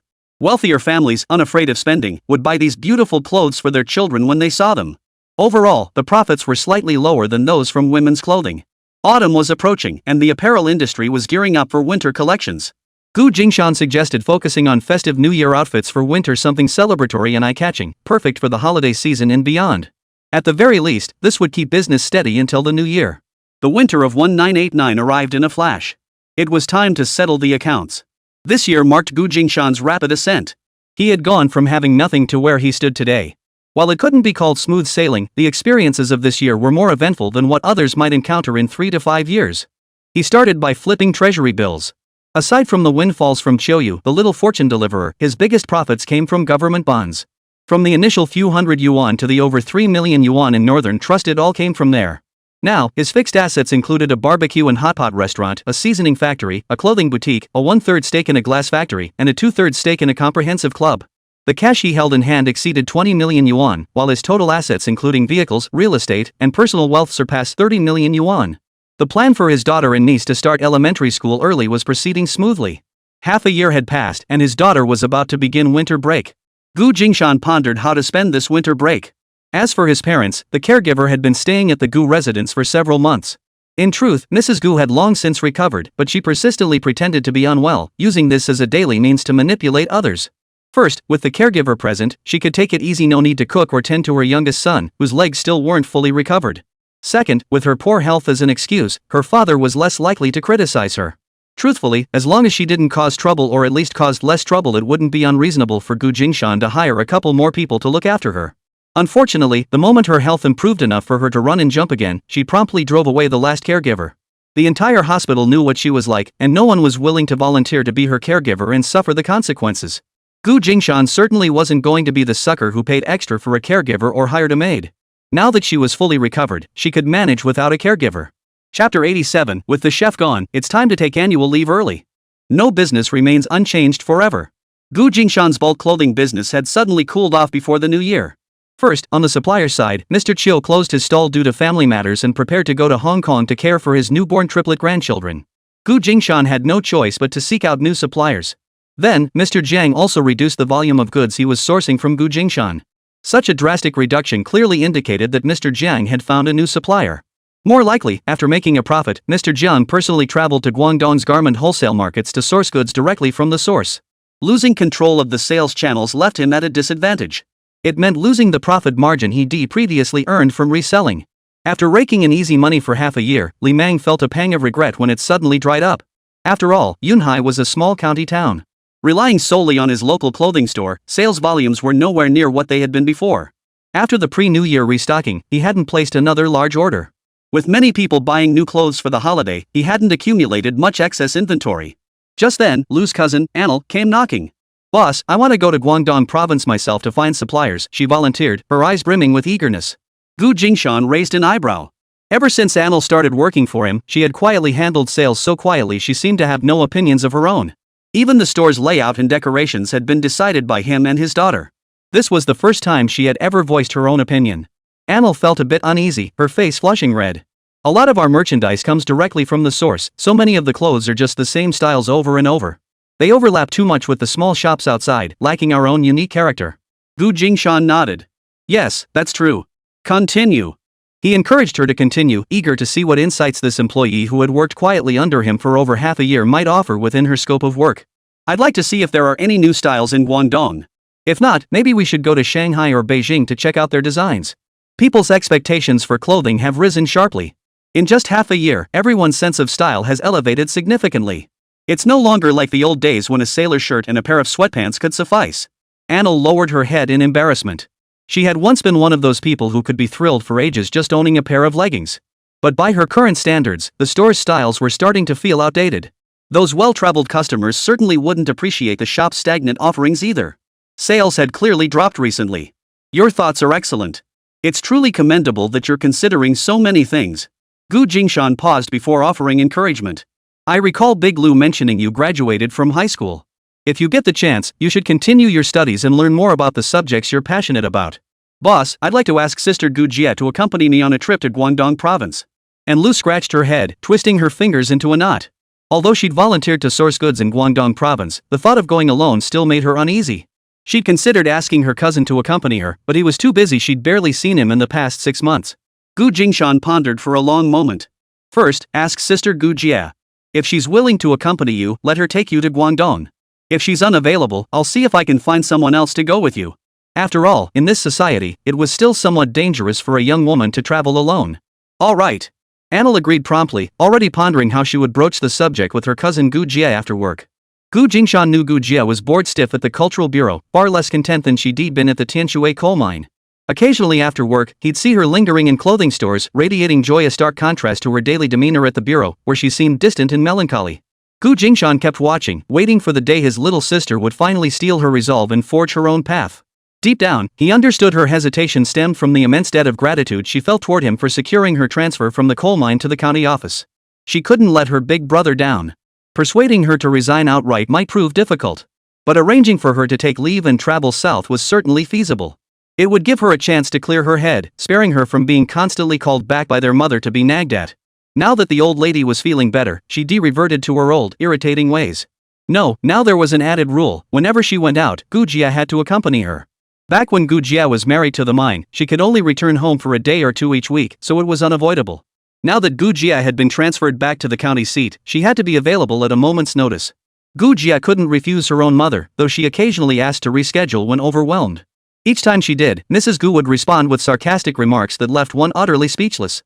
Sending her younger sister on a long trip would at least give her a break, sparing her from being run ragged. Gu Jingshan called out to Anil again: "Decide if you want to go before or after the new year. If you prefer before, Miss Wei can accompany you. She's heading back to Guangdong province too. After the new year, only your sister Gujia can take time off to go with you." "Brother, let's go before the new year," Gujia chimed in, poking her head in from the doorway. "The bureau's about to close for holidays anyway. I just need to take 2 extra days off. After the new year, getting that much time off would be much harder." She'd been listening for a while and agreed with Enli's thinking. Their business had hit a slump, and they needed to consider how to move forward. Upon hearing this, Enlo happily went over and tugged at Gujia's sleeve. "If you want to go, just discuss it with Li Mang. Hey, boss, you and I will tag along with Gujia. I've never been to Guangdong province." Li Mang suddenly appeared, startling Gu Jingshan. How had this couple walked in without making a sound? "Aren't you going home for the new year?" "Nope. We've already stocked up on New Year's goods. Going back for the holidays means listening to Grandma's harsh words, which just makes Gujia angry. We decided to travel instead and celebrate the new year somewhere else this year." "Getting trendy, huh? Traveling for the new year. Sounds good. If you want to go, just go. Why not join Wei Lingdang? Not sure if there's still time, but I'll check and have someone book you sleeper berths." Gujia felt awkward leaving her older brother home alone. "Brother, we're really going to Guangdong for the new year. Aren't you coming with us? You two go and see for yourselves. Use your eyes to observe and your brains to carefully gauge the market's development," Gu Jingshan offered a passing piece of advice. "I'm taking Lin Lin to Shanghai. There's a situation with Han Xiao, so we'll spend the new year in Shanghai while we're there. But then our stall will be closed early for the holidays." Gu Jingshan chuckled teasingly. "With the head chef gone, we'll definitely close early. See how Big Lu and Wooden Head celebrate. Local workers are easy to handle, just give each a pair of pork knuckles to take home for the new year. Let's go home for a visit. We've been away for over half a year, we should at least stop by." Just as he spoke, De Lu and Mutu arrived. With everyone busy preparing for the new year, fewer people were dining out. "Then let's all take our New Year's provisions home for a hearty celebration." Gu Jingshan planned to increase the holiday bonuses slightly, ensuring every employee working for him could enjoy a comfortable new year. Rice, flour, oil, chicken, fish, and pork knuckles were the standard package. Should he add some peanuts, dried dates, and nuts, or maybe some fresh fruit? Mutu hesitated. Boss, are we still hiring?" "Of course. You've seen how the operation keeps growing. As long as they're reliable, the more the merrier." The reason they hadn't filled all positions yet was simply because they hadn't found the right people. Gu firmly rejected anyone dishonest, greedy, or lazy. "All right, brother." Mutu perked up. His cousins had contacted him about working here, but he hadn't mentioned it to brother Jingshan, unsure of his plans. He'd wait until he returned home to inquire about their situations before bringing it up. Speaking of the new year, Gu Jingshan genuinely wanted to take his daughter back to Shanghai this year. The integrated club had opened, but business had been mediocre since then. He wanted to see where the problems lay. Then his daughter mentioned wanting to ring in the new year by the Huangpu River, suddenly sparking an idea. He might as well meet up with Han Xiao and the others in Shanghai. After all, the top floor of the clubhouse had a lounge area where they could stay. If they found that too much trouble, they could even stay in the boutique apartments on the 5th floor, which came fully equipped with utilities and all kinds of services. His daughter was on winter break, so he'd take her along for the trip.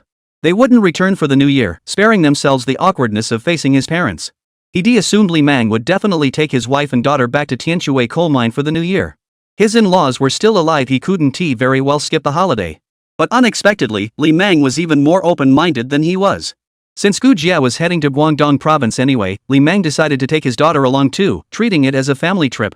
Gu Jingshan planned to give Wei Lingdang a 20-day leave so she could return to Rongqing early for the new year. But Wei Lingdang had her own plans. She intended to return to Hong Kong first and stay there until New Year's Eve. She would accompany Wei Yunlan until noon before heading to Rongqing.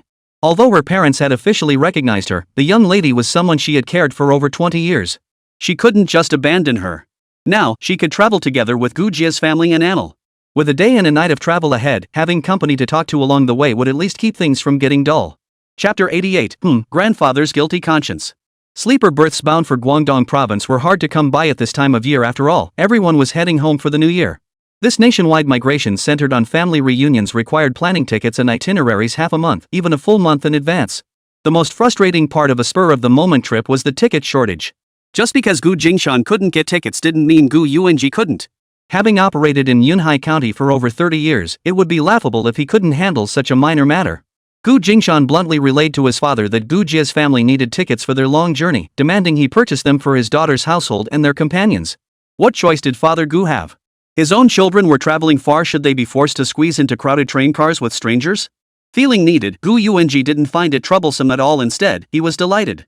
Recently, the old woman at home had made his children look like fools, and he himself felt unwelcome, sensing a clear estrangement. Now that his children were willing to ask him for favors, it felt like the clouds had parted after a storm. The sister department always set aside a portion of tickets for emergencies, and he often relied on them for his own business trips. With him stepping in, the sleeper tickets were secured swiftly.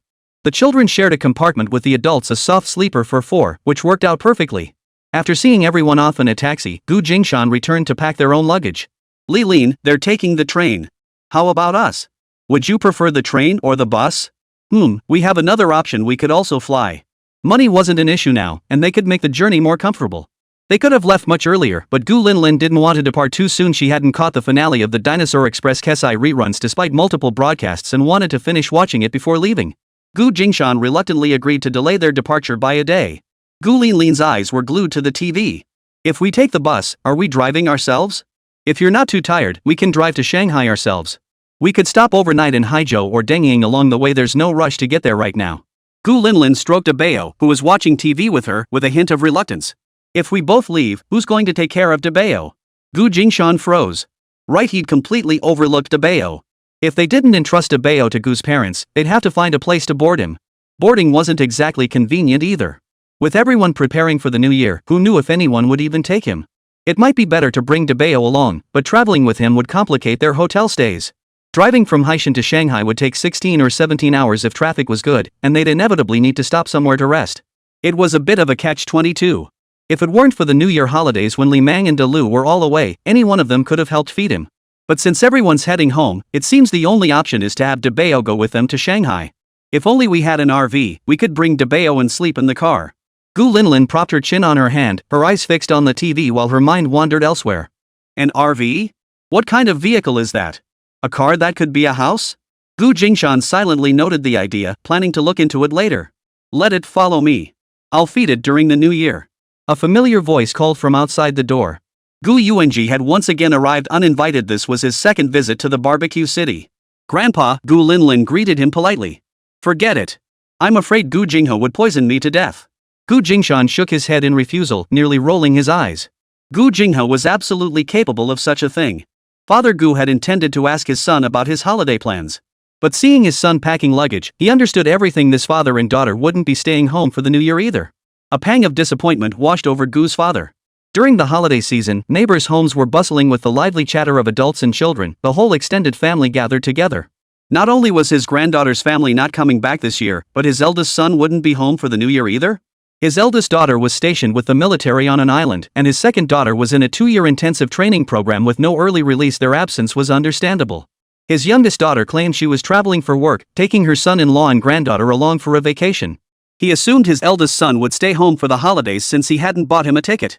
So they were leaving late because they planned to drive themselves? Not staying home for the new year and heading out instead? What kind of nonsense is this? Gu Yuanji's face was clouded with displeasure. Seeing Gu Jingshan pack with swift, orderly movements, he didn't pause even when Gu Yuanji arrived. His tone was sharp. Not coming home for the new year? Didn't you see? We're almost done packing. Gu Jingshan had assumed his father wouldn't ask. But his father had spoken after all. Gu Yuanji spoke earnestly. Your mother is just that kind of person. Her heart is good, but she sometimes acts without thinking.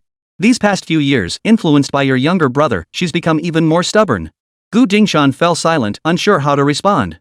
Agreeing or disagreeing would feel equally awkward. Seeing his words met with silence, Gu Yuanji couldn't help but press. Can't you leave after the new year?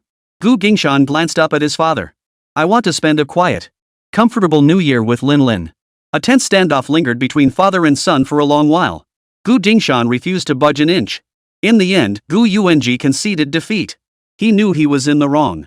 The old woman hadn't taken a liking to Gu Linlin for just a day or two. If even the eldest son wasn't favored, how much less so the younger one? He never imagined his eldest son would be so devoted to his daughter.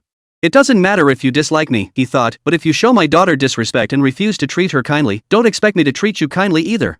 Gu Yuanji overlooked the fact that in the past, Gu Jingshan had cared little about being coldly treated. He had always prioritized them in everything, indulging their every whim, precisely because he still harbored expectations for them. But ever since his daughter reincarnated and he gained the ability to hear her thoughts, Gu Jingshan's paternal affection had gradually withered. With no expectations left, he naturally refused to indulge or coddle them. Now, for Gu Jingshan, his daughter came first.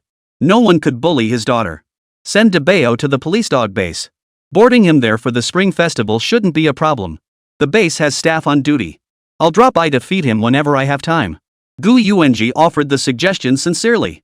Gu Jingshan and his daughter exchanged a glance. This suggestion was worth considering. Let's go. Why wait for another day? I'll take you there now. Gu Yuanji prepared to take them to drop it off that very day. Grandpa's acting kinda weird, Gu Linlin whispered to her dad, leaning close. Why is he suddenly so nice? He's just trying to scare us. I feel like he'll sell us out any second. Gu Jingshan struggled to suppress his laughter. Sometimes his daughter's thoughts were truly out of this world. That little mind of hers. Perhaps this is the joy of raising children. With no outsiders around, he wanted to ask his father a question. A question that had weighed on his heart for a long time. The smile slowly faded from Gu Jingshan's lips. Am I your and mom's biological child? Gu Yuanji answered without hesitation, of course. The speed of his response felt like a conditioned reflex honed through training. Gu Yuanji looked up, fixing his gaze on Gu Jingshan's eyes as he cautiously asked, why do you ask? Did you hear something? What should I have heard? Gu Jingshan arched an eyebrow, returning his gaze. If anyone tells you nonsense, don't believe it. Come ask me directly. And I'll tell you? I'm your father. Oh, so I'm the child you had with some woman outside? You brought me back for mother to raise, which is why she never treated me well, right? Gu Jingshan followed his father's words, laying out the logic. Gu Yuanji erupted in fury. What nonsense! You are our biological son. Gu Jingshan chuckled coldly, his smile not reaching his eyes. But our blood types don't match. You're both B, while I may be. How do you explain that? Did my mother cheat? Gu Yuanji waved his hand dismissively. The test was wrong. Blood type means nothing. His expression remained composed, though he feigned busyness, glancing absently at his watch. I forgot I have a meeting today. I need to get back. I'll come find you later. Without waiting for Gu Jingshan's reply, Gu Yuanji turned and walked away. Gu Jingshan's expression was a mix of amusement and skepticism. Father panicked. As a veteran detective who had built his career in the bureau by solving high-profile cases, how could he not understand the significance of blood types? His ability to maintain composure was the result of years of experience in high-ranking positions. His composure still wasn't perfect. If it were, he would have taken his son to settle Debao properly before leaving, rather than using a meeting as an excuse and forgetting what they had planned to do. The sight of Gu's father fleeing in disarray spoke volumes. Dad's an illegitimate child? Gu Linlin thought she must have misheard. What had her father just said? Dad asked Grandpa if he was his illegitimate son? Or that Grandma had an affair? Oh my god. This is huge. This scandal was enough to make her burst. It was packed with so much content. This plot twist was beyond anything she'd ever encountered in her past life. But judging by Grandpa's guilty expression, it seemed like there might actually be something to it. Gu Linlin stared at her father with pity in her eyes. Gu Jingshan roughly ruffled his daughter's hair. My hair! Gu Linlin wailed. A genuine smile finally reached Gu Jingshan's eyes. Kids who overthink things tend to lose their hair. No way. Gu Linlin pouted, muttering as she smoothed her hair with her hand. Grandpa forgot to take us to drop off Debao. We can go ourselves. Gu Jingshan took his daughter by one hand and Debao by the other, driving them to the police dog training base. Gu Jingshan didn't abandon the plan just because Gu's father had made excuses to leave. He went straight to the kennel, where the officer on duty was the same one he'd met during the adoption process. I'm sorry, but that won't be possible. Retired police dogs that have already been adopted cannot be temporarily housed in the kennel. There's no precedent for that. Gu Jingshan hadn't expected to be refused. If his father had brought the dog, they might have made an exception, but his own influence held little weight here. He wasn't averse to calling his father again, asking him to pull some strings and make an exception. But since his father had left, he hadn't answered a single call. Gu Jingshan rolled his eyes inwardly and resigned himself to the situation. Not answering? He must be feeling guilty. Gu Jingshan had no choice but to revert to his original plan. Bauer, there's no other way. Let's stick to the original plan and take Debao with us, okay? Grandpa's got a guilty conscience. Gu Linlin stroked her chin, delivering her assessment with great solemnity. Gu Jingshan chuckled out loud. What do you know? Only Grandpa has a guilty conscience. So should we bring Debao along? Gu Linlin hugged Debao's head and planted a kiss on it. Sure. Bring Debao, at least I'll have someone to play with on the way. Alright, then let's go buy food and water for the trip now. Daddy, and snacks too. Alright, and the snacks Linlin wants. Chapter 89, A Hero Rescues a Beauty on the Road. At the crack of dawn, Gu Jingshan drove off with his daughter and the dog. Gu Linlin was still half asleep when Gu Jingshan carried her into the car. Keep an eye on your little sister. Gu Jingshan patted Debao's head as he instructed. Gu Jingshan propped up the footrest area of the back seat with a folding stool and luggage, laid a bamboo mat over it for support, and topped it with a soft quilt. This way, Linlin could sleep there without rolling off the back seat. Debao lay sprawled diagonally across the back seat, making room for Gu Linlin. Half asleep, Linlin was placed onto this makeshift bed by her dad. Through her haze, she saw Debao beside her. Rolling halfway over, she used him as a pillow, hugging and snuggling against him before settling down beside him. Soon, leaning against Debao, she drifted back into sleep. Gu Jingshan started the Wrangler, but the roar of the engine didn't wake her. The car smoothly merged onto the national highway, racing southeastward as the scenery by the window sped past. After driving for an unknown length of time, Gu Jingshan glanced at the two little ones in the backseat through the rearview mirror. Debao had also lain down, looking pitifully as if it wanted to move but dared not, afraid of jostling Linlin off or waking her up. Human and dog huddled together like this, sleeping soundly until past 11 o'clock. Daddy, Gu Linlin called out, rubbing her eyes. Debao sat up abruptly. Gu Jingshan noticed the movement in the backseat through the rearview mirror. Awake? How long did I sleep? The sky outside looks so blue. Gu Jingshan teased, it's almost noon, we saved a meal's worth of money. Let's find somewhere to eat and shake off the sleepiness. Great. Gu Linlin sat up in one swift motion, thoroughly refreshed from her deep sleep. Where are we now? We're almost at Dengying. Another 10 minutes or so. Oh, we're already near Haizhou? Gu Linlin had assumed they'd only reach Haizhou by the time she woke up. She hadn't expected her dad to drive so fast that they'd already reached Dengying. Of course. You slept for 6.5 hours. Once we get to Dengying, we'll find a place to eat and rest for an hour. Great. Are you tired, Dad? Gu Linlin knelt forward, peering at the front seat with wide eyes as she watched the scenery flash by outside the windshield. Oh, when will I grow up? Then I can take turns driving with Dad. He must be exhausted after driving so long by himself. I'm fine. I'll just stretch my legs when we stop. Gu Jingshan thought this trip was much better than the first time driving back from Shanghai. At least he had company in the car now. Last time he drove back alone was miserable. To make up for lost time, he missed a place to stay and ended up roughing it in the car all night. After lunch, I'll just catch a quick nap in the car. By the way, what do you feel like eating for lunch? Noodles. Soup noodles. Gu Linlin blurted out immediately. Gu Jingshan sighed helplessly, fine, noodles it is, you've got nothing but a noodle stomach. He.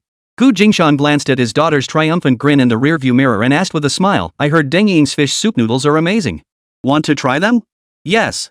Gu Linlin's mouth watered at her father's suggestion. Just hearing about it made her suddenly feel so hungry. Turning the corner, they entered Dengying City. Gu Jingshan scanned the streets for a place to park and grab a bite. That guy's so handsome. Gu Linlin, leaning against the passenger seat and gazing out at the scenery, suddenly blurted out. Gu Jingshan raised an eyebrow. Do you even know what handsome means? Just handsome guy? Over there. The little brother fighting. Gu Linlin pointed ahead. Gu Jingshan followed his daughter's pointing finger and looked out the window. His hand tightened around the steering wheel as the car drifted toward the scene. As they approached the group, he slammed on the brakes and yanked the emergency brake. He pushed open the door and warned his daughter before stepping out, stay in the car. I'll rescue that guy, then we'll speed away immediately. Ha? Gu Linlin was dumbfounded. She had spotted the young man among the fighting crowd because his moves were incredibly cool, so she pointed him out to her dad. Dad glanced over, drove straight toward them, stopped the car, and got out to rescue someone? This approach felt off, didn't it? This was Dengying, there shouldn't be anyone Dad knew here. Dad wasn't the type to help strangers he'd just met, was he? She desperately wanted to get out and see what was happening, but her dad had specifically told her not to leave the car. She dared not cross that line, how frustrating. For Yang Yan, today was a special day. He was being surrounded and attacked. Honestly, if he'd eaten properly, he could have taken down these scumbags who preyed on the weak. Unfortunately, he hadn't eaten all day, and after suffering from diarrhea all night last night, his limbs lacked strength. That's why he ended up being pinned down and beaten. What a disgrace. He was thick-skinned and tough, never afraid of a beating. But this felt like endless tickling annoying. Sigh. He couldn't even run. How to break free? That was the problem. Get up. Break out. A voice both familiar and strange rang out, making Yang Yan think he was dreaming. The god of war descended from the heavens, his punches landing with brutal precision, his movements unmatched in their sheer elegance. Soon, the attackers were driven back. Awesome. No need to break out on my own, what a relief. He truly couldn't run any further. Platoon leader. I love you to death. Yang Yan mustered his last ounce of strength and lunged toward the savior god, nearly kissing his head. Get lost. Jingshan spun away from the flying tackle, casually kicking the other soldier's backside to send him tumbling backward. Jingshan's kick landed squarely. Yang Yan tumbled toward the ground, but just as his face was about to smash into the dirt, he twisted skillfully, rolled once, and landed flat on his back. Still not getting up? No strength left. Can't get up. Yang Yan managed to shift from lying flat to sitting up. He sat right there on the ground, refusing to move. Jingshan stopped in his tracks, his brow furrowing deeply. How many days have you gone without eating? Having served together for so long, they knew each other inside out. Yang Yan was known as the 3-second warrior. His explosive power was truly unmatched. But he had one fatal flaw: he was prone to hypoglycemia. Without food, he turned into a limp noodle. Watching Yang Yan get surrounded earlier, he was mostly just defending himself, barely able to fight back. Guess his low blood sugar flared up again. Since last night. I've been running diarrhea. Yang Yan really didn't want to explain the reason, it was too embarrassing. Jingshan rolled his eyes at the slacker. Didn't take any medicine? Getting hypoglycemic from diarrhea? You're something else. Get up, you're dirtying your clothes on the ground. Don't get in my vehicle. Yang Yan tried to spring up like a carp, but after struggling for ages, he couldn't manage it. He reached out for help. Huh? Squad leader, you're already in the car? Where? Honey, give me a hand, will ya? Jingshan shot Yang Yan a withering look before pulling him up. Speak properly. Don't scare my daughter. Ah. Little Lean's here too? Yang Yan perked up instantly. Platoon leader, didn't you guys head back to Shandong? How did you end up in Dengying? We're just passing through Dengying today. We'll leave after lunch and a short rest. Ah. Platoon leader, you're in Dengying, won't you join us for a meal? Aren't you suffering from diarrhea? How could you eat? You? Who else? Jingshan was somewhat surprised. Who else could be in Dengying? Zhuangmi and Su Ji. They're nearby too? I thought they weren't from Dengying? How did you all end up together? Zhuangmu took a job he found on his own without being assigned, while Su Ji's position was filled by someone else. We met while out looking for work, Yang Yan said listlessly. Then we both ended up at a shady security company. Chapter 90, let's head to Shanghai to take down the big fish. You still dare to say that? Who exactly is the scammer here? You did. You screwed us over big time. Upon seeing his comrades, Jingshan's eyes widened instantly. Zhuangmi and Su Ji looked like defeated roosters, sporting the same one-eyed pirate look as Yang Yan, appearing before Jingshan covered in dust and dirt. What the hell happened to you guys? You're covered in injuries. Who could have beaten them up like this? Su Ji replied coldly, we were minding our own business as security guards here when Yang Yan's face caused trouble again. This wasn't the first time Yang Yan had dragged them down. Well, they were used to it. Another woman? Jingshan struggled to suppress a laugh, finding it awkward yet impossible to hold back. The entire company knew Yang Yan's face could turn heads, with girls constantly chasing him for his contact info. Zhuangmi shot a glance at the guy playing dead in the corner, not just women. Men too. Jingshan gasped. How did he level up after discharge? He's into both, Su Ji added, delivering the final blow. Yang Yan turned around to protest, can you not make it sound so awful? Who's popular with both genders? I'm a man. I only like women. Do you understand? Lin's fingers tightened unconsciously around her father's hand. Her beautiful eyes darted back and forth between the three men, overwhelmed by their explosive revelations. Su Ji deliberately explained, he's just too good looking. One woman thought her man had fallen for him, while the other man suspected his woman was about to elope with Yang Yan. Both pairs came looking for trouble, even crashing into each other on the way. They decided to settle the score with Yang Yan on the same day. We got dragged into this mess because of him. Zhuangmi pointed pitifully at the bruise on her face as she complained. Yang Yan weakly used the platoon leader's daughter as an excuse, don't corrupt the children. Su Ji ignored Yang Yan's protests, both groups are notorious on Dengying's turf. If all three of us were at full strength, even if we couldn't win, we could still run. This is pure misfortune, okay? Yang Yan protested. It was truly an accident. We're the ones caught in the crossfire. Su Ji rolled his eyes so hard they nearly popped out. If not for their years of comradeship, he would have severed ties with Yang Yan right then and there. Zhuangmi also wore a look of shared sympathy. Jingshan was utterly intrigued. These three guys combined weren't exactly powerhouses in a fight, but their ability to make a quick getaway was second to none in the entire company. How could they not even manage to run away this time? How formidable were those attackers? To beat three veteran soldiers into such a state? Jingshan scanned them from head to toe. All three lay limp and lifeless, utterly drained of spirit. He finally caught a glimpse of the truth. What happened to you guys? How did you all turn into such wimps? Blame Yang Yan. Suji sighed deeply, then sighed again. Zhuangmi followed suit with a sigh. Boss, you're being so mean. We're suffering like this, and you get to eat while we just watch? Gu Jingshan nodded as if it were obvious, of course. Aren't you guys suffering from diarrhea? Just go buy some plain kanji and eat that. You need to clean out your systems. Probably have to stick to vegetarian food for 3 to 5 days before you'll be fully recovered. Don't worry, we're not that heartless. We won't make you watch us eat. We'll come back after we finish our meal. We won't leave you hanging. Wah? I want a fish soup noodles too. Suji playfully pretended to cry while burrowing into Zhuangmi's chest. Zhuangmi straightened up. Boss, can you stay 3 to 5 more days? We haven't seen each other in half a year. You've come to our turf, and if we don't treat you properly, everyone will be mortified when we meet up later. Gu Jingshan calculated the time. I was planning to leave right after lunch, but we could rest here for the afternoon and catch up. We could set off tomorrow instead. He looked at Zhuangmi apologetically. 3 or 5 days isn't feasible. Any later, and it'll delay our journey. Wait, squad leader, it's almost New Year's. Where are you driving to? Looks like a long trip. Isn't your family in Shandong? You're all the way out here in the Yangtze River Delta. Suji voiced Zhuangmi's confusion. Heading to Shanghai for the new year. How wonderful. Zhuangmi exclaimed enviously. Are you meeting up with your wife? What are you talking about? Yang Yan, who had just returned, nudged Zhuangmi with his elbow. Zhuangmi caught on and lightly slapped her own mouth. Sorry. No big deal, I don't remember. Gu Jingshan tapped his head, looking unconcerned. Gu Linlin shot her father a quick glance, hesitating to speak. Gu Jingshan didn't elaborate, offering a casual explanation. A business deal in Shanghai didn't go as planned. I went to check it out. Besides, I was bored staying home, so I decided to spend the new year here. By the way, when do the 3 of you get off work to go home? I'm not going home. I'll just stick around here with everyone. There's no place for me at home anymore. What's the point of going back? Suji said self-deprecatingly. I don't want to go back and get nagged about marriage. I haven't had my fill of fun yet. Yang Yan raised his hand eagerly. Pfft, nobody asked you. I know about Zhuangmi's situation, it's similar to Yang Yan's. His family arranged a job he hates, and it required him to sacrifice his dignity through an arranged marriage. So he ran away. So you're all lonely hearts now. Gu Jingshan chuckled.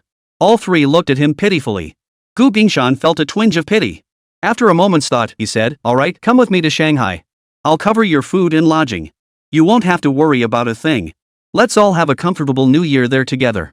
The 3 exchanged glances. Ha? They wanted to invite the platoon leader to stay in Dengying, but now he was inviting them to Shanghai? The platoon leader is being so generous? And covering room and board? Shanghai. The cost of living there is way higher than in Dengying. You haven't seen the platoon leader's car, it's huge. Yang Yan blurted out.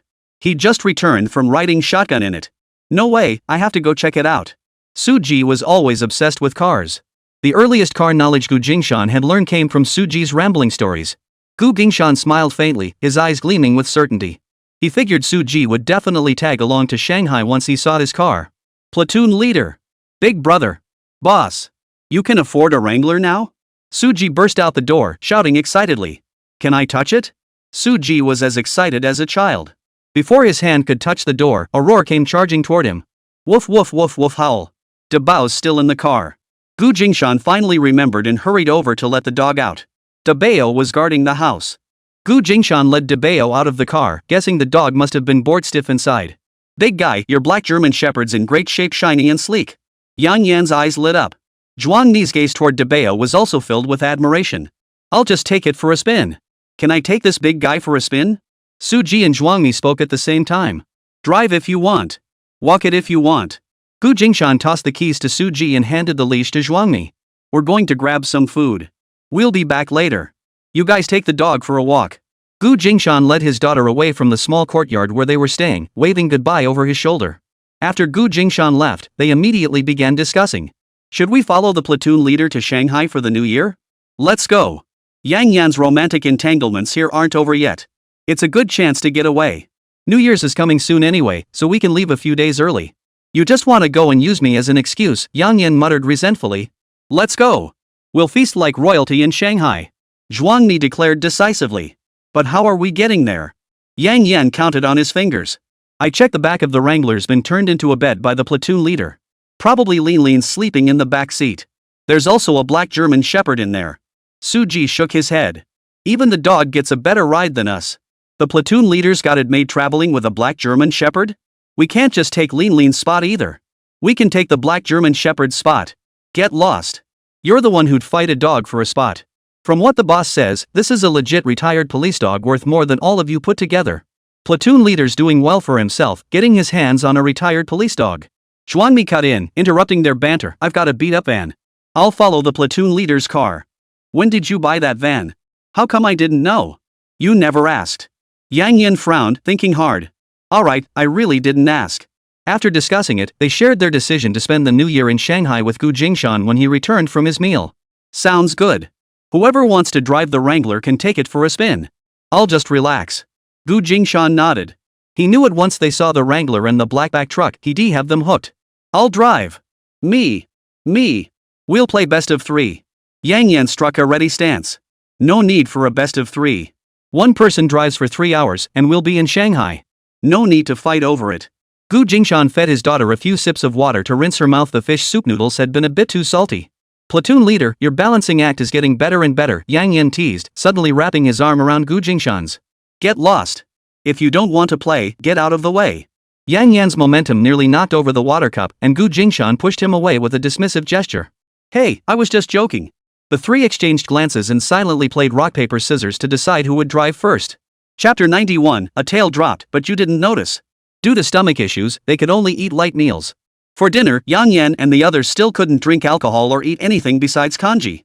But it would be rude to make the platoon leader and his daughter join them for plain congee. Yang Yan and his 2 companions went out to pack water buffalo meat, prawn lion's head meatballs, clam and egg soup, yenching meatballs, yengwu sausage, steamed perch, and crispy pastries to bring back and entertain Gu Jingshan in their dorm. For Gu Linlin, they brought back lotus root starch balls and jade belt cake snacks children adore. They even prepared a large meaty bone for Blackback. Since we can't drink alcohol, let's raise our bowls of congee instead. Cheers to our reunion. Yang Yan led the toast. Cheers. 3 bowls and 2 teacups clinked together. Gu Linlin joined in the fun, raising her drink to toast with them. The adults chatted animatedly, sharing stories of their experiences over the past year. Gu Linlin couldn't be bothered to listen, focusing instead on the bowl of lotus root starch balls before her. These lotus root starch balls resembled tea-colored pearls, similar to Tan Yuan. Gu Linlin scooped one up, took a bite, and found the outer layer tasted like it was made from lotus root starch. The filling inside was a sweet, smooth, and moist mixture of candied pork fat cubes, kumquat cakes, raisins, and several other unidentifiable dried fruits. She sampled every dish, enjoying a thoroughly satisfying dinner. The 4 grown men, reunited, were so engrossed in their lively conversation that only Gu Jingshan ate any of the food, barely touching most of it. After resting all night in Dengying, Gu Jingshan woke up the next morning feeling incredibly energetic. They had set out early the day before yesterday, and by noon when they reached Dengying, he hadn't felt tired yet. They'd only driven 6 or 7 hours, and with such intense concentration, the fatigue only hit once they stopped. He assumed they'd eat lunch, rest an hour, and continue driving that afternoon.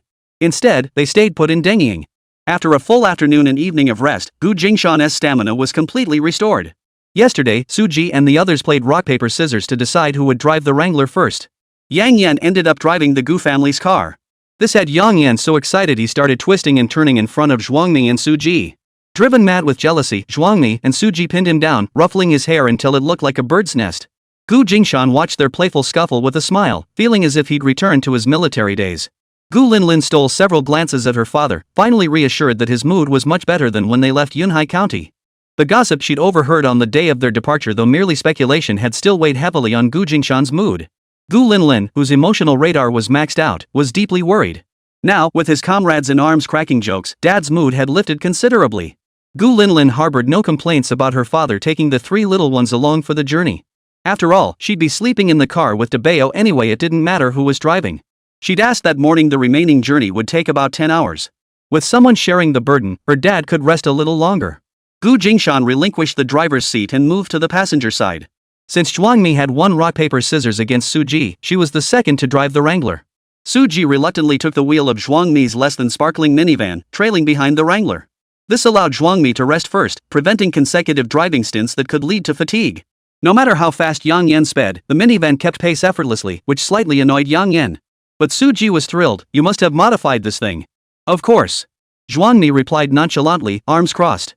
Suji instantly forgot his earlier disappointment at being the last to get into the Wrangler. Zhuangmi's ride was seriously impressive. Honestly, did you hide this car from us on purpose? Poof. Zhuangmi's eyes flickered, and he pressed his lips together, saying nothing. He thought to himself, of course it was on purpose. If you guys knew about it, you'd definitely start pestering me again. It wasn't easy saving up bit by bit for this car. He really didn't want to go through that again. The turmoil brewing in the van behind them went unnoticed by the guys in the Wrangler up front. Yang Yan's gaze kept darting to the rearview mirror. Bro, that car looks off, doesn't it? Gu Jingshan, seated in the passenger seat, glanced at the rearview mirror outside the window. He quickly spotted the discrepancy. What is it? Gu Jingshan sat up straight instantly, his eyes fixed on the reflection in the rearview mirror. An unfamiliar Jinbei Hayes van was tailgating their car relentlessly. Traffic was light at this hour. Given how close it was tailgating, the van could easily have passed them and moved on. But it didn't. Instead, it stuck to the Wrangler at an uncomfortably close distance. Something wasn't right. Try shaking it off, Gu Jingshan instructed Yang Yan in a calm tone. Got it. Gu Jingshan turned to his daughter. Lilin, buckle up. Okay. Gu Linlin fastened her own seatbelt, then turned to buckle Debeo in. Debeo, behave yourself. You need to wear your seatbelt too. Gu Jingshan exchanged a glance with Yang Yan, who then slammed his foot down on the accelerator. The Jeep Wrangler's 2.5-liter inline-4 engine instantly delivered 117 horsepower, leaving the Celian far behind. Gu Jingshan's gaze locked onto the other vehicle. If the other car also accelerated and still trailed behind, that would be a problem. The Wrangler's sudden burst of speed caught the other driver off guard at first. Sure enough, shortly after the Wrangler's rapid acceleration, the Celian also picked up speed. It attempted to overtake the Wrangler head-on. The Sea Lion's horsepower couldn't match the Wrangler's. With a 14 horsepower gap, the distance widened rapidly as they raced at full throttle. Squeal. Yanzi, why did you suddenly speed up like that? Came the voice over the walkie-talkie. Yang Yan pulled the walkie-talkie from his waist. This walkie-talkie wasn't issued by the security company, it was something Zhuangmi had cobbled together himself, a hand-built replica of a military model. It looked decent, much more compact than the bulky unit the security company had cobbled together, with accuracy and signal strength that were likely orders of magnitude better. Zhuangmi claimed it had an effective range of 50 kilometers, enabling two-way communication within that radius. They relied on this device for close-range communication within the security company, though they'd never tested its maximum range. Yan Yan retorted, you didn't notice a tail following you? The van was right behind them, how could the Sea Lion have attached itself to the middle? We stopped to use the restroom, Su Ji admitted sheepishly. Fine. You guys push hard. We're going full throttle now. Yang Yan's eyes flashed with madness. He was determined to leave everyone in the dust. Once you catch up, we'll sandwich them from both ends. Over. Gu Jingshan intended to eliminate the tail before entering Shanghai. Got it. Once we catch up, we'll see who this tail is. Su Ji's face lit up with anticipation as he slammed his foot on the accelerator. The minivan roared with a power far exceeding its appearance. Chapter 92, the buyer screwed them over. Su Ji's vehicle accelerated rapidly. Before long, they spotted another vehicle speeding along the road. Traffic was heavy on this road, but few vehicles were pushing their limits like these two were. Squeal. They're catching up. Is it a Celian? Zhuangmi spoke into the walkie-talkie again, confirming the target with the platoon leader. Gu Jingshan raised an eyebrow. Zhuangmi's modified van was pretty fast. Yang Yan finally understood why Su Ji always managed to catch up to him when they were driving earlier. That car belonged to Zhuangmi, no wonder he couldn't resist tinkering with it. He guessed the van was just a shell who knew how many parts Zhuangmi had swapped out and modified beyond recognition. Yang Yan gradually slowed down. Gu Jingshan replied, it's a Celian. We're slowing down. The map shows we're almost at the three-way intersection. Let's play them one more time. Take him down? Yang Yan took the walkie-talkie, take him out on the service road. Let's do it. Zhuangmi was also pumped up by Su Ji's reckless driving. He loved tinkering with things, but he'd never driven this fast himself. They had the nerve to tail their platoon leader? Let's finish them off. The driver in the Celian had thought the Wrangler ahead was toying with him, slowing down just as it seemed about to disappear, giving him false hope. But just as they thought they were about to catch up, it suddenly accelerated again, vanishing into the distance. Time and again, just when they thought they could taste the exhaust fumes they were toyed with. The entire crew grew restless and irritable. Damn bastards. Did they spot us following? Looks like, yeah. How long are we supposed to keep chasing them? Hammer, sitting in the passenger seat, growled menacingly, the boss said we just need to snatch that girl before we enter Shanghai. Dead or alive doesn't matter. I thought I'd play him, but it turned out he was playing us. Let's take him down. Little bastard. We've got so many of us, and they've only got one big guy and one kid. Let's just kidnap both of them. Right on. Let's beat the out of that little bastard who dared to play us. For men in the Sea Lion were seething with rage at Yang Yan's driving skills. Damn it, that little bastard slowed down again. Big head, ram him. Knock him over. Hammerhead couldn't contain his rage and shouted. Right on. The accelerator was floored, but the Celian was already at top speed, no more acceleration possible. Seeing the Wrangler slow down, the driver rubbed his hands together, itching to flip the Wrangler upside down. Our car isn't as tough as the Wrangler. A timid voice came from the back seat. It was the smallest guy, Wrench, raising his hand and timidly chiming in. The other three exchanged glances. The Celian isn't as tough as the Wrangler? Seems like it. Didn't you see that thick crash bar they added to their car?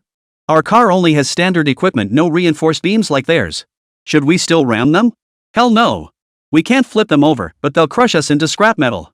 Big Head the driver frantically hit the brakes again. They didn't know a minivan was rapidly closing in behind them. Yang Yan slowed to under 20 miles per hour, coasting along leisurely. Truth be told, if he'd driven faster, he'd have reached the three-way intersection long ago. He deliberately drove very, very slowly, planning to let the other vehicle pass before turning. The sea lion couldn't slow down in time. Damn it, what the hell is this little bastard playing it? The driver snapped, growing impatient. They were about to rear-end him. Why wasn't this guy moving? The driver was nearly losing his mind, his feet tapping nervously. Are we going to crash into him? Are you crazy? Get around him. Get around him. Why is he driving so slow? Should we pass him or just stop? Pass him. Pass him. Pass him. That bumper's so thick, better not court disaster. Hammer had a sudden idea. Let's overtake him and force him to stop. We've been eating his dust this whole time, now it's his turn to eat ours. Alright. Their speed was fast, scraping past the side of the Wrangler as they swiftly overtook it. Slow down. Slow down. Don't drive so fast. Don't kill that son of a... Hammer, in the passenger seat, gripped the door handle above him, shouting frantically. The Wrench in the backseat sensed something was off and glanced back. Wait, that was a fork in the road. The Wrangler turned. Big Head checked the rearview mirror. The Wrangler was indeed gone. Turn around. Turn around. Did that guy play us? What a move, blocking thin air. Seal slammed on the brakes, instantly slowing down. Hammerhead was thrown forward by the sudden deceleration, nearly slamming into the windshield. He slapped Big Head across the face. Drive properly. By now, the Wrangler was nowhere to be seen. After they turned back, the only vehicle visible on the side road was a minivan cruising leisurely along. Seal floored it and passed the van. Several people peered out the windows, but the road ahead was completely empty. Where did they go? Hey! The cars parked by the road. Seeing the Wrangler they'd been chasing parked by the roadside, they were overjoyed. Over there. By the roadside, it stopped. We'll pull over too and see how things play out. No need for us to force him to stop, he did it himself. Lucky for him. Could it be that we couldn't catch up to them at all, doomed to just choke on their exhaust fumes? Forcing him to stop? What kind of pipe dream is that? Wrench, trailing silently behind, couldn't help but grumble inwardly. From a distance, he saw someone standing by the passenger door of the Wrangler, the door open, seemingly reaching for tools to fix the vehicle. The Celian coasted slowly past the Wrangler. Hammer rolled down the front window and called out loudly and cheerfully, "Hey buddy. Car trouble? Need some help?" A bit of trouble, but nothing major. Jingshan gave a half smile as he watched the sea lion glide a few more meters before coming to a stop. The door opened and all four occupants stepped out. Let us take a look. The four men surrounded him. No need to trouble yourselves. Just go about your business. I can handle this myself, Jingshan declined with a casual tone. Come on, we're all here now. Let us give you a hand. They spoke as they walked toward the Wrangler. Oh, such enthusiasm. Chasing me all this way, what's the plan? Jingshan's lips curved into an ambiguous smile. Oh, so this little rascal knows we've been chasing him all this time. Big Head slung his head back with a cocky grin. So you've been stringing us along this whole time, huh? Just play nice and let us tie you up. Or else you'll regret it. The four men lunged suddenly at Jingshan, aiming to catch him off guard. The driver's door and rear passenger door swung open simultaneously as a man and a dog burst out. Damn it, a dog. Jingshan took on two opponents alone, while Yang Yan and Debao each handled one. Chaos erupted. Jingshan moved with effortless ease, trading punches and kicks with his opponents as if toying with them. Yet each strike landed with devastating force, sending his adversaries reeling, teeth bared in pain, unable to react for a long moment. Yang Yan was having a harder time. He hadn't felt it while driving, but now in the fight, he was struggling to keep up. After all, he was still recovering from his stomach troubles and hadn't eaten much these past couple of days. He could only unleash his full lethal power when well fed. Right now, he felt sluggish. Yang Yan gradually found himself on the defensive, inwardly cursing his decision not to eat before getting out of the car. Squeak! The van skidded to a halt alongside the sea lion, and Suji and Zhuangmi rushed over. The moment the van stopped, Suji and Zhuangmi dashed over to the rescue. Without Yang Yan needing to call for help, the two figures charging across the road immediately joined the fray. They saw that Jingshan was handling his side with ease, toying with the robbers, and didn't rush to reinforce him. Exchanging a glance, they decided to help Yang Yin first. 3 against 1, take down one first, then deal with the rest. There was no other way. They were 3 weaklings now, none of them could mock the others. A numbers game was the safest bet. If they stumbled in the gutter, they might as well quit altogether. 3 men failing to take down a single opponent would be a laughingstock. Damn it! Where did you guys come from? Why start with a gang attack? Where'd you come from? You've got no respect for martial ethics. Brothers, where's your crew from? Suji sneered coldly, who's your brother? Dare to mess with our crew, and we'll beat you to death. Ha! Huh? Weren't there supposed to be just 2 people in the car, 1 big and 1 small? How come there are 2 grown men in the car? And a dog? Did we kidnap the wrong people? Hammer and the others were completely confused. Misunderstanding. It's all a misunderstanding. They tried to stop, shouting repeatedly. A misunderstanding? Whatever it is, we'll sort it out after tying them up. You started this fight, you think we'll just stop because you say so? Yeah, right. Jingshan and his crew paid no heed to their pleas, continuing their assault until the victims were screaming for mercy. The trio immediately handcuffed Yang Yan's opponent. Handcuffs on their backs, shoved aside, no need to bother with them now. They couldn't escape anyway. Wait, how did you even have handcuffs? Plainclothes cops? Hammerhead and the others were stunned. Our security chief really is awesome, he managed to get his hands on this stuff, Yang Yan gloated with satisfaction. With the cuffs reversed, there was no risk of escape, and the guy couldn't drive anyway. The 3 continued helping Blackback deal with the second guy. The one who'd clashed with Debeo was still clamped in the dog's jaws, his arm gripped so tightly he was questioning his existence. When Suji and the others finally pulled him free from Blackback's jaws, he actually breathed a sigh of relief. Suji casually handcuffed him too. Seeing the bad guy he'd attacked had been subdued, Debeo immediately went to help Jingshan relieve the pressure. The wind's tight, make a run for it. The man facing off against Jingshan saw the situation turning sour and tried to flee. Get lost. Jingshan knocked another one down with a heavy punch. The 3 men and 1 dog subdued the other who tried to flee. We surrender. It was a misunderstanding. We chased the wrong people. We're sorry. Hammer knelt instantly. He dared not resist now, those fists were deadly serious. For against 4 even without that dog, they stood no chance. Jingshan asked with a hint of amusement, who were you chasing? Big Head immediately confessed, a man and a little girl. They were driving a Wrangler, we were told. We didn't verify it. We just saw you guys in a Wrangler and followed. Sorry. They had no choice but to confess. Who the hell had they messed with? Handcuffs were even produced. Every one of them was a tough fighter, and that black German shepherd seemed trained too. They were screwed. Had they crossed police on a mission, or military personnel?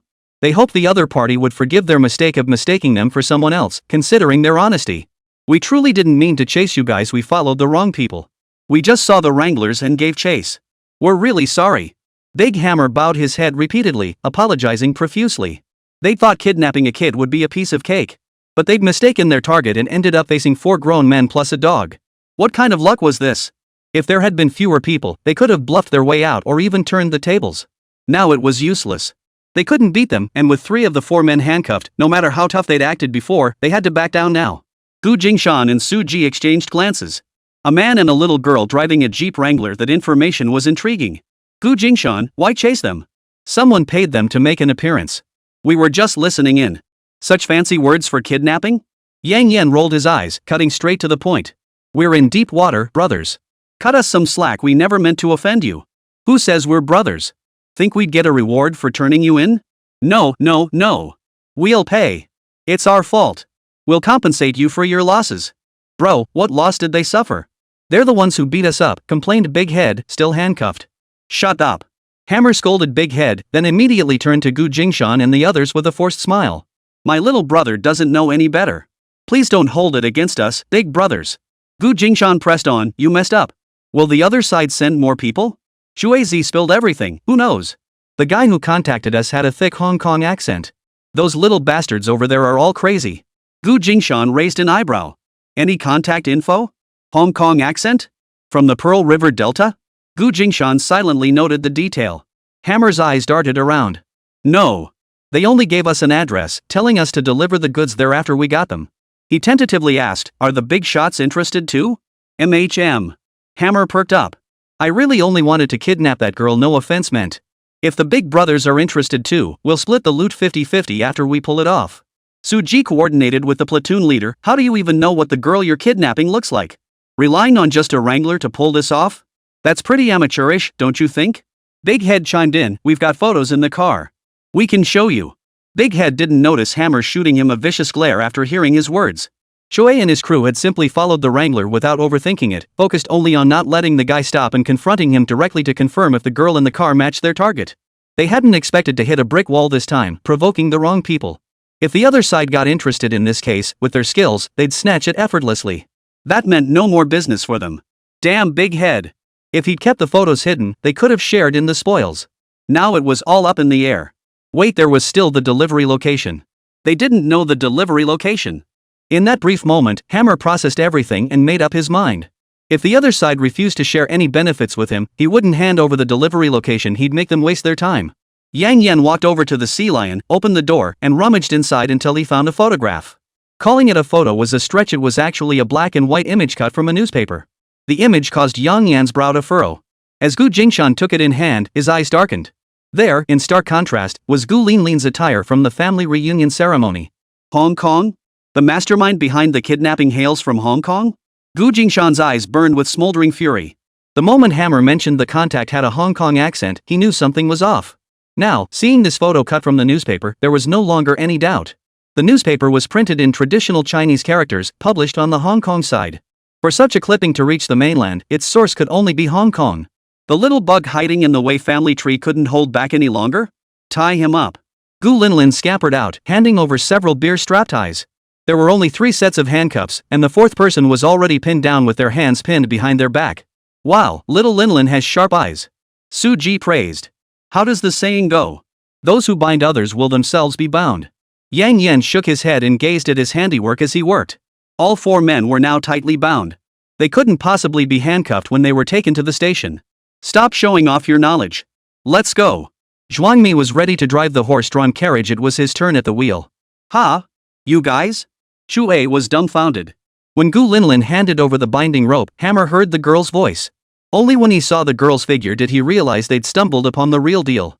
It wasn't that the other party was interested in this deal, they were the real deal themselves. What had he just said? It seemed like he'd said everything. The buyer had screwed them over. Wrong information. There is a little girl, that much is true, but she's protected by 4 men and a dog. Chapter 93, Confrontation and Crisis Management. Gu Jingshan gave Zhuangmi his orders, no need to call the cops here. You take their sea lion and drive it. Yang Yan stays in the Wrangler. Su Ji and I will escort them in the van. We'll deliver them right to their doorstep. Roger that, platoon leader. Zhuangmi's eyes lit up. He nodded obediently and climbed into the sea lion. Reporting to the police in the middle of nowhere, with no telling when the officers would arrive, meant they'd just be waiting around for nothing. Better to do as the platoon leader suggested and deliver these robbers right to the doorstep. Fortunately, there were 4 of them. Dividing up the tasks like this, taking both of the other guys' vehicles with them, might give the police more illegal evidence to work with when they investigated. Zhuangmi decided to play it safe by wearing gloves to avoid contaminating any evidence. Before touching the steering wheel, he slipped on his regular work gloves. The bound robbers were all crammed into the van, guarded by Gu Jingshan and Su Ji. Among the group, Gu Jingshan possessed the highest combat prowess.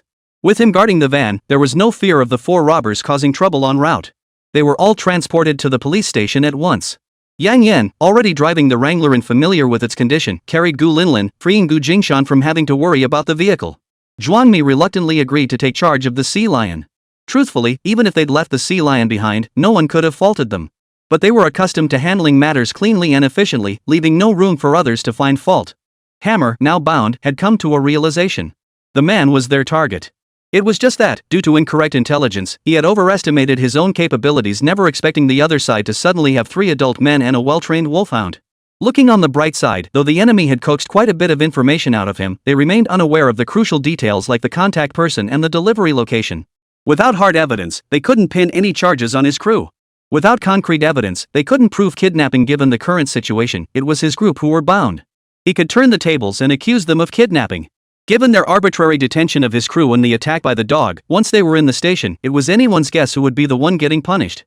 So when Hammer was shoved into the van and stacked in with the others, he felt no anxiety, a stark contrast to the others' palpable unease. His older brother had connections everywhere. As long as the other side sent them to a small police station, they'd be out in no time.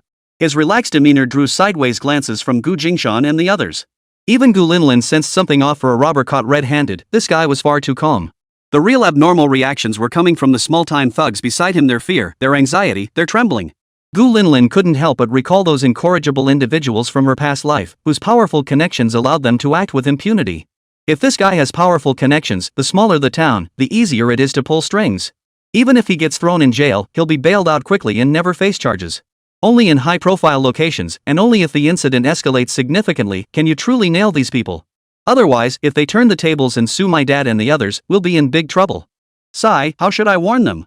Gu Linlin stroked her chin, hesitating to speak. Gu Jingshan, sensing his daughter's concern, raised an eyebrow. Yang Yan and Zhuang Mi, buckle up and work a little harder. We're driving to Jinling to report this. This place is a no-man's land. Sending them to the station here is pointless. The small police station might just sweep it under the rug to keep their crime statistics looking good. We're heading to Jinling.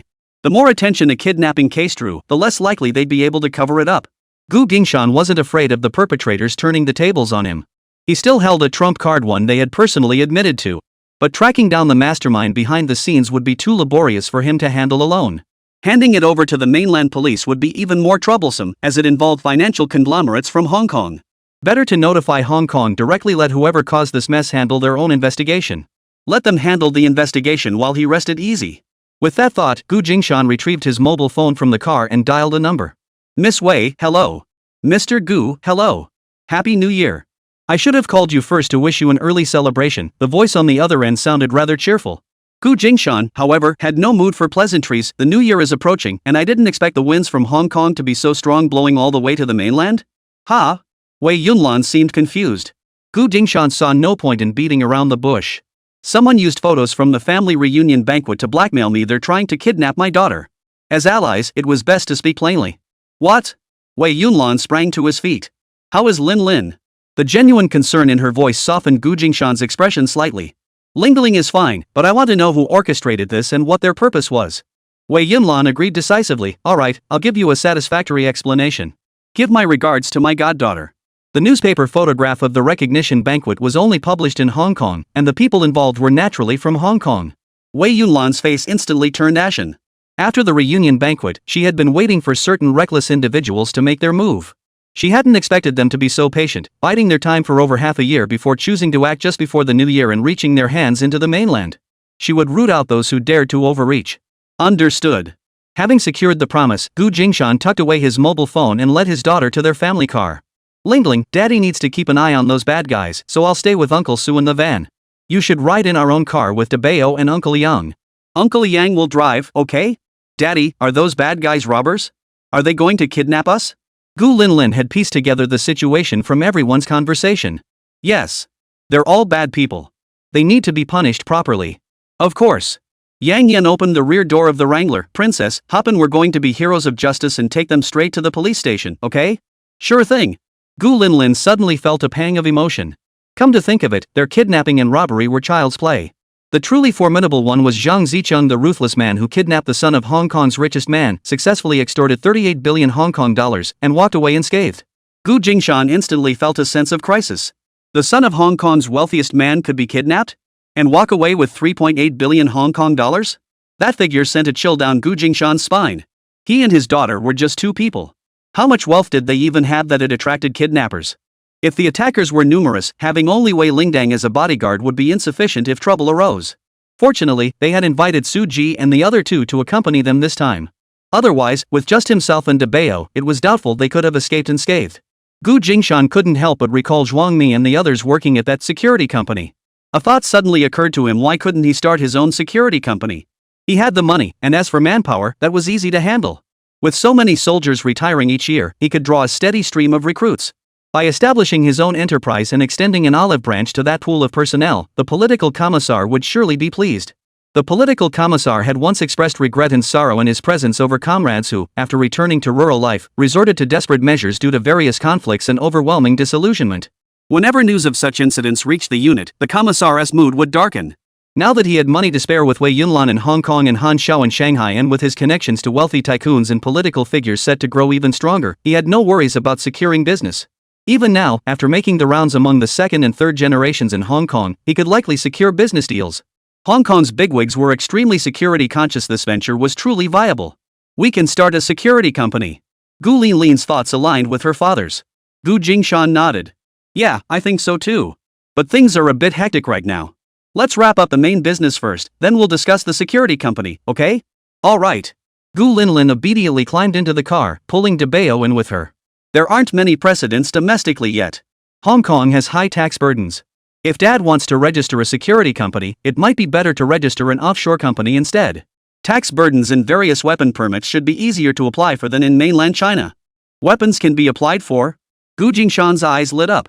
He hadn't known about offshore companies before he could look into that too. Chapter 94, Fleeing to Jinling. Is that appropriate?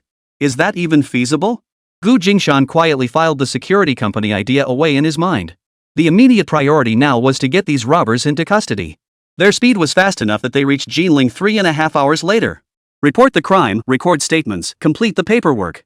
Following the original route from Dengying to Shanghai would have taken about 7 hours. To report the crime, they took a major detour, spending 3.5 hours to reach Jinling. From Jinling to Shanghai would take another 6 hours of driving. This added a third to their original estimated time. The upside was that after filing the case in Jinling, the local police took it very seriously. Gu Jingshan directly identified the suspect. With audio evidence of the buyer, a Hong Kong accented individual confessing to involvement, the Jinling police dared not take this lightly. They certainly wouldn't treat it as a trivial matter and brush it off carelessly. The complainant explicitly stated that the intended kidnapping target was the goddaughter of the heir to the Hong Kong Wei conglomerate. The photograph in question was taken at a family reunion banquet. The perpetrators could not have been unaware of the girl's identity. This was a deliberate act. With a major conglomerate involved, the case's significance escalated once more. Logically, the case should have been transferred back to Hong Kong for handling, as the mastermind was Hong Kong-based. However, since both the kidnappers and the victim involved mainland Chinese nationals, a joint investigation was initiated. No updates were forthcoming from Wei Yunlan's end for the time being. After filing the case in Jinling and submitting the kidnappers along with recordings of their confessions, Gu Jingshan no longer worried about it. Money could save a lot of unnecessary trouble. Gu Jingshan went to a law firm specifically to hire a lawyer to handle this matter, sparing himself the hassle of dealing with trivial details.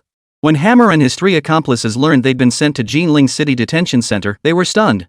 The 4 robbers stared at Gu Jingshan's group, utterly speechless. None of them had expected these guys to head straight for Jinling. The car drove non-stop for over 3 hours. Inside, Hammer assumed they were going to Tongzhou to report the crime, unwilling to settle for some small police station. He guessed their next stop would be Tongzhou, since once past Tongzhou, Shanghai wasn't far. Tongzhou happened to be where the boss's brother was stationed, so Hammer remained completely unfazed, showing no signs of urgency.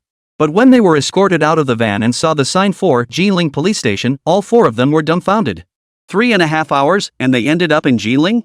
How the hell did you take such a detour to Jinling? Weren't you guys supposed to be heading to Shanghai? Jinling? Is that even logical? Does that make any sense? Aren't we just getting farther and farther from Shanghai?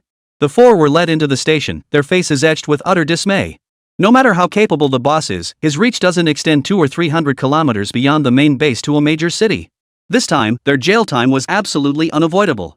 Gu Jingshan drove away with his brothers and daughter, looking completely at ease. They'd deal with sentencing these small fry after apprehending the mastermind. That would be a long wait. After lunch, the 2 cars resumed their frantic drive, with Shanghai as their next destination. They could have stopped for the night in Jinling. But they unanimously agreed to push straight through to Shanghai before resting half a day more or less didn't matter.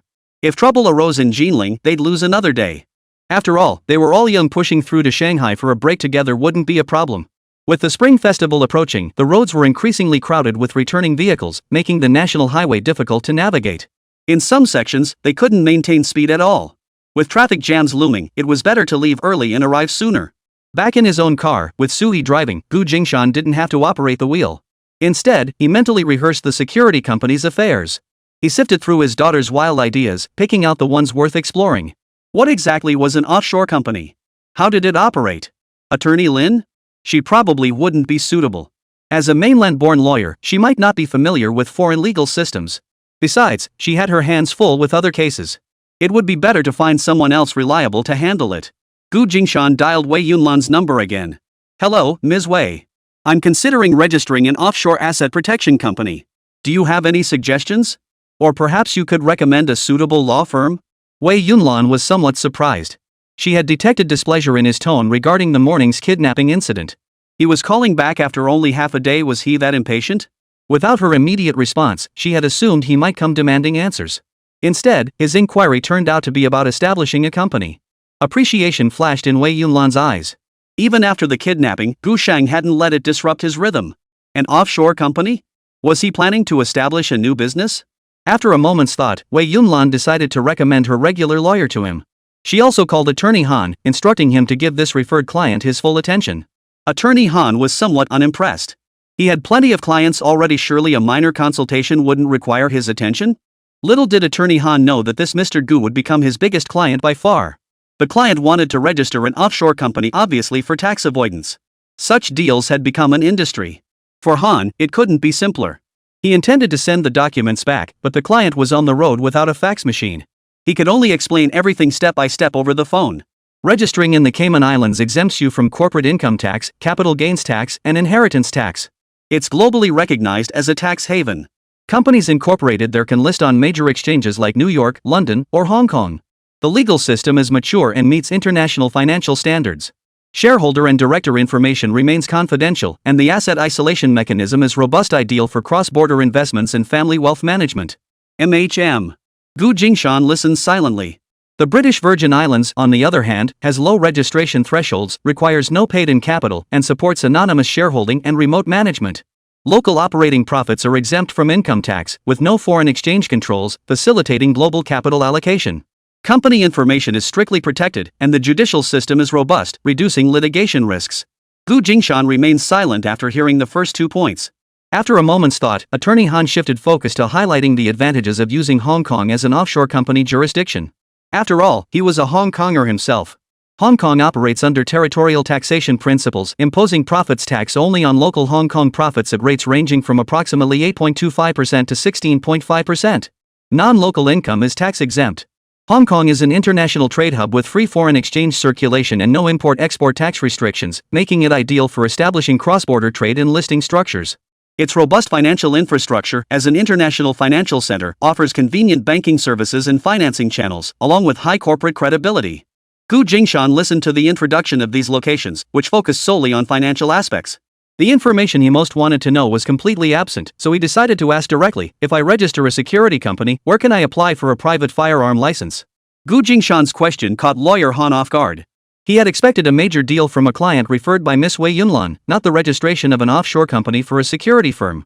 How many profit centers could a security firm possibly have? His professional ethics compelled him to patiently explain, establishing a security company? If all qualifications are met, Hong Kong is feasible. He couldn't resist offering some background. Even if you register elsewhere, the gun issue ultimately depends on where you'll use it. For instance, if you need to carry a gun in the US, you must comply with their laws. If you want to carry one in Hong Kong, you must comply with the laws here. Here in Hong Kong, private firearm ownership is permitted under legitimate circumstances. But if a location prohibits firearms, registering your company anywhere won't make a difference. Even if I register anywhere, I won't get a firearms permit in mainland China. Okay, I understand. His daughter's idea was a bit simplistic. Gu Jingshan considered it and decided establishing a company in Hong Kong was feasible, with headquarters there for easier oversight. I plan to set up a security company, registered in Hong Kong. Do you have connections to handle the entire registration process? Gu Jingshan believed in keeping matters straightforward and asked directly. Since this person had been introduced by Wei Yunlan, he trusted them implicitly. Attorney Han was somewhat surprised by how straightforward this client was. Certainly. I can handle everything on your behalf. But before that, we need to discuss the commission. Attorney Han got straight to the point. Even though the client was referred by the eldest Miss Wei, he wouldn't waive a single cent of the fees he was entitled to. At most, he would follow Miss Wei's advice, treat Mr. Gu well and make him feel right at home. Let's stick to industry standards, shall we? I won't shortchange you a cent. If Attorney Han delivers exceptional value, we'll have plenty of opportunities to work together in the future. Gu Jingshan appreciated straightforward people. Setting terms up front saved trouble down the line. No problem. Attorney Han also appreciated straightforward communication. How many days will it take to handle this? Attorney Han assessed his current workload. With this extra task, 3 business days. Acceptable. I'll mail the documents to you once it's done. The 2 cars entered Shanghai and arrived at the entrance of their private club by 8 in the evening. The 6-hour drive back from Nanjing in the Wrangler had been shared between Zhuangmi and Suji, who finally got their fill of the road. Zhuangmi even excitedly suggested some modifications over the walkie-talkie. Sure thing. I trust your skills. Once we get to Shanghai, I'll introduce you to someone. You two will definitely hit it off. We can modify the car there as needed. Gu Jingshan agreed. Gu Jingshan took his daughter and Debeo to meet Zhuangmi's van partway. Yang Yan had been driving for hours and needed a break, so Gu Jingshan took the wheel for a while. Driving yourself versus riding with someone else is different. So Gu Jingshan once again felt the raw talent of this handyman, effectively agreeing that Zhuangmi was qualified to work on the Wrangler. In the end, Gu Jingshan drove the van ahead of the Wrangler to the clubhouse, intending to lead the way. Han Xiao, having received word of Gu Jingshan's imminent arrival, waited in the clubhouse lobby for a full hour. When he heard the familiar roar of the engine, he rushed out only to find two strangers stepping out of the vehicle he had sold to brother Jingshan. His anger flared instantly. Before he could vent his fury, however, he spotted Gu Jingshan emerging from the beat-up van parked in front of the club, accompanied by his daughter and dog. Brother! Gu Jingshan looked surprised. Why aren't you home yet? I was waiting for you, bro. How could you let someone else drive my car? Han Zhao's face was filled with accusation. Childish. Lin Miaomiao emerged from behind the glass door. She'd been waiting for the boss too. Who's the childish one? Whoever asks is the childish one. Cut the flirting. We're starving. Gu Jingshan pressed his temples a few times, his ears buzzing from the headache caused by driving for so long. Come on, I've got everything ready for you guys. I prepared ingredients for 6 people. Han Xiao shot a look at the guy standing behind Gu Jingshan, her eyes rolling. Gu Jingshan glanced back. No need. Just a feast for Lin and me, then serve the nourishing porridge for 4. It's good for the spleen and stomach. Boss. Platoon leader. Boss. We're starving to death, could eat a whole cow right now. No health porridge, please. Ha, think about how long you've been ting? Gu Jingshan sneered. Anyone who had diarrhea yesterday wasn't worthy of a feast today, no matter how exhausted they were. The 3 immediately wilted. Just hang in there one more day. The day after tomorrow, I'll treat you to a feast. Gu Jingshan couldn't bear to see them suffer and added. The trio snapped back to attention. Boss, you said it, you can't go back on your word. It's all for your own good. You're such a handful. Gu Linlin stepped out of the car holding De Bao's hand, adopting an old-fashioned tone. Hearing such a mature lecture from a little kid nearly melted Lin Miaomiao. Come on, come on. We're not playing with these stinky men. Want to play with sister instead? Lin Miaomiao crouched down to talk to the little one. No way. You're stirring up trouble between boys and girls. Besides, you really want to play with Uncle Han, but he won't let you, right? Little brat, sharp eyes aren't always a good thing. Gu Jingshan couldn't be bothered with these intermittently unhinged individuals and headed straight for the lobby. He intended to hand both car keys to the front desk staff so they could park the vehicles for him. This service was specifically highlighted by Gu Linlin as one of the club's special features, requiring no tip. Oh, right, Han Xiao. You park the van yourself. Gu Jingshan paused, then turned back to give the order. The promise regarding Zhuangmi needed the man himself to experience it firsthand before any follow-up. Boss, is this how you treat me? Got a new guy and you don't love me anymore? Han Xiao had been particularly busy today. Discovering his supposed big brother had so many other underlings suddenly made him feel threatened. Su Ji nudged Yang Yan with his shoulder. See? Just like you. Someone's competing for attention. What are you waiting for? Is he even as handsome as me? Put. Yang Yan shot Su Ji a dismissive glance, mostly because he was starving and didn't feel like moving. He ignored old Su's provocation, casually grabbing Su Ji's shoulder and letting him lead the way. His blood sugar was genuinely low. There's good stuff in the car.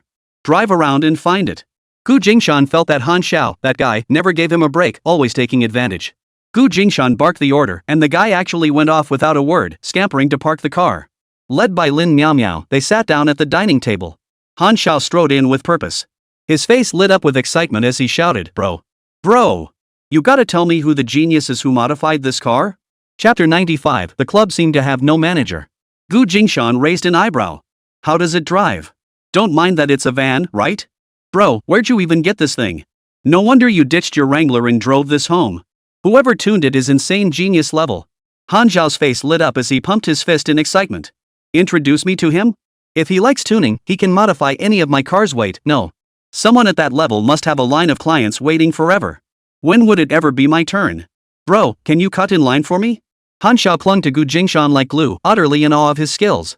Gu Jingshan had brought him into an investment opportunity, leading him to invest in an auto-related industry. Now he was introducing him to a tuning god. Brother Jingshan was truly his lucky star. Childish. I can't even flirt as well as you. His daughter silently rolled her eyes while poking at the rice cakes in her bowl, making Gu Jingshan chuckle. Interested in seeing the master customize a Wrangler? Han Xiao waved his hand dismissively. I've already maxed out my Wrangler. If you want to modify something, go for the untouched ones in my garage. Your limit isn't everyone's limit, Yang Yan interjected unexpectedly. Whatever, I'm talking to my brother. What's it to you? Han Xiao shot Yang Yan a withering glance. Yang Yan gave a dismissive chuckle and fell silent. Gu Jingshan didn't call out Han Zhao's ulterior motive. When he mods the Wrangler, he'll need to borrow your workshop. Zhuang Mi's design had really caught his interest. He felt it was worth putting some serious effort into. All he needed now was an empty space and the right modification equipment. Han Zhao kept up his cheerful act. Really modifying a Wrangler? No problem at all. Did you book the master tuner? When? Can I watch? Just watch. I promise not to bother the master at all. For Han Zhao, cars were his second life. Hearing anything about vehicles or modifications made him itch like a cat smelling fish. He absolutely had to get a definite answer. You'll have to ask him yourself. Gu Jingshan shrugged, turning to the guy beside him. Zhuang Mi, I'm talking to you.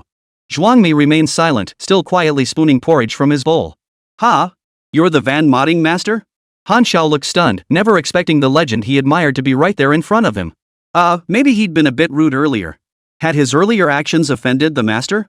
Han Zhao swiftly pulled over a chair, grinning like a Cheshire cat as he planted himself beside Zhuang Mi. Guru, teach me. How did you come up with this method? It's incredible. When you're modifying the Wrangler, can I watch? I promise I won't get in your way.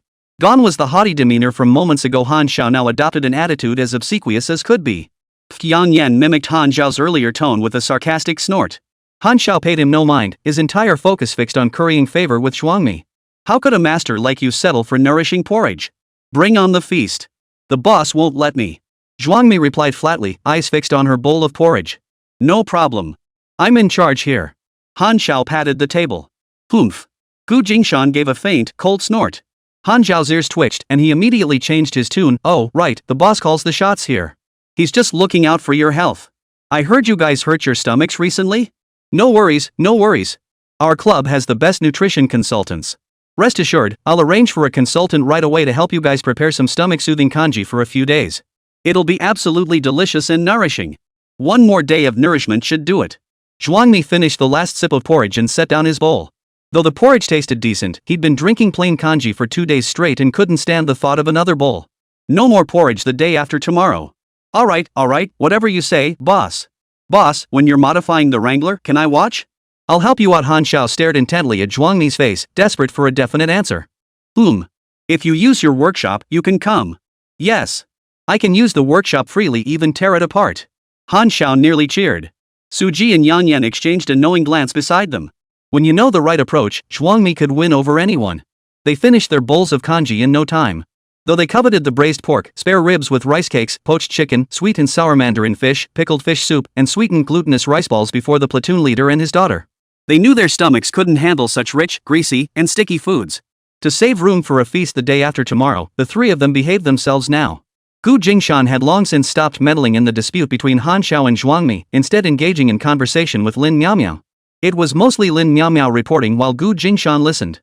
The club now employs nearly 50 people, including top chefs and renowned nutrition consultants. Their salaries are substantial, but our revenue has dropped significantly compared to when we first opened. Lin Miao was worried the club might run out of money by month's end.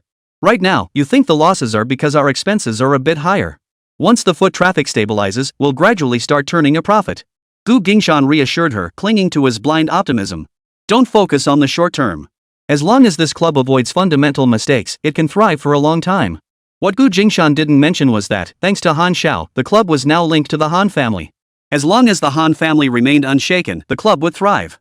Even if Han Zhao never flaunted his connections publicly, no foolhardy individual in Shanghai would dare cause him trouble. Only if the Han family's reputation regarding this youngest son were to sour, or if they explicitly withdrew their protection from Han Zhao, would danger truly loom over the club. For now, using the tiger's skin as a banner was still a viable strategy. Han Zhao probably wouldn't share these inside details with Lin Miao. Attorney Lin's connections are still a bit thin, and she doesn't quite grasp the ins and outs of it all. Attorney Lin is a lawyer by training, not a professional manager. Father wouldn't let her and that young upstart run the club forever, would he? Gu Jingshan froze at the sound of his daughter's astonished inner voice. It seemed that beyond providing a conceptual blueprint and general direction during the initial renovation, Gu Jingshan had largely remained uninvolved in the club's operational management. He only half listened to Attorney Lin's repeated reports. Gu Jingshan and Han Zhao each held a 50% stake in the club. With Gu Jingshan stationed in Shandong and Han Zhao based in Shanghai, it made perfect sense for Han Zhao to manage the club. If Gu Jingshan got too involved in the details, it would look like he was overstepping his bounds. When the contract was drawn up, this arrangement wasn't explicitly stated. Gu Jingshan assumed it was an unwritten understanding, and Han Zhao never objected. Did the club truly lack a manager? Now it seemed Han Zhao wasn't cut out for the job. Han Xiao didn't appear particularly eager to seize control of the club's management. Otherwise, these issues would have been brought to his attention by Han Xiao herself, not reported by attorney Lin. So during this period, the only one capable of managing the club and handling its affairs on her behalf was attorney Lin. How do you find managing the club? Gu Jingshan looked at Lin Miao, wanting to hear her thoughts. If attorney Lin enjoyed the role, Gu Jingshan considered offering her a new position. If not, he'd have to find another solution. Lin Miao perked up immediately and voiced her request, "Boss, hire a professional manager ASAP. I'm still more comfortable in my old field. You recruited me to be a lawyer, but I've been doing tons of work outside my scope. You owe me extra pay." She delivered the last line jokingly. Gu Jingshan could tell Lin Miao wasn't faking it. She genuinely felt overwhelmed by her recent workload. He exhaled softly. "Overseeing the renovations counts as overtime. I'll pay you double salary for this period, reimbursed by month's end." "Thanks, boss." Lin Miao's face lit up instantly. Who wouldn't love a boss who hands out raises on a whim? Truthfully, Lin Miao had only been joking, but she hadn't expected Gu Jingshan to genuinely agree to double her pay. Her eyes lit up considerably. She wanted to shout "Boss, I love you," as unabashedly as Han Xiao had, but with so many strangers around, she felt too embarrassed. Her eyes fixed on Gu Jingshan, she waited for his response regarding the manager position. Currently, Han Xiao managed the club openly, but behind the scenes, Lin Miao handled most of the operations. Not only had Han Xiao never dealt with this before, but Lin Miao lacked experience too. Both were feeling their way in the dark, and this period had been agonizing for both of them. In truth, just like Gu Jingshan, Han Xiao wasn't suited to personally handle the club's day-to-day operations. Lin Miao knew her own limitations. Having managed the club for this period, she was acutely aware of the difficulties encountered. She simply wasn't adept at handling unfamiliar business operations. She felt it would be better for the club to hire a professional hotel manager. Recruit a manager as soon as possible. Hearing Gu Jingshan's instruction, Lin Miao finally breathed a sigh of relief. This period had truly worn her out. She handled the opening procedures, the hiring, and later the day-to-day operations. The two hands-off owners hadn't even considered sharing the burden with her. Now she could finally pass the buck. "I wonder if Dad can find someone named Liao Jiao. He's the most renowned professional manager in the future Hong Kong and Lian Island, specializing in managing hotels and clubs. I heard MGM actually drew inspiration from Liao Jiao's ideas. It became an integrated development project combining a hotel, entertainment center, retail spaces, and parking facilities. The future hotel destined to become Lian Island's premier establishment will span over 390,000 square meters. Compared to that, Dad's place is nothing but a grain of rice. The most exclusive clubs don't need to recruit guests, they attract them naturally with their inherent appeal. The low-end ones resort to pimping, operating like brothels and seedy dens. It depends on whether Dad wants a long-term business or a one-time deal. Making money is easy. The most lucrative businesses are all listed in the criminal code. Prostitution, gambling, drugs. If you want enduring success, you need to consider many more factors. While Gu Linlin was daydreaming wildly beside him, Gu Jingshan's temples throbbed violently. Her words were dancing right along his nerve endings. His moral compass was unwavering. The club actually employed numerous tactics to attract clients, as Han Xiao had hinted at earlier. Han Xiao herself disliked those shady dealings. The initial terms set by the disco hall had been downright harsh. Gu Jingshan felt the same way. He wanted to make money, but he didn't want to earn it through shady means. If they really let those people in, how would this place be any different from a den of iniquity? They could skirt the edges, but they couldn't let their own establishment become a breeding ground for crime. Some businesses were acceptable, others were not. The line couldn't be crossed lightly. Gu Jingshan's mind raced through countless thoughts in an instant, his daughter's words replaying in his head. Liao Jiao? The name slipped out unconsciously. To his surprise, Attorney Lin immediately picked up the thread. "You know Liao Jiao too, boss? He interviewed yesterday. Han Xiao and I met with him. We couldn't agree on him, so we thought we'd wait for your decision." "Why the disagreement?" "I thought he was acceptable, but Han Xiao felt his ideas were too outlandish and impractical." "Oh? Han Xiao actually finds someone's ideas too outlandish? Tell me more." "You wouldn't believe what this Liao guy said. He claimed our clubhouse was too small, that our property couldn't accommodate our big ideas." "True enough. Dad's vision is great. This clubhouse is fantastic and looks upscale, but the space is too small. It feels a bit small-minded. This place was originally Han Xiao's private residence. Back then, he thought it was spacious enough for a home. Now he finds it too small if he wants to turn it into a comprehensive commercial complex that excels at everything. Liao Jiao said this location needs to be scaled back. It's only suitable for focusing on a few select elements. Trying to cram in a dance hall, shopping mall, boutique hotel, and office building all at once just makes it feel disjointed." In truth, Gu Jingshan had sensed this too after arriving. This building was essentially his own choice, and its insufficient land area was a fundamental flaw. He had only heard about the location from Han Xiao and hadn't conducted a site visit himself. He had simply followed his daughter's forward-thinking proposal. Reflecting now, he realized that was misguided. Professional matters should be handled by professionals. This person who'd walked right into the situation if he had the capability to manage it well, then hand it over to him. What needed rectification should be rectified. Repositioning was necessary. Tell Liao Jiao to come in for an interview tomorrow. I'll interview him personally. Understood, boss. Chapter 96. Eat up, it's on the house. After dinner, everyone settled into the guest rooms upstairs. Before heading upstairs, Jingshan instructed, charge all their expenses to my account. Understood, boss. Lin Miaomiao stayed behind to complete their check-in before leaving. Han Xiao had an apartment nearby, and Lin Miaomiao's rental was also quite close. Han Xiao watched Zhuang Mi and the others enter the elevator, then reluctantly drove attorney Lin back. The next day, an hour had passed beyond the agreed time. Liao Jiao hasn't shown up, and no one's responding to the pager message I left, Lin Miaomiao said anxiously as she pushed open the office door. Jingshan felt a hint of regret. It seemed fate had no plans for him and this Mr. Liao to work together. He offered reassurance, no worries. We'll explore other options. Let's see if there are alternative candidates to consider. After all, they would be spending the new year in Shanghai. Solving the management issue before leaving would suffice. All right. Lin Miaomiao felt a bit disappointed. She'd hoped to hand over her current tasks quickly and enjoy a relaxed holiday. Han Xiao drove off in the Wrangler, taking Zhuang Mi and the others to the modification workshop. Even Gu Linlin tagged along for the fun. Gu Jingshan had stayed behind for the interview, only to be stood up. With no one showing up for the interview, Gu Jingshan decided to take Han Xiao's car to find them. The car had barely pulled out when. That's Mr. Liao! Lin Miaomiao exclaimed, staring out the window. A group of people were fighting by the roadside, one man getting beaten badly in the middle. Pay up now, or next time I see you, I'll beat you again. The chaotic voices drifted in through the open car window. Is that Liao Jiao getting beaten? Yeah. Gu Jingshan gently tapped the brakes. Whispers rippled through the surrounding crowd. That guy's got some real bad luck. His cousin took out a loan shark deal, but he was listed as the guarantor. His cousin ran off, and now he's being hounded by debt collectors. People saddled with loan shark debt are the most dangerous. Best to keep your distance. The men beat Liao Jiao senseless and left together. Liao Jiao sat on the ground for a long time before finally standing up. Gu Jingshan didn't approach, he just watched silently. Liao Jiao's gaze fell upon the clubhouse building in the distance, a wry smile playing on his lips. He searched every pocket and crevice, finally pulling out a tightly folded 1 yuan bill. Everything else had been taken, this was all he had left. Liao Jiao carefully unfolded the bill and made a call from a phone booth. 3 minutes later, Lin Miaomiao's pager buzzed. Boss, Liao Jiao called the club. He said he's got an emergency and wants to postpone his interview. Tell the club to reply that it's unnecessary. Gu Jingshan handed the mobile phone back to Lin Miaomiao and continued driving slowly behind Liao Jiao. He wanted to see Liao Jiao's true reaction after facing setbacks. Upon seeing the message on his pager, Liao Jiao radiated a sense of utter despondency from the inside out. Even after being beaten badly moments ago, a glimmer of hope had still shone in his eyes. Now, that vibrant energy had largely vanished. He checked the time, bought a steamed bun with his remaining cash from a newsstand, and turned back. After walking 2 intersections, he sat down on a roadside bench, unwrapped the greaseproof paper, and began munching on the steamed bun. Before long, a stray cat trotted over to the bench and meowed at Liao Jiao.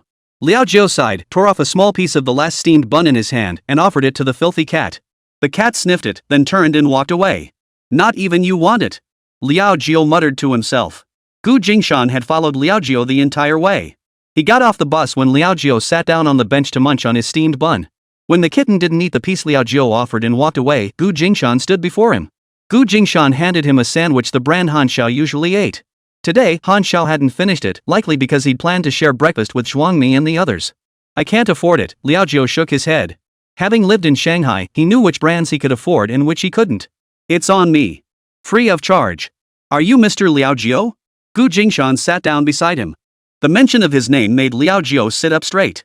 Hello, and you are? We called you yesterday to invite you to a second interview, but you didn't show up. I'm sorry. Some unexpected circumstances arose. In my current state, going to the interview would be extremely disrespectful to them. I later called the club, and they replied with a rejection. So you're giving up on it? Liao Jiao gave a wry smile. The club has already turned me down. I really want that position, but my current troubles are a bit significant. I don't know if the club would accept someone with my kind of baggage. Liao Jiao had actually sensed something when Gu Jingshan followed him in his car for a while. After all, it was a pretty high-end vehicle, and trailing behind like that would naturally arouse curiosity. Now he understood the other party must have seen him when the debt collectors beat him up. Otherwise, they wouldn't have made the club reject him. But why had the other party rejected him, yet continued to follow him, and now even approached him personally to talk? Liao Jiao wasn't entirely clear on the other's intentions. Yeah, it's quite a hassle. Jingshan asked with an ambiguous tone, but said nothing more. A thought suddenly popped into Liao Jiao's mind. Could it be that the other party was waiting for him to come begging? Once the thought took root, he could no longer suppress it. A surge of wild elation welled up from deep within him. Could Lady Luck truly favor him so? What did it matter to bow his head and beg? A man on the brink of survival would grasp at any lifeline. What dignity was lost in bowing? At the end of the day, staying alive came first. Sir, could you give me a chance? I'm willing to work for you for 30 years in exchange for your help resolving my loan shark debt. I'll repay the money I owe to the loan sharks with my salary. How much do the loan sharks want from you? 200,000. Jingshan retorted, do you really think you can earn 600 yuan a month? Liao Jiao gave a bitter laugh. Indeed, the highest salary he'd ever earned was 400 yuan, already among the top earners in his field. 200 yuan was the monthly wage for an ordinary worker. What right did he have to demand a 50% raise out of thin air? But who else would offer him a 600 yuan job? Was he supposed to sign a 40-year contract? Liao Jiao felt a wave of despair wash over him. What difference would that make from working for someone else his entire life? He didn't even know if he'd live to see 60. He opened his mouth, but no sound came out. 200,000 yuan weighed on him like a mountain. If he didn't pay it off in one go, the compounding interest would spiral into an astronomical sum he could never repay. Though it wasn't his debt, he couldn't escape it. He couldn't find that damn bastard. Jingshan felt he'd applied enough pressure. I've heard Mr. Liao is exceptionally talented, he said calmly. They say give a capable person just a little chance, and they'll soar to great heights. So I'm willing to take a gamble with you. Sir, you flatter me. What's the wager? Liao Jiao perked up. A performance-based bet. If you generate 1 million yuan in profits for the club in the first year, I'll reduce your contract term by 5 years. Fail to meet that target, and the term extends by 5 years. The second year's target will be set based on that year's results, with the base term remaining at the 30 years you proposed. What do you say? Dare you take the bet? 1 million? Are you referring to the club's revenue? The first year is just the club. Whether you qualify for our other ventures afterward depends on your capabilities. Jingshan raised an eyebrow. Other properties? The clubhouse alone was already beyond Liao Jiao's reach. The other party's resources were far deeper than he'd imagined. Could this mean he had a chance to leverage their strength and finally escape the clutches of loan sharks? Liao Jiao gazed at Jingshan eagerly. What is your honorable surname, sir? My name is Gu. Mr. Gu, aren't you worried I might take the money and run? Liao Jiao couldn't help but blurt out. Are you? Jingshan gave him a sideways glance, his tone so relaxed it made Liao Jiao look away. Only those who are truly powerful fear no betrayal. Thank you. Thank you, Mr. Gu, for trusting me. Thank you for giving me this chance. Liao Jiao's eyes welled up. To hide his emotions, Liao Jiao picked up the bag on the bench, the very bread he initially refused. He carefully unwrapped it, tore off a piece, and slowly popped it into his mouth. With each bite, it grew sweeter and more delicious. He chewed heartily, swallowing it down. Chapter 97, This little Gu is truly my lucky star. Having effortlessly secured an employee who'd worked for his company for 30 years, Jingshan was in high spirits, practically ready to sing a little tune. Liao Jiao, as his daughter had said, was a future star in club management. A powerhouse who ran a massive 390,000 square meter club. Now he'd signed him up without lifting a finger and for 30 years straight. If his daughter found out, she'd be utterly astonished. Jingshan could no longer suppress the smile on his lips. By the time he drove to Hanzhao's customization workshop, everyone could tell he was in an exceptionally good mood. Who? How much? Liao Jiao signed a 30-year indentured contract? Was it the Liao Jiao she was thinking of? Don't tell me Dad just pulled some random name out of thin air to scare people? Yesterday, Gu Linlin overheard attorney Lin mention that a job applicant named Liao Jiao had submitted a resume, and Dad had agreed to bring him in for a second interview. She hadn't paid it much mind, but this morning Dad said he'd stay at the club for the interview and told them to come over first. And the interviewee's name was Liao Jiao. This made Gu Linlin feel uneasy. When Dad returned, the news he brought back was even more absurd. Signing someone for 30 years? What the hell? Is Dad some kind of slave trader? Gu Linlin nearly stumbled when she first heard her lawyer sister mention it. In this new society, how could indentured servitude still exist? Was this guy really the formidable figure she knew from her past life? How could he possibly accept such an outrageous contract? Gu Linlin couldn't wrap her head around it. Oh, right. It suddenly dawned on her it was only 1990. Perhaps the other party even felt they'd gotten a great deal by signing a 30-year contract, securing a solid, stable job. However, she didn't recall Liao Jiao ever holding a position on the mainland. Even learning he'd appeared on Lian Island and taken charge of the first floor came from news reports. Liao Jiao's past experiences weren't detailed in the news reports from her previous life, so Gu Linlin had no way of knowing. Now that she thought about it, perhaps this man had simply been unable to make it in the mainland and had fled overseas. It must be said, Gu Linlin had hit the nail on the head. Had Gu Jingshan not hired Liao Jiu today and agreed to resolve his loan shark debt, Liao Jiu would have fled sooner or later. Who could possibly repay a 200,000 yuan loan shark debt? Now that Gu Jingshan was willing to handle the debt, even if it meant signing up for 30 years of repayment, it meant he finally had a future. This completely altered the trajectory of his previous life. After tidying himself up, Liao Jiu didn't dive straight into sweeping changes. Instead, he first investigated the market around the club and its most profitable ventures since opening. He knew the ropes well. First, he'd draft a comprehensive plan to submit for the boss's review and approval. Su Ji and the other two had inadvertently coaxed quite a bit of inside information out of Han Xiao that morning. Only then did they realize that the small business the platoon leader mentioned was actually the 6-story building they'd stayed in the previous night, the club jointly operated by Han Xiao and the platoon leader. Meanwhile, the platoon leader also held a quarter stake in Rongqing's family glass factory, plus a restaurant and a factory back in Yunhai. The trio was filled with admiration for how the platoon leader had built such a substantial family business in less than a year. They were also filled with envy toward Han Xiao, that shameless guy who'd latched onto the platoon leader. Why hadn't they stumbled upon such a lucky break? I want to start a security company. Any interest? After hanging up on the Hong Kong lawyer, Gu Jingshan formally extended the invitation to his comrades. The paperwork in Shangjiang was all done. Time to recruit and build the team. The three exchanged glances, not entirely surprised by the platoon leader's recruitment proposal. Ever since their last ambush, they'd noticed the platoon leader spending unusually long periods lost in thought, scheming something. The series of events that followed made everyone feel the platoon leader had matured tremendously over the past half-year. His desire to establish a security company didn't come as a shock to anyone. Count me in. I'm joining the platoon leader too. Count me in too. The three of them agreed in unison. I'll resign after the new year. Yang Yan stared at Gu Jingshan with admiration. Platoon leader, you're really stepping up your game. Starting a security company? Just the few of us? That won't cut it. I'll reach out to a few guys who are currently unemployed. Forget about those who aren't on our side. Su Ji took the lead in assigning tasks. I'll reach out to those dissatisfied with their jobs. Yang Yan was more direct. He loved poaching talent. You just focus on the boss's modifications. We'll handle recruiting. Zhuang Ni's hesitation prompted Su Ji to reassure him. Tech geeks aren't big on socializing, best not to push him too hard. Gu Jingshan, I'll contact the political commissar to request well-behaved discharged soldiers. Su Ji voiced his concern. Boss, if we take on too many people, can we afford to support them? With such a large operation, will we even get enough business? Su Ji wasn't trying to discourage the platoon leader. He feared the leader might risk his own livelihood again by helping the political commissar. Placing returning veterans was becoming increasingly difficult. Our headquarters is in Hong Kong. People there are accustomed to using security firms, Gu Jingshan reassured them. What Gu Jingshan didn't mention was that when he first floated the idea of starting a security firm, Wei Yunlan had already booked several long-term bodyguards with him. Yang Yan and his men weren't the most combat-oriented soldiers, so Gu Jingshan hadn't planned to assign them to the task. Military District. Han Shermu received another call from a familiar number. Political Commissar. Commissioner Han's face lit up upon hearing the voice. Jingshan. How have you been? What brings you to call me? Just wishing you an early happy new year. Commissioner Han teased. And what else? I don't believe you'd call me for no reason. After that last incident, you haven't even bothered to get in touch. Gu Jingshan got straight to the point. I've recently established a security company, and the paperwork is almost complete. I was wondering if you could help me out with a small favor? Given their close relationship, he saw no need for beating around the bush. What kind of favor? Han was taken aback. Their last contact had been when Gu Jingshan wanted to buy a factory to produce seasonings, only to encounter veterans from before 1976 and a private weapons factory that needed handling. Now he wanted to start a security company? That was quite a leap.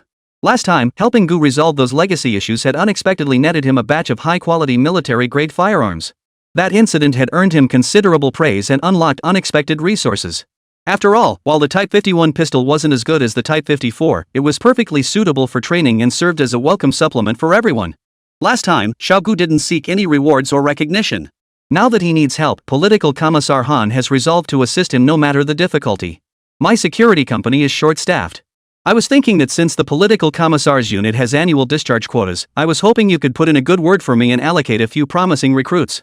Upon hearing this, Political Commissar Han froze in place. Jingshan, have you gotten some kind of inside scoop? Your sources are way too well connected. The disciplinary documents had only just been issued this morning, and now Gu Jingshan was asking him for personnel? No, those guys were still under confinement. There was no way they could have communicated with Gu Jingshan. Moreover, they enlisted later than Gu Jingshan and weren't even in the same military region. There was no way they could be in contact. What was going on? What information? I don't know anything about that. I was just thinking of requesting a few spots for discharged soldiers. See how many are willing to forego hometown resettlement and join me in pursuing opportunities. Gu Jingshan was baffled, unsure what political Commissar Han was referring to. Only then did political Commissar Han believe he genuinely had no idea. Suddenly, he was overcome with elation. This young Gu was nothing short of his lucky star.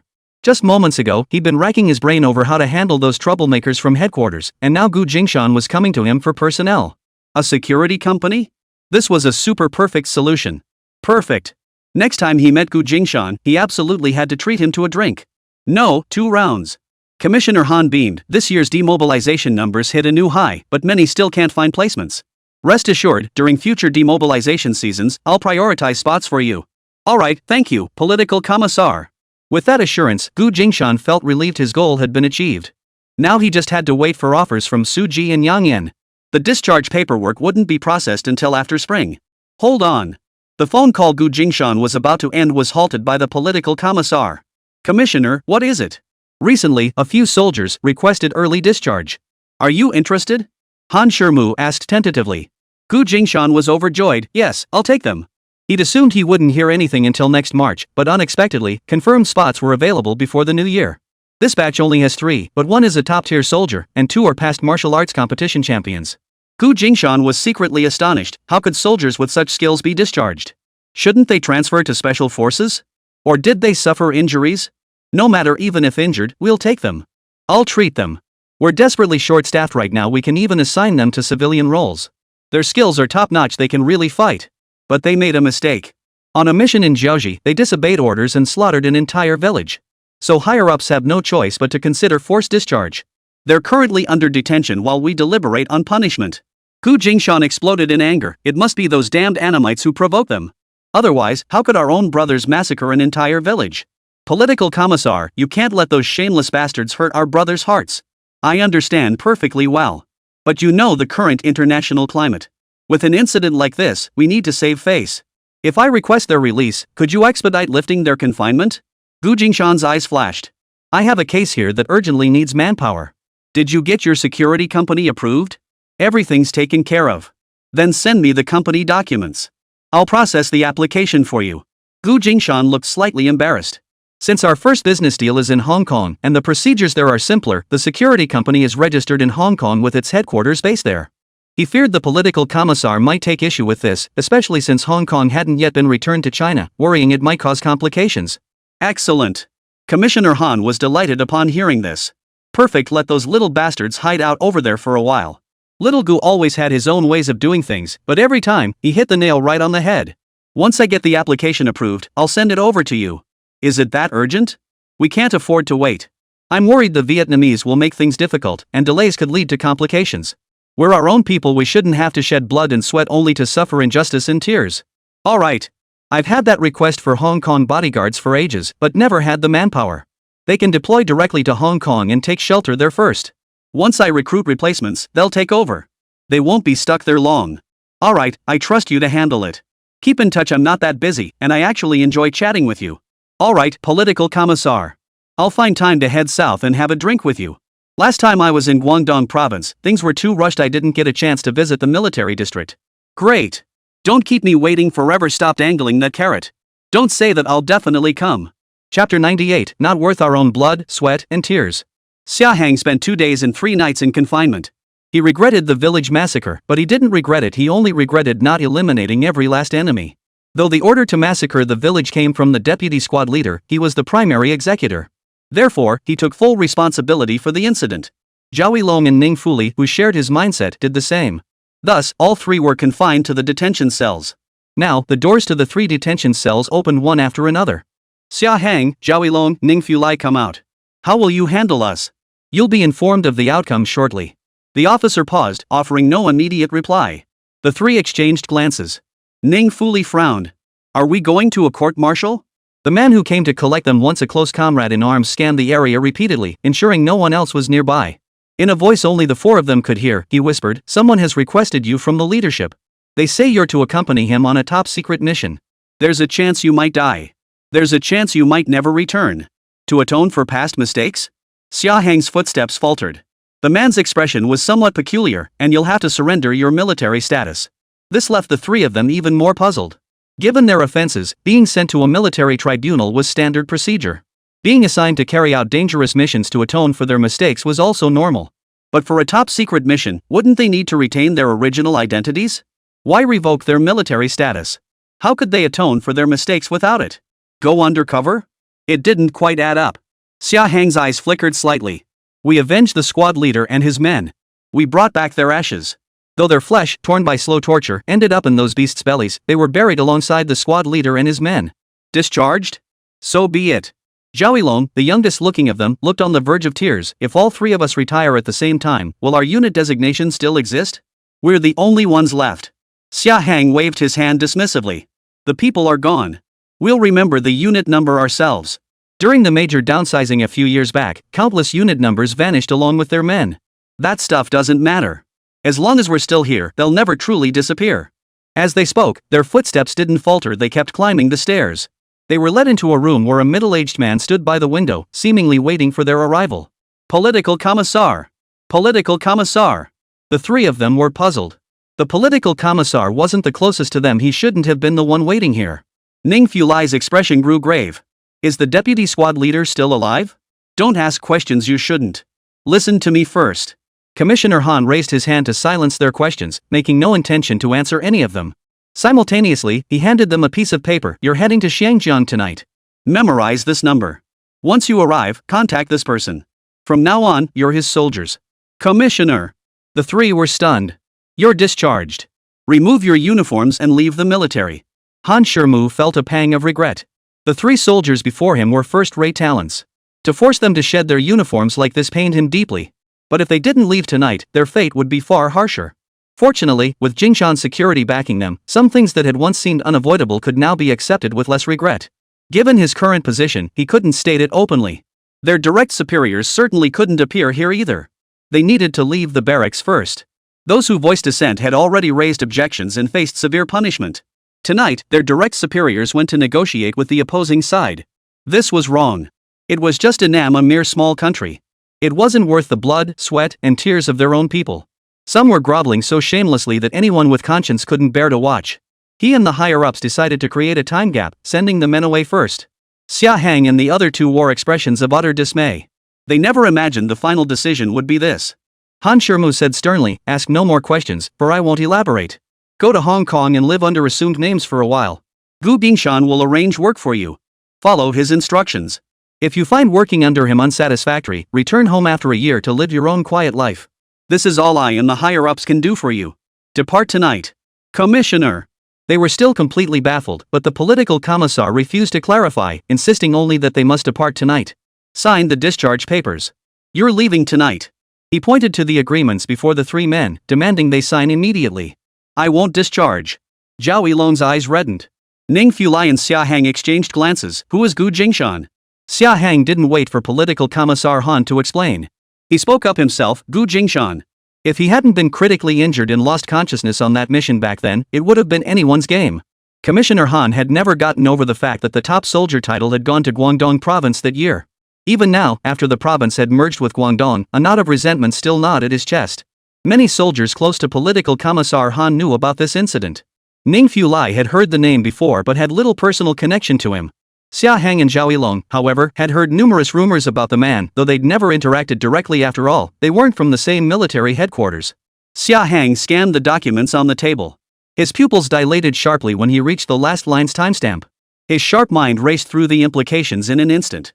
We have no choice but to leave? Yeah. If we don't go, will we face a military tribunal? Yes. But if we leave, we'll no longer be soldiers of Guangdong province. Zhao Yilong felt a deep sense of injustice. Though they hadn't considered the massacre of the village a wrongdoing at the time, the consequences now were hard for him to accept. His thinking back then had been simplistic. He hadn't considered the full implications. Ning Fulai asked, will accepting us affect Gu Jingshan? He didn't want to owe anyone a favor. He earned merit recently. Protecting you won't be a problem. Just stay out of the mainland for now and you'll be fine. Han Shimu shook his head. Had Jingshan not contributed enough earlier, he wouldn't have negotiated such a solution with higher-ups. He's not in the mainland? Xia Hang was surprised. Han Shermu nodded. His newly registered security company is in Hong Kong. We need you to go there and oversee operations. He himself is still on the mainland. Alright, I'll go. Xia Hang. Zhao Yilong hadn't expected Xia Hang to agree so readily.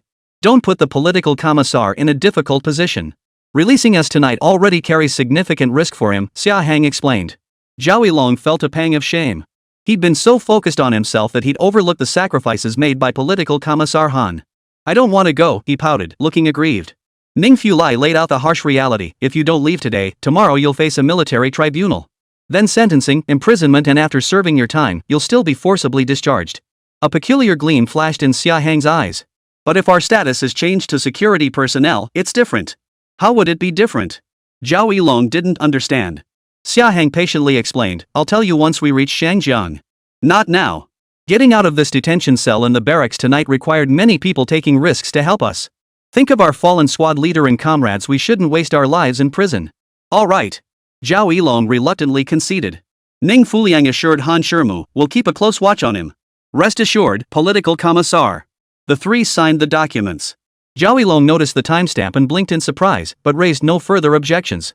Only after all three had boarded the vehicle did Xia Hang ask softly, have you thought it through? Zhao Yilong pondered thoughtfully. I couldn't say it in front of the political commissar. We'll be security personnel now. Without our military status, we can leave the country. We can take revenge however we want. Besides, platoon leader Gu also left the military. He's naturally on our side. Good to hear you thought it through. But I wonder if this Gu Jingshan can actually help us get revenge. Even if he can't help us, he just needs to not get in our way. Didn't we agree to work for him for a year? After that, we're free. Alright. Let's get through this first, then figure out the rest. Chapter 99, any psychological gap left? Xia Hang and the others held tourist visas. In truth, bypassing official channels and sneaking into Hong Kong would have been faster. But since they planned to work here in the future, they chose to enter Hong Kong through official channels. Xia Hang, Ning Fuli, and Zhao Yilong got off the bus, parting ways with the coach that had brought them. They found a public phone and dialed the number given by political commissar Han. The line was filled with deafening noise, the pounding beat of disco music and waves of screams from the crowd. The chaos made Xia Hang's head throb. Hello? This is Xia Hang. Commissioner Han gave me this number. We've arrived in Hong Kong. Where should I meet you? Hello? Hello? A rugged male voice came through the receiver. The disco music suddenly grew much quieter. The person must have moved to answer the call. Xia Hang? Yes, discharged soldiers Xia Hang, Ning Fulai, and Zhao Yilong reporting to platoon leader Gu. No need to be so formal. We're all veterans now. From now on, you can call me Gu Jingshan or just Jingshan. Gu Jingshan was somewhat surprised. He hadn't expected that after speaking with political commissar Han that morning, they would be out by evening. You're in Shangjiang? Yeah, just got off the bus. Gu Jingshan glanced at his watch. It was 10:20 p.m.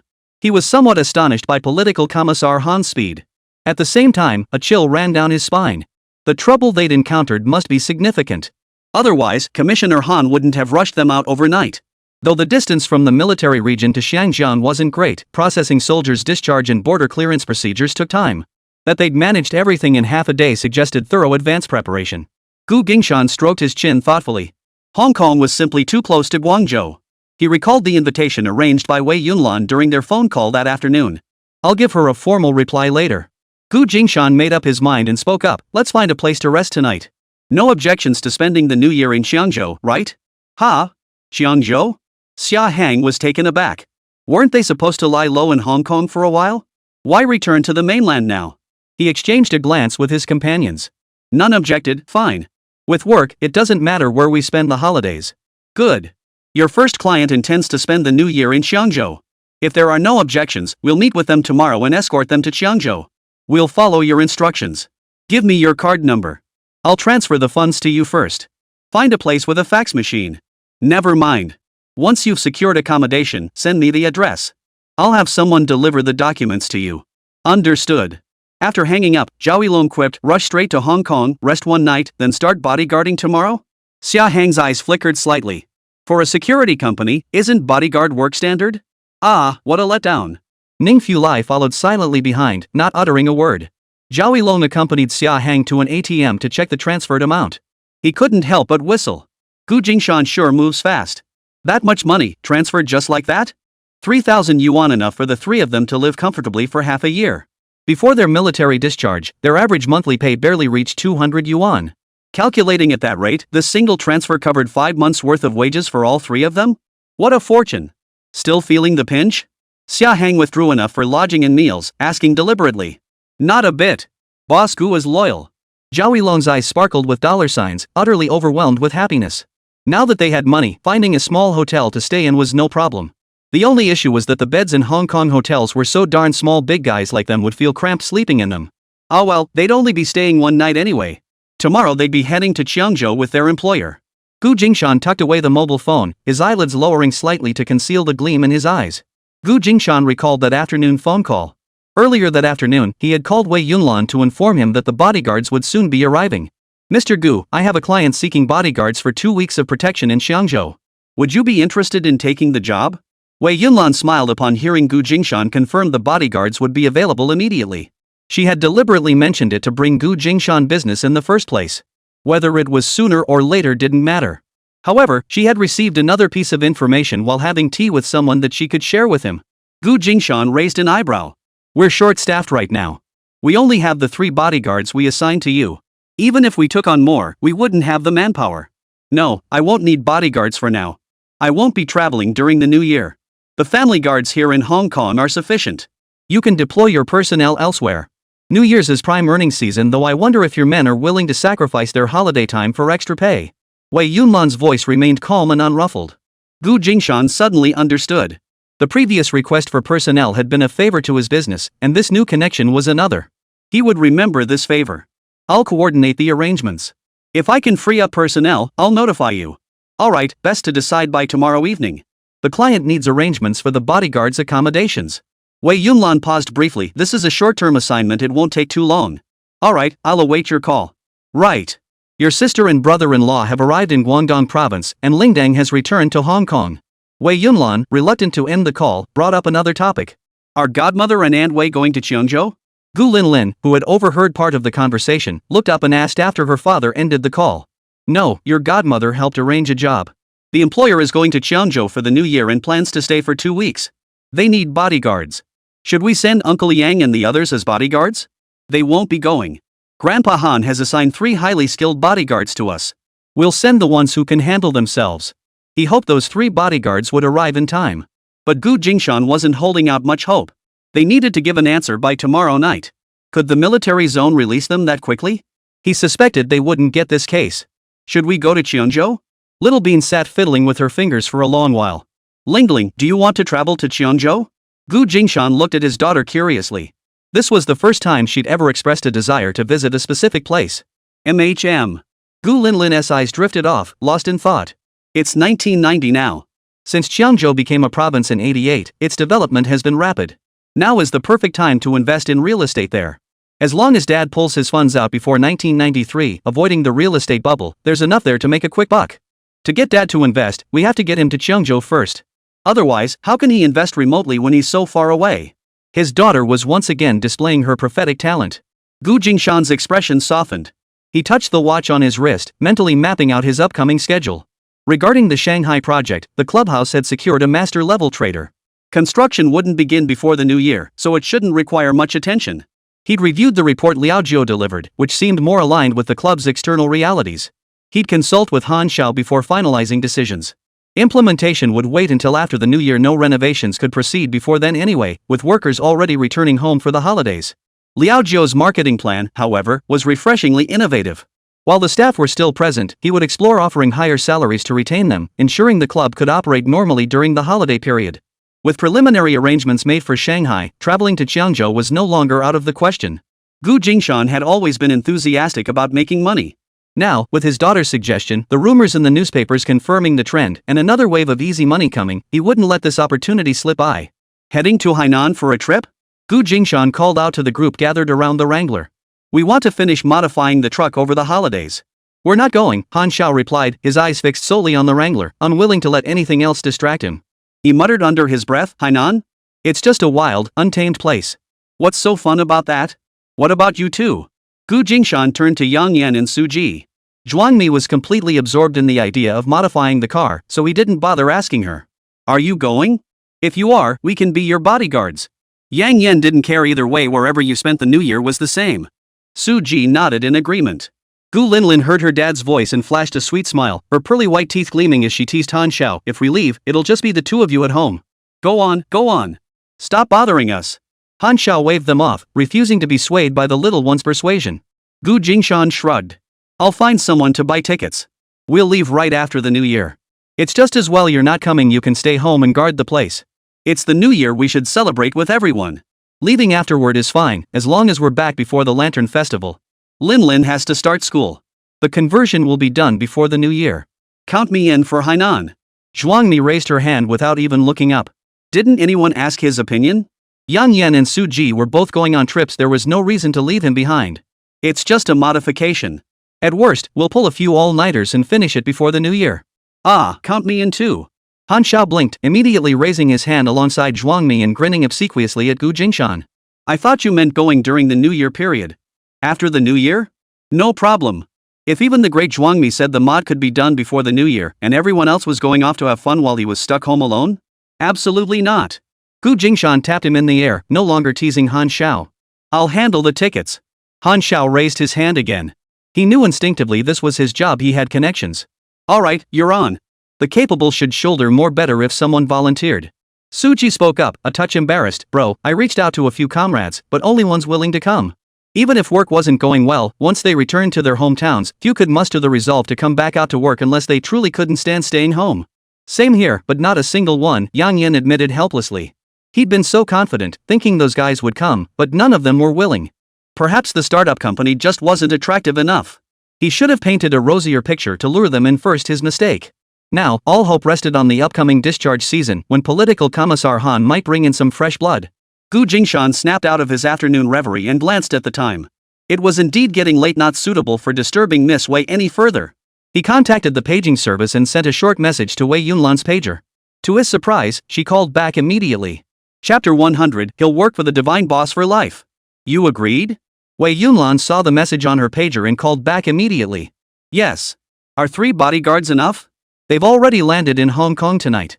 Where should we find the employer tomorrow? Since Wei Yunlan didn't need bodyguards for the time being, it was feasible for Xia Hang and the others to work as bodyguards for someone else first. After all, it was only a short-term assignment. That should be sufficient. Have them sign the contract with Attorney Han tomorrow.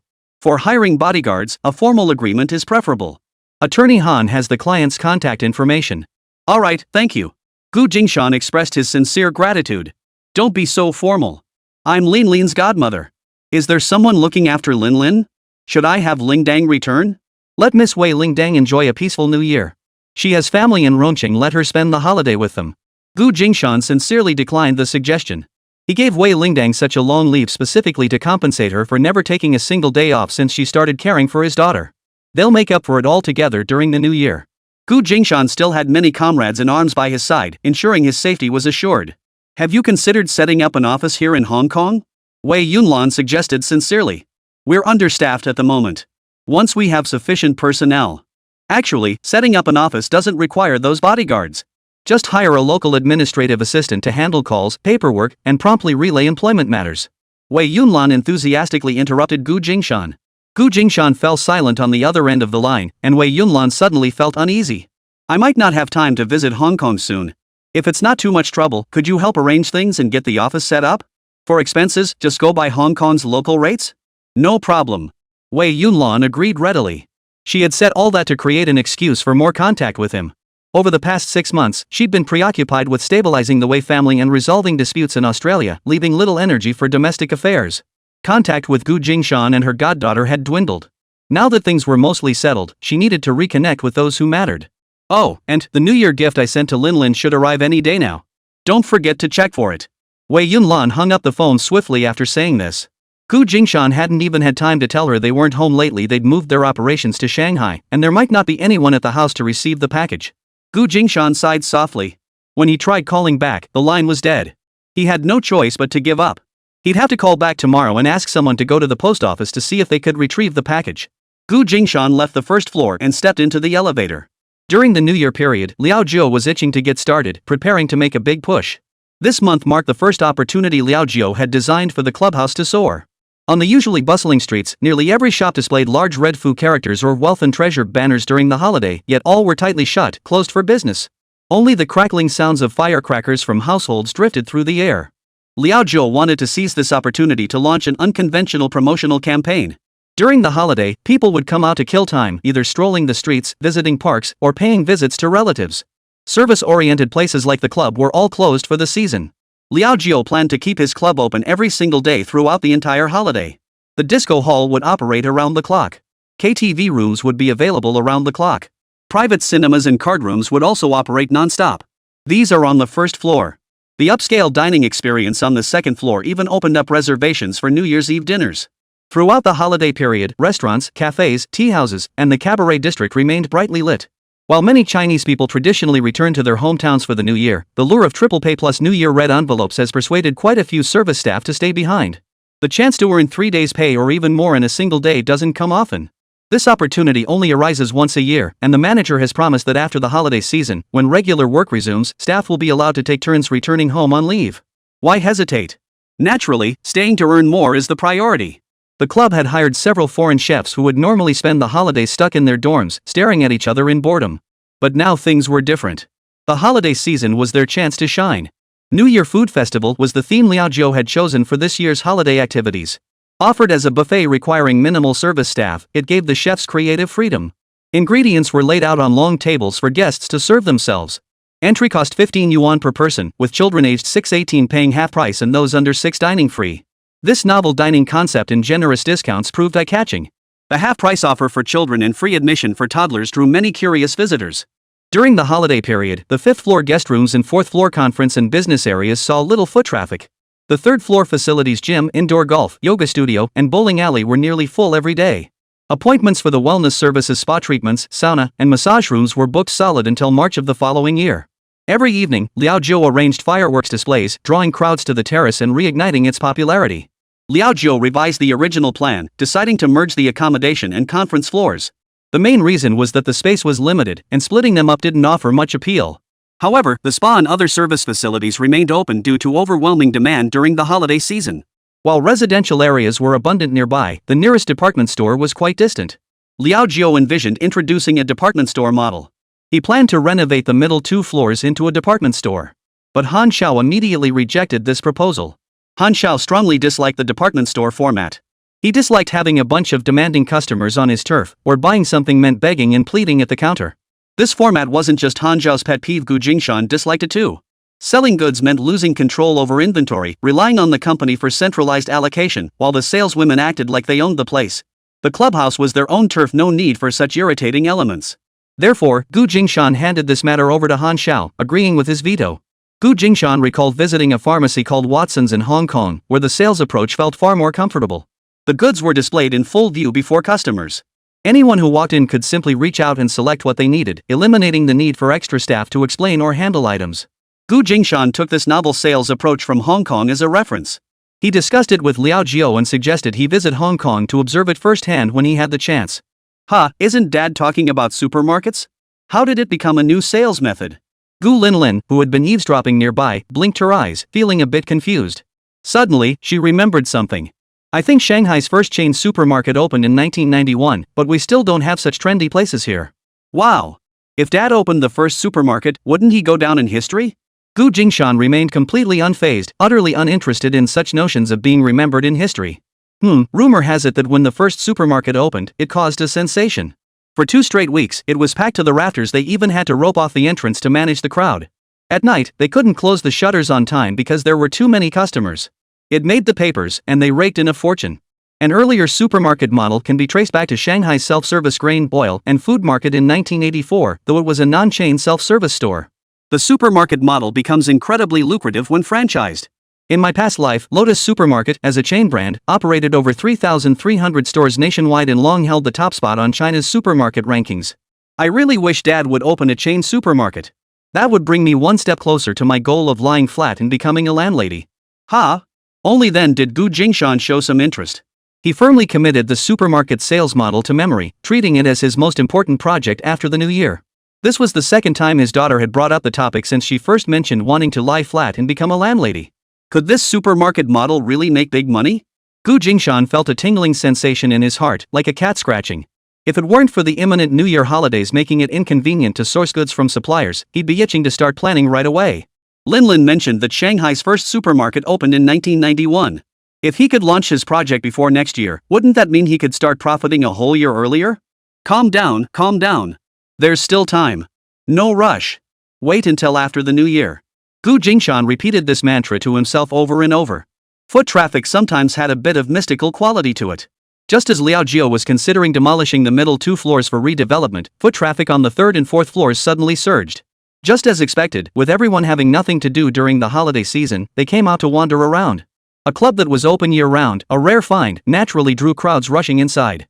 Liao Jiao had anticipated this surge, but he hadn't expected the numbers to be so staggering.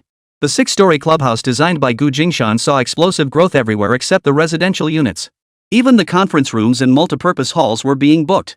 Liao Jiao couldn't help but exclaim, "This is crazy. How had they attracted so many unexpected guests?" Liao Jiao racked his brain but couldn't figure it out. Gu Jingshan lowered his eyelids, but he knew exactly why. Han Zhao's connections were paying off. Han Zhao's sister-in-law and younger sister had both visited during the New Year period and raved about the service. Their casual mentions to friends amounted to free advertising. The establishment's positioning was sufficiently upscale, and the service was excellent, making guests feel right at home. It was leagues ahead of those pretentious establishments. They were selling service, a concept Liao Jiao didn't fully grasp.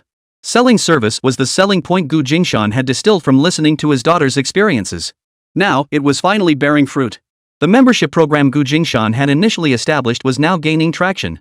During the New Year period, we're offering membership sign-ups and top-ups with special discounts. Top up 100 yuan and get 10 yuan free, top up 500 yuan and get 60 yuan free, top up 1000 yuan and get 150 yuan free, top up 2000 yuan and get 350 yuan free. The more you top up, the bigger the discount. Isn't that discount too generous? Big discounts are what attract more customers. Boss, more and more customers are signing up for memberships now. Many are topping up thousands at once, lots of them are directly topping up 2,000. We've already accumulated over 1 million yuan in prepaid deposits just during the holiday period. Liao Jiao ran over excitedly to share the good news after roughly calculating the figures. Gu Jingshan felt that given the current situation, there was no need to alter the layout. As for the supermarket plan, they could use the advance payment to generate more funds. If they couldn't afford a large space, they could start by renting one. Keep up the good work. Hold off on any layout changes for now. After the new year, we'll assess how this business wave sustains. Brainstorm more promotional strategies. Our positioning is premium and upscale. Don't undervalue yourself. That was all the advice Gu Jingshan could offer. It was up to Liao Jiao to sustain the club's operations. Don't forget there's still that performance-based agreement, Gu Jingshan quipped. Liao Jiao was thoroughly impressed by the club's designer. By signing a 30-year contract, he had essentially stood on the shoulders of a giant. Now he couldn't help but wonder, had Boss Gu taken pity on his desperate situation back then and deliberately cut him some slack? The owners were just a bit lazy about managing the place. But their vision and tactics were top-notch. With the foundation they'd laid, if he couldn't achieve 1 million in annual profit, he'd have to bang his head against a wall. As for the 5-year reduction after hitting targets? No big deal. When that term ended, he could just renew the contract. Working under such divine bosses, he'd be smiling in his sleep. He'd follow Boss Gu for life, working for him forever. Chapter 101, Is Your Glass Bulletproof? Gu Jingshan suddenly found himself in a dilemma. On one side was the pre-arranged trip to Cheongzhou after the new year. On the other was the ambitious supermarket plan he intended to launch after the holiday. The scheduling conflict was one thing, but the real issue was that both ventures would require substantial capital. How should he allocate his resources? He feared that pursuing 2 divergent investments simultaneously would leave him bogged down by unwieldy commitments. Even more, he dreaded them undermining each other, leaving him stretched thin. On the other hand, both were excellent opportunities he didn't want to miss. Linlin, imagine you have 2 foods you really love. Your stomach is limited. If you eat one, you can't have the other. Which would you choose? Only kids make choices like that. I'd want both. Gu Linlin stared at her dad as if he were an idiot, baffled by his question. I'd just eat one now, digest it, and then have the other at my next meal. Why choose one over the other? Gu Jingshan paused, his hand hovering over his watch, then clicked the clasp shut. Right. Why choose one over the other?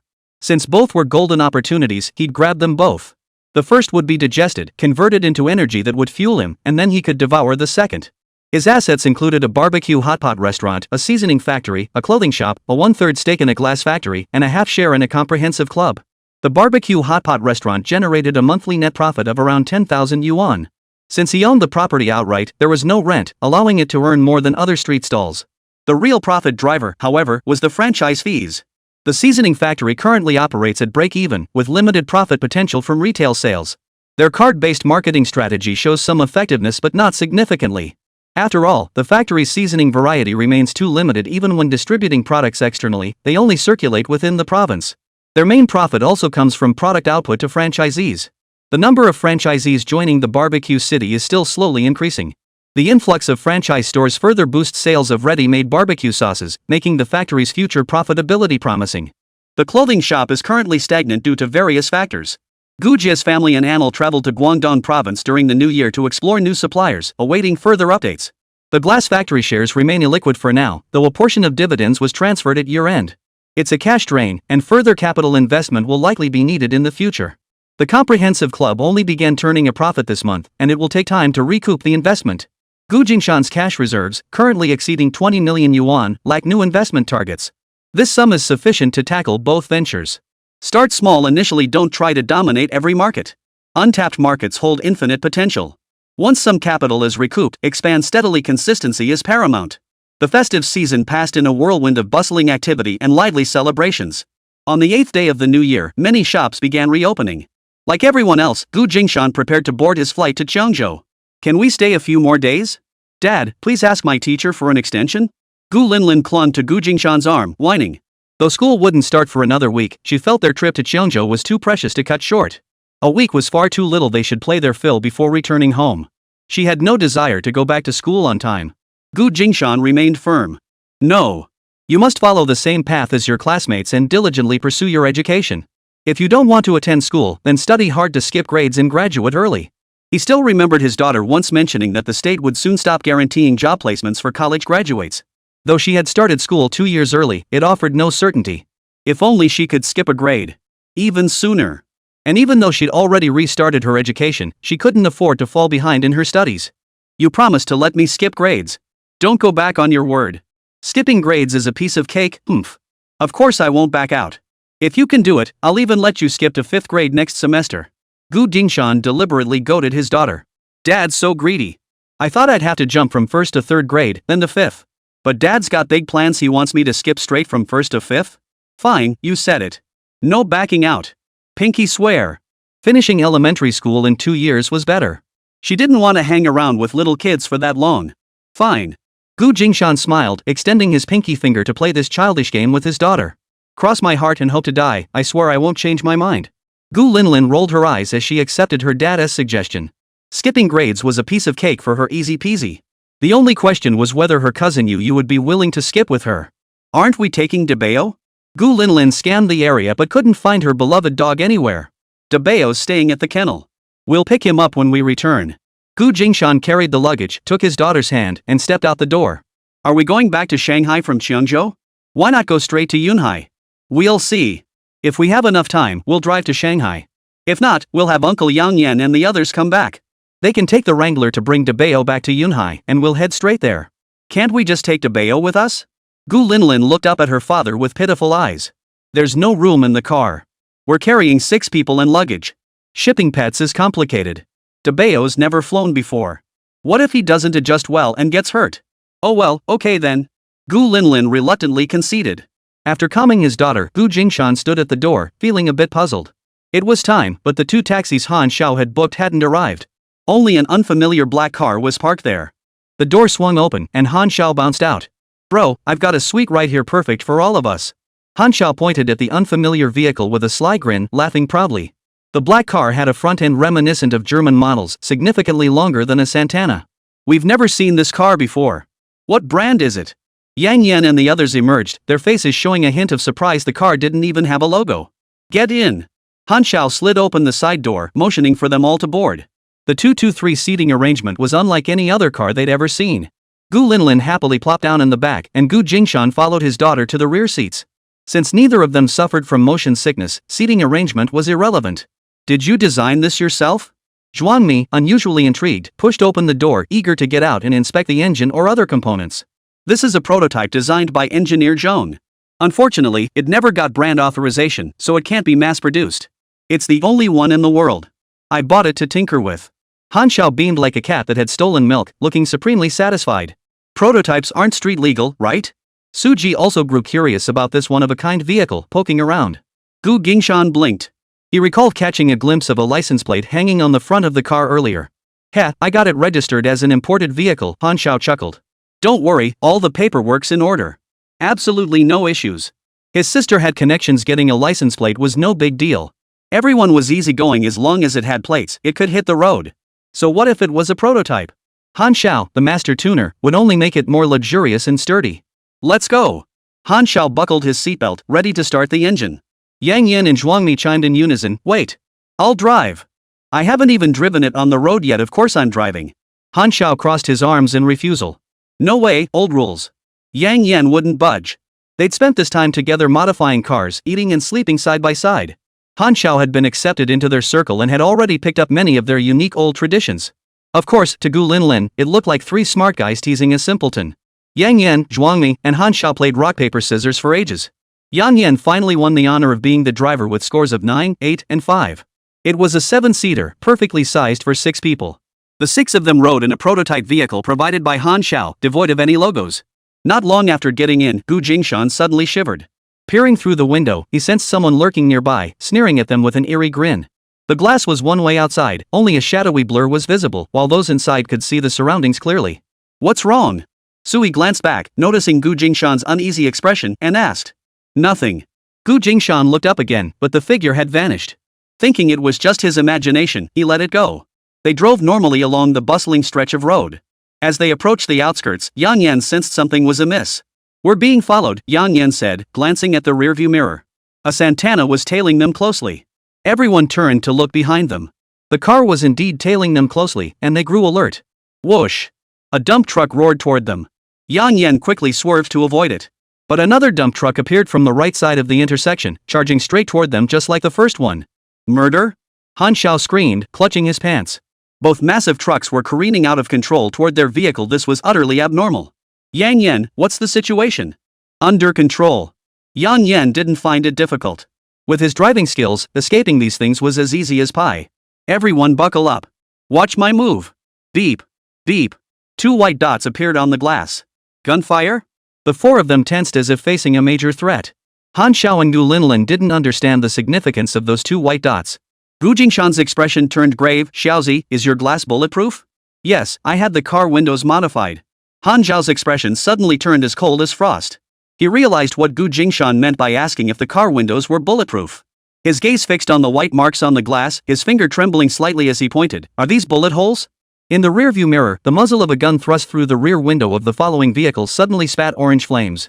3 bullets struck the upper edge of the rear windshield. 1 bullet left a distinct white mark on the glass, while the other 2 likely struck the car body. Han Xiao silently cursed his luck. Bulletproof glass alone wasn't enough. He couldn't recall if the cabin had undergone major modifications. If it was still stock, the German-made body might hold up, but he doubted it could withstand relentless bullets and a truck's impact. Chapter 102, Your Turn to Drive, I Can't Go On. Who the hell are they? Han Xiao clenched his fists and cried out in shock. Su Ji crossed his legs and whistled disdainfully. So cocky? Using silenced pistols? Though this area bordered the suburbs, it was right next to the airport. Had these attackers chosen this spot because they figured it would be hard to track them down and there was nowhere to dodge? The 2 dump trucks approaching from opposite directions accelerated with an empty load, their speed and impact far surpassing ordinary vehicles. Did they truly intend to kill them? If not for Yang Yan's lightning reflexes and masterful driving skills, they would already be dead under those vehicles. Call the police? Zhuangmi asked. Not yet. Han Xiao gritted his teeth, fighting back the tremors in his legs. They couldn't just sit and wait to die. It would take time for the police to respond, and in that window, those people could finish them off. They had to save themselves. He turned back. Bro, there's a compartment under the back seat. Weapons inside guns. The moment the words left his mouth, all 5 eyes turned to Han Xiao.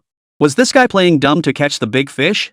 Just moments ago, he was trembling with fear, and now he's telling them there's a gun in the car? Hurry up! Seeing Gu Jingshan staring at him without moving, Han Xiao's voice cracked with urgency. Zhuangmi and Yang Yan cleared their throats and turned their attention back to the road ahead. Yang Yan pressed the accelerator until the tires screeched. Su Ji and Gu Linlin also refocused their attention on the windshield. Gu Jingshan unbuckled his seatbelt and thrust his daughter into Su Ji's arms. Hold Linlin tight. Yang Yan drove at breakneck speed, taking corners with brutal force. Without seatbelts, it was impossible to steady oneself. If no one held Lin Lin, she could easily be flung forward by the car's momentum and injured. Jingshan fumbled along the sides of the seats, finding a pull cord. He yanked it hard, folding down the rear seats. Reaching beneath the seats, he pulled out an 870, a .20 gauge shotgun. Jingshan and Su Ji exchanged a glance, both visibly disappointed. An 870 in this caliber had limited range and power. It wasn't effective for long-range attacks. If the car was too far away, it would be like tickling. There's another one inside. Han Xiao gritted his teeth, motioning for Jingshan to search further. Jingshan fished out a compact revolver from a hidden corner, along with a pack of bullets. Revolver effective ranges typically span 25-67 meters, depending on ammunition specifications, barrel length, and design optimization. This compact model might have an even shorter range. The guy behind them probably used a semi-automatic. Comparing the two, their firepower was severely outmatched. Just these two? Too bad we don't have any heavy weapons, Su Ji frowned. Better than nothing, I guess. Han Xiao rolled his eyes. Be grateful. For a law-abiding citizen like me, having a licensed hunting rifle and an antique collector's piece is already pretty good. Jingshan nodded. Yeah, not bad. Even if we got caught with these, it wouldn't be a huge problem. But they just aren't lethal enough. He sighed softly. Oh well, better than nothing. Jingshan didn't ask Han Xiao why two guns could be hidden in a car that wasn't driven very often. He recalled that the Wrangler Han Xiao had sold him also had hidden compartments. Otherwise, how else would he have stashed away those treasury bonds worth over 10 million? Perhaps it was just a rich man's quirk. Jingshan didn't know that before selling the Wrangler to him, Han Xiao had used it as his personal armory. Every weapon he owned had been stashed in that vehicle, thanks to its spacious secret compartment. Later, to prepare for the sale, Han Xiao had removed all the weapons hidden in the Wrangler. Watching Jingshan and Su Ji rejoice over the discovery of two weapons, Han Xiao felt like crying. He had placed those two guns in the vehicle just this morning as collateral. Had he known they'd be ambushed today, he should have stashed his entire personal arsenal in the truck. The cargo space was substantial enough. Why had he been so lazy just this once? Now, with only two guns both lacking in range and firepower, they couldn't mount an effective counterattack. They were all crammed into one vehicle, being chased by a massive dump truck, with snipers firing from the rear. What kind of situation was this? This scene was exactly what Han Xiao had feared in his nightmares, the very reason he'd hidden weapons everywhere. Never did he imagine it would become reality. Jingshan gently cracked open the window a sliver and poked the muzzle of his revolver outside. Yang Yan's fingers dug into the steering wheel's rubber grip as his foot pressed the accelerator pedal to the floor. Boom! The screech of metal scraping pierced their eardrums as the enemy's right front bumper slammed into their left rear tire. The violent impact slammed Yang Yan's forehead into the steering wheel, blood gushing forth. Everyone was jolted senseless. Jingshan first buckled his daughter's seatbelt, leaving his own unfastened. The collision sent the taste of blood spreading across his tongue. Jingshan gripped the seat handle with one hand while clutching his pistol tightly with the other, calculating the perfect angle. He had only one chance to strike. If he missed, the other driver would be ready. The road had been almost entirely straight until now, when a narrow side road appeared. It seemed to lead to a village, with low earthen houses and mud walls visible along the road's extension. Yang Yan gripped the steering wheel, growled low, and jerked it sharply. The truck scraped past the roadside barrier and fled into the village. The dump truck pursued relentlessly, slamming into their vehicle and knocking the barrier away before grinding to a halt. Its occupants seemed enraged by their escape, the engine roaring like thunder. The dump truck revved up again, its semi-trailer body grinding over the bumpy road surface. The container's outer wall was plowed by the wall, leaving a 2-meter-long scarlet gash. The dump truck swayed unsteadily, unable to maintain balance. It veered sideways, crashing into the stone walls of a courtyard. It plowed through 2 entire walls before finally grinding to a halt. Only then did the driver realize that during their brief skirmish, one of his tires had blown out. Jingshan, who kept his achievements and fame hidden, holstered his revolver, which seemed to emit wisps of white smoke. Jingshan's vehicle drifted along the village's earthen wall, its right rearview mirror already bent from the impact. The rear windshield cracked like a spiderweb during the dump truck's second collision. Though bulletproof glass could withstand a bullet's impact, it offered no defense against such a violent collision. Fortunately, they had managed to swerve in time, shaking off the dump truck. A Santana emerged from a parallel street, the same vehicle that had fired the earlier shots.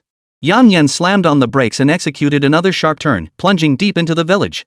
The road narrowed abruptly, and Yang Yan stomped on the gas, smashing through a bamboo scaffold. The Santana pursued closely behind, but it couldn't make the turn at the first intersection in time. As it turned at the second intersection, it crashed into a corrugated steel shed, which was strung with countless wires and red propaganda banners. Yang Yan yanked the steering wheel to avoid the hanging wires and banners, the rear of the car sweeping down a roadside tree, scattering branches and twigs across the ground. After entering the village, the Santana ceased firing its silenced gun.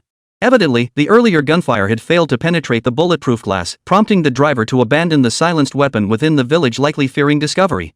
Instead, it mimicked the attack pattern of the dump truck, ramming its rear directly into the back of Han Xiao's vehicle.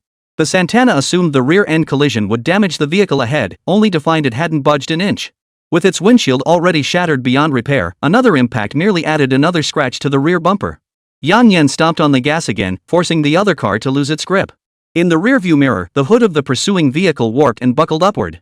The area suddenly opened up, revealing a wide expanse with no nearby houses.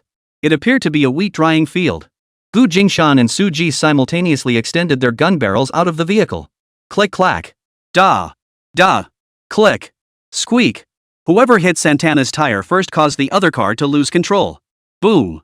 Another bullet struck the fuel tank, sending the Santana tumbling and exploding before crashing into a roadside tree. Yang Yan steered his car away from the explosion site. Gu Jingshan glanced back. Inside the tumbling cabin, he saw the pursuer tumbling out through the shattered windshield. The vehicle was now out of control, engulfed in flames that swiftly ignited the unfortunate tree it had struck. Everyone slowly exhaled in relief, wiping away the cold sweat from those tense minutes. Truthfully, their own vehicle wasn't in much better shape, its exterior riddled with damage. Had Han Xiao not modified it beyond recognition, making it nearly as sturdy as an armored vehicle, the gunfire and collisions would have left everyone inside badly injured. Just a dozen meters ahead lay the junction leading back to the paved road. Squeal! The car slammed on the brakes as Yang Yan yanked the emergency brake. You take the wheel. I can't drive anymore. Beep. Before he could finish speaking, his head slammed against the steering wheel. The horn blared. Yang Yan! Yang Yan! Blood dripped onto the steering wheel. Clearly, Yang Yan had been injured earlier but had endured the pain to get everyone to safety. Now that they were finally in a secure place, he could no longer hold back. Zhuangmi immediately withdrew her hand from the bump on her head and swiftly felt Yang Yan's pulse at his neck. His pulse is weak. We can't wait for an ambulance. We have to drive him to the hospital. I'll do it. Gu Jingshan yanked open the door, scooped Yang Yan up in a princess carry from the driver's seat, and carefully moved him to the back seat. Han Xiao scrambled into the driver's seat. You guys don't know the roads. I'll drive. Apart from Gu Linlin, everyone else had sustained injuries to varying degrees, mostly from the initial impact before the seatbelts had fully engaged. Since they were already here, everyone was required to undergo a medical examination. Su Ji and Han Xiao had the least severe injuries and were the first to be questioned by the police. What happened? A dump truck kept chasing us, deliberately trying to ram us. Its license plate was XXXXXX. After it blew a tire, we don't know if it's still there.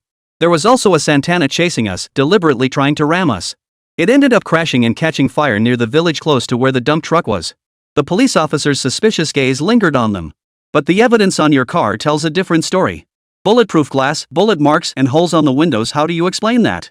It was the gunman in that Santana. I have no idea why they attacked us. We need to file a report. The area you described near the Santana was deserted, only the melted chassis remained. No sign of the dump truck either. But we did find the traffic barrier you mentioned, overturned. Be honest, did you knock it over yourselves and frame the dump truck? Han Xiao rolled her eyes and refused to answer any further. Xiaozi! The sound of leather shoes clacking rapidly approached the hospital room. The sound of that shout made Han Xiao's scalp tingle. The approaching footsteps felt like an enemy closing in. She immediately slid under the covers, refusing to show her face. Chapter 103, The Unlucky Soul hunted alongside Han Xiao? Han Xiao! Get out here! A sharp-looking woman in long military boots and a ponytail appeared at the doorway. The moment Han Shuang entered, she spotted an ostrich but sticking out, head buried in a half-piled blanket, and felt both exasperated and amused. She kicked the ostrich's rear, yanked back the covers with one hand, and with the other, pinched someone's ear with pinpoint accuracy. Grabbing him by the ear, she hauled Han Xiao out. Han Xiao, you've gotten pretty bold, haven't you? If Uncle Wang hadn't called me, would you have even bothered to tell your family? Where are you hurt? Sis, easy there, my head hurts, Han Xiao whined, his eyes darting around as he whimpered in protest. Han Xiao had driven to this private hospital because it was the closest one nearby, and the hospital director was a family friend who could provide Yang Yan with the best medical care. Yang Yan was unconscious. Zhuangmi said his pulse was faint and treatment needed to be administered as quickly as possible. The bullet holes in the car were obvious. Everyone in the vehicle had suffered some impact. He was prepared for the director to notify his family, but he hadn't expected the person he dreaded dealing with the most to show up and so quickly. Serves you right for having a headache. Han Shuang had intended to jab her finger hard into Han Zhao's head, but upon hearing him cry out about his headache, she reluctantly held back. Still feeling unsatisfied, she twisted her brother's arm with all her might. Ow!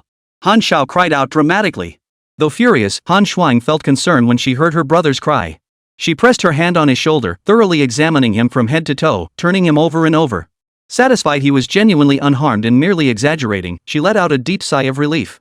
She exhaled a huge sigh of relief, then shot Han Xiao a fierce glare. Miss Han is here. Officer Li, who had come to take statements, recognized her and stood up to greet her. Have they finished taking statements? Han Xuan composed herself and exchanged pleasantries. Almost done. I'll wrap this up here and move on to the others. Officer Li swiftly gathered his pen and notebook, exiting the room with lightning speed and thoughtfully closing the door behind him. Su Ji was utterly baffled by the officer's abrupt departure. Just moments ago, he'd been dragging his feet, grilling them with endless questions. But the moment Han Zhao's sister arrived, he vanished faster than a thief. They didn't know that to Officer Li, Han Zhao's sister Han Xuan was a force to be reckoned with, no less terrifying than a raging flood. Their boss had pursued Han Xuan for 3 years without success, only to end up thoroughly subdued, not a single complaint, and even developing a deep friendship with her. His tactics were truly masterful. To them, Miss Han was the kind of person who could sell you out and still have you counting the money for her. Unless absolutely necessary, they all knew to steer clear of her. Officer Li hadn't initially realized the person he was taking statements from was Han Shuang's younger brother. Now that he knew, it was best to withdraw immediately. After all, the Hans would never waste police resources by deliberately filing a report, nor would they stage an accident just to attract attention. Had the hospital not called the police, Han Xiao and the others would never have wanted the authorities involved. That was precisely one reason they'd chosen a private hospital. The hospital director felt helpless. He'd intended to cover it up, but by the time he issued a gag order demanding confidentiality, it was too late. The front desk staff had already seen the wreckage of their car and dialed 911. So the director immediately contacted the Han family, relaying the news that their precious golden grandson had been shot and hospitalized in a car accident. He feared delaying the message would only invite blame later. You're the unlucky ones who got chased down with Han Xiao. Han Shuang turned around and addressed Su Ji. And you are? I'm Han Shuang, Han Xiao's older sister. I'm sorry our child has caused you trouble. She assumed her family's actions had implicated Han Xiao's companions. Pleased to meet you. Just call me Su Ji. It's not trouble. Han Xiao has been looking out for us. We still don't know exactly where the trouble is coming from. Su Ji lowered his eyelids and shook his head, answering honestly. Has that kid changed? Taking care of you? Han Shuang glanced at her brother in surprise. Her brother was notoriously aloof, rarely engaging with outsiders. She'd hoped opening a dance hall might make him more outgoing, but he remained unchanged. Han Xiao preferred bustling places precisely because the crowds obscured his presence, using the crowd to hide himself. During the new year, Han Xiao came home for the reunion dinner, then vanished without a trace. He claimed he was hanging out with his buddies. Friends? That word had never once come out of Han Xiao's mouth. Han Xiao instinctively knew who was just a sycophant and who had ulterior motives. He was too straightforward to bother with small talk or pretense, always keeping his distance. His family understood his nature and never pressured him to be more worldly. They only hoped he could learn to interact with others normally. Half a year ago, Han Xiao transferred his business holdings and partnered with that man to establish some kind of entertainment complex. Naturally, the Han family conducted a thorough background check on Gu Jingshan. Once they confirmed Gu Jingshan had no ulterior motives, merely that their precious son had thrown a fit over selling a car and stubbornly attached himself to the other party.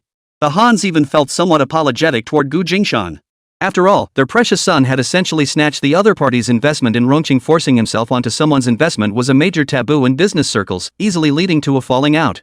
Not only did the other party not turn hostile, but they also facilitated connections between the two sides, agreeing to Han Zhao's half-baked scheme, trading assets for cash and then sharing in the other party's profits.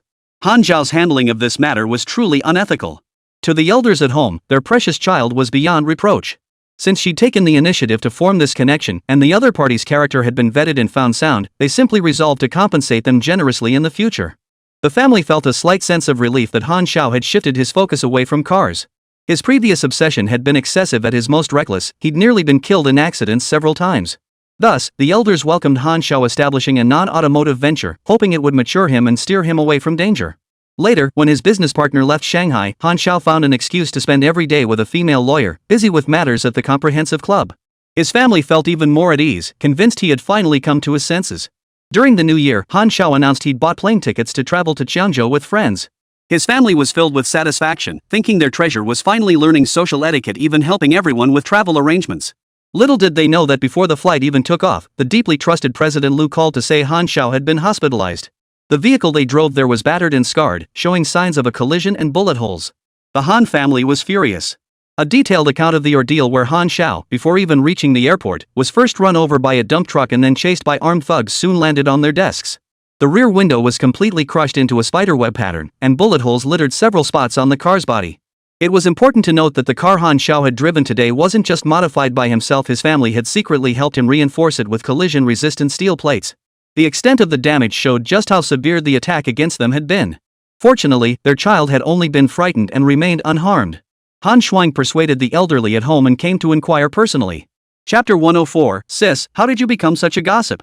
Su Ji's praise for Han Xiao that she was kind and considerate filled Han Shuang with quiet satisfaction.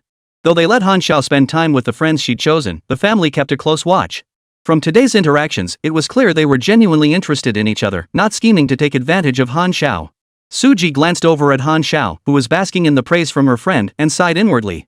We might have a bit of trouble to sort out, Su Ji said. His kind words were meant to get Han Xiao's sister to help resolve any future complications he'd given up on the naive and innocent Han Xiao. That decisive action in the car was likely just a dangerous instinct. Yes, that must be it. What kind of trouble? The dump truck's tires and the charred Santana wreckage should show signs of gunfire. That's a bit of a problem.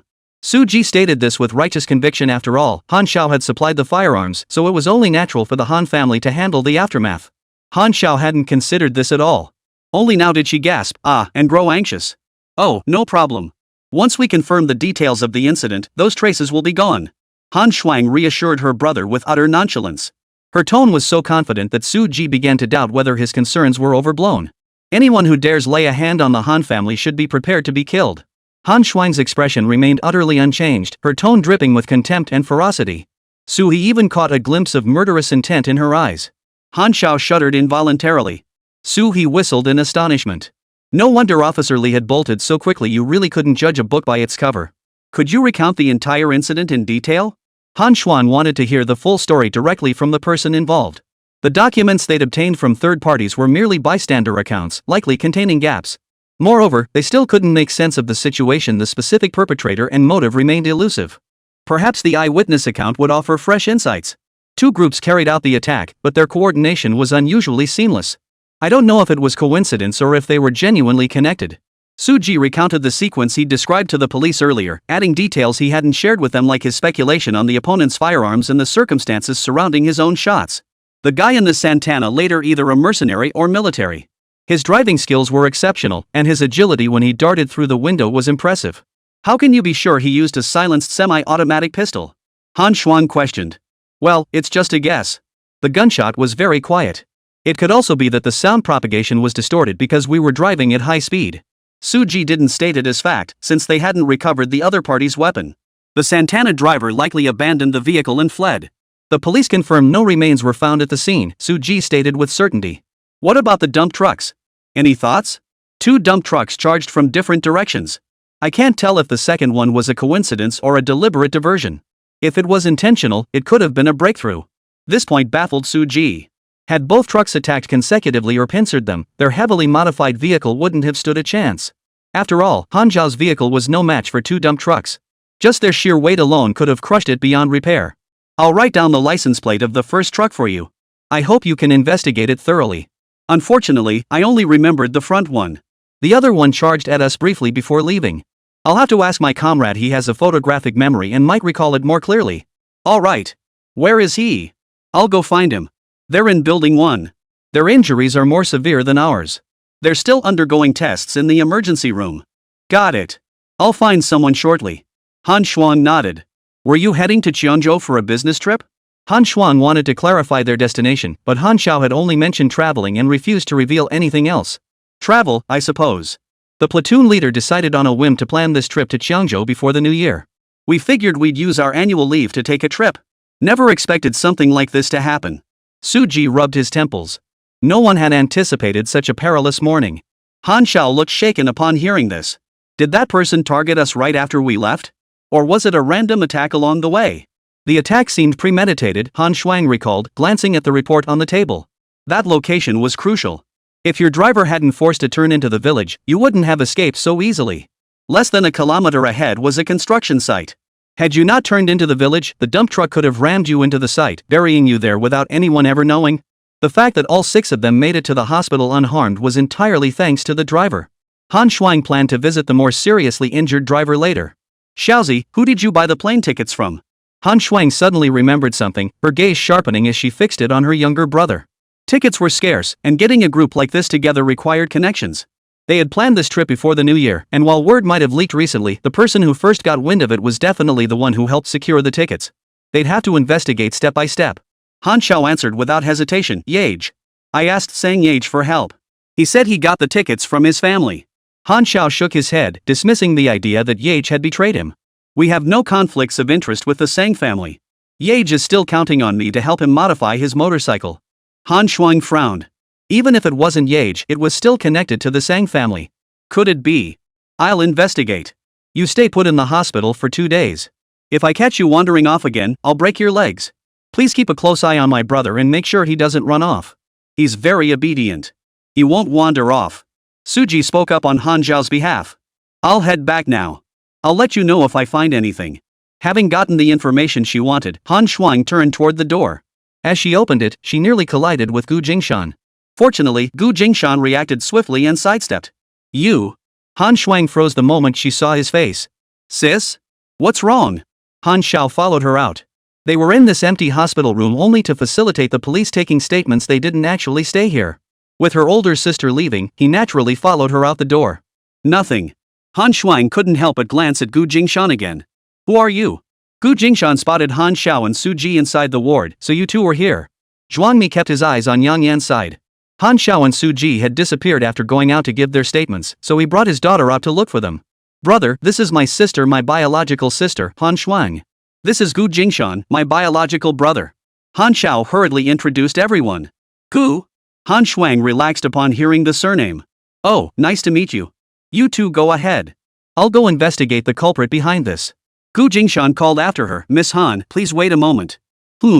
Last time, when someone tried to kidnap us, it involved the Wei family from Hong Kong. A branch of their family intended harm toward Lin Lin.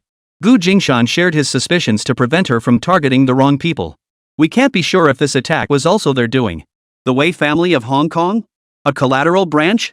Han Shuang's expression turned thoughtful, then lit up with realization. Ah! You're the Gu father and daughter who stirred up quite a commotion in Hong Kong half a year ago. Han Shuang's eyes lit up. So Wei Yunlan, the heir to the Wei family, really took a fancy to you? You refused to marry into their family, and because he couldn't have you, he adopted your daughter as his goddaughter? Gu Jingshan was at a loss for words. Where did this rumor come from? Gu Linlin covered her mouth, giggling. Sis, how did you get so gossipy? Han Xiao rolled her eyes. Roll your eyes at me again, and I'll pluck them right out. Ugly. Han Shuang glared threateningly at her younger brother. Stop speculating. My brother Gu isn't that kind of person. You should hurry up and investigate the bandits. Listening to gossip like this isn't your style. Han Shuang's retreating steps halted abruptly. Come on, give me your contact info. We'll connect sometime. She edged closer to Gu Jingshan, determined to exchange details. Han Xiao and Su Ji stood by watching the show, showing no intention of breaking up the awkwardness. Gu Jingshan couldn't resist her persistent staring and exchanged his mobile number. If he didn't give it, she'd just ask Han Xiao anyway. Might as well be generous. Before leaving, Han Shuang glanced back at Gu Jingshan, her eyes lingering on the hand he held with Gu Linlin.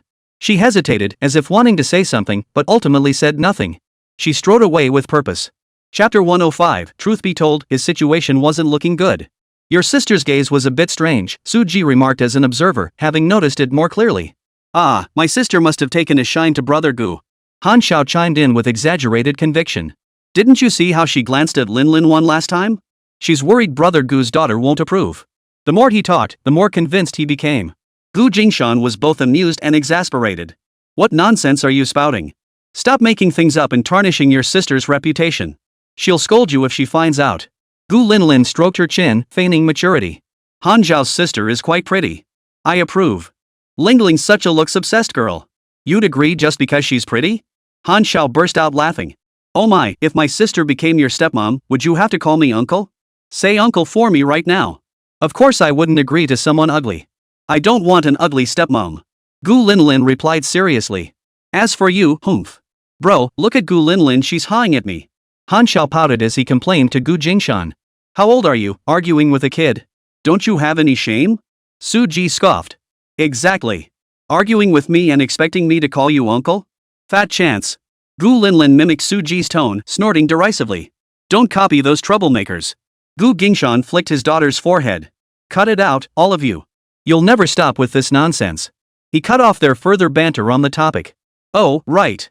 When your sister asked where you bought the plane ticket, you mentioned this Sang family. What do they do? Suji smiled, helping Gu Jingshan out of the awkwardness by picking up a topic from their earlier conversation. Han Xiao shook her head like a bobblehead. You suspect them too? Yage couldn't have done it. We have no conflict of interest. He even asked me to help modify his motorcycle. He'd have no reason to do this. Han Xiao propped her chin on her hand, deep in thought. The Sang family. Their business doesn't overlap with ours. Why would they target us with lethal weapons like guns and dump trucks? What would they gain? This kind of grudge to go head-to-head with our family in a fight to the death? Impossible. They absolutely don't have the guts for that. The Sang family has been a prominent household in Shanghai for years? The Sangs have only been in Shanghai for about 10 years. I'm not entirely sure where they originally moved from, but I know they're outsiders, not true Shanghai locals. They're more like nouveau riche, not exactly high class. Rumor has it they made their fortune by marrying off their daughters. The previous generation had 6 daughters, all of whom married well. Oh, and one of the younger daughters in this generation married into the same family in the capital. Pretty tacky, if you ask me. Come to think of it, the family she married into also has the surname Gu. What a coincidence. Han Xiao looked at Gu Jingshan in surprise. Why are you interested in this gossip? Su Ji teased. She remembered how arrogant this little brat had been when they first met. Never would have guessed he was a gossip enthusiast. That cousin from the Sang family who married into the Gu family treated my sister like mortal enemy. It started back in school when that girl had her eye on the school heartthrob. He rejected her. Then pursued my sister instead. My sister turned him down. Seems like that S when she started competing with my sister over everything. When the Sang family arranged her marriage to a Gu family branch, she nearly tore the house apart. In the end, she couldn't stand up to her family and went through with it. For some reason, Gu Jingshan felt a pang in his heart. Should he investigate the Sang family? Look into the Gu family that married their daughter? Gu Jingshan lowered his eyelids, his long lashes obscuring his gaze. Does your head still hurt? Su Ji realized they'd been out long enough and needed to head to Building 1 to find Zhuangmi and Yang Yan to check on Yang Yan's condition. I'm okay. Our injuries are minor. How about you, bro? We've all got concussions to varying degrees. We'll probably be kept overnight for observation. Yang Yan is still undergoing tests. Zhuangmi is with him. She'll probably need to give a statement soon. We should go take her place. Let's go. Hey, the two sitting in the front got hurt the worst. This car needs some serious upgrades. Han Xiao muttered, shaking his head. Your car needs improvements? It's not totaled? Are you kidding? The frame's intact, the engine's fine, just a bunch of dents in the glass and bodywork. Just replace the panels. Gu Jingshan shook his head and suggested we should get the frame inspected. After being rammed by that dump truck, it might be warped. Ah, right. That could be it. Han Xiao's face darkened instantly. That damn dump truck driver. It was the only car of its kind in the world. If it were destroyed, he'd feel such a waste. Cars on the market were either 4-seaters or large vehicles seating 11 or more. This 7-seater model was nowhere to be found now, such a pity. He still felt the seating capacity was just right. No way. If that car was totaled, he'd have to find a place to custom build another one. Building 1. Emergency observation room. Why hasn't he woken up yet? Zhuangni asked the doctor anxiously. He was always perceptive and noticed the nurse's expressions were very off. We need to observe him a little longer, the doctor evaded, then asked, has his family arrived? Zhuangni felt a sudden wave of panic. Why is it always observing? Why no concrete news? We're his comrades in arms. Please tell us the specifics. Zhuangmi stared intently at the doctor, trying to read any clues from his expression. His family isn't here? The doctor was still asking about Yang Yan's family. Zhuangmi took a deep breath. He's an orphan. There's no one left in his family. We are his closest kin. Hearing this, the doctor paused, removed his glasses, and slowly wiped them with a lens cloth. To be honest, his condition isn't looking good. Delivering bad news to families was always the moment he dreaded most, yet it was an indispensable part of treatment. So whenever this moment came, he habitually removed his glasses, refusing to see this clear and cruel world. He just got hit. How could it be not optimistic? Zhuangni's face instantly drained of color. He has an abnormal tumor in his brain. It wasn't causing problems before, but the impact caused severe shaking that affected the tumor. During your escape, the patient's blood pressure spiked dramatically, causing the tumor to rupture. He is now experiencing continuous bleeding in his brain. Can we operate? Remove the blood? Zhuangni's lips trembled. She opened her mouth several times before managing to speak clearly. It's not that simple. We can't guarantee success with a craniotomy and clipping procedure right now. His cranial cavity is already filled with blood. Based on current imaging, the prognosis isn't good. Can't we stop the bleeding? Are we just going to do nothing? Just watch him bleed? Zhuangmi screamed, grabbing the doctor's coat and pleading with him. We can't determine the tumor's bleeding status or the extent of his brain damage. We must wait for him to regain consciousness to assess. The doctor's voice softened. There's also the possibility he won't wake up. In that case, surgery would be even less necessary. How could this happen? Zhuangmi couldn't accept it. Logically, given the bleeding we're seeing now, he should have been unconscious long ago. You said he was struck for a long time before collapsing. It seems his willpower was extraordinary. He held on until you were out of danger before finally letting go. The doctor's gaze was filled with pity. His blood pressure fluctuates wildly, making the situation even more critical. Beep beep beep. The alarm suddenly blared. Quick! Get him into the operating room. What's wrong with him? Why did the alarm suddenly go off? Zhuangmi panicked. Out of the way, hurry. No one had time to answer Zhuangmi's questions. Quick, the defibrillator. There's no time to go to the operating room. The patient's condition is critical. Zhuangmi was shoved out of the emergency room by the nurses as the curtain was drawn. Chapter 106, Someone Must Pay the Price. What's going on? When Gu Jingshan and the others arrived at Building 1, they found doctors and nurses rushing in and out of the emergency room, working non-stop. Zhuangmi sat huddled outside the emergency room door, her face ashen, hugging her knees. Her gaze was vacant, fixed on the emergency room door. Every time the door opened, he would spring to his feet, his gaze fixed on whoever emerged. Yet no one had time to acknowledge him or speak. Afterwards, Zhuangmi would silently retreat, crouching down to wait once more. What's wrong? Suji couldn't find Yang Yan, and the emergency room door was closed. Gu Jingshan's intuition kicked in. Where's Yang Yan? Suji's face paled. Zhuangmi, speak up. What happened to Yang Yan? Zhuangmi stared fixedly at the floor, her mouth opening with great effort. They said. Yang Yan had a malformed tumor in his brain. During our escape, the sudden spike in blood pressure caused it to rupture. Her voice was dry and raspy. Burst? How could this happen? The exclamation burst forth in unison. All four of them, including Gu Linlin, froze in place. When they transferred Yang Yan from the car, his nose had been dripping blood. They'd assumed he'd hit his nose on the steering wheel during the crash. Could his blood vessel have burst back then? The doctor said if he regains consciousness, there's still hope. Zhuangmi's voice suddenly choked with emotion. But Zhuangmi's ashen face told them it wasn't that simple. The five of them stared blankly at the tightly closed door, retreating to the wall. On the other side of the glass door, blue curtains blocked their view. Inside, people were calling out and bustling about. Doctors and nurses darted back and forth. Each time someone passed by, they watched with hopeful eyes, only to return to their spot in disappointment. They lost track of time. Was it 10 minutes, or perhaps hours? The blue curtain was drawn aside, and the emergency room door opened. The doctors and nurses inside shook their heads as they filed out. Through the glass, they saw the monitors attached to Yang Yan being disconnected one by one. Han Xiao and her companions sprang to their feet in unison. Han Xiao felt her heart pounding wildly, her entire body frozen in place, unable to move. Yang Yan! Yang Yan! The voices sounded distant and unreal. He heard Zhuangmi, Suji, and Gu Jingshan shouting Yang Yan's name, their voices almost breaking. Their faces contorted as they rushed into the emergency room.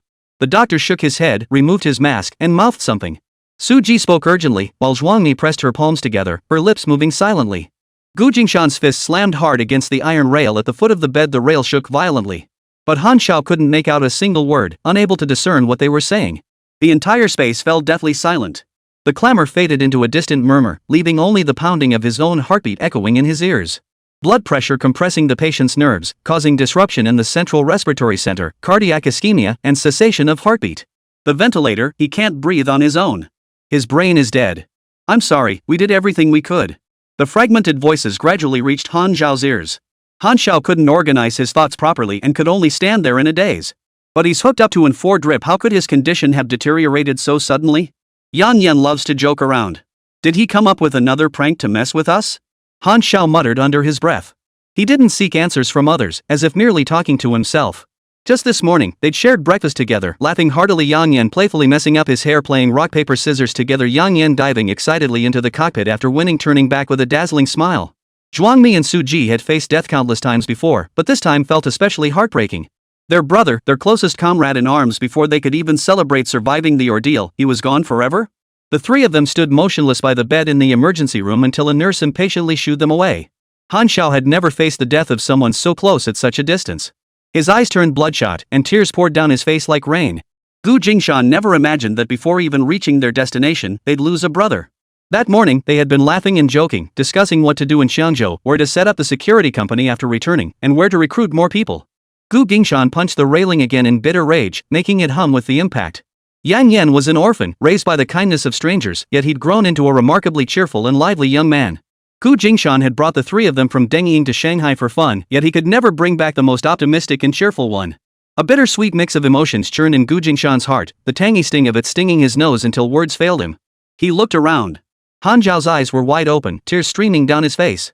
Su Ji and Zhuang Mu clutched their heads, sobbing aloud. Gu Jingshan approached the bed once more, studying that familiar yet unfamiliar face for a long time. Spots of blood still clung beneath Yang Yan's nostrils. The blood that had flowed down his clothes throughout the journey nearly soaked through his chest, its vivid red gradually drying into a dull stain.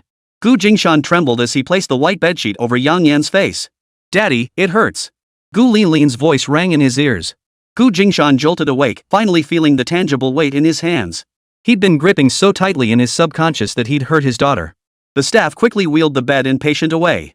Ever since the first sniper ambush and kidnapping, he wondered if he had let them go back then, would Yang Yan still have died? Gu Jingshan's chest heaved violently. Afterlife arrangements were for what came after death, but before that, there was one crucial matter left. Revenge. Someone must pay for Yang Yan's death. The dump truck driver and the mastermind behind it, the gunman who fired the shot, and everyone involved, not a single one would be spared. Ding ling ling. Ring ring. Ring ring ring. The phone rang. It took Gu Jingshan a long while to realize it was his mobile phone ringing. He answered it. "We found them. One is the Xiangjiangwei family you mentioned. The other is indeed the Sang family." It was Han Shuang's voice. The dump truck driver confessed. "They received an out-of-town contract to eliminate you and your daughter. Since all 6 of you were traveling in one vehicle, they decided to target the entire car. The Sang family sent an assassin. That assassin suffered severe burns.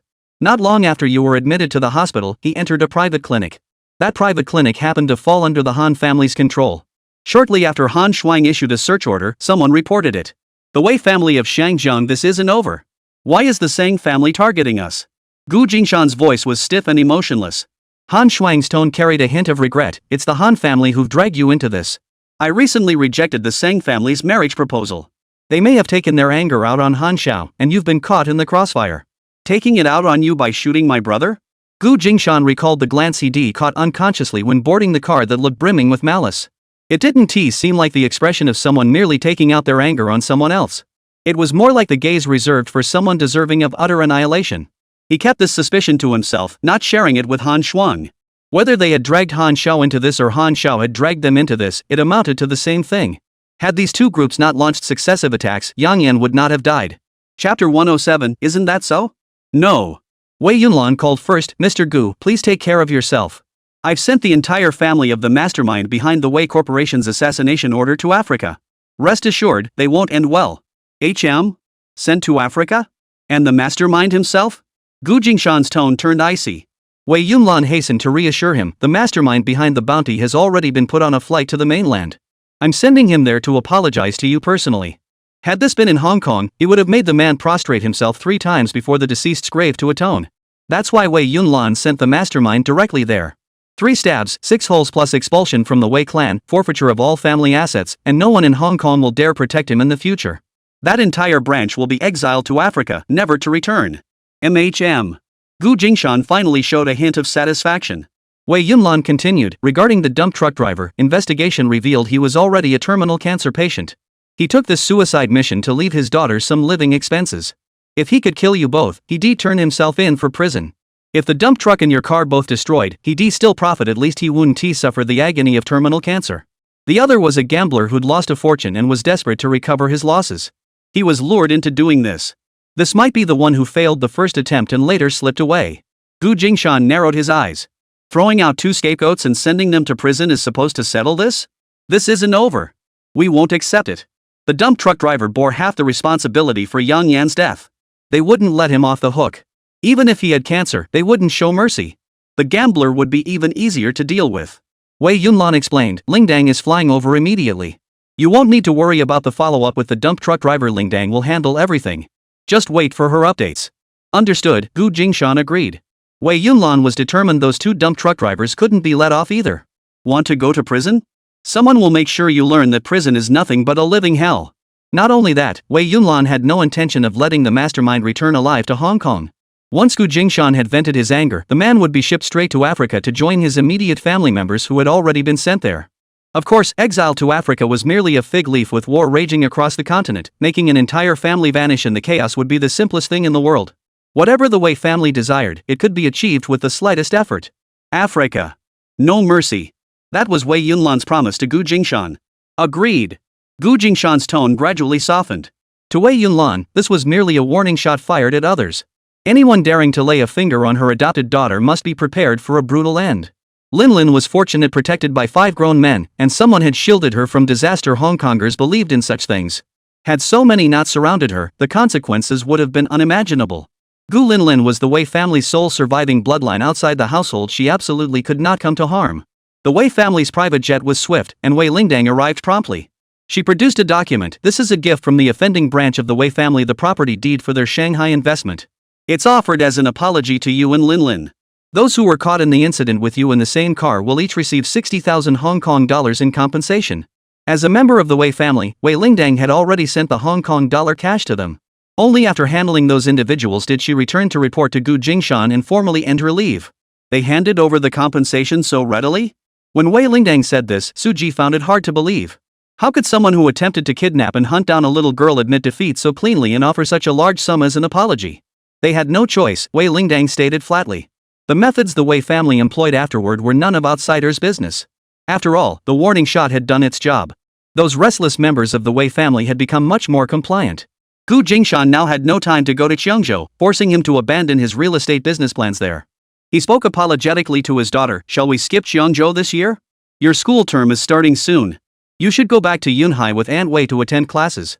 I'll handle Uncle Yang Yan's funeral arrangements first, then return. Okay, Gu Linlin agreed obediently. Forget it. That real estate boom in Qiangzhou would only last 3 years anyway. Without her keeping an eye on things, getting stuck in there would be a losing proposition. Better not to go. Uncle Yang Yan's matters are urgent. I'll listen to Aunt Wei obediently. She was too young to be of much help here. Instead, it would take resources to look after her. Better to go home with Aunt Wei first. Aunt Wei, Uncle Wei, and Cousin Yu should have returned from Guangdong province by now. With them there, the house would feel livelier. Level up. Initiating. I'll bring my cousin along to start it up. Gu Lilin's mind instantly drifted off. Gu Jingshan gently patted his daughter's head, preparing to send her home as soon as possible. That same afternoon, someone from the Han family also arrived. Han Shuang handed over a thick stack of documents. This is a cemetery contract. It's a token of our sincerest apology for the Han family's involvement in Mr. Yang's situation. The Han family wished to assist with Yang Yan's funeral arrangements by purchasing a luxurious plot in Shanghai. She brought the contract today and took her younger brother home with her. The family was worried and wanted to see the child. It's unnecessary. We'll return to Dengying for the burial, Gu Jingshan declined. They would bring Yang Yan back to Dengying after all, that was his home. In the land of flowers, the tradition held that one should return to one's roots. After Yang Yan's cremation, Suji and Zhuangmi took him back first. Gu Jingshan remained in Shanghai, awaiting the final outcome at the very least, to ensure Yang Yan could rest in peace. You should go back with your sister first. There's nothing for you here today. Attorney Lin and I will keep an eye on things at the club. Gu Jingshan dismissed Han Xiao. Yang Yan's death had deeply affected the child. Han Xiao had barely spoken these past few days. They were preoccupied with their own grief and needed time to process their emotions. It was best to let the child's family help him work through his feelings. Han Shuang provided Gu Jingshan with a detailed account of the aftermath. The assailant suffered burns over 60% of his body.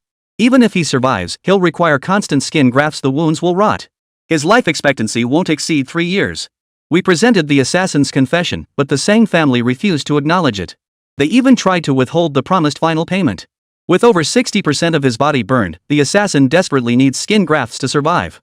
He handed over every detail of the deal documents, recordings to the Han family in exchange for a chance at life. The assassin's life was spared, and the Han family would fulfill their agreement to arrange his skin grafts. But the assassin didn't know what it meant to be condemned to live. Daring to harm their precious golden grandson? Skinned alive would be a mercy.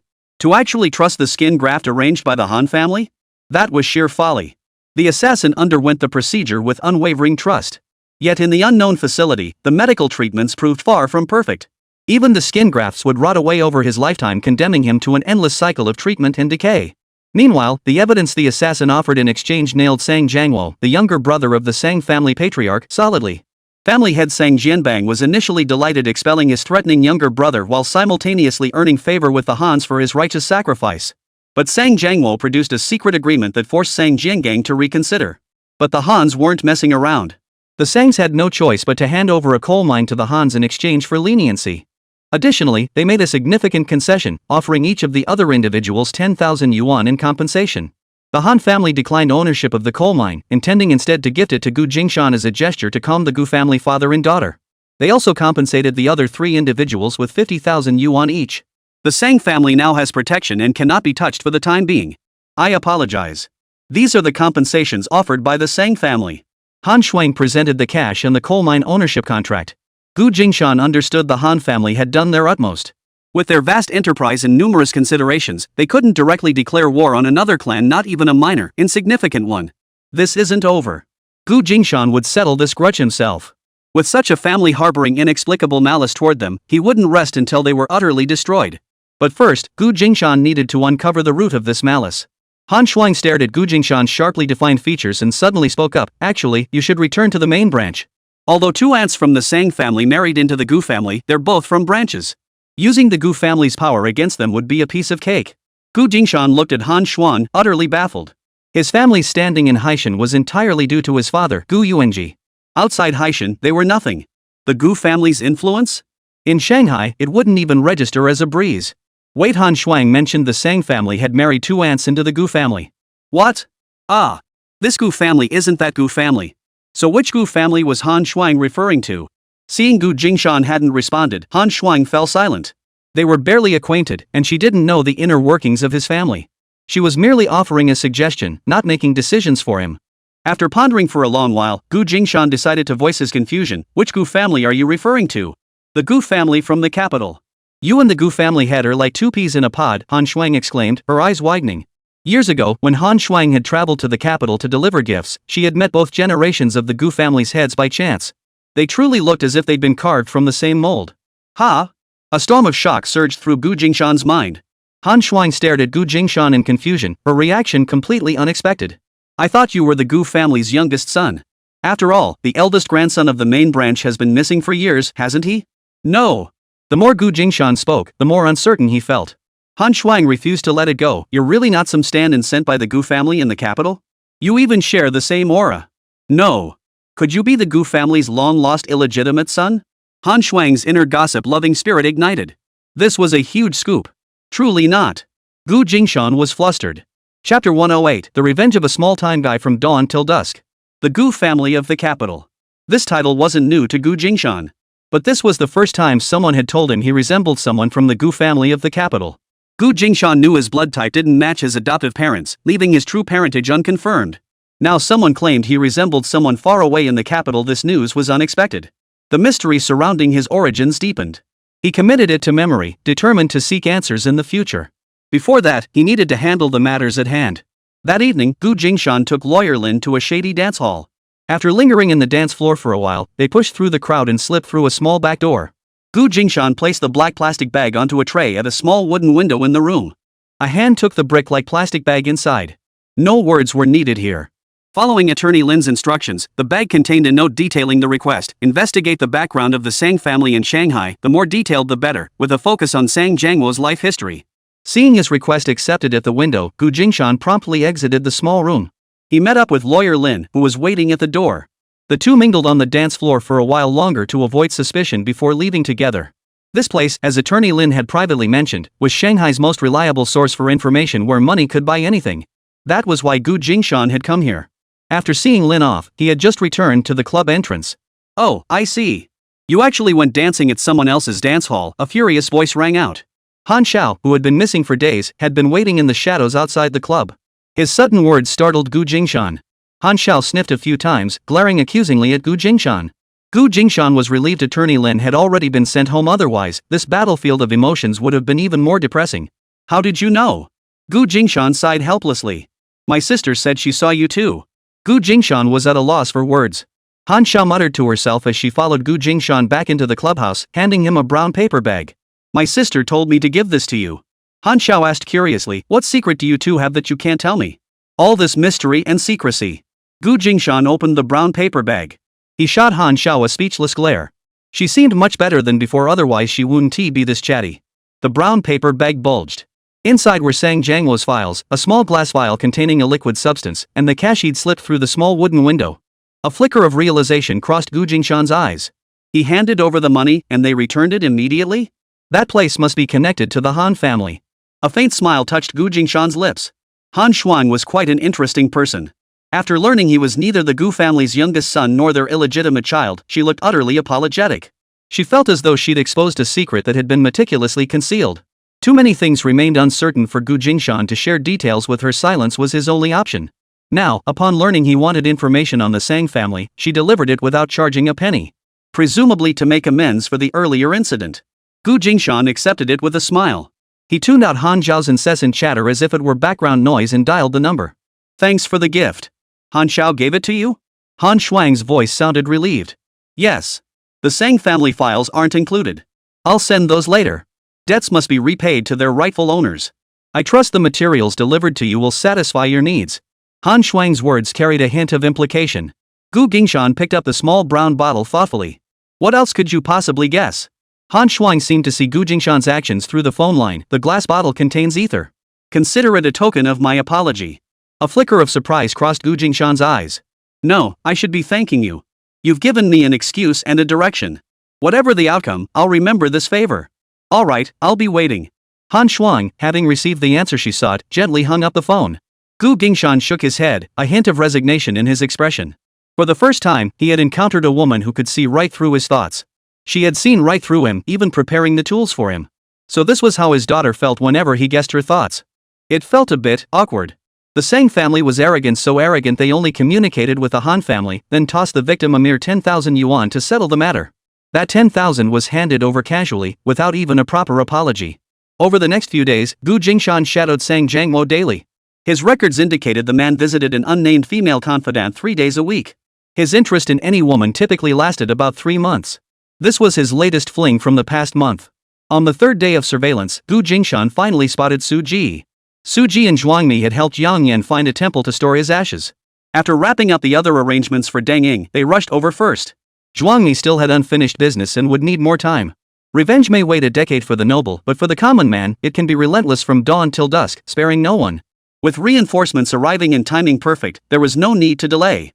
The following midnight, the two lurked near the residence of Sang Jiangwo's new lover. After the lights went out, Gu Jingshan and Su Ji waited another half hour in the shadows, ensuring everyone inside was sound asleep. They climbed in through the back wall, which they had scouted earlier.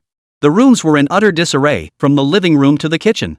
Gu Jingshan and Su Ji carefully navigated the obstacles on the floor, avoiding tripping over scattered shoes and clothing that might wake the sleeping occupants. Following the trail of clothes, they found the bedroom. Gu Jingshan swiftly approached and pressed the sleep acupoints on both figures in the bed, deepening their slumber. Su Ji pulled out a sheet and wrapped the naked Sang Jiangwo up tightly. The two carried Sang Jiangwo, now rolled up like a silkworm cocoon, into another room. Su Ji struck Sang Jiangwo's leg with an iron rod. The pain made Sang Jiangwo's brow furrow as he struggled to open his eyes. Gu Jingshan took out a small brown bottle, poured some liquid onto the corner of the sheet, and pressed it directly over Sang Jiangwo's nose and mouth, plunging him back into unconsciousness. His limbs were broken, tendons severed. Su Ji retrieved a specially prepared box, opened it, and sprinkled a small amount into each wound. Only then did Gu Jingshan realize that Su He had poured a nest of ants into the wounds. The formic acid secreted by the ants would make Sang Jiangwo wish he were dead, severely impeding the healing of his wounds. More importantly, these ants were Yang Yan's precious pets, brought back specifically by Su Ji from Deng Ying for revenge. Gu Jingshan gave him a thumbs up. The two men, perfectly in sync, completed their revenge without uttering a single word, then departed with deliberate ease. In this new society, they couldn't openly take a life. Death may be spared, but punishment remains inevitable. Just as the Han family dealt with their assassin, the Wei family dealt with the dump truck driver and traitor, and they dealt with Sang Jiangwo, all was justice. Chapter 109, Can Yunhai handle this? Where do we go next? Su Ji felt a wave of relief wash over him after completing their revenge. Being discharged had its perks, at least he was no longer bound by certain rules. He could settle scores with relish, avenging himself with unrestrained satisfaction. After breaking every bone in that bastard's body, the rage in his heart had subsided considerably. Now that the task was done, he felt strangely hollow inside. Gu Jingshan had already planned it out. We'll go to Deng Ying to pick up Zhuangmi, pay our respects to Yang Yan, and then head to Yunhai. We agreed to start a security company back then. Do any of you have other plans? When they discussed the security company, all four of them had agreed instantly. But in the blink of an eye, Yang Yan was no longer around to crack jokes. For a moment, Su Ji felt a pang of unease. Gu Jingshan patted his shoulder. Those still living must look forward. Once the Shanghai matter was settled, he planned to drive Su Ji and De Bao to Deng Ying. After completing the memorial rites, they could return to Yunhai. This trip before the new year had brought one thing after another, with not a single day of peace. Jingshan felt weary. On the day Wei Lingdang flew back, they had already forced the Wei family's chief culprit to kowtow before Yang Yan's ashes. Taking advantage of the private jet still being available, they immediately dispatched that individual away sent to Africa according to Wei Yunlan's arrangements. Word had it that within days of arriving in Africa, several of the punished individuals had already succumbed to diarrhea due to the unfamiliar climate. Who knew how long the mastermind would last over there? After weighing all factors between Shanghai and Yunhai, I've decided to establish the training base and security company headquarters in Yunhai. Shanghai's territory is too small. If our personnel increase, living in Shanghai is no easy feat. Suji nodded in agreement. He understood all too well the stark difference in cost of living between a metropolis and a small county town. They'd been relying entirely on Jingshan for food and lodging these past days, and they all felt terribly guilty. The cost of living here was truly beyond their means. Brother, can't you move to Shanghai? Han Xiao, a local native, pitied Jingshan's departure and asked plaintively. I've got a lot on my plate back home. It's not feasible right now. But in the future, with better transportation, getting between Yunhai and Shanghai will only take a dozen hours or so. Visiting once a month won't be a problem. Jingshan painted a rosy picture for the youngster. Here, our space is too small. We can't fit in the security guard's physical training and daily drills, Suji said to Jingshan. Having gone through life and death experiences with Han Xiao, they all considered him family. The kid was young, just placate him for now. Can Yunhai really accommodate it? Han Xiao was a bit unconvinced. The entire 6th floor above the clubhouse was their office space. How could it not be enough? Jingshan didn't know how to explain it to Han Xiao, so he simply said, Yunhai's land covers 39 hectares. This place is still too small. Yunhai was his stronghold, he couldn't just let it go so easily. Besides, after spending time in Shanghai, he understood what it meant for land to be worth its weight in gold. The plot he'd acquired in Yunhai less than half a year ago hadn't even had time to warm up yet. It only housed a seasoning factory. While larger than a small workshop, it won by much. Production capacity existed, but sales hadn't caught up yet. Therefore, they couldn't operate at full capacity, otherwise inventory would become a nightmare. So much space lay idle, what a waste. He was determined to develop it properly once he returned. Establishing a training base in Yunhai had been brewing in his mind for quite some time. He planned to implement the entire regimen honed in the military barracks to maintain the physical fitness and combat readiness of his bodyguards. His own combat skills also demanded attention. Danger lurked everywhere, and complacency was no longer an option. For a security company, manpower is key. Wherever personnel are stationed becomes headquarters. Expanding offices to other locations will be considered as business grows. If suitable land became available in the future, he could also establish a base in Shanghai. 39 hectares? You're a real big shot. Han Xiao wasn't familiar with land measurement conversions, but Su Ji couldn't help but gasp at the figure. 39 hectares means 390,000 square meters, Su Ji scoffed at Han Xiao. When Han Xiao had boasted earlier, he hadn't mentioned that the platoon leader's family holdings included 39 hectares of land. Judging by his reaction, Han Xiao probably didn't know either. Oh well. The platoon leader was truly formidable. If Su Ji hadn't been about to follow him to Yunhai, the platoon leader would probably still be keeping it a secret. Alright, let's head for Yunhai, Su Ji declared with boundless enthusiasm. With such vast land, they absolutely had to make the most of it. They'd finally have their own territory. After they left, Han Xiao continued counting on his fingers. 390,000 square meters? How vast was that? The clubhouse's 6 floors totaled around 3,000 square meters, meaning a single floor was only about 500 square meters. Han Xiao was dumbfounded, never again suggesting 6 floors could accommodate everyone. After arriving at Dengying, Jingshan, Su Ji, and Zhuangmi took the repentance letters from those people to the ancestral hall to pay respects to Yang Yan. After burning the letters for Yang Yan, the 3 humans and 1 dog drove on toward Yunhai. Ring ring. The phone rang. Jingshan answered the mobile. Boss, the client gave very high praise for Xia Hang and the other 2 bodyguards. The final payment and tips have already been transferred. The Hong Kong accent on the other end was thick, the voice as smooth as honey. It was Anna, a newly hired staff member at the Hong Kong office, responsible for local security liaison and after-sales service. Wei Yunlan had personally vetted and recruited her. Got it. Jingshan held the phone in one hand while driving with the other. The return trip was a bit easier now with 3 people taking turns driving 2-hour shifts. They could get home in just over half a day. Jingshan had already received a call from the bank after the first security operation concluded, confirming the client had transferred 10,000 Hong Kong dollars. This amount was 1,000 Hong Kong dollars higher than the initial agreement. It seemed the client was genuinely satisfied with Xia Hang and his team's performance this time. Converted to RMB, it amounted to roughly 11,000 yuan. They had already received an advance payment of 5,000 yuan 6 months operational funds which required receipts for reimbursement. The remainder was to be returned and did not constitute wages. Salaries would be settled monthly. Each person earned 300 yuan monthly. Any tips or extra bonuses from clients were distributed individually. Thus, for this mission, each of the three members Xia Hang, Gu Jingshan, and the other would receive 633 yuan. Gu Jingshan, however, would receive 9,000 yuan.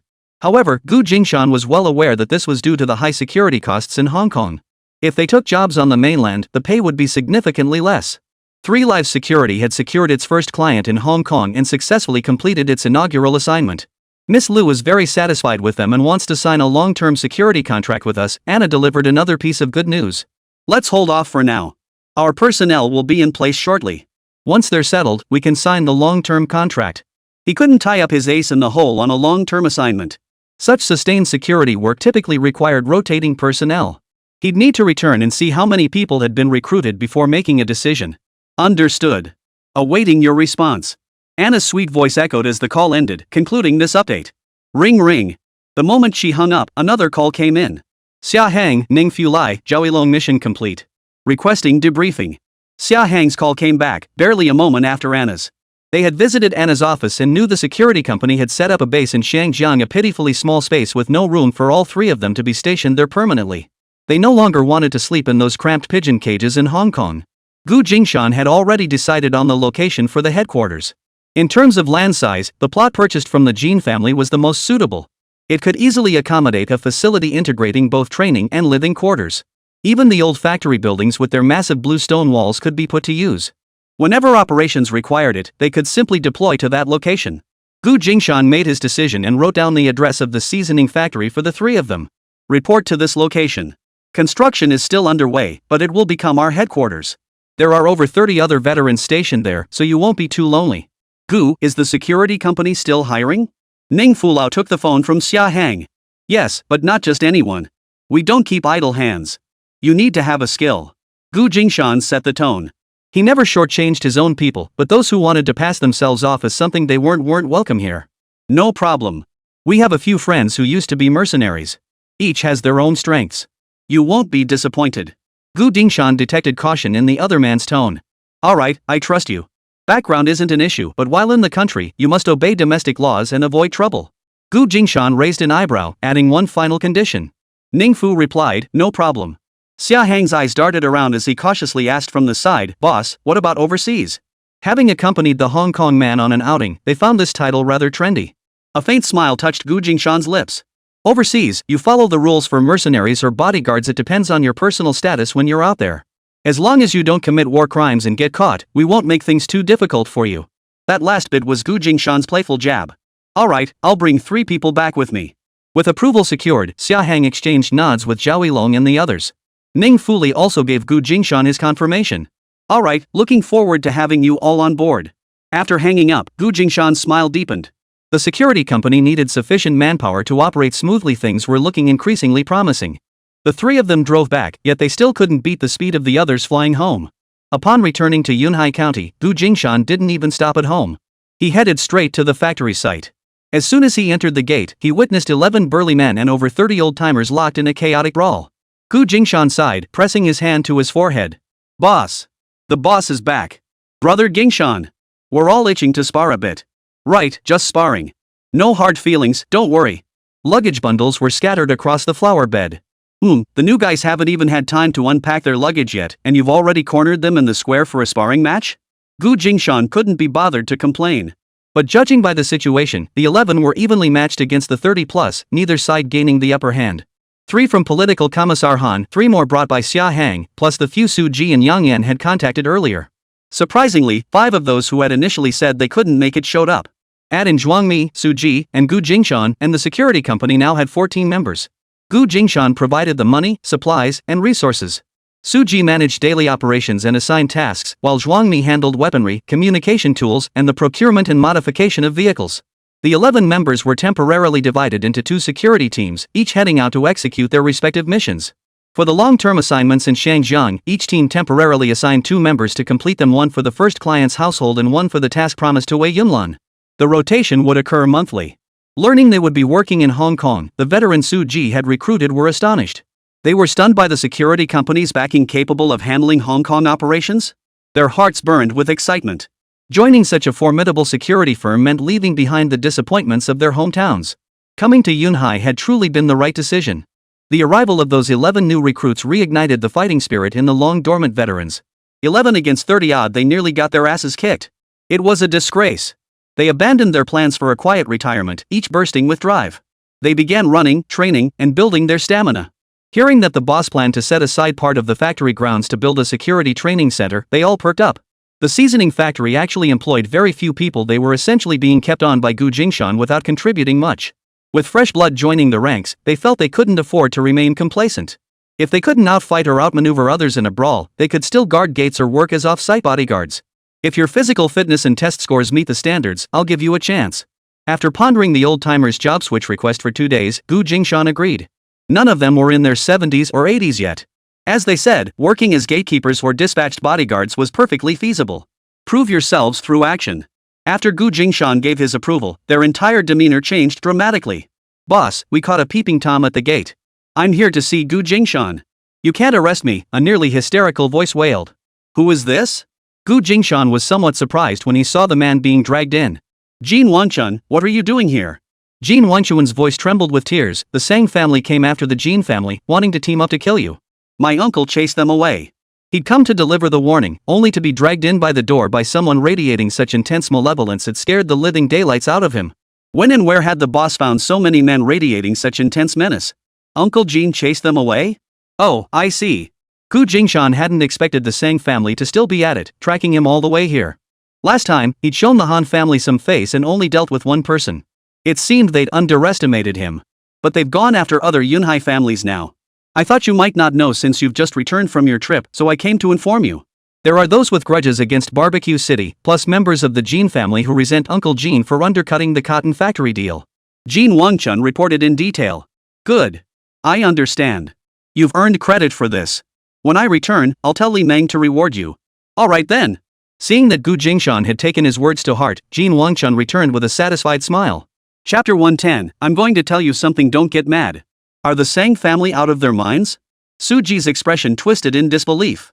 What deep-seated grudge could the Sang family possibly hold against us? He couldn't shake Yang Yan's final words, you take the wheel. I can't go on. He couldn't shake the image of Yang Yan's body slumped over the steering wheel, the piercing honk of horns. He couldn't shake the sight of that blinding red trickling from Yang Yan's nostrils.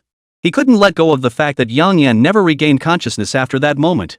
Yang Yan had already paid with his life, yet the Sang family still wouldn't let it rest? The incident where they broke Sang Jiangwo's limbs after waiting so long, not a single piece of news had surfaced. It had simply vanished without a trace. Who was covering it up? Could it be Sang Jiangwo wasn't the mastermind? Suji's expression wavered. It's my fault, Jingshan said, a hint of resignation flitting across his face. Suji and Zhuangmi both looked at Jingshan in confusion. Jingshan took a deep breath, resolved to come clean. It seems to be connected to my background. Hiding it any longer was pointless, they would find out sooner or later. He would tell his comrades now. Whatever they thought, even if they chose to sever ties with him, he would accept it. He bore some responsibility for Yang Yan's death.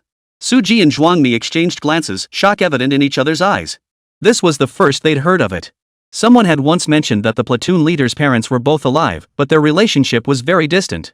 So distant that while other comrades received letters and care packages from their families, the platoon leader seemed to have been entirely alone throughout his years in the service. No one had ever seen him receive any mail or parcels. Some even believed the platoon leader was an orphan. The only letter he ever received seemed to be from his little sister. If his so-called parents weren't his biological ones, it might explain their coldness back then. Suji patted Jingshan on the shoulder. Parents weren't something one could choose, he'd been nothing but a helpless infant back then. If the Sang family was hunting Jingshan because of his parents, they had to uncover who his real parents were. And the true reason behind the Sang family's pursuit of the platoon leader. Jingshan's expression remained impassive. The Sangs probably think I'm from the Gu family in the capital. Having decided to speak, continuing didn't seem too difficult. So what if they think you're from the Gu family in the capital? Suji's face showed obvious confusion. Wouldn't they normally fawn over someone from a prominent family? Why this relentless pursuit? My face bears a resemblance to someone from the Gu family in the capital. Not a sigh of regret. Suji noticed Jingshan's distant gaze and strained tone, wondering what he was thinking. Zhuangmi tried to reassure him, people can look alike. Resemblance doesn't mean anything. This isn't pure, undeserved misfortune. Just because we look alike, we're being hunted down? Su Ji rolled her eyes, utterly speechless at the Sang family's actions. Zhuangmi shook her head too. It doesn't make sense. Han Zhao's sister, Han Shuang, suspected I was from the Gu family of the capital the moment she saw my face when we first met. She said my face resembles the Gu family patriarch so much it's like we were carved from the same mold. Gu Jingshan relayed the information he'd heard. If this proves true, the Sang family might be motivated by profit. They married 2 daughters into a Gu family branch. The Gu patriarch's eldest legitimate grandson has been missing for years, effectively leaving the main line without an heir. Naturally, the branches would covet such a vast family fortune. You, an outsider by marriage, want to target the main Gu family? Su Ji found it hard to believe. Wealth moves hearts, Zhuangmi stated bluntly. These are merely my speculations.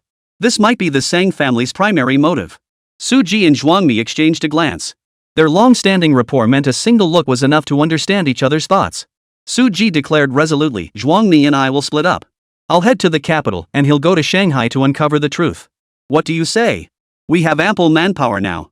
Why not test their training results while we're at it? Gu Jingshan was taken aback. You want to take the old guys with you? He had expected Su Ji to request Ning Fu's team instead. Yeah.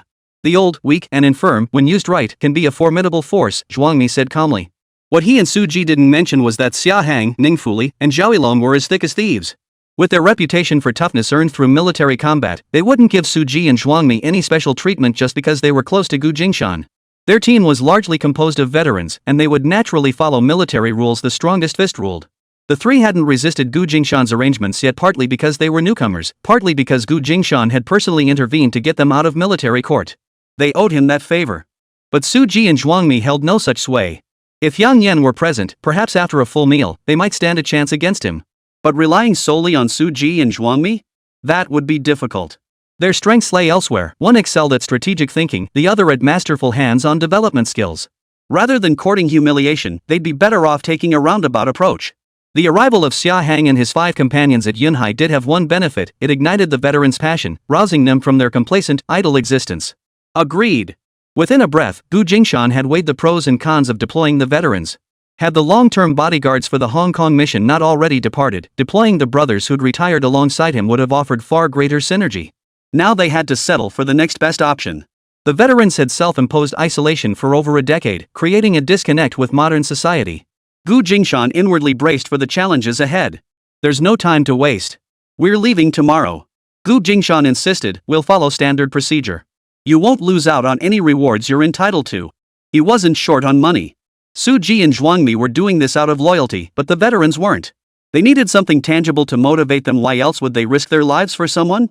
Working in a seasoning factory and being a bodyguard were 2 entirely different things. The latter required real action. Su Ji opened his mouth, then closed it. The platoon leader was right. Keeping business and personal matters separate made things easier. Those seasoned soldiers needed a carrot dangling in front of them to stay motivated and easier to command. Gu Jingshan pulled out the blueprints, intending to study the building layout on this 39-hectare plot before they left. The seasoning factory was set up in the 4th building from the entrance. At the time, the factory buildings on this side were relatively intact, so there was no need for excessive renovation and waste of money. With the establishment of the security company, a surge of ambition welled up within Gu Jingshan. He was determined to utilize every inch of these 39 hectares to their fullest potential, as future enterprises would surely flourish here, making the most of every piece of land. The dozen or so newcomers were easily accommodated in the building originally chosen by the veterans. With the current small numbers, they could make do in the existing buildings. Once the workforce grew, they would need to consider constructing new dormitories. After Gu Jingshan finalized the arrangements, Su Ji and Zhuangmi each led a team away from Yunhai, heading off in opposite directions. Those left behind weren't idle either. The construction crew would arrive within days. Though the dormitories were temporarily adequate, the training facility Gu Jingshan desired, the security training center, had to begin construction immediately. The veterans abandoned their plans for a quiet retirement, each bursting with energy as they began running, drills, and physical training. But the old grounds had weathered beyond recognition. With this professional training center, their motivation to exercise would surely grow even stronger. With arrangements for the security training center finalized, it was time to head home. Daddy! Gu Linlin happily threw herself into her father's arms. After not seeing him for half a month, she had thought he'd be gone much longer. She never expected him back today. Have you been listening to your aunt lately? Yes. Auntie's been very good, and you sister's been good too. Everyone's been living very diligently. His daughter's words left Gu Jingshan both amused and exasperated. He teased her, how diligently? I made a deal with Principal Grandma. If I score over 90 on the 5th grade final exam, she'll let me skip ahead to 5th grade when school starts. Sweetie, do you remember how old you are this year? Gu Jingshan's eyes widened. Having a child with such strong opinions wasn't ideal. It made him feel rather useless. He hadn't even intervened, and his daughter had already handled everything herself? Wait, skipping grades usually meant skipping 3 or even 5 at a time. Was his daughter planning to leap straight from 1st to 5th grade? But you said it, Daddy. I can skip as many grades as I can, the girl declared with conviction. It was all because you said that in a few years, college graduates wouldn't be guaranteed jobs, and you wanted her to catch the last train. Gu Jingshan silently cursed himself, though he couldn't bring himself to say it aloud. Wait, with his own family business, did Linlin really need to skip grades just to secure a state-assigned job? Gu Jingshan suddenly realized. If she dedicates herself to the nation, who will take over my business? Complex emotions flashed across Gu Jingshan's face. Brother, you're back? Gu Jie came over upon hearing the news. The sun was already setting, so she'd naturally finished work and returned home. Yeah, sis. When did you guys get back from Guangdong? We got back before the 15th. I heard you guys were attacked. Are you okay? Gu Jie's worried gaze warmed Gu Jingshan's heart. It's all taken care of. Gu Jingshan didn't want to elaborate, lest he worry his little sister. He decided to change the subject. How was your trip to Guangdong? What did you accomplish? You just got back. Let's not talk business. Rest up. Anil will be here tomorrow during work hours. We'll explain everything to you then. How about that? Gu Jie deflected. Gu Jingshan raised an eyebrow. Was she planning something big? Sure. Aren't you working tomorrow? By the time Anil starts her shift, you'll be at work too, right? Gu Jie's expression turned slightly awkward. Brother, I need to tell you something. Please don't get angry. What is it? Gu Jingshan asked calmly. He hadn't seen this expression on his little sister's face since they were children. A hint of bashfulness, a touch of anticipation, and a dash of unease. I've taken a leave of absence without pay. Gu Jie lowered her head. I've let you down, brother. And I've wasted the favor you did by pulling strings to help me transfer. Chapter 111, Siblings Settle Accounts. Little sister has grown up. Gu Jingshan gazed at Gu Jie with eyes brimming with warmth. In his smile, Gu Jie sensed boundless relief and acceptance, and her anxious heart instantly settled. Her brother held no blame. I've been waiting for you to grow up, Gu Jingshan sighed. Gu Jie's eyes widened in disbelief. You were waiting for me to quit? Li Mang and I both see how happy or unhappy you are at work. Back when our family's finances were strained, it was understandable that you pushed yourself. After all, putting food on the table is the most important thing for ordinary folks. But now, with Li Mang and me here to support you, our family will never let you go hungry. We've been waiting for you to figure out what kind of life you truly want. Gu Jingshan felt immense joy watching his younger sister gradually blossom into her own beauty. Remember, she was only 16 when she married, swept into someone else's life before she knew it, becoming a wife, bearing children, and revolving her days around men and kids.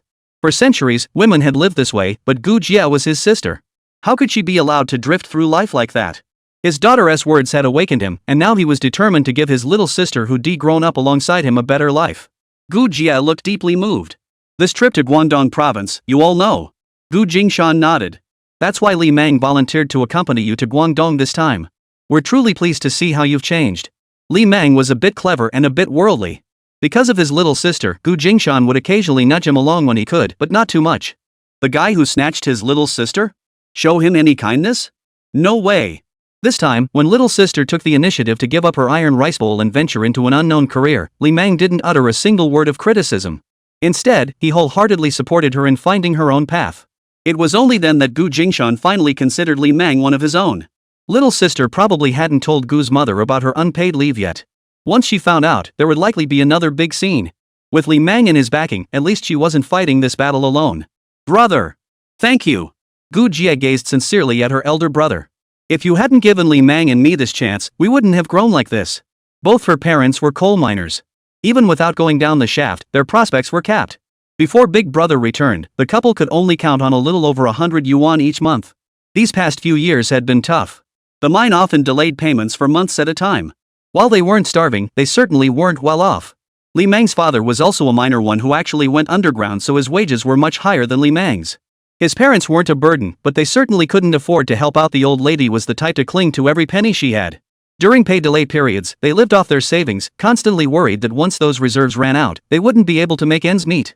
After his older brother returned from military service, he first had Li Mang help him buy and sell treasury bonds for profit, earning more on the very first day than both of them made in a month combined. That month, they received a 4% commission, totaling over 500 yuan, which covered more than 2 months' wages for the couple. She understood that back then, her husband had been using his own money to support them. Later, when wages were withheld for 3 months, Li Mang considered quitting to seek other opportunities. But it was Big Brother who found a way to open a barbecue restaurant, keeping Li Mang in the county town to manage it. Li Mang's limitations were plain to see. Without his older brother's support, how could he have succeeded so easily? How could he have earned enough to support his entire family so effortlessly? Her brother had pulled Li Mang out of the mines with one hand and lifted her up with the other. She knew her place. She was an ant standing on the shoulders of a giant.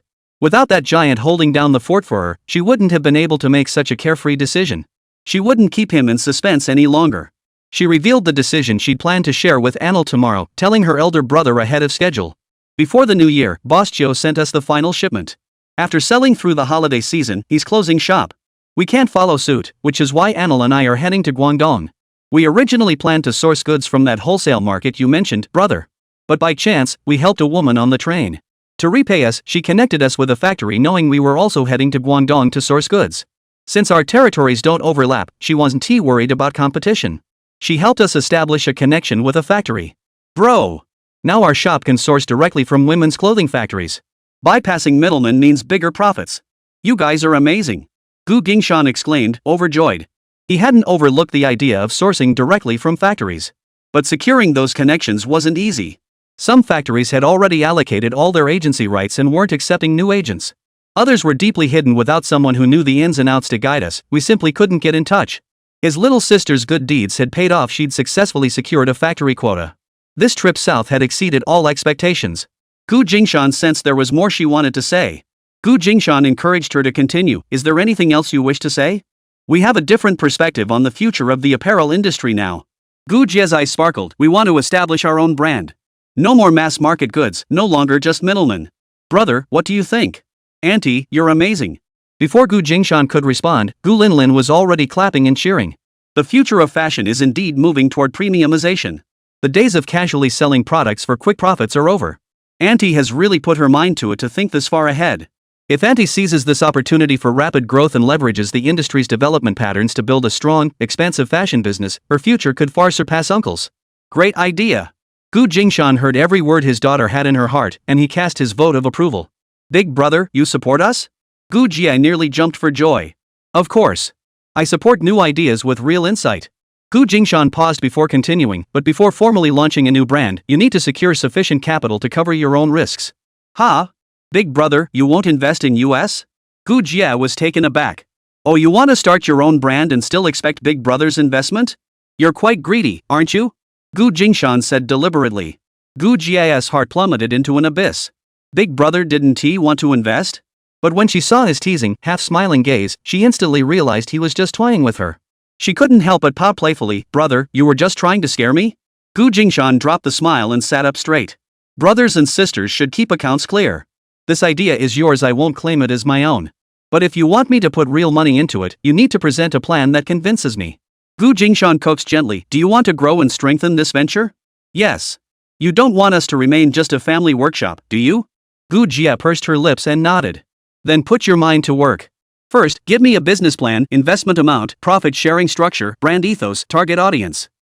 Things like factory setup, patterns, design, fabrics, marketing, we can fill in the details bit by bit, take it step by step. Gu Jingshan still cherished his little sister.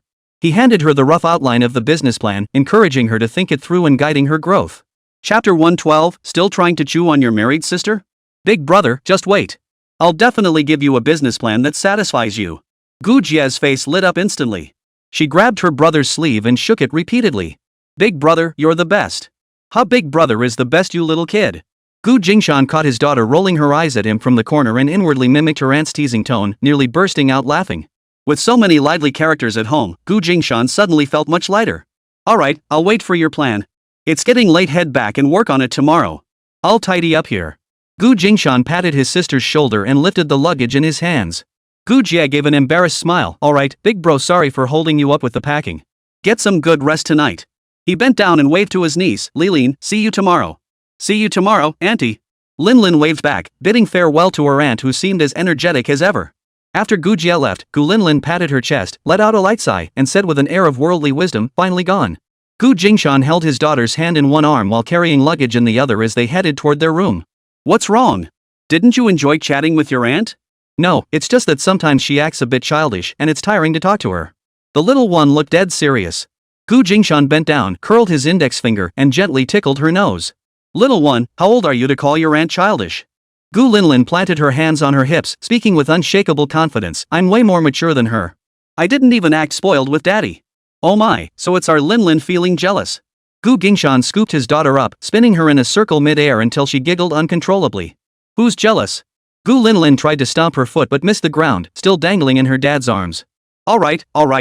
Little Lin isn't jealous, she just didn't get a chance to act spoiled with daddy before auntie beat her to it. That's why she's upset. Gu Jingshan lowered his head. Want to butt heads? Gu Linlin replied with a resigned tone. Fine, I get it now. You just love watching two women fight over who gets to spoil you. The little one stretched her neck forward, pressing her forehead against her dad's in an affectionate gesture, her little mouth chattering non-stop. Gu Jingshan chuckled at his daughter's lecture. Yeah, daddy does love seeing you and auntie fight over who gets to spoil me. You're both daddy's little treasures. Linlin is treasure number 1, and auntie comes right after you. His corny sweet talk earned him a "you're so annoying" eye roll from his daughter. He continued walking forward. There's nothing wrong with being a little childish. Only those who haven't suffered can stay pure, keeping that childlike heart. Your uncle is doing pretty well at it right now. He gazed deeply at his daughter, holding back certain words. I hope you can live your whole life with that same innocence and simplicity, even if it means being a little childish. Forget all the unhappy things from before. Since my daughter is still young, many things can't be discussed openly with her yet. But slowly, as long as I'm here, I'll make sure she lives the happy life she deserves. At least Linlin is much better now than when she first came back, acting more and more like a child. Pushing open the door, flipping on the light, setting down the luggage. Surveying the familiar room, I felt every trace of unnecessary emotion dissolve completely. After nearly a month away, though well-fed and well-housed, the constant stream of tasks never quite matched the comfort of home. After freshening up, Gu Jingshan relaxed his furrowed brow amidst his daughter's chattering babble and soon drifted into a deep, restful sleep. The night passed without incident. You ungrateful daughter! A shrill scream pierced the morning air, jolting Gu Jingshan from his pleasant dreams. Opening his eyes, he momentarily didn't know where he was. A beam of morning light streamed through the window lattice, its glow illuminating his daughter's face, the fine downy hair clearly visible. Only then did he realize he had returned to the dormitory at the barbecue city last night. If you won't give it to me, you're being unfilial. May the heavens strike you dead with thunder. The clamorous voices outside drifted in through the door crack in waves. Gu Jingshan recognized his mother's familiar voice and let out a soft sigh, a wave of irritation rising from deep within him. He lay still, unwilling to move. He instinctively covered his daughter's ears, who was frowning. I really don't want to get out of bed. That person who never lets anyone relax is disturbing my peaceful sleep first thing in the morning. Or else give me money.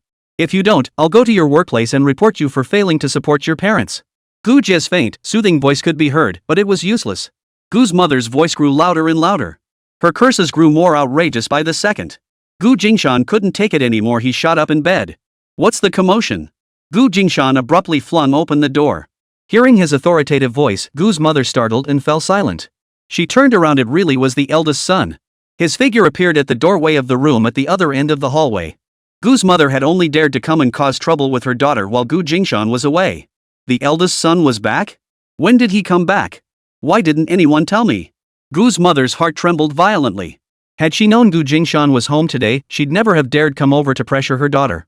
Now it was too late, and she'd even woken the eldest son. A wave of regret welled up from deep within Mrs. Gu. What do you want from Gu Jie? Gu Jingshan's eyes were as still as water, clearly showing he'd been roused from sleep. Ah! I was just messing around with Jia. Gu's mother shot her daughter a warning glance, signaling her not to give away her secret. Gu Jia paid no heed to her mother's signal. Mom wants me to give her the clothing store. She says Shoha doesn't have a job now, and since I do, I should transfer the store to Shoha. Mrs. Gu tugged at Gu Jia's sleeve, trying to silence her. Don't say another word. Gu Jia dodged her mother's tugging and blurted out the rest in one breath. She said if I don't give Shoha the clothing store, I have to give him the profits from it. If I don't give him the money, they'll go cause trouble at my workplace, saying I'm not supporting my elderly parents. Her face was full of resentment. Lately, her mother had been asking for this and that. Gu Jia felt she was her own mother, so how could she refuse small treats or household items? She hadn't even spent the new year at home, so she figured she was making up for it by giving in to her mother's every wish. But today, Mrs. Gu showed up first thing in the morning. Before she could finish 3 sentences, she demanded Gu Jingha get the clothing store. If not the store, then all the profits earned during this period had to go to him. Gu Jia huffed indignantly. So refusing to hand over the house means I'm neglecting my duty to care for the elderly? Is Gu Jingha older than me? I'm his sister, not his mother. How can caring for my parents extend to supporting my younger brother? Her unpaid leave was already processed. If she let her mother go yell at her workplace, she'd lose all dignity. Gu Jingshan nearly laughed in anger.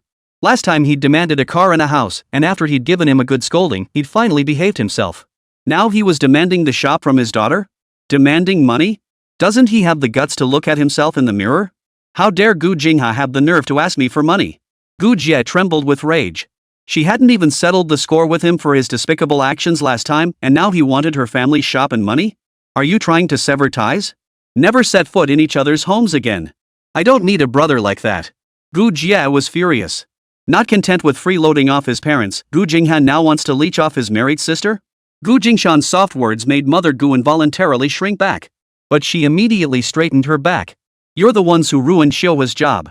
You're responsible for his livelihood. Gu Jingshan sneered, we ruined it? Are you sure about that? Gu's mother, all bark and no bite. If it weren't for you, Xiuhua wouldn't have been fired. You're responsible for him for life. Gu Jingshan sneered coldly, call Gu Jingha here. Let's confront him face to face. Let's see if I really cost him his job. Let's see if he has the nerve to ask us for the store or money. With her older brother backing her, Gu Jia raised her voice, Mom, why won't you learn? If Gu Jingha wants something, let him come ask me himself. I'll see if he has the nerve to ask me for anything. Gu's mother whimpered, it wasn't Xiuhua asking, it was me. You owe Xiuhua, so you must repay him. I owe Xiuhua? Did I tell him to poison the food? Did I tell him to collude with the Hu family? Did I tell him to harm us? I haven't even settled that score with him yet. Out of brotherly loyalty, I spared him one charge of conspiracy to harm. Looks like I let him off easy, and now he dares to cause trouble again. Gu Jingshan grew angrier as he spoke, his gaze turning colder and colder. Gu's mother saw her eldest son's mocking sneer again, and the memory of being scared into a cold sweat last time came flooding back. It wasn't Xiuhua. I demanded that alimony. Gu's mother's heart skipped a beat. If Xiuhua got dragged into this again, her guilt would be immense. Gu Jingshan gave his order with impassive calm, Li Mang, go to the police station later and file a report. Say someone committed murder for financial gain, implicating a convict already serving time. There's still one fish that slipped through the net. You can't report it. Mrs. Gu gasped, grabbing her son-in-law's arm while pleading with her eldest son. Xiuhua can't go to prison. He's out on medical parole. If you report him, they'll lock him up again. Gu Jia retorted coldly, he's living too comfortably outside. He'd be better off staying put in prison. Lock him up and he'll finally be quiet. Jia, are you trying to kill your mother? Mrs. Gu's tears streamed down her face, whether from fear or distress, it was impossible to tell. Gu Jingshan raised an eyebrow. Since he wants my shop so badly, I'll ask him myself.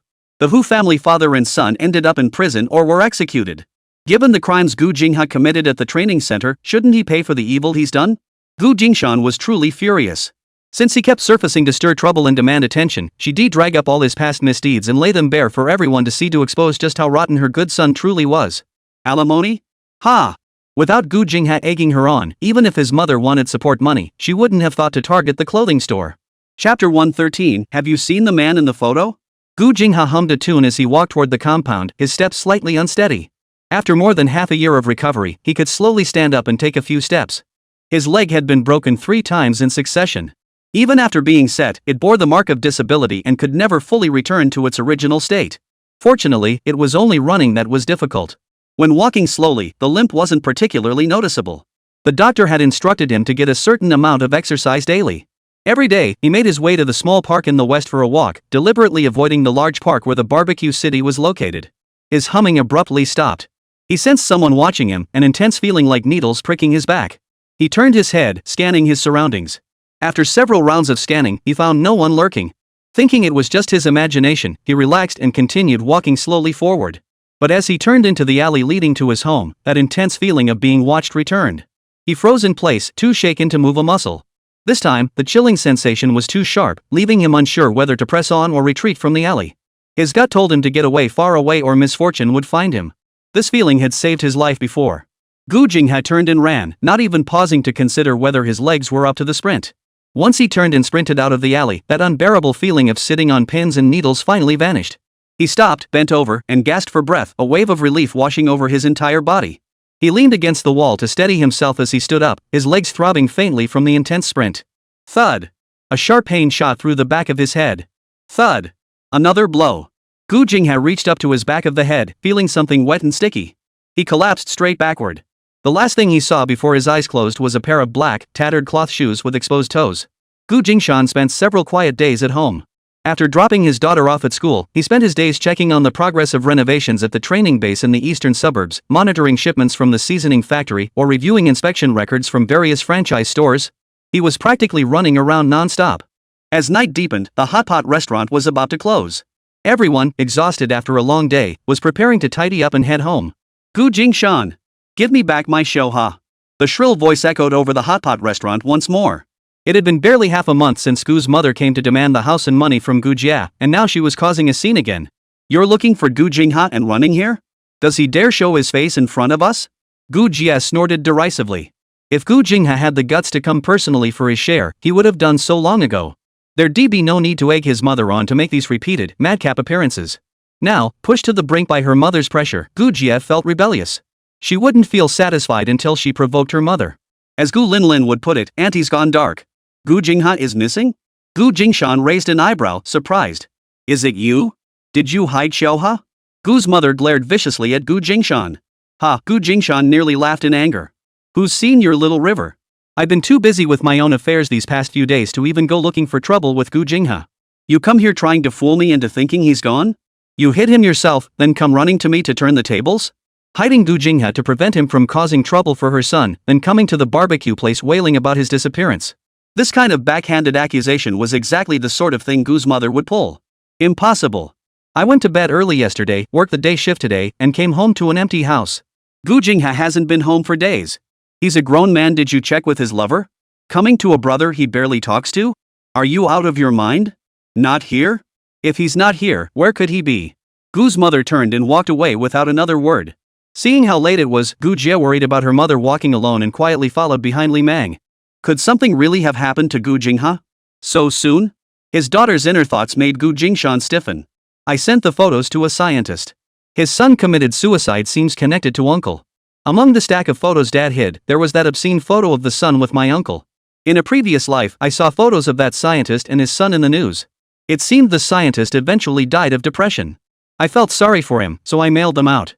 Gu Linlin thought that such a renowned scientist leaving his homeland and abandoning research was a great loss. While rummaging through her family's belongings, she stumbled upon the unspeakably explicit photos Gu Jingshan had hidden. To her shock, the very first photo was of the scientist's son. Gu Linlin had an almost instinctive hunch, so she wrote a letter and asked Aunt Wei to mail it via international registered post. Gu Jingshan, hearing his daughter's heartfelt words, was momentarily numb. Gu's mother went to the police station to file a report. Gu Yunji remained unaware. Police found bloodstains at the alley entrance, but since several days had passed, they couldn't confirm they belonged to Gu Jingha. Gu Jingha rarely left home, and neighbors seldom saw him. Have you seen the man in the photo? No, I haven't. Have you seen the man in the photo? I don't know. Have you seen the man in the photo? Is he the man who walks like a duck? Who's a duck? Your whole family are ducks. Mrs. Gu's eyes nearly popped out of their sockets. I think I have. Ah. He goes to the little park every day, staring at the kids from the kindergarten next door with a weird look in his eyes. Though they'd found a witness, the clues were scarce. Gu Yunji suddenly summoned Gu Jingshan to his office. You're the one who passed Xiaoha's information to someone, aren't you? As Gu Yunji asked, he fixed his gaze on Gu Jingshan's eyes, seeking the truth in his gaze. Gu Jingshan showed no sign of evasion. No, I only sent a photo to Professor Lin in Australia. His daughter's actions would be counted against him after all, she was still a minor, a little kid. Professor Lin? Gu Yunji didn't know who Gu Jingshan was referring to. Yes, Professor Lin in Australia. He's an authority in information science, but after his own son committed suicide, he lost all hope and settled in Australia. What kind of photo did you send him? Gu Yunji was confused. They were discussing Gu Jingha. Why bring up a professor all the way in Australia? Gu Jingshan's smile was eerily strange. A photo with color. You definitely wouldn't want to see it. Show me what the hell you sent him. Are you sure you want to see it? No regrets? No regrets. Gu Yunji held out his left hand, demanding it from Gu Jingshan. Gu Jingshan readily complied, pulling a box from his briefcase and fumbling an envelope from within. Only then did Gu Yunji notice that the boss had arrived carrying a large briefcase. Gu Yunji opened the envelope and trembled all over upon seeing the photos inside. How did you get these photos? He and those parents. He was certain he'd destroyed them all. Gu Jingshan stared intently into his father's eyes. How far has your son fallen? Are you still refusing to admit it? Seeing his father's reaction, his heart sank to the bottom. Father knew about Shoha.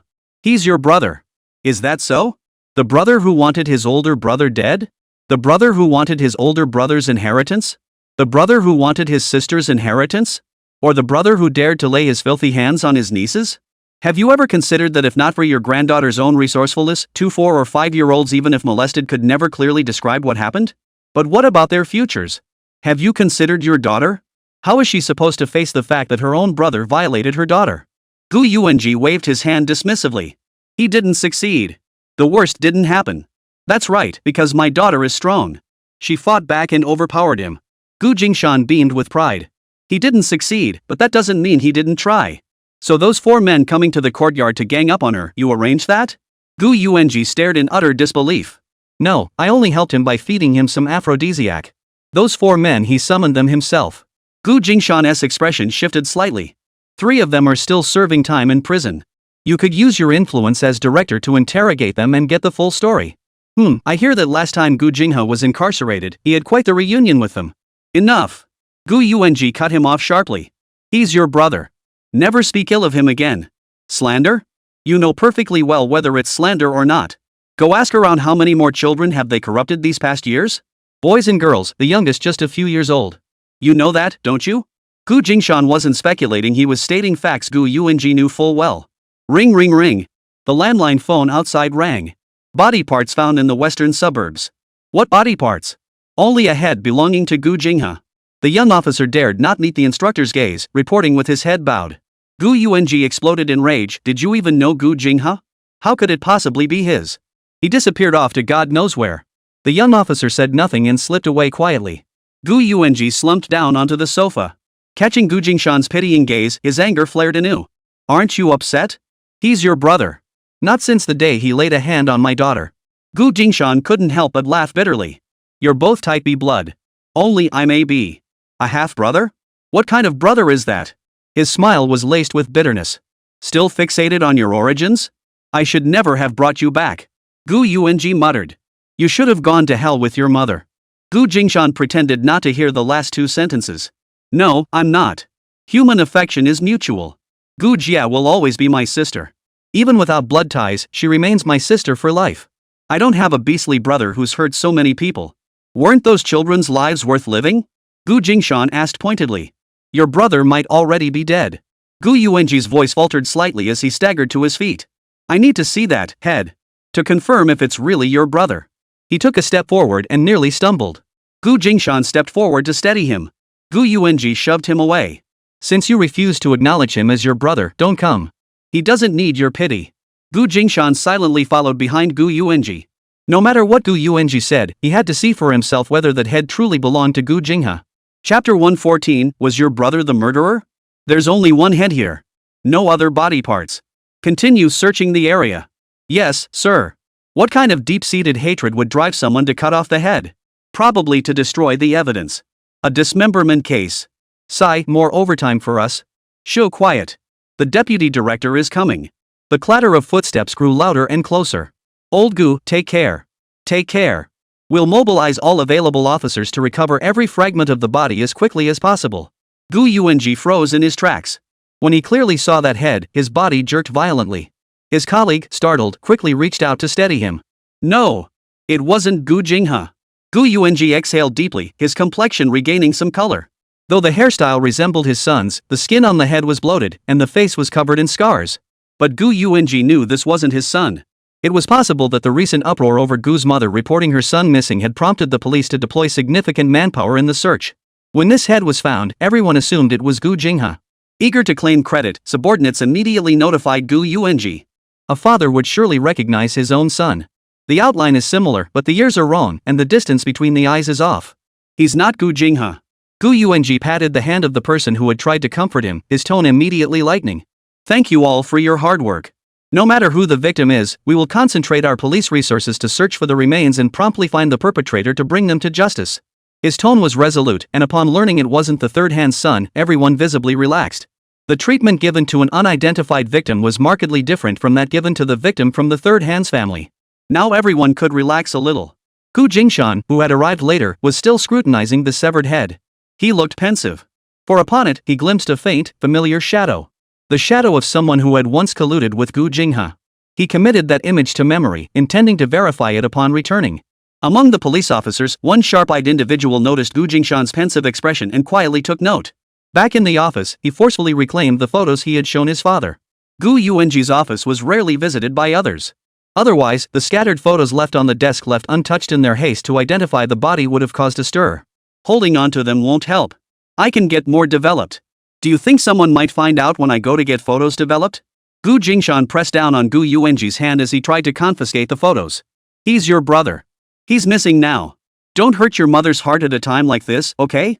Gu Yuanji tugged twice but couldn't pull the photos free, trying to overpower his brother with reason. Well, that depends on how you explain that line about going to hell with your mother. Gu Jingshan remembered it perfectly. Gu Yuanji knew he'd spoken rashly in his haste. Gu Jingshan hadn't pressed the issue then, leading Gu Yuanji to believe his older brother hadn't heard clearly. Little did he expect this trap waiting for him now. Whatever you say. Gu Yuanji refused to answer. He promptly withdrew his hand. Realizing he couldn't win against his eldest son, he reluctantly abandoned his plan to confiscate the photos. Gu Jingshan stared at Gu Yuanji for 3 seconds. His son's defiant refusal was absolute. Breaking through his defenses wouldn't happen anytime soon. The mystery of his own origins, it seemed, was something his father wouldn't reveal easily. Gu Jingshan didn't press further. He'd waited all these years, a little longer wouldn't matter. Besides, Zhuangmi and Su Ji had already gone out to investigate. The truth would come out sooner or later. After leaving Gu Yuanji's office, he discreetly called Zhuangmi, focus on investigating whether there were any women in the Gu family who became pregnant before marriage, or women who went missing. Also look into those who have passed away. Got it. Gu Jingshan didn't want to think the worst of Gu's father, but the few words the man had let slip forced him to consider the darkest possibilities. After hanging up, Gu Jingshan opened his briefcase, pulled an envelope from the box, and extracted the unspeakable photographs, examining each one. His hand froze mid-air after only a few moments. Among them was a sandwich photo. It was precisely Gu Jingha, the victim whose head was severed alongside a strikingly handsome young man. The handsome boy sat in the middle, his eyes unfocused and vacant, as if drugged. Gu Jingshan closed his eyes and opened them again, starting over to sort through the photos. These photos couldn't be developed externally. Gu Jingshan had borrowed someone else's darkroom to develop them himself. Fearing he might overlook something or needing them later, he made 2 copies of each. Now, by checking which ones had only 1 copy left, he could determine which photos his daughter had mailed out. After comparing them one by one, Gu Jingshan's heart sank to the bottom. There were 7 perpetrators in total. At least 7 people had abused that boy and taken photographs. Photos of all 7 individuals, including Gu Jingha, had been mailed out by Gu Linlin. Now, one of them was dead, his head had been found, but the rest of his body parts were still missing. 3 were imprisoned for assaulting Gu Jingha and were likely safe for the time being. Gu Jingha is now missing without a trace, and it's unclear whether he's in grave danger. Besides these 5, there were 2 other assailants outside. Gu Jingshan hesitated, unsure whether to inform Gu Yuanji of this news. In truth, Gu Jingshan had already made extensive preparations. His approach was far more measured. He had drafted letters to be submitted to the Supreme Court, aiming to hold Gu Jingha's entire group accountable simultaneously. This would prevent the current situation where the perpetrators were being killed by the victims' families in a fit of rage. This outcome was not what he had anticipated. Mainly, he hadn't anticipated his daughter discovering the things he'd hidden away and mailing them to someone she deemed pitiful. She had no idea how much some of these pitiful people were capable of. But since she had already done it, what choice did he have but to clean up the mess without complaint? Gu Jingshan carefully tucked away each photograph, leaving only the images of those 7 individuals. Tap tap tap. The sound of knocking on the window. Gu Jingshan quickly covered the photos in his hands. He rolled down the window. Outside stood a man in police uniform. Hello, I'm Lu Ming, the officer assigned to the dismemberment case. The officer extended his hand, waiting politely for Gu Jingshan's response. Hello. Gu Jingshan reached his hand out the window and shook Lu Ming's hand. I noticed you were examining the victim's remains closely earlier. Have you seen him before? Do you know him? Lu Ming kept his grip on Gu Jingshan's hand as he spoke directly. Gu Jingshan blinked, a sudden thought lighting up his mind. He pondered for 3 seconds before nodding. I've seen his photo. See? The opening was here. He didn't need to lift the lid himself. He just needed to slowly leak some information. Lu Ming's eyes lit up. Where did you see his photo? Do you know his identity? Gu Jingshan feigned reluctance. The deceased and my brother were in a photo together. My brother went missing, and he was murdered. I don't know if there's any connection between the two. Lu Ming quickly released Gu Jingshan's hand and began scribbling notes in his notebook. His eyes brimming with hope, he asked, could I see the photo of your brother with him? Gu Jingshan shook his head. I'm sorry, I only saw it secretly and don't have it on me. My brother probably destroyed it by now. Destroyed? Why destroy it? What was your brother's relationship with the victim? Lu Ming was puzzled. Why destroy a normal photo? Gu Jingshan hinted meaningfully they were once very close. Lu Ming fell silent for a long moment, seemingly processing Gu Jingshan's words. That kind of relationship? Many at the bureau knew the deputy chief's young son was and the passive type at that. Destroyed photos, one dead, one missing. All signs pointed to this being a crime of passion. So do you think your brother was the killer? Probably not. Their relationship was complicated, hard to explain in a few words. What else do you know? It wasn't a love triangle, Gu Jingshan stated firmly. Lu Ming gritted his teeth, risking a beating to speak bluntly. Your brother was fooling around with another man.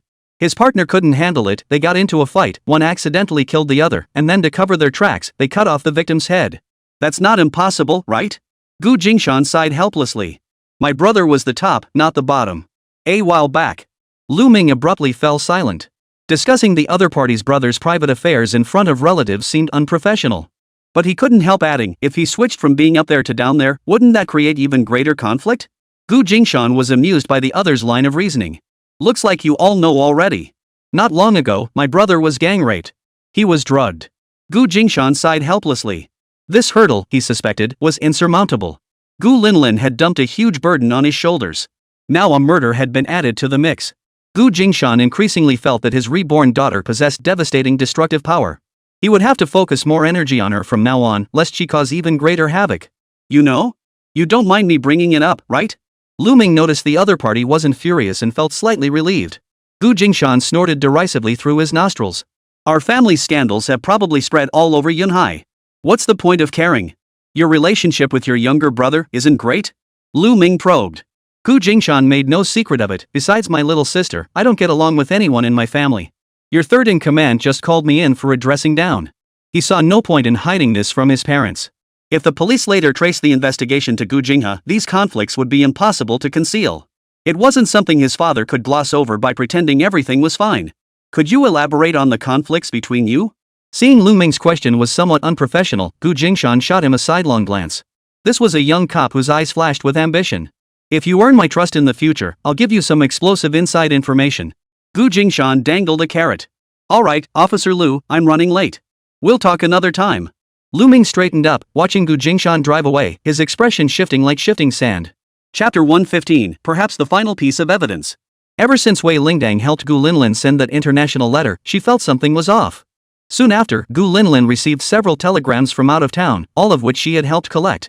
The final one, originating domestically, even extended an invitation for Gu Linlin to meet. Wei Lingdang acted decisively and immediately relayed the information to Gu Jingshan. With Wei Lingdang's relay, Gu Jingshan now had grounds to approach his daughter directly, to have a face-to-face conversation and uncover everything she knew. Lilin, did you have Aunt Wei send international mail? Ha? Gu Linlin lifted her little face, feigning confusion, but inwardly she groaned. How did Dad find out? Did Aunt Wei snitch? Dad can't find out I stole the photos he hid. What should I do? Oh no, did Dad track down the sender's address? How am I supposed to explain that? Should I tell Dad that the other person contacted me? He wants to meet, but I have absolutely no way to meet him right now. Gu Linlin's inner monologue came in rapid succession, leaving Gu Jingshan reeling. Especially the last few sentences sent a chill down Gu Jingshan's spine. What's the deal with that telegram you received recently? Oh no, did Aunt Wei really snitch? Gu Linlin nearly jumped out of her skin.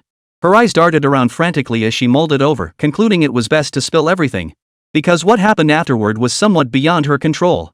Trapped inside the little beansprout's shell, she couldn't meet that person at all. Even if she asked Aunt Wei for help, it wouldn't work, it would definitely blow her cover.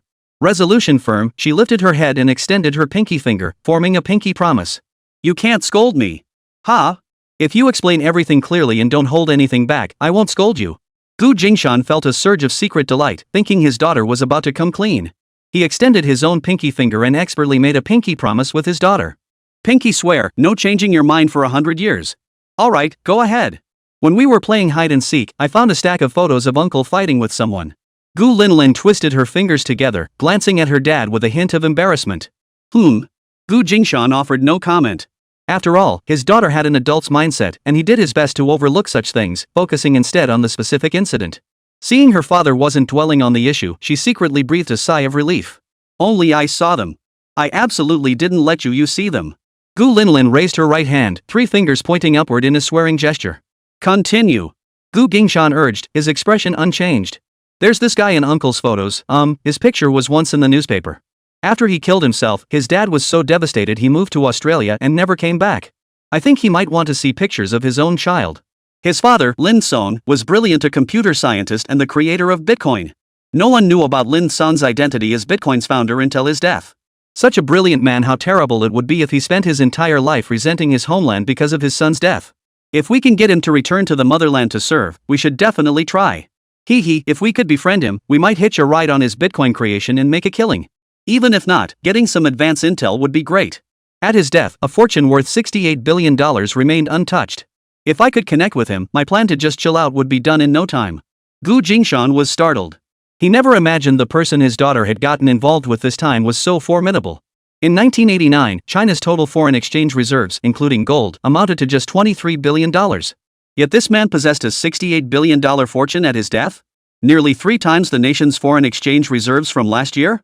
Where on earth did my daughter dig up someone this formidable? If given the chance, he must retain such talent. In his previous life, he harbored resentment toward the nation, spending his entire life bitter over his son's death. He would find a way to help him resolve that grievance. Only then did Gu Jingshan realize why this man harbored such resentment. The disgusting deeds committed by Gu Jingha and his kind, all traces had been erased by the parents involved. So this man's son died in vain, with no one to seek justice for him. No wonder. The evidence in his hands might just be the final piece. Gu Jingshan suddenly grasped the critical importance of those photographs. After speaking with his daughter, he would transfer the negatives to the small Western-style house. I know the identity and address of his father's close friend, so I sealed the photos and sent them to Australia, asking that person to deliver them. Lan Klenneman were alumni with Lin Kong. They were both super famous financial geeks. The Bitcoin Lin Son created changed the landscape of the financial world. Later, Wright falsely claimed to be the founder, but was exposed and no one believed him. Lin Son didn't pursue it, even welcoming the distraction. They remained good colleagues throughout. Gu Jingshan frowned. How did you know Craig's address? My godmother told me. Gu Linlin's eyes darted around restlessly, clearly spinning a tall tale. Godmother, I'm borrowing your name here, you better not tell Dad. Craig Wright is well known in the community. People have sent him mail, and he's personally replied, so that address is real. Well, it was a shot in the dark. I didn't have Lin Son's address, but sending it to Wright, who actually forwarded it to Lin Son, turned out brilliantly. I'm such a genius. I just didn't expect Big Lin to be so proactive. He flew over from Australia in no time and keeps telegraphing me, asking to meet. In his previous life, he never found the person who drove his son to suicide. He poured all his energy into researching Bitcoin, stirring up a global frenzy over it. Sadly, no one knew his true identity until his death in 2010. Oh dear, if he learns the truth about his son's suicide this lifetime, might it alter Bitcoin's creation? Gu Linlin frowned, troubled by the thought of potentially altering the course of history. Overhearing his daughter's inner monologue, Gu Jingshan didn't understand what Bitcoin was or how significant it truly was. Since his daughter had a reason for her concern, Gu Jingshan decided not to press for details but to help her smooth things over. Gu Jingshan cut straight to the point. He sent you a telegram asking to meet? He's already in the flower-growing country? Yes. Dad, could you go in my place? I got the photos from you anyway. Gu Linlin stuck out her tongue, plucking up her courage. Just pretend you mailed them? No way. Gu Jingshan refused outright, though his tone wasn't entirely firm. Gu Linlin was quick to read the situation. Seeing her father's expression soften, she sensed an opening. Dad, please help me, please help me. Gu Linlin mimicked her aunt's manner from last time, tugging at her father's sleeve and pouting incessantly. Gu Jingshan was helpless as his daughter tugged at him relentlessly. I can help you, but we need to set 3 ground rules. Sure, Dad, whatever you say, Gu Linlin agreed instantly, batting her big eyes. As long as Dad helped solve this problem, she wouldn't mind even 10 rules, let alone 3. First, you must tell me about anything you take from the house. I need to know. Last time it was the sedative and aphrodisiac, this time it was the compromising photos. Gu Jingshan felt his heart couldn't take another shock like this. He'd hidden them so well, why could his daughter still find them? Okay. Gu Linlin nodded obediently. Next, if you want to do anything, tell Dad. No acting on your own. Gu Jingshan needed to prepare his daughter for the future. Her initiative was overwhelming, outpacing even his own. This was the second time she'd made the first move. Her actions were not just one step ahead of his, they were several steps ahead, leaving him to clean up the mess she created. I promise, Gu Linlin nodded frantically. One last thing, if you dislike someone or have a grudge against them, don't take matters into your own hands. Tell your father. If you have a grudge, Dad will help you settle it. Hearing this, Gu Linlin's eyes welled up with tears, her nose stinging with emotion. In her past life, her father had died young, leaving her to endure everything alone, forced to handle every problem by herself. The feeling of having a father to lean on now was simply amazing. Gu Linlin instinctively leaned against Gu Jingshan, hugging his arm close. Okay. Her head bounced so hard it left a blur. I love Daddy the most. I'll always listen to you. Gazing at this little one who agreed to everything, Gu Jingshan felt a bit weary. She agreed to everything now, but when push came to shove, she'd probably do whatever she wanted. For Gu Jingshan, he still wanted to keep everything under his own control. Let him handle things for his daughter. A revenge plot that only focused on the beginning without considering the consequences would be too exhausting to clean up. Better to handle everything himself from start to finish. At least then, the course of events would stay within his control. Sigh. But what could he do? Gu Linlin was his daughter. With her quirky and unpredictable nature, he'd better prepare to clean up after her for the rest of his life. Without delay, Gu Jingshan immediately took his daughter to the address in the telegram. It was an ordinary hotel. He located the room number and knocked on the door. Hello, is this Mr. Lin? The door opened, revealing a middle-aged man with streaks of gray in his hair. The book he'd been clutching slipped from his grasp and fell to the floor. Gu Yanzhou? What are you doing here? Ha? Who are you calling? Gu Jingshan looked confused. Lin Song blinked hard, searching the other man's eyes but finding not a trace of recognition. The man showed none of the respect he'd expected from his master's father-in-law, only the gaze reserved for a complete stranger. The Gu Yanzhou in his memory was the quintessential scholar, a fair-skinned, bookish intellectual. But the man before him was muscular and strong, his face set with determination, his light wheat-colored skin clearly that of someone who enjoyed outdoor activities. It suddenly dawned on him he'd mistaken the man for someone else. He thought he'd finally found a lead on his son's case and even tracked down his daughter-in-law's former apprentice. How could things be that perfect? My apologies, I've mistaken you for someone else, he quickly composed himself. Hello, who might you be? I'm the one who sent you the photos. Gu Jingshan looked thoughtful, mentally noting Lin Song's recent behavior. Chapter 116, a father unusually calm and unassuming. Please come in. Lin Song hurriedly ushered Gu Jingshan and his daughter inside. I just got up. The place is a bit messy, my apologies. My apologies for the unannounced visit. Gu Jingshan didn't feel comfortable explaining that the telegram hadn't specified a time. He'd come early hoping for a quick meeting, only to find the host had just woken up. Lin Song looked puzzled. How did you find out my address? Lin Song had returned to China without informing anyone. He was still sorting through his thoughts, unsure how to handle his son's situation. His son was dead. Even if those 7 men had coerced him, the photos alone weren't enough to convict them. So why would someone come knocking on his door now? Was it the same person who sent the photos? Were they trying to blackmail him? Lin Song felt every muscle in his body tense up. No. Lin Song quietly glanced up at Gu Jingshan, his gaze settling on Gu Linlin. If it were just one burly man, it could still be an extortion attempt. But bringing a child along to extort someone? That didn't make sense either. His expression shifted back and forth, utterly perplexed. Ha? Gu Jingshan and his daughter exchanged glances. You're the one who sent multiple telegrams arranging this meeting. You even sent us the address via telegram. Gu Jingshan and Gu Linlin were both astonished. I never sent any telegrams. I couldn't possibly have given you an address. Lin Song flatly denied it. He dreaded trouble. Why would he give his address to a stranger? Sometimes he even lazily used right or cleanman's addresses for external correspondence. How could he possibly voluntarily give his real address to an outsider? I haven't figured out how to handle that matter yet. Lin Song's confusion seemed genuine. How could? To be honest, I don't even know how I ended up back in the country. Please, have a seat. He guided the father and daughter to a small round table tucked into the corner. He poured a glass of water for Gu Jingshan, placed 2 sugar cubes in front of the girl, and sat down on the edge of the bed himself. The 3 of them formed a 3-legged stance. After sitting down, Lin Song frowned, closing his eyes involuntarily as he massaged his temples. Then he took off his glasses and slowly wiped them clean in his hands. Gu Jingshan realized every assumption he'd made at home had been wrong. Lin Song's demeanor was nothing like what Gu Jingshan had imagined. Gu Jingshan had expected to meet someone intensely emotional, overflowing with gratitude toward the sender. Or perhaps someone aggressive, demanding answers about the origin of the photos. Instead, this man was as gentle as a spring breeze, with a remarkably serene disposition, hardly the demeanor of a father whose child had taken their own life. He didn't even ask a single question about those indecent photos. Gu Jingshan sighed inwardly. Perhaps only such an intellectual, after suffering a major setback, would become so stubbornly unwilling to ever set foot in his hometown again. But someone like him seemed incapable of dirtying his hands for the sake of those scum. Where exactly had things gone wrong? Gu Jingshan forced down the growing sense of unease welling up inside him as he pondered silently. Both Gu Jingshan and Gu Linlin waited quietly for their master to speak, but to their surprise, Lin Song remained utterly silent. The atmosphere grew awkward. Lin Song wiped his glasses for a long while before speaking slowly. "Thank you very much for sending those photos." Gu Jingshan replied sincerely, "I hope these photos haven't caused you any trouble." If this had happened to him, Gu Jingshan would have immediately suspected malicious intent, blackmail or extortion. Was this person just thick-skinned, or was there some other reason? Or did he simply not care about that child? Could his daughter have been wrong? No, I'm grateful. Grateful that these photos have cleared things up for me. Without them, I would have carried the burden of knowing my son died because I pushed him too hard for the rest of my life. Lin Song spoke slowly, much slower than when he first began. He had actually finished cleaning the lenses, yet he kept fiddling with the glasses in his hand, showing no intention of putting them on. Gu Jingshan took over the conversation. "I'm truly sorry. I discovered this child's photo while investigating other illegal activities. By chance, I uncovered the connection between the child and you. Under those circumstances, I really shouldn't have sent you the photo directly. My apologies. You weren't the one who sent me the photo." Lin Song's eyelids drooped, obscuring his pupils.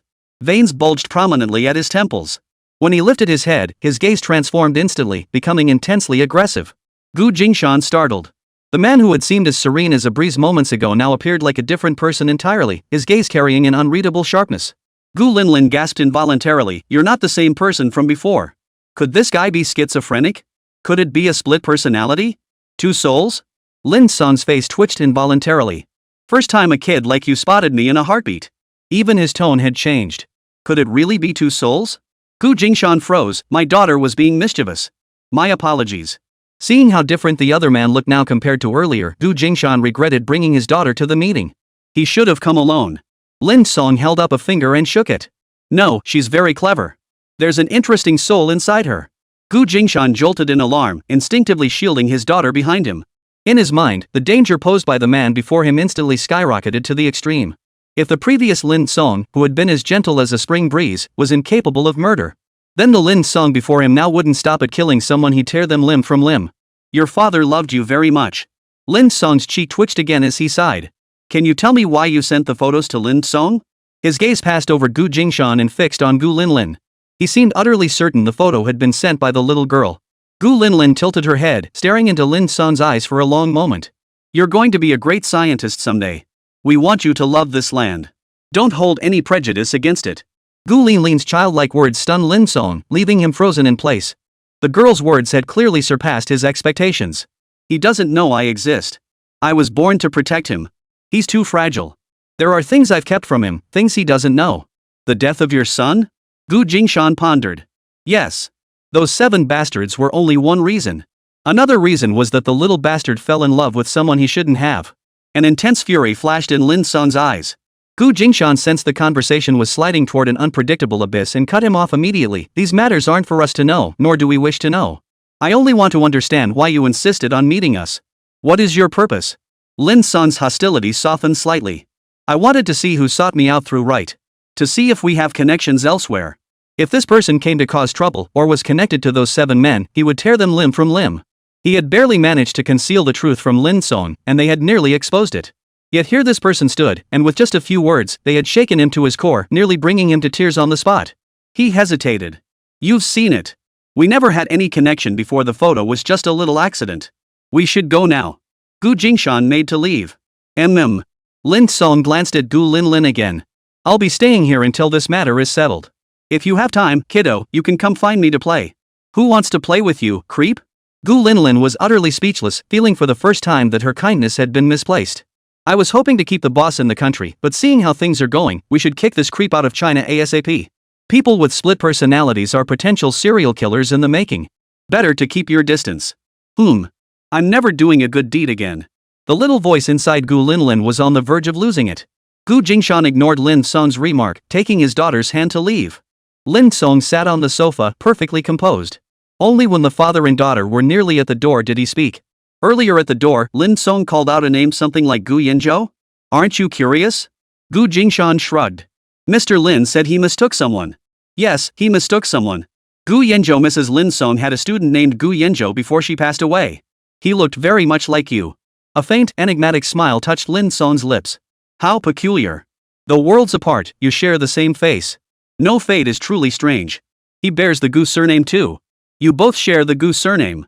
He didn't wait for Gu Jingshan's reply, continuing on his own. He's from the Gu family in Beijing.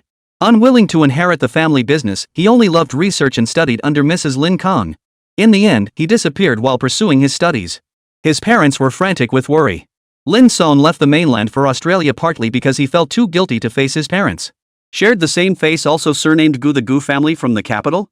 Gu Jingshan unconsciously halted his steps. Lin Song's smile widened. He stood up, crouched down, and pulled a photograph from his luggage. Want to see what he looks like? Gu Jingshan knew the man was deliberately vague, teasing his curiosity. But that surname and the mention of the Gu family of the capital were hurdles he couldn't ignore. He took a deep breath and strode back. Lin Song placed the photo on the table without hesitation. Gu Linlin covered her mouth in surprise. Another dad? The photo showed two couples. Lin Song stood on the far left, and beside his wife was a young man. Gu Jingshan's eyelashes fluttered. That young man bore an uncanny resemblance to himself. The man in the photo had the frail, scholarly appearance of a bookish intellectual, looking several years younger. However, judging by Lin Sung's age in the photo, that man should be roughly the same age as Gu Jingshan. Having spent over a decade in the military, Gu Jingshan appeared decisive, resolute, and much more mature, his demeanor vastly different from the other man's. I should thank you, actually. You look so much like Gu Yanzhou that he was thrown off balance giving me my chance. He never let me get close like that before. Chapter 117, The Missed Shot of Youth, the bullet that hits the brow later. What else do you want? You didn't just call me over to show me this photo, did you? Gu Jingshan's mind raced. The Lin Song before him was as unpredictable as the weather. To claim this was merely about delivering information? He wouldn't buy it for a second. Seeing that photo, seeing that nearly identical face shocking as it was, Gu Jingshan had already obtained what he sought. Whether the man was missing or where he vanished he didn't care, and it was none of his business. Whether this Gu Yanzhou was his cousin by blood or his cousin by marriage, or even his own half-brother from the same mother, it didn't matter. The only family and friends he cared about were those surrounding him now. The Gu family of the capital was merely a name. Whether he would acknowledge it or not was still up in the air. Tracing his roots, he sought only to discover his origins.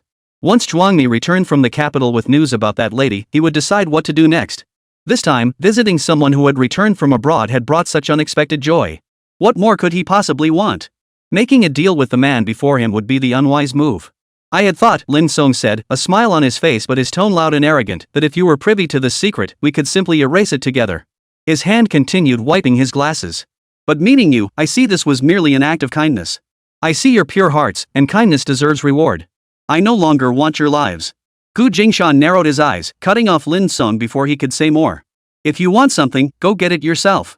We'll mind our own business. Gu Jingshan's gut told him the severed head the police found was almost certainly connected to the man before him. He didn't want to wade any deeper into this murky business. Lin Song's eyes lit up. You're quite clever, seeing through what I was about to say. I enjoy dealing with intelligent people. Since you've already anticipated my words, fine. You want us to mind our own business? So be it. I trust someone as sharp as you won't interfere with my affairs. Lin Song waved two fingers. Nothing more to discuss now. You may leave. Gu Jingshan nodded in acknowledgement and swiftly led his daughter away. The sound of the door closing echoed. Lin Song's gaze returned to the photograph on the table. You'll come back for us. Gu Jingshan sat in the car for a long while, his thoughts jumbled and chaotic. He didn't know how to sort them out. Glancing back, he saw his daughter in the rear seat staring blankly, lost in thought. Yet no sound of her thoughts reached him, which struck Gu Jingshan as odd. Linlin, what are you thinking about? Uncle Xiao is missing. Could it be related to that formidable Lin Song? Gu Jingshan shook his head. I don't know. We have too few leads. Suddenly, he remembered his daughter didn't know about the death of the bad guy. He hesitated, unsure whether to tell her. The man had no connection to her, and bringing it up out of the blue felt abrupt. Dad, do you think those 7 bad guys will be punished? Gu Jingshan hadn't brought it up, but Gu Linlin spoke first. Gu Jingshan took a deep breath. Yes, those 7 bad guys. Since they were all criminals, it was indeed hard to justify them still roaming free outside. Gu Jingshan wasn't sure how deep the training center's web of mutual protection ran. The mere fact that no evidence had been left behind made him realize how slim the chances were of getting the criminals formally arrested and sentenced. If they could cover up a murder, pursuing anything else would be even harder. Gu Jingshan had intended to tell his father about Lin Sung's situation, but now he suddenly felt it unnecessary. If others were willing to take justice into their own hands, so be it. Some people, even in death, only serve to satisfy public outrage. People say they got what they deserved, that their punishment was too little. Why did he have to save them? His daughter's question was easy to answer. 3 bad guys are already locked up in prison, and Uncle Lin is in jail too.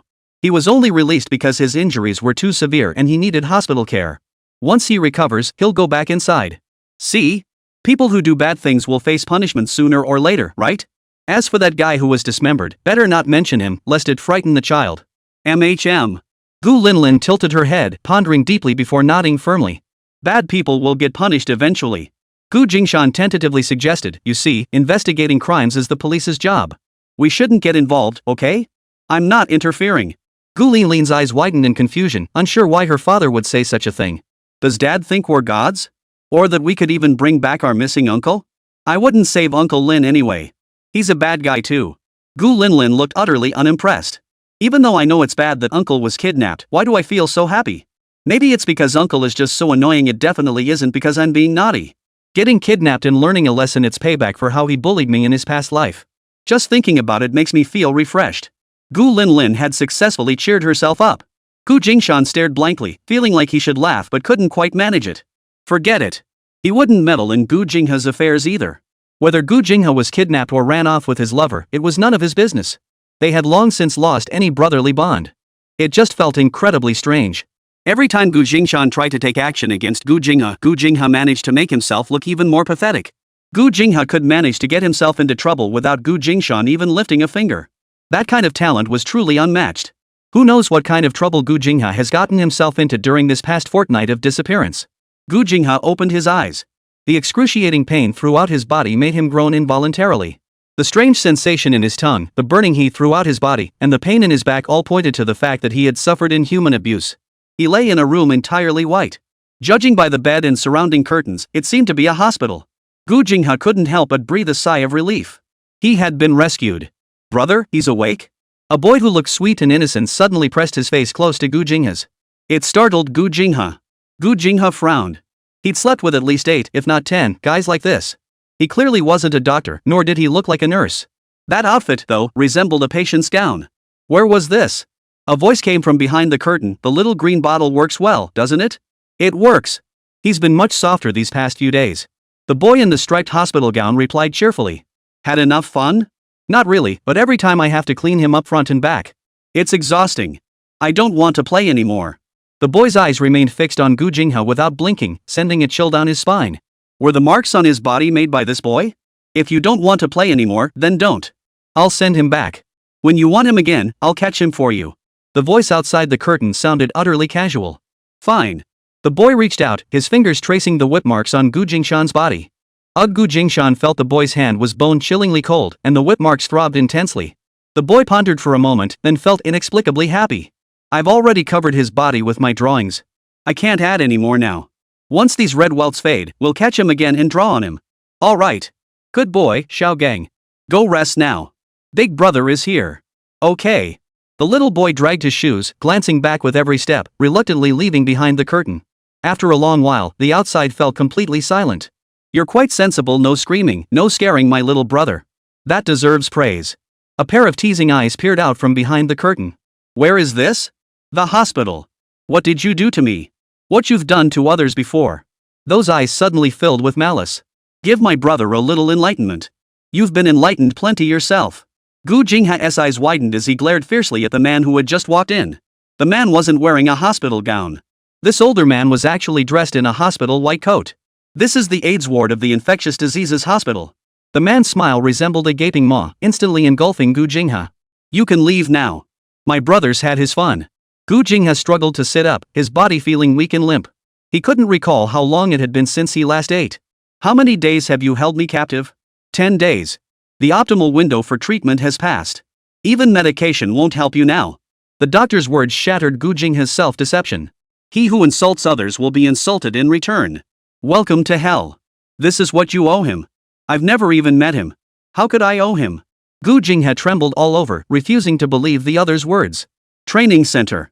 The doctor spat out the 4 words. Gu Jingha nearly collapsed upon hearing this. The doctor's gaze grew colder. You bullied Xiaowen. Xiaowen contracted the disease. When Xiaowen took his own life, my brother tried to save him and came into contact with Xiaowen's blood. Gu Jingha opened his mouth, utterly speechless. Karma, isn't it? The man burst into laughter. You're not alone, you know. I went to the detention center to help with medical checkups the other day. Tell me, which of those 3 will die first? Them or you? No, spare me. I know I was wrong. Gu Jingha rolled off the bed, grabbing the doctor's white coat and begging. When Xiaowen begged you for mercy, what did you do? You threw him to AIDS-infected beggars to be abused. No, that's not how it was. I didn't do it. They did it. They did it. Gu Jingha shook his head violently, then suddenly froze. He remembered who Xiaowen was. The child they'd chosen, who'd bitten the leader for being unruly, and whom they'd tossed into the beggar's den. Gu Jingha shuddered. You're lucky. Xiao Gang got tired of playing and lost interest. You're not like that useless piece of trash. The doctor tossed a small vial back and forth in his hand. Of course, you're lucky. The rush just arrived. Otherwise, you'd be the next anatomy teacher, torn to pieces. The man before him, his cold gaze sweeping over Gu Jingha, looked at him as if he were already dead. Gu Jingha felt a chill run through him from head to toe, cold enough to make him shiver uncontrollably. A missed shot in youth, but years later, the bullet struck true between his brows. Chapter 118, Your cousin really thanks you. Gu Jingha had no recollection of how he made it home. Once home, no matter how his mother called out to him, he didn't respond. After arriving home, Gu Jingha retreated straight into the bathroom. The faucet gushed water for over 2 hours. Seeing the wounds exposed at the collar and cuffs of Gu Jingha's washed clothes, what else could his mother not understand? When the police arrived to take his statement, Gu's mother blocked them at the door. Gu's mother remained silent about Xiuhua's ordeal. When she went to the police station to withdraw the case, she simply said he had gone on a long trip with some friends without informing the family. The young officer handling the case tried to lecture her, but was abruptly pulled away by an older officer. Shut your mouth, will you? Do you live in a vacuum? This is the family of the third in command. The young officer gaped in shock, his mouth agape at the title third in command's family. Recalling past rumors about the family, he fell completely silent. When Gu Jie told Gu Jingshan that Gu Jingha had returned, he found it suspicious that he was being unusually quiet and not causing trouble. He sneaked back to take a look. Gu Jingha bathed 7 or 8 times a day, scrubbing himself raw until his skin was raw and bleeding, looking utterly distraught. Gu Jingshan felt a twinge of unease. Even when Gu Jingha was beaten last time, or when he emerged from prison covered in scars, his reaction hadn't been this intense. What was going on this time? Gu Jingha had secretly slipped off to an unfamiliar clinic for a checkup. Big Lu happened to catch sight of him and later told Gu Jingshan. Only then did Gu Jingshan realize Gu Jingha had been assaulted by someone carrying a disease. On the day Gu Jingha went to pick up his test results, Gu Jingshan followed behind him. After Gu Jingha left in a daze clutching the paper slip, Gu Jingshan immediately slipped into the clinic. What disease did that man have? That's patient confidentiality. Dr. Huang of the clinic didn't even lift his head, his stock response slipping out. Before the doctor could finish, an elderly man's head floated lightly onto the desk. Dr. Huang's eyes nearly popped out of his head at the sight of the silver coin. Dr. Huang's clinic was in a remote location, and most of his patients were neighbors who often ran up tabs. Some months, he barely made enough for 2 old man head notes. Dr. Huang looked up at the visitor, swallowing hard. What's your relationship to him? He's rushing to marry my sister, and something feels off. Please help me out. Tell me what's wrong with him. Gu Jingshan adopted the air of a brother-in-law investigating his prospective son-in-law. Dr. Huang slammed his fist on the table, his voice boiling with fury. This is a marriage scam. You must never let your sister marry him. That man has a sexually transmitted disease, a very serious one. The incurable kind. If your sister marries him, her life will be ruined forever. Gu Jingshan deliberately asked, is it really that serious? Even with proper treatment, it can't be cured? What exactly is it? My little girl is set on marrying him. I'm afraid she won't listen if I can't explain it clearly. Dr. Huang, brimming with righteous indignation, paced the room in agitation. A sudden idea struck him. He pulled the registry book from his drawer, opened it, and laid it flat on the table. I'm going to the bathroom. Keep an eye on things for me. Whatever's on my desk, don't touch a single thing. Dr. Huang winked and turned toward the back door. A hint of amusement flickered in Gu Jingshan's eyes as he sat down in the doctor's chair and examined the manual ledger Huang had produced. Beneath the name of the patient surnamed Gu, there was an entry for HIV and syphilis testing, marked with 2 red crosses in ballpoint pen. A flicker of understanding passed through Gu Jingshan's eyes. He had guessed correctly. Gu Jingshan left the bottle of old man's head on the desk and walked out the door. Not long after returning to the barbecue city, Li Mang called out from outside, Brother Li from the detention center called. Got time? He said if you're busy now, just give him a ring when you're free and he'll call you back. If it weren't urgent, Li wouldn't have asked him to call back. Something serious? Gu Jingshan immediately opened the door and headed toward the landline phone. Tell him not to hang up. I'll take his call right away. Got it. Gu Jingshan picked up the receiver and heard a faint voice on the other end. Brother, those 3 you're keeping tabs on, they've got some bad readings. Their conditions have deteriorated badly. They've been transferred to solitary cells on the West Wing. Can you confirm what disease it is? Both syphilis and HIV tests came back positive. Alright, got it. Make sure you're protected. With infected people in the detention center, your workload is probably going to double. Yeah, you can say that again. Li Rui muttered under his breath. Gu Jingshan hung up the phone, his gaze growing dark. The sins certain people committed back then are now coming back to haunt them. The disease beginning with the character AI is incurable for life. They can only slowly rot away in prison. Gu Jingshan kept a close eye on Gu Jingha. Recently, Gu Jingha had been drifting aimlessly under the blows. Either he wouldn't make it and would take his own life, or he might endure, only to become a ticking time bomb dangerous enough to pose a greater threat to anyone he targets. That was something to guard against. The police never found any other body parts of the victim. That case became another cold case, hanging on the internal network, waiting for more information to surface. Ever since being expelled from the training center, Gu Jingha had long since lost contact with his former peers. Having only overheard fragments of the conversation, Gu Jingha was too terrified to connect the cadaver teacher mentioned by the terrifying doctor with his friend. Naturally, he had no way to report it. Unaware of the truth, Gu's mother continued to care for her son with unwavering devotion. Xiaohe, what's wrong? Should we go to the hospital and get you checked out? Seeing her son head for the shower again, she paced anxiously. She had no idea what was wrong with Gu Jingha. After disappearing for nearly half a month, he'd developed an obsession with bathing, spending hours at a time in the bathroom. Get out! Gu Jingha pushed his mother away coldly. Have you been fooling around with men again? His mother's anger boiled over. How will you ever find a wife like this? Your reputation's ruined, your body's ruined. How are we supposed to get grandchildren? Get out! Gu Jingha roared helplessly at home. Leave me alone. His eyes were vacant, staring blankly at the wall, filled with regret and helplessness. But no amount of remorse could change anything. Gu's mother, with nowhere to vent her frustration, sought out her daughter to confide in her. But when she arrived at the barbecue restaurant, she couldn't find her. Where's Jie? Mom, Gu Jie's away on business. Talk to me if you need anything. Li Meng had recently become the buffer zone, keeping his mother-in-law and wife at arm's length. His wife was busy with important matters. He couldn't let his mother-in-law interrupt her. Unable to find her daughter, Mrs. Gu considered throwing a tantrum. But then she remembered her eldest son was home, and suddenly calmed down. Disgruntled, she turned and walked back alone. Gu Jia had researched extensively before finalizing the proposal for establishing the garment factory. Brother, the proposal is done. Gu Jia rushed excitedly to Gu Jingshan, presenting the handwritten proposal to her brother like a precious treasure. Seeing his sister focused on her career, untroubled by the outside world's chaos, brought Gu Jingshan deep satisfaction. This peaceful scene softened his heart. The storms outside were for them, the menfolk, to weather.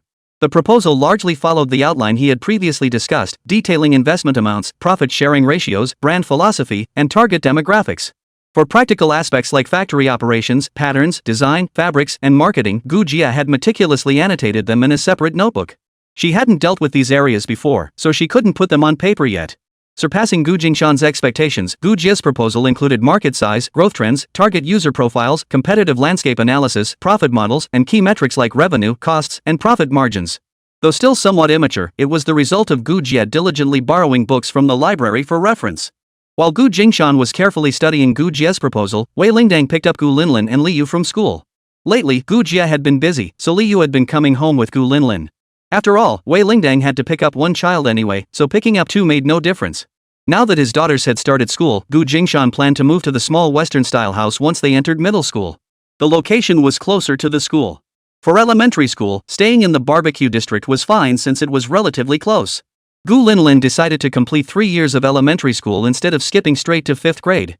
If she took 3 years, she could skip ahead with her cousin Yu. Skipping straight to 5th grade would leave Yu unable to keep up. When Gu Jingshan found out, he couldn't stop grinning. Your cousin really owes you one. To get her to skip a grade with you, you nagged her every night to do her homework more relentlessly than your aunt ever did.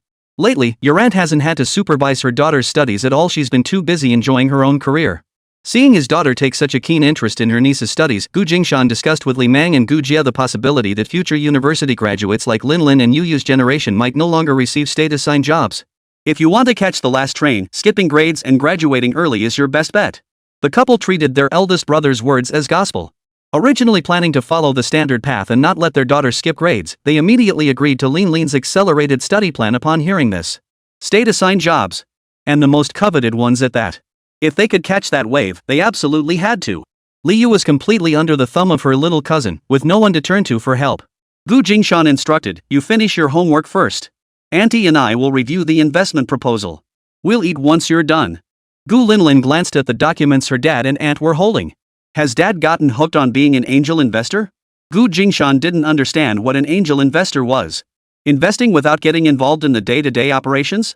That sounds awesome. Less hassle and still raking in the cash. I want to be an angel investor someday. Gu Jingshan suddenly became intrigued by this angel investor concept. After all, he mostly just put money into investments, found suitable managers, and then rarely had to worry about it again. At year-end, he'd receive a hefty dividend payout. If the venture performed well, he could even get quarterly dividends. He resolved to expand and perfect this angel investor career. Waiting for returns was far easier than rolling up his sleeves. Chapter 119, 3 Novices Stumbling Blindly. Ever since having his daughter as a cheat code, Gu Jingshan began extracting actionable ideas or guiding principles from Gu Linlin's casual musings or complaints. He then applied these insights to practical operations, achieving asset appreciation or risk mitigation. Over the past year, Gu Jingshan had transformed from penniless to a man holding tens of millions in wealth. Gu Jingshan always placed great importance on his daughter's ideas. Whatever she desired, he would make it happen for her if he could. Now that Gu Linlin expressed her desire to become an angel investor someday, he needed to pave the way for her early. After all, the more assets one has, the better for investing. Oh, and he still hadn't fulfilled her earlier dream of becoming a landlady with several buildings under her name. Life, well, it's time to keep pushing forward. Different paths, same destination. Work harder to earn money, work harder to accumulate assets. Gu Jingshan felt energized again, his fighting spirit soaring. Now that his younger sister was finally pursuing her first business venture, Gu Jingshan had to give her his full support. After all, based on the profit-sharing arrangement, half of what she earned would be his. Once they settled on a name, they could hand over the trademark registration to an agent to handle. Gu Jingshan contributed 1 million yuan to partner with his little sister. With their clothing store foundation, sales across the entire Yunhai region wouldn't be a problem.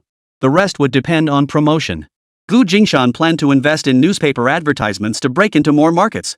For production, they would initially lease production lines from a familiar garment factory.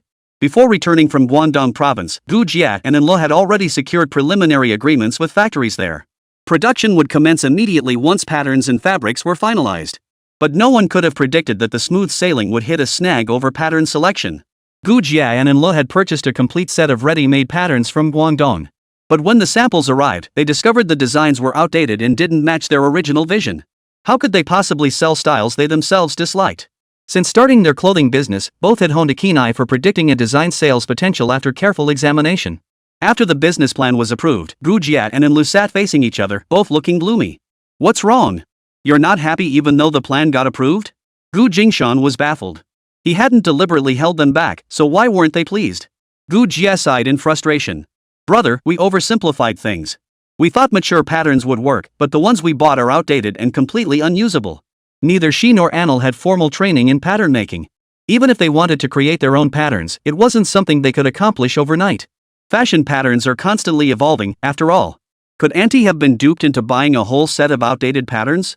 If she were just selling goods casually like before, not caring about brand names, it wouldn't matter. But to establish your own brand, even if you use someone else's old patterns, you need to buy the classic, timeless ones. Little Bean propped her chin, deep in thought. Half her mind was on her cousin's homework, the other half on her dad and aunt. She was swamped. Gu Jingshan scratched his head. Back when he sourced goods from Mr. Chiu, the supplier would just send him a pile of ready-made garments with high sales. He never gave a second thought to the patterns. And Gu Jia and In Ning, eager to launch their clothing brand, hadn't considered this aspect either. 3 complete novices, they were totally clueless. Gu Jia gritted her teeth. I'll learn about this stuff. The person who hated studying the most was now cornered and actually volunteering to learn. Gu Jingshan sighed helplessly. You and In Ning should both study. There are part-time correspondence courses available now. I'll cover the costs for both of you to attend, so it won't interfere with your daytime work. But by the time they finished their studies and started the factory, the opportunity would have long since passed. My daughter said this is the golden moment for the fashion industry, not a minute to waste. We'll have to find another solution. The walking encyclopedia came up with an idea. Gu Linlin blurted out, buy sample garments. Do you even know what a sample garment is, you little brat? Gu Jia didn't believe a word Linlin had casually thrown out. Gu Linlin rolled her eyes in exasperation. Go buy a pattern or sample dress to take apart and make it. Waiting for you to finish training and come back to do this? That's 3 autumns too late. Besides, you're still a novice. Becoming a seasoned designer takes years. Seeing his daughter rolling her eyes at his younger sister's foolishness, Gu Jingshan hurriedly tried to calm her down. Lilin, do you know where to find sample garments or patterns? The stalls in wholesale markets, I suppose, Gu Linlin answered without hesitation. Head to popular market stalls for resources. They usually offer sample purchases or custom services in small batches. Some scrap fabric markets offer low-cost sample garments. You can buy them outright or deconstruct them for pattern design reference. Gu Jie stared at her niece in astonishment. Lilin really knows? That's amazing. Gu Jingshan proudly patted his daughter's head. Don't underestimate our Lin Lin. Gu Linlin didn't have time to listen to her dad's praise. After thinking hard for a moment, she remembered another crucial avenue: designers. Or collaborate with manufacturers who have design capabilities. Mentioning designers and manufacturers with design capabilities suddenly reminded Gu Jingshan of someone. He quickly got up and went to his dorm to find his phone book. Moments later, he returned with the book, flipping through it until he found the number for Stephen, Wei Yunlan's male best friend. Stephen Yang was Camellia's chief designer, a master of his craft. Gu Jingshan and Gu Linlin had saved his life aboard the Oriental Princess. Had they not intervened, Stephen Yang would have become a ghost beneath the ship's propeller. Stephen had wanted to repay the favor, but Gu Jingshan had deflected, saying, "If I ever start a clothing factory, please spare some time to design a garment for me. That would be your repayment." Little did he know those words would come true. Now he was proactively claiming that debt of gratitude, unsure if they would even acknowledge it. Gu Jingshan dialed the number with a touch of trepidation. "Hello, Mr. Yang. Do you remember me?" Stephen Yang hesitated slightly. "Mr. Gu?" "Yes, it's Gu Jingshan." The sound of Stephen clapping echoed through the phone. "My dear Gu, it's been a year since you left Hong Kong. You never once thought of me or reached out. Why bring it up now?" Gu Jingshan cleared his throat. "I'm here to collect a debt. Is that acceptable?" Gu Jingshan didn't bother beating around the bush, getting straight to the point. His directness, however, suited Stephen perfectly. "Ha! You didn't think of me for the good stuff. A year overdue? I'm not paying." Stephen's voice was brimming with arrogance. Gu Jingshan flushed, momentarily at a loss for words. Stephen's booming laughter filled the phone. "Just kidding. Fine, Stephen Yang never reneges on a debt. How do you want me to repay what I owe you? Should I pledge myself to you?" His teasing tone was as familiar as ever. Gu Jingshan choked on his words, hastily denying the suggestion. "Of course not. I need your help designing a costume exactly as we discussed last year." "You want a one-of-a-kind outfit? A wedding dress? Ha! You're getting married? To whom? Wei Yunlan never mentioned you proposing." Stephen's voice suddenly rose, his shock palpable. Gu Jingshan hastily clarified, "Don't be ridiculous. That would tarnish Miss Wei's reputation. It's not about uniqueness. My younger sister and I have opened a garment factory, and we need a showstopper piece. Would you be willing to spare some time to design one for us? A clothing factory?" Stephen perked up. "That's ambitious. Who's designing the flagship collection?" "Wait, if you already have a lead designer, you wouldn't need me for the finale." "Never mind. I'll need to see the others' designs first. Can't have too much of a disconnect." Gu Jingshan was momentarily speechless, too embarrassed to admit his sister had impulsively bought someone else's patterns and started preparing the factory. Seeing Gu Jingshan's prolonged silence, Stephen instantly understood. No way. You don't actually have any other designs yet and are just trying to freeload off me?" Stephen had hit the nail on the head, leaving Gu Jingshan momentarily speechless. Seeing Gu Jie and Enla staring at him expectantly, Gu Jingshan had a sudden idea. "Actually, I was hoping you could help us out. Could you introduce us to some talented designers? We're willing to purchase the designs. Money isn't an issue." Silence fell on the other end of the line. "Where are you guys at?" he finally asked, his voice laced with exhaustion. "Stuck on selecting the designs." This time, Stephen's silence stretched even longer. "Do you have sales channels? I have a clothing store that ships regularly. Selling locally isn't a problem, and selling to the 3 northeastern provinces shouldn't be too difficult either. There are major distributors there we could partner with, but I'm unsure about the sales volume in that region." Stephen sighed softly. "Any other ideas? Lay them all out. I'll help you figure it out." Gu Jingshan gathered his courage. "Our original idea was to establish our own brand. We don't want to be just a hodgepodge transporter anymore. What do you suggest? Starting from scratch?" "Yes, start from scratch. You don't have any designers you work with?" We're a brand just starting out, so not yet." Stephen's sigh grew longer. "First, try sourcing leftover samples from factories' export orders and inventory of OEM production patterns. Those are usually cheap, just 20–40% of market price, perfect for acquiring mature patterns at low cost. When sourcing fabrics at the textile markets and accessory districts, simultaneously connect with factories or design studios that offer pattern making services. Ask them to recommend patterns. New or small brands can't afford established designers right away. Focus on talented fresh graduates from fashion schools. Their designs are affordable and full of fresh ideas. Exhaust all these options first before looking elsewhere. Oh, and when developing new patterns, always test them in small batches first. Gauge market response before committing to mass production. Every journey begins with a single step. Start with the simplest approach. Thank you so much. Without your advice, we'd never have known these shortcuts existed. Gu Jingshan switched to speakerphone. Gu Jian and Lu were furiously taking notes, capturing every idea Steven shared. Start by selecting your designs. Once you've chosen them, fax them over for me to review. From your selected styles, I'll design an extended collection of signature pieces for you. Chapter 120, Are these machines still usable? His tone softened as he asked, How's your little one been? Has she been in touch with her godmother lately? Gu Jingshan beckoned to his daughter, motioning for her to come over and take the receiver to chat with Steven for a moment. Hi Steven. Haven't you been sneaking off to cruise ship bars lately? Gu Linlin asked innocently. Gu Linlin's single sentence silenced Steven. Steven valued his life. Ever since nearly falling overboard after getting drunk on the Oriental Princess, he'd basically sworn off alcohol on cruise ships. Now he stuck to the little girls' drinks at the cruise bar, drawing plenty of ridicule. Of course, he still enjoyed a drink when hitting the bars elsewhere in Hong Kong. After a long pause, Steven finally spoke, You little brat. We haven't seen each other in a year, and the first thing you say on the phone stabs me in the heart? You're really not easy to like. Gu Linlin raised an eyebrow in perfect mimicry of her father Gu Jingshan's manner, declaring with conviction, As long as my daddy likes me, that's all that matters. I don't need anyone else's affection, it would only cause me trouble. She grinned like a cat that had stolen milk, But you're different. Do you have anyone who likes you? Don't you dare compete with me for my dad's affection, you'd never win. Her words left Steven speechless. He took a deep breath, then slowly exhaled his frustration, You're just as infuriating as your godmother. I'm done talking to you. Give the phone to your dad. You're being unfair. You can't just drag parents into this whenever you don't like something. Here's your dad. Gu Linlin soothed him gently, Alright, I know you're upset. I'll give the phone to my dad. Don't cry. Steven had only been angry at first, but Gu Linlin's words nearly made him cry.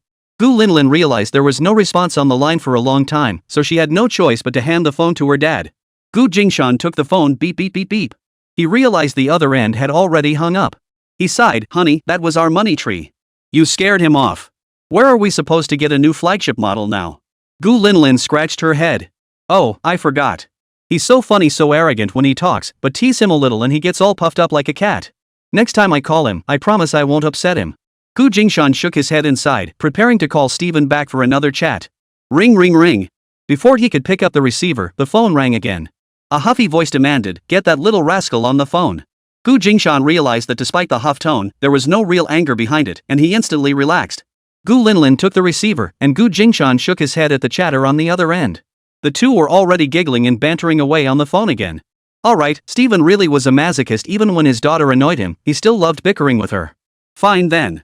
Gu Jingshan couldn't be bothered. After a moment, Gu Linlin hung up the phone and came over to her dad to brag. Dad, Steven said he can help us create a whole series, not just one finale piece. Pretty awesome, huh? Of course. My Linlin is the best. Gu Jingshan beamed with delight, patting his daughter's head. Who would have thought that after all her persistence, she actually convinced him to do a whole series? Ha, she's grown up now, she knows to bring home the good stuff. Steven also said he's sending me a big package. I need to think about what to send back as a thank you gift. Gu Linlin ran off, her thoughts racing. Gu Jingshan watched his daughter return to her dorm with a smile. He continued coordinating with his younger sister on sourcing sample garments. Gu Jia would contact the garment factories they'd previously worked with in Guangdong province to inquire about samples.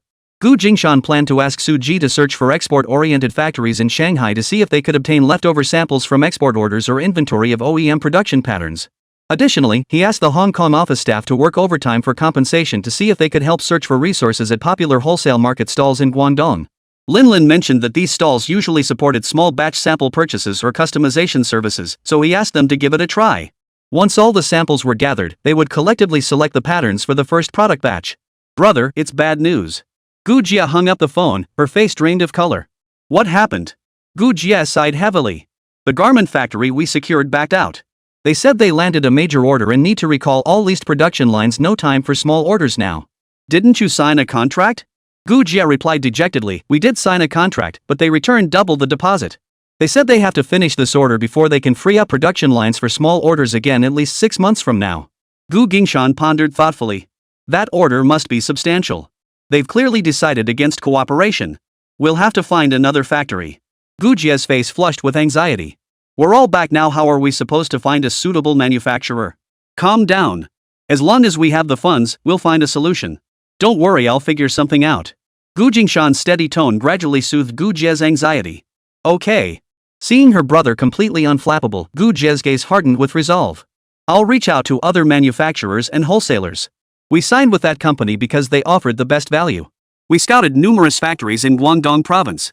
If they won't work, we'll find others. We still have their contact info. Alright, keep reaching out. We'll each explore our own avenues. Gu Jingshan stood by the window for a moment, considering where else he could find suitable garment factories to contact. East suburb, the cotton jacket factory. Right.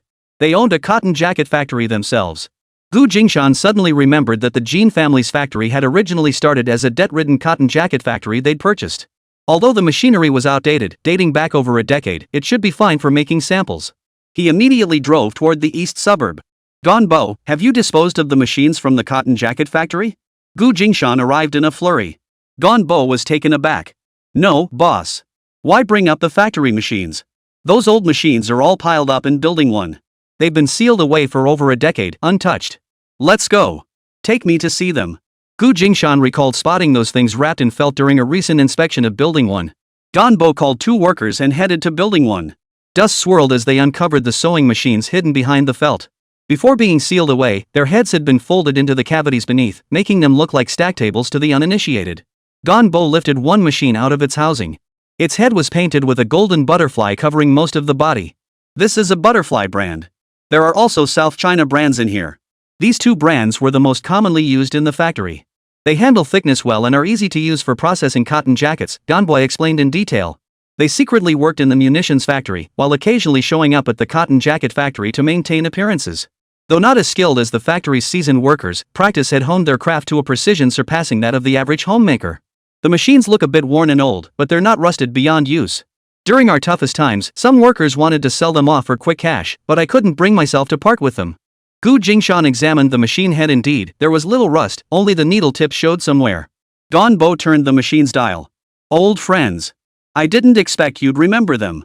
Are you planning to sell them? These things still hold value. Back in the 1980s, the 3 essentials for weddings, even second-hand sewing machines, were still quite popular. Are these machines still usable? Chapter 121, A New Hope. Ganbo nodded. Of course they work. Our domestic sewing machines are built to last. Quality is guaranteed. That's good. How many of our people know how to use a sewing machine? Hope flickered in Gu Jingshan's eyes. Having the equipment alone wasn't enough. They also needed workers who knew how to operate the machines. Tools were useless without people to use them. Ganbo patted his chest in assurance. The old hands all know how to use them. These were our bread and butter tools back in the day. If there's one thing we had to master, it was this. Back in the day, they were treated like beasts of burden. Officially, their bread and butter was the sewing machine. They could pedal it until sparks flew. How much money they earned depended entirely on how many cotton jackets they produced. The secret work at the munitions factory was considered a contribution, a duty. There was no question of earning money. Gu Jingshan was overjoyed. Could you ask if anyone would be willing to come back and make clothes? Is the boss thinking of reopening the quilted jacket factory? Ganbo's eyes lit up. Back then, they'd nearly starved to death. If the boss hadn't come and taken care of their troubles, with people falling ill and dying left and right, they would have lost many more. Ever since the boss took over this place, no one had died without cause. The master's seasoning factory had been operating for nearly a year, yet it didn't require that many workers. At most, 7 or 8 skilled hands were needed. Everyone knew these 30-odd people were essentially freeloaders, kept on the boss's payroll for no reason. For nearly a year, the boss never mentioned layoffs. He provided medical care when needed, the food was decent, and never once asked them to pay rent for their lodgings. Now that everyone can venture outside the compound to see this new world and chat with others, they've heard about rental prices and realized their wages haven't been shortchanged. We're not blind or stupid. When an opportunity arises to boost the boss's income, they certainly won't spare their old bones. If they can do it, they'll do it. After the boss started his security company, many of the old-timers, though aged, were still young at heart and wanted to try their hand at security work. They trained diligently every day, hoping to pass the tests and go out as bodyguards or security guards to earn money for the boss. But Ganbo knew the truth. While the old-timers were reliable for minor tasks, they couldn't hold a candle to the new recruits in real combat situations. Especially with the recent influx of young recruits, the old guard seemed increasingly obsolete. They didn't seem to realize how many years they'd been stuck in that cotton-padded jacket factory. All those real skills they'd honed in the military had slowly faded away over the years. Add to that a decade of wasted years, starving and overworked, their bodies severely depleted. At 40-something, even the most stubborn couldn't deny their age. Ganbo watched his old comrades drag their aching limbs to training, and it pained him to see it. But this was the only way left to repay their employer. The old comrades were willing to hurt themselves for it, so he could only grit his teeth and say nothing. Now the boss actually had plans to restart the cotton jacket factory? This news filled Gonbo with unexpected joy. The old hands might be stiff and slow, but operating sewing machines or embroidering? That was a breeze. They could handle it in minutes. Even if they couldn't make the machines spit fire like in their prime, they'd still be smoother than the average worker. The old-timers who kept failing security training were actually masters at delicate handiwork, better to bring them back to their old trade. If they kept struggling with this, they'd wear themselves out. Jingshan explained, we won't make cotton jackets. We'll make trendy clothing. The boss really wants to make clothes? Uncle Gon's face flushed with excitement. Whether it's cotton jackets or trendy clothes, isn't it all the same thing? Seeing Gonbo's excitement, a sense of urgency welled up in Jingshan. I have a clothing store in the county. My younger sister wants to launch her own brand. The garment factory we contacted in Guangdong has backed out. We're looking for a nearby alternative. Jingshan felt uncertain. Could these burly men really operate sewing machines?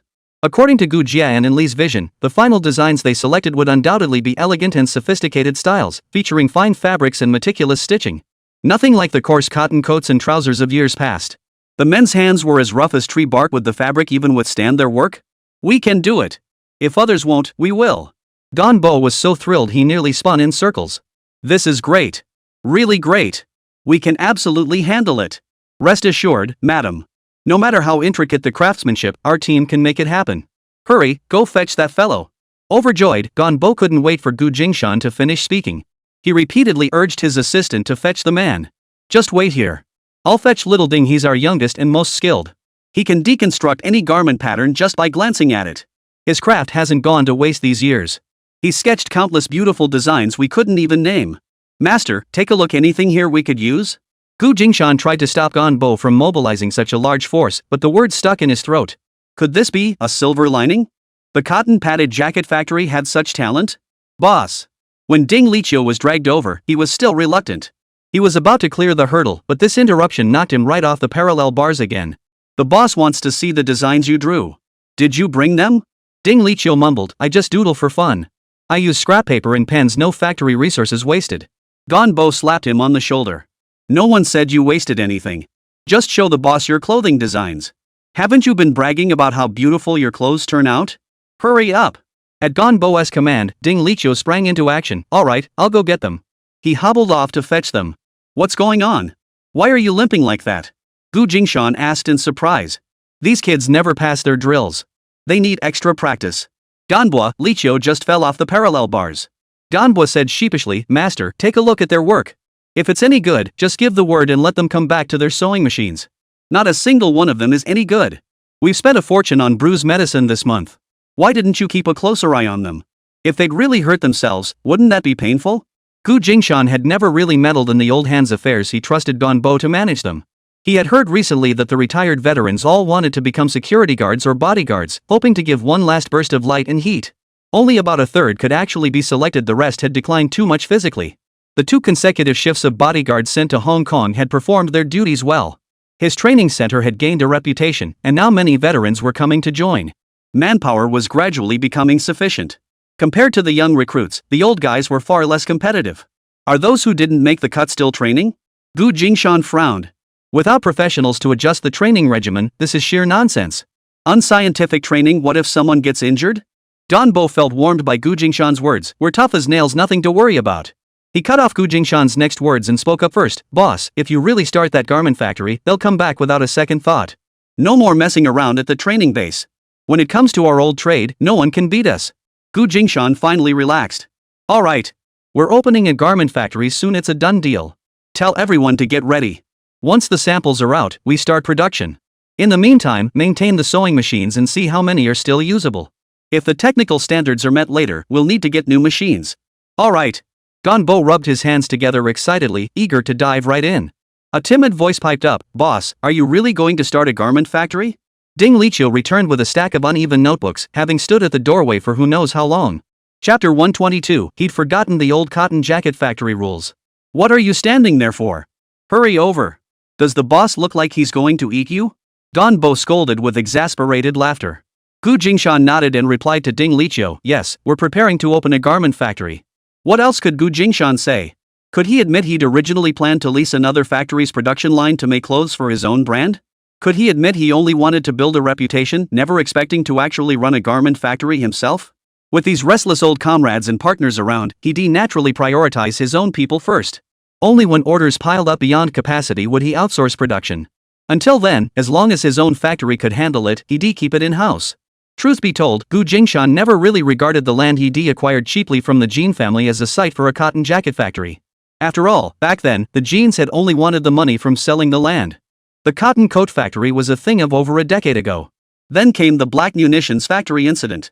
Every time he thought of the factory buildings on this land, he couldn't shake the image of them making weapons they were born from a munitions factory. He'd forgotten they also had the official identity of cotton coat factory workers. Regardless, it was time to see what they were made of. Once the prototype is finalized, we'll see if the old crew can actually make it and what the quality will be like. Without a finished product, everything else is just empty talk. Ganbo nudged Ding Liqiu, quick, show the boss your sketches. I just doodled these, you're overpraising them. Ganbo, Ding Liqiu scratched his head sheepishly, handing over the sketches. Ever since Jingshan nodded in agreement to start the garment factory, Ding Liqiu had been wearing a silly grin that made Ganbo cringe. Jingshan took the board. Yes, a board. A fairly smooth wooden board with a hole punched in it, held in place by a metal clip. Clamped to it was a stack of unevenly cut paper. The paper was slightly yellowed, clean-surfaced, with crisp lines. Small, crooked handwritten notes served as annotations on the patterns. Regardless of the designs themselves, Jingshan was already deeply impressed by this level of dedication. Ding Liqiu fidgeted restlessly on the floor, visibly flustered. There are 135 patterns here. Some are sets of garments drawn across multiple sheets. Jingshan couldn't make much sense of them, but he could tell the artist had drawn them with great care and effort. I'm not an expert. Let's have a professional review them. If any of your designs are usable, even just one will pay you market rate. How does that sound? No need. Boss, these are all yours. Ding Liqiu's face flushed crimson. You've given us a livelihood, boss. Our very lives belong to you. Let's keep things separate. I'll determine the price when the time comes, you won't be shortchanged. Jingshan waved him off, cutting him short. Asking a shy kid to pledge loyalty like this was too much to ask. Jingshan accepted the wood and continued his instructions. Ganbo, gather the old crew from the training ground. Maintain the sewing machines and any other usable equipment. Clean up the place and spruce up building 1. The training ground renovations are nearly finished. Call over a few construction crew members to see if anything needs fixing. Got it. Uncle Gon eagerly agreed. Jingshan added with a playful hint of meaning, oh, right, go buy a few large jars of Vaseline. Everyone should take care of their hands. Ha? Ganbo was confused. Modern women's fabrics are delicate, not like the coarse cotton of old. If any of you get hangnails that snag the material, you won't be allowed near the machines until your hands are properly cared for. They're like old tree bark. While you're at it, wash your faces properly and tidy yourselves up. Also buy a few big fans to keep the workshop nice and tidy. We can't let the clothes pick up any unpleasant smells. Anyone who wants to smoke must wash up thoroughly before coming to the machines. Understood. Gon blushed, feeling guilty for burdening the boss with such trivial matters. He'd been away from the cotton jacket factory for so many years that he'd forgotten the old rules. Rules like no smoking, hand care, and washing promptly to avoid picking up grime, all these must be reinstated. With the garment factory issue resolved, a weight lifted from Jingshan's heart. He could finally return to report to his younger sister. He picked up Ding Liqiu's sketchpad. Seeing it was still early, he decided to take her back to the barbecue city with him. It's still early today. I'll bring little Ding back with me so they can see his designs. If it gets too late, he'll sleep over at my place tonight and come back tomorrow. Alright, just do as the boss says. Don't be stubborn. Ganbo gave Ding Liqiu an extra reminder. Ding Liqiu nodded obediently. A man in his 30s, trailing behind his boss like an ungrown child, this boy had been locked away for over a decade, nearly driven dumb by confinement. Had he not met his boss, Ganbo would never have allowed the boy to go out alone. Back at the barbecue city, Jingshan handed the boy over to Enlu and Jia, then left him to their care. Jia was utterly astonished. Big brother, did you really pull off that garment factory deal? She'd begged and pleaded but found no factory willing to cooperate. I don't know what's going on lately. Every place is swamped with orders. The skilled ones have their schedules booked solid for the next 6 months. If the cost-performance ratio were even better, they'd be booked for the entire year. Jingshan understood this well. His daughter was right, the garment industry was currently booming. If they missed this wave, they'd fall behind, and catching up would become impossible. Forget about that for now. Keep searching wherever you can. Our own factory should be able to produce samples without issue. Mass production will require testing. Before that, let's get the samples made first and see if they meet expectations. We'll decide whether to proceed based on the finished product. Even if it was their own factory, subpar quality was unacceptable. No matter what, to make a splash and establish their reputation, they absolutely couldn't compromise on quality. Understood. Oh, by the way, take a look at these designs. Gu Jingshan handed Gu Jie a stack of unevenly sized blueprints. What's this? Gu Jie was dumbfounded. His name is Ding Liqiu, a worker from the old cotton jacket factory. Don Bo says he's a master at deconstructing sample garments. These drawings are the culmination of his years of work. You and An'll take a look together. See if there's anything usable in them. If there is, we can purchase it on behalf of the factory. Upon hearing this, Gu Jie immediately dove headfirst into the drawings, paying no attention to Ding Liqiu. An'll, however, gave Ding Liqiu a second look. Seeing the man standing there awkwardly, not knowing where to put his hands or feet, reminded her of her own nervousness when she first arrived. She couldn't help but smile. You're Ding Liqiu, right? The boss says you can deconstruct sample garments? Come help me out. I have a complex garment with many pieces. Take a look and see how we can break it down. And Lo led him away. Chapter 123, A Trip to Haishan City for a Change of Pace. At the end of the quarter, it was time for Gu Jingshan to take stock of his gains. More and more comrades were arriving at the security training camp. It wasn't just soldiers from Gu Jingshan's discharge cohort who came. Some veterans from other cohorts who hadn't fared well in life heard through the grapevine that Yunhai County had a security company run by a veteran. After passing the interview and joining the company, completing all training and assessment requirements would lead to job assignments. The wages they received were surprisingly higher than those in enterprises and public institutions. Those who performed well could even be sent to Shangjiang to serve as bodyguards for wealthy tycoons. People flocked to the opportunity. The interview standards grew increasingly stringent. With the influx of applicants, Ning adopted a policy of quality over quantity. Those with questionable character were flatly rejected by Ning, who personally oversaw the selection process. With a legendary soldier in charge, no one dared to cause trouble, and those who did were swiftly dealt with. Thanks to Ms. Lu's strong recommendation in Hong Kong, the Hong Kong office secured several short-term bodyguard assignments. With ample manpower, they executed them flawlessly. At the Hong Kong office, the number of people coming in for consultations and registrations grew daily, with new contracts being signed almost every day. The security company was now firmly on track, profitability assured. The old-timers from the armory were no longer needed to prop up the operation. Each month brought Gu Jingshan tens of thousands in profits. While modest compared to his other ventures, the revenue was steadily climbing. The main factors were Gu Jingshan's high wages for security personnel and the advanced equipment provided. He had also purchased several more Iveco and Golden Lion vehicles. These investments were the major expenses. When executing missions in Hong Kong, they typically rented vehicles from local dealerships. Hong Kong's dealerships were far more developed than those on the mainland, making rental more cost-effective than purchasing. Business at the Red House Barbecue City operated normally. While Li Mang remained stationed there, Mu Tu and De Lu had both transferred to the seasoning factory facility in the eastern suburbs. The Barbecue City hired several new staff members, chefs for grilling, servers, and kitchen assistants dedicated to food prep. They recruited several young, energetic servers, a far cry from the days when only Wood and Big Lou were running around frantically. All new hires underwent standardized training. The restaurant opened daily from noon until closing around 11 or 12 at night, offering wages higher than those in state-owned enterprises or public institutions, attracting many applicants. Now Li Mang oversees general affairs and rarely grills personally. The kitchen staff handles everything. The new grill chefs have solid skills, and paired with the house secret sauces, the place is packed with repeat customers. The hot pot side was even easier to manage. With ample supplies of hot pot bases personally stir-fried by Big Lou, they could accommodate any number of customers as long as tables were available. Franchises have expanded beyond Haishan to other provinces. Lu's hot pot base has been adapted regionally, with extra spicy and fiery versions specially developed for provinces that enjoy heat. For those who can't handle spice, bone broth and seafood clear broth options are also available. Incidentally, the seasoning factory's products were also shipped out. Gu Jingshan acquired a new machine, and Mu was specifically tasked with managing the production line for various packaged chili powders, barbecue seasonings, and common spice blends. This not only elevated Li Mang's barbecue seasoning to new heights but also made it a staple in households across the nation. The newly developed homestyle seasoning series sold exceptionally well. Take the fish fragrant shredded pork seasoning, for instance. Customers simply needed to prepare the ingredients: shredded pork, wood ear mushrooms, bamboo shoots, and carrots as listed on the ingredient chart. When stir-frying, they added the seasoning packet, tossed everything together, and voila, a plate of fish fragrant shredded pork was ready. Customers never had to worry about ingredient ratios again. The seasoning factory was highly profitable overall, ranking among Yunhai County's top taxpayers and generating hundreds of thousands of yuan in quarterly profits for Gu Jingshan. The glass factory disbursed $1 million yuan year-end dividend and the customary 300,000 yuan dividend for the first quarter of the new year. With Gu Jingshan and Han Zhao's support, Chao Wang wielded absolute authority at the glass factory. Unhindered, the factory rapidly advanced, producing high-quality, technologically advanced products. Numerous domestic automobile manufacturers approached for partnerships, and a product boom was imminent.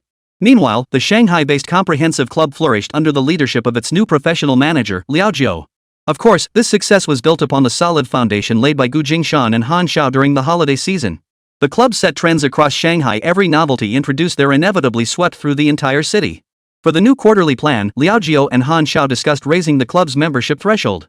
Above the standard membership tier, they would introduce gold and diamond memberships, offering increasingly personalized services based on prepaid deposits. The monthly prepayments alone were sufficient to purchase an entire new building, expanding the space significantly. Liao Jiao, who had once considered the serviced boutique apartments a liability and constantly contemplated shutting them down for other uses, now found himself thoroughly convinced by the two owners. Their vision was truly exceptional, putting them 50 steps ahead of the competition. The boutique apartments were now nearly fully booked every day. Many wealthy clients booked long-term suites even if they didn't stay overnight. They could relax in the apartments after dining, meetings, spa treatments, or golf outings. They felt the attentive service alone justified the investment. Buoyed by the success of the integrated clubhouse model, Liao Jiao was energized and ambitious, eager to secure a larger plot of land to expand the clubhouse concept. He overlooked one crucial fact: this building was originally Han Xiao's property. Their operating costs didn't include rent, which is why the figures looked so impressive. Since the successful land transfer at Hongqiao in 1988, which marked the transition from free allocation to paid transfer pilot programs, securing land had become increasingly difficult. The 1.29-hectare plot at number 26 required a total of $28.05 million in land use transfer fees for a 50-year lease, equivalent to 100 million renminbi. Given their current scale, they were nowhere near ready to purchase land. Gu Jingshan and Han Xiao jointly tempered Liao Jiao's ambitions. While their land acquisition needs wouldn't require such a large plot, the costs would likely be significantly lower. Even with millions in advance payments already received by the club, their available funds wouldn't suffice to simultaneously purchase land and undertake construction. First, find a suitable plot. Secure the land before considering anything else. Han Xiao, who had access to more insider information, wanted to apply for government land allocation through a project. However, the approval process was becoming increasingly stringent, and securing a spot on the list was far from guaranteed. Land should be scouted early, but the timing for acquisition must be patiently awaited. Why spend a fortune buying land when you can get it for free? Gu Jingshan reassured him over the phone, take it step by step. Rome wasn't built in a day. They had only started turning a profit this year, still far from the financial clout of those major conglomerates. Steady development was the right path. Su Ji bid farewell to Han Xiao and returned from Shanghai. He brought back concrete news about the Sang family. Just as we suspected, the Sang family wants to deal with you because you bear an uncanny resemblance to the Gu family patriarch. And since you share the Gu surname, they're all suspicious. I heard the eldest son of the Gu family's main branch and his wife went missing, leaving only an unmarried daughter. Essentially, there's no heir. The patriarch's generation had 3 younger brothers and 1 sister. Each of their descendants had numerous children, creating a large, thriving family. They certainly don't want the main branch to have an heir. Otherwise, how could they steal the Gu family's immense wealth? The Sang family formed alliances with the Gu family by marrying into the second and third sons' households of the patriarch's generation.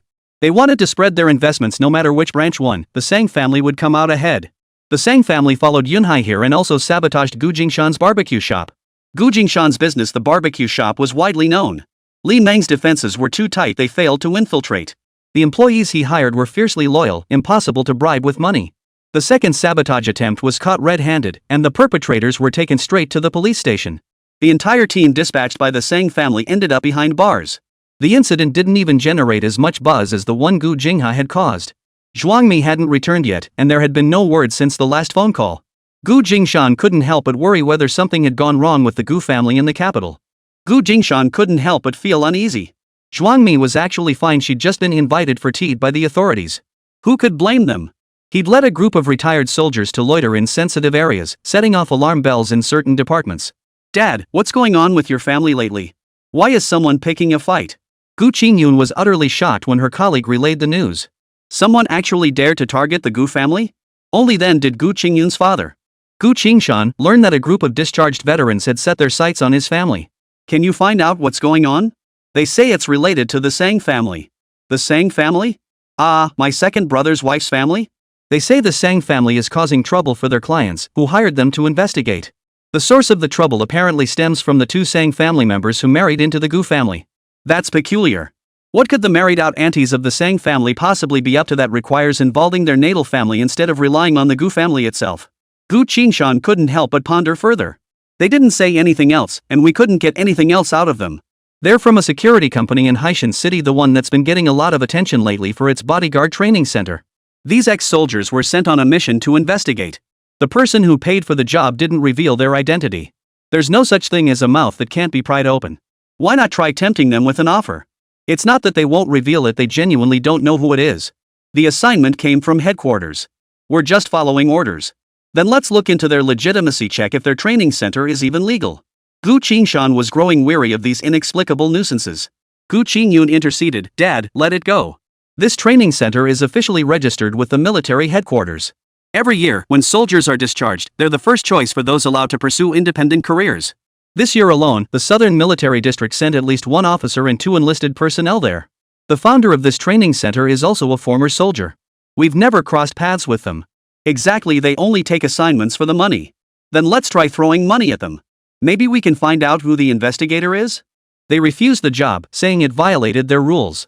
They sent the money back. Let me think, what other options do we have?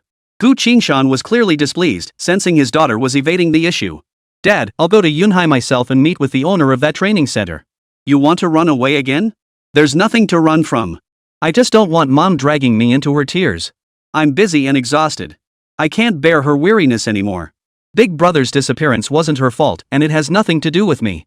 Why can't she let herself and me off the hook? Qingyun paused, then dropped a bombshell. I'm getting married next year. I'm leaving home. Nonsense. Jingshan pondered for a moment, deciding it was time to share the news with his daughter. I've already discussed the marriage alliance with Xiao Rui. He has no objections. You just need to bring him into the family properly. Mother opposes the marriage. She believes it would cut off any chance for my older brother to return. If she doesn't want it, so be it. I refuse to be an unfilial daughter. Her opinion doesn't count. I make the decisions in the Gu household. But I refuse to stay home and be a doormat. That's final. Qingyun's impatience grew. I'm heading to Haishan City to clear my head. Leave matters there to me, I'll handle them. Chapter 124, If only they sold clothes from cartoons. Jia rushed to find Jingshan. Brother, we've finalized 11 designs. What do you think? So fast? Jingshan was a bit surprised. One of Ding Liqiu's designs, a classic style, can be modified and used. That leaves 10 more. What about the others? Jia felt a bit embarrassed. To be honest, before we went to Guangdong, we didn't know what kind of merchandise to stock. Last year, there were several beautiful outfits in a TV drama. While we were in Guangdong, we happened to come across similar styles, so we bought them back to keep for ourselves. When we started sampling, we had no clue.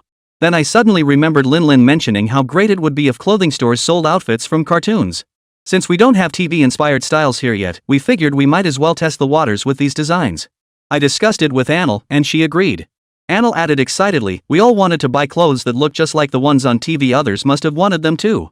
We couldn't find any suppliers elsewhere, and we couldn't make them ourselves yet. The boss said Liqiu could reverse engineer the designs. I immediately brought clothes for him to study, and he actually sketched them out. We'll create exact replicas. If the finished products match perfectly, these will be our first batch. Jingshan praised, that's efficient.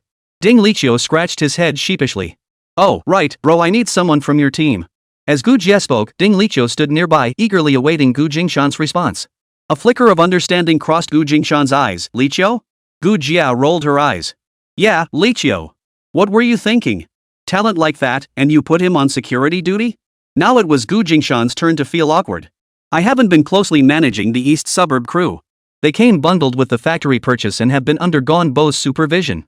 When the seasoning plant needed staff, I just had Big Lou pull them over. After the security company was established, they volunteered for training to become guards. Jingshan offered a brief explanation. Jia nodded. Alright, your word is good. From now on, have him shadow me and Anil. I'll cover his salary. Alright. Jingshan's eyes crinkled with amusement as he watched his spirited younger sister charge ahead with such drive, a look of satisfaction spreading across his face. When will you start making samples? Oh, and you haven't gone to buy fabric yet, have you? Jia nodded. Me, Anil, and Liqiu plan to go south ourselves to source the fabrics. Since it's our first time, we want to be extra thorough. Good idea. Establish connections with fabric wholesalers, it'll make sourcing easier later. Jia sounded a bit anxious. Actually, we already made connections during our last trip to Guangdong. But their fabric inventory fluctuates constantly. If we don't lock in the order now, there's no guarantee it won't be snapped up by other buyers. Since this is our first time sourcing fabric and dealing with them, it's best to at least make the trip ourselves. Let's go in person. Jingshan nodded. He turned to make arrangements. Liqiu, book 2 bodyguards from the security company to accompany the 3 of you. I won't feel at ease with fewer people. Jingshan cut off Jie before she could refuse. Even if you don't bring any money, it's unsafe for 2 women to travel far from home. What about Liqiu? Liqiu isn't in charge of bodyguard duties. He'll be handling the garment factory business from now on. It's different from bodyguard work. We have our own resources, why not use them? Alright, brother, I understand. Jie agreed. In the end, Jie and Enli took Xia Hang on the business trip. Having someone as capable as Liqiu was like having several people in one. With Ding Liqiu handling odd jobs, it was more than enough.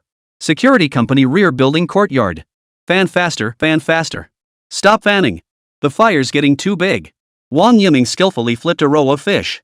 Only when the skin turned golden brown and the air filled with the enticing aroma of grilled fish did he begin handing out the fish one by one. Sizzle ha. Mum. You cook so well. With skills like yours, why didn't you open a restaurant or something? Why come work for the platoon leader and suffer? My family's too honest. We just can't make money. Wang Yiming sighed softly and said no more. His father and uncle ran a joint business back home, catering banquets for weddings and funerals. Uncle Wang always pushed the dirty, grueling work onto his father, who also handled the cooking duties, while Uncle Wang pocketed the lion's share of the profits. Last time, it was clearly his uncle who made the mistake, yet his father took the blame. Wang Yiming couldn't stand it. Back home, he nearly beat his uncle to death before his father chased him away to seek refuge. Wang Yiming resolved to establish himself here first. Once he could earn enough money, he would bring his father and younger brother out. After 3 months at the security company, his pay seemed stable enough, and his initial plan began to take shape. Ever since he'd shown off his cooking skills during field training, his comrades often praised his meals. Truth be told, he was tempted his father and younger brother cooked even better than he did. Wang Yiming wrote home to his father, telling him there was a need for cooks here and sharing the news that he could earn money. He hoped his father would leave everything behind in their hometown to come here and earn a living, escaping the vampire-like clutches of his second uncle's family. Today marked the 10th day since he'd mailed the letter. He wondered if his father would reply. After enjoying the grilled fish as a special treat, everyone returned in high spirits. Wang Yiming, someone's here to see you, someone shouted from the doorway. Wang Yiming parted from his companions and walked alone to the entrance. Seeing 2 figures, one tall, one short, he rubbed his eyes in disbelief. He bounced over joyfully. Dad, why are you here? I thought you didn't want to. Why didn't you write to me so I could come pick you up? Wang Yiming was so overjoyed he couldn't find the words. The shorter figure behind his father emerged, his younger brother, Wang Erxiang. Brother, we had no choice. Second uncle said Dad messed up the dishes again and kicked him out. They've taken over our house and fields too, saying they need to compensate the customers. We have nowhere to go. The boy's voice trembled with tears. Wang Yiming flew into a rage. I'll go back and cut them down. Father Wang grabbed Wang Yiming's arm. Don't go. We're out now. Didn't you say we could set up a stall here in the mornings to sell food? We can set up a stall. We have our skills. We won't starve anywhere. Wang Yiming's rage boiled over. Then why didn't you stand up to him at home? Why did you always give in to second uncle? This time they even took our house. Wang's father wiped sweat from his brow, lowering his voice. Your second uncle did wrong. If I hadn't used this as an excuse to leave, his future misdeeds would drag us down. Better to leave everything behind and start anew elsewhere. But our home. Wang Erxiang's voice trailed off, his voice heavy with sadness. Your father originally fled there during famine. That place isn't our true homeland. In fact, the land your brother came to is where our roots lie. Father Wang patted his youngest son's head. Only after your brother said he'd established himself did I consider bringing you to join him. And don't worry about the family home, I rented it from the village, and the lease expires later this year. Father Wang chuckled smugly. Then why didn't you tell me? You had me worrying the whole way for nothing. Wang Erxiang was dumbfounded. Father Wang shrugged nonchalantly. You're even more impatient than your brother, your emotions are written all over your face. I didn't want to give anything away too soon. You're such a fool, didn't you notice I brought all the valuable things from home? Ha! The brothers genuinely hadn't realized their father was so resourceful. Well, now we're here. Might as well tell you both at once, so I don't have to repeat myself. Later, Wang Yiming interjected. We're already here. You two wait. I'll just tell the manager, and we'll go look for a place. He'd originally planned to bring his father and younger brother in to share the cramped space. Seeing the floor covered in luggage, he figured since they were planning to settle here anyway, it made more sense to rent a place outright and plan for the long term. Wang Yiming spent his days training at the center and didn't have much spare time to help them piecemeal. It was better to settle them properly once and for all. He asked the gatekeeper for half a jug of water for his father and younger brother to drink while he dashed to the main building to ask the supervisor for time off. As soon as he entered, he spotted a stack of job postings on a box by the door. One line immediately caught his eye. Wang Yiming grabbed a flyer and pulled his colleague Zhang Hu aside as he passed by. Bro? When did our supervisor put up these job postings? Zhang Hu sighed heavily. This morning. Isn't there an old lady who cooks? Wang Yiming asked, pointing to the chef vacancy. Ah, don't even get me started. The cook lady complained about too many people eating here. Said she was sick of cooking for so many folks every day and quit on a whim after finishing her last shift. Zhang Hu lowered his voice. Pfft, she just wanted a raise and to bring her own kid on board. Doesn't she realize her cooking was awful? She'd skimp on food costs all the time, and now she wants a raise? Plus, I heard her son's a troublemaker, always messing around. The manager wouldn't agree. Now she's throwing a fit and refusing to cook. The supervisor made us post new job ads this afternoon, and after dinner tonight we have to go hand out flyers. What a nightmare. Zhang Hu couldn't help sighing. At lunch, I had to ask a buddy to help out. We just threw together whatever we could find, one dish per person. Wang Yiming thought to himself, no wonder today's lunch was so awful. It left everyone hungry, and soon their stomachs were growling. They had no choice but to go catch fish from the pond to grill and eat. It's already this late in the afternoon and the old lady still hasn't shown up. I'm worried about dinner. In another half hour, I'll have to start preparing the meal again. Spotting Wang Yiming, Zhang Hu suddenly had an idea. Hey, Yiming, the guys say you're a great cook. Why don't you help out? I'll give you $3 for your trouble. Wang Yiming's eyes lit up at the suggestion. This seemed like a perfect opportunity. He shook his head and declined. My dad and younger brother are coming. I probably won't have time. We still need to find a place to stay. Zhang Hu blocked Wang Yiming's path and persisted. Hey. Your skills are so good, did you learn them yourself or is it a family tradition? Oh, my dad's the village chef. Everyone hires him for weddings and funerals, Wang Yiming said proudly. Really? For real? Zhang Hu perked up instantly. That's perfect. How about inviting your dad to help cook a meal? Once we hire a chef tomorrow, we won't be in such a rush. The more he thought about it, the better the idea seemed. Here's what we'll do. I'll check with the manager and your dad can take over the stove tonight. We'll pay him the same rate as the cook. She gets 108 a month, which works out to 3.6 a day. For helping out tonight, I'll personally give your dad $5. The extra is a little bonus for the emergency. Sound good? I know your dad came to visit you, and it feels awkward to ask him for help. But the food's been so bad lately, it's about to cause an uproar. I'm really no good with pots and pans. Zhang Hu pressed his palms together. Just help me out this once. Consider it a favor I owe you.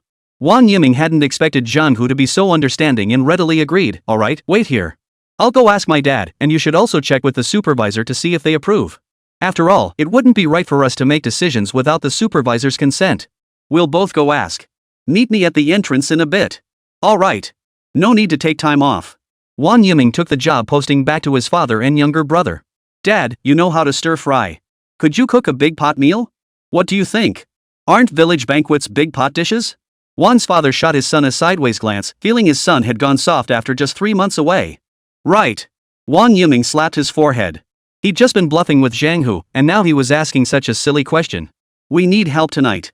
Cook a big pot meal for us. No one's making dinner tonight. If you do a good job, you might even get hired as a chef. Zhang Hu said he'd pay 5 yuan for tonight's meal.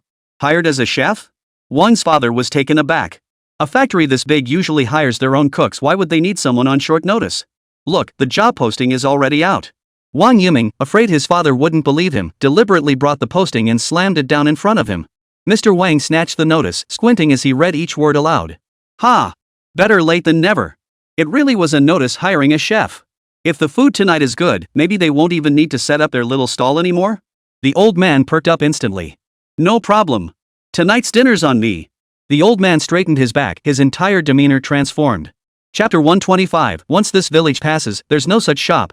Gu Jingshan was at the East Suburb Security Company, patrolling Building 1 with Gonbo to check for any remaining cleanup or preparation needs, ensuring everything was in order. Once Gu Jia returned with the fabric purchases and Ding Liqiu completed the patterns, they could begin sample testing immediately. The veteran workers at the cotton jacket factory had been itching to get started for ages. Floors were patched and painted, broken glass and ceiling bulbs replaced, walls cleaned and freshly plastered.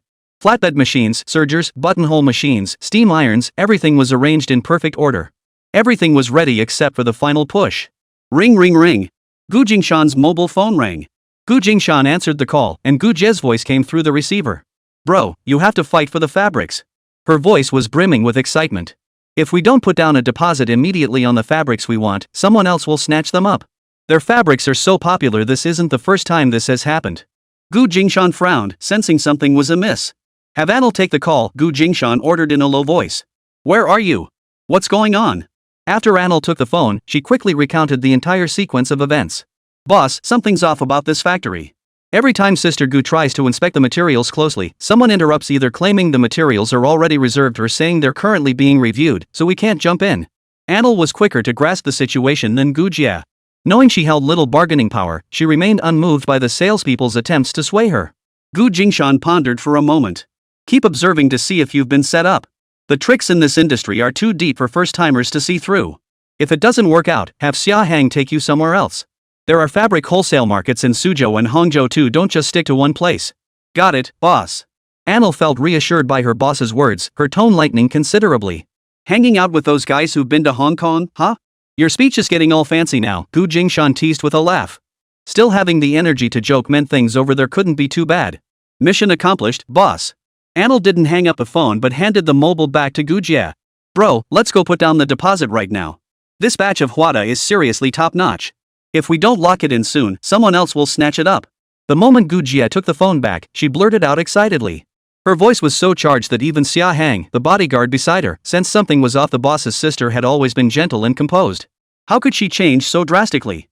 Gu Jingshan bellowed into the phone, Gu Jia, come back. Stop right there. Gu Jia froze in her tracks, startled by her brother's roar. Have they brainwashed you into losing your own judgment? Fabric serves the design. Is the material you fought others for even suitable for our styles? Her brother's authority was deeply ingrained in Gu Jia's mind. Hearing him speak with such intensity now, she immediately felt too intimidated to act rashly. Ah! Gu Jingshan continued his gentle yet firm persuasion, think about the 11 samples you selected. Could they be made with the fabric you want to order? Summer is almost here, can you really use wool blend fabric for lightweight skirts? Can you turn fabrics meant only for coats into innerwear? Gu Jingshan's words poured cold water over Gu Jia, dousing the excitement that had been visible on her face. Her gaze gradually cleared as her mind began to race. Houndstooth is suitable for raincoats, trenchcoats, uniforms, and casual wear. This batch of wool blend gabardine had the perfect thickness for autumn-winter uniforms, utterly unsuitable for their summer needs. Gu Jia apologized, I'm sorry, brother. I got carried away, these new fabrics completely mesmerized me. Gu Jingshan thought to himself, the salespeople at this factory sure have a way with words. They've practically bewitched my little sister. This is our first time selecting fabrics. Have you thought it through? How many samples do you plan to make? And have you calculated how much fabric each garment will require? Gu Jingshan's barrage of questions left Gu Jia flustered. He deliberately fired off a barrage of different questions to disrupt her train of thought and prevent her from getting lost in the allure of the new fabrics. Don't forget to plan the allocation ratio for each fabric. This trip is for purchasing sample fabrics, not for mass production later. If this factory keeps saying limited quantities or small batches, why compete with them? After successful sampling, we'll need bulk orders later. What's the point of limited editions? How would we sell them? We can't choose small batch limited editions. Gu Jia lowered her head in embarrassment. Brother, I understand. I was being impulsive earlier. I'm sorry. Gu Jingshan pressed further, think back to your samples and the patterns you want to replicate. Do you have a clear idea now about what kind of fabric material is actually needed? Brother, I get it now. This supplier isn't right. They only carry silk, corduroy, and all kinds of new composite materials. But they're basically useless for the styles we're replicating. Since we won't be using them, let's cut our losses and get out before we fall into their trap. Gu Jingshan continued his warning, pausing before adding, if their silk is high quality and reasonably priced, we could consider bringing back a small quantity. It's your first time on their turf. If you spend hours there without spending a penny, you might not leave safely. Remember, only good silk. Genuine silk is always useful. Even if not made into garments, it can be cut into pieces to sell as scarves or use as gifts. Understood. Gu Jia's expression instantly turned grave. Her elder brother's barrage of questions had jolted her back to reality. From the moment they entered the factory, the string of deceptions they'd endured played vividly in her mind. To remain unaware of the traps being set now would be sheer foolishness. She stole a fearful glance at the salesperson swirling around Anil, spouting smooth talk. She wanted to urge everyone to leave immediately, but her eldest brother's warning stuck in her throat. She feared they wouldn't be able to leave without parting with some cash. Long after hanging up, she kept holding the mobile phone as if still dialing, pondering what to do next. Earlier, she had shown interest in the new materials, and the salespeople surrounding her kept praising them, belittling the silk and cotton linen blend fabrics they were comparing them to as worthless. Following her brother's advice, she decided to switch the procurement target to silk. Gu Jia composed herself, forcing a neutral expression. I reported back to our leadership. They said we should start with a small trial order for sampling and evaluation before committing to bulk purchases.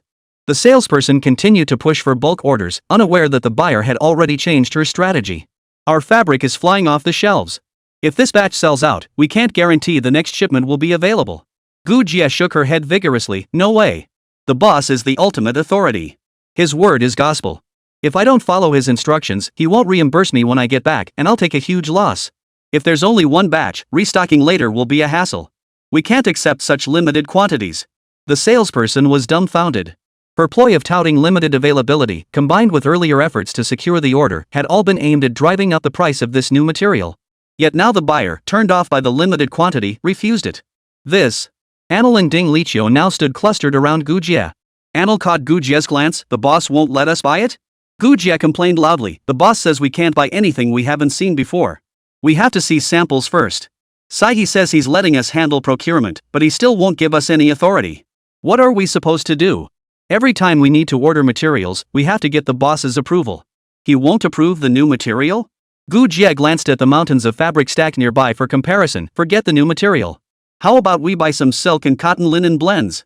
Those are common fabrics, we can probably get limited quantities approved. Anil shook her head. Let's not buy them. If the boss says no again, we'll have to pay for them out of our own pockets. Seeing their hesitation, the salesperson grew anxious, fearing even the clearance items might go unsold. She hurriedly called out, take a look at our silk. This is a once-in-a-lifetime deal, absolutely the lowest price in the industry. If we weren't focusing on selling new materials like palisade and hwada right now, these natural fabrics wouldn't be so cheap. You've come all this way, and I like the look of you, so I'm telling you the rock-bottom price. If this group of buyers left empty-handed, her reputation would be ruined. Worse still, the salesperson was kicking themselves. They thought they'd snagged a sucker eager for new materials, blurting out rock-bottom prices for both cotton linen blends and silk. Then the buyer made a call and came back saying they couldn't buy the new material. Hey, if you couldn't buy it, why didn't you say so earlier? Gu Jia began picking and choosing. The multicolored printed velvet swatch has slight color gradient issues. This one isn't very appealing, it looks blurred. Buying too much of this would upset the boss. For each color, we'll take no more than one bolt. Pure white plain silk? One bolt of plain crepe is too much. That stuff's pricey, I can't afford more than that. Silk products were expensive, so she dared not order too much. Cotton linen blends are a bit cheaper. 2 or 3 bolts shouldn't be a problem. I don't see any stock over here? The salesperson beamed. The cotton linen blend isn't in season yet. We're focusing on new materials this year. Goodness, you've chosen so little. With all these patterns here, only these few rolls caught your eye? Pick more. Europe has a huge silk surplus this year, so pure silk is incredibly cheap. Who knows if we'll ever get fabric this affordable again. If you take 2 bolts, I'll personally throw in a third for free. Buy 2, get 1 free. We're selling at a loss just to clear out the warehouse before closing shop. We really don't need that much. We're just buying samples. Once we finalize the designs, we'll place bulk orders. Gu Jia continued to decline. You're really planning bulk orders later? The salesperson's ears perked up, half believing it. We make clothes, so bulk orders are a must. But we have to wait for the boss to approve, it's not up to us. The salesperson exchanged a glance with a colleague standing nearby. If you can commit to bulk silk orders, we can offer you a discount. Seriously, we'll mark down every single piece of silk you take. Gu Jia remained firm. Get us samples first. If the boss approves, we'll come back for more. Give us your contact info, then we'll call ahead. Well, if you decide to proceed with the samples, you must contact us. The salesperson sounded a bit deflated. This customer was being stubborn. Alright, we'll see. The salesperson was pulled aside by a colleague. Are we really going to give them 2 for 1? If they genuinely want silk, we'll just dump it all on them. Our warehouse is bursting at the seams with silk stock. New materials are arriving soon. How else can we make room for the new fabrics if we don't clear out the silk?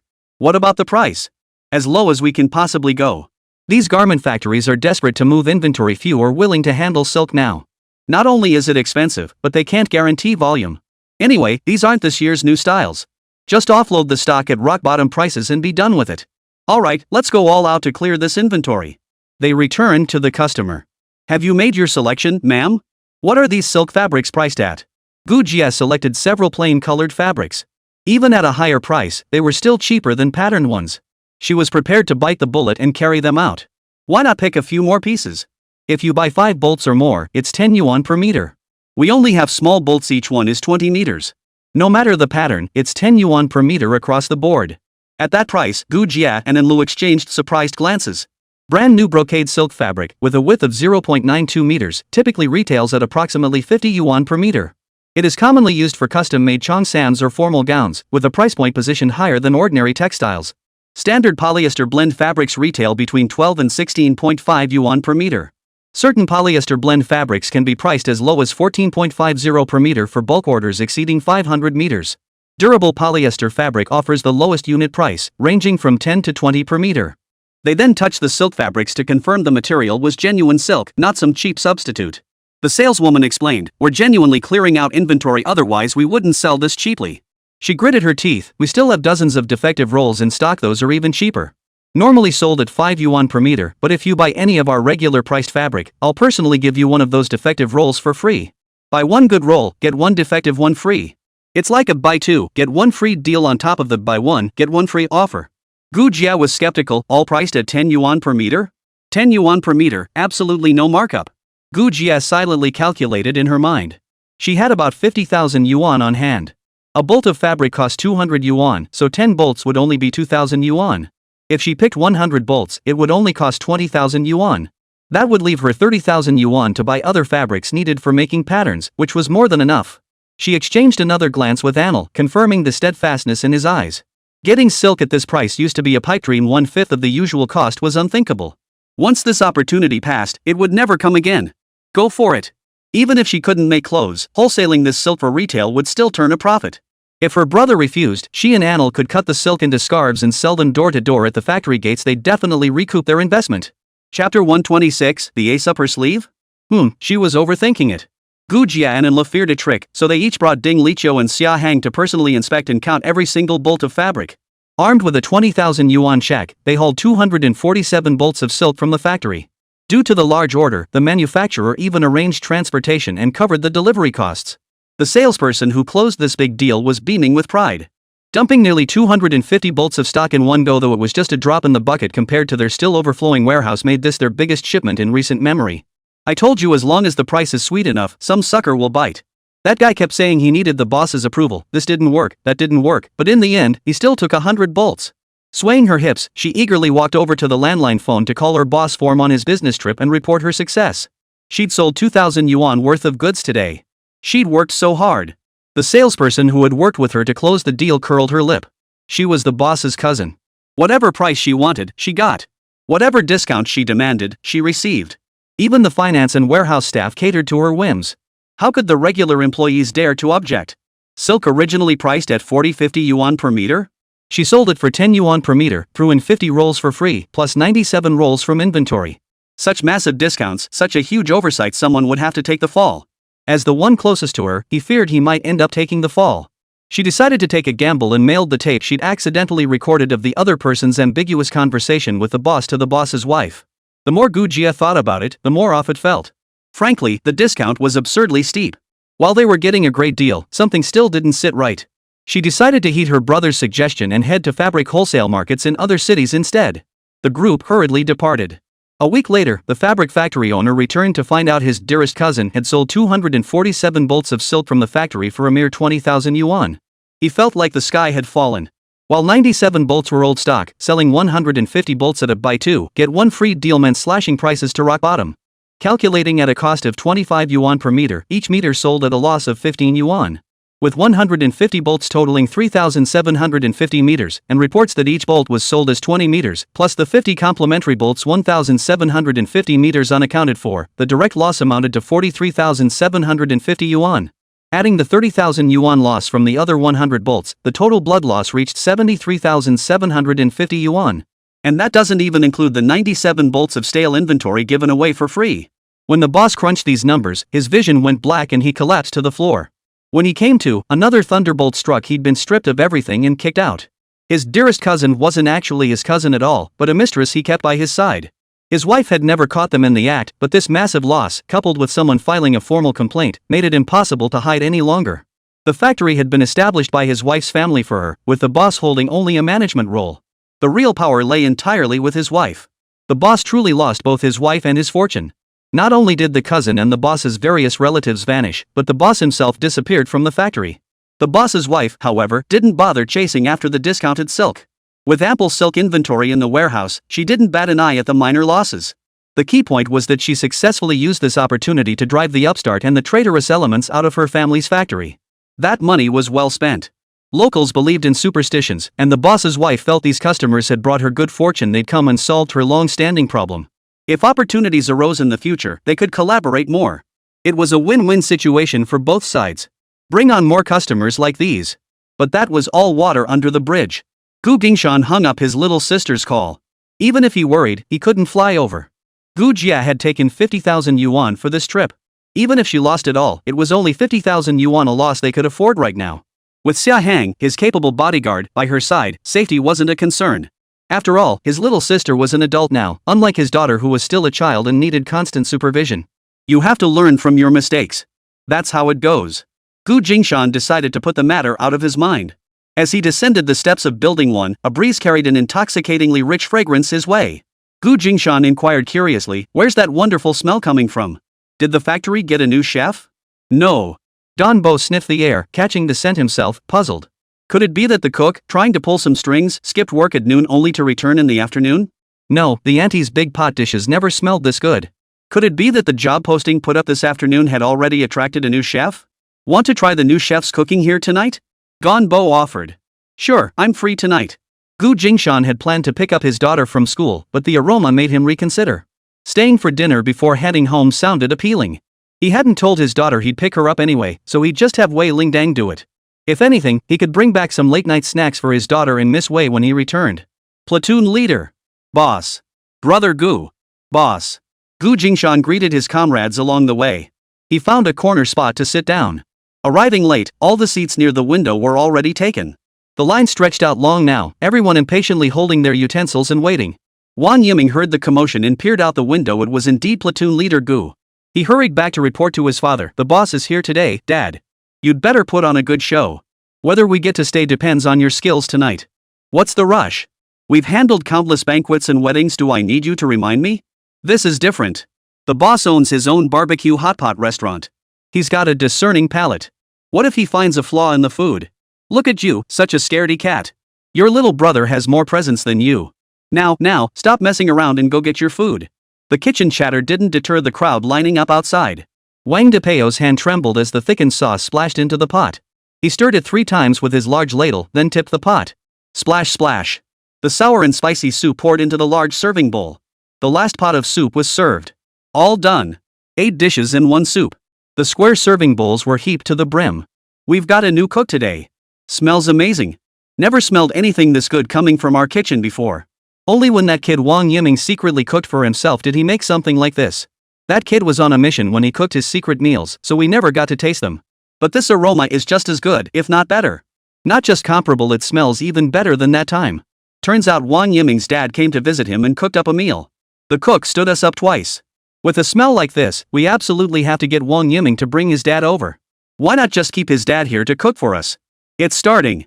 The line stirred briefly before quickly settling back into order. Having been soldiers, they'd grown accustomed to eating with military discipline at the training center. No cutting in line or other bad habits. 1 box per person, no grabbing. Today, each lunchbox was heaped full, steamed buns strung together on a handle. Everyone beamed with joy. For a moment, the dining hall fell completely silent, broken only by the clinking of chopsticks against metal containers and the sound of hearty chewing. Jingshan took his first bite and was immediately struck by the tender, silky eggs intertwined with the fresh aroma of tomatoes, perfectly balanced in sweetness and saltiness. The braised pork belly featured crispy, caramelized skin with beautiful tiger stripe patterns.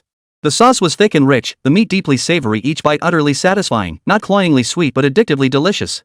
The complex flavors and tangy aroma of the hot and sour soup caught his attention. This chef's skills are impressive. The chef we hired today is truly skilled. Today I finally tasted real cuisine. You don't know until you compare. Now I realize what Auntie made was practically pig feed. Pig feed tastes better than what the old lady cooked, okay? Exactly. Don't insult pig feed.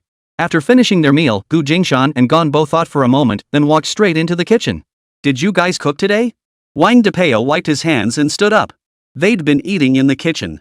The leftover rice was quickly stir-fried into a simple mixed rice dish, enough for the 3 of them. "Could I have a taste?" Bo swallowed hard. Though he'd eaten his fill outside, the aroma of the fried rice made him feel he could easily polish off another half bowl. Wang Depeo quickly grabbed a small bowl and scooped some out from the pot. "Sir, please try this. It's untouched." Wang Yiming grabbed a fresh bowl and quickly served half a bowl, holding it out to Gu Jingshan, platoon leader. "Please try some." "Is this your father and younger brother?" Gu Jingshan's sharp eyes spotted the large bundles of luggage scattered on the ground nearby. "Have they come to join you?" The sheer volume of luggage didn't suggest a simple visit to see their son. It looked more like they'd moved their entire household. "Yes, there was a bit of trouble back home. Our house and land were taken away. With no way to make a living left, they decided to come out here. At least here, they can earn their keep." Gu Jingshan nodded upon hearing the clear answer. "Your skills are impressive. What are your plans going forward?" Wang Yiming tentatively asked. "Could I stay on as a chef? Talking to the big boss is more reliable than talking to the staff, right? So lacking in confidence?" Gu Jingshan raised an eyebrow. Wang Yiming dared not ask for too much, just enough to put food on the table. Seeing he couldn't get a clear answer, Gu Jingshan turned away. "I'll ask your father what he thinks. Master Chef, with your skills, you're a veteran at cooking large pot dishes. Ever thought about opening your own restaurant?" Wang Depeo was straightforward. "Back home, I catered weddings and funerals for others. We never had the capital to open our own place." Gu Jingshan pondered for a moment. "Here's what we'll do. You'll cook lunch and dinner for them daily, while your son handles simple breakfasts. Then, come with me to the city for nighttime snacks. It'll mean longer hours. We'll be back past 10. You'll get double pay. Your daily wages at the training center will follow the standard rates here. For the late night shifts in the city, you'll be paid per table 10 yuan per table. Maximum 50 tables per night, with only 2 dishes and 1 soup per table." Everyone was baffled by the boss's explanation. "The barbecue city specializes in grilled meats and hot pot. Your skills are top-notch, and I want to use them as our secret weapon. For customers who want to order a la carte, you'll whip up 2 trendy dishes but keep it limited. $10 for 2 dishes and a soup?" Wang Depeo was stunned, his mouth hanging open. Was this owner pulling their leg? "Exactly. It's per table. If you cook enough for 5 tables, you get paid for 5 tables." Gu Jingshan found the idea more and more brilliant the more he thought about it. "All right. I'm in. With a sucker like this boss paying him, he'd be the fool not to take the deal. 50 tables a day? That meant 500 yuan daily? That was several times more than he made hosting banquets." Gu Jingshan cautioned, "It'll be a bit tiring." "No problem. I once served 118 tables and 1 go 50 tables is nothing. Only 2 dishes per table? Piece of cake." Gu Jingshan preemptively warned him, "No, you don't get it. If no one orders your dishes, you won't get a single cent. Would you still be willing?" Wang Depeo chuckled. "Just look at how those kids are stuffing their faces out there, boss. You're in for a treat." Gu Jingshan peered outside. Sure enough, 9 large serving bowls had been scraped clean. The customers were even dipping steamed buns into leftover soup and rice, wiping their lunchboxes spotless. He'd been overthinking it. Chapter 127, Is this blatant poaching? What's that smell? What's that aroma? Regular customer Zhang Gang, who came for skewers, took his usual spot today. Before even ordering, he noticed the guests at the next table diving into 2 plates of stir-fried dishes. Seeing how eagerly they were grabbing the dishes, Zhang Gang wanted to try them too. "You serve stir-fried dishes now? Boss, bring us a plate of what they got. That aroma is irresistible. It even overpowers the grilled meat." "How bold. Do you have more? We'll take a serving too." Another table of customers noticed as well. "Hey, why isn't this on the menu?" The waiter explained while jotting down the order. "It's a new addition. The menu hasn't been updated yet. Honestly, it can't be updated anyway. Stir-fried seasonal vegetables, it's whatever the chef cooks up that day. If you don't want it, don't order it. We'll take a portion too." "We'll take 1 portion. Wang, 7 orders of stir-fried seasonal vegetables. Coming right up. Brotherly, we're running low on ingredients. The head chef says we need to change the menu." "Change it, no problem. Whatever you want. Will you still order after the change? Any dietary restrictions?" Li Meng chatted with the customers. "If everything's this good, we'll eat whatever they serve. The chef's skills are rock solid, no worries there." Change it, change it. Stir-fried seasonal veggies. Any dietary restrictions? The chef says whatever he cooks is what we get. Bring us more. This isn't enough for so many of us." Li Meng patiently explained, 2 dishes per table. "We only serve 50 tables tonight. Once they're gone, they're gone.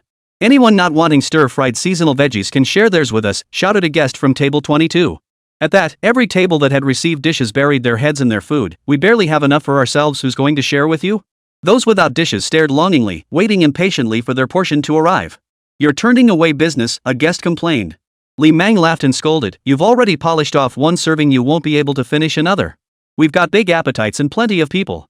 How could we not finish it? Bring us another portion. I'm truly sorry, but we don't have any more. Each table is limited to one serving. Can't you make an exception? The boss sets the limits, I don't call the shots. Where's your boss? Call him out here so we can talk. The boss doesn't come here often. I'm the one in charge, but I can't change the rules he set. If we can't get the dishes, we'll just eat meat until we're stuffed. The customer angrily tore off the barbecue order sheet. At day's end, Li Meng excitedly reported to his brother-in-law, "Bro, where'd you find this big shot? What do you think?" Jingshan wanted his brother-in-law's opinion. Though he thought the guy was skilled, he still wondered if he could keep up with the fast pace of the barbecue place once he actually started cooking. He's absolutely top tier. Li Meng gave him 2 thumbs up. Last night, from the first table he cooked 4, the orders just kept coming. Are we really limiting it to 50 tables? 2 dishes per table is way too little. Li Meng couldn't help but complain. After the 50 order limit was reached last night, he'd faced a lot of dissatisfaction. Jingshan shot Li Meng a look of exasperation. This is a promotional tactic to attract customers, you know? You run a hot pot and barbecue restaurant, what's your specialty again? Ha? Isn't it to help those 2 make money? Li Meng scratched his head. Jingshan was at a loss for words. Sometimes this guy was painfully simple-minded. You could put it that way. When has your big brother ever run a money-losing operation? True enough. Li Meng nodded in agreement with his brother's reasoning. We had customers asking about lunch today. What if those who were supposed to come for lunch switched to dinner just for these 2 dishes? Lunch is prime time for hot pot. Even the limited quantity dishes wouldn't be enough. The 3 of us wouldn't have time either. Jingshan hadn't even considered adding extra sessions. The training center's own staff eating well was far more important. Uncle Benben, just add a random session. It'll create buzz and build anticipation. Linlin hugged her doll and shot Li Meng a resentful glance. This guy was ruining her dad's bedtime story time, she thought to herself. Seeing Li Meng's pitiful gaze, Jingshan's heart softened. Lining's inner monologue sparked an idea: pick one random day each weekend, Saturday or Sunday, to serve 2 dishes at noon. Keep it limited, but make it a big pot dish. You go buy a big pot and rebuild the stove. No ordering whatever Chef Wang cooks, that's what we eat. How's that? The communal pot idea was to spare him the exhaustion of cooking for 100 tables. He'd heard Chef Wang handled banquets for weddings and funerals in the countryside, so communal cooking should be no problem. Alright. You're just too amazing, big brother. Don't overwork the old man, Jingshan cautioned. Don't worry, I'll handle the negotiations with them. Oh, and transfer Wang Yiming over here too. His skills aren't half bad, it's a waste to have him working as your security guard. You ask him yourself. If he agrees, he can transfer over. Then it's settled, I'm taking him. No way am I letting anyone else have him. You 2 work it out. Jingshan didn't restrict his subordinates from switching departments, they knew their own strengths better than anyone else. If someone wasn't happy working here, they could just switch to another spot, they were all just moving around within the same territory anyway. Hey, bro, with this father-son trio, should we open another branch? Li Meng was itching to act. Jingshan shook his head. A branch? Franchise agreements have clauses, we can't open one in Yunhai. Not a franchise. A stir-fry place, a private kitchen restaurant. What do you think? Li Meng grew more excited by the minute. You can't eat barbecue and hot pot every day, but stir-fry? That's doable. With those 3 skills, a private kitchen would be packed every single day. He clicked his tongue. Their skills are wasted just being used as a promotional gimmick here. They don't earn less than you. I told them they'd get $10 per table. How much do you charge for a table of food?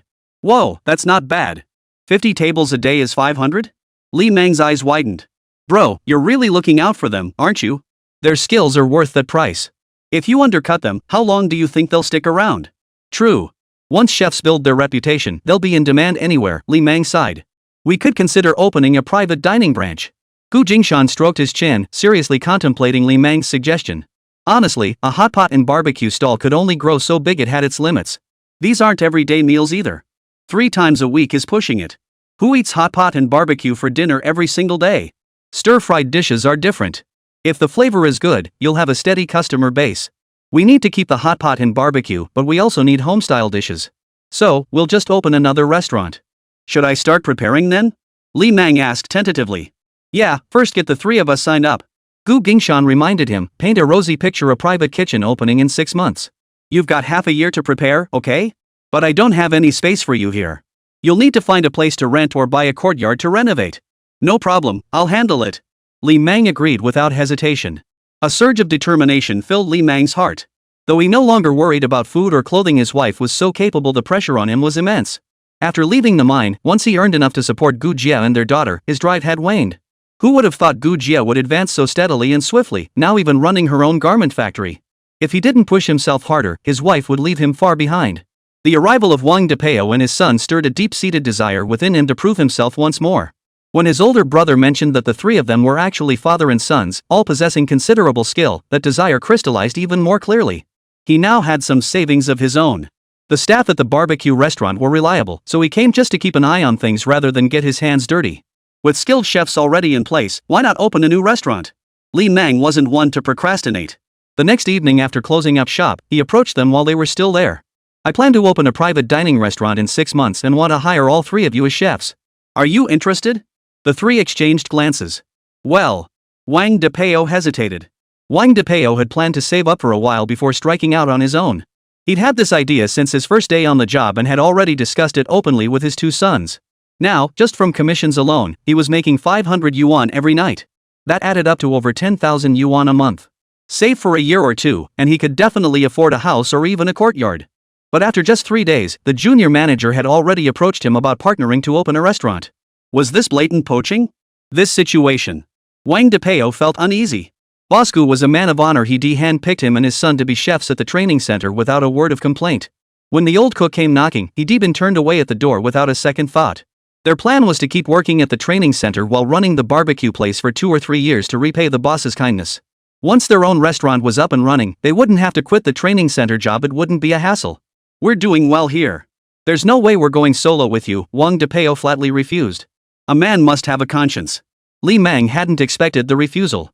After a moment's thought, he proceeded with his plan and laid out his proposal. Here's the deal, my older brother and your boss each take 4 shares, I take 3, and you two together take 1 share. That's 3 shares total. We provide the space, ingredients, and all promotional services. You contribute your culinary skills as equity. We'll run this as a partnership. Think it over. The trio visibly relaxed upon hearing it was a partnership proposal from the boss. Alright then. Thought you were trying to poach us. What were you thinking? That's my older brother. Our boss is generous. He gives his people more than their fair share. He puts up the money, we put in the effort, and we all make money together. Wang Yiming glanced back at the barbecue stall, still puzzled. It's fine, but what about the barbecue place? The training center could handle its workload without issues, but the barbecue place would be overwhelmed. The three of them splitting duties? They'd be swamped. The boss said we'll use the barbecue city's popularity to build your reputation. Once your private kitchen opens, it'll explode overnight. We'll funnel all the barbecue city customers who crave stir fries over to you. And when you have events, you can help drive traffic back to the barbecue city. Cross-promoting each other will boost everyone's business. The trio instantly felt relieved. Alright. Wang Depeo looked genuinely touched. Bosses this considerate were rare indeed. He'd work hard with his son to earn money for the boss and for themselves. After all, they'd each get a share in this restaurant. Chapter 128. The boss's ideas are way too out there. Brother, I found a courtyard perfect for a private dining restaurant. Li Mang rushed in excitedly. Oh. Gu Jingshan was busy reading with his daughter. This courtyard is quite something. Chef Wang says it was converted from ancestral homestead land sold by his grandfather's generation. Oh. Gu Jingshan listened but didn't respond. I want to rent it, but I'm worried the owner might not agree. Oh, haven't you asked yet? Gu Jingshan inquired casually. Sitting nearby, Gu Linlin frowned. She hated this kind of teasing, drawn-out way of speaking. If it weren't her uncle, she would have walked away already.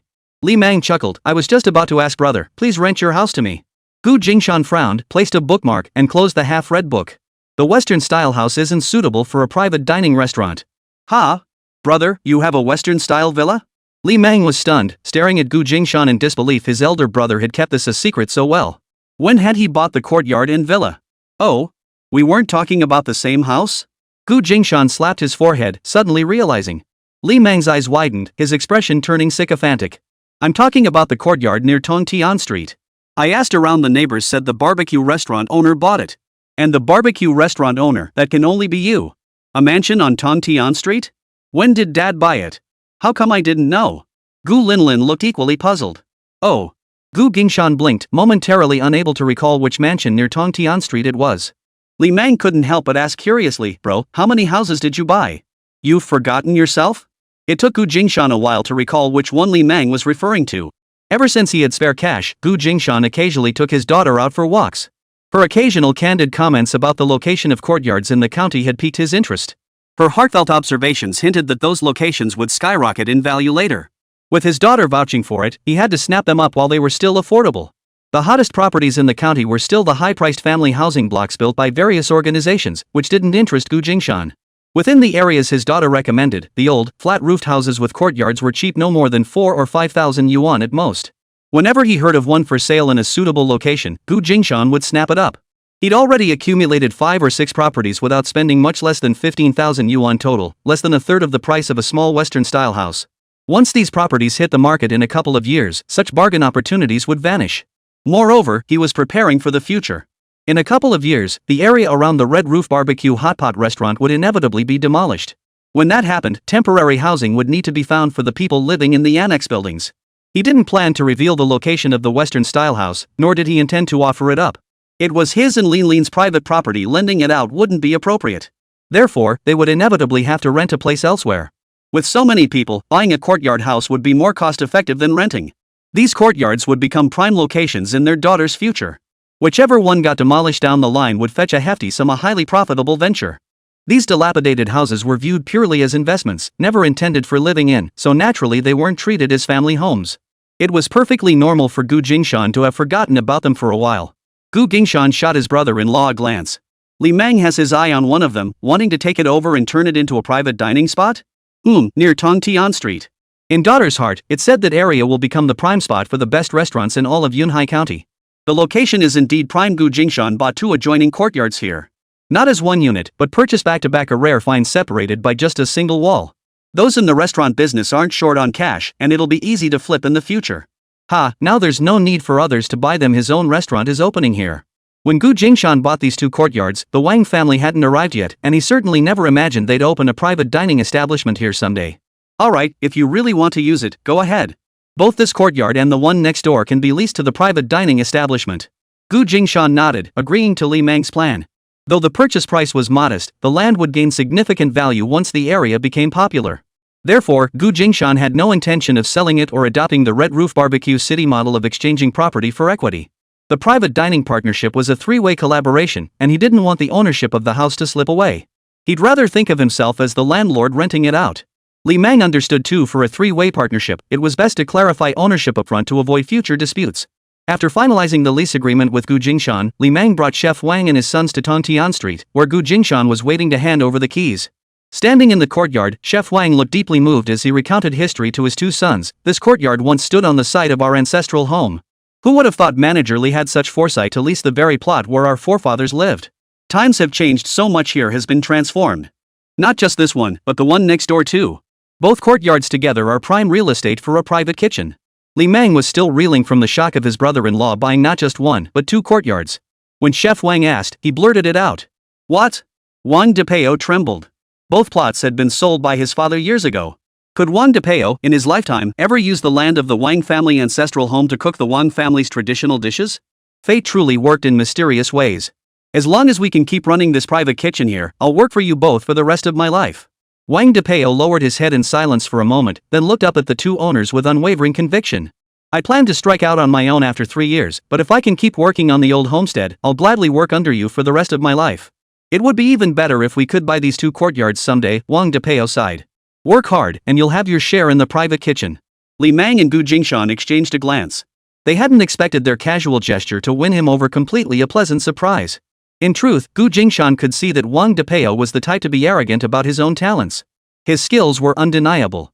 Given the platform they provided, once he saved enough money, going solo was only a matter of time. That he'd become so committed to working on this estate was something Jingshan hadn't anticipated at all. Li Meng was overjoyed, grinning from ear to ear. At least he wouldn't have to worry about finding a top chef to carry the weight for the next decade. If he could just keep this up for 10 years and build a reputation, what chef couldn't he attract? By then, he wouldn't fear his wife racing ahead, disappearing from sight. The 2 courtyards were dilapidated. Converting them into a private dining establishment would require extensive renovations and refurbishments. It was uncertain whether everything could be completed within 6 months.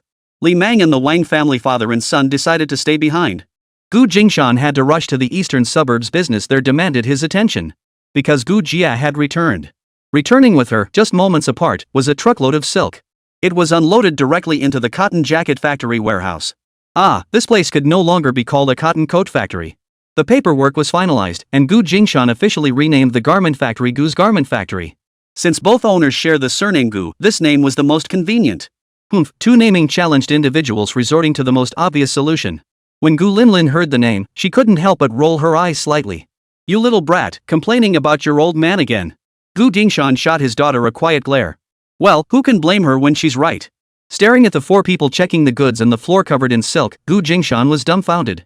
Where did all this silk fabric come from? Why was everything being unloaded silk fabric? Piled up like a small mountain. Did you spend all the money on silk? The 11 samples we finalized, none of them called for silk, did they? The more Gu Jingshan thought about it, the more off it felt. Not only that, but the group of demobilized soldiers waiting to start work, even if their hands were soaked in Vaseline every day, they couldn't compare to their younger selves. Making clothes out of silk? They'd end up shredding it to shreds. Bro, we bought it just to snag a bargain. At 1/5 the price, why pass it up? Gu Jie's heart bubbled with excitement at the thought of this huge score. Actually, it's less than 1/5. For 247 bolts of fabric at 20,000 yuan, that's just over 4 yuan per meter. Even if we exclude the 97 defective bolts, it's still only 6.7 yuan less than 7 yuan. An Lu added. Gu Jingshan was stunned by his younger sister and An Li's words. What, he thought he'd misheard. 7 yuan per meter for silk? Are you kidding me? Even polyester isn't that cheap. No joke. Ask Li Qiu and Xia Han if you don't believe us. Gu Jingshan retorted without hesitation, then it must be a calculation error, right? Gu Jia shook her head. We discussed it together. I think it's probably the salesperson's mistake. Anil was puzzled. If she was at fault, why didn't the finance department or warehouse stop her? Embezzlement. Maybe she has significant authority and is in cahoots with the finance department, Gu Jingshan mused thoughtfully. It had to be said, Gu Jingshan hit the nail on the head. The people originally planted in the warehouse and finance department after this incident were swept out by the boss's wife, just like the fabric factory owner. A bargain like this is truly one of a kind. Next time we go to that factory, we definitely won't get it at this price. Anlin knew her limits. We didn't dare linger in that city, afraid of being tracked down. We switched to a different wholesale market to buy other fabrics. Gu Jia looked eager for praise. Gu Jingshan let out a quiet sigh. This had been a truly hair-raising ordeal, but they'd snagged an absolute steal. You two are amazing. The praise wasn't entirely heartfelt. After all, when Gu Jia had called back then, Gu Jingshan had assumed they'd gotten themselves into someone else's trap. He'd worried about them the entire journey, only for the two girls to return having pulled off something even bigger. Did you buy the fabric for the sample garment too? That was the crucial part. We got it. It should arrive this afternoon. Great. Gu Jingshan nodded, his eyes finally sparkling with delight. Get some rest. We'll have a welcome back lunch. Sleep it off. Once the fabric arrives, Ding Qiu can start making the samples. Ding Liqiu reported in a low voice, platoon leader, 3 sets are already finished. Once the fabric arrives, just have gone Bo and the others start sewing. Good. Gu Jingshan raised an eyebrow. Finally, they could move forward with the next step. Gan Bo and the others had been urging him several times already. I'll strive to complete the rest tomorrow, Ding Liqiu added. No rush. One thing at a time. Gu Jingshan patted Ding Liqiu on the shoulder. They'd worked hard on this trip. Brother, what should we do with all this silk? None of the products we made this time require it. Gu Jia's feverish mind had finally cooled down, and now she stared at the rolls of silk scattered on the floor, feeling troubled. Gu Jingshan tapped his little sister's head. You know that, right? We called it a bargain, but bringing back over 3,000 meters of silk? This isn't just any fabric, it's precious. Storing it and making clothes with it requires special care. Let's set them aside for now. We'll brainstorm together. First, make the sample garments for those 11 patterns, then we'll consider the rest. Business came first. Is it all ours? Gu Linlin, who had been playing nearby, touched this and that. The silk fabric was smooth and felt incredibly comfortable to the touch. Gu Jingshan had brought her along. He was chatting with Gu Jia and hadn't noticed what his daughter was doing. Yes, Auntie bought them all. What do you think? Gu Jia beamed, clearly relishing the chance to show off. They feel so nice. Gu Jingshan wanted to hear his daughter's thoughts. What do you think, Linlin? Embroidery. Gu Linlin answered without hesitation. Hardly anyone knows how to embroider these days. With all this fabric, how long would it take? Gu Jia shook her head. Using such fine fabric for embroidery would be such a waste, wouldn't it? Little Bean's words drew disapproval from Anil too. But she knew the boss was a doting father, he'd never listen to the child and actually embroider the silk. Gu Jingshan listened intently to his daughter's heartfelt chatter. We could embroider the trademark onto the silk. Design a spot on each garment to sew on silk as a special identifier for Gu's Garment Factory. Or include a silk handkerchief with the embroidered logo with each garment, perhaps personalized with the customer's name. Hearing these ideas, Gu Jingshan's eyes lit up. Have we finalized our trademark yet? Ha! We were just talking about fabric, so why bring up trademarks all of a sudden? Boss, your thoughts are jumping all over the place. We'll design a trademark, embroider it onto silk, and stitch it into the garments as our exclusive emblem. What do you think? Or we could make small handkerchiefs or scarves each bearing our logo and include one with every garment. Anil and Gujie exchanged glances, instantly overjoyed. Could it be done this way? They'd never considered this angle before, always focused on what kind of garments could be made with silk. Using it piece by piece wouldn't require advanced cutting or embroidery techniques, making it much easier to implement. Gu Linlin gave a thumbs up from the side. Dad's absolutely brilliant, like he can read my mind. He always thinks exactly what I'm thinking. Is this what they call a father-daughter connection? A barely perceptible smile touched Gu Jingshan's lips. Anil and Gu Jie split up, one to select fabrics suitable for scarves, the other to search for logos and patterns that would look good embroidered on silk. Gu Jingshan took his daughter's hand and headed over to Uncle Gon's place to see if the machine would work. Embroidery machine? We have an old one, not sure if it still works. Ganbo squinted, straining to recall as he heard the boss's question. Found it. Among the untouched old machinery. Ganbo explained, you know, cotton jackets don't need that thing. We bought it, used it a few times, and then it just sat there. Gu Jingshan instructed, have them started up for a test run. Squeak squeak. The machine stopped moving. No good. It's completely broken. Ganbo shook his head. Gu Jingshan sighed softly, forget it. Let's find someone to buy a new one. After all, it was over a decade old. No need. I'll try fixing it. A familiar voice chimed in, and the speaker rolled up his sleeves before crouching beside the embroidery machine. Zhuangmi? Gu Jingshan was pleasantly surprised. When did you get back? Chapter 129, probably your sister. Gu Jingshan beamed, slapping Zhuangmi's shoulder hard. You're trying to kill me, Zhuangmi grimaced, but his nimble hands kept turning and dismantling the embroidery machine. Got back this morning. Suji said you were over at Building 1, so I dropped by to say hi. What happened? You guys were unreachable for so long. Neither Suji nor I could get in touch with you. Zhuangmi shrugged it off. Got locked up. Huh? You were offline because you were detained? By whom? Gu Jingshan hoisted Zhuangmi up, scanning him from head to toe. Are you hurt? Zhuangmi, lifted like a little chick, pushed his glasses up with a sigh of resignation. No. Just detained for questioning. Stayed too long in a sensitive area and caught their attention. The Gu family ancestral home is under constant surveillance by security personnel. His movements betrayed a hint of embarrassment. Such a blunder was truly humiliating. Just glad you're back safe. Gu Jingshan sighed softly. Satisfied that Zhuangmi was unharmed, he relaxed and gave him a light pat on the shoulder. Zhuangmi wasn't trained as an investigator. The other party held high rank, and their security was formidable. Making such a mistake wasn't surprising. But if he'd been injured while gathering intelligence for him, Gu Jingshan would never have forgiven himself. Zhuangmi hesitated, finding it hard to speak. Brother, I brought someone back. Who is it? Zhuangmi evaded the question. We can't let her onto our turf. I put her up at a hotel. Wanna grab dinner tonight? Ganbo, sensing they were discussing personal matters, tactfully excused himself. I'll go handle the other arrangements. Alright, you go ahead. Gu Jingshan nodded, his attention returning to Zhuangmi. Where were we? You brought your wife back? No. Probably your sister. With no outsiders present, Zhuangmi relaxed and spoke freely. What? Who? Gu Jingshan was utterly baffled. Your sister Gu Qingyun, the legitimate young miss of the Gu family in the capital. Our investigation shows that Gu Qingshan, the head of the Gu family, has a younger sister. She went to Hong Kong years ago and never returned. No one knows her current whereabouts. Hong Kong? I'll have Miss Wei look into it when I get a chance. Gu Jingshan sighed softly. If that woman who went to Hong Kong really is your mother, then the visitor is your sister, your blood-related cousin. Gu Jingshan frowned. Why did you bring her here? I didn't bring her. We met along the way and traveled together. Gu Jingshan shot Zhuangmi a sideways glance. You actually believe that? Could it be she's using her charms on you? As if she'd have eyes for me? Big brother, cut the nonsense. She's probably here for you. Zhuangmi wasn't that naive. He could tell the woman was fishing for information between the lines, so he remained cautious, revealing nothing he shouldn't. But since she explicitly mentioned visiting the security company, he had no grounds to stop her.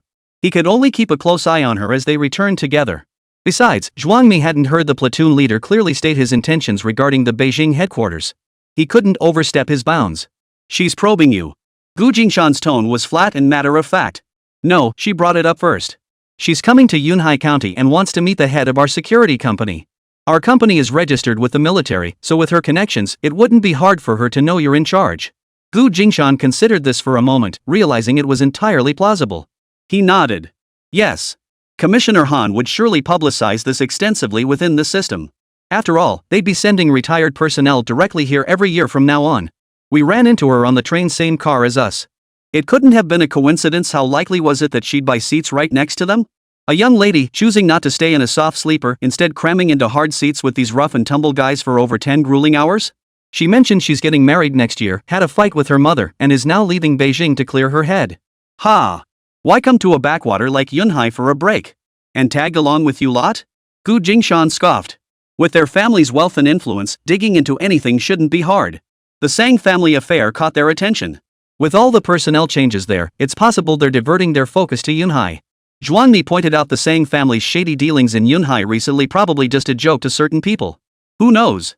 They couldn't uncover anything all those years before, so why would they suddenly find something now? Gu Jingshan's eyes darkened as he thought of that professor suspected of having a schizophrenic split personality, Lin Song, the father whose child had committed suicide. Lin Song was the father-in-law of Gu Yanzhou, Gu Jingshan's cousin. Gu Jingshan had assumed that after speaking with the decisive and ruthless Lin Song, he wouldn't betray the Gu family in the capital. But now it seemed the man's actions were unpredictable. If he had indeed informed on them, the other side would certainly send someone. Zhuangmi studied Gu Jingshan's features. Brother, you didn't look much like them when you were young, but now that you've matured, you're the spitting image of their family. The nephew takes after his uncle. With looks like yours, there's no need for a blood test. Like 2 peas in a pod? Zhuangmi hooked her lips. This Miss Gu looks even more like you than Sister Gu Jie does. If you were a woman, you'd look just like her. Get lost. You're the woman here, Gu Jingshan teased with a laugh. You haven't met Gu Qingyun. If you had, you'd understand. Zhuangmi didn't think she could pull this off. Gu Qingyun's words clearly hinted she wanted to meet the head of the security company, Gu Jingshan. They already knew the platoon leader's name. Obtaining his photo shouldn't be difficult. During his military service, the platoon leader had been photographed numerous times after winning various competitions.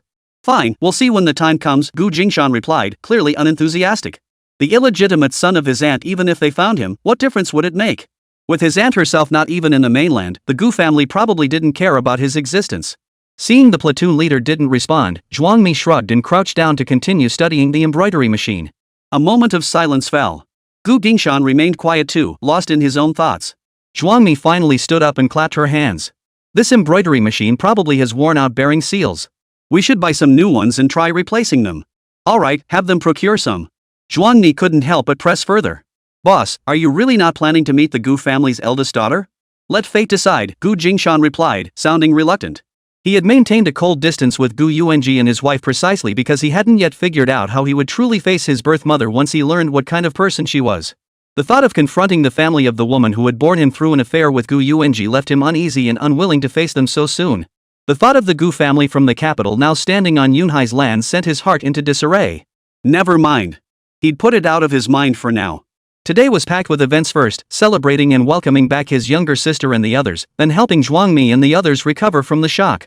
Since they'd be having dinner at the training center cafeteria anyway, there was no need to return home just yet. Wang Depeo and his 2 sons were cooking at the training center tonight.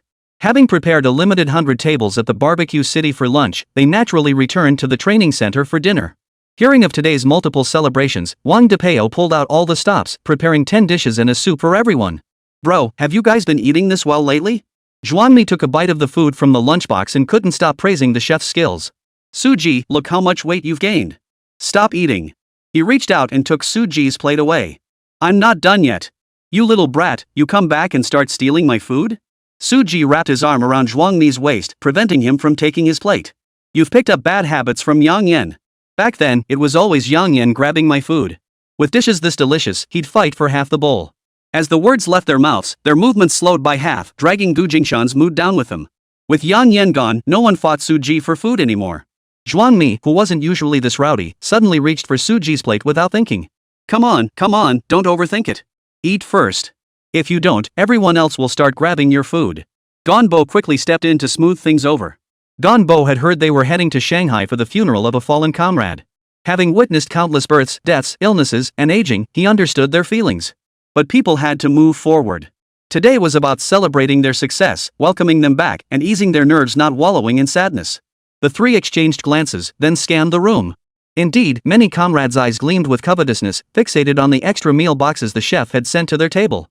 The trio immediately fired up, devouring the dishes and chomping down on steamed buns. Yang Yan wasn't about to waste food, and he certainly wouldn't let anyone snatch the dishes from their plates. They were eating for Yang Yan, no one else was getting a free meal. Dad, have you been skipping the barbecue place lately to eat here instead? Gu Linlin frowned slightly. Lately Dad keeps saying he's busy, always heading back to the barbecue city after dinner. So the training center has this much good food? How infuriating. She was upset. Gu Jingshan was at a loss for words. The food in his mouth suddenly felt hard to swallow. He'd been genuinely busy the past couple days, but even when things calmed down, he'd stayed for meals. It was hard to refuse such hospitality. Gu Jingshan scratched his head. His daughter was growing up, it was getting harder to fool her. How was he supposed to explain this to her? He glanced around for help, but everyone was bent over their bowls, shoveling food in a hurry. No one came to his rescue. Even Gu Jia and Su Ji wore expressions that screamed, "I'm so busy, I need to eat quickly, and I'm starving." Bunch of ungrateful brats. Gu Jingshan forced down his food. When I'm too busy to come back, I'll have Aunt Wei pick you up. We can all eat here together tonight, then go home after dinner, okay? That's more like it. The little queen was instantly satisfied with her dad's promise. She began munching on the carrot sticks shaped like little pigs in her lunchbox. I'm not a real kid, I don't pick on carrots. Piggy tastes good, and little flour tastes good too. The storm had passed, and Gu Jingshan breathed a deep sigh of relief. Put. Seeing how easily the boss's daughter could be appeased, everyone looked up and shot the boss a disapproving glance. With such an adorable daughter, you sneakily give her special treatment and leave us out. Gu Jingshan couldn't care less what others thought. His daughter was the sweetest. As long as he promised to bring her along for dinner, she'd forgive and forget everything. Ha! Gu Jian and Lu both lived in the barbecue town, while the others stayed at the training center. With this business trip finally wrapped up, they were eager to head home after dinner. Gu Linlin and Wei Linglong naturally tagged along. After dinner, Gu Jingshan drove the packed car back to the barbecue city. Before they even got out of the car, they spotted Li Mang waiting alone at the entrance. Bro, there's been a girl waiting for you all day. Gu Jingshan couldn't help but frown. Chapter 130, I want to make a deal with you. Just because Gu Jingshan didn't want to see her didn't mean she wouldn't come looking for him. And here she was, waiting for him at the barbecue place. Gu Jingshan sensed something was off. If they wanted to meet the head of the security company, they should have gone to the security company in the eastern suburbs, not ambushed him here. Blocking him here could only mean one thing: she knew his background inside out. You two go back and rest.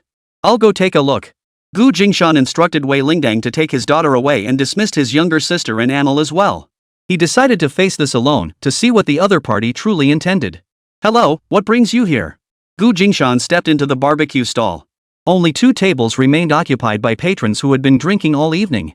Then there was a lone female customer sitting in the corner. Gu Jingshan approached the corner. Brother? The girl stood up, turned around, and called out to Gu Jingshan in a crisp, clear voice. Miss, have you mistaken me for someone else? Gu Jingshan raised an eyebrow. Calling him brother right off the bat, this girl sure didn't hold back. No, you are my brother. You look exactly like my brother. Gu Qingyun insisted stubbornly. Here, look at this photo. She pulled out a family portrait from her shoulder bag and handed it over. Gu Jingshan glanced at it. 2 men and 2 women, the parents seated before a stool, with 2 young people standing behind them. One was the girl before him, while the other bore a striking resemblance to himself, a scholarly, bookish type. Just like the photo of that young man he'd seen at Lin Song's place. Judging by appearance and age, this one seemed even younger than the one at Lin Song's place. This photo must have been taken earlier. As Gu Jingshan examined the photo, he caught the other person's meaningful gaze, and an inexplicable dislike stirred within him. People can look alike. I'm not your brother. Gu Jingshan returned the photo to the other person. Her eyes held no affection for an elder brother, only calculation and assessment.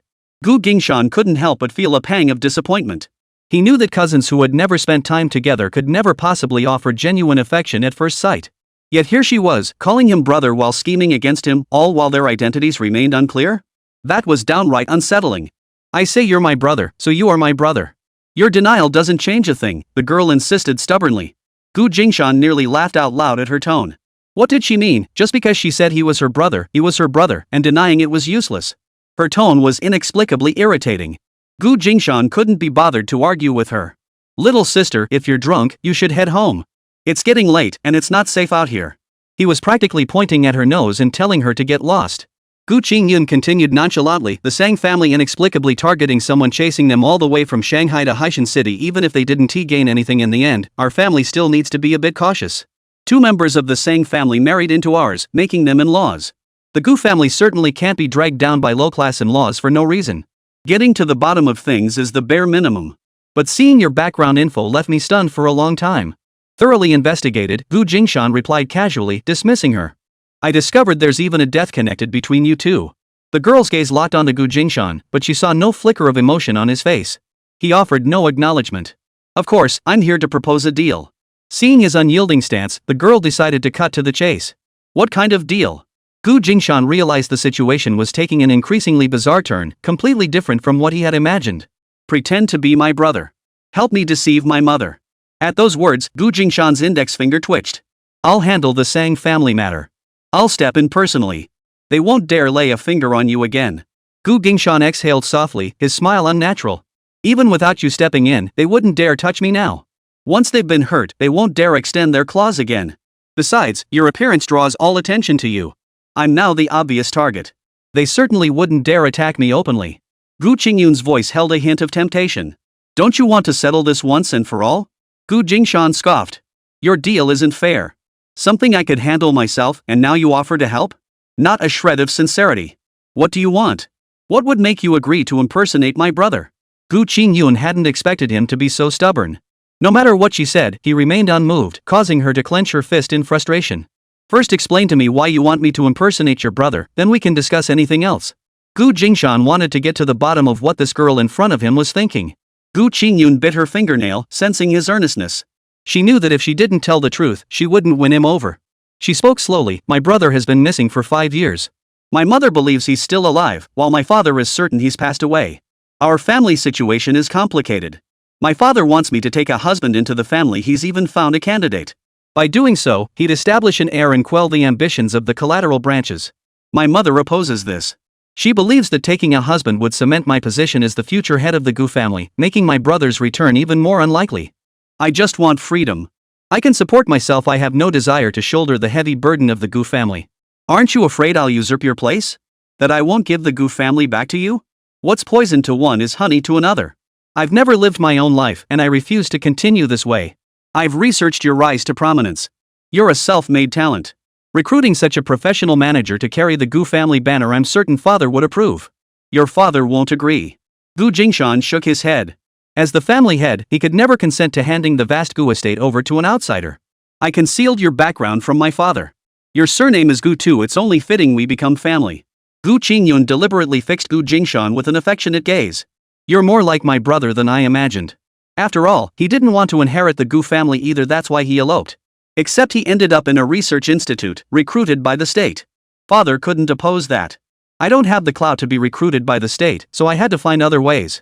And your business ventures fit perfectly with our family's ethos. Gu Jingshan nearly laughed out loud internally. Your family's influence extends far beyond commerce, doesn't it? A Gu family whose ancestral home is under constant surveillance by security personnel. Your background is far more substantial than you give yourself credit for.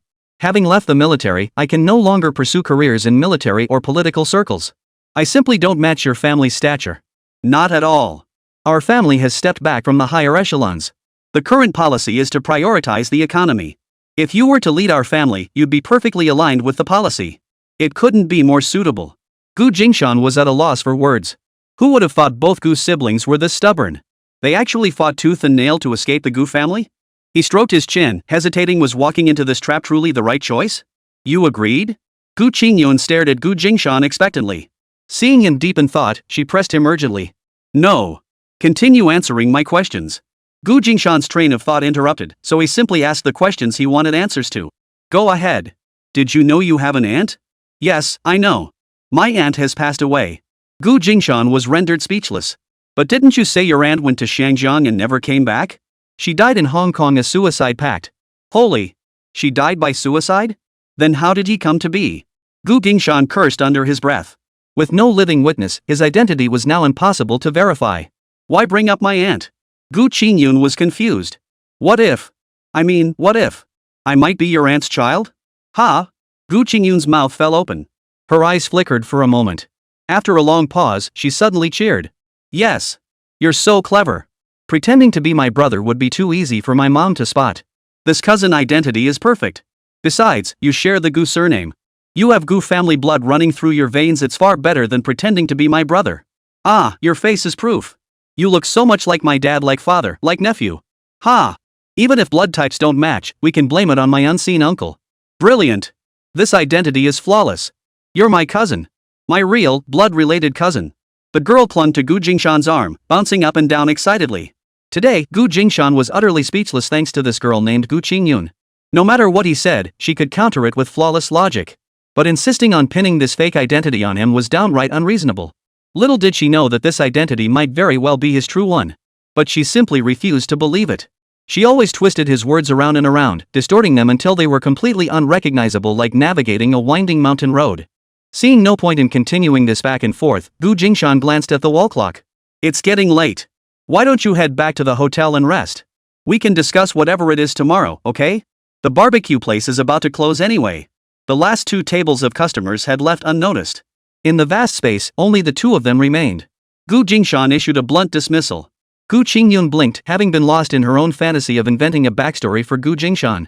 When Gu Jingshan urged her to leave the barbecue place, she stood there blankly, not moving. Gu Jingshan sighed helplessly, pinched her sleeve between 2 fingers, and pulled her toward the exit. He opened the car door and invited her inside. Where do you live? I'll drive you back. What do you think you're doing? Get in the car. Are you going to sell me? Her big eyes blinked rapidly. Gu Jingshan was speechless. An innocent, naive personality? He hadn't noticed that earlier. No. Are you my sugar daddy? If you send me back to the hotel, will you do bad things to me? Gu Qingyun grabbed his collar, panic flitting through her eyes. No. Gu Jingshan began to suspect she was putting on an act. I don't like men. Don't do anything bad to me. Gu Qingyun continued, her pitiful tone and helpless gaze fixed on Gu Jingshan. Gu Jingshan couldn't take it anymore. I'm your cousin. I wouldn't lay a finger on my cousin. Relax. Gu Jingshan realized she wasn't an innocent fool, but a drama queen, someone inexplicably obsessed with role-playing. You got into character that fast? Brilliant.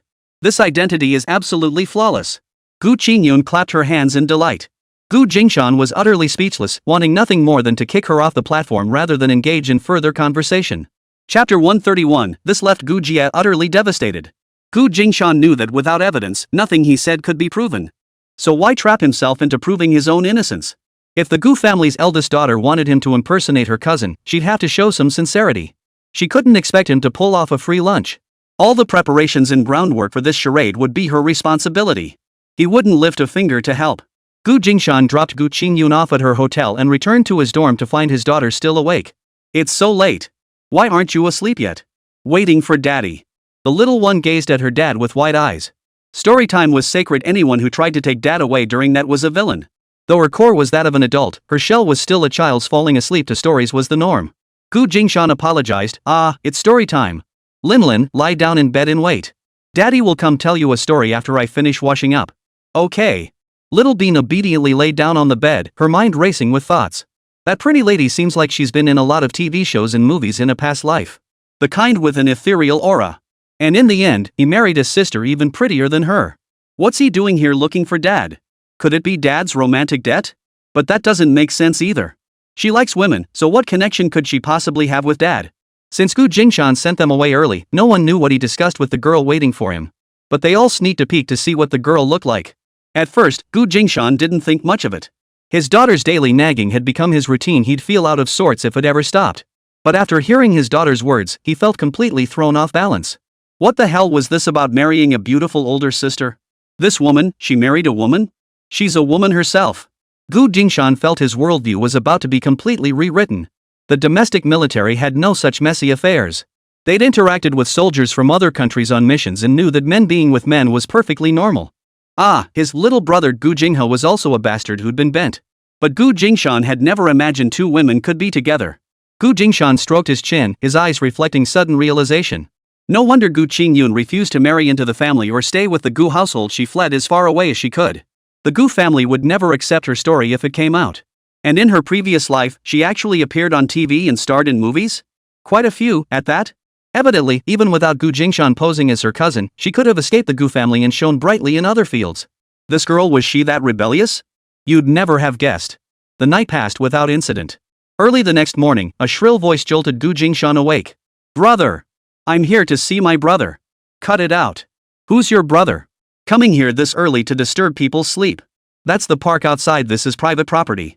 Gu Jia had risen early, just returning after dropping her daughter and niece off at school. Gu Jia froze when she recognized the girl shouting at the door. Wasn't this the girl who'd been waiting for Gu Jingshan at the shop last night? Why was she back? Gu Jingshan is my brother. Brother, come out now. Gu Qingyun wouldn't give up until she got her way. What? Gu Jia's eyes widened. Who was this random girl claiming to be his sister? I'm Gu Jingshan's sister. I've never seen you before. When did my brother get a sister like you? Could she be the sister he claimed last night? She didn't recall her brother having a habit of randomly claiming sisters. Had he gone bad now that he had money? Ah, hello cousin. Gu Jingshan is my aunt's cousin. Since you're his sister, that makes you my cousin too, Gu Qingyun. Seizing the moment, Gu Qingyun warmly clasped Gu Jia's hand and wouldn't let go. When did this happen? How come I never knew my brother had a cousin? Gu Jia stared at this overly familiar girl who was calling her cousin with such ease, utterly speechless. And what did my aunt's family even mean? She'd met all the children from her uncle's family, there was no such person. And why did she have the surname Gu? Wait, her uncle didn't have the surname Gu. My aunt asked me to find him before she passed. He didn't even know he was my cousin. Gu Qingyun was now delighted, gleefully executing her grand deception plan, determined to win over Gu Jingshan's family first. This is our family portrait. Gu Jia saw the father and son who looked almost exactly like her own eldest brother and felt a jolt run through her body. How could they look so alike? Ah, it's just a resemblance. Gu Jia was fooled by Gu Qingyun's trickery. All along, Gu Jingshan had been the odd one out in their family. Among the 5 siblings, only the eldest brother bore little resemblance to their parents. The other 4 sisters all shared some degree of similarity with their parents. Now it seemed, it wasn't that the eldest brother didn't resemble his parents, it was that he wasn't his mother's child at all. Gu Jia's mind was flooded with memories of their mother's daily behavior. The extent of her loathing toward the eldest brother and her constant bullying of him made the truth glaringly obvious. The eldest brother wasn't his mother's child. No wonder the girl before her had claimed the eldest brother was her aunt's child. Was he the product of their father's affair? This thought sent a wave of unease through Gu Jia. Her eyes suddenly reddened. A voice thick with nasal congestion asked, "Brother, do mom and dad know about your identity?" Gu Jingshan, roused by the commotion, emerged from the foyer with a frown. You really weren't born to mom?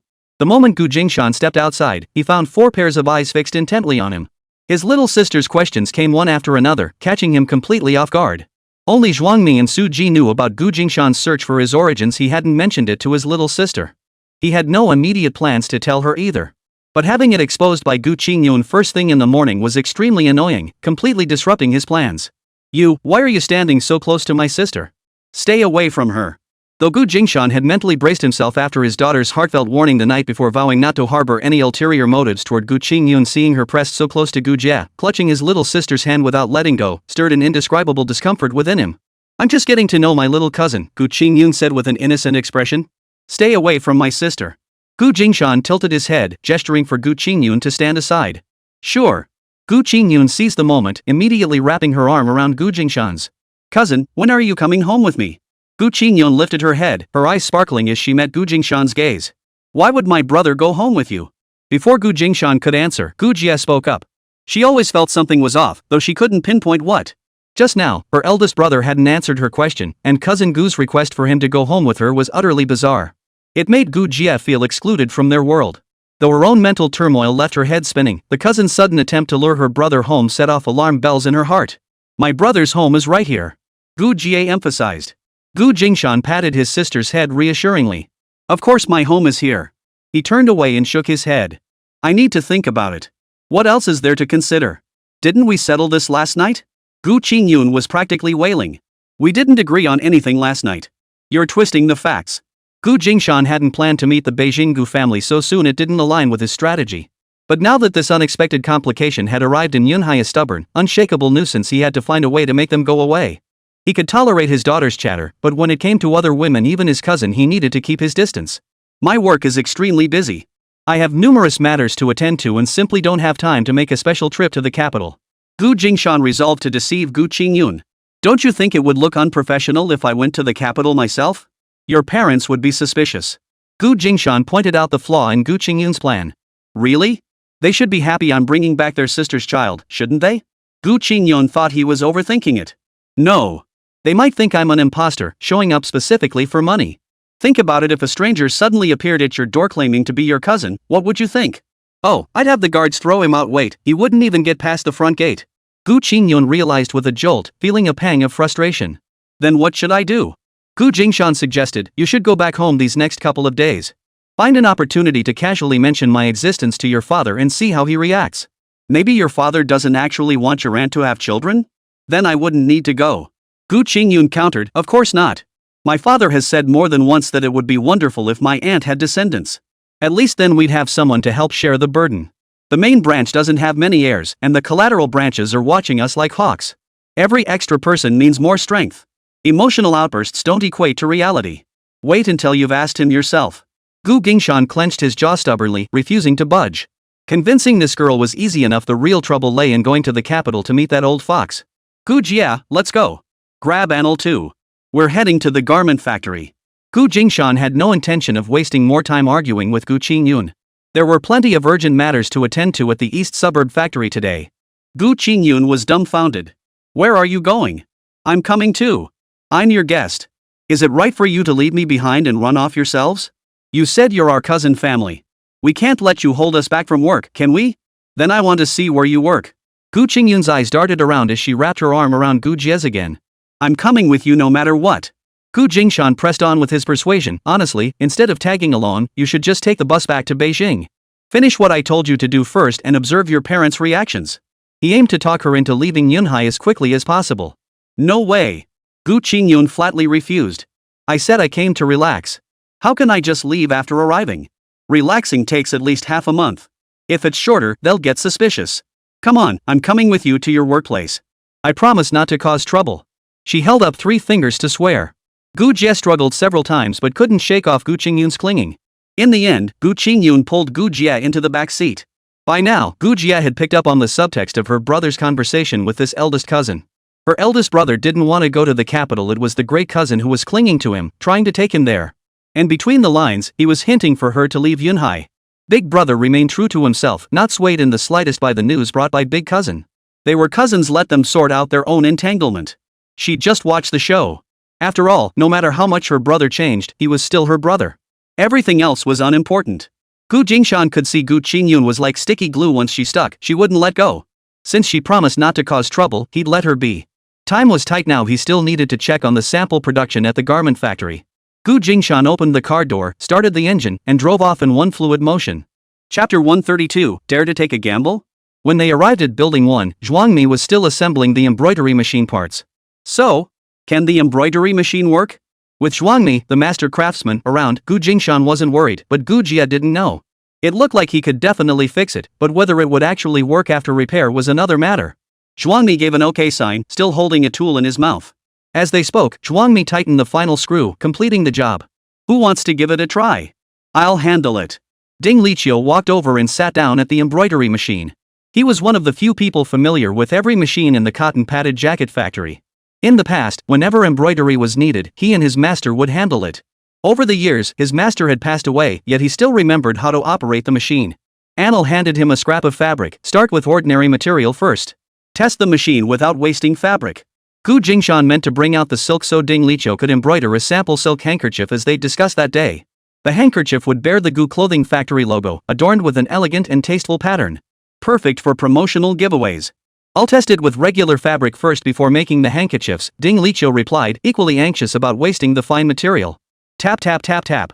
Ding Liqiu knew the trademark design by heart and quickly produced it on the embroidery machine. Take a look. What do you think? Not bad. The effect was quite good. The artistic lettering of Gu's garment factory and the large trademark pattern, embroidered with gold and silver threads, were particularly eye-catching. Brother Zhuang's modified machine works even better. Ding Liqiu gave a thumbs up, while Zhuangmi nodded modestly. Try embroidering one with silk. Gu Jia handed over a pre-cut handkerchief. Tap tap tap tap. Ding Liqiu finished it in just a few minutes. But this time, the effect was less refined than on regular fabric. The metallic threads seemed to overpower the design.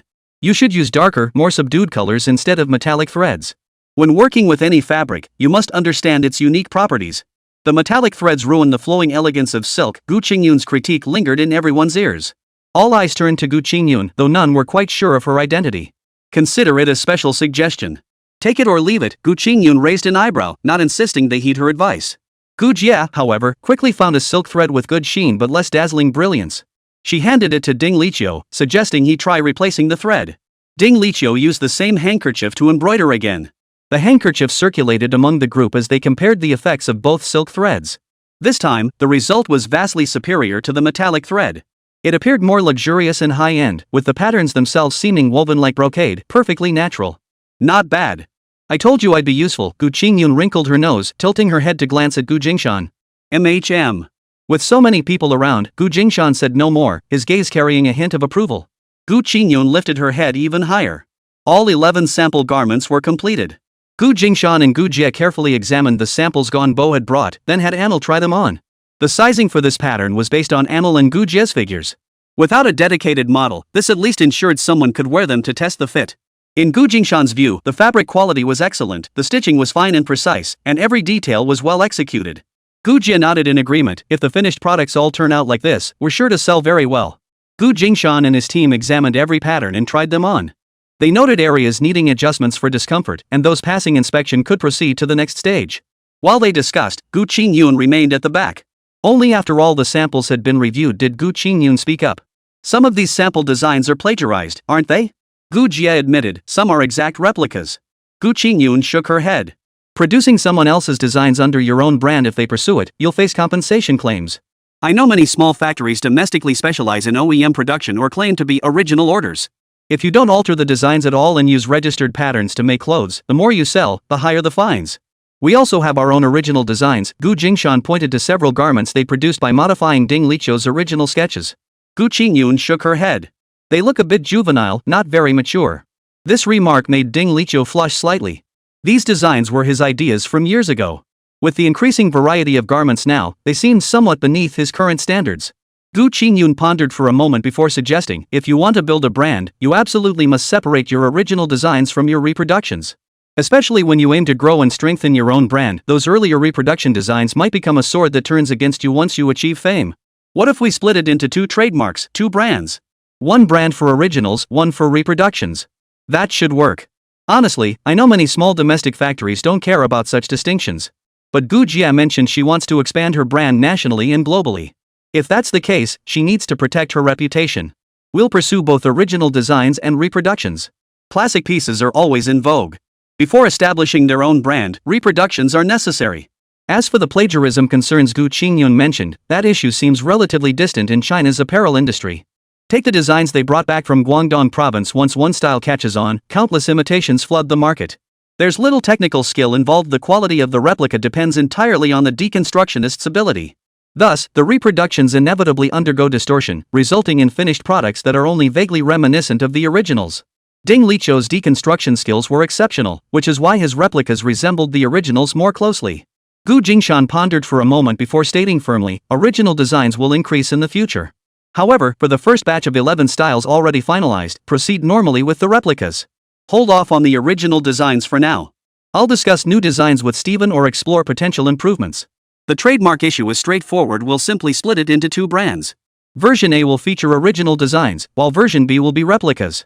The distinction shouldn't be too stark. Both will carry the Gu Garments factory label.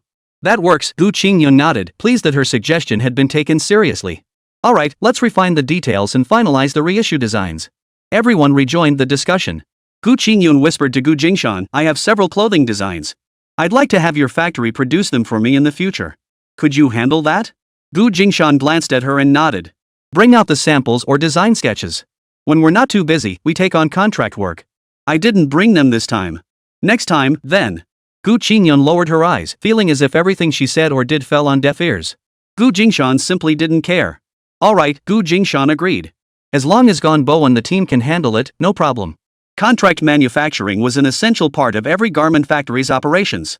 Especially during the initial stages of building their own brand, when business might be slow. Contract work served as a vital revenue stream for the factory. There was no reason to turn down such opportunities. You both have good taste, Gu Qingyun murmured.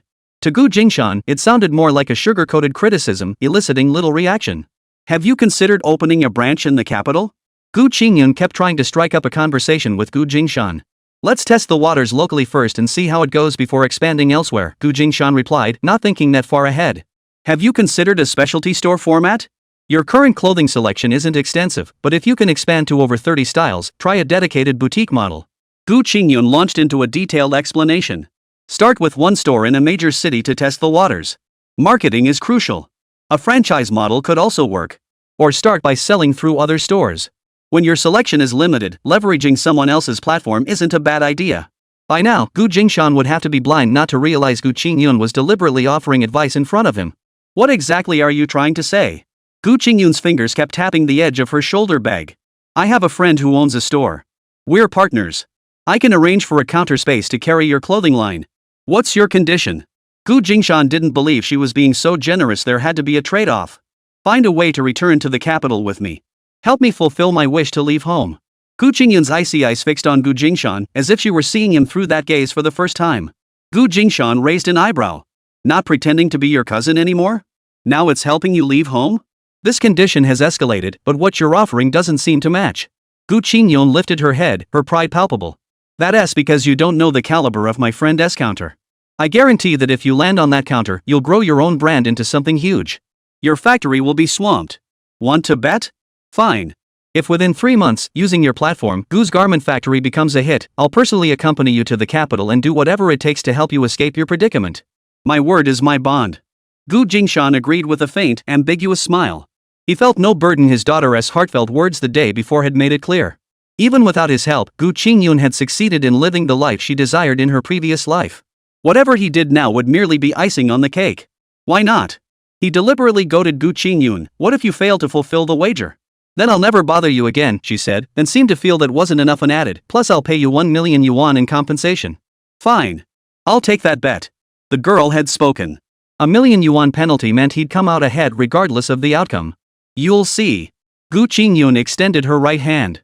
3 months from now, you'll personally accompany me back to Beijing. Gu Jingshan readily shook hands with her, sealing the wager. Chapter 133. Did they know each other before? After news spread that Gu Jingshan was opening a garment factory, Stephen Yan offered several actionable suggestions. Following his advice, they successfully secured mature patterns from the factory's private label production inventory. The only point that differed from what Gu Qingyun had mentioned was the issue of intellectual property. However, Stephen Yang's advice stemmed from his perspective as a garment factory owner, which differed from the concerns of a brand collaborator like Gu Qingyun. For manufacturers like them, Stephen's approach was the right one. As for intellectual property, it served as a timely reminder, should their garments ever gain international traction, they must ensure proper registration. Stephen had also offered another piece of advice: when developing new patterns, always test them in small batches. Gauge market response before deciding on mass production. Gu Jingshan and Gu Jian'el discussed it and decided to pilot the first batch of garments in Yunhai County, expanding at most to Haishan. As for Gu Qingyun's suggestion of leveraging luxury brand counters, it left Gu Jingshan somewhat undecided. A product must stand on its own merits. They knew that if their goods weren't exceptional, even securing a spot in a luxury boutique wouldn't guarantee strong sales. Therefore, it was best to seek professional advice, and that's where Stephen came in handy. Stephen had instructed them to first select their designs. Once finalized, they were to fax them to him. He would then design a signature piece extending the style from the chosen templates. Gu Jingshan categorized and packaged both the original designs and the reproductions before sending them to Stephen. They awaited Stephen's feedback. Gu Qingyun explained that the counters she had contacted could only carry original designs.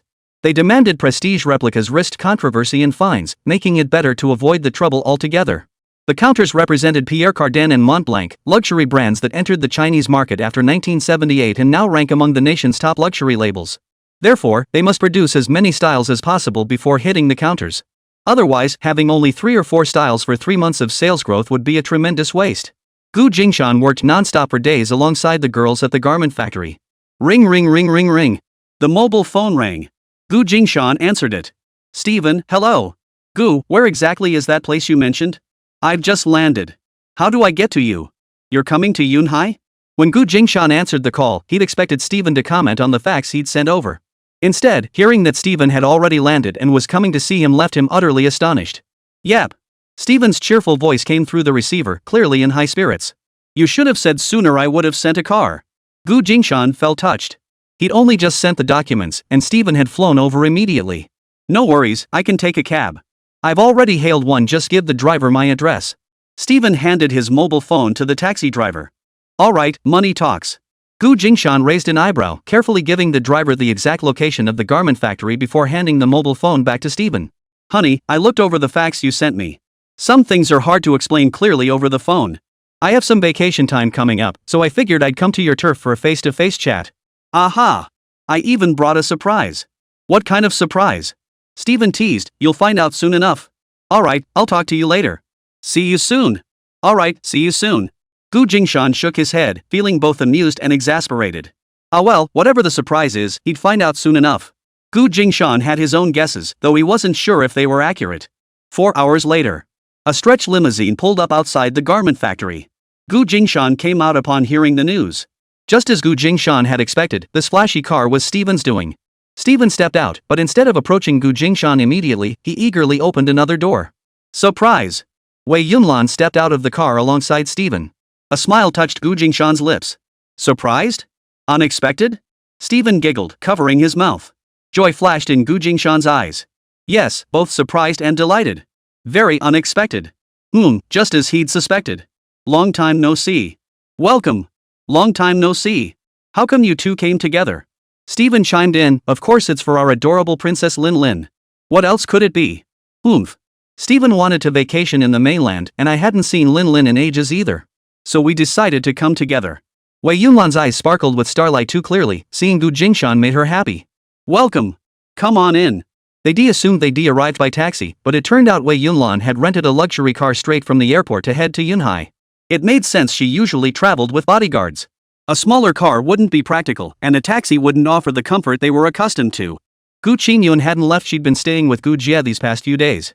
When Gu Jingshan introduced Wei Yunlan to the group, a tidal wave of emotion surged through Gu Qingyun's heart. The heiress of Hong Kong's Wei family? If the Beijing elite learned Wei Yunlan was here, they'd be utterly astonished. Gu Qingyun was stunned by Gu Jingshan's social circle.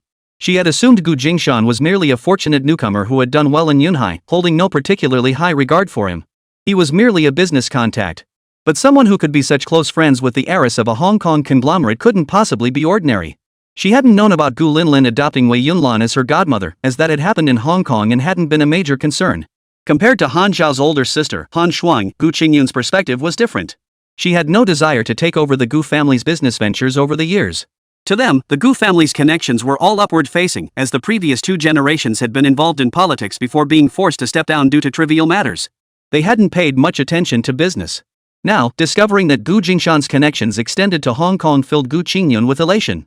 These were all plus points. If her father learned of Gu Jingshan's backing, the likelihood of him shifting his focus to that man would increase. This meant a greater chance for her to escape her father's encirclement and blockades. Miss Gu from the Gu family of the capital? Wei Yunlan's gaze fixed on Gu Qingyun as she instantly identified the other woman's status. Gu Qingyun paid it no mind, assuming Gu Jingshan had introduced her beforehand. But Gu Jingshan's hand paused mid-air. Gu Jingshan hadn't introduced anyone to Wei Yunlan. His younger sister, Gu Jie, had met her during their last trip to Hong Kong and even stayed at the Wei estate for a while. It made sense that Wei Yunlan would recognize her. But Wei Yunlan had recognized Gu Qingyun at a glance and could clearly state her identity and name. Had they known each other before? It didn't seem likely, as Gu Qingyun's eyes showed no reaction of encountering an acquaintance. She was unfamiliar with Wei Yunlan.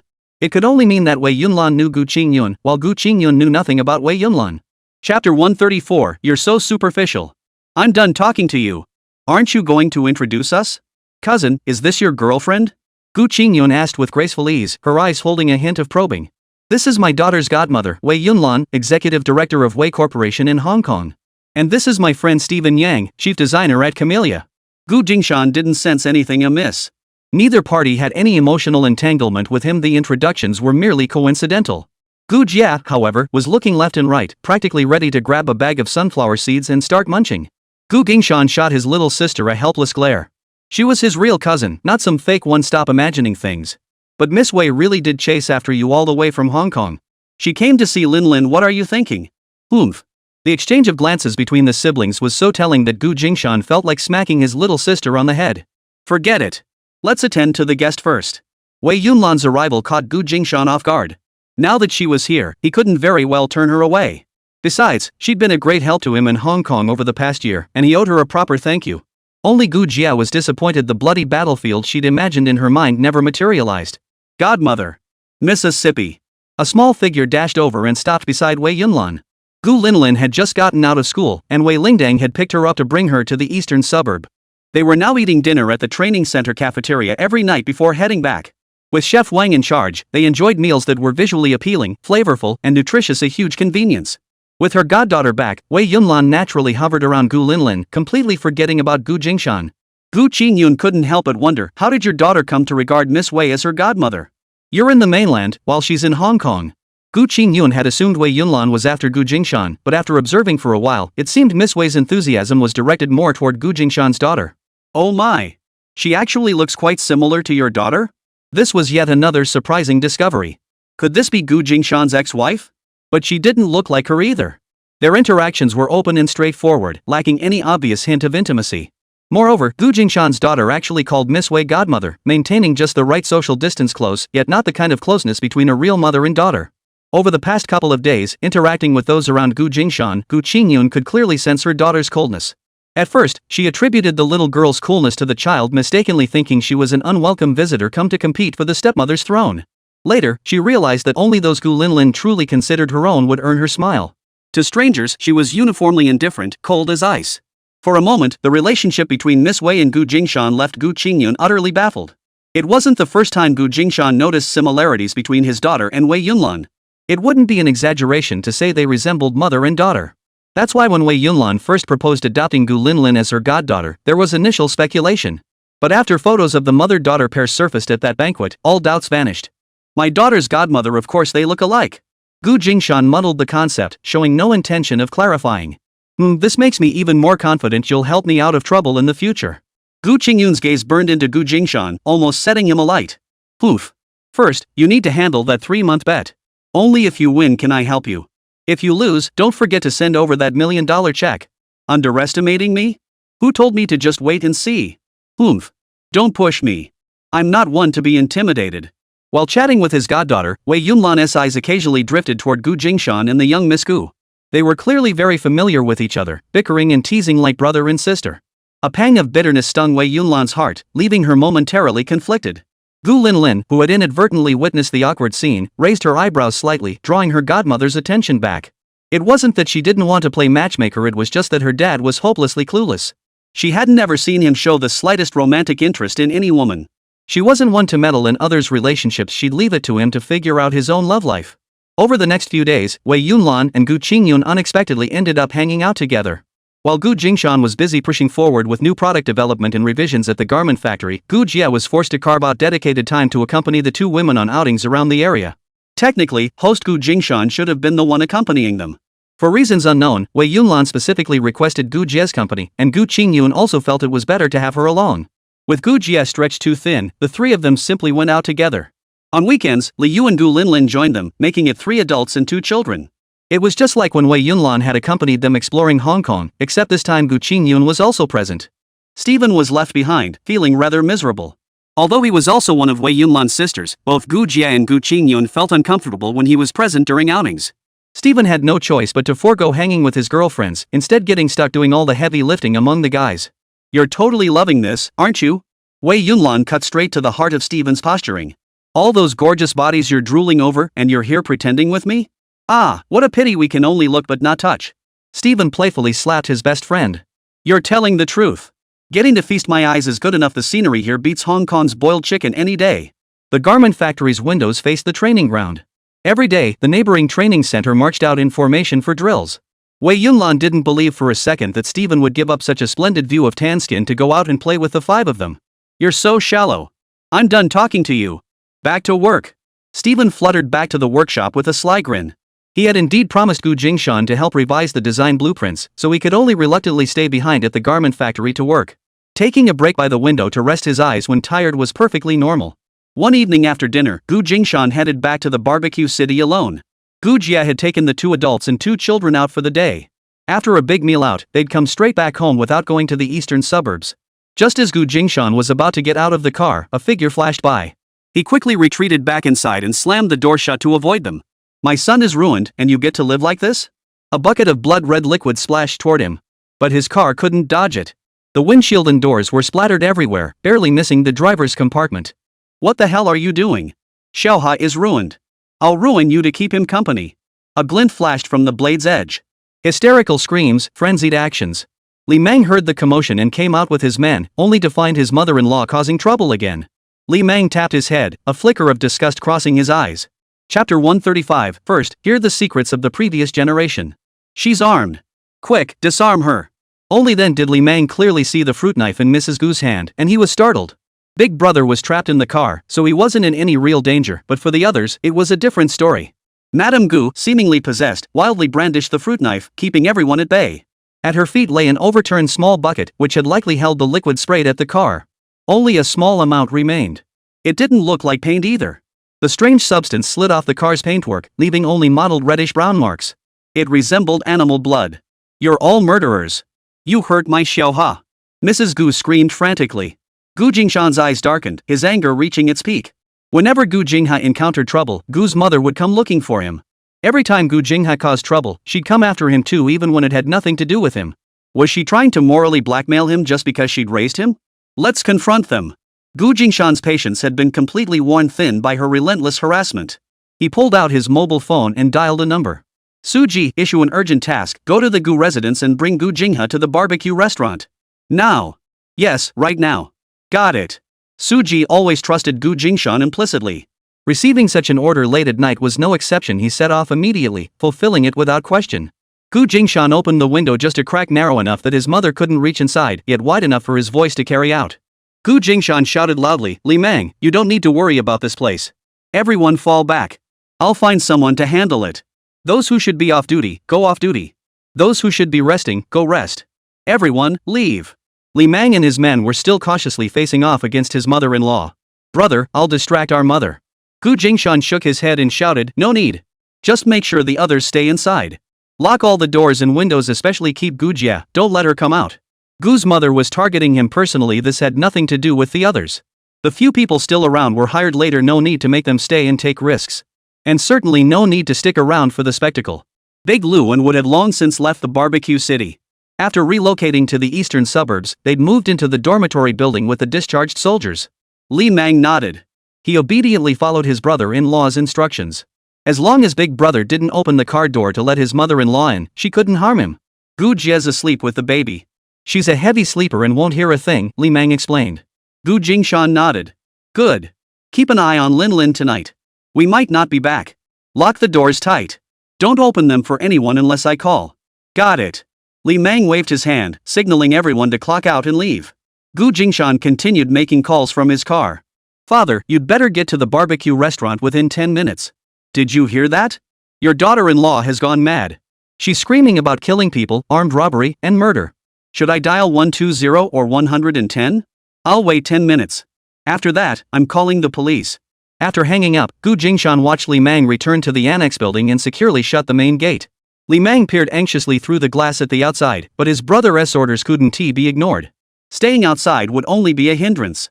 Resolved, Li Mang kept his eyes fixed on the outside, waiting for his mother-in-law to come to her senses. He felt a quiet relief that Gu Jia had gone out for dinner with her girlfriends tonight, had one drink, and gone to bed early. Otherwise, she would have been startled awake by the commotion. Having a mother-in-law like this was truly exhausting. Gu Jingshan rolled up the car window, sat inside, and closed his eyes to rest while waiting. When Gu Yuanji arrived, he saw his wife wielding a knife, stabbing repeatedly at the hood and driver's side door of his older brother's car. Pools of dark red blood stained the car and the ground. Gu Yuanji was utterly shocked. "Lao Miao. What are you doing? I'll stab this bastard to death. Once he's dead, my Xiao's fortune will return." Gu's mother gritted her teeth, her hand never stopping. A minivan suddenly pulled in, screeching to a halt beside Gu Jingshan's car. Whoosh! The car door swung open, revealing a figure bound hand and foot with a gag stuffed in his mouth. Who else could it be but Gu Jingha? "Bro, no one's home. Gu Jingha was hiding in the building ahead, so we brought him over." Su Ji and Zhuang Ni had personally handled the operation. Though not the most skilled fighters, they were more than capable of dealing with a crippled Gu Jingha. Su Ji was sharp as a tack. The boss had directly ordered a kidnapping. Something big was definitely brewing, and it might even involve the boss's family. He decided to bring Zhuang Mi along, just the two of them. As the boss's longtime subordinates, he likely didn't fear them leaking secrets. Gu Jingha was brought in, tightly bound. His frantic mother suddenly froze in place, her expression a mix of shock and suspicion. "What are you doing? Why are you tormenting my little he?" She lunged toward the van, knife in hand. The door slammed shut just before she reached it. Gu Jingshan rolled down the window. "Let's go. We'll find a place to sort this out." He drove ahead, the van following close behind, swiftly entering Warehouse 2. This warehouse was filled with miscellaneous items, nothing of real value. Gu's mother, hesitant to act, followed into Warehouse 2. Gu Yuanji naturally followed suit. Bang! Gu Jingshan got out of the car. Gu Jingha was also shoved out of the van. He staggered a few steps, nearly falling, still bound hand and foot. Brother, you won't get away with kidnapping me today. Gu Jingha shouted the moment Su Ji pulled the cloth wadding from his mouth. We didn't kidnap you, we just brought you to see Mom and Dad, Gu Jingshan sneered. We picked you up along the way so you wouldn't get lost. You couldn't have known what happened watching from the rooftop. Come closer and listen with us. Gu Jingshan knew this latest disturbance by their mother was almost certainly instigated by Gu Jingha. He had hoped that Gu Jingha, now afflicted with an incurable disease, might finally settle down. But alas, Gu Jingha had ultimately taken the second path Gu Jingshan had anticipated, leading everyone down the road to ruin. The blood Gu's mother had splashed around, who knew what might be in it. That was why Gu Jingshan had immediately evacuated the employees and Li Meng. We'll discuss your matter last. First, listen to the secrets of the previous generation. Gu Jingshan gave Su Ji a signal and Gu Jingha's mouth was covered once more. Gu Jingshan turned to his parents. Settle your grievances here and now. Stop dragging me into your nonsense. Gu Jingshan deliberately shattered the couple's facade of harmony in front of Gu Jingha. Gu Yuanji struck first. Jingshan hasn't wronged you. He's always been the most filial since childhood. Why can't you tolerate him? Why let Ernie and Jingha bully him time and again? Gu's mother glared at Gu Jingshan with such ferocity she seemed ready to tear him apart. He's a bastard. Who knows what kind of woman bore him? Every time I see him, I want to strangle him. He's proof of your betrayal. What nonsense are you spouting? Gu Yuanji tried to smooth things over. Just as Gu Jingshan had expected, Gu's mother tore off the pretense. Stop lying. I know he's the bastard you fathered with some other woman. You dumped this bastard on me, made him grow up alongside my daughter. Gu Yuanji asked in a low voice, when did you find out? Oomph. I never breastfed him. Gu Yuanji froze. You knew all along? Gu Yuanji had always assumed Gu Jingshan's mother only discovered the truth when he grew up and her suspicions were raised by his appearance. He never imagined the deception had been exposed the very day he brought the child home. He carried the scent of a sly fox. The very first day I held him, I knew he wasn't my child. I checked multiple times, always a single fetus. How did it become twins on delivery day? I'm not stupid. Gu Yuanji murmured, utterly devastated. Yes, you're not stupid. I'm the fool. It was my mother who boiled millet oil day after day to feed him drop by drop. Every ounce of milk you had, you gave to the second child.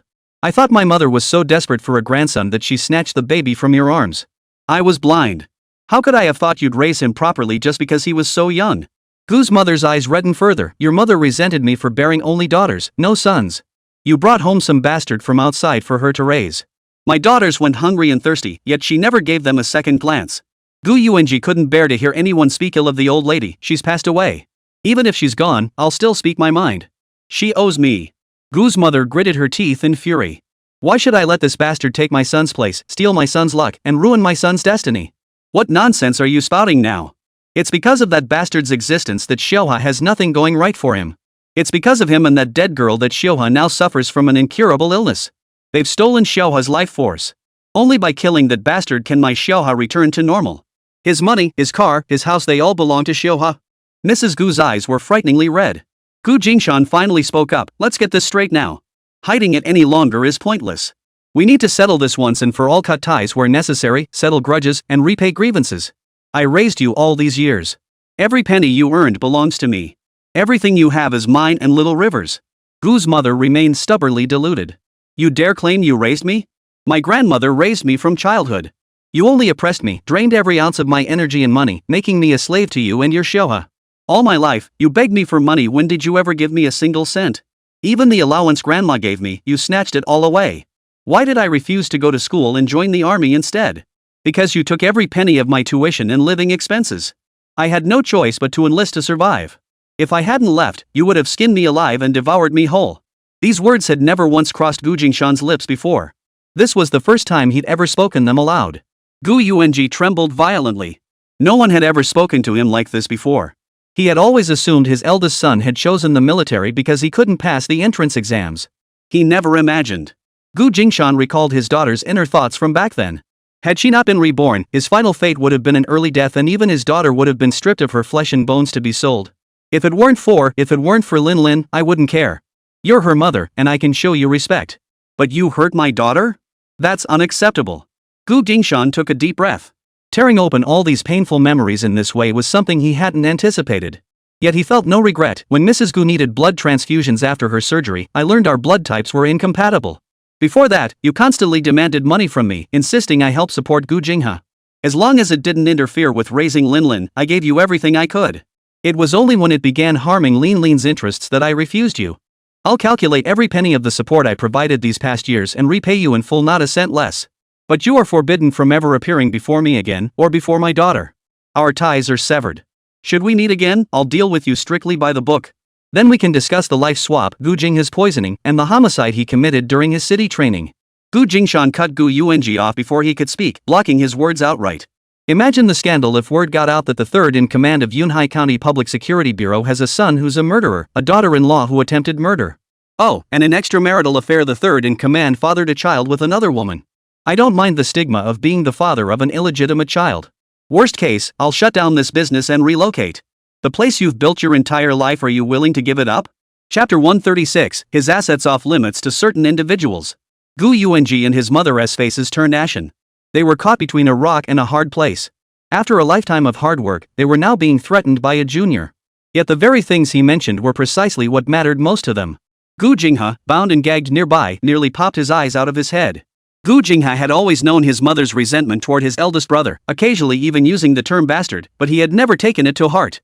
But now he realized Gu Jingshan wasn't his real older brother. Was he truly a bastard from a different mother? Ah, but wait, if they shared only half a bloodline, how could he have schemed to seize Gu Jingshan's wealth and property? How could he have swapped fates to claim everything Gu Jingshan possessed? Gu Jingha's expression darkened, growing increasingly grim. Gu's mother, fierce on the outside but weak within, trembled as she stubbornly retorted, "The debt of nurturing is greater than heaven. Don't think your measly money can erase that debt." Gu Jingshan lowered his head, then slowly raised it again. "Ha! If you insist on calculating, fine. Let's calculate. How much is your nurturing grace worth?" Gu Jingshan returned to the car and retrieved a notebook from the trunk. He had prepared it long ago, ever since he first suspected something was amiss about his origins. He knew that when his patience finally snapped, the day of reckoning would come. That day had come. Today, his mother had come bearing buckets of blood to douse him. He would endure no more. Gu Jingha was HIV positive. Whether or not the bucket contained his blood, it was a threat. Gu Jingshan was alert enough this time, moving swiftly to dodge it by the skin of his teeth. But what about next time? His daughter was so young. What if she couldn't dodge it? Gu Jingshan's face darkened to a terrifying shade of gloom. And then there was Gu Jia's family. Gu Jingshan refused to let those he cared about live in constant fear, never knowing if they'd make it through the next day. Gu Jingshan thrust the notebook into Gu Yuanji's hands, gesturing for his father to look for himself. Gu Yuanji flipped open the cover page. Reading 10 lines at a glance, then flipping faster and faster. Father Gu suddenly fell silent. As he reached the later pages, his expression darkened, turning so grim it seemed almost to drip with anger. As his father leafed through the financial records of recent years, Gu Jingshan spoke in a light tone. "I've already had someone repair Grandma and Grandpa's graves. You can see for yourself when you visit them." Before, he'd been unable to do so due to lack of funds. Once he had the means, Gu Jingshan immediately had his grandparents' graves refurbished. He had intended to wait for his father's return, but the elder Gu was perpetually traveling for work or caught up in the endless stream of household matters. In any case, renovating the graves was simply an expression of his own goodwill. Having been raised by his grandparents, he felt perfectly justified in covering the entire cost himself. He decided not to wait any longer. He wasn't ungrateful. He knew exactly who had been kind to him throughout his life. His only regret was that he hadn't had the means to show his gratitude while they were still alive. If he could, he'd rather they were still alive. He'd even take them to live with him in his old age. But sadly, they passed away while he was serving in the military. He never even got to see them one last time. Gu Jingshan handed his father a passbook. "This contains all the money Grandpa and Grandma gave me growing up. Even the portion taken by Mrs. Gu counts as mine. I'm returning this to you as my father. No debts remain." Having laid his cards on the table, he could no longer bring himself to call his mother Mom. He could only address her as Mrs. Gu. Gu Yuangi snatched his hand back as if scalded. "They were your grandparents too. The money they gave you is yours. As for what your mother Ms. Miao took, I'll make up the difference." Gu Yuanji stubbornly refused to accept it. Seeing this, Gu Jingshan tucked away the first passbook, his expression softening slightly. Then Gu Jingshan pulled out another passbook. "This one has 200,000 yuan inside. Consider it repayment for raising me all these years. You can use this money freely without worry. I've already had Chief Jiang Kaixian from the police station report it and file it. These are considered filial support funds from a son to his elderly parents. Don't worry about anyone investigating it. It's not ill-gotten gains." "You?" Gu Yuanji gasped. "How could you report it? Why wouldn't I? This is money I earned legitimately, taxed properly. Every penny is clean." No one can find fault with me. What Gu Jingshan didn't mention was that he'd reported it as parental support expenses. Now he owed nothing to Gu's mother. As for whether Gu Yuanji had the nerve to hand it over for her use, that was anyone's guess. As for the money you hold, it's no longer my concern. Divide it among your legitimate children. I won't touch a single penny. Rest assured. Gu Jingshan's final reassurance was directed at Gu's mother. He was making his stance clear. He would relinquish all claims to the resources and inheritance in Gu Yuanji's hands and would not contest them with others. The label of illegitimate child carried no positive connotations. But Gu Jingshan had money, maintained good relations with the most powerful local clan, the Jin family, and had even taken in the Jin family's illegitimate son as his own subordinate. In this county town, few dared to mess with him. He was confident that even with his bastard status exposed, no one would dare target him. Gu Yuanji should understand that once he'd severed ties, certain individuals could no longer use blood ties to exert emotional control over him. His assets were now beyond their reach. Only those he recognized as family could stand by his side, like Gu Jie's family. As for the rest, they were no longer his concern. If he was going to sever ties, he would do so completely. Even during his toughest times, he never relied on his biological parents for support. Now, with assets worth tens of millions, the meager sum his father held was utterly insignificant to him. He left Yunhai County through his own efforts and with the help of his daughter, Gu Linlin. His parents had nothing to do with it. To put it bluntly, the ledger was crystal clear. Gu's mother had never given him a single penny. On the contrary, she had constantly siphoned money from him. During his first 6 months in the military, he had to spend the entire period paying off debts. What about mine? Mrs. Gu interjected resentfully. Having grown accustomed to receiving money from her eldest son, she felt slighted when Gu Jingshan now wouldn't even meet her gaze. From childhood to adulthood, have you ever given Jingshan a single penny? Before Gu Jingshan could respond, Gu Yuanji snapped back in a low voice, his body swaying involuntarily. You demanded back every penny I set aside for his tuition, miscellaneous fees, and living expenses. You even asked for back the 3 yuan I gave him as New Year's money. How did he grow up all these years? Have you ever thought about that? Gu Yuanji clutched his chest and collapsed to the floor. Father! Gu Jingshan rushed over, checking his father's pulse. It seemed he'd merely fainted from the shock, nothing too serious. What? Gu's mother froze in shock. She never imagined that after all these years, Gu Jingshan had never once complained, yet now he'd recorded everything in the ledger. And driven the head of the household to faint. Before she could speak, Gu Jingshan began. From childhood to now, you've given me exactly 11 yuan and 7 jiao. Ah, that was when you sent me to buy oil, salt, soy sauce, and vinegar, money I never repaid. You've clearly swindled me out of 1,319 yuan. Gu Jingshan pulled out a wad of bills and coins from the car compartment and thrust them into his mother's hands. Here's 12 yuan. Keep the change. Gu's mother trembled, struggling to push the money away. Coins clattered to the floor, while the bills scattered like petals in the wind. Consider that 1,319 yuan is payment for Gu Jinghe's medical treatment. You don't need to repay me. His illness is incurable anyway, just think of it as a gift to him. Gu Jingshan glanced at Gu Jinghe, a faint smile curling his lips as his teeth gleamed coldly. Gu's mother fell silent, unable to utter a word. What do you know? Gu Jinghe's voice was muffled, his mouth still stuffed. Fear flickered in his eyes as he seemed to recall that boy, innocent to the point of cruelty, and those eyes, cold to the extreme. He shuddered involuntarily. What should I know? Gu Jingshan approached Gu Jinghe step by step, each stride feeling like a stomp on his heart. Cold sweat poured from Gu Jinghe's entire body. Stay away from us. Stay away from your third sister's family. I can't remember anything. If you misbehave again, would you rather have Shaowen come back to play with you, or Shao Gang? The moment those two names left his lips, a damp patch began spreading beneath Gu Jinghe's body. He'd literally pissed himself in fear. Chapter 137, Dare to covet my family's fortune? You're not worthy. Don't scare Xiaoha. Take it out on me if you have a problem. Gu's mother suddenly regained her strength, shoving Gu Jingshan away forcefully until he was far from Gu Jinghe. Just remember what I said today, Gu Jingshan said, lowering his eyelids after regaining his footing. I don't particularly want to see you people again.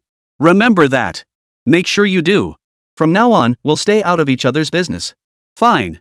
I agree. Mrs. Gu snarled. Had she not been too humiliated to act out, she would have lunged at Gu Jingshan to tear a chunk of flesh from his body. I want to hear his promise. Gu Jingshan stepped closer again. Gu's mother shuddered involuntarily, wanting to retreat. But the thought of her son behind her made her freeze. Defensively, she clenched her fists and raised her arms to shield herself. Ignoring her, Gu Jingshan stepped around her and yanked the cloth stuffed into Gu Jinghe's mouth free. Where is your promise? Though Gu Jingshan didn't believe Gu Jinghe was a man of his word, he still wanted to hear the promise. Because if Gu Jinghe had dared to speak any more insolent words after making that promise, Gu Jingshan would have every right to kill the bastard. You bastard! I'll kill you someday. Everything you own is mine. You stole my destiny, you stole my opportunities, everything you have belongs to me.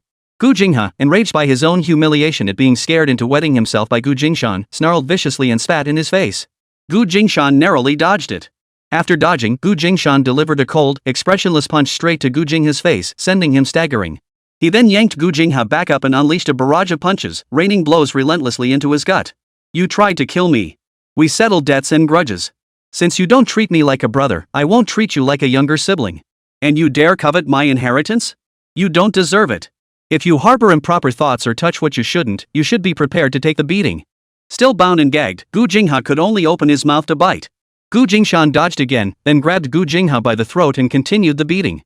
Your parents should have taught you right from wrong, but since they failed, the hospital will teach you the lessons of life.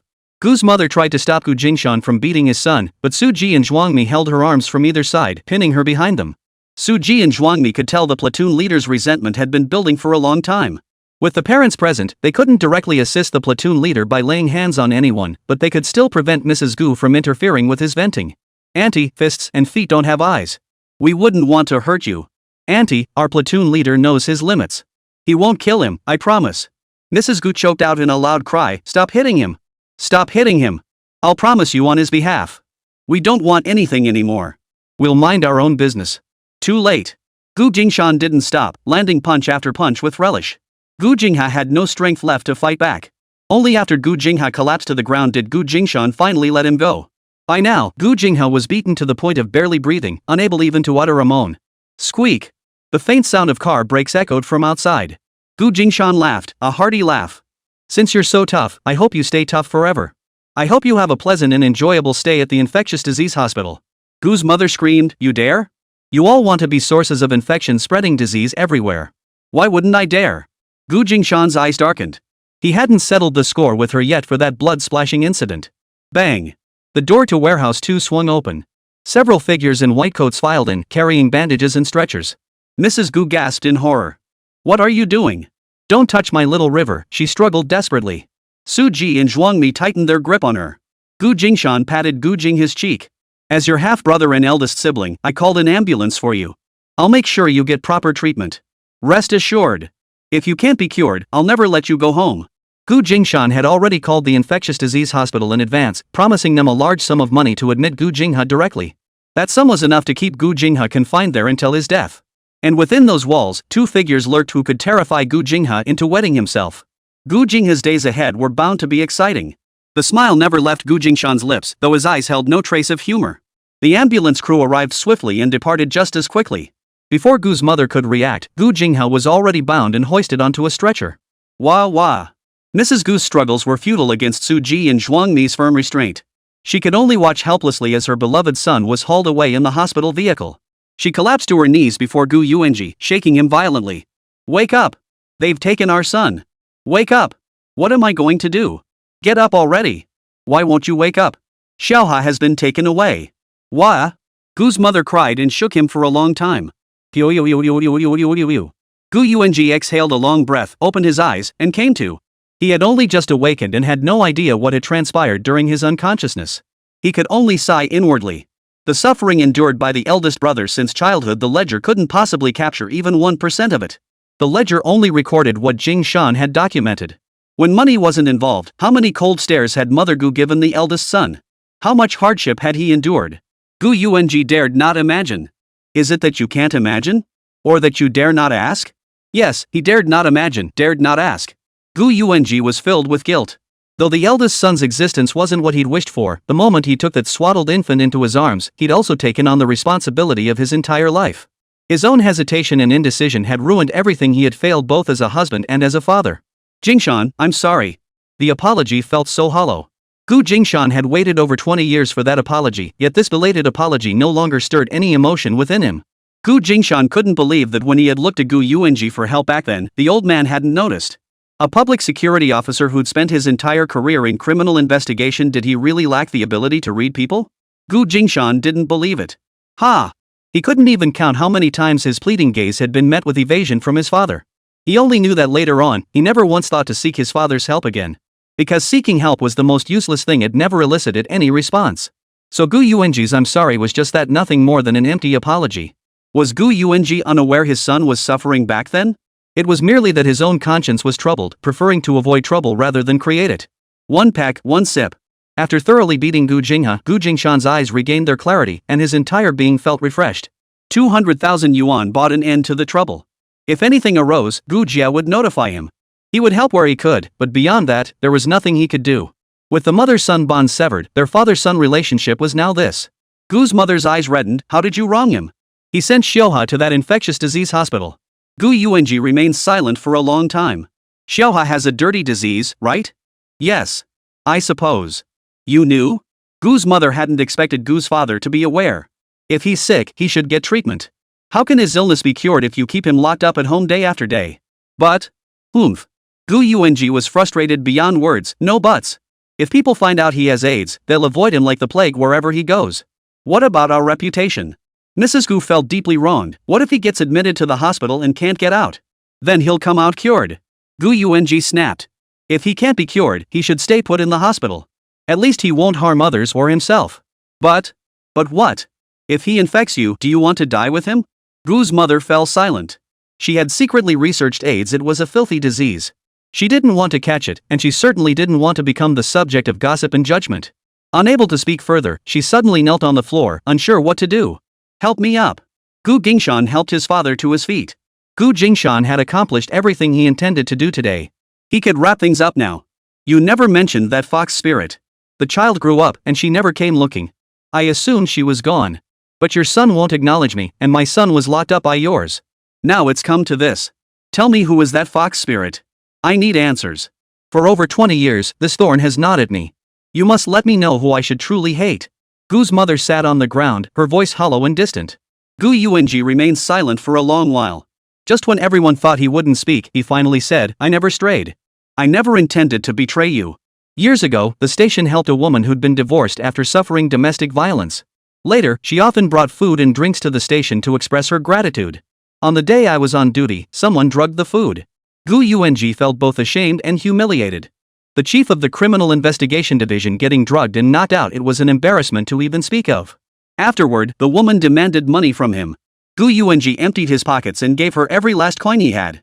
She never showed up again. He thought the matter was settled. Little did he know that while his wife was in the delivery room awaiting the birth of their second child, that woman would return. She arrived holding a baby, claiming she'd given birth. She was heading south to earn money and didn't want the child anymore, so she was giving it back to him. She demanded an exorbitant 100 yuan, insisting this was the only payment she would ever ask for and that she would never return, nor would she ever acknowledge the child again. Gu Yuanji was dumbfounded. 9 months of pregnancy, the timing matched. He had no time to think. A child was thrust into his arms, leaving him completely dazed.